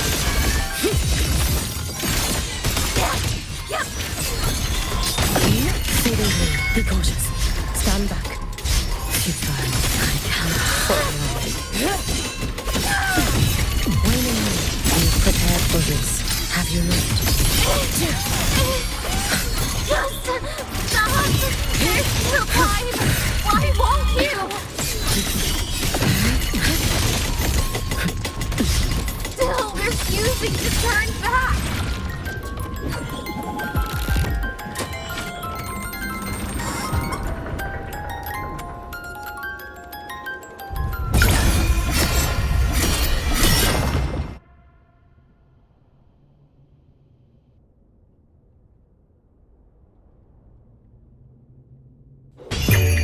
For all wishes spoken, this vessel I offer.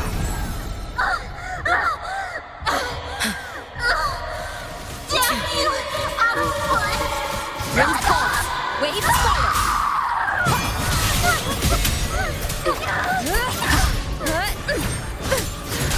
Hopefully this helps. Wind howls, unfettered by bounds.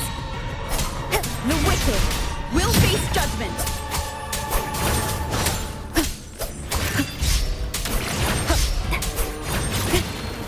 You can trust me.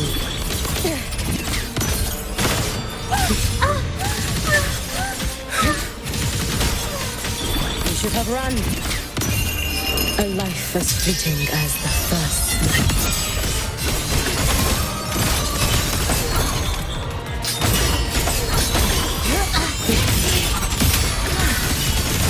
In my wake. Roam above the inferno, gazing at the snow. Be cautious. Stand back.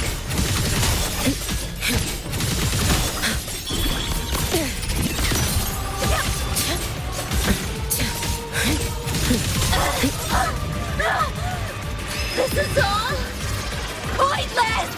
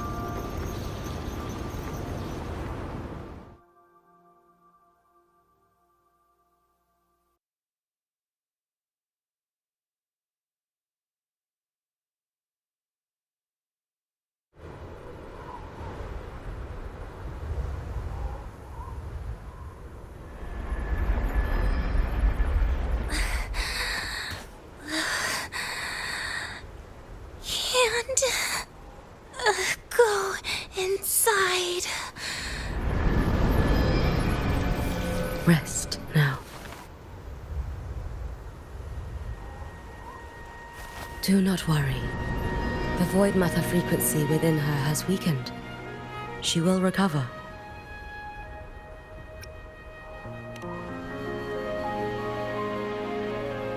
Forgive me, but I believe waiting for the void matter to spread would take too long.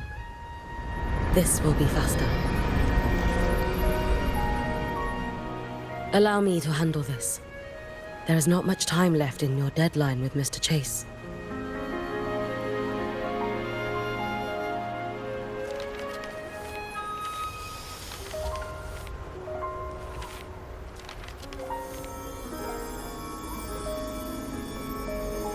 My Shiratori can guide you through void matter, but the concentrations here go beyond its strength. So I will draw upon a future where I learned to fully channel its power. It will protect you and help you find the path you seek.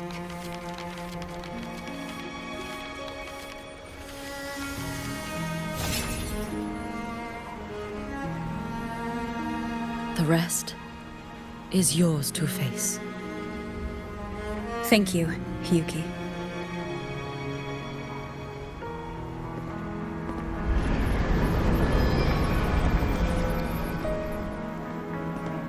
I've read the Space Track Collector's report on Imeth. She wrote that her intention is saving the world. Lucilla said you are her family. I suppose you must be the reason she held that vision.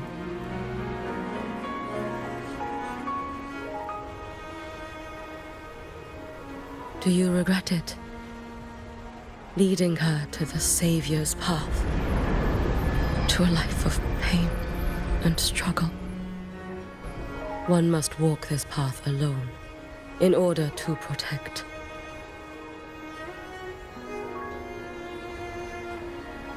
And those who walk it out of admiration will lose themselves in the mire. No, Hiyuki. I don't seek Imeth to confess my regrets. I want to find her, so I can tell her. I hope to make you proud. I hope I haven't let you down. I've always been proud of her. She chose to walk this path with me, so I know I'm not alone. Should I ever fail, I know there will be someone who will continue to protect Solaris. With your extraordinary strength, that is indeed possible. But for those who are too weak to save others, there is only futility waiting at the end. As I learned when I failed to save Ashinohara. All I can do now is hold my Sutsu tightly to ensure that after Hiyuki, there will be no more Miko of Flaming Sakura. That is all that remains.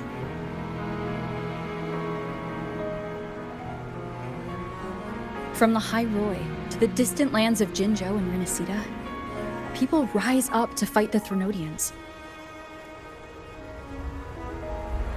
I've been part of that fight. But to pretend I'm the only reason they're standing? That everything fails if I do? That's arrogance. It's an insult to everyone else choosing to stand their ground.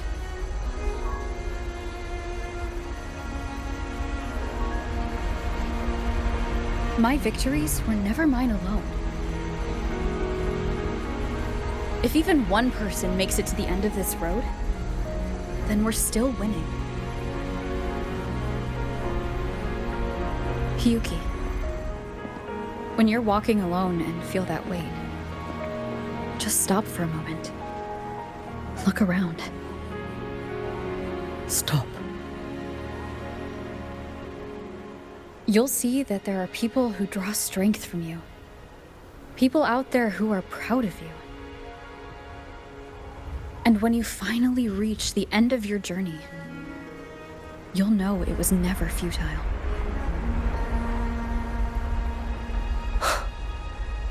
How enviably brilliant.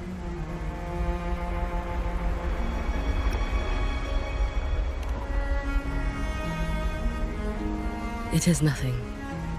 I will tell you when you return. All right. I'll be back soon. I will hold the line here until Duskvale initiates.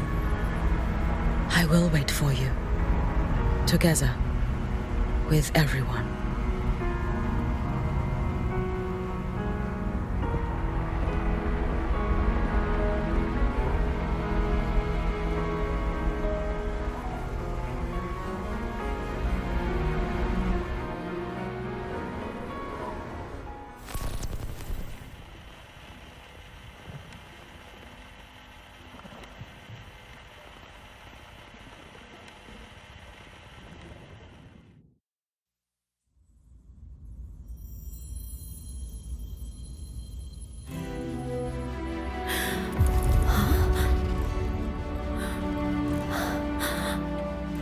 Exostrider?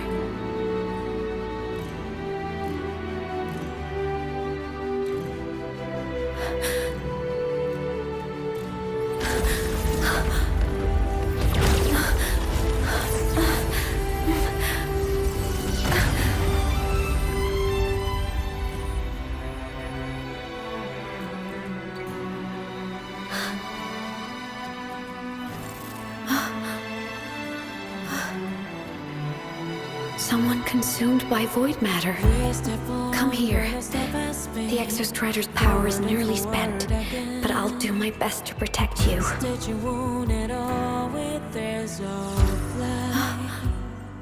This frequency. No! Your existence is already nearly... Where am I?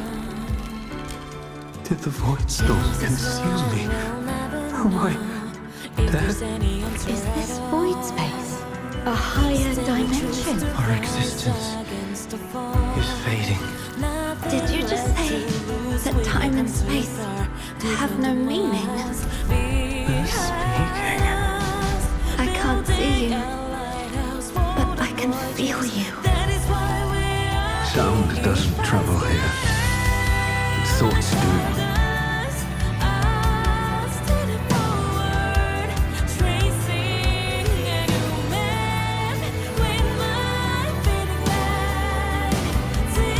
The Exostrider? Why is the Exostrider here? What happened? The light. What should we do?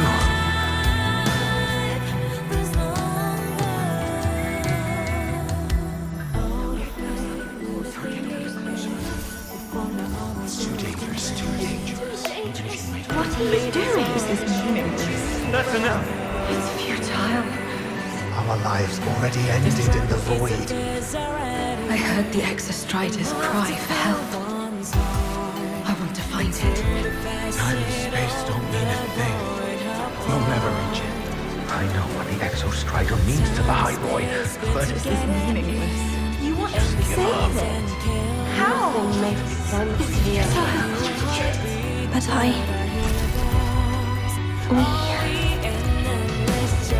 We made it to the stars to reach for the unknown, didn't we?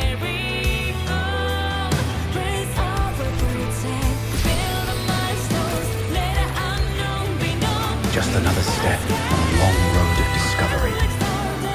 You. This is where we came from. A space-time coordinate with the Exostrider as the origin? But that's impossible inside a black hole.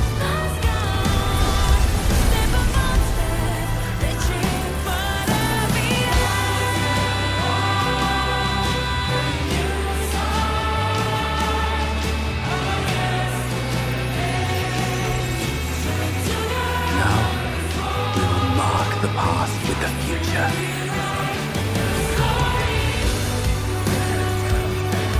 Thank you. You charted the unknown with your lives. I'll make sure it's not in vain.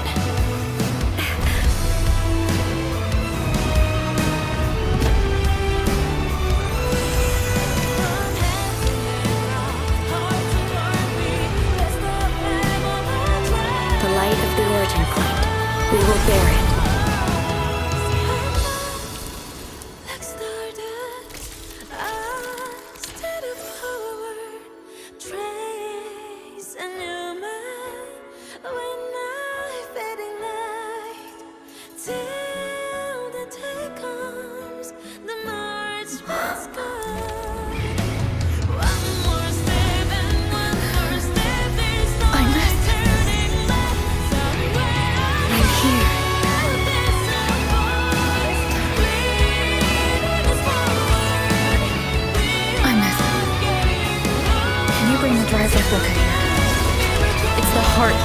the Exostrider.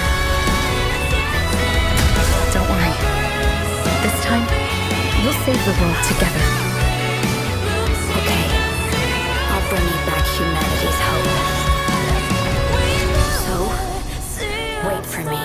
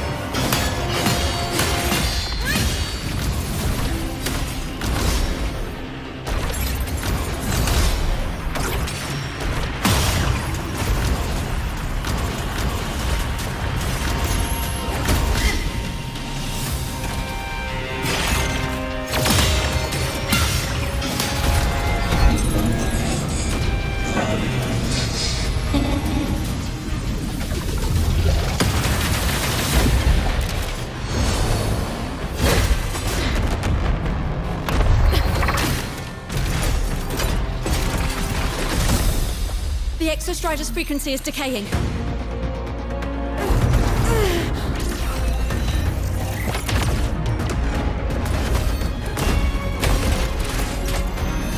Its reading is about to flatline.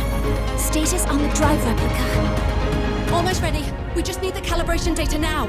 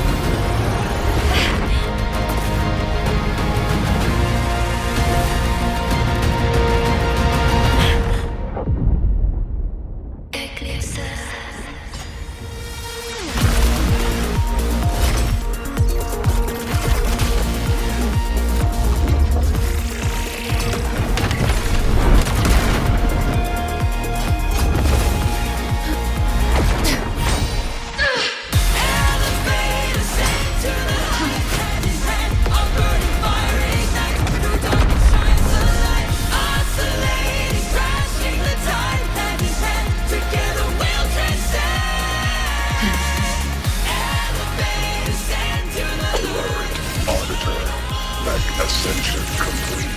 Systems at peak. Ready to re-engage enemy. Exostrider, you're awake. Assessment. A human heart is now operational within you. I can now speak with their voice. In Frostlands, where civilization should not have taken root, a collective was born, a will to explore what lies beyond. They have chosen me.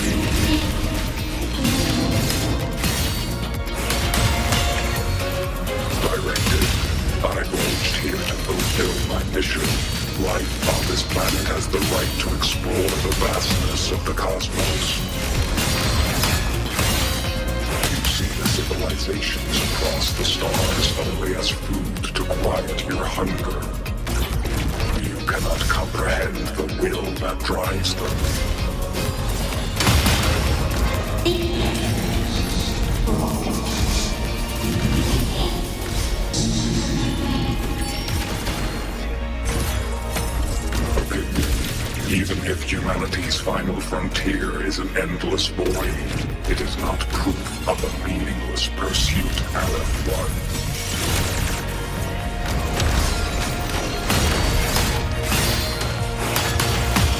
Spite. Engage. Full expansion.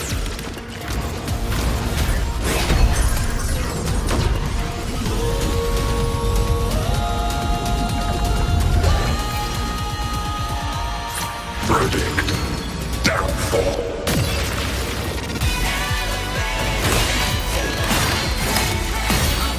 Execute.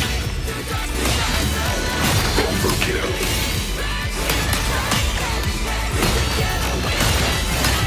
Gravity module.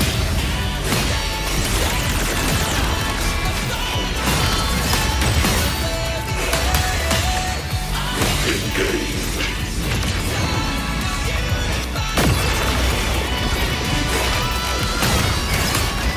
Full expansion. Overkill.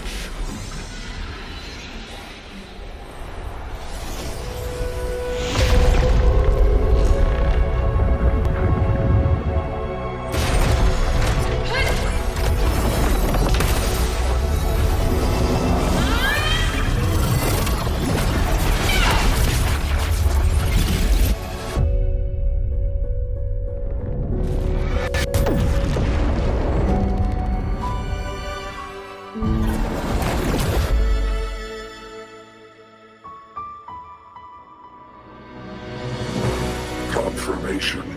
Battle concluded. Void matter responses within this sector have dissipated. But Threnodian Aleph-1 wasn't destroyed. Analysis. Resonator Imath.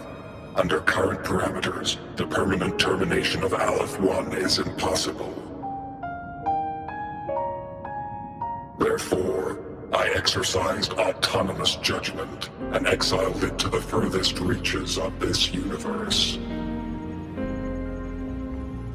Request. Arbiter, permission to remain. Before your final judgment, allow me to submit a log of my experience in Lahai Roi. Log retrieval. On multiple return transits, I was detected by Aleph 1. It pursued me, its objective to enter Solaris through the Strider Gate. It attacked. I fell. But Resonator Imeth answered me with her power, and I was able to banish a part of Aleph 1. I should have initiated a full system seal to await repairs, but I saw countless pairs of terrified eyes. Discovery. The Roya in the Frostland stood helpless before the Threnodians' void matter calamity. I saw panic and dread. Following the protocols shared with the Sentinels, I extracted my reactor drive and encased it deep within the ice.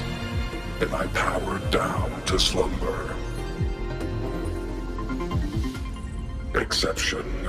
A momentary reactivation occurred. Resonator Imeth resonated with me a second time. She required my power to mend the Strider Gate rift. I complied. That was when I became a digital ghost. But was that the second time we resonated? Or the first? Initial assessment.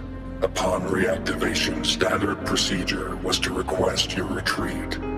Direct engagement with Aleph 1 was a tactical irrationality. But the human heart granted me a voice. The will of this civilization gave me the strength to stand with you. Component analysis. This drive replica forged by humans is crude and fragile compared to my original drive. I can feel each one of its pulse cycles, violent, eroding itself with every beat. The shrill, grating friction of wear. This is the first time I have ever heard myself. A heartbeat bestowed upon me by them. With this heart installed, I have acquired capabilities previously undocumented outside the Sentinel Mech series. Projection. Given Threnodian Aleph 1's abilities, we must assume it retains the capacity to return. Once the Strider Gate is fully sealed, I will remain on this side as its guardian. I will bar its re-entry into Solaris. Request. Arbiter, I was born from humanity's hope. Please permit me to remain here and protect them until this heart ceases to beat. Query. Resonator Imeth, are you willing to accept a portion of my power? When I first arrived in Lahai Roi, your assistance allowed me to seal the Threnodian beyond the Strider Gate. Your current state is a consequence for which I bear responsibility. While I slumbered, you safeguarded Lahai Roi in my stead. Now, the death that once drew near has been severed. Henceforth, your companion will be an enduring life. Summary. I am experiencing the state defined as guilt. Oh, Exostrider, you're really wearing your heart on your sleeve, aren't you? But hey, I chose this path myself. Made my peace where it ends a long time ago. As for your question, This savior's got a career to uphold. Gotta level up if I'm gonna keep kicking bad guy butt, right? So your power? Hell yeah, I'll take it. Authorization. Resonator Imouth's agreement confirmed. Synchronization limit removed. Commencing resonance.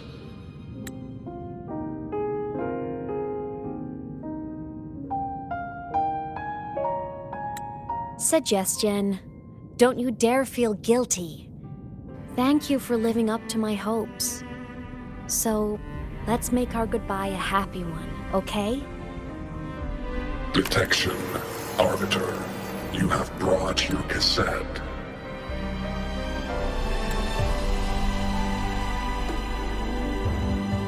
Proposal. Please allow me to take it.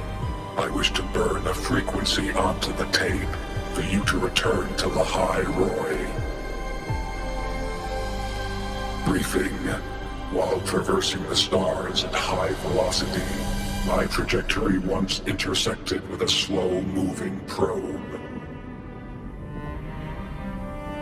Its hull was marked with Solaris script. Its launch date is estimated to have occurred a long time ago. I intercepted and recorded the signal it has been continuously transmitting to Solaris. Its name is the Far Watcher. Objective. I wish to offer this recording as a gift to the people of Lahai Roi. Status. Strider Gate closure imminent. Preparing to return the Arbiter and Resonator to Lahai Roi. Query. One last thing, Arbiter. Will you permit me to alter my designation to bear the name Lahai Roi? Objective. I wish to always be reminded of my heart's origin. As you wish. Designation change complete. Thank you, Arbiter. Valediction. Farewell, Arbiter. Please deliver my temporary goodbye to the people who forged this heart.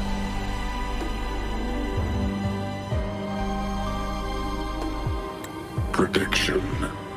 We will meet again in the boundless sea of stars.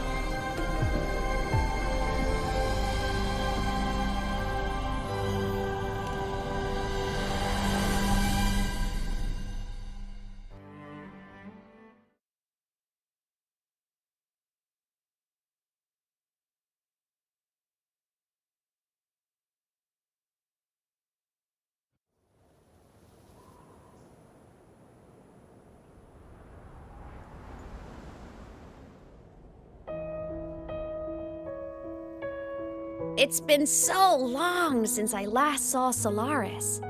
Feels weirdly nostalgic. Now that Aleph 1's been kicked to the cosmic curb, Lahai Roi can finally breathe easy. I was gonna say we saved the world this time, but honestly, it was the explorers who fell into the void matter. They're the ones who mapped that data on me and the Exostrider inside the Threnodian's black hole. All I did was burn their findings onto a cassette for you. And it was the people of Lahai Roi who decoded the cassette and forged the drive replica. That's what let the Exostrider finally cast the Threnodian out. So, this wasn't a story about heroes saving the world. It was the world saving its heroes, right? Yes. And now, we're home.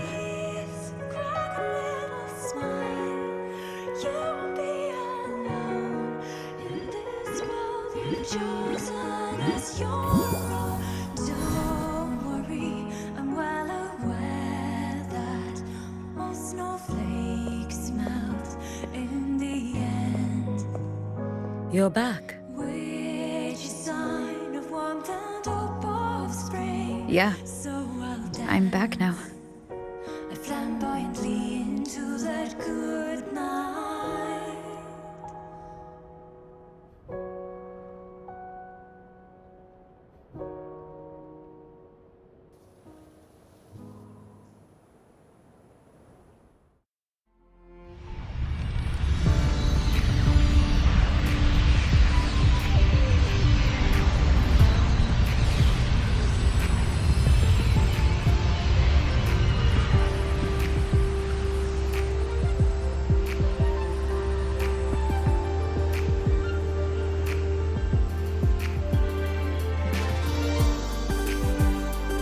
During LF1's recent activity, impact was successfully contained to the Dema planes. Within the planes themselves, void matter concentrations have dropped significantly across most sectors. Monitoring data from the Space Trek Collective confirms that Threnodian markers within the region of Lahai Roi have now fallen to near zero levels. Exostrider activity has fully ceased. However, related research into its technology will continue. Research units deployed by Star Torch Academy have successfully neutralized all anomalous constructs activated by the Threnodians across Lahai Roi. The experience gained through this mission will carry forward. In the Outer Woods, the area closest to the Threnodians' attempted breach, partial structural damage has been confirmed. Overall, the situation remains well within control. As void matter levels continue to drop, the Roya will regain access to a broader and more stable range of territory.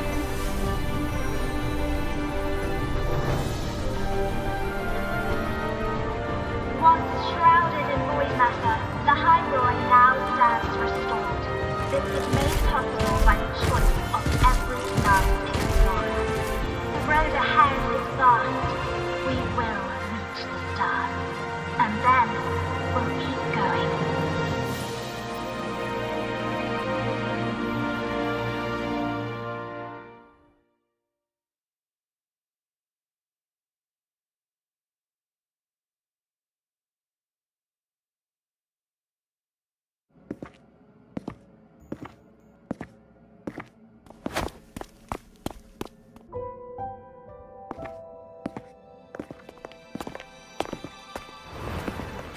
You made it!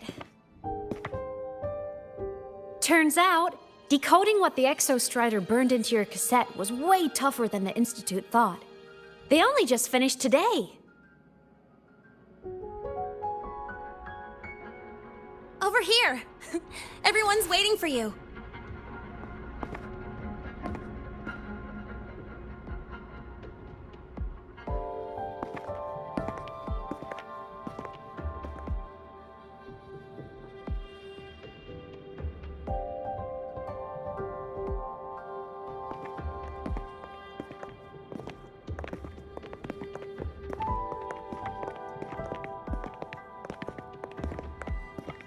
What could it possibly be?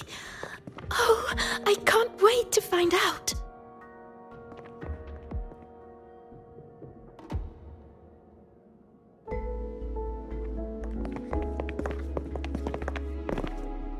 The Far Watcher.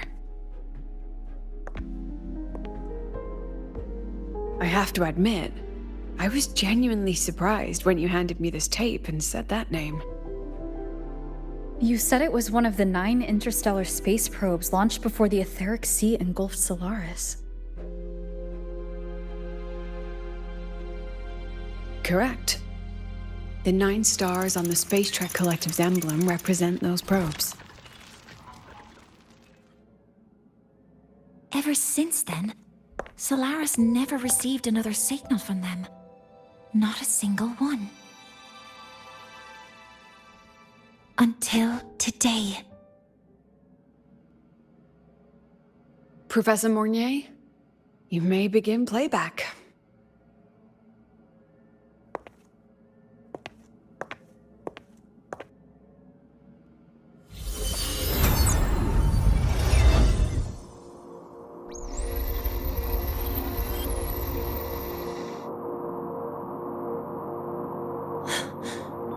This sounds like white noise.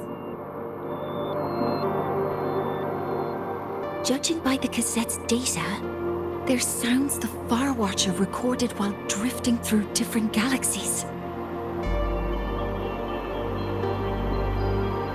Sounds that have been lost to us for centuries, silenced by the etheric sea.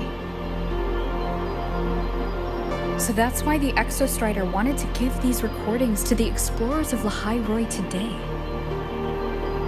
Because this is a gift from light years away, sent by the explorers of Lahai Roi's past.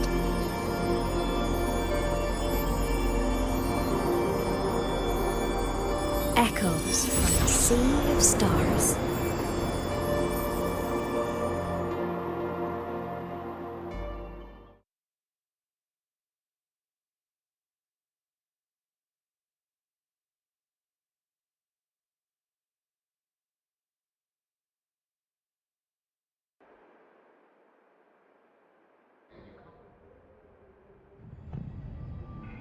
The Space Trek Collective has taken in that Denia girl, just as you wished, Grand Architect. Good. Just let them care for the little doll for now. Such an extraordinary performance. I'm sure I can find another role for her later. All retrieved data has been processed, awaiting review at your leisure. May I ask what you plan to do next?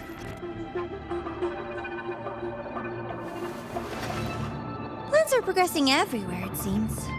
I've dallied in Lahai Roi long enough. Time to stretch my legs. Cristoforo, be a dear and run a message to Eris in the new Federation for me. Understood. Though I suspect the Vice Architect will begrudge once more your sending me to disturb their precious quiet. Oh, and will you require me to draft a prologue for your characters? No need. I'll pay for Lova a visit myself first. That will be all for now. This body tires so easily. Remember to give her a silent ending. Grand Architect, with this phase of verification complete and full production proceeding, do we still have use for that Miko? That won't be necessary. Her future as a Threnodian resonator has been taken. She no longer requires our attention. Besides, she's failed one too many times, drawn one too many futures from herself, and she still insists on walking the path of saving Ashinohara alone with no intention of stopping.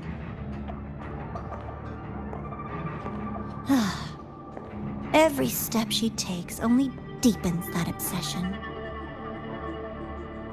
After countless cycles of failure, she too will be reduced to ashes by her own vow, just like her sister. That reminds me.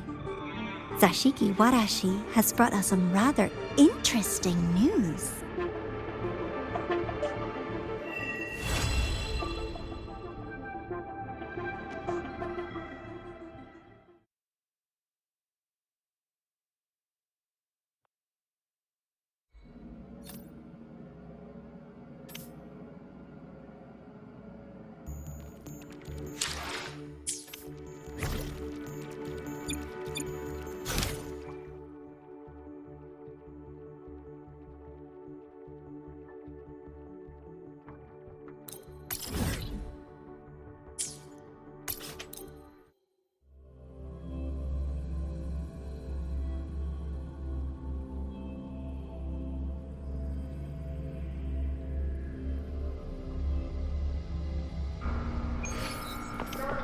Speeding up.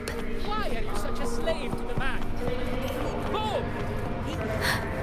First, no quick freeze. Second,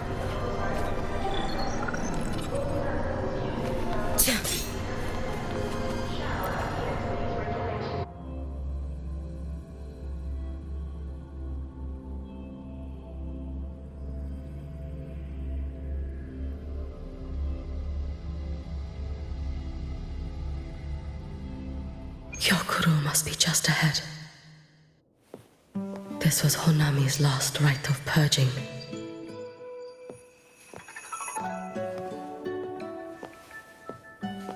All is settled. Only one final thing remains. I have truly kept you waiting for too long, Hyokuro.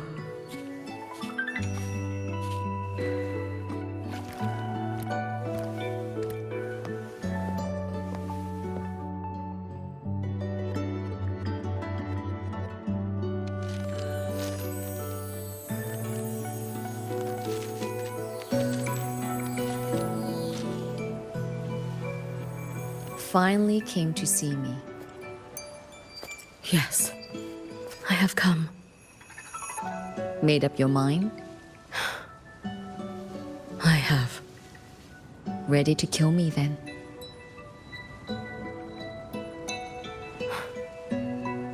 Yes.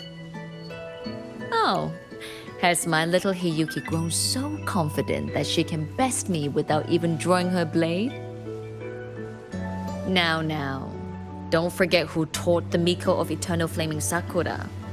Can't show a little respect to your elder?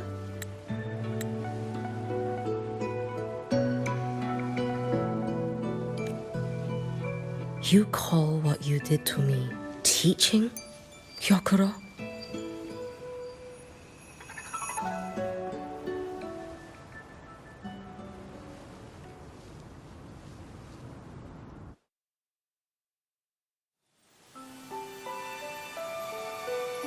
Come then. Miko of Eternal Flaming Sakura.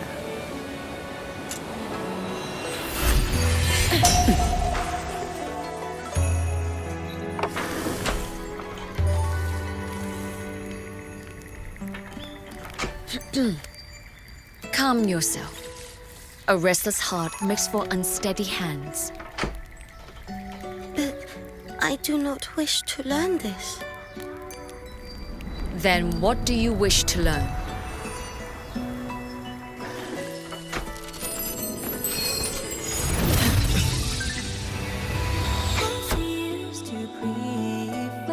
This girl will become a great archer. No, look at her hands. They're a swordsman's hands. Not in this life. Her hands aren't ones to hold a blade. Isn't that right? Well now, you have refined your technique.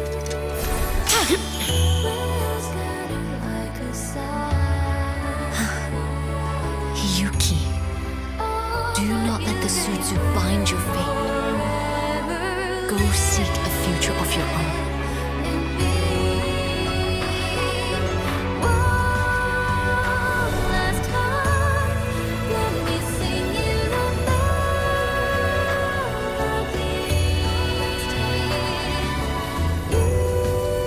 Focus, Hiyuki. Survive this strike and reach your tomorrow.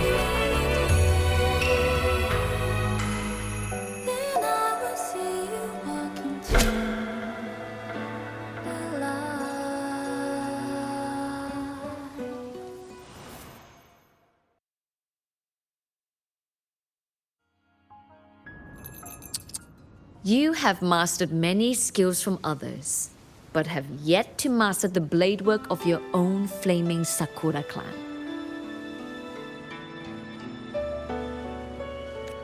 The last Miko withheld too much. She refused to teach me a single technique. Do you resent her?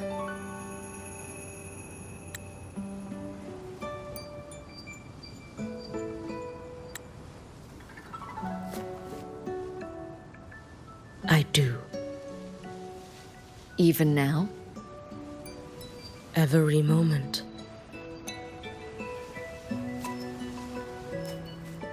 I resent that she did not step down long ago.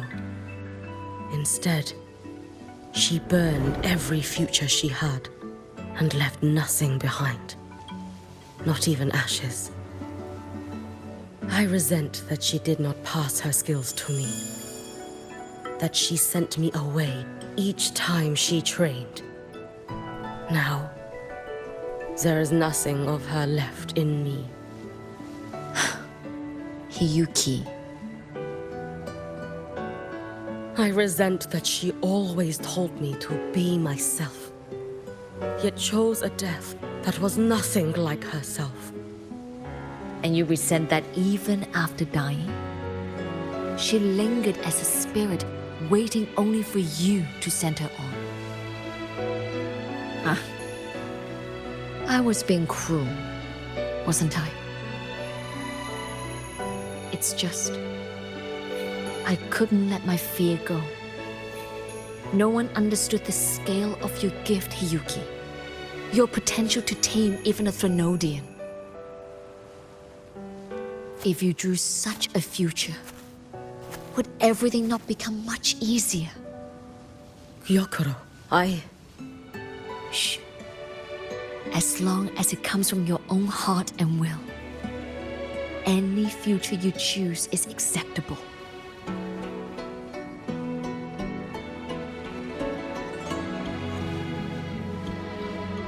But if our little Hiyuki truly became a Threnodian resonator, well, I'd have no choice but to follow family law and send us both on our way. I have already burned that future. I accepted the Sutsu of my own will. I chose to become the Miko of Flaming Sakura. I know why you refused to teach me your swordsmanship. You never wanted there to be another Miko after you.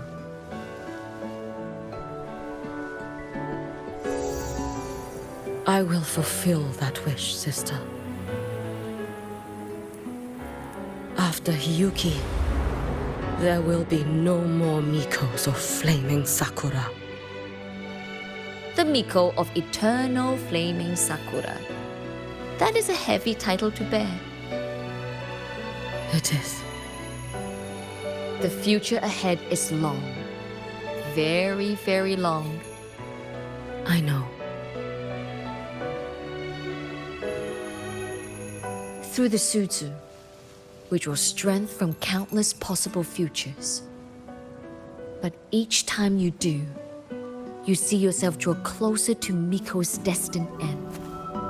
A future burned to cinders, leaving nothing behind.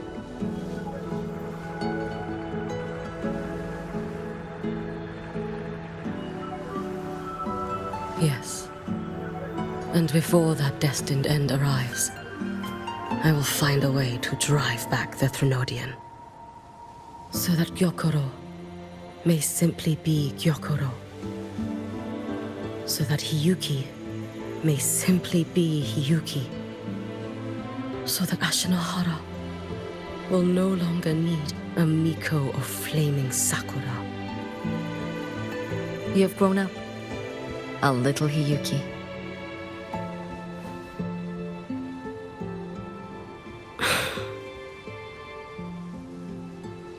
I met someone, sister.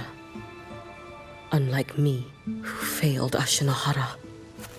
She always finds a way to save. That must be difficult for you to bear, little Hiyuki. Yes. At first, it was.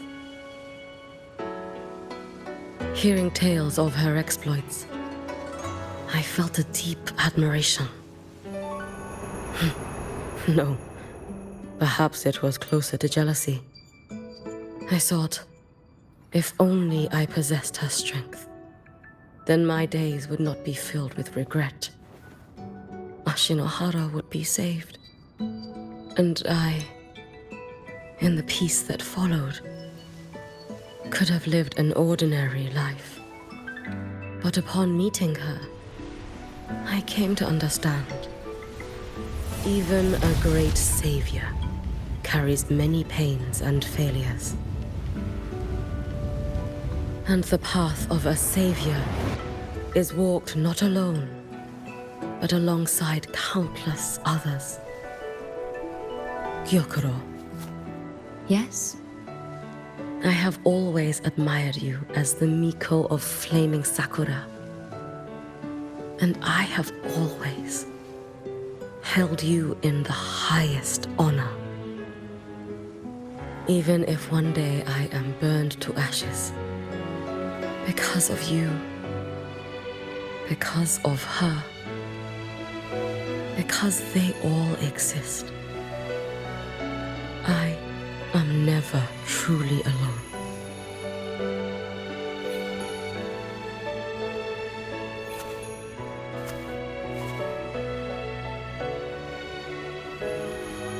I take great pride in you too.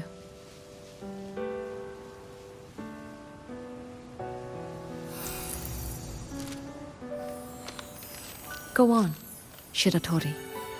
Fly to where your heart desires. May the day come when you, too, step into spring as freely as anyone in this world.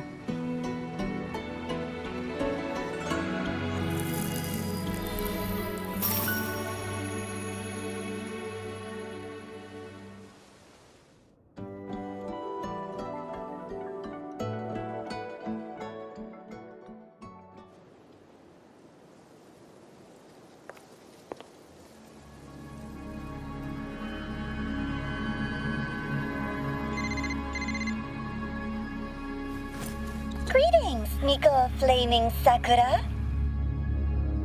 You. Oh, relax. I'm not here to recruit you. I just heard a piece of news and thought you might want to know. Not long ago, that island floating over the sea, your hometown, it vanished. All in a single day. Congratulations on your wish coming true, Lady Miko.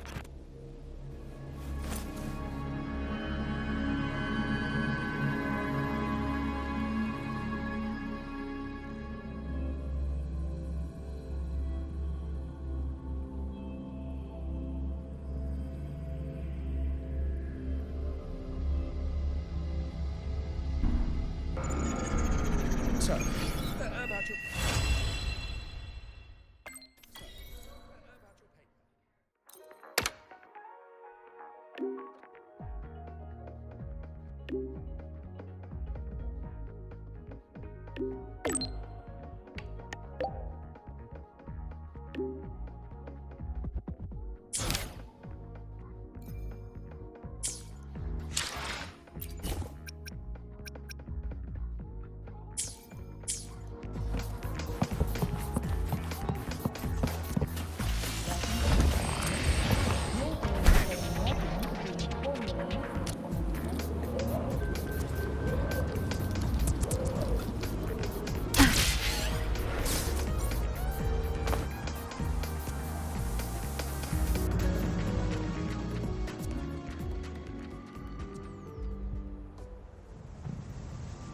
She's right, little one.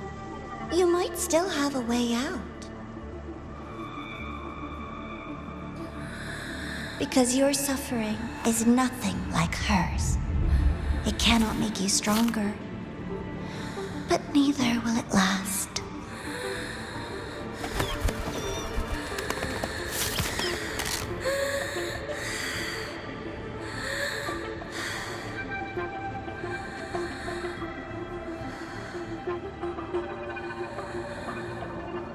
Enough staring at the dead bird, Enya.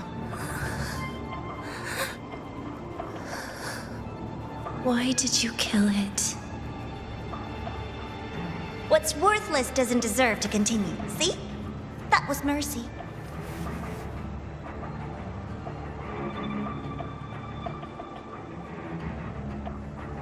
Just hours ago, you accepted Aleph One's gift, the first in this world to do so. Now, tell me, how did it feel?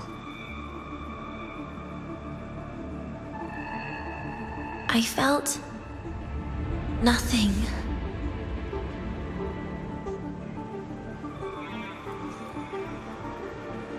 So, nothingness, the void, the dark, our good old friends. But you tremble, Denya? Everything begins in the void. And you, most of all, should find it cozy.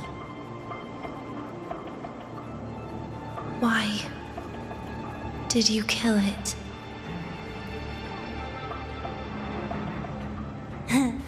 Self-awareness. A lamentable flaw in the course of evolution.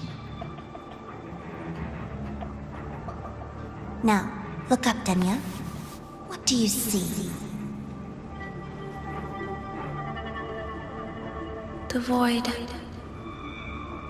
And the dark. Good. Remember what you've seen. You will accept them, Denya. Become one with them.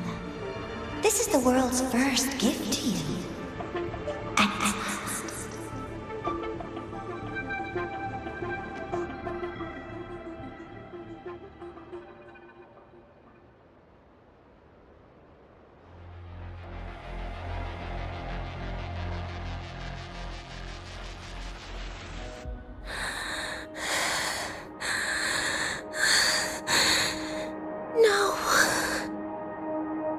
Vital signs indicate sustained recovery. Void matter activity remains within normal parameters. Target frequency has not yet returned to the syntony level. Initiating secondary protocol. Can you hear my voice, Denya?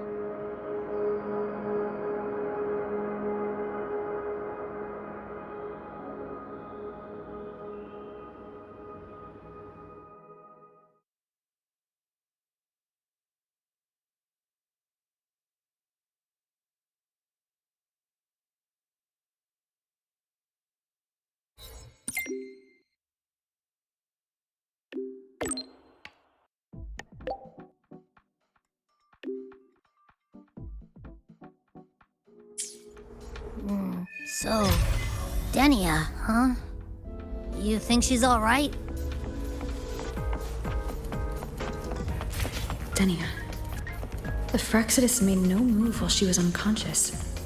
Have they really abandoned what they worked so hard to achieve? Or are they biding their time for something else? Let's go see for ourselves.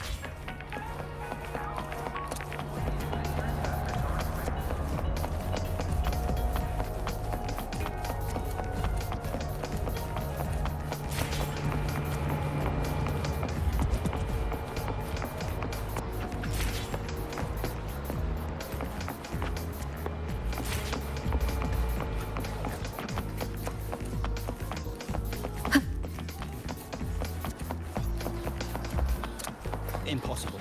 We will not agree to that condition. Please relay this message, Madam President. Rover is here. Yes, I understand. Please rest assured. Sorry to pull you in on such short notice, Rover. I'm Arman. I sent the message. The situation's worse than we anticipated, so I'll keep it short. How's Denya? She's awake. But just as we feared, the Fraxidus did something to her. After waking up, her frequency deteriorated rapidly into systemic failure. According to Rebel College's estimate, she has 1 week, at best. No idea. There's not enough time to even determine whether it's physiological or caused by the Threnodian. The new Federation is pressing charges over the Stridergate incident and the residual frequency on the dimmer planes. They want Denya handed over immediately. We didn't comply, of course. Denya was a Star Torch Academy student.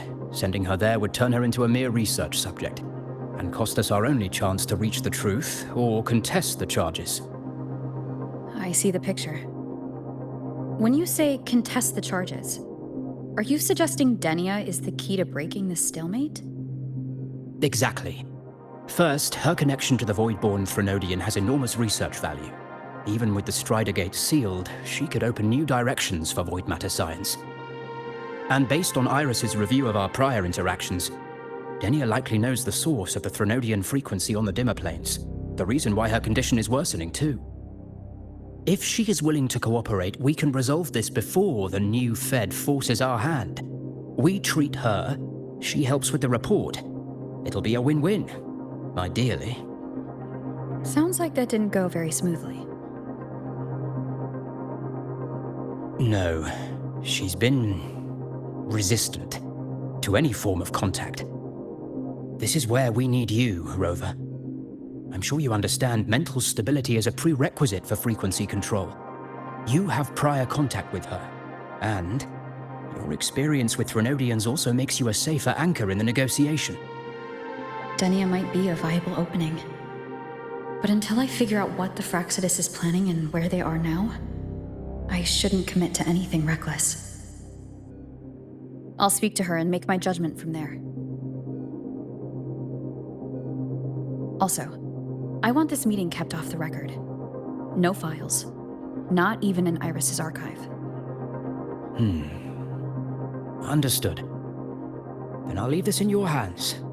Her identity is only known to very few now, I can assure you.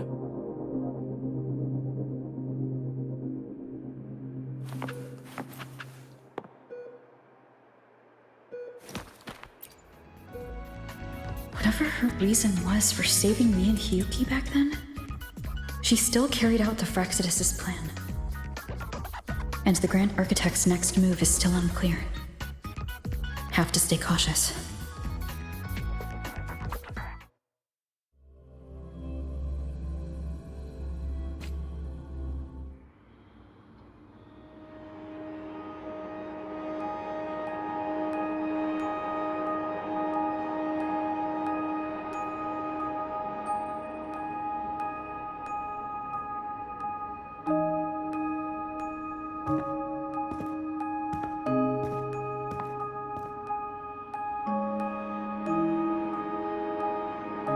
Denia? I just saw Sagrika. That was crazy, Rover. I didn't think you'd actually, drive that thing off.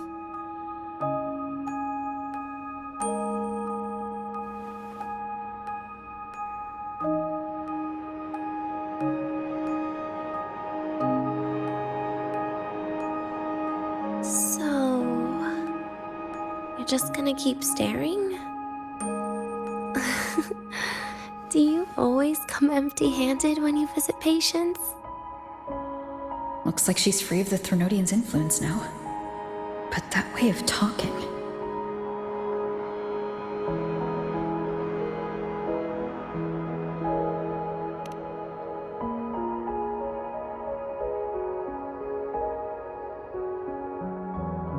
Yeah, I'm dying, right?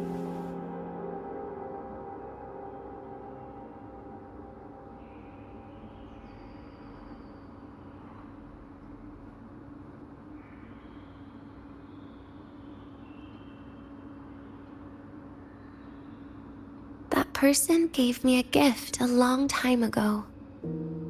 Said when the time comes, I'd finally get a nice sleep.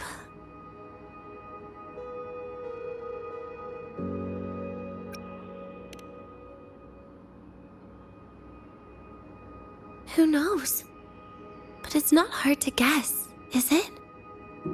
Just like a collar you put on cats and dogs, in case they get ideas.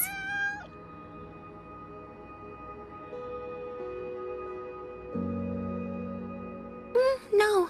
Cats and dogs might be too generous. At least they can still bite. I'm probably closer to a lab mouse now.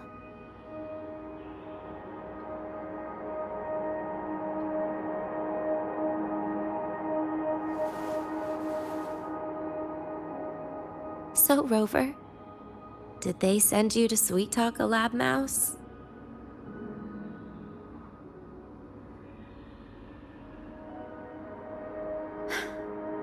Denia? I'm here because I chose to be.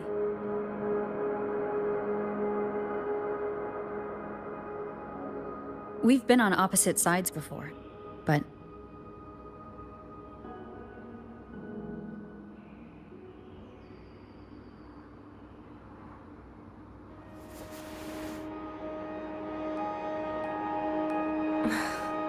There you go. Still all serious.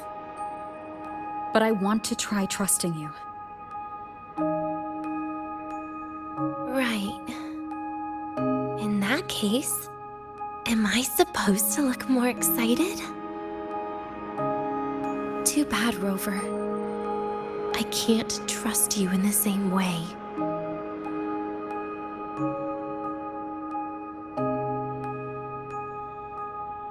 You saw me at my worst there.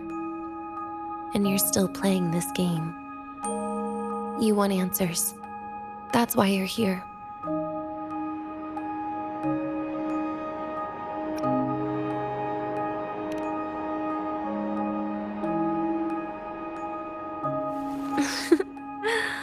Don't get the wrong idea. If you'd died back there, it would have been game over.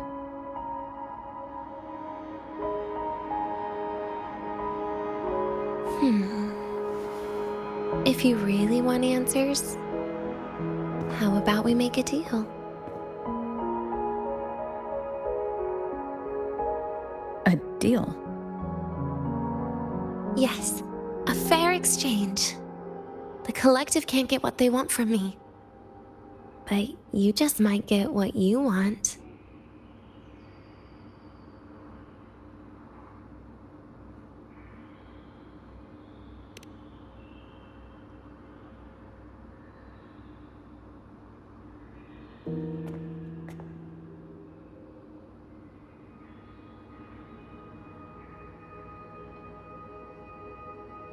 Maybe you could stay with me for my birthday.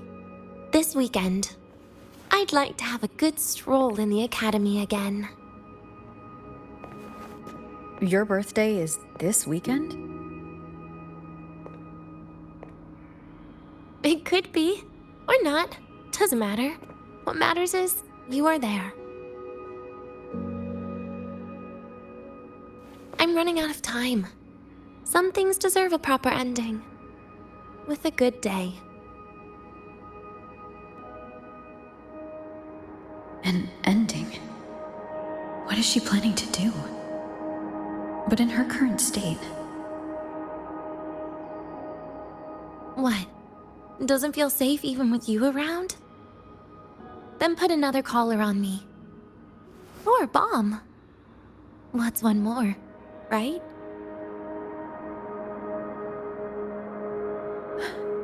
I'll see what I can do. You mean that? But people at the academy, do they know? Space Trek Collective never made your identity public. So for that day, you'll still be the Academy student Denia. Always the busybody. Fine. Then it's a deal, right? Relax. I'll cooperate with their research for the next few days. Just don't get your hopes up. The Grand Architect wouldn't be sloppy enough to leave me unhandled.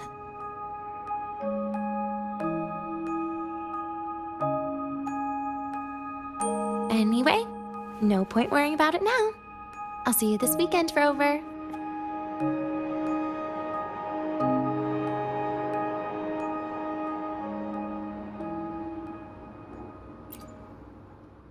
Rover? Something still bothering you? I've never seen her true face. Wouldn't be surprised if the real one's already dead. You care about that, do you? I'll tell you more once you've kept your side of the deal. Rover? Something still bothering you?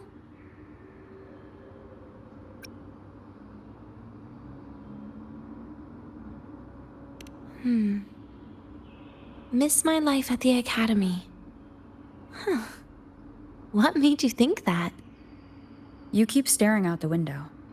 That's where the dorms are. When you put it that way, maybe I do. The president once said that everyone ends up missing their school days when they grow up. I guess that really was my golden age. Rover? Something still bothering you? Trash gets dumped, you know? And those little tricks of mine, she probably noticed long ago. Or maybe she simply decided it was better if I died here. Because you always try to save everyone? Even someone like me? That kind of stubbornness must have gotten to her. Rover? Something still bothering you? See you this weekend, Rover.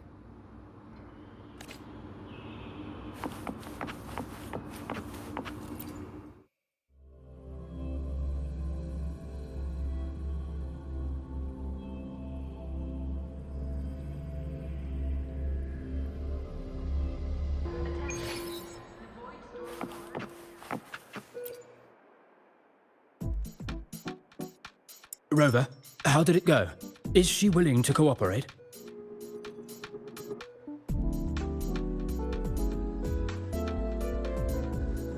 A birthday? At the academy? I see. That is an unexpected request. But if that's the key to cooperation, the collective will treat it as a special case. She said she wants a proper ending for some things. But I don't know her true intent yet. We'd better be careful. Noted. We'll initiate a full risk assessment immediately and draft a comprehensive operational and contingency plan. Thank you. Would you be available in the afternoons of this weekend? She asked for you specifically.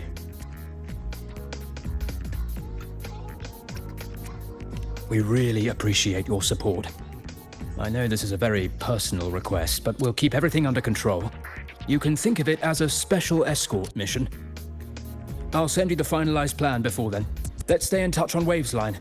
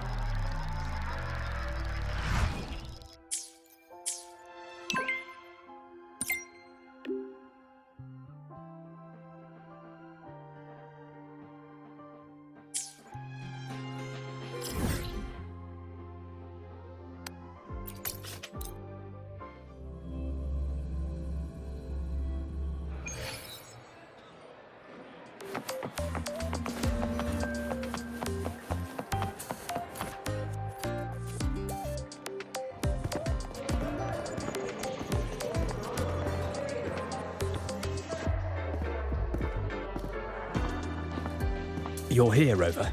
The procedure and contact list have been sent to your terminal. All steps and contingency measures are included.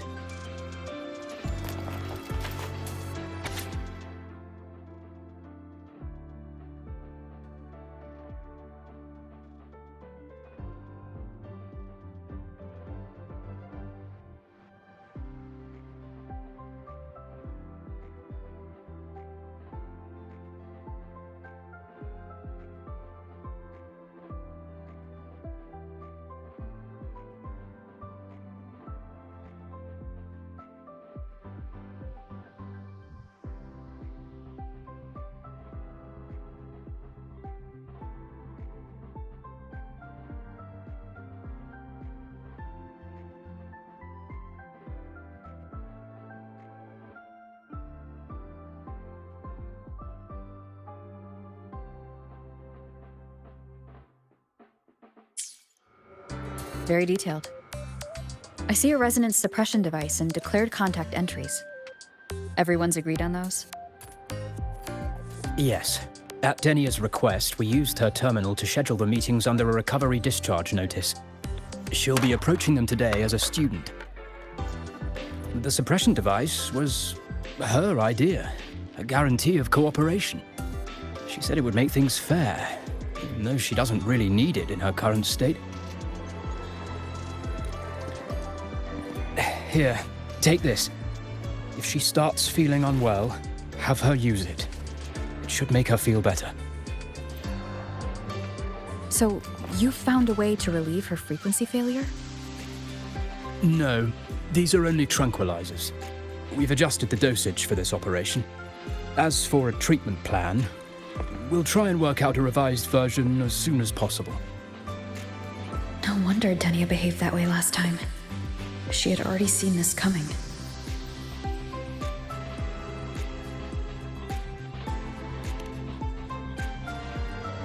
The diagnosis from Rebel College shows that the problem doesn't lie with her resonance ability, but a failure in her self-regulation mechanism. We're still validating several hypotheses regarding the symptoms. Hopefully, we'll have answers soon. This is looking grimmer than I thought. Still, if it's related to Threnodian frequencies, the Black Shores might have better solutions. Don't concern yourself with the research. For now, we'll need you to focus on today's operation. Please contact us if anything arises.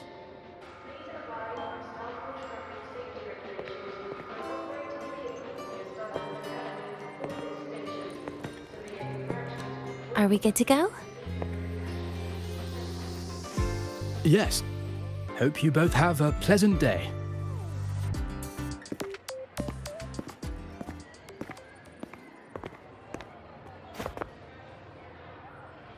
So, I'll be in your hands today, Rover.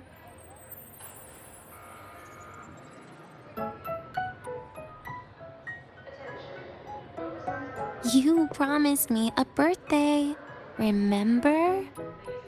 Why the serious face?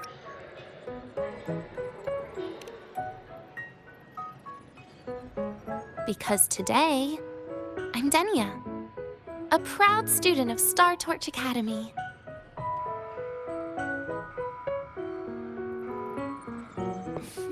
Come on, try it like me.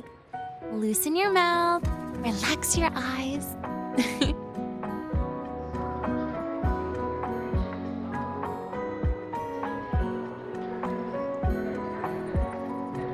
There.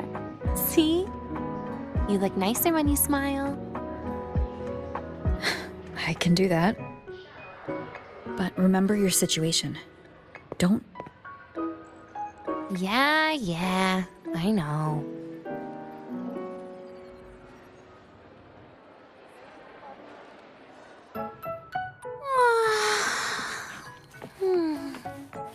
Finally, they let me out for a walk.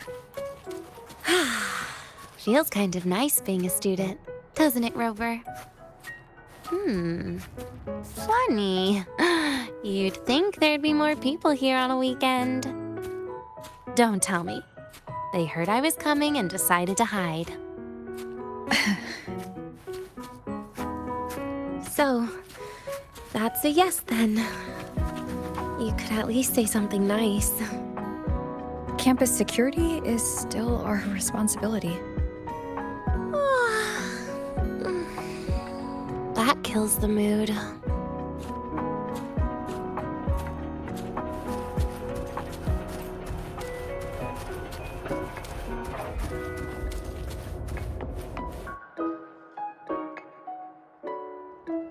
This way leads to the garden zone, right?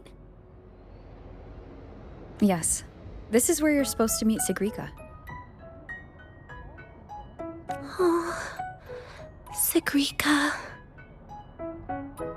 When was the last time we went shopping together?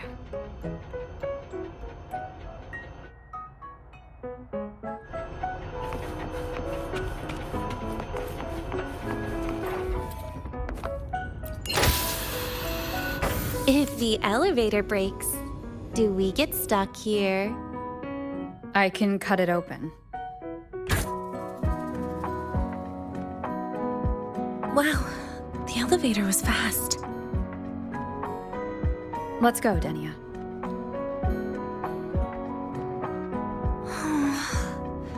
This feels like walking into an exam. You'll have my back when she starts asking questions, right?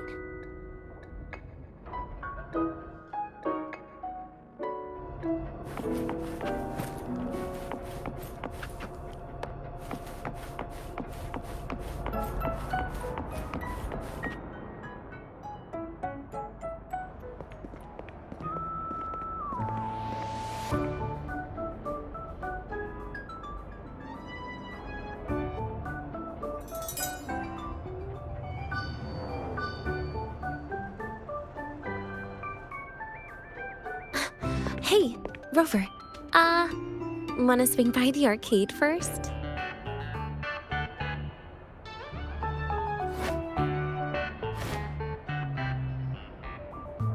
Are you trying to avoid Sigrika? Oh, so you saw...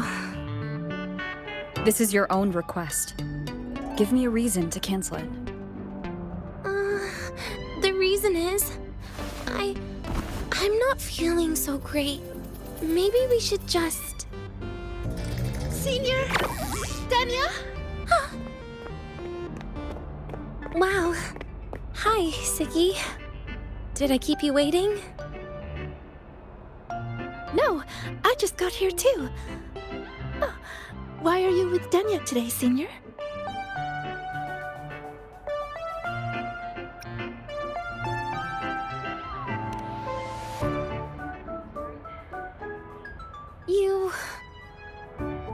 I didn't realize you were that close.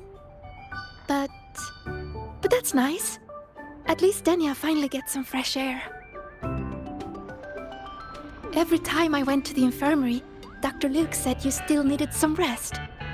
So, are you feeling better now? Oh, I was better a while ago. Guess it's just bad sleep. I mean, a ward's never as comfy as your own room.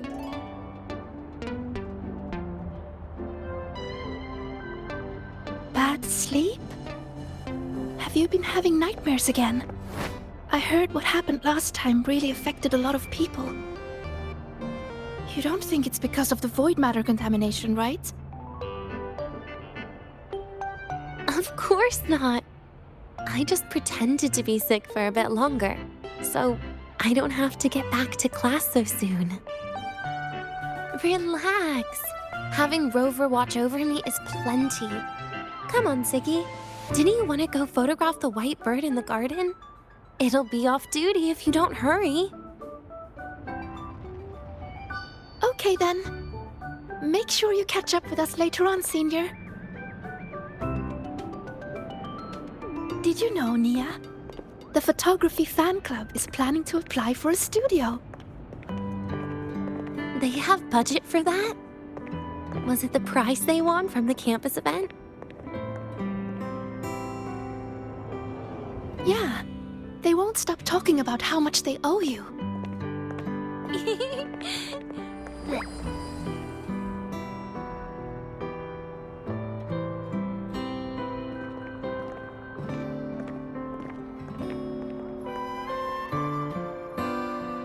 You're yawning more than usual today. Are you sure it's not some kind of after effect?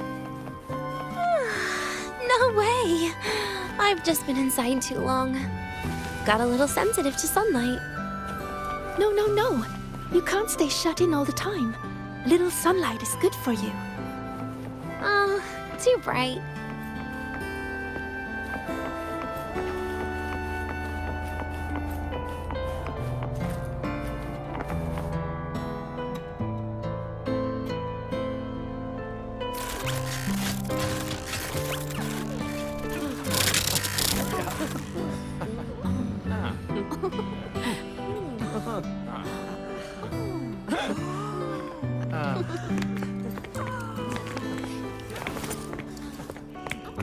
Look! The photography fan club's here. Wanna go say hi? I'll pass. A bunch of camera-obsessed weirdos. Their prize money has nothing to do with me anyway. What are you talking about? Without you, they would have shut down by now.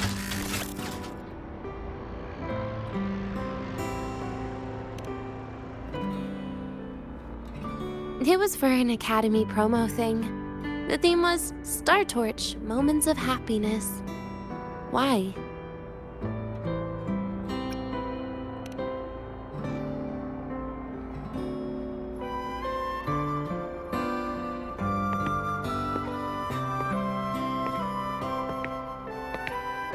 I was the model, actually.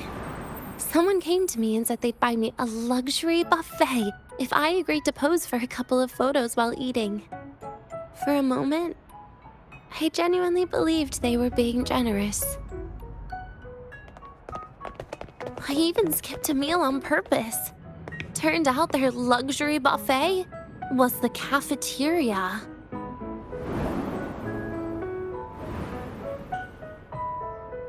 But the photos came out beautifully.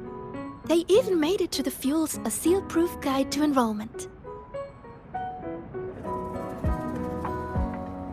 It's just marketing for freshmen. You smile no matter what you're eating. That's what being a model feels like, I suppose. Besides, you know I never really liked taking photos. Yeah, you're right. The only time we took a group photo was when Nivora insisted.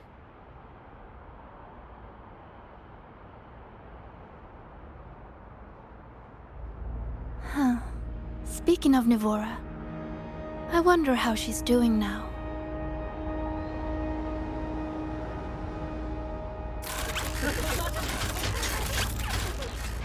Siggy? Let's take another photo together. Really? That's a first for you. Come on, Rover. You too. And can I borrow your camera?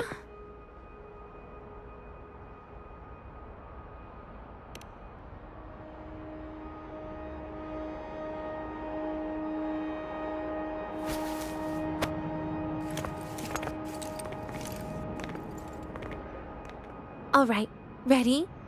3, 2, 1. Cheese!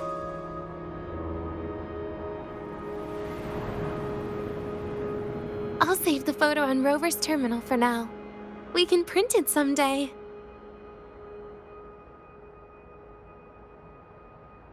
Look! In the photo! It's the white bird! It flew that way!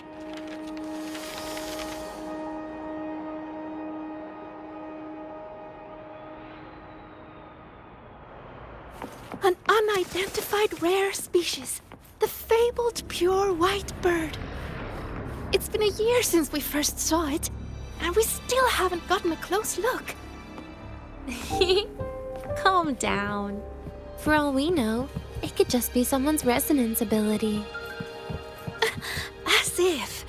You and your dry humor, Nia. I'm pretty sure it flew this way. Where did it go? Why don't we split up? You head that way, Siggy. Rover and I will check this way. Okay. Ping me on the terminal if you find anything.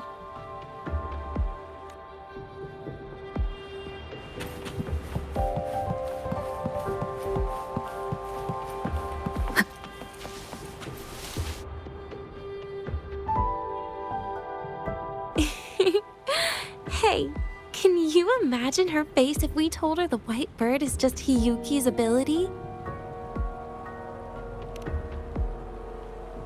So it really is her. That kind of cold frequency is hard to forget. Will she be watching us like this the whole time today? Hiyuki is just doing her job. And she's kinder than she looks. I know.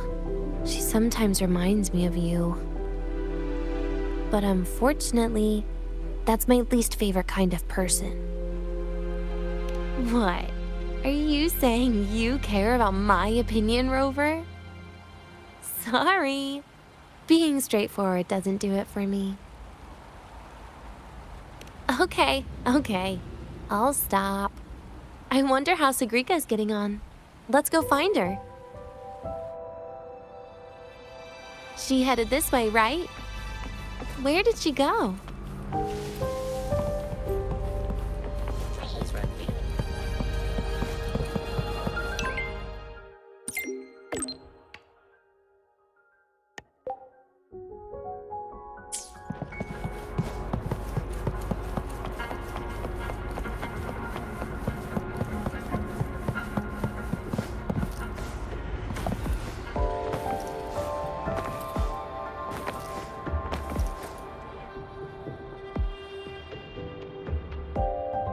You can't find it either? Maybe not today then. Seriously, Siggy. If you went into biology, you'd be a legend by now. I just want to confirm a new species before I graduate. And you really don't come out enough, Denya. A little more activity would be good for you. Please, give me a break. I'm not exactly built for running or fighting like you are. Since when are you bad at fighting? Oh, right. Didn't you say you wanted to call home? The booth looks empty right now. Oh, it is. That's rare. There's usually a line here. Go on, before they start worrying. I've got some family matters to handle too, using Rover's terminal. Okay then. See you in a bit.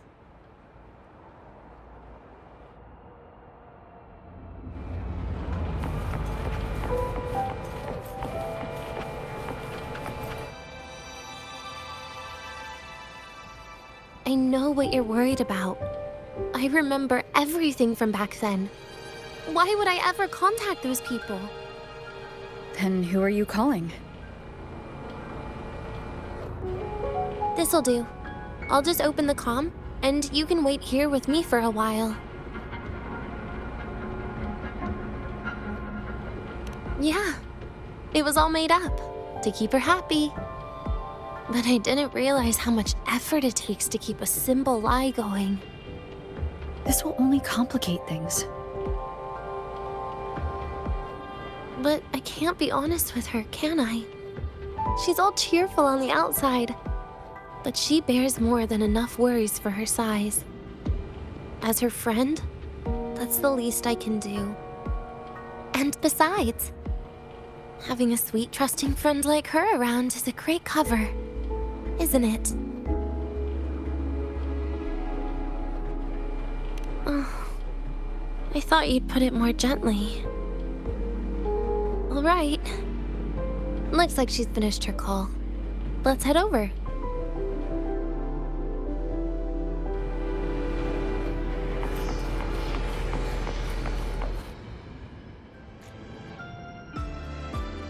Perfect timing. We should go check out the new desserts. Oh, this part. Finally. What made you want to buy cake today, Denya? You'll find out soon enough.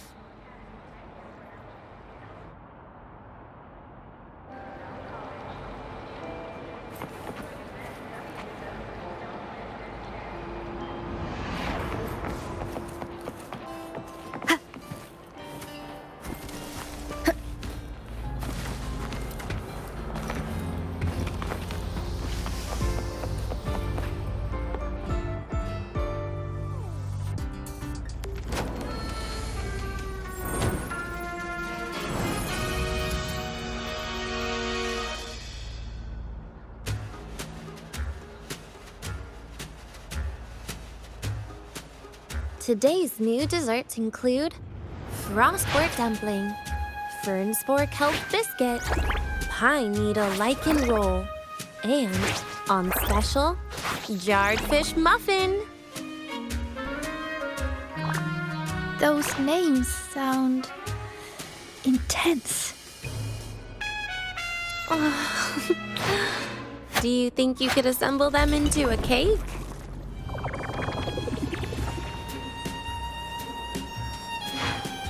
What a terrifying thought, Nia. Taste aside, the operational procedure was very clear about food intake. I should check with Arman.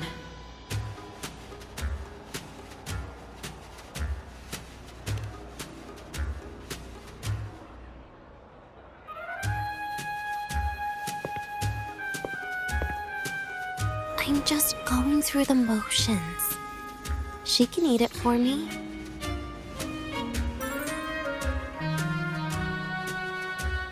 I happen to know a team that specializes in desserts. We could order a cake from them if you want. What kind of style are you thinking of? Oh, really?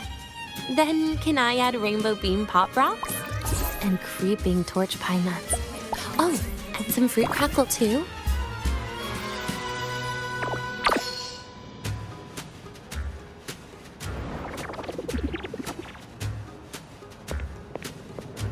Denya, you can't put pop rocks on a cake. You need to start with a base flavor.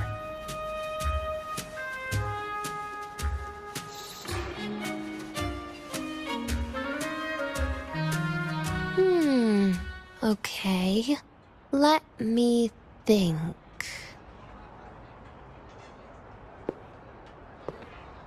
Let's get an orange cake. I promised Sigrika we'd celebrate together. She likes oranges.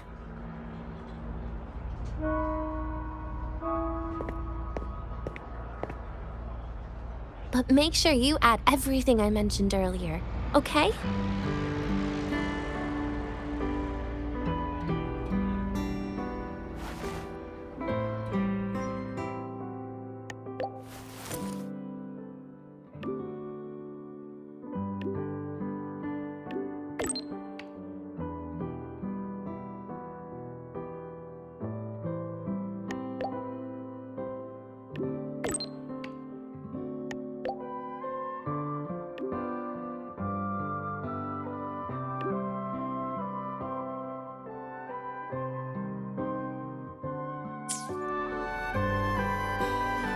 Have you decided yet?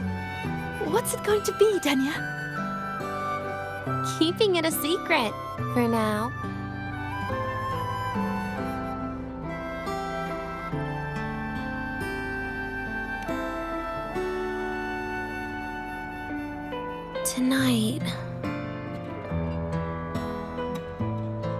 Tonight might not work for me. I promised Professor Mornier I'd help out at the reactor drive today.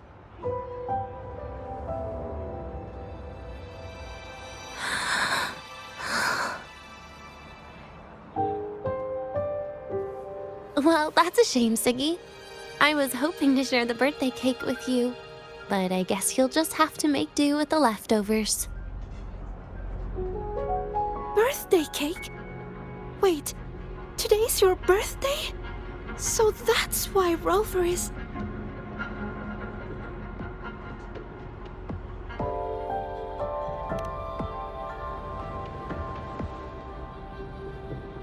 Then I'll leave Professor Mornier a message. It's all right, Siggy. I'm sure you've got something really important to do with Professor Mornier. Well, asking for a day off once in a while wouldn't. Nope. No running away from it. How can you become the kind of person you look up to if you run away from something like this? But aren't you the one who's been telling me it's okay to run away this whole time, Denya?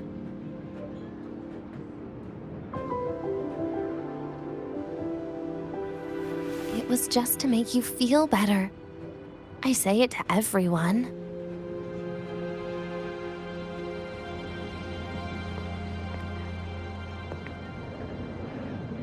No, you're acting super weird today. All of a sudden you asked me to come out, had me take pictures with you, revealed it's your birthday, and told me not to run away. It's not like you at all. Siggy, Are you hiding something from me?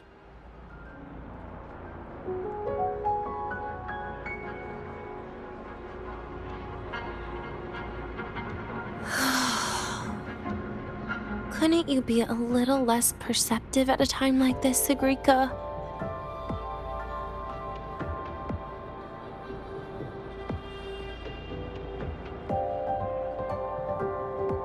If you want me to keep playing dumb, I can do that, and I'll leave it there, as usual. But there's only one thing I want to make sure. Will you still be celebrating your birthday this time next year?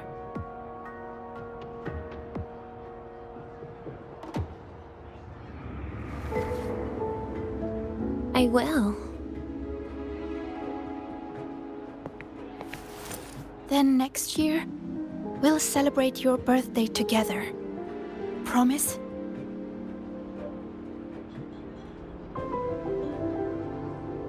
Promise. How about we make a cake together when the time comes? I thought you said there's only one thing you wanted to make sure of. Denia still has some checkups to do tonight. Maybe after she's fully recovered in a few days. You sound just like Dr. Harrison, Senior.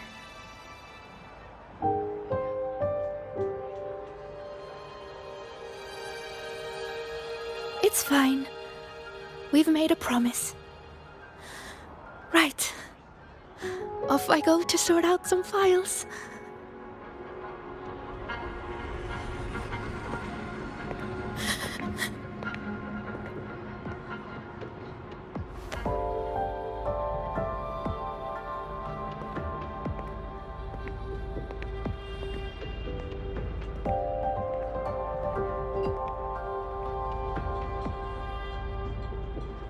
You go get those files, Sagrika.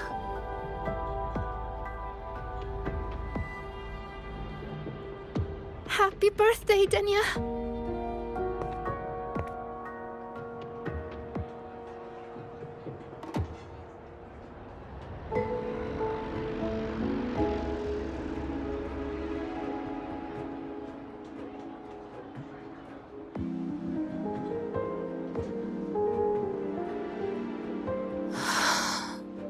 That was tough.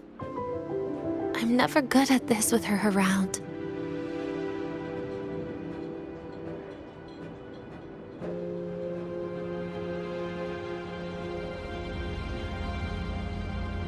Well, that made things really awkward at the end.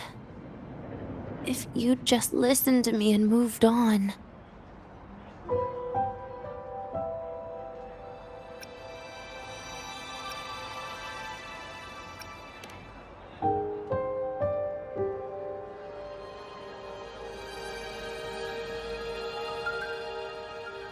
Oh, sneaky you.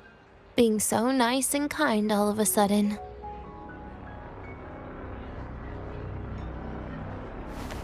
To be honest, I'm really impressed hearing those words from you. I suppose you must have gone through plenty of farewells, haven't you?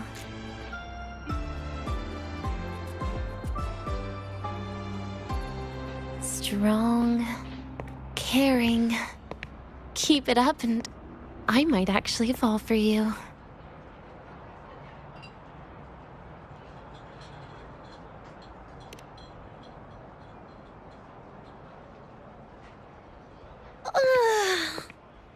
All right, break time's over. I almost died of boredom being stuck in the sickbed these past few days. How about you and I go play some video games, Rover?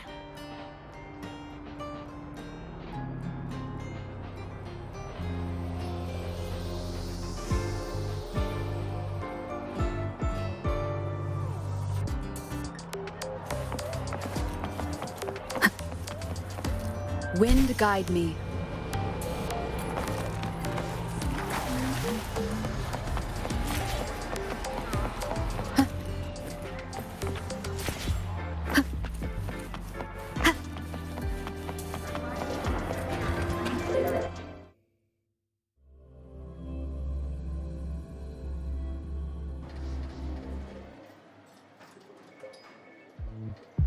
Look at all those games. What do you have in mind?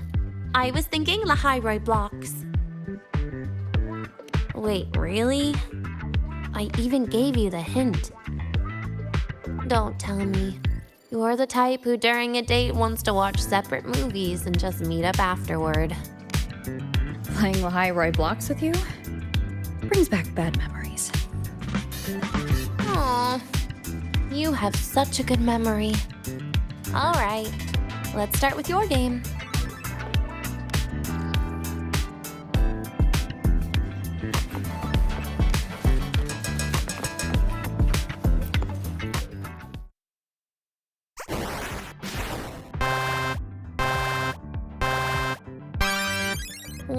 Wait, that character you're using, is that me?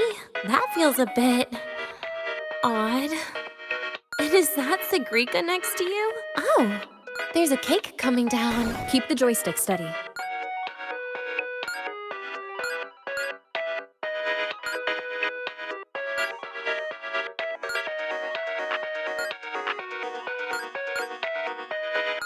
Is Sigrika moving faster than I am? Here, let me give it a go. All yours.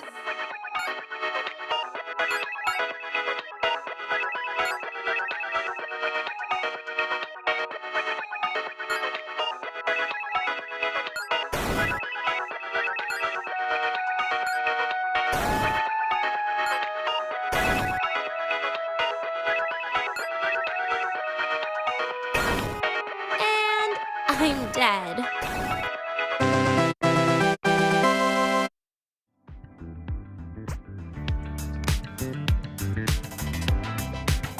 I guess Sigrika and I don't make much of a tag team. Shame.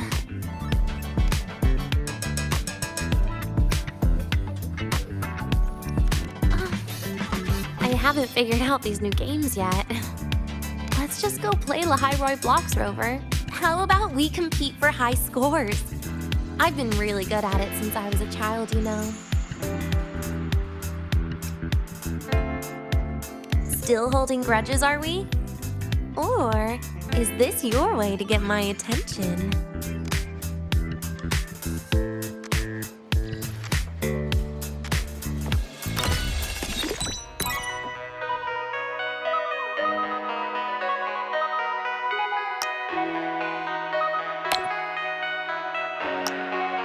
I didn't know you were this good. Well, anyway, I was wondering, how did you and Siggy get acquainted, Rover? We met during the new solar celebration. Ah, I heard Siggy mention you were a great help. Any stories you mind sharing? You know what happened. Weren't you the ones behind it all? That wasn't my plan at all.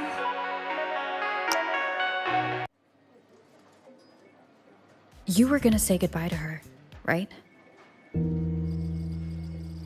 I suppose. I wanted to treat her to some cake, and then get it off my chest when the time is right.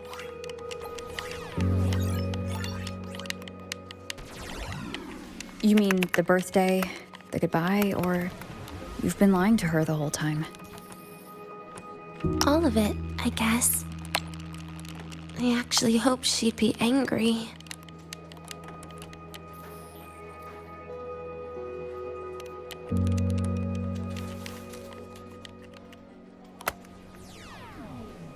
That way, by the time she realizes I'm gone, she won't feel as upset.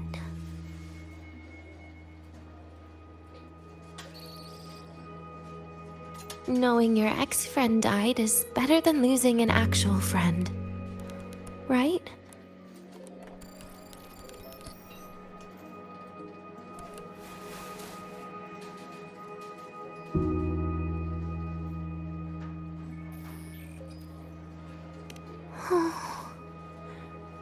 That is why I hate people like you.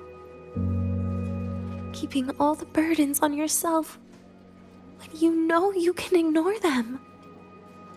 The exact way of life I loathe.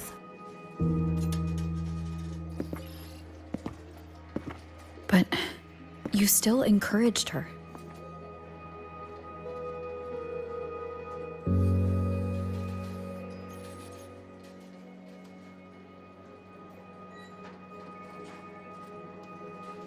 Oh, sneaky you. Beating my score while I was distracted talking.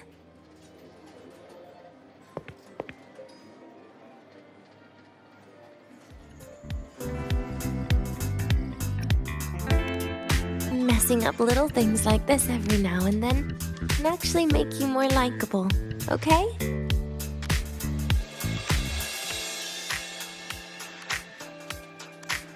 Anyway, it's getting late. We should keep moving. The archive is usually my favorite place for pastime. I'd like another visit.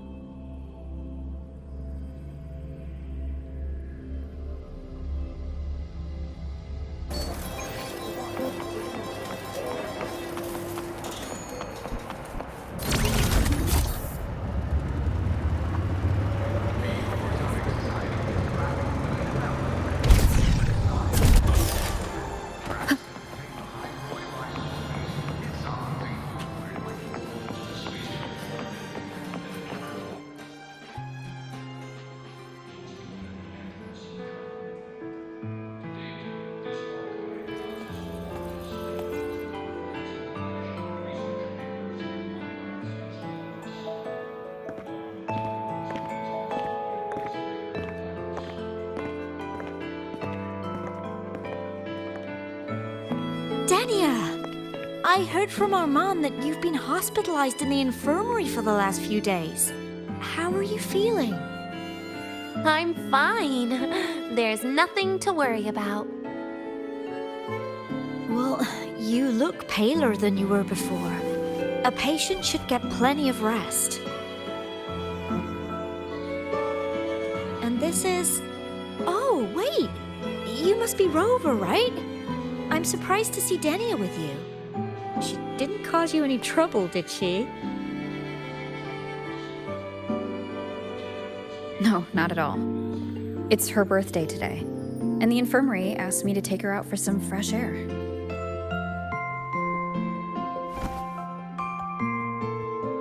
Did they now? That makes it sound even more suspicious.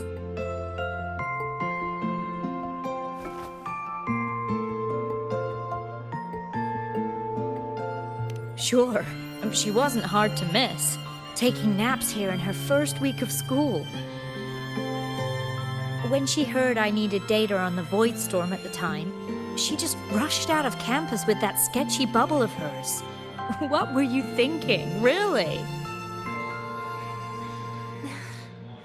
That was ages ago. Can we please move on? Well, I feel I should pass it on to as many people as possible before I graduate. And you? Try not to be the hero all the time. Just learn to lean on the people around you more often.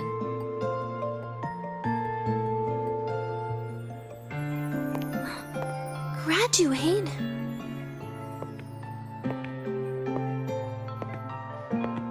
Here, this is for you.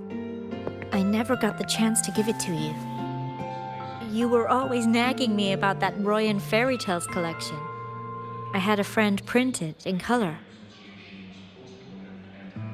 I had no idea it's your birthday today. So, consider it a birthday gift from me, Dania. Nastasha, your hands. Just a minor issue from that incident earlier. Don't worry, Dr. Herson said I'll barely notice it in a few years. It's from that void matter contamination. But if it can heal, as you said, then there's really no need for you to leave, right? With all those advanced techs of the Space Trek Collective. Well, that's exactly why they deemed it's no longer safe for me to stay here. Something about Lahai Roi's environment makes the contamination even worse for the nervous system. But... Who would have thought my own thesis would set me up for early retirement? But you once said your dream is to... unveil the secrets of void matter particles for all mankind? I recall saying something like that, yeah.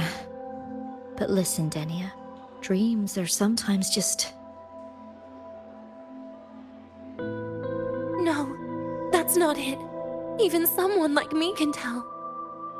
Everyone here.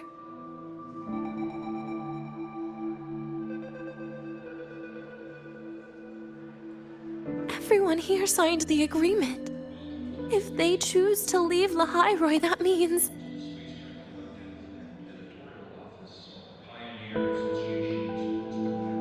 calling it quits. Not even close. Who knows, maybe I'll come back from the new Federation in a couple of years. It's too bad you'd have already graduated by then. That's not what I meant. You've always been a great student, Nastasha. It shouldn't have ended like this.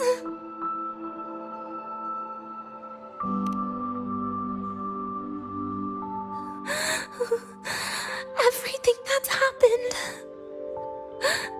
it's all my fault. What's with you today? How is this your fault? I'm sorry, Nastasha. Dania's not fully recovered yet. You'll have to excuse us.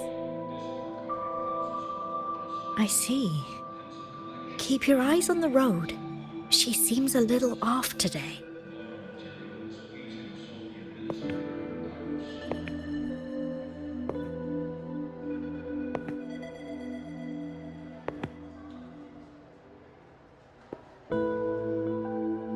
Oh, and happy birthday, Dania.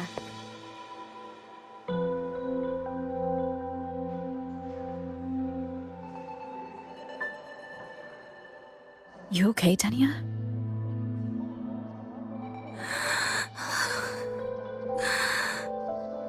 Your frequency is very unstable now. You should take your meds. Come with me.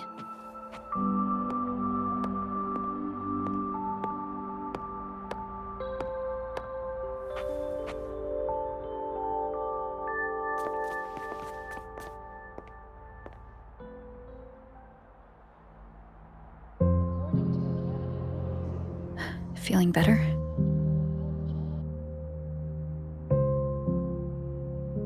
Based on the frequency shown during her complications, things are worse than what Armand said. At this rate, she won't even last a week. Is this why she chose today?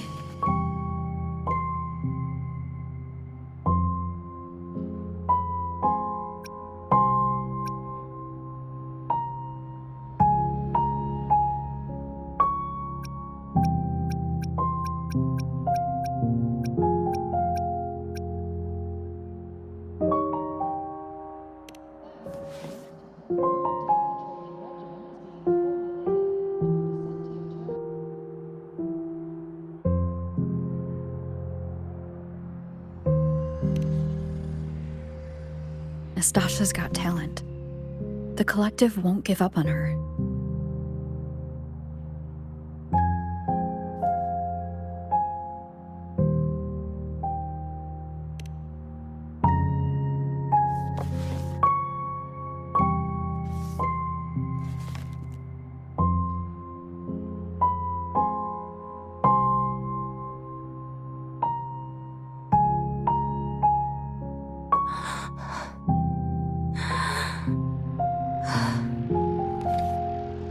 You're right. I've been lying to myself all along. I'm sorry. I lied to you. It's actually not my birthday today.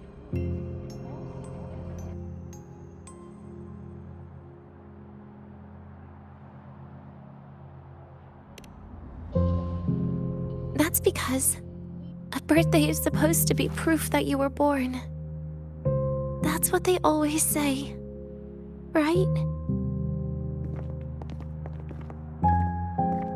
Everyone has a birthday. Zagrika has one, so does Nastasha.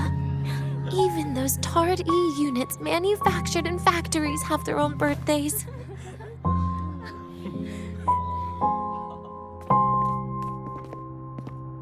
But I don't.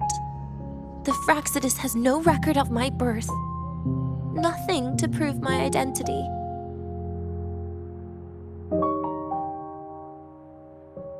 There's only this image burrowed inside my head, playing over and over again in my dreams. In it, I would always step into the same lake. A woman sways her arms in the wind, crying.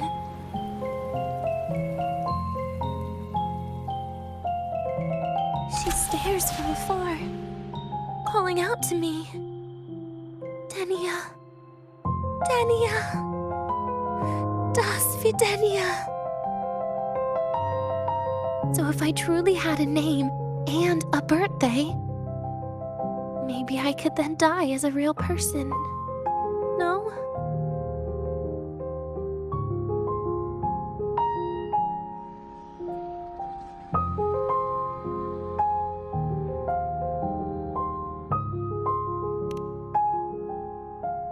Because I'm running out of time. I'm out of time for so many things, but I can at least try to die with a little dignity, right? I I should get to act like a real person. Face what I've done. Say a real goodbye. And then just end it the right way.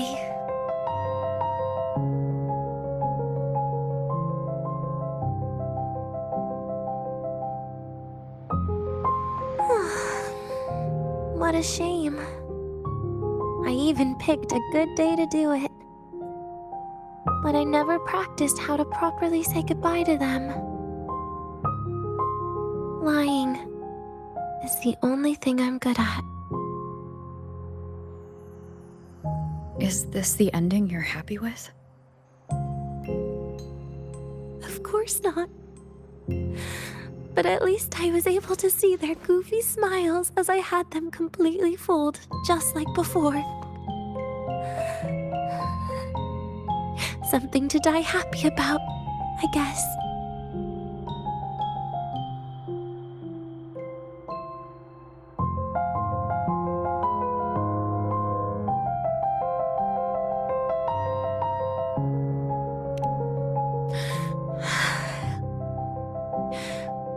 It's just a reaction. That's all. The idea that everything will just vanish, that it'll all go back to the void, it makes me cry. Instantly.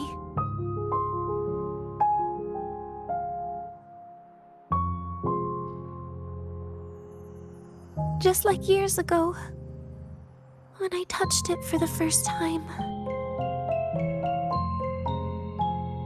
Even after you die, tomorrow, the sun still rises. Of course I know that. It's not like I think the world will change once I die.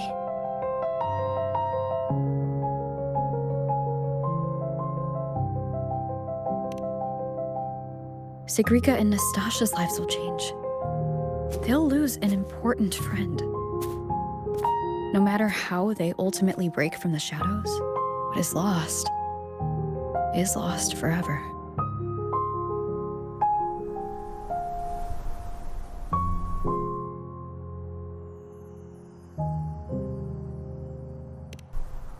Do I deserve to? That's not for me to judge. But in Renacida, I've met people just like you. In the lives forced upon them, happiness was always fleeting, leaving only pain and fear that never dissipate. Yet, even so, they fought for those brief, gifted moments of happiness till the very end.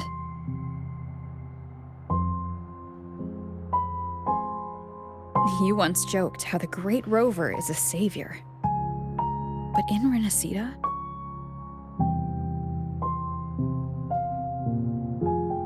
I failed to save them. But it sounds like they made their own choices. True. Just like when you tried to drive me away. You also made what you thought was the best choice. You all hoped for more people to survive. And so did I. So, if the boundaries between humans and creations are already obscure, what is it that determines who we are?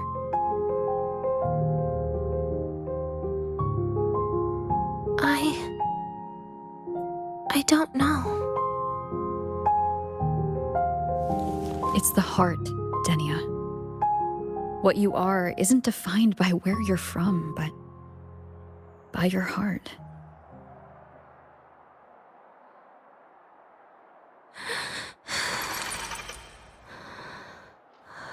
The heart.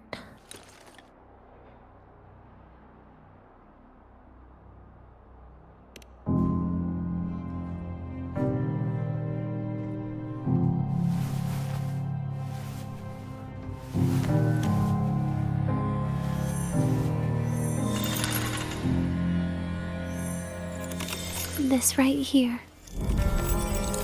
A gift from the Grand Architect. The page buried within my frequency is here.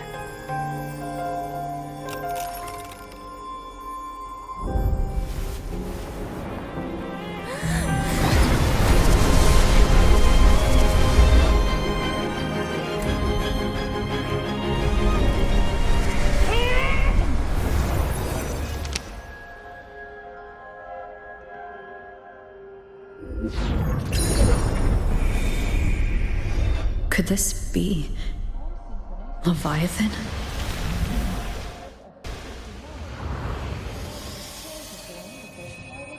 Do you find your way home more often?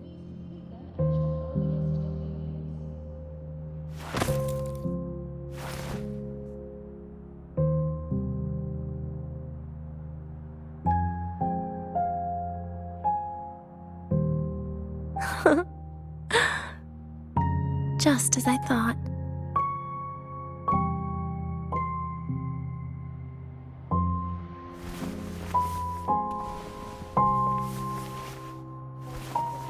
You can really work wonders, Rover. Denia? You are literally my least favorite type of person.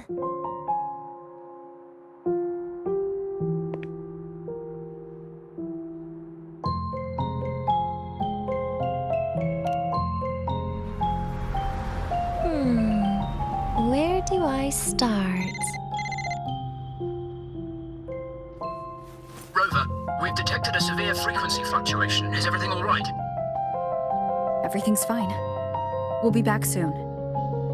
Very well. I'll see you soon. Sounds like Professor Armand is getting a bit impatient. We should head back.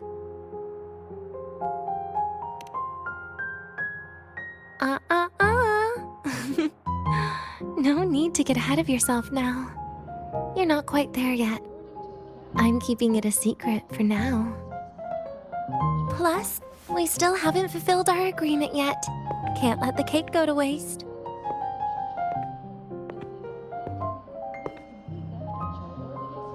Would you want to come out with me again after tomorrow?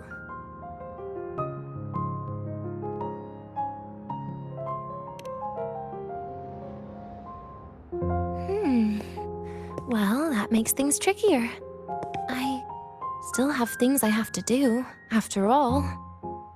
If only today could be a bit longer.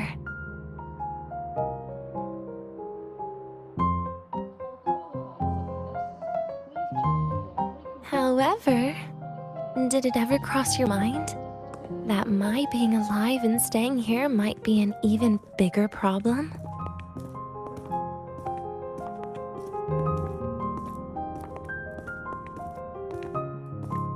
If you feel you don't belong here, then someday in the future, would you be willing to?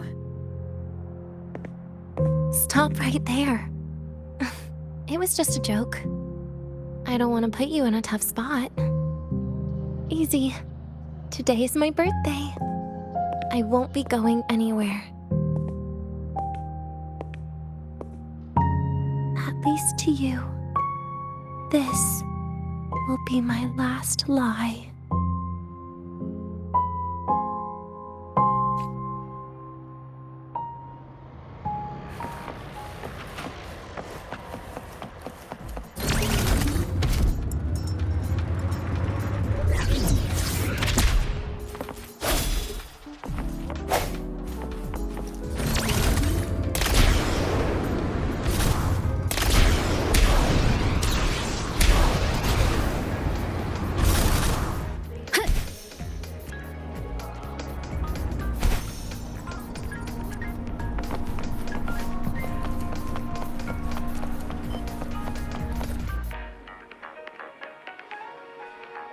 Nana is conducting a thorough checkup on Denia.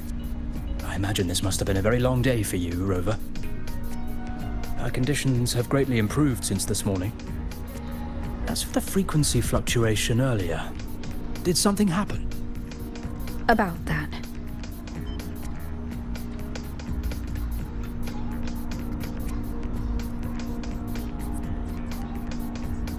Residual energy of the Threnodian from Renacita. Could there be some form of interaction between the Threnodians? Is the Fractidus actually manipulating her and suppressing her abilities through such means?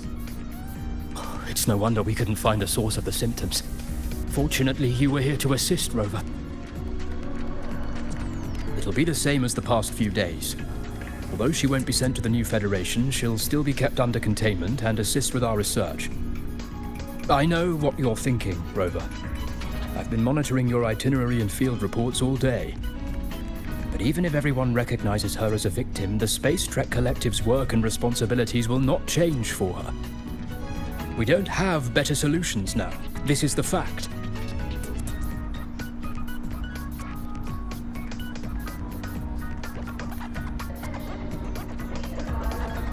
We haven't had a chance to get it yet. It's still with Zahira. You can only get that specific fruit crackle she requested from Zahira. But since she hopes you can accompany her on her birthday, I believe you should be the one to personally bring her the cake. We'll be waiting for you here.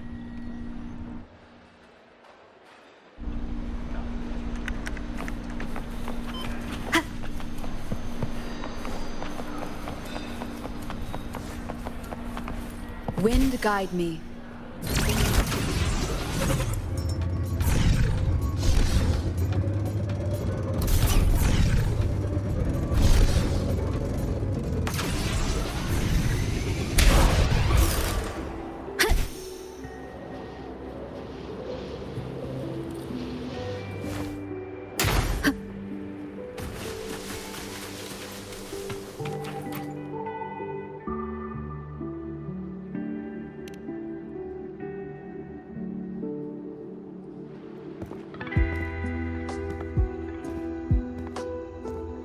Are you here to pick up the birthday cake?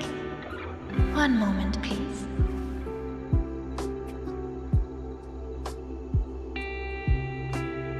Denia. She said she had to take care of something. But what exactly? Does it have something to do with the Threnodian's frequency in the Deemer Plains?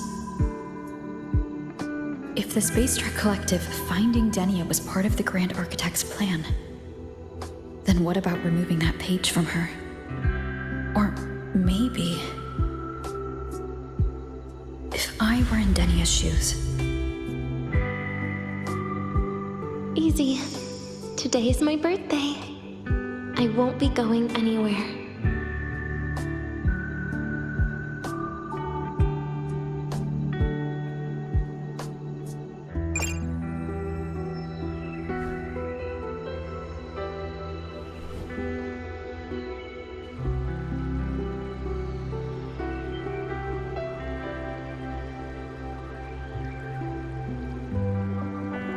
Here it is. I know it's a bit late, but I believe it's more than enough to convey your heart.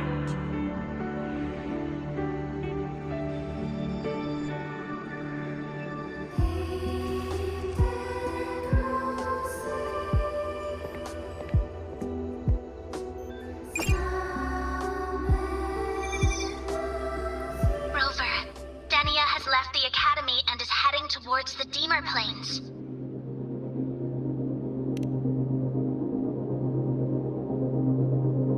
With her forte, we've detected residual void matter particles at the platform. Professor Armand was trapped inside a bubble. Luckily, no broken bones.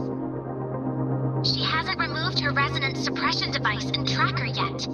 Should we initiate the emergency protocol? No. Give me her location. Understood. Coordinates sent. Good luck, Rover.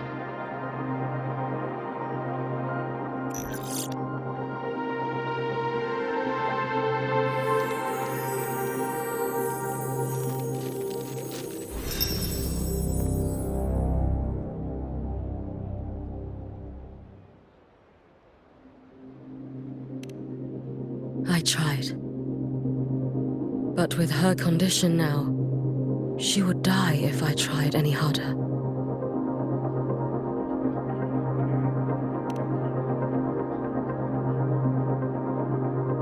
Trees will grow tall, and leaves will turn green, Rover. That child simply made a grown-up decision.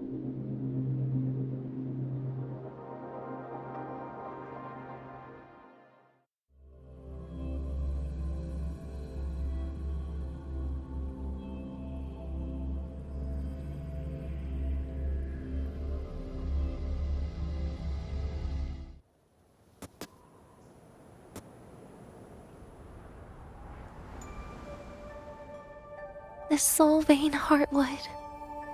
Spectacular. No matter how many times I see it. Will this be my last visit?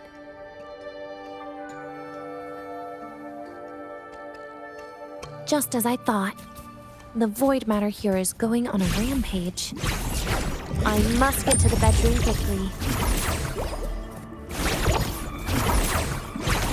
Over here!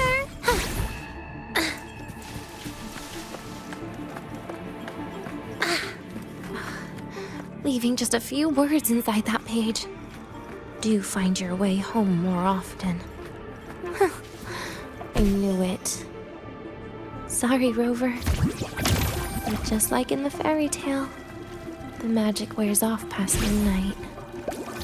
At least this time I wasn't lying, right?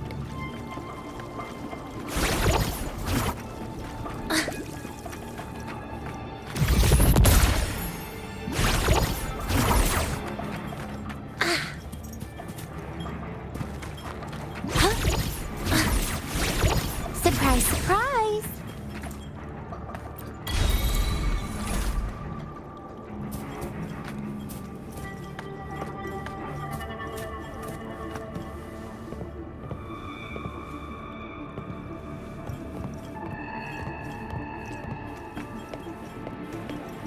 Back to this place.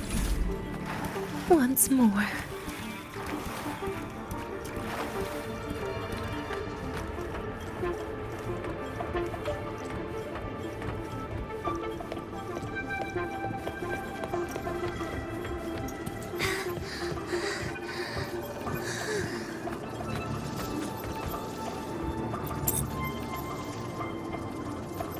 Is the elevator locked?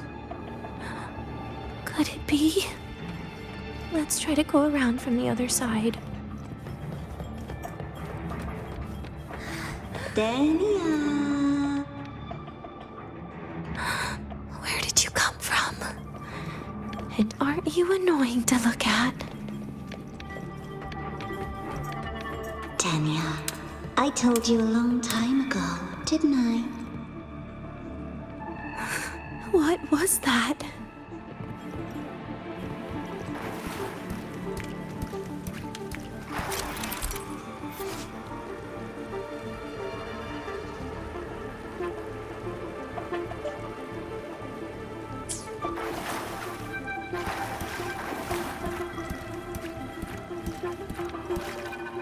The world is a cliff, and civilization a train with carriages of different times. My attacks don't do anything. Does it not have a physical form? I see. As long as I keep my eyes on it, it'll behave.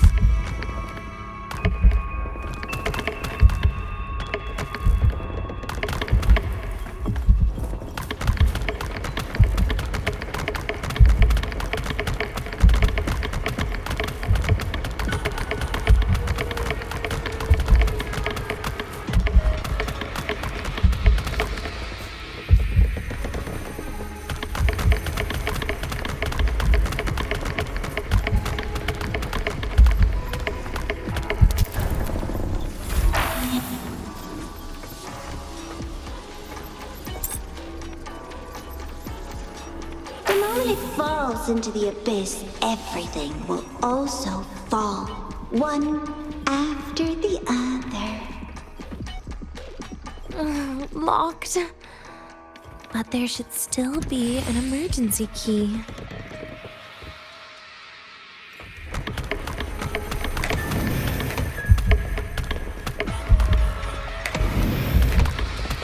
First, people abandon their morality. then emotions, and finally, faith.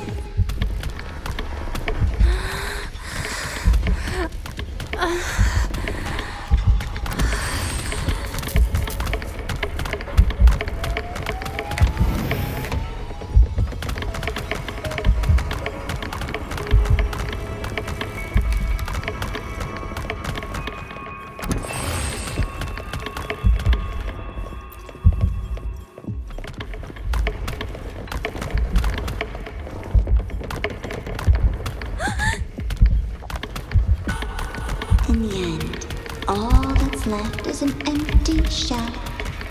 The ruins. What a pestering ghost. You've been there before. You know how it feels.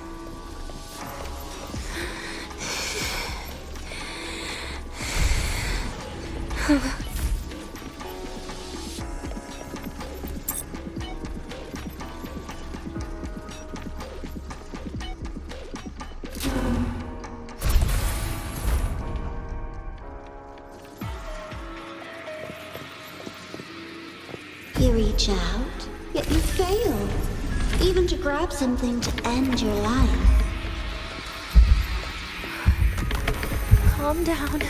Stop shaking, Denia. I should be able to go around from the other side.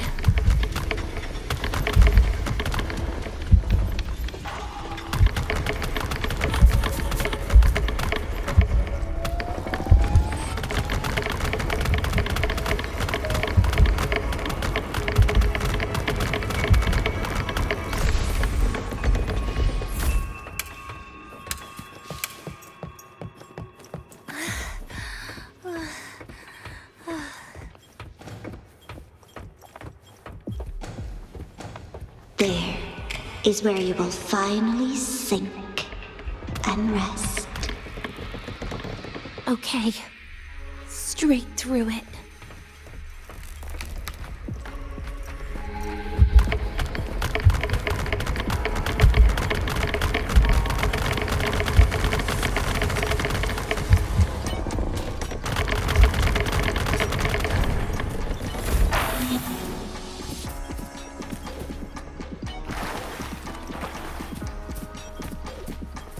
Lives rise and fall like the winter wheat.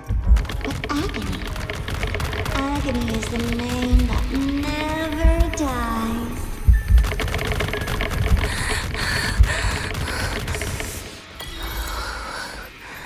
So...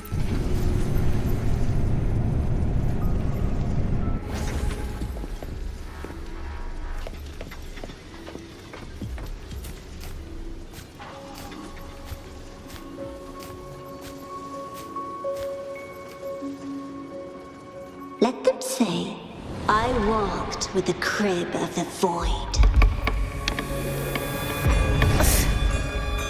In your dreams. Come on. I'm not running from you again.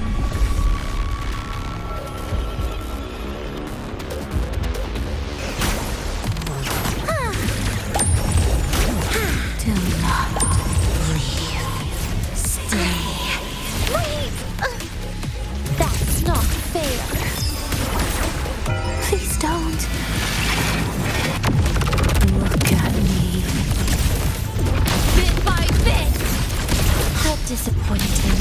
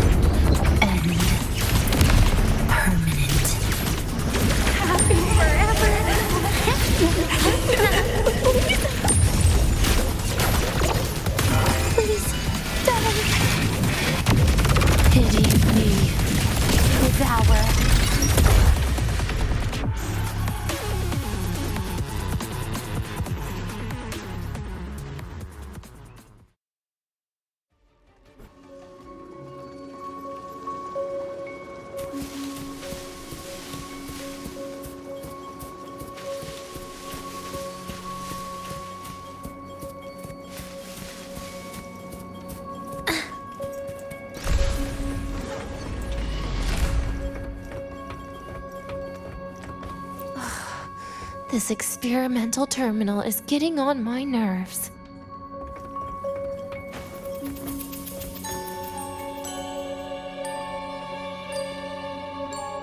I still feel the abnormal neural reflexes, even after an injection lately. Oh, really? Sounds like you can properly feel pain now. Remember this feeling, Danya. Pain compels us to live. To hell with that feeling. That bastard tried to fool me with saline as a painkiller.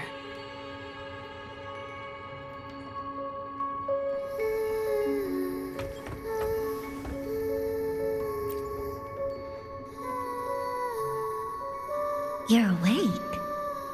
I prepared a present for you, Danya. I put it in your heart. What's a present? A present is a commodity without a fixed price. You'll be a nice little rule follower with it. Rules? What? Do find your way home more often and don't bring strangers home? Huh.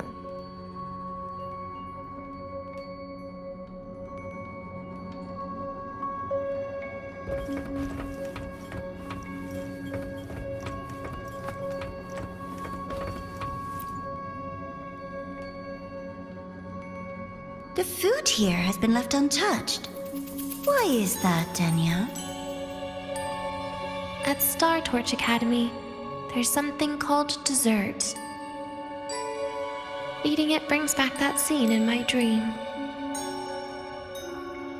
Starting tomorrow, come home for dinner.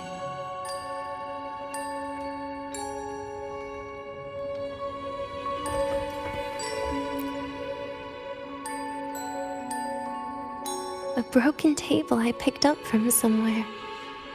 Spent quite some time here. When was the last time I read a book?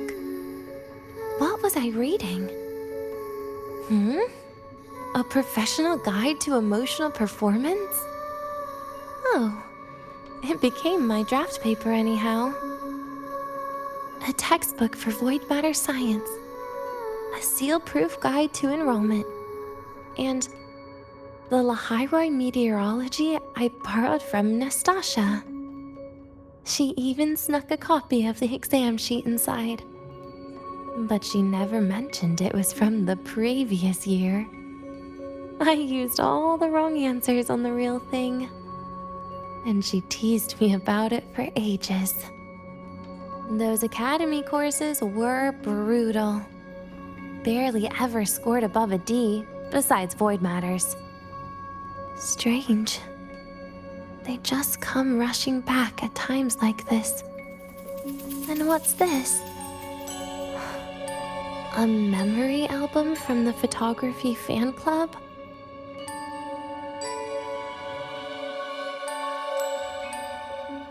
Adorable.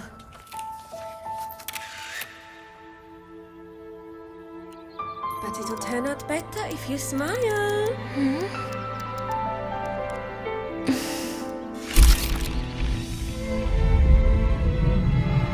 I spent 2 years watching people. Watching their joy. Their sorrow.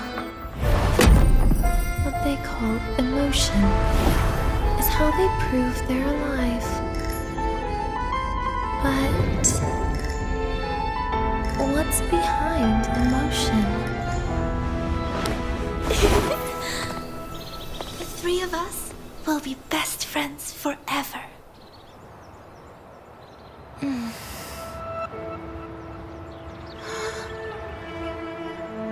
What's that look on my face?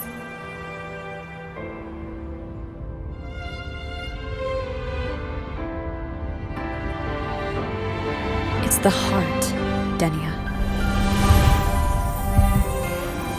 What you are isn't defined by where you're from.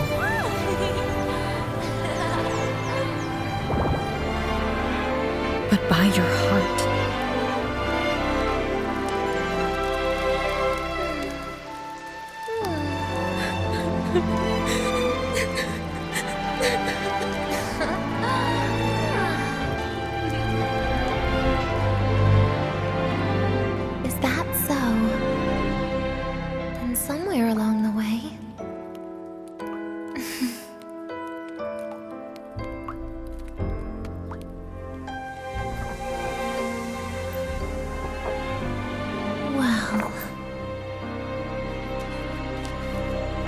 an end to this.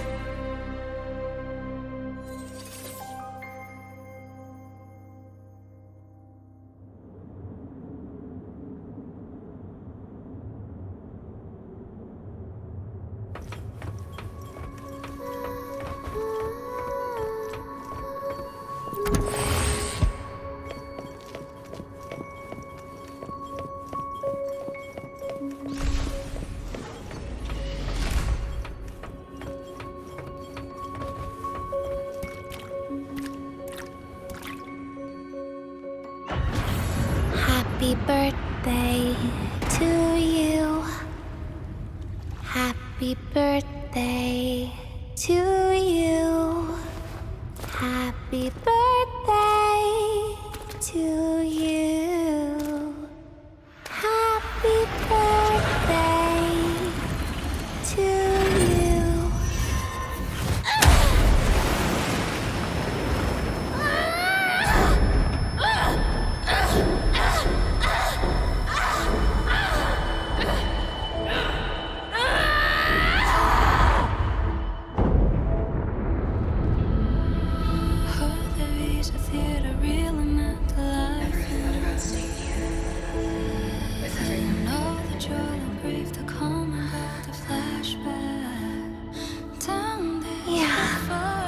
That sounds nice.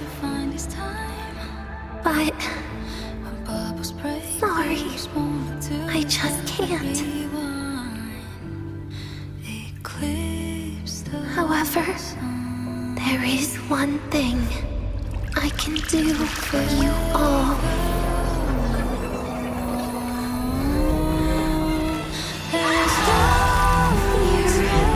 Destruction.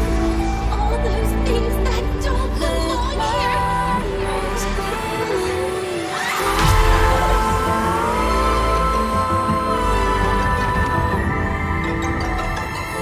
From now on, they'll be gone. Back to the void with me.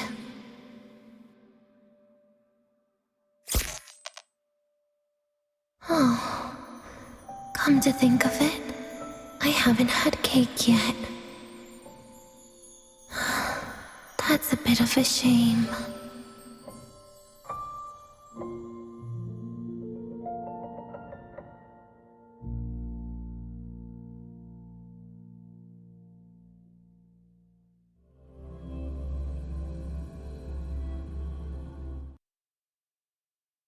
How's that for teamwork? I'd sniff out Leviathan's frequency even in a pile of ashes and snatch it right up. Great work, Abby. You're very much welcome. Quick, let's go inside and check it out. I hope Denny is okay.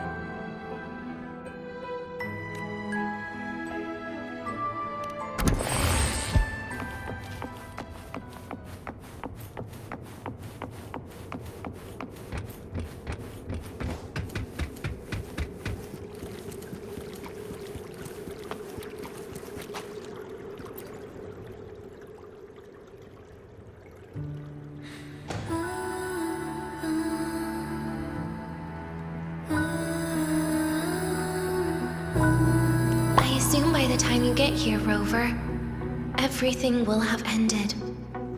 Sorry I had to say goodbye this way. This is where it all started.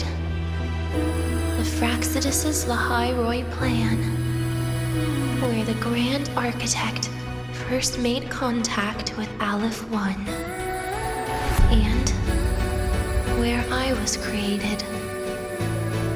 I took the Threnodian fragment the Fraxidus left here. Leaving it here would only cause more suffering. As for the experimental data, consider it a parting gift from me to the Space Trek Collective. To be honest, I did think of telling you everything about this place. But sometimes gifts can be incredibly inappropriate. Your worries were correct. When the book page was removed, I received the Grand Architect's final message.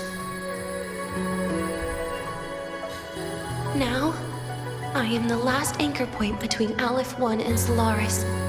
If I die according to plan, its fragment will disappear along with me.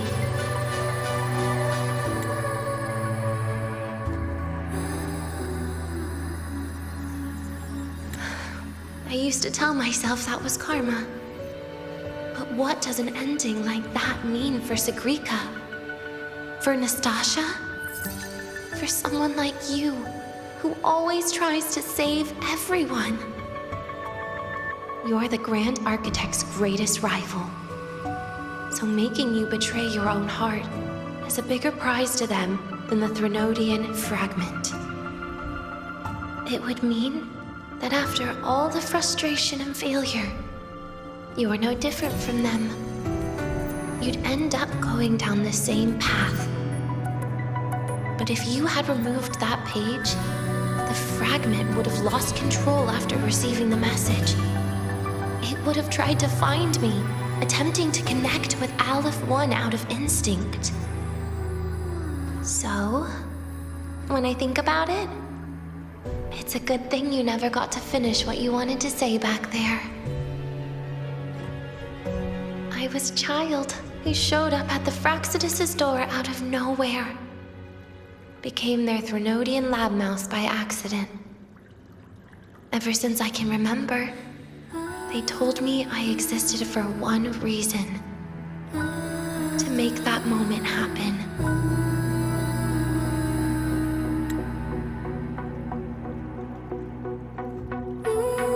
I've questioned myself countless times. What is the point of everything that I've been through? The answer is always the same. There is no point. Birth, pain, struggle, death. None of these have meaning. That's why when I first heard your story from the Grand Architect, I absolutely hated you, Rover. If someone like that is actually out there, then where were they during the longest, most painful days of my life? And why? Why would you appear before me just as everything was about to end? You know what I hated most? Why did everything about you have to be so impossible? Our encounter was never fair. So, I hope you can forgive me for not saying goodbye. This is something I must put an end to on my own.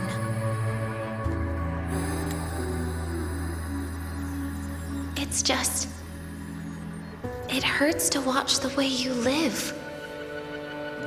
I can't even imagine a day when someone like you runs out of miracles.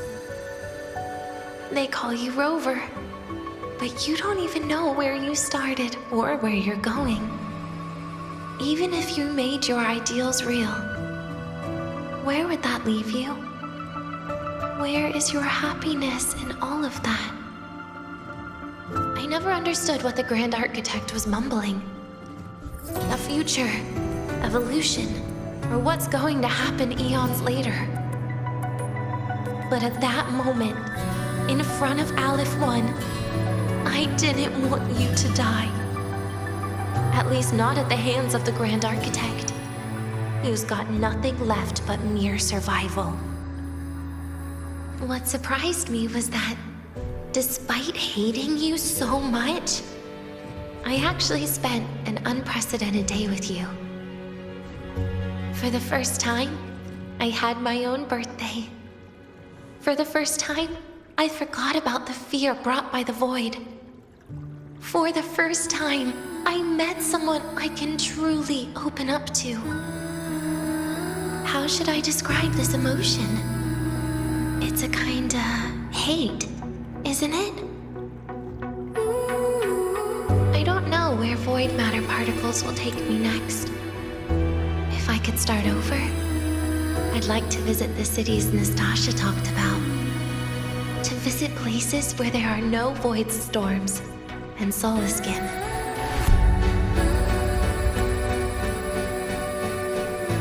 Maybe I'll try picking a different major. Try napping in different classes. And taste different cakes in every cafeteria I go to. And then no matter how many times it'll take, I'll come back to Lahai Roi. Back to all of you. Whatever you wanted to say, you can tell me the next time we meet. Oh, I almost forgot something important. Actually, all those powers the Grand Architect displayed, including shapeshifting, are not her true forte. Those are derivatives at best. And the shapeshifting has a catch. She needs long-term observation and analysis of her target to pull it off. It's just the idea of her using my face to talk to you. It makes me sick. So let's have a code word, just between us.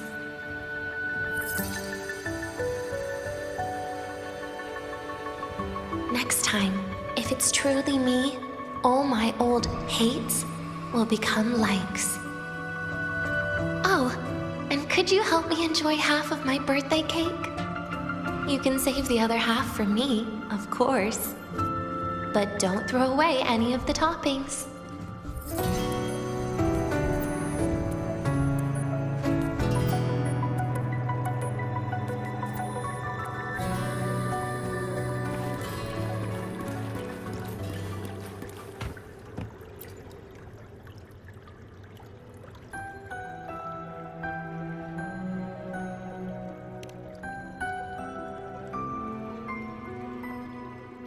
Aw.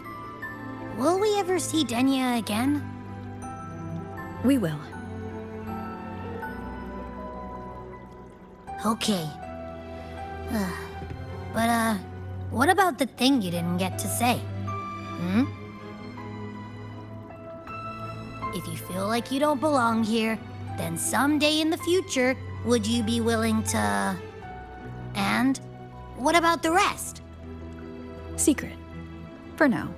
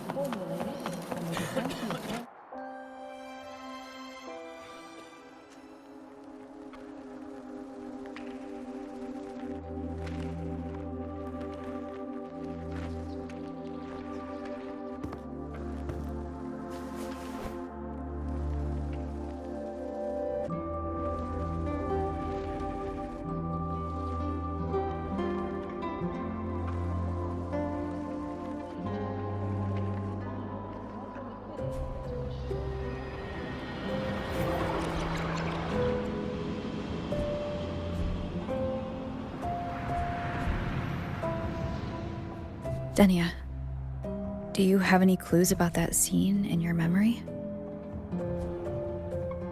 Nothing. It was just a scene. Maybe from some movies I watched as a kid.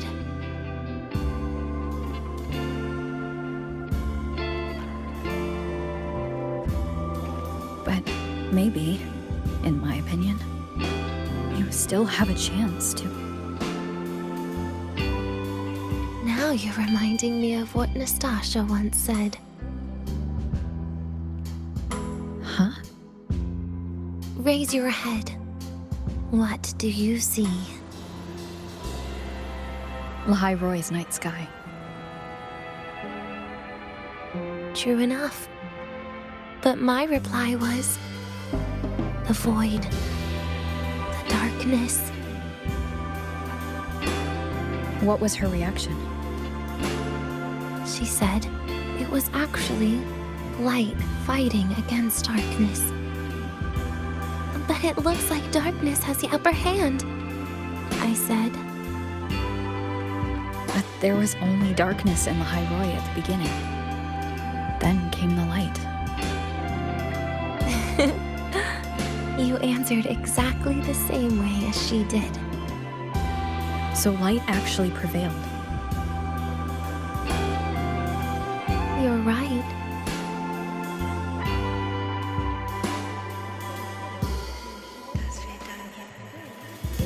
I guess if you never give up, the story will one day have a good ending. No?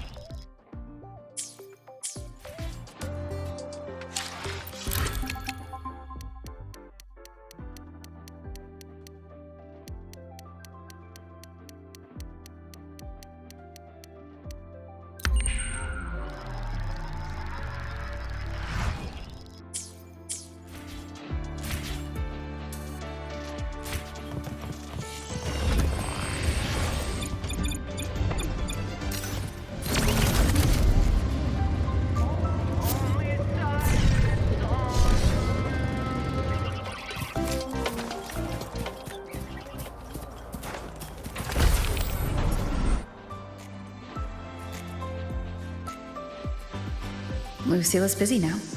I should wait outside. Not a problem. For project funding approvals, we can follow the new Federation's model. But when it comes to picking research topics, I'm afraid I must insist on giving our teams more freedom to choose their own direction. I have full confidence in our faculty and students. Yes, precisely. But we both know that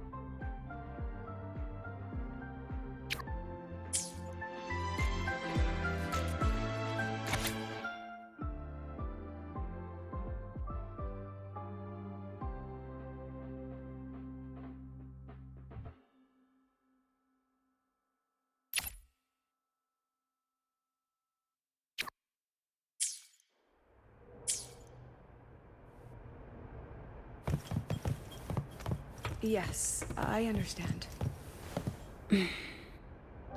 Of course. I'll note it down and reply to you later. I see.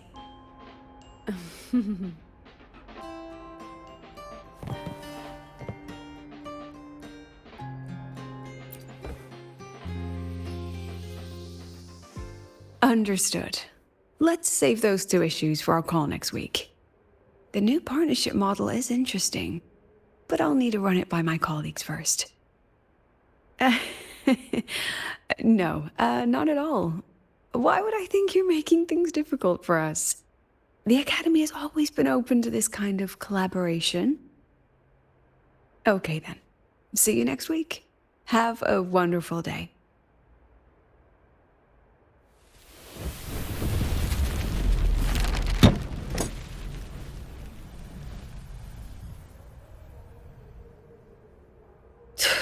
Oh, impudent little hamster. Really? Using a crisis to haggle me down to wholesale?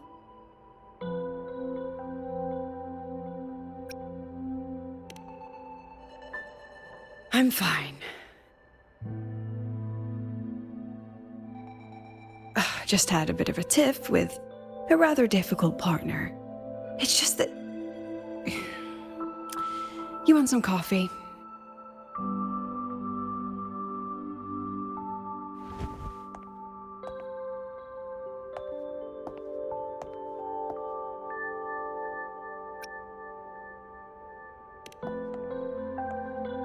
I haven't gotten any shut-eye yet.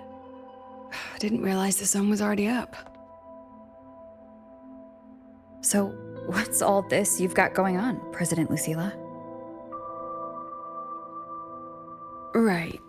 What am I even working on? After the hero defeats the Demon King, shouldn't we all be enjoying our happily ever after?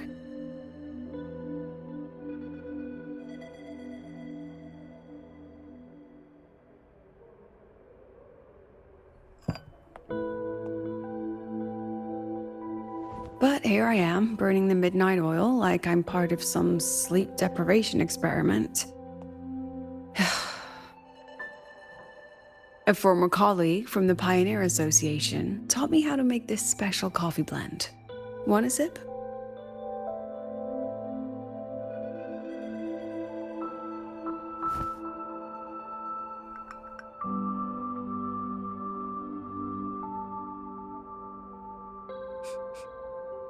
Did she actually add?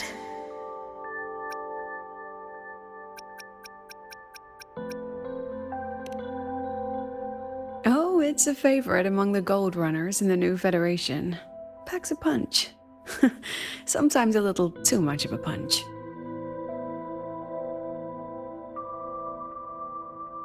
That hits the spot.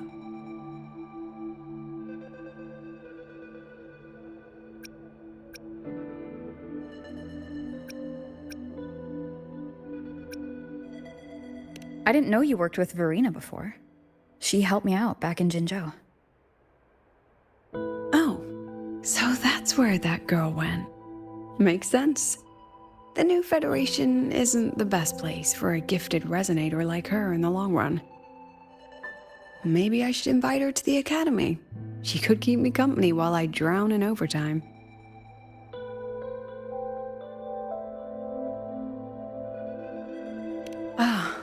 That one. One of my students took it.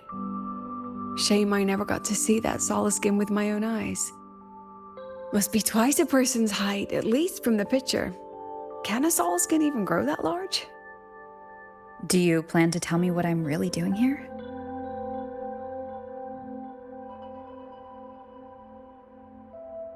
All right, Rover. Technically, I shouldn't be asking a student this. So let's just call it a casual chat between friends. So, from a purely administrative standpoint, is there a chance that certain unverified intel I share with you off the record could, through private channels, somehow influence an inspection report issued by a particular independent international organization?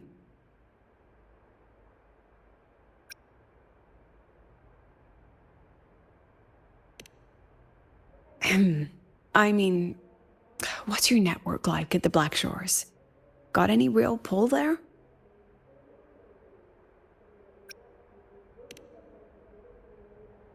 I'll be straightforward, Rover.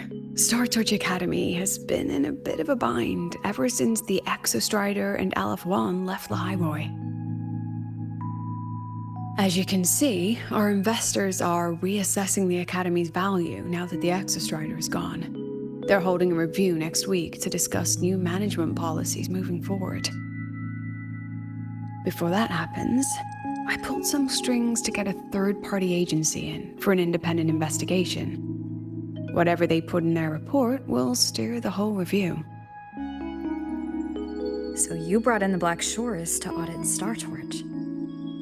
When's this happening? Dr. Luke is waiting for the auditor at the Starworld Riseway as we speak. They'll be here any minute. Now, Rover, I'm not about to interfere with an independent audit, but I'd like you to be there during this visit. And if possible...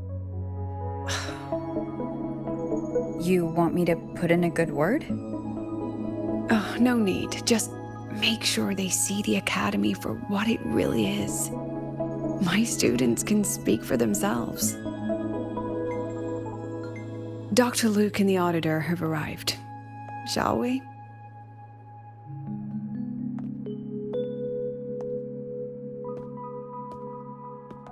Oh, just a second.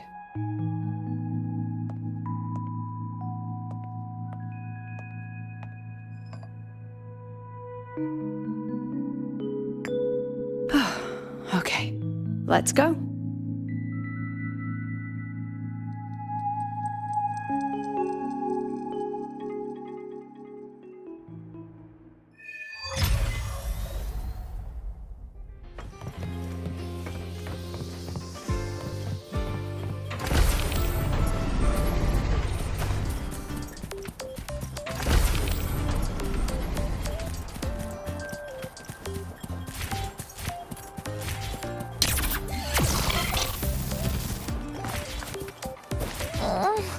My feet hurt. I don't see anyone. Are they still on the way? Oh, hold on. Dr. Luke says the auditor insisted on driving his own motorbike. That means they're on the second floor. Come on.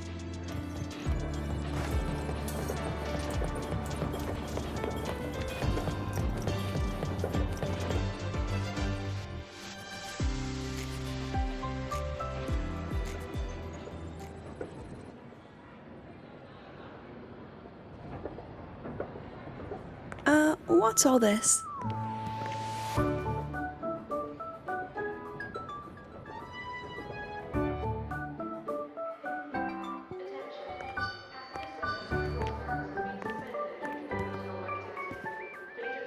Professor, we heard a very important visitor is coming to tour the Academy. Don't worry, we'll make a good impression. Yep, we even threw together a little welcoming, thing.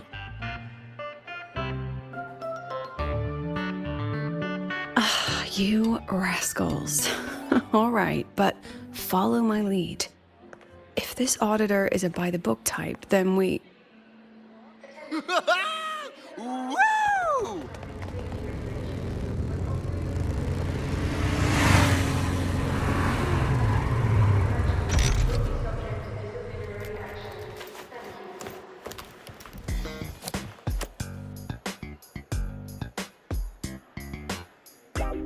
Oh, yeah!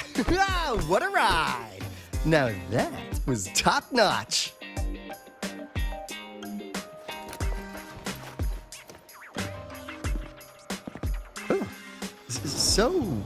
So many people. So, not a confidential audit. Huh.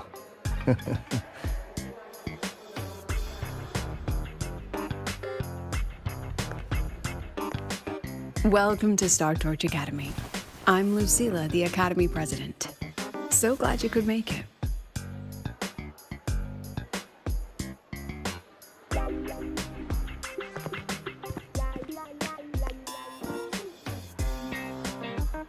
Welcome to Startorch Academy!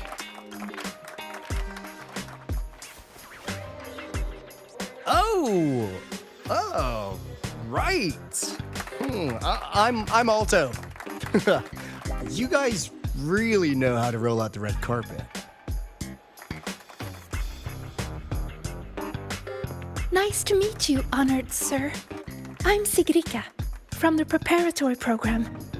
Thank you for coming to tour the academy. Hello! Please, just Alto is fine. No need for that honored sir stuff. Got it. I'm a Roya, you know. And I just want to say the academy has been so wonderful to my people. We're all working together to make the world a better place. Oh, and there are lots of Roya students in Rebel College too. Everyone works so hard. Uh-huh. Chief Aldo, I'm Dorian from the agronomy wing. I brought you a complete nutrition squeezy jelly and our department's special self-heating cup noodles. Cup noodles? Oh, thanks. Oh, and hey, just call me Alto. Director Alto, I'm Nisha from the Department of Exostrider Engineering. I couldn't bring my project here, so I'm here to sing instead. Director, I'm from the Department of Void Matters. Sir, I can dance.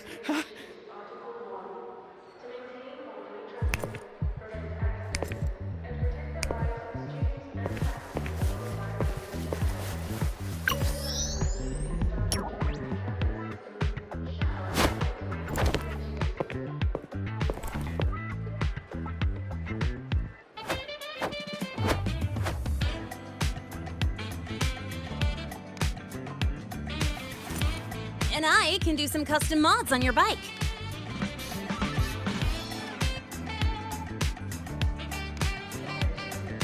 Mr. Alto?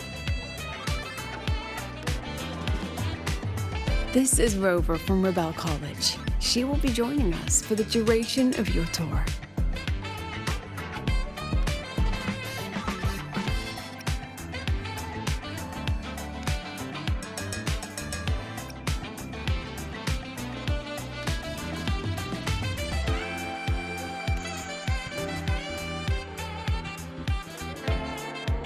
Rover. Ah, what a fantastic name. Not too long, not too short. Hey, psst. Are we supposed to know each other or not? We are, but don't make it too obvious. Copy that. Well then, without further ado, let's head over to Rebel College. I'll fill you in on our facilities along the way. That would be great. Oh, tell those kids to go their separate ways. I'll meet you at Rebel College. Got it.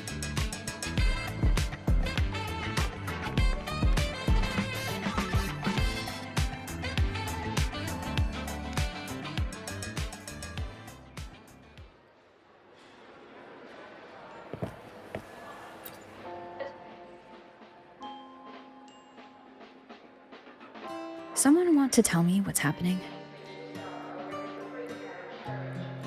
You didn't know, Rover?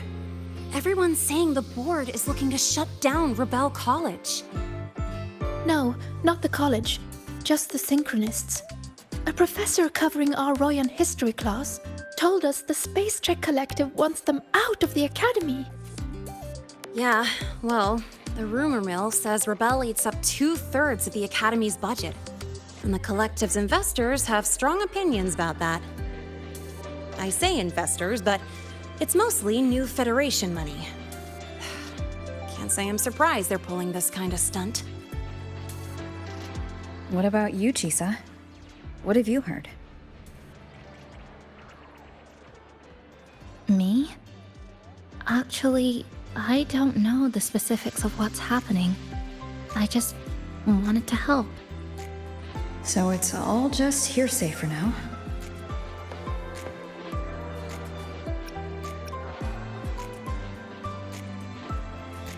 Probably. I mean, they were literally picked just to pilot the Exostrider. But synchronists are all such brilliant students. Even if they can't pilot anymore, they still... The new Fed only cares as long as you're an asset. The second you're not, you're out. There must be more to it than that.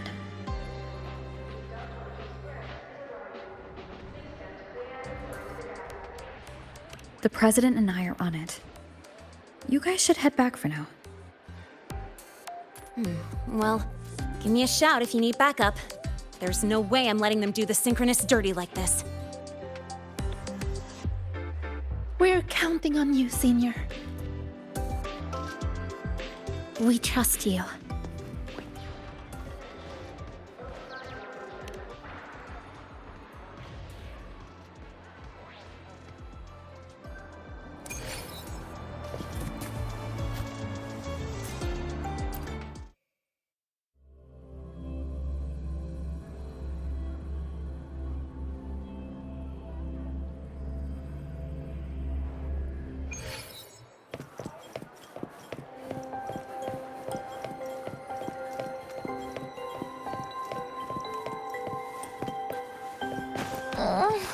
My feet hurt.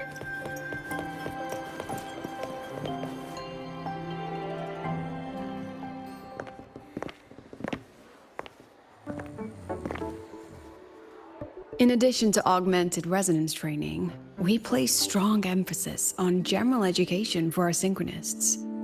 This is Professor Mornier, who teaches synth armament studies. Shall we sit in for a bit, Mr. Alto, before we tour the student projects?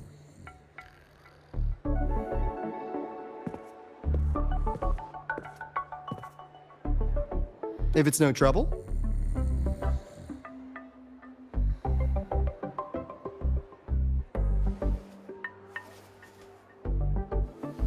All right. In the last lecture, we proved that the rule equation holds true for Type 2 synth armaments. Today, we'll move on to their tuning stability constants. Li Xin, could you please write the final derivation from the last lecture on the board? Yes. Professor. While she gets started, let's do a quick review. Waleo, what is the standard medium used to measure tuning stability in a lab setting?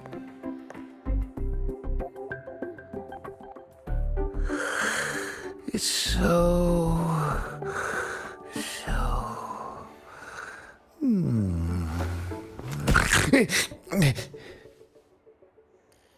Yes, sodium.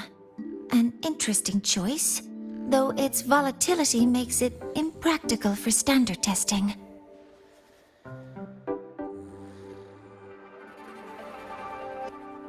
Sonia, could you tell me the standard medium for determining tuning stability in synth armaments under laboratory conditions?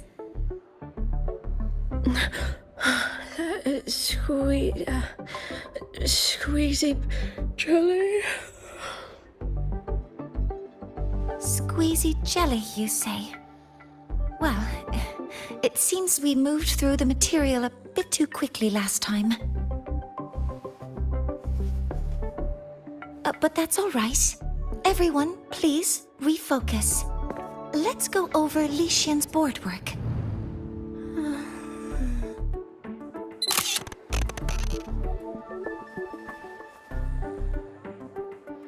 As you can see, Mr. Alto, this is our signature sleep learning program. Oh, very impressive. How about we move on to the next stop? After you.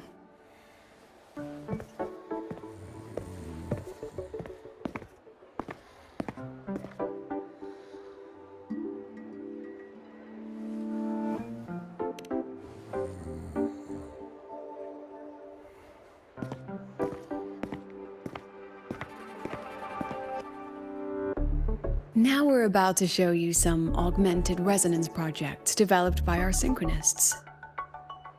Among them, the unmanned vehicle prototype shows exceptional promise across multiple market sectors. Absent students, 8. Data uploaded to cloud storage. These children seem to have forgotten the importance of honoring their commitments.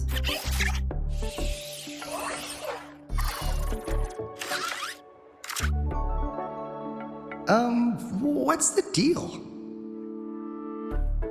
Looks like the students all skipped class. Yeah, maybe we're just too early, President Lucilla. Why don't we take a stroll elsewhere? I'm actually quite curious about the Academy's catering system. My apologies, Mr. Alto. How fortunate we are to have you here, despite our apparent lack of preparation. There's no point denying it. You're seeing firsthand how the ongoing debate within the Space Trek Collective has begun to affect our students.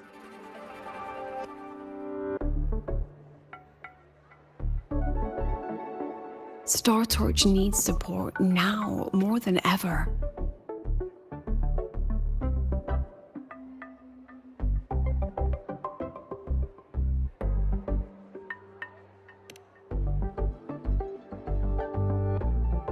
Got any solutions? Not really.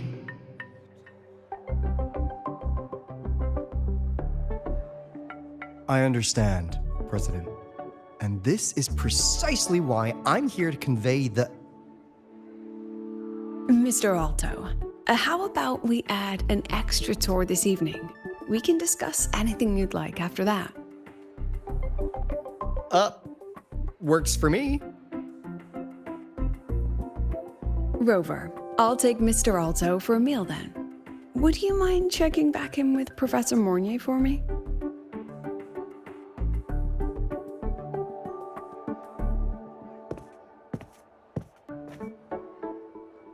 See you on Waves Line.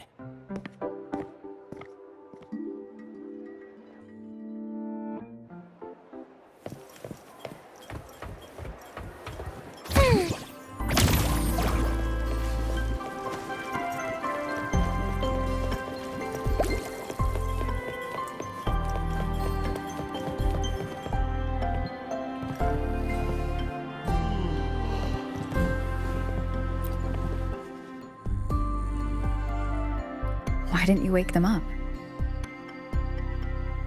This class is difficult to follow, so it's normal for some to drift off. Still, it's rare for the entire class to go like that. If only I could make my lectures more accessible. This isn't your fault. It's like metal fatigue. These students are being tempered and pushed to their limits over and over.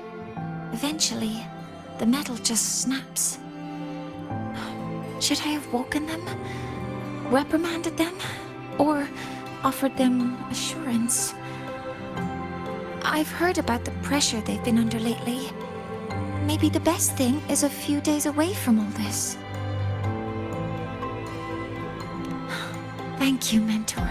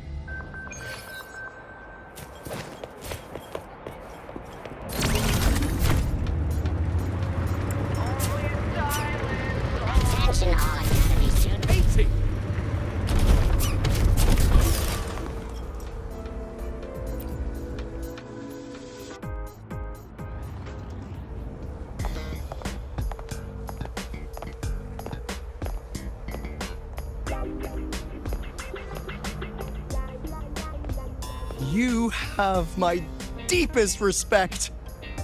Working in this food desert takes a special kind of fortitude.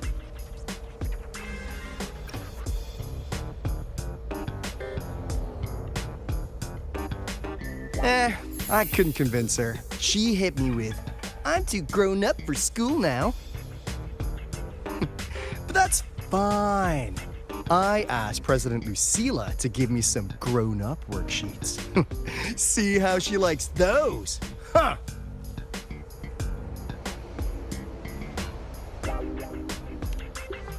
To put it simply, the Exostrider's gone. So, the synchronous program needs to go. Problem is, everyone has a different idea of what to do with those students. And by everyone, I mean President Lucila versus everyone else. Anyway, the new Federation and the majority of the board want to pull the plug immediately and draft a new teaching plan from scratch. Meanwhile, the executive committee moderates have promised to stay out of it as long as their nation's synchronists are covered, with either guaranteed support back home or a smooth transfer somewhere else. Where does Lucila stand? She wants to continue the synchronous program. Continue? Yup. Confusing, isn't it? Speaking of which, how well do you know her, Rover?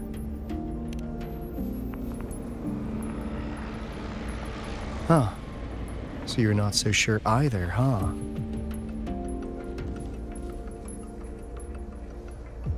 I'll be honest with you, Rover.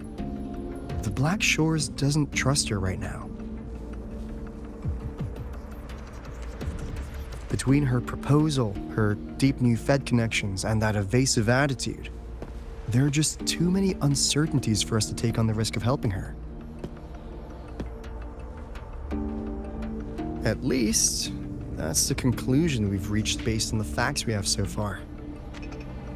But the Bloom Bearers who graduated from Star Torch heard about this and stepped up to endorse Lucila. That's what changed Shorekeeper's mind. A teacher who gets that kind of trust from her students. That's pretty impressive. So what do you need from me? Actually, according to Shorekeeper, you are the one really running this audit.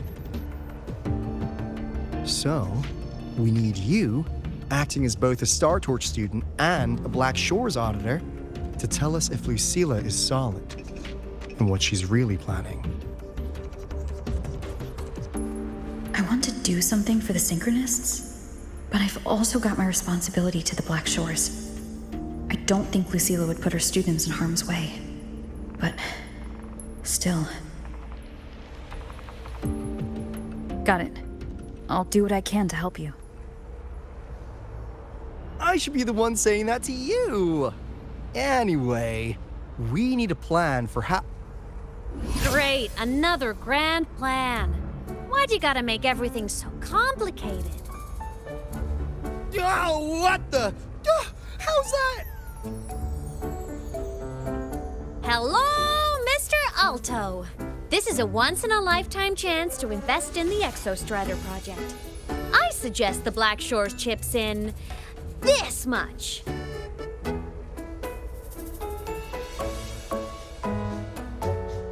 Or you can just patch me through to the collective board. I'd be happy to handle the negotiations myself. Is this Imeth?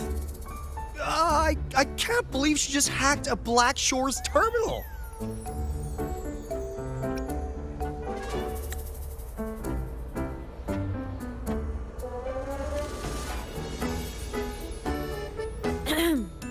I am being serious. If synchronous degrees get cancelled, my record will say I only finished Roya preschool.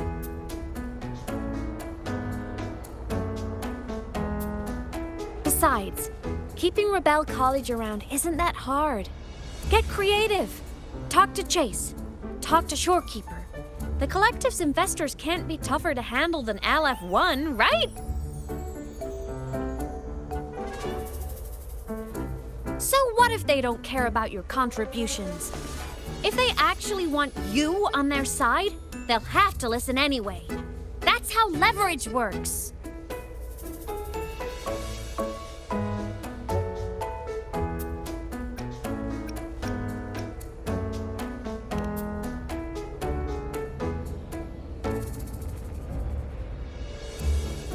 If we lean on that kind of leverage now, we'll be held to it later. My experience has shown me that it's often better to act as an individual. Since you're planning on the savior career path, I think you'll understand what I mean, Imeth. Makes sense. Kinda old school thinking, though.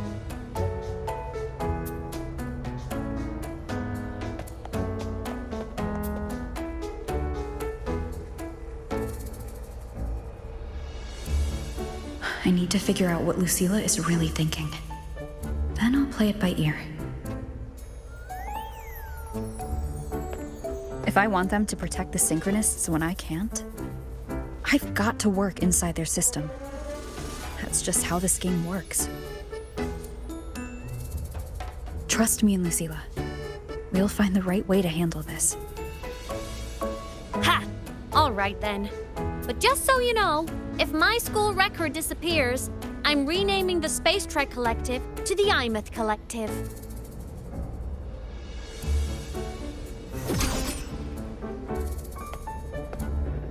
Honestly, if we let Imeth loose on them, it might actually take some pressure off Lucilla.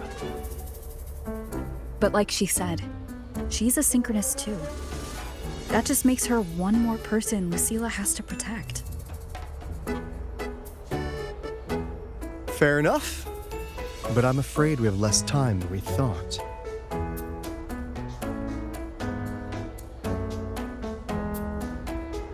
I spotted some new Fed spies back at the station. Lost them on the motorbike. But it won't be long before they track us here.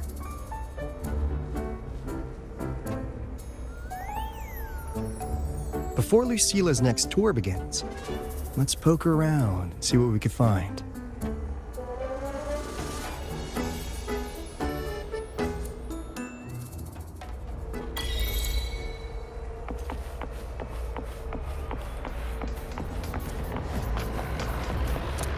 Students run flea markets on campus?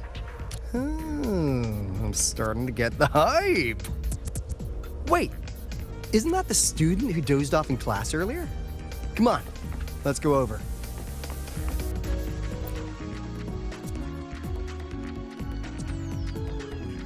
If we follow this method, the convergence radius for this series is obviously... Yes, I'm following. I'm terrible at explaining this, aren't I? No, I'm just slow. I'll focus harder. No, you paid me to tutor you, and I'll make sure you get your money's worth. Here, but I'll write down a third way to solve it. Watch how it goes, okay? Okay. So that's why she was drowsy in class. She's been staying up late tutoring other students.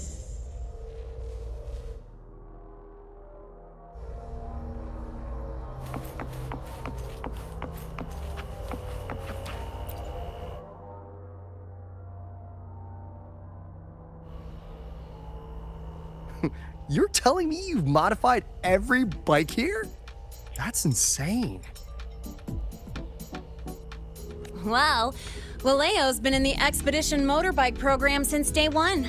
These bikes here are basically his family.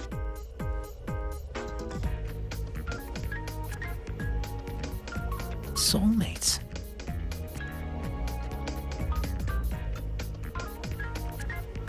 So, what do you say, Auditor Alto?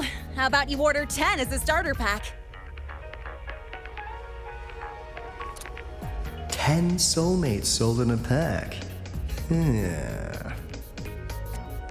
I heard you test drove the Academy stock model this morning. With the rain the last 2 days, probably felt a little slip on the turns, yeah? Try this one. I tweaked the ABS and TCS myself. You could take this straight to a pro race. No problem. No wonder you were sleeping in class. Up all night in the garage? No, the bikes have been ready for weeks. Last night I was just saying goodbye to them. Oh, well that's depressing. I'd feel bad buying them now.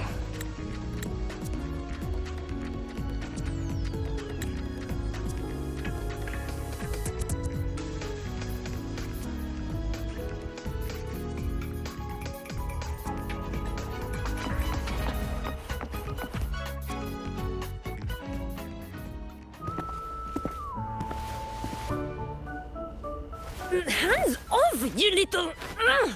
Never! Please don't fight, you two. Maybe I'll just check out the other stalls. Don't go, Chisa. You've got a real eye for quality. This piece was meant for you. No, it isn't. She's just a prep student. She doesn't know anything about quality. Excuse me? The audacity! Just begging for a smack, aren't you?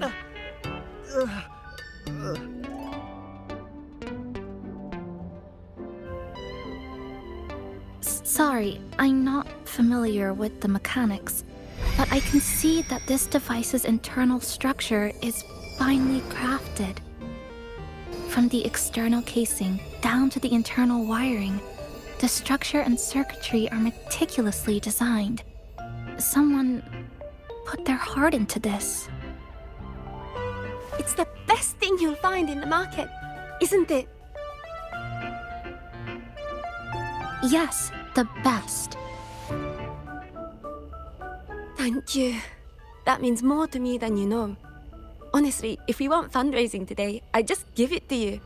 But tell you what, I'll give you 20% off.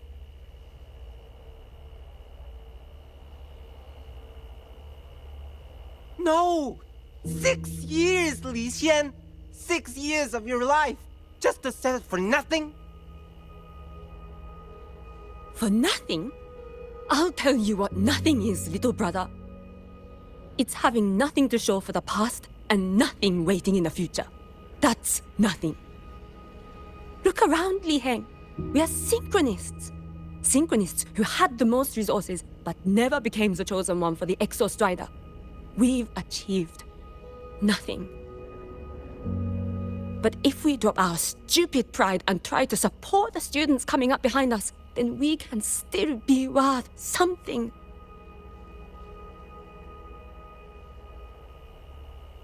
You want to support them, sure, but who's gonna support you? Me. I will support you. Nothing to show? I refuse to let anyone write your epitaph before your work's even been seen.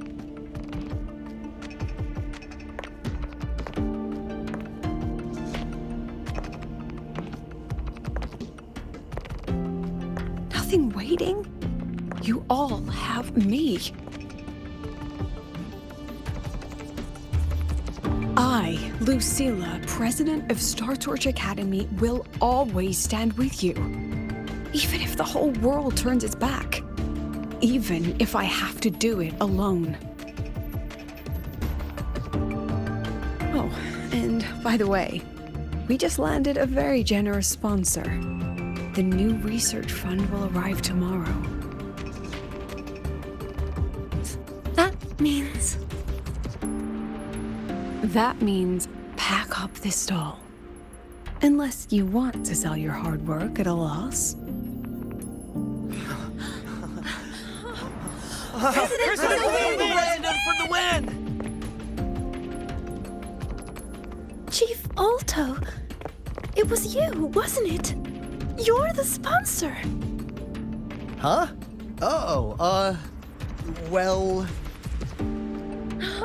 Thank you, Chief Alto. Thank you. You're the best. You're the best.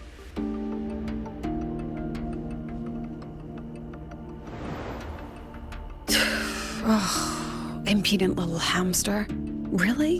Using a crisis to haggle me down to wholesale? Just had a bit of a tiff with a rather difficult partner. She closed a deal in a single afternoon?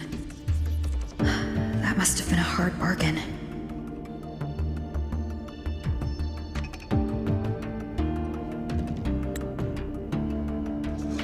I appreciate it, but if a teacher needs her students to worry about her, she's already failed.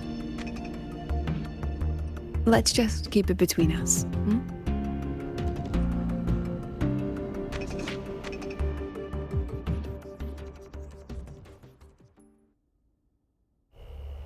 Sorry, Professor.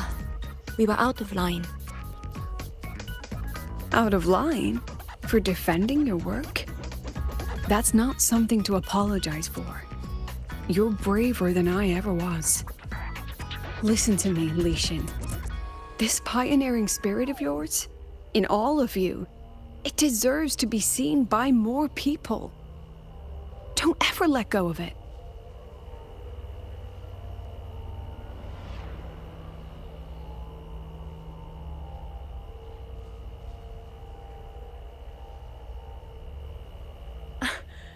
I won't. Oh, and maybe go a little easier on your brother. He's running out of brain cells to lose. Professor, there's something I should tell you. About Lenny and the others skipping class? Don't worry. I've already been briefed on their whereabouts. So, Mr. Alto, shall we move on to the evening's special viewing? Whoa. Yeah, let's do it.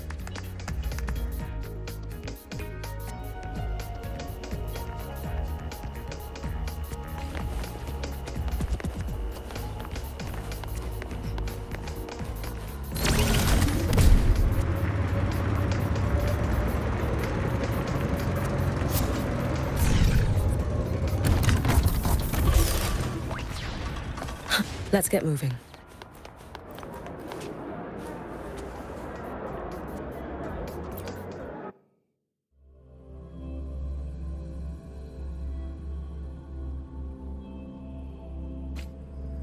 So they turned the reading room into a workshop. Not bad. Kids know how to hustle.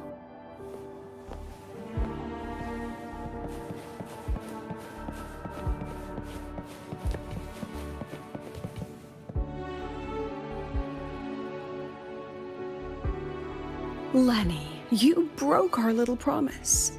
I'm heartbroken, you know. I promised to show off the Synchronists Club projects. You really think that scrap you wanted me to parade around was gonna win over a single investor? This is what a win looks like. All-terrain, self-propelled artillery. AI-driven multimodal autonomous defense system. Best part is, full augmented resonance effect control. Means zero electromagnetic interference. You could drop this thing in the middle of the etheric sea, and as long as I'm still breathing, I'm still piloting. Auditor!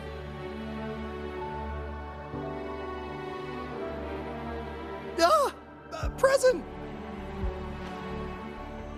If you keep funding synchronous research, then this goes into mass production in 1 year. No, 6 months!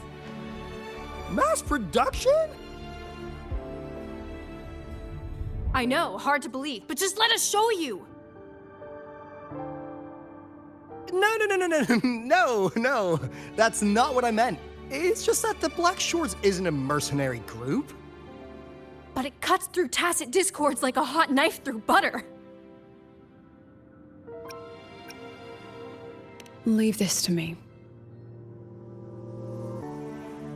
Remove the safety, Lenny. Let's give it a test. Be careful.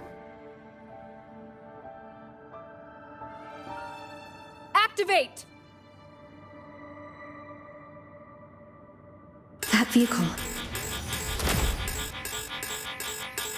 Watch out!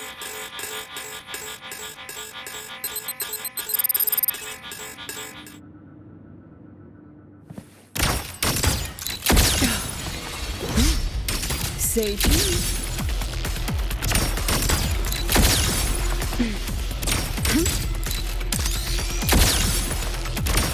Look at the camera. Gotcha. Memories take shape. Come on, get in the shot.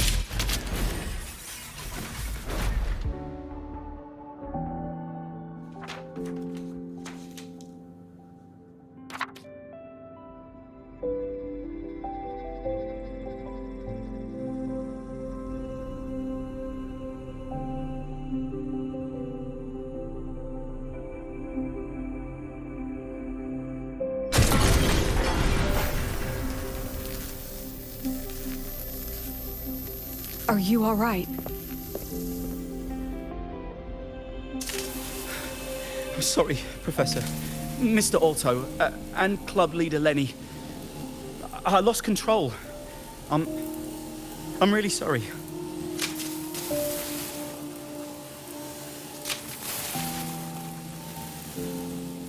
Nana, please contact Dr. Luke to check on them.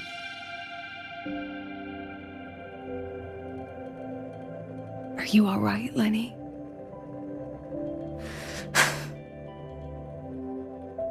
Go get yourself patched up in the infirmary. I'll handle the rest.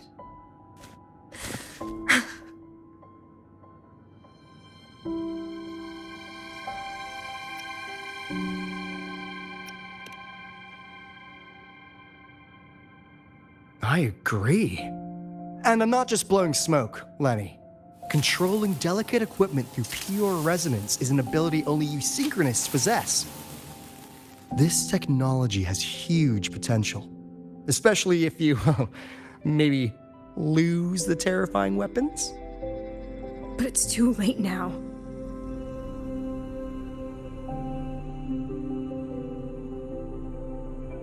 It's never too late. I've been talking to new partners. There are many who still want to support us.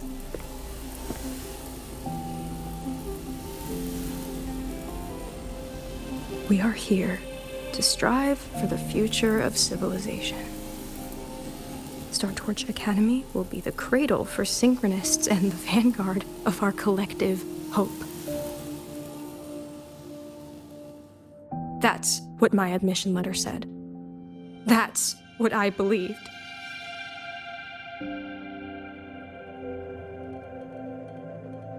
I knew I was signing up to be one of the Exostrider's 1,000 backup pilots. A spare part. An appendix to a civilization's appendix. And I never regretted it.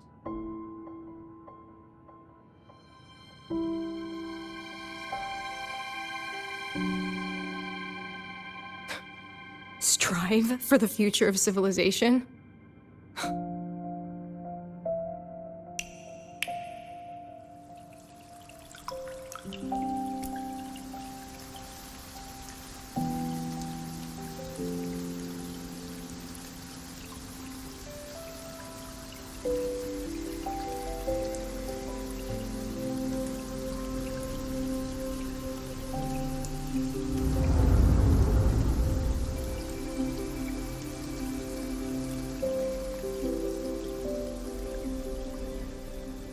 Professor, is it true that no one cares about us now that the Exostrider is gone?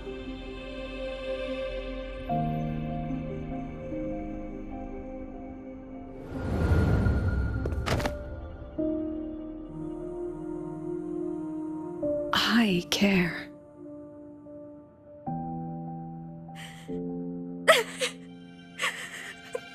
Professor! Professor!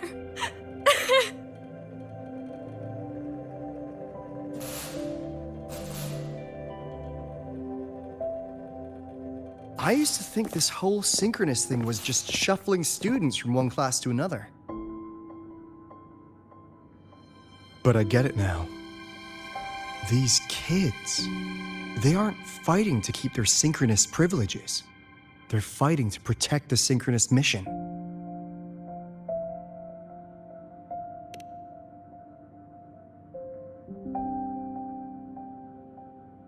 Huh. That's why President Lucilla is so adamant about keeping the program. Emotionally, I'm right there with her. But it's not enough to win over the review committee. Without the Exostrider, the synchronous program is just a drain on their resources. I don't think Lucilla is the type to wager on sentiment alone. She's definitely holding her plans close to her chest. Asking for our help while keeping secrets? Or is there some other explanation? Either way, ball's in your court, Rover. Our undercover auditor.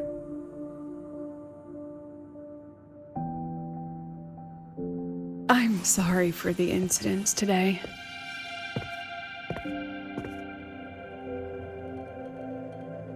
Please, don't be. It was a rewarding day. Those young synchronists left a great impression on me. Speaking of which, is Lenny gonna be all right? She's fine. Dr. Luke is taking her to the infirmary. And at this hour, allow me to walk you to your room. Oh, no need for that. Dr. Luke showed me the way earlier. Actually, you look like you're the one who could use a rest. Rover, why don't you walk the president back instead? All right then. See you tomorrow morning.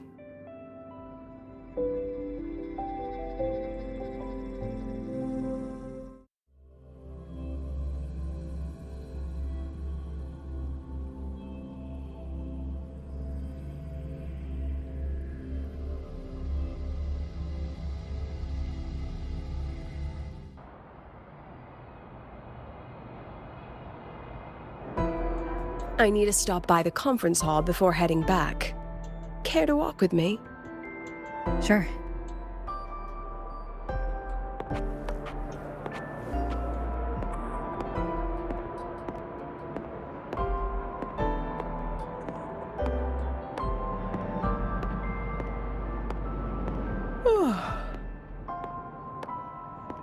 When was the last time you slept? Can't remember. The last time you ate? I did keep track of that. What's the weather like at the Black Shores? It doesn't really change much. And the food? A bit better than what we get here. Just a bit. My students who join the Black Shores barely write to me. Even when they do, they never mention their daily lives. If I do get a sudden call out of nowhere, it's just, "Professor, I have a question." Adorable little gremlins, all of them. As long as they're safe. That's what matters.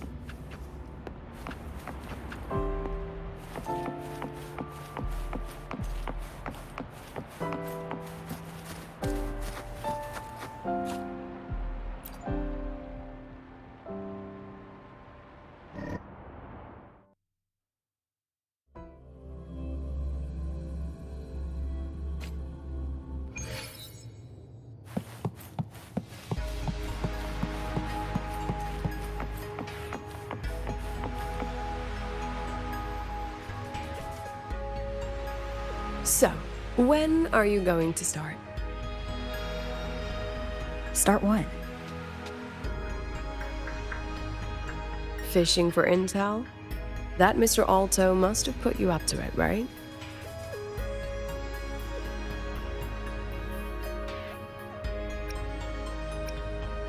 We could have just cut to the chase. Rover, would you let the Black Shores compromise its founding mission of fighting the Lament to get tangled up in superpower politics? Just for my sake?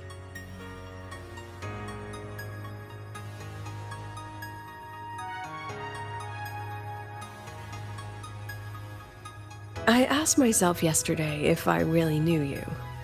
Turns out, I don't. And I kept going back and forth on what role you should play here. This situation isn't noble, isn't just. It's just businessmen and politicians squabbling over a slice of the pie. But I want this to be a collaboration between Star Torch and the Black Shores. Not because we're friends, but because it makes sense. I put you through this detour because I was afraid that if I asked you directly, you'd just say yes to helping me. So I wanted you to see it for yourself. Judge it with your own measures. That way, when you go back to your people, you can tell them if Lucilla is worth trusting, and if these synchronists are worth fighting for. Rover, are you still with the President? Change of plans. The new Federation can't win. She was rallying support and moved the review up. To when? Tomorrow morning. Technically, that's in 3.5 hours. Classic New Fed. They probably had a review panel parked outside Lahai Roi for days, just waiting for the Black Shores to show. How'd they win over the other member states and round up representatives so quickly? Space Trek Collective budget bylaws. Because the new Fed is a permanent member and rotating chair, they only need half the members to abstain to control the outcome. They likely had this review rigged before it was even proposed. Gear up, President Lucilla. We'll see how the review plays out and take it from there. 3.5 hours. That's plenty of time. Let's go. Where to? The second half of the tour.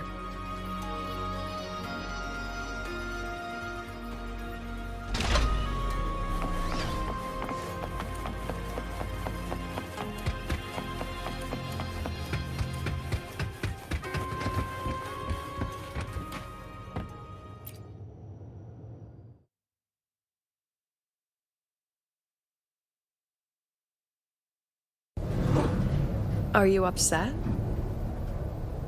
About how you dragged me into your plan? Or the things you're still not telling me?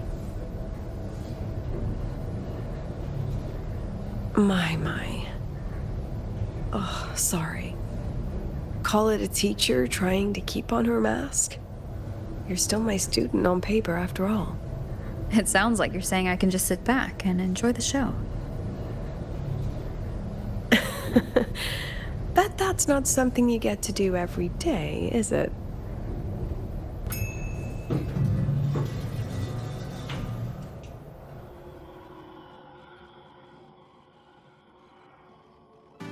I didn't expect there to be a place like this beneath Rebel College. Before Sundermere Base was built, this was a research facility for augmented resonance effects and void storm countermeasures. It's been decommissioned for years. The executive committee told me I could do whatever I wanted with the space. So I used my forte to do some light remodeling. Memories of my students that should exist only in my mind. Here, they become real. A tangible piece to display.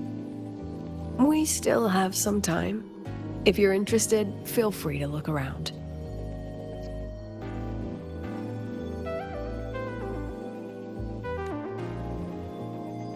You're using your forte to do all this? How long did it take you to create this? However long it took, it was worth it. So the ones who stay don't just stay, and the ones who leave don't just leave.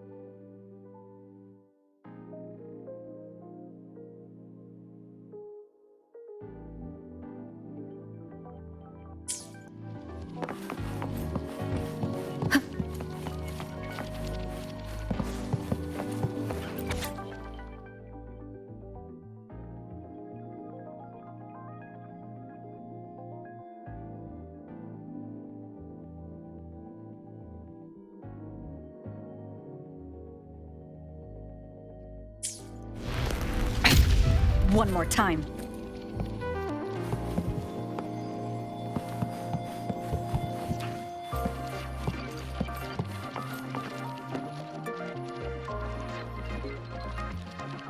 The exhibits we're looking for are here.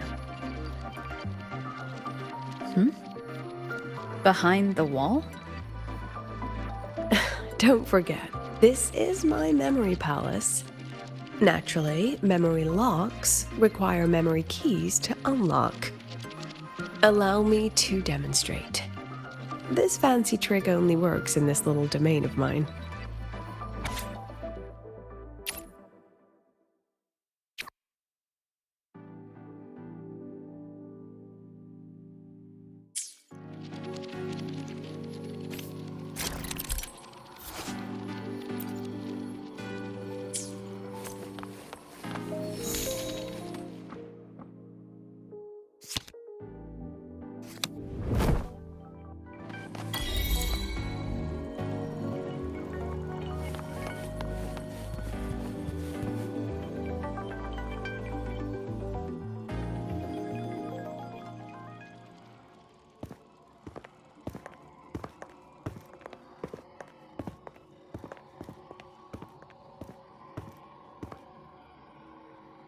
What is it? This is the very reason I built this exhibition hall in the first place.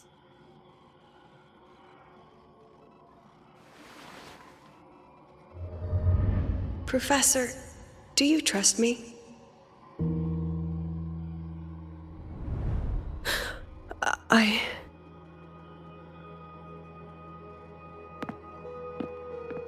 Lucilla?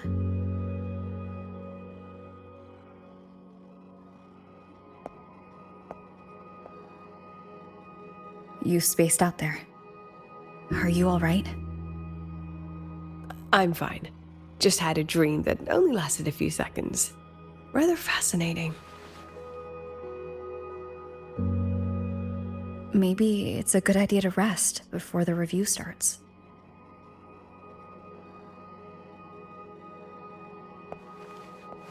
Don't worry. I promise you I'll crash the second this is over. But right now, we must bring these exhibits with us. Will a few exhibits be enough to sway them?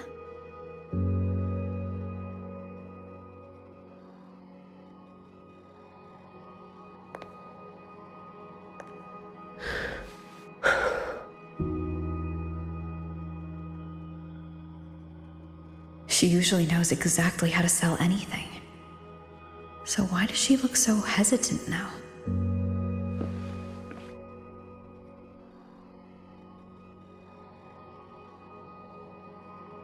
Thank you for your trust. I know you have 1,000 questions burning in your mind. How will she handle the new Fed? What's her plan for the Synchronist with the Exostrider gone? Forgive me for not having the answers just yet.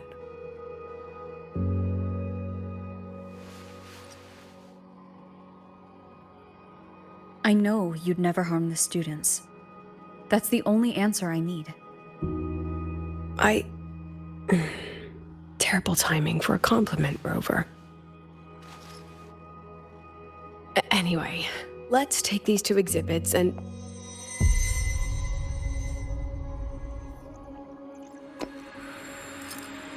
See you soon, Professor.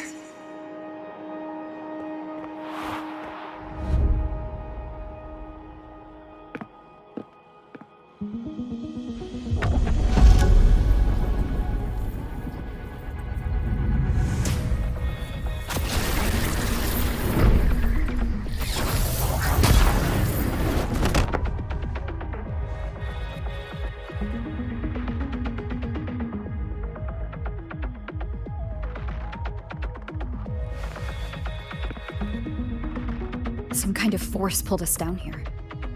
Do you know where we are? If my memory serves, we're directly beneath the exhibition hall. This way.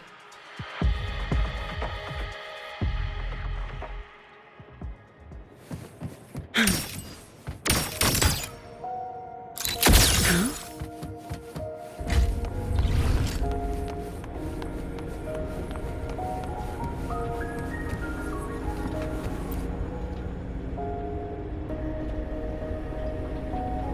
synchronist's cockpit? Was this the prototype? It looks the part, but this was actually our plan B. Designed without safety limiters to get sync rates up quick. Let's a synchronist pilot the Exostrider by force.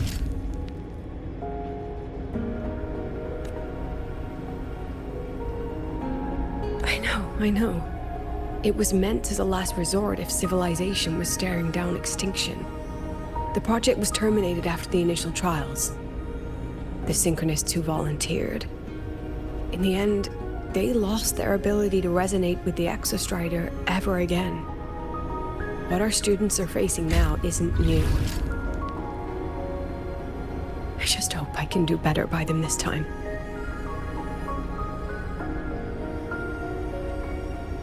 Any idea how we find our way out of here?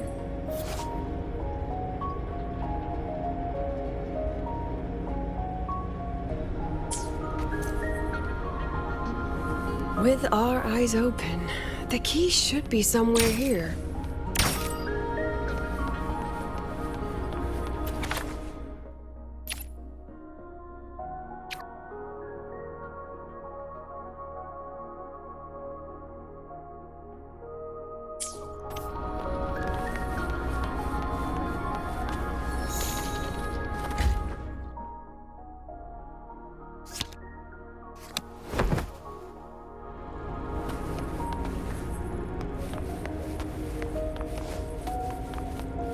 Let's pick up the pace.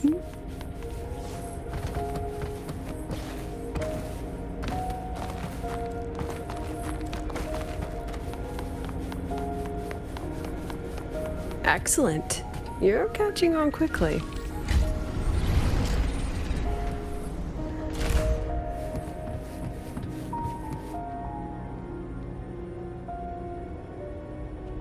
What's happening?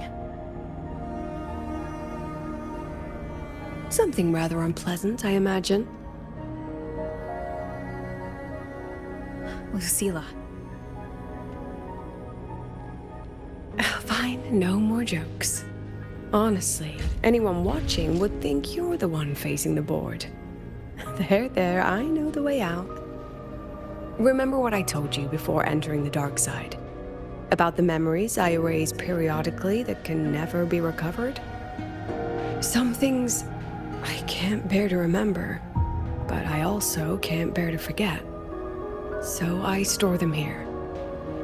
Looks like some of them are tired of being locked up. Rover, look up. The exit is right above. We can use this key to leave, but I need your help to get there.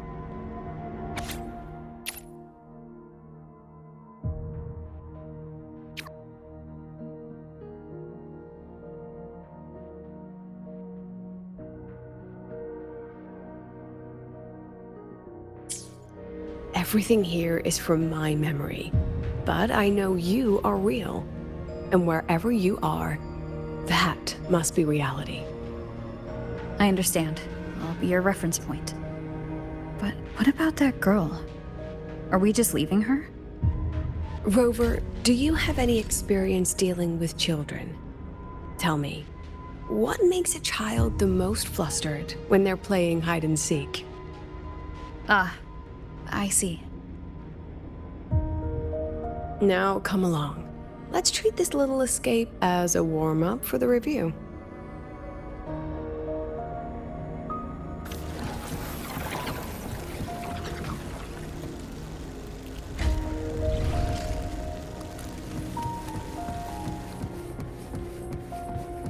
Let's pick up the pace.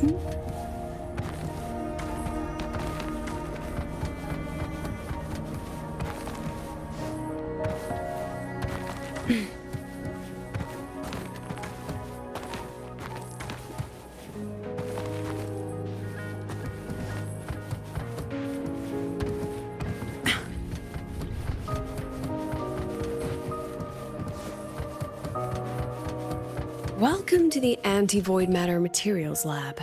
It's where they first developed the materials for the Academy's anti-void canopy. What's all of that in the center of the room? The scrap of the day. Even the best recycling can only keep up with so much. Let's look around to see if there are any leads.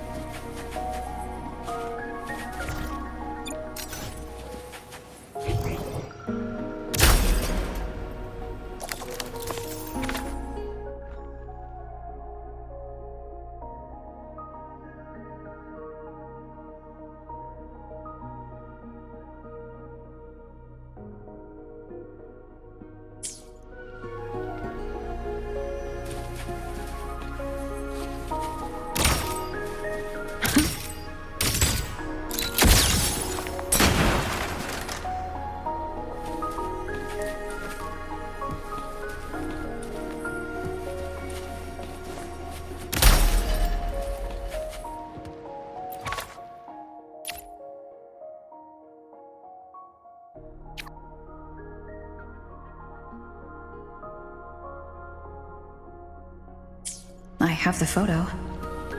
Now where is the right spot to project it?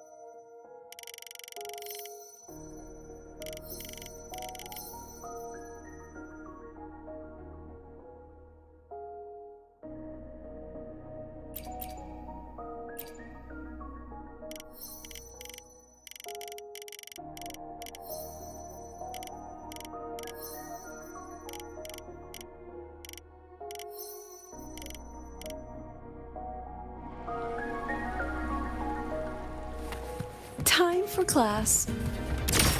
Look at the camera.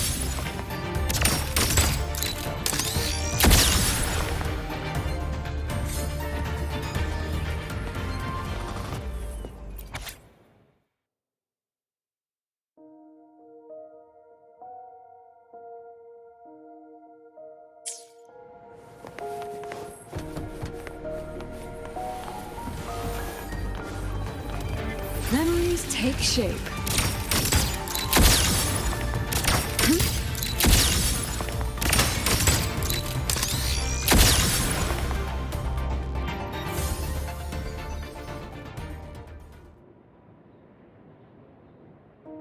Is this artificial retroact rain?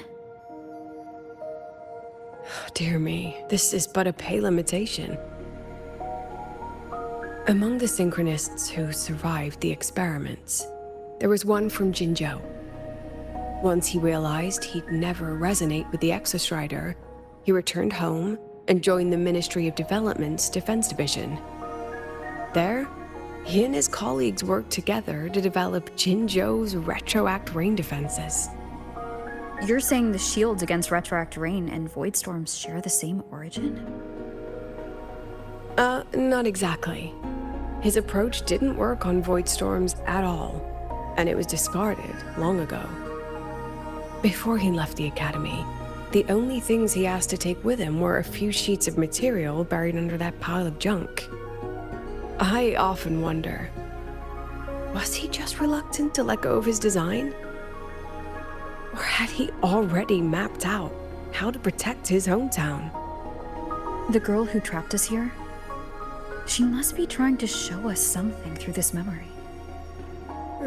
Seems I've been getting schooled by my own students a lot lately. Let's go. It's time to move on to the next classroom.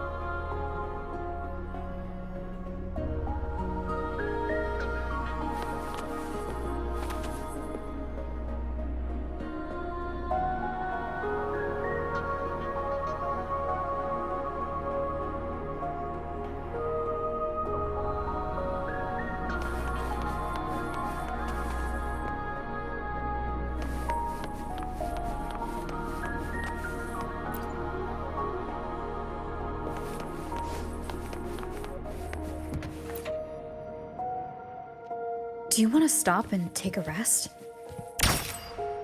Not even close.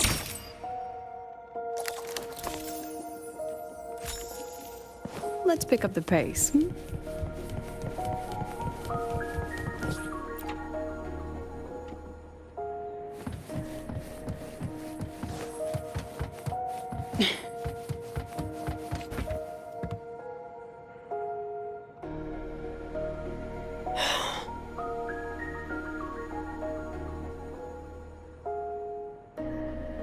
What's wrong?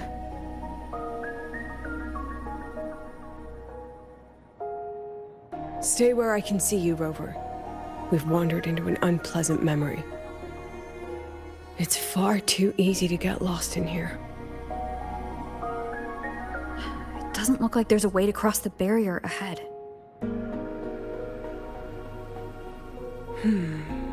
I have an idea.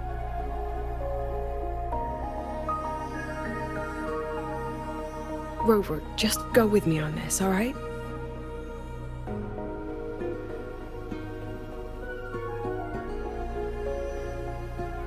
Rover, can you step a little to the side?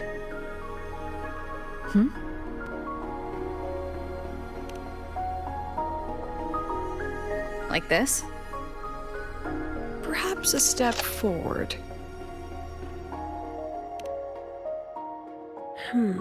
Maybe a step back.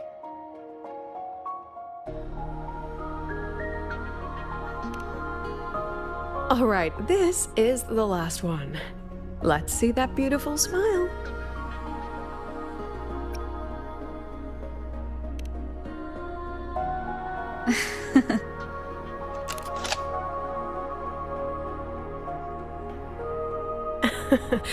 Has anyone ever told you that you're not the most photogenic? They have now. No more teasing. This shot will have to suffice.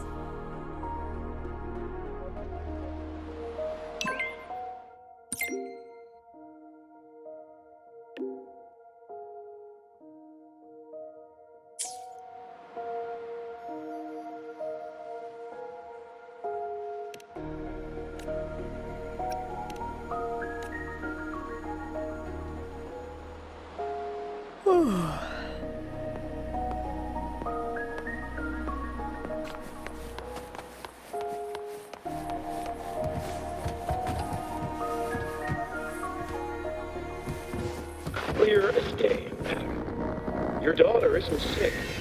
She has awakened her forte, and it's a remarkably rare memory type. Congratulations. I'm certain she'll make an immense contribution to the new Federation one day.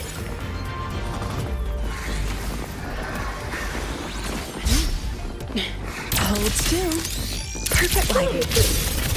My Lucy will never become a resonator.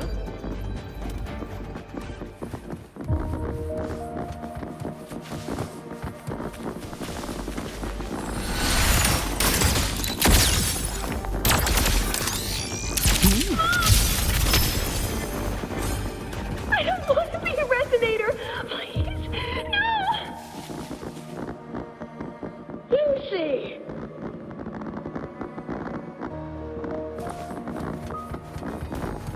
Memories take shape.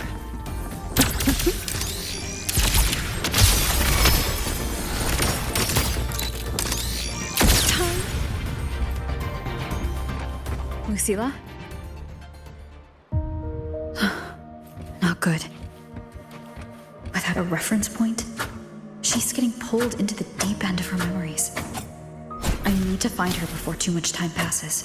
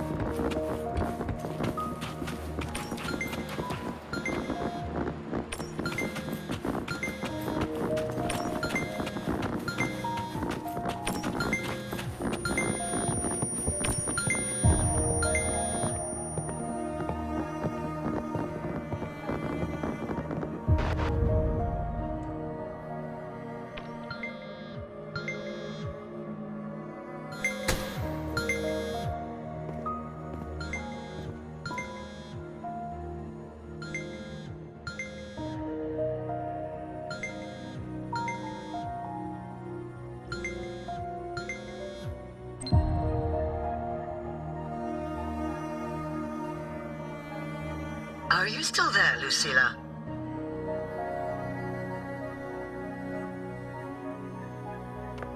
Yes. Then why aren't you answering? What do you want me to say? You could say okay, or I understand.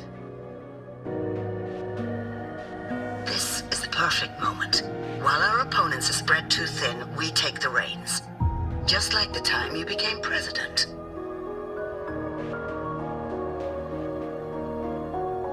Don't worry about the narrative.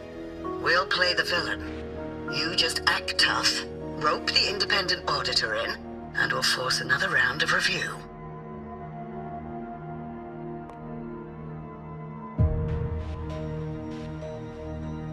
You fight hard. We express our concerns, and then we both take a step back. As long as we ensure our control over the future of the synchronous program, nothing else matters.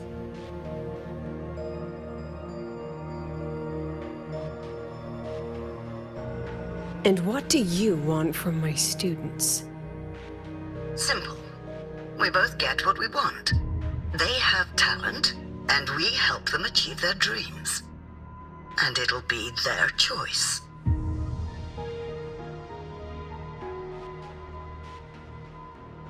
Their choice? Whose dreams are we really achieving? It will be their choice, Lucilla. My Lucy, I won't speak of your past choices. But tell me, has there been a single choice that wasn't your own?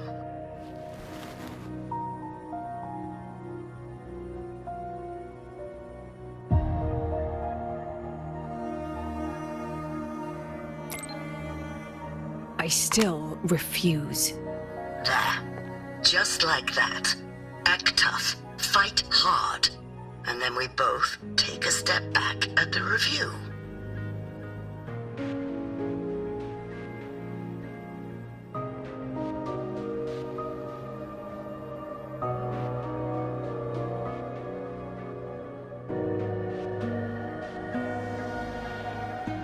From the Academy to the Pioneer Association, then to the Space Trek Collective, and now here.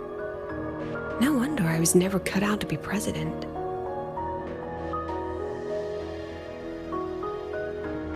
Watch out.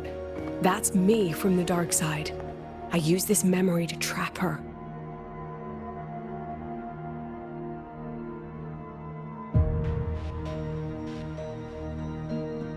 When are you going to tell her, Professor Lucilla?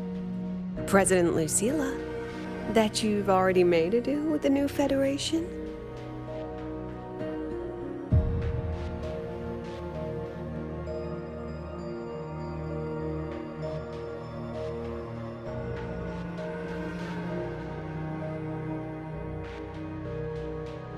Let's go. You think you can outrun yourself, Lucilla?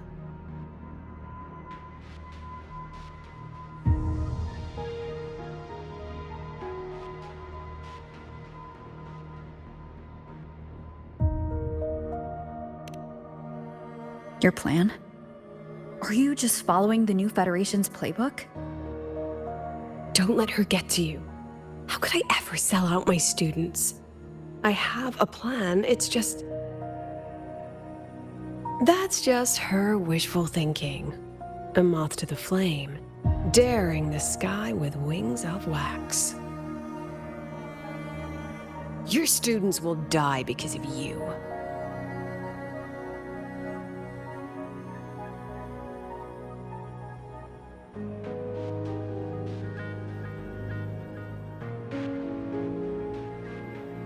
Let's leave this place, Rover.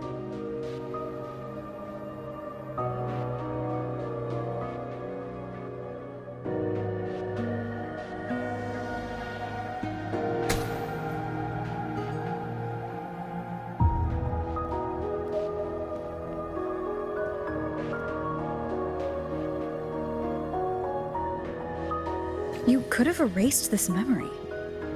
Why keep something so dangerous locked away? To keep the sting fresh. A sharp reminder of the cost of slipping up if I ever get too comfortable in the Academy's peace.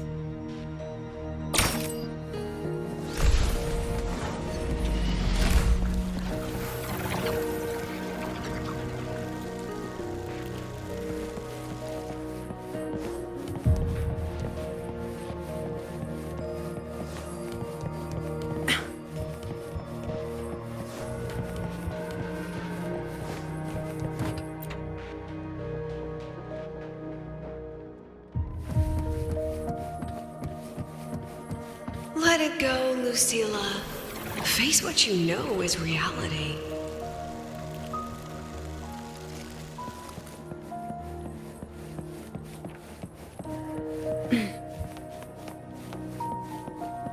Once again, I found the courage to step into this room. Time flows here, silent and peaceful. The Academy is alive and thriving. We've come so much further than I ever dreamed. I wish you were here to see it.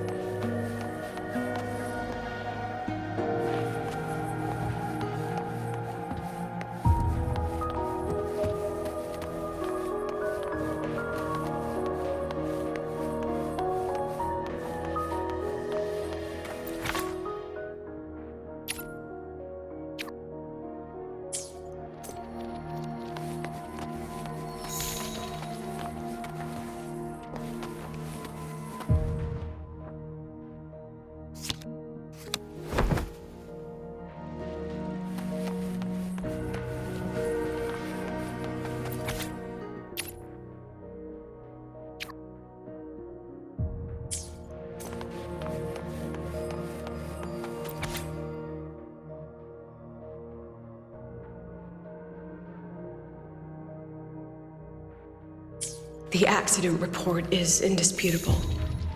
Cable insulation failure leading to flight control abnormality. But the truth is simpler. I approved the plan. I killed her.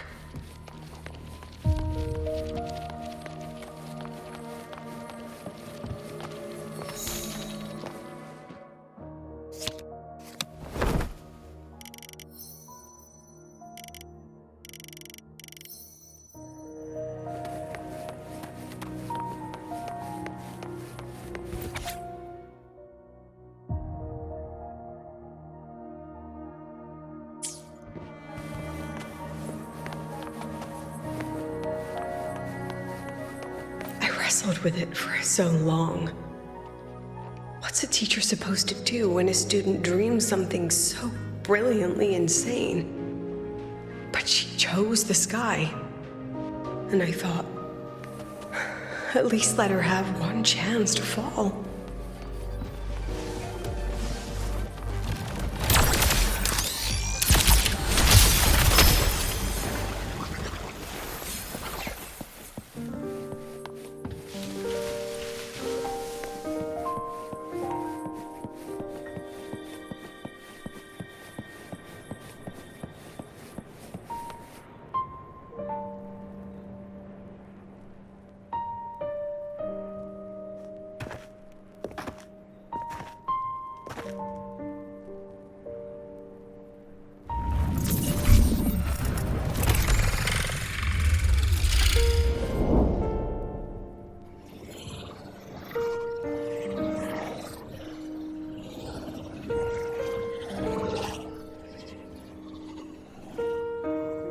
Is that Sundamir? Are we back before the Starward Riseway was even built? Most of the students who lost their synchronous status in those force sync trials decided to return home.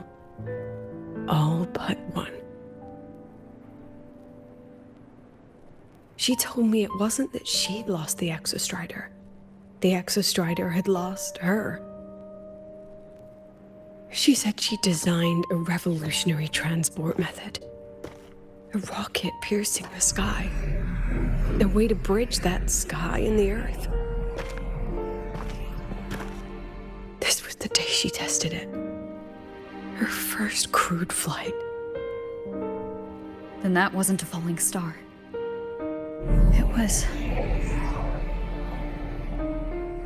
a spacecraft. Carrying the most brilliant student I've ever known.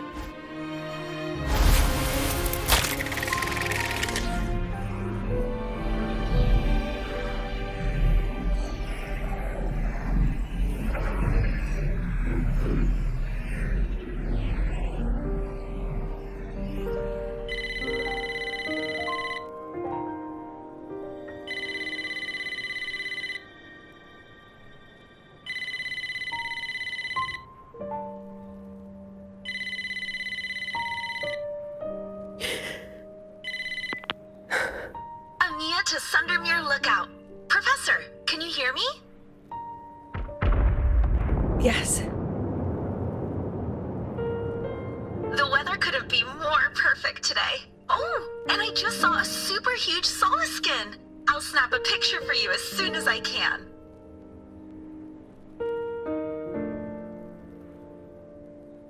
Okay. Professor? You don't sound like your usual self. Are those investors giving you a hard time again? No, it's not that. I haven't slept much lately. I'm a little tired. That's all. Professor, do you trust us? Hey, remember that old Huanglong saying? Know the way at dawn and, something something at dusk? Ugh, it went right out of my head.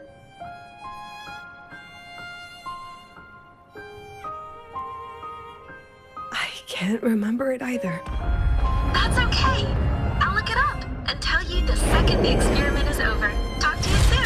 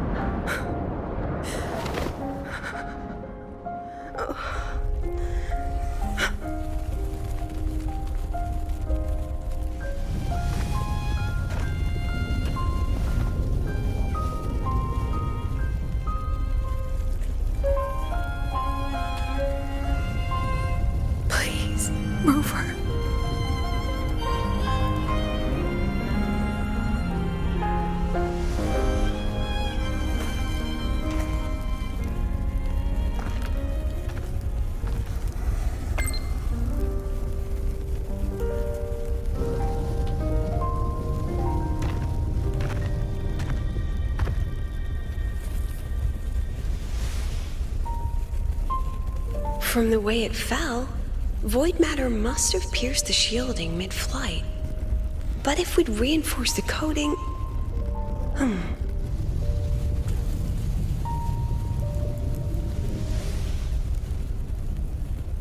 What kind of civilization do you think built the Exostrider? If they were that advanced, do you think they'd already defeated the Threnodians? Overcome the Lament?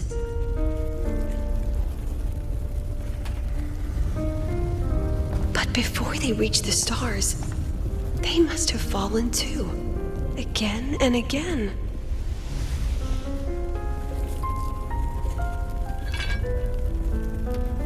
Go. Be our eyes. Walk with humanity.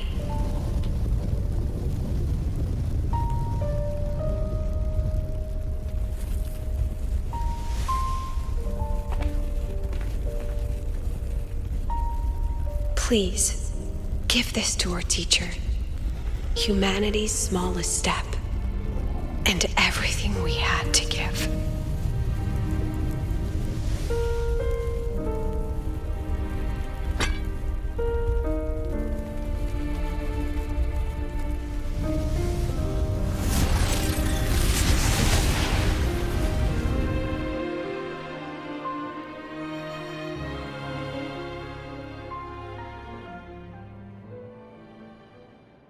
This isn't good. Lucila!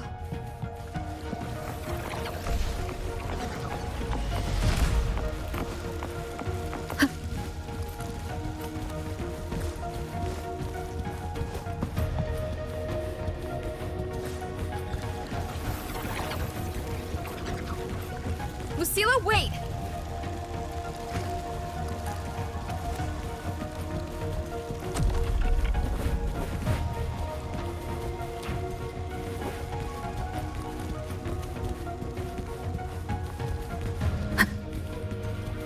Lucila, your emotions are affecting this domain. It's dangerous. Staying here is the real danger. Oh, we have to leave.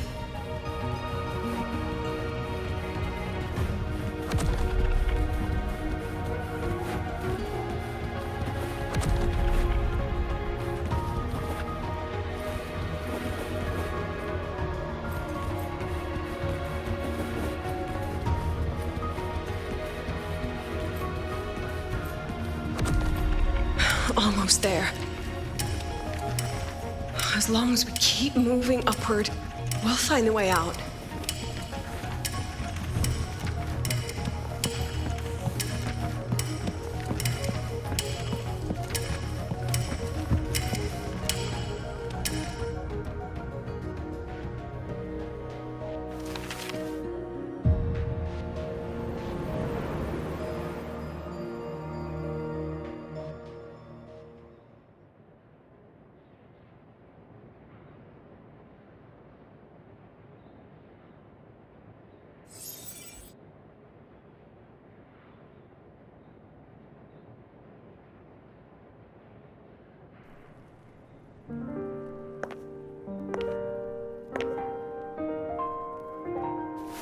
So this is why you wouldn't tell me what your plan was. This way out you've been building for the Synchronists. It's just a dead end, isn't it? I don't want the new Federation to lay their dirty hands on my students. But the more I think about it rationally, the more I realize I can't reject their offer. Because on what grounds can I propose a plan that might kill them?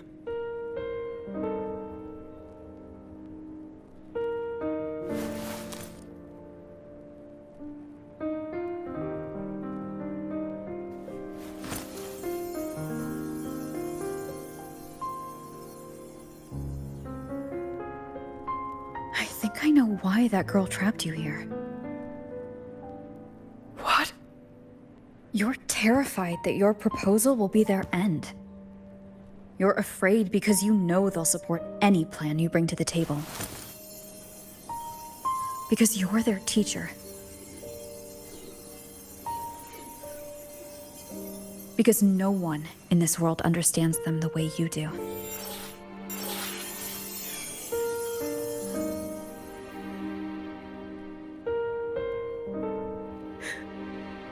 Another lesson from my own student. Huh.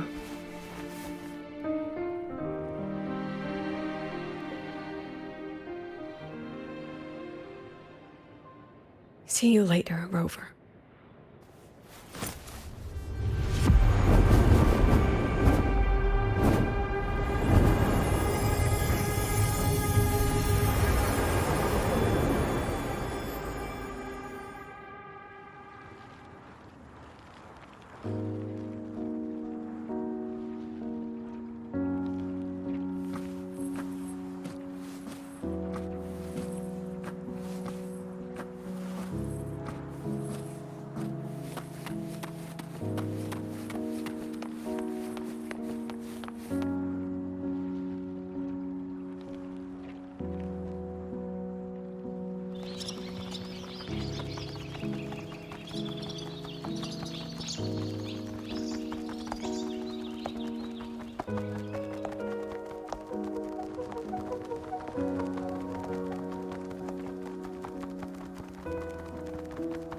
I hope humanity can soar even higher.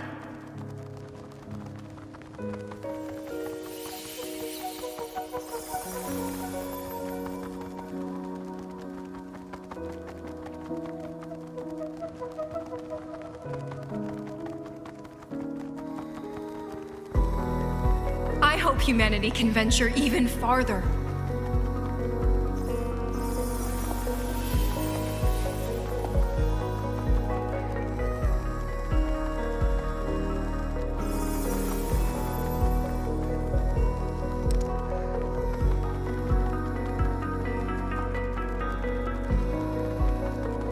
I hope humanity can weather any storm.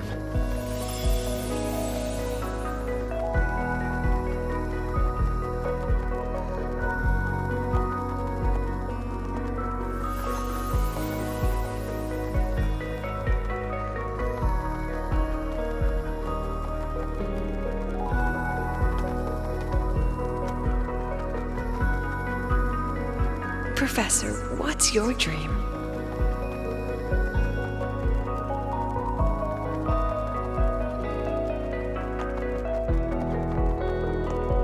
My dream?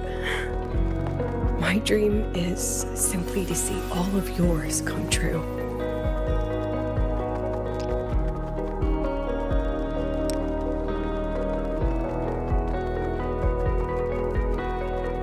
See you later, Professor.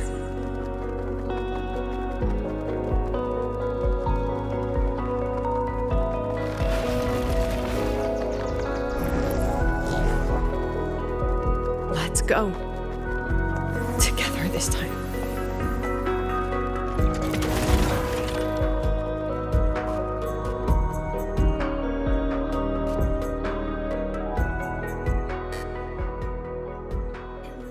Past. Step forward. I witness.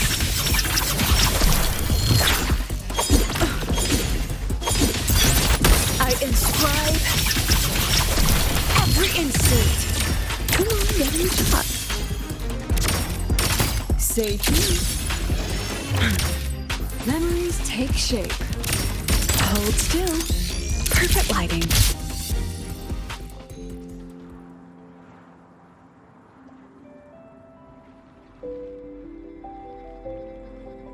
Professor, can you hear me? I hear you.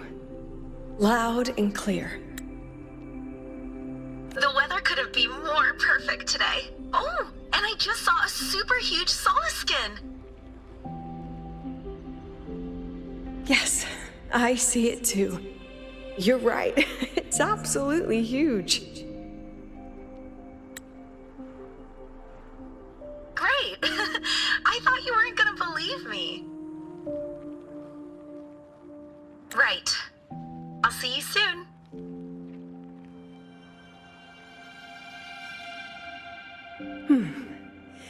See you soon.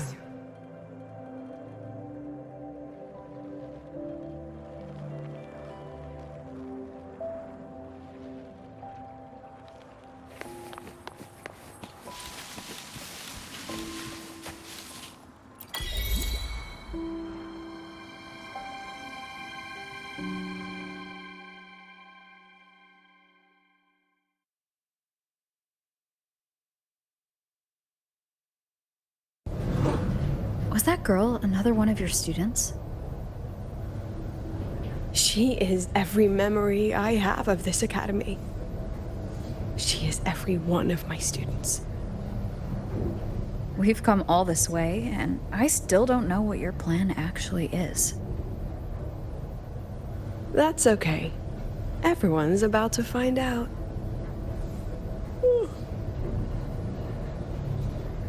Tired? That was an excited yawn, Rover.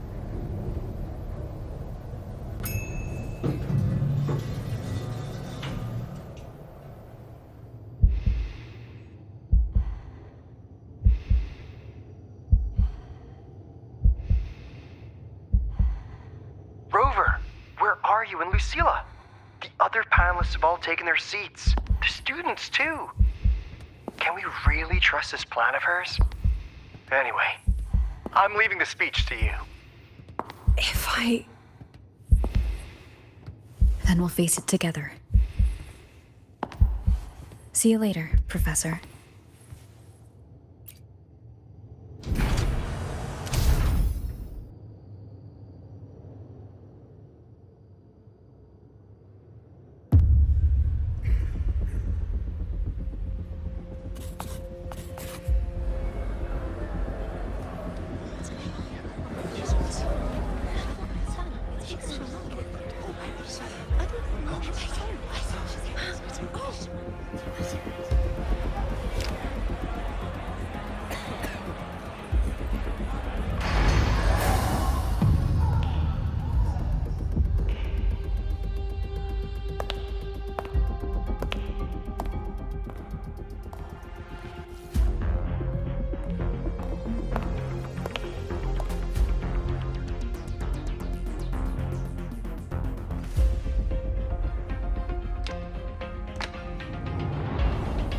President Lucilla, I am Cameron, Permanent Secretary of the Space Trek Collective Board. By appointment of the board, and on behalf of the Investors Conference, I hereby convene this second special inquiry concerning the synchronous program of Star Torch Academy.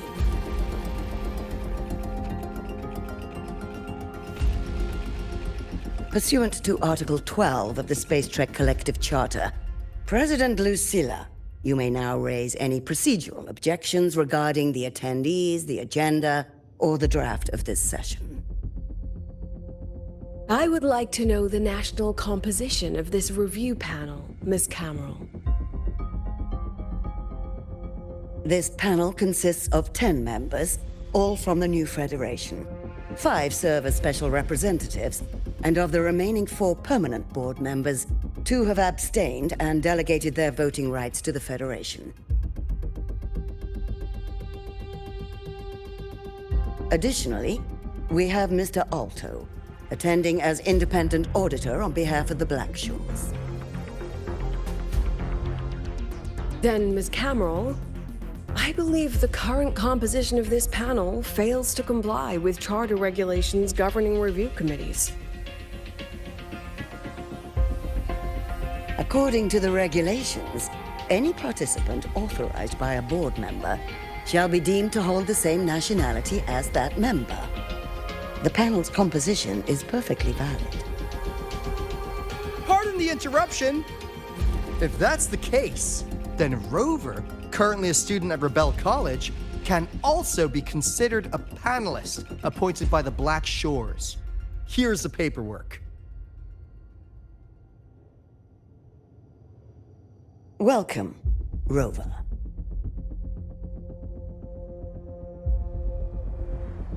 I have no further questions, Ms. Cameron.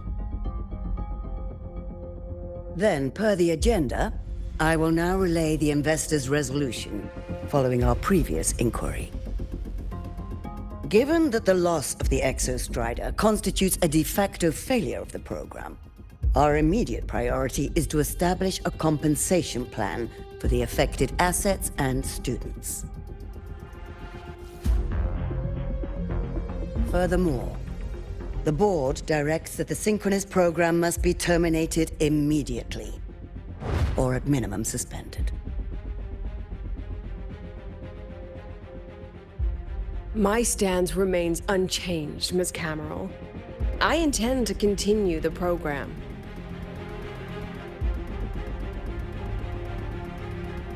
We require a justification.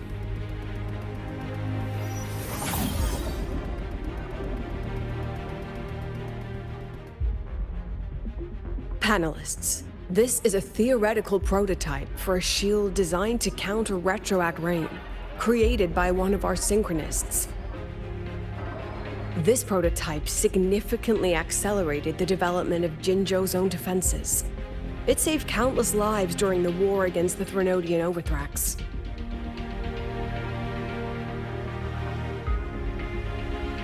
And yet, the material used in this prototype was originally nothing more than discarded scrap from one of the engineering department's experiments. It was only because its designer was a synchronist, educated in engineering, void matter, and even meteorology, that this material found a second life. You seem to be arguing for the superiority of general education for the Synchronists, President Lucilla. However, general education isn't even included in the program's white paper. I fail to see a link between that and advancing the Synchronist program.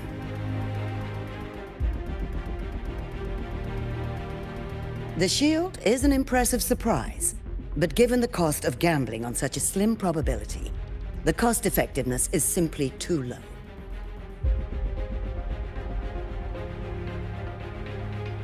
Ms. Cameron, panelists, how exactly are we meant to measure the cost effectiveness of failure?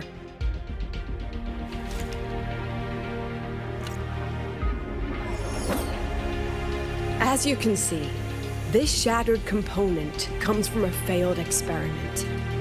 One that was not even recorded in the Collective's official gazette.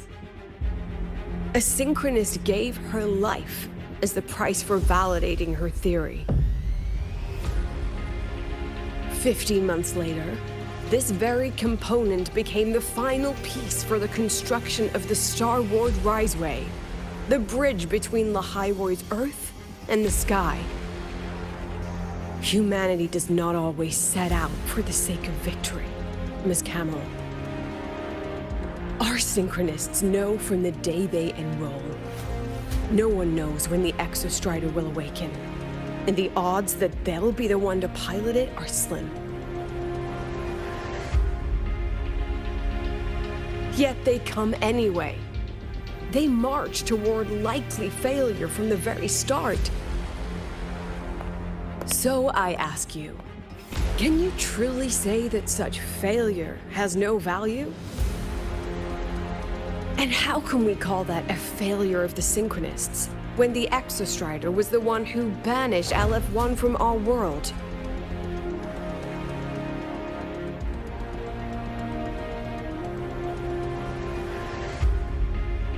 Secretary Cameron, the Black Shores representative requests the floor.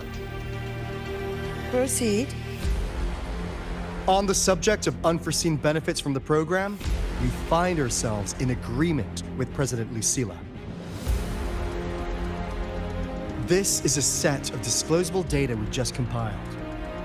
A significant proportion of current Black Shore members came from Star Torch Academy.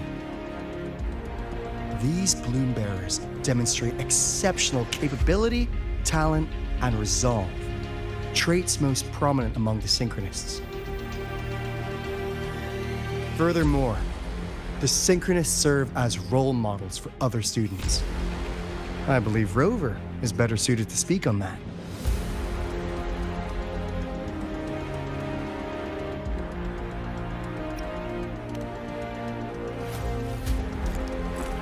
The Synchronous program is a search for a way out for our civilization. When we believed the Exostrider was the only route, then those fit to pilot it were the Synchronists. Now that the Exostrider is no longer a viable option, the ones fit to search for a new way out are still our Synchronists.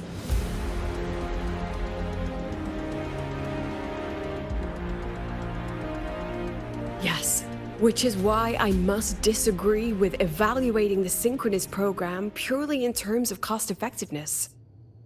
I urge investors to reconsider the criteria used to measure its value.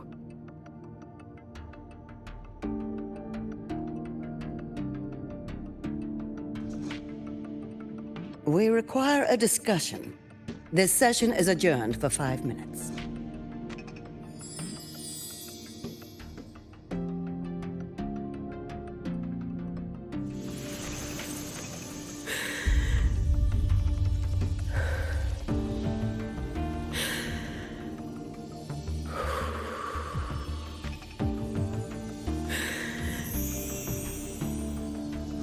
Let them see your potential. Let them see your value. But that is not enough. President Lucilla, following the review panel's deliberation, we fully recognize the potential value of the Synchronists as an independent academic division, as well as their role model effect. However, as Rover stated, only those fit to shoulder the burden of finding a new way out deserve the title Synchronist.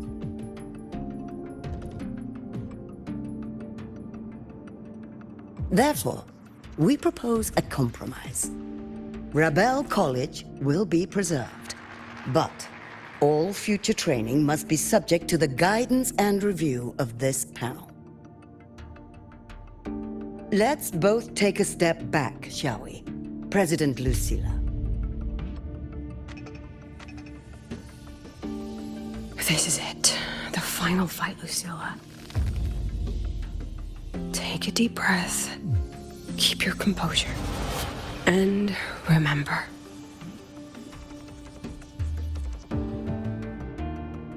Everything you regret. Everything that brings you joy. Everything you have lost.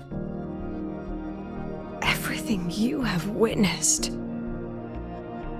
The answer you chase.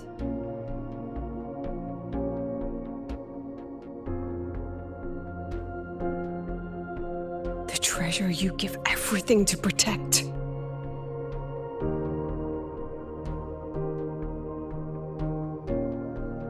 No, that won't be necessary, Secretary Cameron.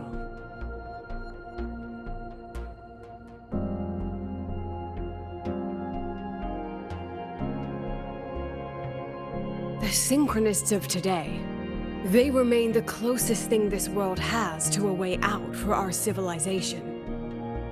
After our confrontation with Aleph 1, we recovered this audio recording from the interstellar probe Farwatcher.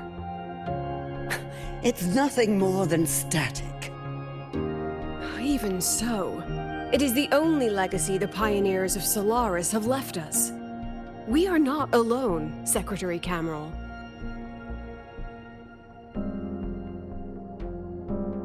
Just as our ancestors took shelter in caves, just as Star Torch Academy was built in Lahai Roi, just as humanity itself endures on Solaris, a brave soul took the first step to claim that future. I fail to see what this has to do with the Synchronists. Using Rebel College research, we can build vehicles driven entirely by augmented resonance. That means complete immunity to frequency interference. And the training our Synchronists undergo makes them the perfect pilots for these vessels.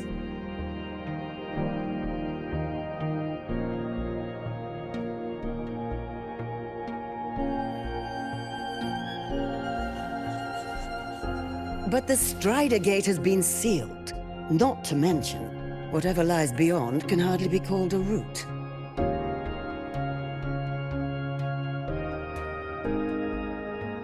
Who said civilization's route to the future has to go down?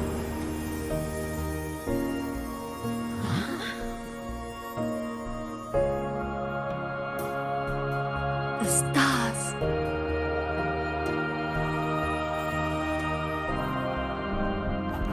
President Lucilla, I'm sure you know, any instrument that nears the etheric sea. I am well aware of that. However, by relying on augmented resonance effects, the Academy can overcome that barrier. And if it fails, the cockpit becomes a coffin. Is that a chance you're willing to take?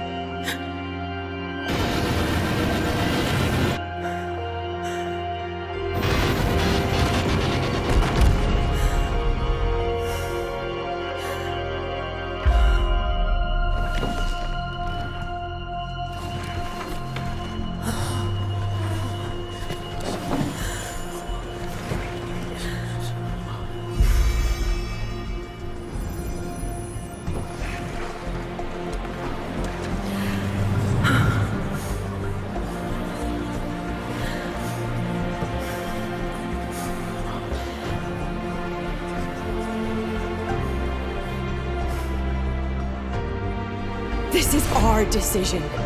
If the answer lies beyond death, then that's where we go. Just wait and see. My brightest students will pierce the sky for all to see.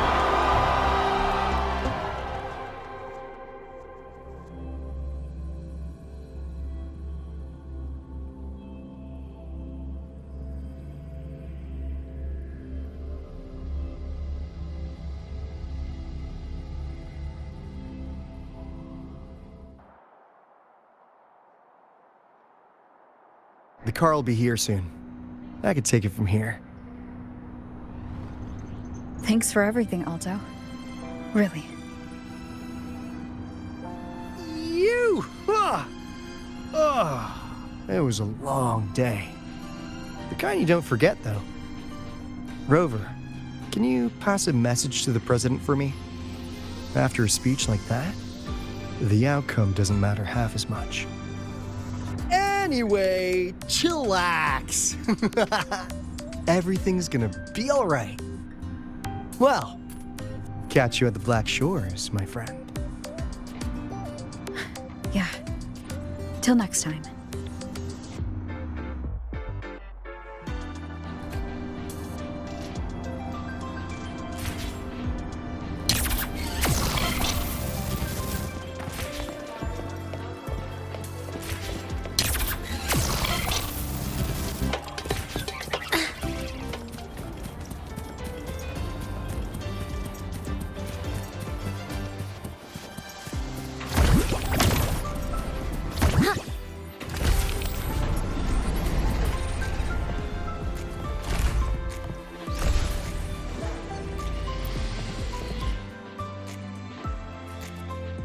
She is not here.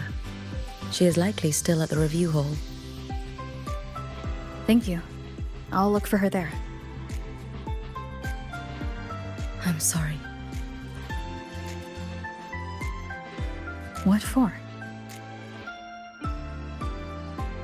If I had been more helpful, perhaps the outcome would have been more satisfying. This was her battle. You and I have already done our best for her. Go check on her.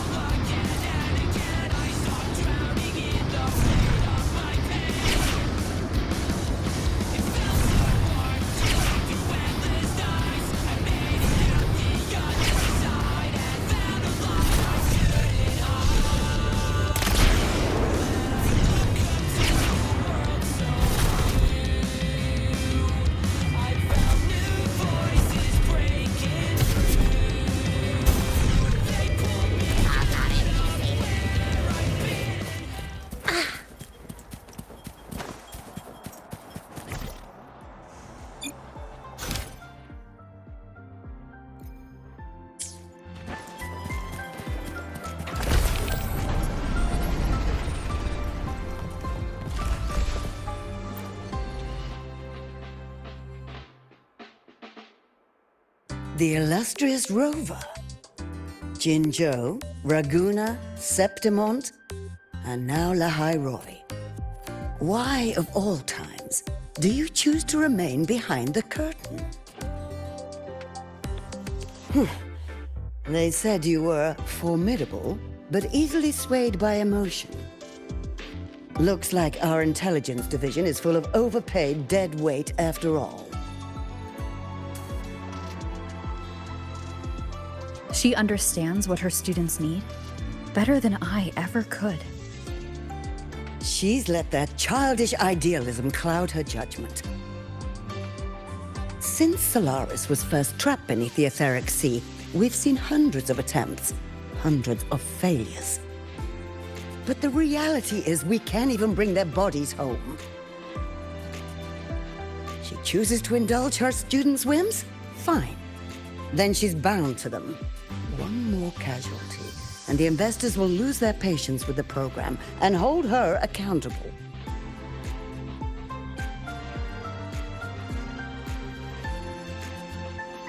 Ultimately, sacrificing our finest young minds to suicidal experiments. That's not just a failure. It's a disgrace to our species itself. Useless. All of it. Oh, forget I said that. Just an old woman's rambling. Don't read too much into it. Give Lucilla a message. Kristen autographed a premier memento for her. If she wants it, she'll need to return to the new Fed and claim it herself. And you're Lucilla's... failed teacher. Nothing more.